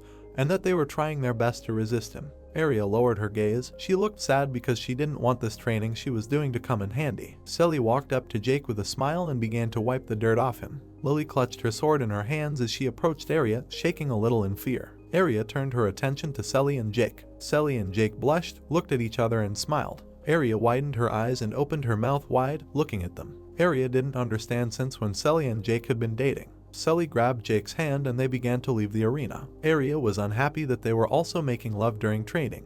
Area closed her eyes and clenched her hand into a fist. Remembering Aiden, she blushed. Area thought about how jealous she was of them and added that now Aiden would definitely understand her hints, and the more she thought about it, the angrier she became. There was a frightening energy emanating from Area. Area said that her whole life would pass her by like this. Lily and Area paid attention to the operators, who were pointing to the side. Operators looked behind Area and did not understand when she appeared there. Behind Area sat Alice. Area turned behind her and saw her. Area said that she didn't notice Alice coming. Alice sat with her hands folded on her legs and smiled sweetly. Area was surprised. She widened her eyes. Area asked Alice what she was doing there because she was supposed to be with Aiden. Alice lowered her eyes and scratched her cheek with her finger. Alice told Area that she was with Aiden, but decided to focus on herself and added that, for example, she went out to get some fresh air. Area looked at Alice carefully, raising her eyebrows. Alice said she was bored. Area told Alice that she wanted to ask her for something. Alice opened her mouth in surprise. Area told Alice that she wanted to spar with her. Operators looked at the black silhouettes of Alice and Area. Area told Alice that she wanted to fight her, for real, and added that it was unknown when such an opportunity would arise again. Alice raised her hands and waved them. Alice told Area that she just came to watch. Area looked at Alice in surprise and said that she thought Alice was boring and asked if just watching was so interesting. Alice grinned maliciously. Area told Alice, teasing her that she was weak and her fear was understandable. Alice narrowed her eyes and raised her eyebrows, looking at Area. Alice asked Area what kind of fear she was talking about and added that she would definitely not lose to her. Area raised one eyebrow and looked at Alice with irritation. Area and Alice radiated powerful energy as they looked at each other with smiles on their faces. Area asked Alice where she got such confidence. There was a powerful splash in the arena from the impact. Black silhouettes of operators watched the battle. Camilla and Kevin opened their mouths in surprise. From powerful blows, stones from the arena began to fly apart in different directions. Camilla said it was incredible and added that Area's battles are a treat for the eyes. Area and Alice made eye contact. Lightning and powerful energy emanated from Area's sword. Area swung her sword at Alice. From Area's blow, the floor of the arena was cut in half. Alice dodged the blow to the side. Area's kick hit the block, which broke in half. Area continued to shower Alice with blows. Alice defended herself with a barrier. Alice looked at Area seriously. Alice used transformation. Golden sand appeared on the floor in which Area stood. The sand covered Area's feet and she could not move. Alice raised her hand to Area's face. Area widened her eyes and opened her mouth slightly in surprise. Alice hit Area and she flew back. Alice used shockwave. Area clenched her teeth and narrowed her eyes from the blow. Area stuck her fingers out to the side and her palm glowed blue. Area extended her hand and hit Alice with energy. Alice raised her hands and a cloud of energy began to gather between them. Alice used gravity and space distortion. Blue energy began to gather around the black clot. Powerful blue lightning emanated from the black clot, filling the space of the arena. Alice widened her eyes. Area suddenly appeared in front of Alice and swung her sword at her. Area tightly gripped her sword, from which lightning emanated. Area's eye glowed blue and she stabbed Alice. A powerful blow from Area flashed in front of Alice. Alice managed to use the barrier to defend herself. Alice used the skill increase resistance and shield. The blow rushed towards the shield. Area hit the shield that appeared in front of her, and a powerful aura and bright light emanated from them. The shield broke and crackling lightning came from it. Alice stood with her arms outstretched and looked at Area with a serious look. Area was battered. She smiled slightly and said that this could not be fought against, and that she managed to feel so much during the battle. Area plopped down on the ground and raised her head. Area told Alice that she was giving up and added that she couldn't even stand on her legs. Alice smiled faintly and looked at Area. Area said that she was told that Alice was weak. Alice took Area's hands and helped her to her feet. Alice told Area that it means that the power of the creator still flows in her, and added that she should not be upset because she is stronger without options, because she knows what she really is. The black silhouettes of Area and Alice headed towards where the other guys were standing. Area was slightly upset. She closed her eyes and leaned forward. Jake looked at Area with concern and asked if she was okay, because it seemed like she had been in a lot of trouble. Area told Jake that worse has happened. Alice watched Area with a serious look. Selly approached Area and told her that she would help her. Area said that everything is fine and these scratches will heal in no time. Alice opened her mouth and called out to Area. Area turned to Alice and looked at her questioningly. Alice told Area that that's not really what she came for. Area widened her eyes and opened her mouth in surprise. Alice told Area that she had come to pick her up. Alice imagined a passage into space with a red star glowing on the door. Alice told Area that as they know, the creator has imprisoned her brother in his domain, and God knows what's going on there. Alice extended her hand to Area and said that she needed her help. Alice told Area that Aster, Procyon, and Alpha were already there. Alice looked at Area with hope. Alice said that Aiden has not woken up yet. Red energy emanated from the test tower. Aster was inside, among the red blocks. The system windows were open in front of Aster and he looked at them with confusion. Aster didn't understand what was going on. Aster presented the image of Aiden, from which incredibly powerful energy emanated. Aster said that Aiden's strength is growing, and noted that a little more and he will be torn to pieces. Aster raised his gaze and looked ahead worriedly. Aster said that now he doesn't feel anything. Inside was a cloud of black energy from which a red light emanated. Aiden thought that silence is like the abyss of the universe. Aiden's white silhouette floated in the darkness with a red light emanating around it. Aiden noticed that it was somewhere far away, beyond living matter. Aiden's eyes were closed and red energy was emanating from him.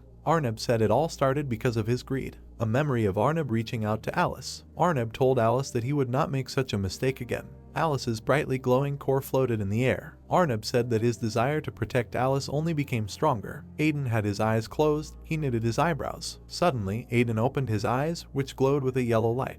Arnab stood behind Aiden. Aiden told Arnab that he had finally arrived. Aiden turned behind him and looked indifferently at Arnab. Aiden told Arnab that it took him a long time to decide. Arnab looked at Aiden indifferently. Aiden asked Arnab what he decided to on eat. Arnab knitted his eyebrows and looked intently at Aiden, not expressing any emotion. Arnab narrowed his eyes slightly and turned to Aiden. Arnab recalled the moment when he was with a matured Alice, and they looked at the red core of energy. Arnab told Aiden that he didn't know anything back then, didn't know that he and his desire were the cause of everything. Aiden looked at Arnab indifferently, narrowing his eyes slightly. Arnab told Aiden that he didn't know it was him. Arnab told Aiden that he hopes things will continue to be like this and that he doesn't even think about it. Aiden opened his mouth slightly, showing his teeth. Aiden told Arnab that he was not at all interested in this. Arnab looked at Aiden with a cold gaze. Aiden asked Arnab what he was thinking of doing next. A bright, blinding light began to emanate from Aiden. Aiden told Arnab that if he still intended to reset the world, he would give him a chance to make things right. Aiden's eyes glowed yellow. Aiden changed his appearance, his hair turned white, and the same halo as Arnab's appeared above his head. Arnab observed unexpected changes in Aiden. Arnab opened his mouth slightly in surprise. Aiden told Arnab that somehow they are in the space inside him and his avatar in front of him is just an illusion, so there is no need for them to fight. Arnab asked Aiden to answer him one question. Aiden looked at Arnab indifferently, his eyebrows slightly knitted. Arnab asked Aiden if it was true that he was going to send Alice back. Arnab said that Alice initially had a very weak body. Arnab remembered little Alice when she was in bad shape. Arnab said that after she went through the crack, she got worse and worse every day. Arnab recalled how he touched Alice and transferred some of his energy to her. Arnab said that her native dimension is higher than theirs, so the power given to her didn't really help, and now she needs to at least save her life. Arnab presented the image of Alice's lifeless body. Arnab said that if she returned to the original world in this state, she might die. Arnab remembered all the happy moments of Alice with her brother Aiden. Arnab noticed that Alice's desire to return, now he understands her, and added that her home world was very dear to her. Arnab opened his mouth slightly and looked at Aiden. Arnab asked Aiden what would happen if Alice disappeared, would he be able to accept it? Aiden pursed his lips and looked at Arnab. Aiden opened his mouth and looked at Arnab with a serious look. Aiden told Arnab that he said he was just a fake, but his love for Alice was incomparable. Arnab's eyes began to glow yellow. He glared at Aiden. Aiden said no matter what happens, he will protect her to the last. Aiden furrowed his eyebrows and narrowed his eyes. Aiden said that if Alice wants something, he will do it. Arnab pursed his lips. Arnab looked down with sadness in his eyes and smiled slightly. Arnab told Aiden, so this is his decision. Arnab thought that he still didn't want to let Alice go. Aiden looked at Arnab with an eerily indifferent gaze. Arnab raised his hand and a golden key formed in it. Arnab thought he was glad. Arnab presented the key to Aiden. Aiden was slightly surprised. Aiden raised his hand and took the key. Arnab turned around, saying that now he has no influence on this world. The white silhouettes of Arnab and Aiden stood not far from each other. Arnab told Aiden that he would leave this world to him, and added that he would not try to destroy it, for there was no point in doing so anymore. Arnab began to slowly disappear. Arnab told Aiden to keep in mind that he still couldn't come to terms with how he treated Alice. Her life was on the line. Aiden raised his gaze and looked at Arnab. Arnab told Aiden that it was dangerous, but he would trust him. Arnab looked at Aiden, almost dissolving, and told him that if he changed his choice, he should come to him. Arnab disappeared in front of Aiden, saying that he would be waiting. Aiden's foot stepped into golden space. Aiden looked with a serious look at the key in his hand and remembered Arnab's words that he should choose. Aiden closed his eyes, and system lines began to diverge in space. Arya asked Alice when Aiden would wake up. Alice said that we need to wait a little longer. Arya told Alice that suddenly he needed help. Aiden's eyes were closed, he was glowing with a golden light. Arya told Aiden to open his eyes. Aiden opened his eyes. Arya, Alice, Aster and Procyon stood in front of him, worried about Aiden. Arya told Aiden that he had finally woken up. Alice asked Aiden if he was okay. Aiden opened his eyes wide and looked at the guys in surprise. Arya said that Aiden is alive, so there is nothing to worry about. The huge black core was destroyed, and the black silhouettes of the guys stood in front of it. Arya told Aiden that before he even woke up, everything around them started to fall apart and she thought something had gone wrong. Aiden looked at Arya and smiled. Arya asked Aiden if he was able to take control. Aiden told Arya that he could and apologized for causing him to worry. Aiden raised his hand and looked at her with his mouth parted. Aiden told the guys that it would be better if they saw everything with their own eyes. Aiden clenched his fist and a golden aura began to emanate around him. Aiden changed his appearance to that of when he was in Arnab space. The guys were stunned by what they saw. Aiden raised his hand and began to examine himself. Arya asked Aiden if this was the power of the creator. Aiden's eyes glowed yellow. Aiden said that now he sees everything. Black silhouettes of the guys stood in the middle of the golden walls. Aiden noticed that these were things that were hidden from his sight. Aiden raised his head and began to look around. Aiden said that Arnab saw them all the time. Alice knitted her eyebrows and smiled, looking at Aiden. Aiden walked up to Alice and looked at her with a serious look. Aiden told Alice that he already knew her answer, but would ask again. Aiden stared at Alice and asked what she wanted to do now. Alice looked at Aiden with a serious look. Aiden told Alice that no matter what choice she made, he would try to help her. Alice said that at some point, she gave up. Alice recalled happy moments with Aiden and Arya from her world. Alice said she has been through a very long, albeit thorny, and of course, this world is dear to her, but she does not belong here. Alice lowered her gaze and looked down sadly, knitting her eyebrows. Alice told Aiden that she would be back. Aiden smiled slightly, looking at Alice. Alice asked Aiden to help her, calling him brother. Aiden extended his hand to Alice and said that he would help her. Alice knitted her eyebrows and looked down. Aiden put his hand on Alice's head and said that he would take care of this world and bring her back safe and sound. Aiden smiled widely and raised his eyebrows. Aiden told Alice not to worry. Alice raised her gaze and looked hopefully at Aiden. Alice stood next to Arnab. She raised her hand and pressed it to her chest. Alice was surprised that it came out of her. A red core hovered in front of little Arnab and Alice. Alice asked Arnab what it was. Arnab and Alice looked at the core in surprise, their mouths slightly open. Arnab didn't know what it was. In space, the red core shone brightly with golden light. Arnab couldn't even imagine that there were things that even he didn't know about. Alice looked in amazement at the red sphere that came out of her and was about to touch it as she became curious. Alice extended her hand to the core of the magical red sphere and practically touched it. Before they could touch it, the red magic sphere flew away from the guys along a spiral trajectory. The two silhouettes of Aiden and Alice watched as this magical red core created a funnel around itself in the black space. Little Aiden and the guys of the creator, along with Alice, watched what was happening in amazement. Alice noticed that the red core flew away from them. A red magical core hovered in the air and emitted red rays of light from itself, forming a magical funnel near itself. Alice didn't understand what was happening in front of them. Bright rays of light spread across the empty space of the world. Lisa questioned Aiden about why he told her she couldn't. Alice was dressed in a dark cloak and stood in front of Aiden's small silhouette as they stood in front of the system's screens, where everything was illuminated with a yellow light. Alice looked unhappy as she turned to Aiden, who had his back to her. Alice said that she couldn't do anything anytime soon anyway. She also asked Aiden when she could return to her world and how long she would have to wait. The black silhouette of Aiden's embittered face glowed with a white outline. Alice was saddened that this world was not real for her, so she turned to Aiden as a creator, telling him that she could not stay in this world forever. Alice stood behind Aiden with a depressed expression, feeling alienated. Alice, of course, understood everything, because that was the reality. Aiden pressed his hand to his pants and clenched his fist. Alice asked Aiden to return her to her world. The black silhouette of Aiden's face with its outline glowing with bright light looked sad and distraught. Aiden remained silent. The world with a dark purple aura began to collapse and bright rays of light began to be traced from the depths of the earth. Alice raised her head and watched as the black silhouette of Aiden flew closer to the system screen along with a glowing cube. Alice turned to the creator. Alice was unhappy with what was happening and rushed closer to Aiden, realizing that she needed to stop the creator so that he would not do anything wrong.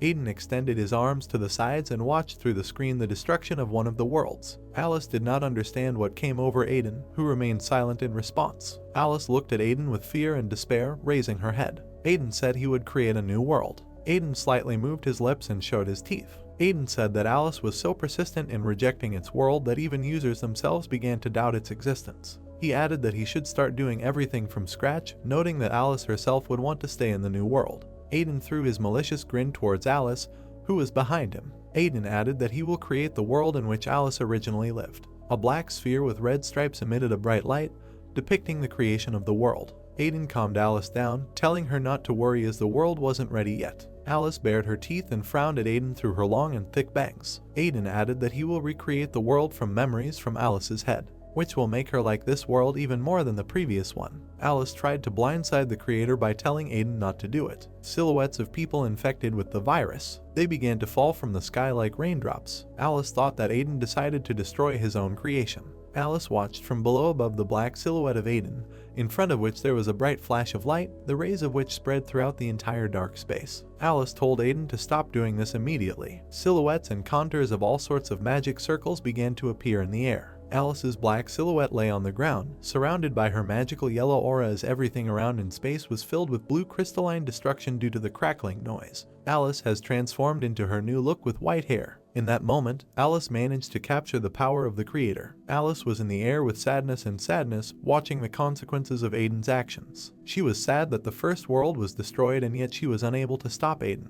A huge flying piece of land in outer space, similar to an island, emitted a bright yellow beam of light directly into the sky. Alice understood that the world was completely destroyed because of her quarrel with the creator and therefore countless people died. The black silhouette of Alice hovered in the air between the cracks of black blocks, which were covered with a yellow outline depicting worlds. Alice wandered for a very long time in the cracks between worlds, and the unfinished world too remained so. Alice looked at what was happening with an indifferent and empty look. She understood that the creator had no intention of bringing her back from the very beginning, and she realized this only now. However, she no longer cared. The black silhouette of Alice lay on the cold ground when a black boot appeared. The silhouette of Worm appeared, bearing its grin and exhaling the air from its lungs. Someone from the outside noticed this virus. Worm and other viruses appeared in the new world where Alice was. The virus kept coming. Alice furrowed her eyebrows and looked angrily in their direction. To protect against the virus, they began to produce an antivirus. Alice knew that the virus was an imperfect being as a side effect of the destruction of World 1. Alice recalled looking warmly at the silhouette of Worm, who pressed his hand to his chest in honor of his mistress's greeting. Alice said that the virus regularly visited her after they learned of its existence. Worm turned to Alice, whose black silhouette sat on her lap and glowed with yellow light. Alice knew that these virus guys were annoying, and at every opportunity they idolized her, but she wanted no one to touch her. Alice looked down sadly as her gaze looked empty and serene. Alice looked tired. Suddenly, a portal appeared in the new world and the silhouettes of a whole squad of guys appeared from it. The guys were looking for the virus and were glad that they were found so they could deal with them. The out-of-breath Aster looked tense and glowed with his white aura. This time he wanted to deal with the virus and its leaders for good. Aster, in the company of his friends, including Arya and Procyon, headed towards the virus. Aster and Arya showed their teeth and looked angry. Aster told everyone to be careful because their world began to collapse precisely because of Alice. Alice's silhouette continued to be illuminated by a bright light as she sat on the ground and an entire wall of crystals was destroyed above her head. Aster said that the whole space is being destroyed by the very fact of Alice's existence and the virus worshipped her. Alice humbly looked at the floor and with a degree of despair and emptiness. Enraged by the worm appearance of the Aster guys, he bared his teeth and looked furiously in their direction. He was angry because the guys were following him. Worm said that these guys came in vain, because now they will not leave the battlefield alive. With a mischievous grin, Worm extended his hand back towards Alice, whose silhouette was illuminated by white light. Worm introduced the guys to his true master. Aster, in the company of his team, looked at what was happening with contempt. Worm continued to grin at the guys, saying that they were just ants in front of Alice's true power. Alice continued to be apathetic and despondent. Worm said that the guys' lives would end in this place. Alice felt that there was too much noise for her and she wanted peace. There was a bright explosion as a bright stream of energy was directed towards the virus. Worm squirmed in pain and screamed as this energy stream was directed towards him. Aster and Arya watched what was happening with confusion and bewilderment. Alice's silhouette glowed with a bright light as the cracked crystal wall protected her. The guys did not understand why Alice killed her servant. A bright purple crystal glowed in the black depths of the cave. Aster wondered that Alice was supposed to be their queen. The silhouette of Worm began to be resurrected and pieced together in another space. The guys understood that Worm would still be able to resurrect in another place. Aster furiously clenched the hilt of his sword in his hands. He knew that the virus had ruined everything and only Alice was left. Aster looked at Alice with tears in his eyes. He was not going to forgive these viruses in any situation. Aster rushed with his sword to attack Alice, who was emitting a bright light from herself. Aster was going to destroy everything with his own hands. Blue energy from energy lightning began to sparkle around Alice. Alice turned her attention to the blue light and cast her devastated gaze in its direction. The angry guys spread their arms and were about to fly to attack Alice. Alice understood that she would not be able to return to her old world. But the Guardians of World 2 simply did not know how to give up, because this is their character. Aster held his sword in his hands and looked at Alice in surprise. Aster looked dumbfounded. He didn't realize that the firewall in the form of a crystalline wall had collapsed. Aster pointed his sword and tried to fly at Alice, whose crystal shield was destroyed and its fragments scattered in different directions. Aster understood that this was his chance. Alice closed her eyes and accepted her fate. She was tired of fighting and wanted only peace. Aster nevertheless pierced Alice's exhausted body through and through. Alice wanted Aster to take her power so she could find peace. Alice's body fell in a dark space through yellow matter. Alice opened her devastated gaze and looked at what was happening with the thought that everything now became clear to her. Alice remembered how Aster plunged his sword into her body. The black silhouettes of Aster and his team stood at ease against the background of Alice's evaporated body. Aster frantically raised his hands and tried to hold the yellow clot of energy from Alice in his hands. Alice realized that this core held most of her power, and so she trusted their intuition on how to use this power. She felt that this power should solve their problems. The luminous silhouette of Alice's body fell into a black space that looked like a funnel or pipe. Alice understood that in this case she would no longer be able to go back. Alice closed her eyes and, with heartache, accepted her fate. She felt like she had done everything she had to, so she mentally said goodbye to everyone. A bright red beam flashed in a zigzag pattern through the dark space. Right in front of Alice, this red core glowed among the yellow light. Alice widened her eyes and waited with anticipation for further events. Alice recalled the moment when she stood next to little Aiden in the role of the creator, and together they watched over the floating glowing core. In the air, yellow light began to spread out to the sides, creating an image. From this core, the silhouette of a man began to appear, who extended his hand to her. Alice looked at what was happening in amazement, trying to understand what was happening. The red silhouette of a man appeared through the yellow rays of light. Aiden's frowning silhouette appeared in the bright light. Alice tried to understand what was going on. 5 black silhouettes of people stood on the ground in the middle of a new unknown world. Arya looked in surprise at Aiden, who appeared next to them. Arya couldn't even imagine that Aiden was the new creator. Arya presented different images of Aiden and how he fought in different fights in furious guises. Arya said that now it was not surprising to her that after the update Aiden BVL was too strong. Now it became clear to her how Aiden was able to compete with its creator. The black appearance of Alice in otherworldly space came into contact with the red glowing silhouette of Aiden. Alice knew that her brother never gave up, because he was always there for her. Even when others gave up, he still went to the end. Alice, in the form of red hair, looked forward sadly. She understood that it was the will that made Aiden so strong, and from now on he possessed this power of the creator. A silhouette glowing with yellow light in a dark space was surrounded by luminous circles. Aiden knew that Arnab had been imprinted, but he still felt uneasy because he wanted to completely hide the existence of his sister. Aiden recalled how he held his little sister in his arms and wandered through the cold and frosty streets. He said that when he found himself in World 2, his plan got off the ground and he disguised himself as an ordinary NPC and began to develop. Aiden recalled how his little sister was wrapped in a white sheet in the cold winter. At that time, he had to spend all his strength. Aiden wandered the streets with his sister among a gray crowd of people. At that moment, he came up with a plan for the future. Aiden stood next to Alice and Arya, who timidly but listened to him attentively. Aiden interrupted his story by saying that they already knew the rest. Arya looked in shock at Aiden, who showed his teeth slightly. He said that he now had the power of a creator. He also added that he tried to send Alice back several times,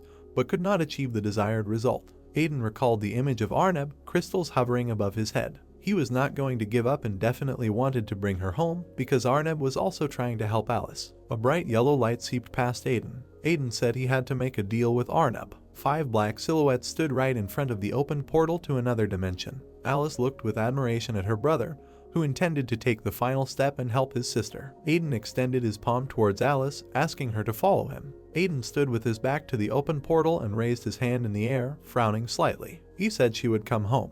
Alice's eyes sparkled and she looked forward with anticipation. She extended her hand to Aiden and they grabbed each other. Aiden threw his grin towards Arya and her friends as Arya placed her hand on her belt and smiled back. Arya said that she knows everything, that he will leave it at this place, and asked not to offend Alice. Arya stood next to Aster and closed her eyes, breaking into a smile. Arya told Aiden not to worry about them and to go about his business. Aiden was confused when Arya told him with a grin that he would need their help someday after all. Aiden looked at the guys cordially. Arya said that they are always ready to help him. Arya widened her eyes in embarrassment when she heard Aiden speak. Aiden noted that they were his loyal companions, so he added that he would like Arya to always be by his side. Arya was embarrassed by such words. Arya didn't know how to react to Aiden's words. Aiden stepped forward. He ordered her to wait for him anyway. Arya understood the irony and got angry, telling him not to start flirting with her. Aiden threw his grin towards Arya as he stood next to Alice. He said he went. Evaporating in a red beam of light, they headed from the earth to another world through the portal that closed. The luminous silhouette of a man wandered through the expanses of the dark world. Arneb was in his thoughts and closed his eyes. At that very second he opened them, watching what was happening. The glowing silhouette of Arneb noticed Alice and Aiden approaching him across the dark expanses. Arneb said he began to worry that Aiden might change his mind. Aiden led his sister with an expressive expression as the portal closed behind them. Arneb realized that Aiden was ready to go to the end without even knowing how it could all end. Aiden's silhouette sparkled with bright crystals near his head. Arneb, with a glowing halo above his head, looked at Aiden with anticipation. Arneb recalled that he told Aiden to come to him then. When he changes his mind, Arneb said he didn't think he could convince Aiden. Aiden transformed into the image of the creator and a luminous halo also hovered above his head. Aiden was confident that if they worked together, they would be able to return Alice safe and sound if, of course, Arneb truly wanted her happiness too. Arneb looked at Aiden with heartache. He said that he thought about it, but understood that it was impossible because they did not have accurate information about the dimensional forces because the energy there was too unstable. Aiden looked up at Arneb attentively. Arneb went on to say that even if they worked together, there was no guarantee that Alice would return home safely, so he said that it would be much safer for Alice to stay here. Arneb raised his hand towards Aiden and was about to use his power. At the same second, Aiden responded with the same gesture. The collision of their powers caused a red vortex to collapse, from which a red aura and lightning emanated. Alice covered herself with her hand from the cloud of dust and stones that flew away due to the shock wave. Alice's foot slipped due to such a strong wind. Alice looked in horror at the ongoing fight. Alice looked from the side at Aiden's silhouette, which glowed with a bright yellow light. Aiden widened his eyes and desperately looked up at Arneb, who put up his protective wall in the form of a honeycomb. It was an impenetrable cube. Aiden looked angrily at Arneb, frowning his eyebrows, looking up. Aiden understood that Arneb had planned this all along. Aiden swung his fist at the glowing silhouette of Arneb, who held out his arms with a shield. Aiden understood that it was necessary to destroy this Arneb shield. Aiden was unable to break through the protective wall and missed in a sweat. Aiden cast his stunned glance to the side. Arneb extended his hand upward and a glowing cube appeared above his palm. Arneb said that Aiden was too careless. Arneb pressed his hands to his chest and glowed with a bright light. Arneb apologized to Alice, telling her that she needed to wait. They had no other options. Arneb began to transform into another form, and he began to flare up with a bright flame, as if preparing to explode. Aiden raised his head and looked into the dark space, where the red light emitted the silhouette of Arneb. Aiden raised his angry gaze upward. Arneb told him that he could do whatever he wanted. The black hair of Arneb's reborn form emitted a red aura. Arneb, in the guise of a dark-haired girl in a black cloak, radiated red wave energies from himself to the sides. Arneb glanced down at Aiden.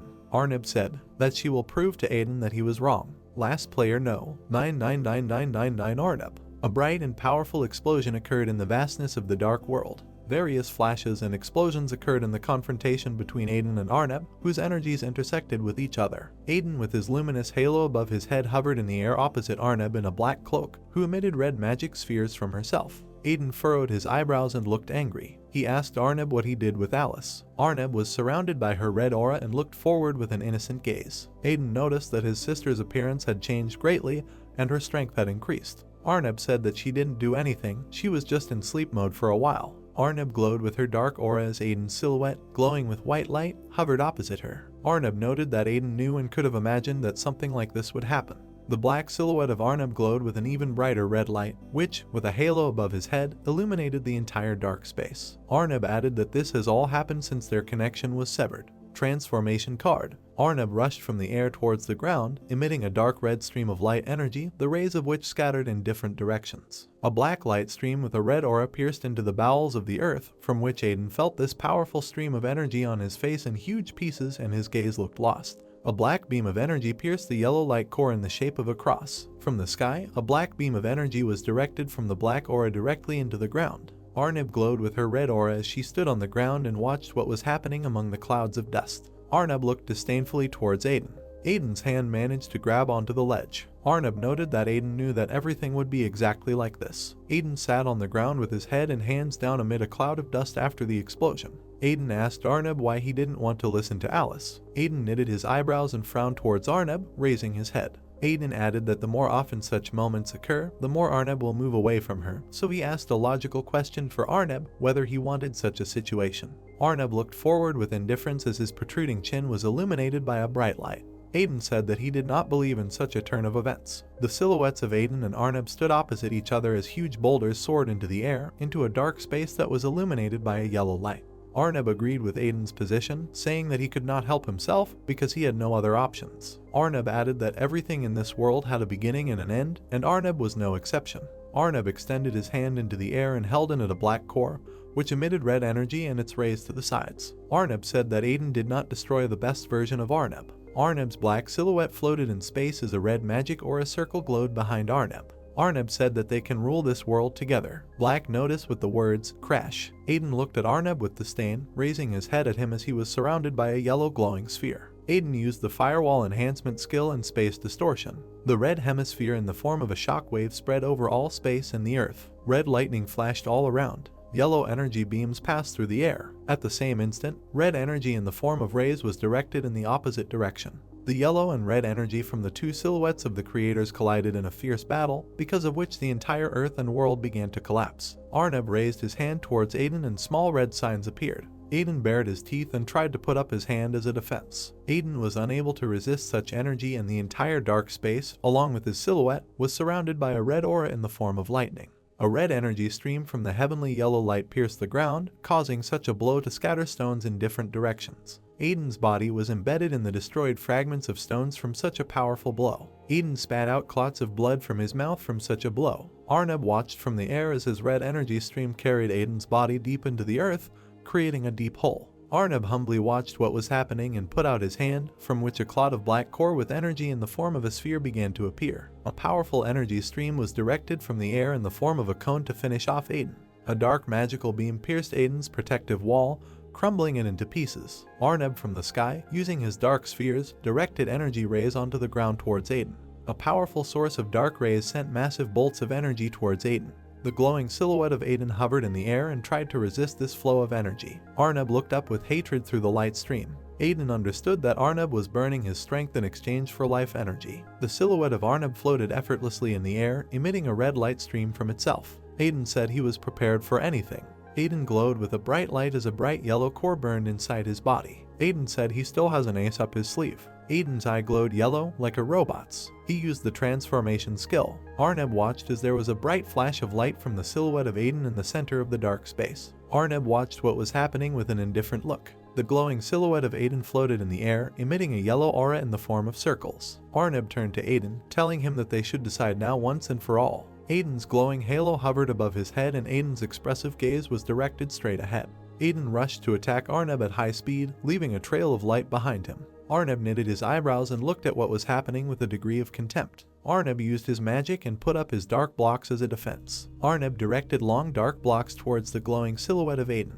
Dark blocks with a red aura were aimed at resisting the aspiring Aiden to reprisal. Aiden destroyed all the dark blocks with his bright flash of light, from which the crumbled pieces scattered in different directions. A bright yellow beam was directed towards a red glowing core in the air. Arnab's red energy intertwined with Aiden's in an intense fight. Aiden angrily swung his hand, which contained a red magic core in the form of a gravitational collapse skill. The black silhouette of Aiden watched as a bright flash of light emitted lightning bolts from itself in different directions. Arnab looked at what was happening with anticipation with his red eyes. A yellow funnel with red lines sucked in the black silhouette of Arnab. The outline of Aiden's face looked down hatefully at Arnab. Arnab also looked up at his once friend with contempt. A red magical funnel hovered in the sky and sucked in all the matter from the world. The matter in space glowed red and cracked. The bright yellow core shone high in space and absorbed pieces of dark matter. Arnab's body looked exhausted and wounded. Arnab's body continued to glow red, but he looked exhausted. Aiden looked at Arnab, who was lying on the ground, disappearing into the air. Aiden asked Arnab to calm down because he knew how everything could end.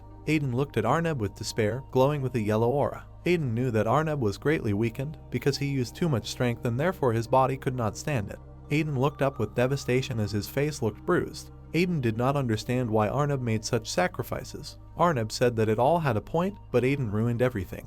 Aiden looked at Arneb with contempt. Arneb continued that Aiden had proven that Arneb was wrong and could therefore complete everything. Arneb put his hand to his chest and it glowed with a bright red light. Arneb's silhouette glowed with bright red light. Arneb said he believes Aiden will succeed. Aiden watched as a bright red core from Arneb's body illuminated the entire dark space. This red core attached itself to the body of Aiden, who did not expect this at all and was afraid. Aiden looked at what was happening dumbfounded. Bright yellow rays spread out in space. Notification. Version 3.0. The beginning of world renewal. Aiden's silhouette glowed with a bright yellow light. Notification. World update user Aiden. Aiden clutched his chest and began to cough, releasing the air from his lungs. Aiden realized what had happened. The dissolving silhouette of Arneb extended his hand towards Aiden, who continued to hold onto his chest. Arneb told Aiden that he took power from him. Arneb evaporated more and more into the air and sadly lowered his eyes. He knew he had done everything he wanted as soon as Aiden arrived. Aiden looked at Arneb in amazement. Aiden wondered why it was impossible for Arneb to absorb Alice to send her to his world. The black silhouette of Arneb crumbled more and more in the air and evaporated into particles. Aiden didn't understand why Arneb sacrificed himself for Alice. Arneb lowered his head regretfully, as red body particles flew off from him. Aiden asked Arneb whether there really was no other choice, because Aiden understood that in this case Arneb would disappear, and Alice certainly would not want that. Arneb knew that there was no other way. Aiden pressed his hands to his body and sadly watched as Arneb disappeared into thin air. Arneb said that this was the only way to save Lima in this world. Arneb looked at Aiden from the last minutes of his life and bequeathed his speech to him. Arneb said that from now on he trusts Aiden with this world. Aiden watched as at that same second Arneb's body completely evaporated and his particles flew into the air. Aiden looked at what was happening with sadness. Alice's silhouette began to appear in place of Arneb's missing body. Alice's body was lying on the ground and glowing red. Aiden walked closer to the awakened body of Alice, who grabbed her head. Aiden stood over Alice, who placed her hands on the ground and looked up. Aiden asked Alice if she was okay. Alice held her head, although she looked exhausted. She said that her head stopped hurting. Her silhouette glowed with a bright light as bolts of lightning shot through her body. She said that the pain she felt all over her body disappeared because she had never experienced anything like this. Alice looked down with her head bowed as Aiden stood not far from her, looking sad. Alice asked Aiden about Arneb. Alice clenched her fist. She realized that everything ended as she expected. But I still hoped to the end that it wouldn't come to this. She thought things would be different. Alice looked down sadly and cried, realizing that this was not the outcome she wanted because she didn't want very much. Aiden watched his crying sister with heartache. Alice understood that Arneb had chosen this path himself, so she said that everything was fine. Alice added that she would have no doubts in the future. Aiden and Alice's silhouette glowed white in the empty space. Aiden told his sister that they had to go back. Aiden asked his sister if she was ready for this. Alice replied that she was ready. Aiden raised his hand into the air and revealed a red magic core. Aiden closed his eyes and pressed his hand to his chest. He understood that now they would definitely get home. The black silhouette of Aiden's face glowed with a bright yellow outline. He found the world of Alice. A huge city appeared through the portal. The bright red core glowed with bright energy, emitting rays in different directions. A bright beam of light from the dark world headed into the sky. The silhouettes of Aiden and Alice penetrated the bright flow of energy. A black cloud appeared in the sky with a bright light inside, into which a beam of light was directed. Aiden said that this sphere will bring Alice home safe and sound. Aiden told her to listen to him carefully, because when she gets into her world, there will be no way back. Alice looked towards her brother in surprise. Aiden remembered Arneb, whose body vanished into thin air in the last battle between them.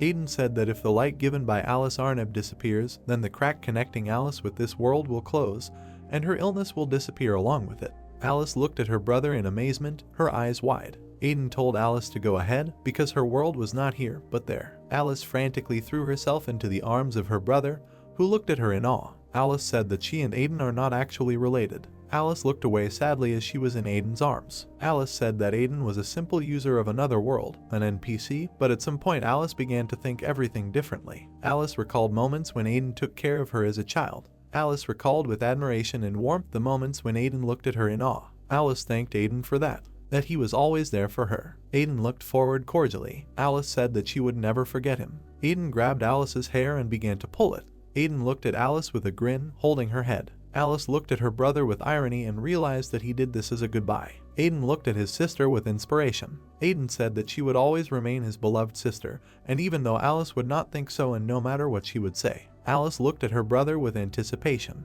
Aiden told her to stop worrying about little things and to take better care of herself. Alice closed her eyes and broke into a smile. Alice thanked Aiden again. Aiden answered her with the same words. Alice touched the red light with her hand. Alice entered the portal and turned back to wave goodbye to Aiden. Aiden looked at his departing sister with tenderness. Aiden watched as the portal slammed shut, leaving behind a yellow streak. Alice glowed with a bright light as she flew up to the black funnel. Alice looked at the white light with anticipation. Look, Alice felt more and more hope of getting into her world. On the way to her world, she saw the red silhouette of a man who hovered in space with yellow stripes. Arnab's body floated in space, and Alice looked at his dark hair because she recognized him. The white silhouette of Alice was floating in the air. She opened her mouth in surprise and called out to Arnab. Alice extended her hand to Arnab, almost touching him, and asked him to wait. Alice widened her eyes in surprise. Alice found herself among fields of beautiful flowers and blue skies. Alice knitted her eyebrows and looked ahead in surprise. Alice looked at the black silhouette of Arnab, who stood among the flowers. Arnab has completely changed. His hair turned black and his eyes red. Arnab looked at Alice. Arnab smiled slightly when he saw her. Alice's eyes widened. She was stunned by what she heard. Arnab told Alice that he came to say goodbye. Arnab recalled how he was once a small spherical robot that flew in the void. Arnab told Alice that initially there was nothing. A bright yellow light emanated from the spherical robot. Arnab said that was why he could create anything. Arnab remembered little Alice's smile. Arnab told Alice that he then met her. Alice's wide and radiant smile illuminated the space. Arnab told Alice that she gave him the strength to continue to exist. Arnab recalled how he and Alice walked in space. Arnab told Alice that she filled him with energy when he was drained by eternal darkness. Arnab recalled how Alice hugged a stuffed pink rabbit, how he and Alice walked and she smiled while looking at him, and how Alice put her little hand on him.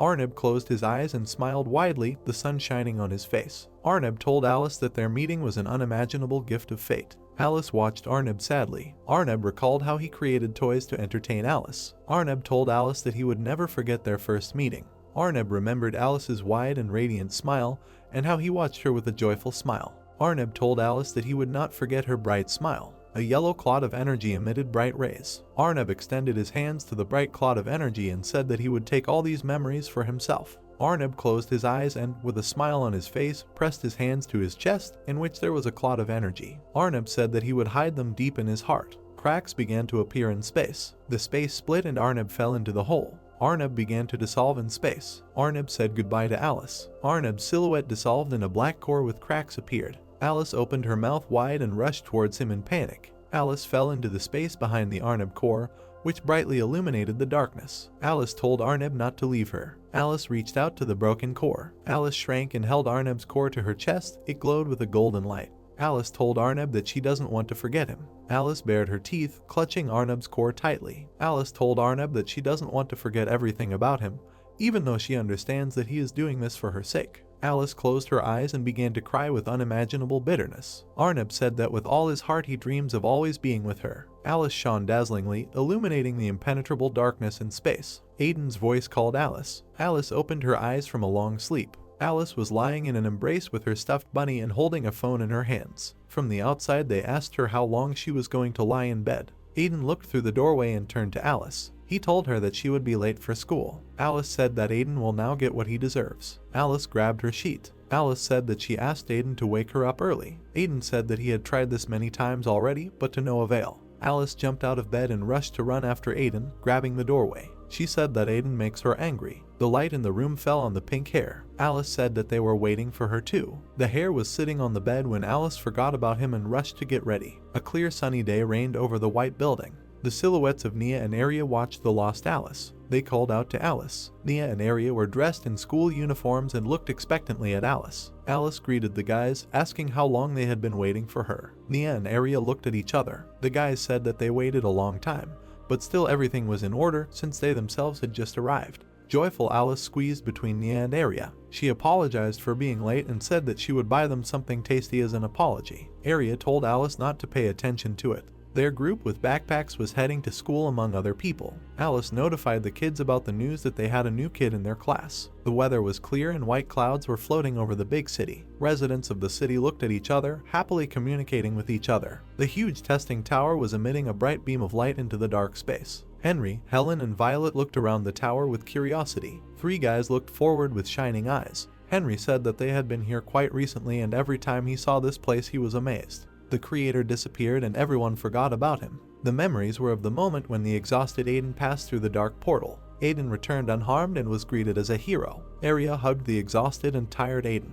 After Alice left, there were no more users. The world could not exist without users, so it began to gradually collapse. Aiden looked up contemptuously with his luminous gaze. Aiden took measures to prevent the world from being destroyed and temporarily managed to prevent destruction. Moreover, he prepared a large-scale update that was supposed to eliminate the instability of this world. The bright yellow core in the other worlds glowed with a bright yellow light. Thus a new world appeared. Black silhouettes of people wandered through the crowd and looked in different directions. The purpose of the update was to allow users from all over the world to freely visit the site. Henry, Heeln, and Violet observed black silhouettes of people in a spatial world with red blocks. They have been preparing for this for a long time and it's time to launch the update. 3 guys approached Alpha from behind, who managed to notice them. Alpha, Arya, and Aster paid attention to the guys and greeted them with joy. Different groups of guys appeared on the screen. The leadership of each region of the country has already completed preparations. Alpha looked at the screen, where Mia hugged Dake from behind with inspiration. Mia said that they were the last ones. Alpha thanked the guys for the work done. Alpha and her 3 friends behind her waited with anticipation for the update. They had been working towards this for a very long time and they only had one last step left. Alpha looked up into the sky and watched as a yellow portal opened in the air. Alpha wanted to wait for Aiden. Aiden's black silhouette stood in front of a pile of screens between glowing walls. Aiden smirked slightly. Aiden extended his hands to the sides of the cellular screen, where the cores of the worlds were spinning. He was glad that it had finally started. The black spheres of different worlds were distributed among their cells. Aiden was surprised that there were so many worlds that they didn't even know about. Arya wanted to approach Aiden, who was involved in the process of exploring the worlds. Aiden knew that in such conditions he would be able to introduce a new system much easier, because thanks to this their world would become more stable. Arya called out to Aiden. Arya with trepidation and warmth hugged Aiden from the back, who looked at her in surprise. Arya was glad that it was all over. Aiden looked at Arya with hope. Arya congratulated him on how everything worked out and also added that she believed in him. Aiden hugged Arya and kissed her on the cheek. Aiden said with a smile that in that case she should have told him about it in advance. Arya, breaking into a smile, flirted with Aiden. Aiden stood in an embrace with Arya as they together observed the spheres of worlds in distributed cells. Aiden said that he needed to finish his business. Arya said that she thought it was all over. Arya stood behind Aiden and the two of them looked at what was happening with anticipation. Arya asked Aiden if he managed to eliminate everything. Aiden proudly replied that after all these difficulties he made it through. Alice's dark silhouette was illuminated by intense light. Aiden said that he managed to get Alice back and this should not happen again. Black silhouettes of people with glowing eyes looked around. Aiden noted that if the system is successfully updated, users will be able to come and go freely without any problems or restrictions. And he also added that after returning, everything that happened would seem like a dream to them. Aiden looked ahead in awe. Aiden understood that thanks to this their world would stop collapsing and everything would return to its previous places. All preparations will be completed. Aiden was about to press the glowing system update button. He said he was willing to take the risk. Aiden thought a little and looked at the screen with a vague expression. He wondered if everything would really be okay. It seemed to him that he had made all the necessary preparations and the updates would be impossible to undo. A black hole in the sky sucked all the matter of the world into itself. Aiden recalled how the virus consumed cities and worlds were destroyed.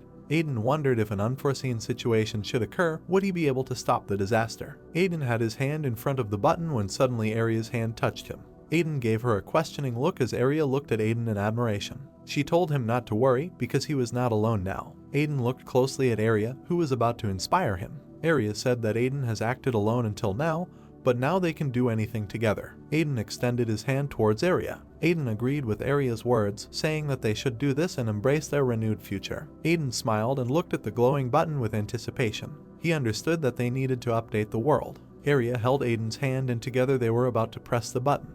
Aiden said they won't give up that easily. The system launched updates and chains of yellow light began to spread in different directions. Notification. A new world has been opened. Black screen with user 0 written on it. A table with usernames from 1 to infinity. The silhouettes of Arya and Aiden watched as a bright beam of light was directed from the air to the empty ground. Notification. Users have entered the world. Aiden stood with Arya and hugged her, looking at his new future. A bright white light and the inscription appeared. Welcome to the new world.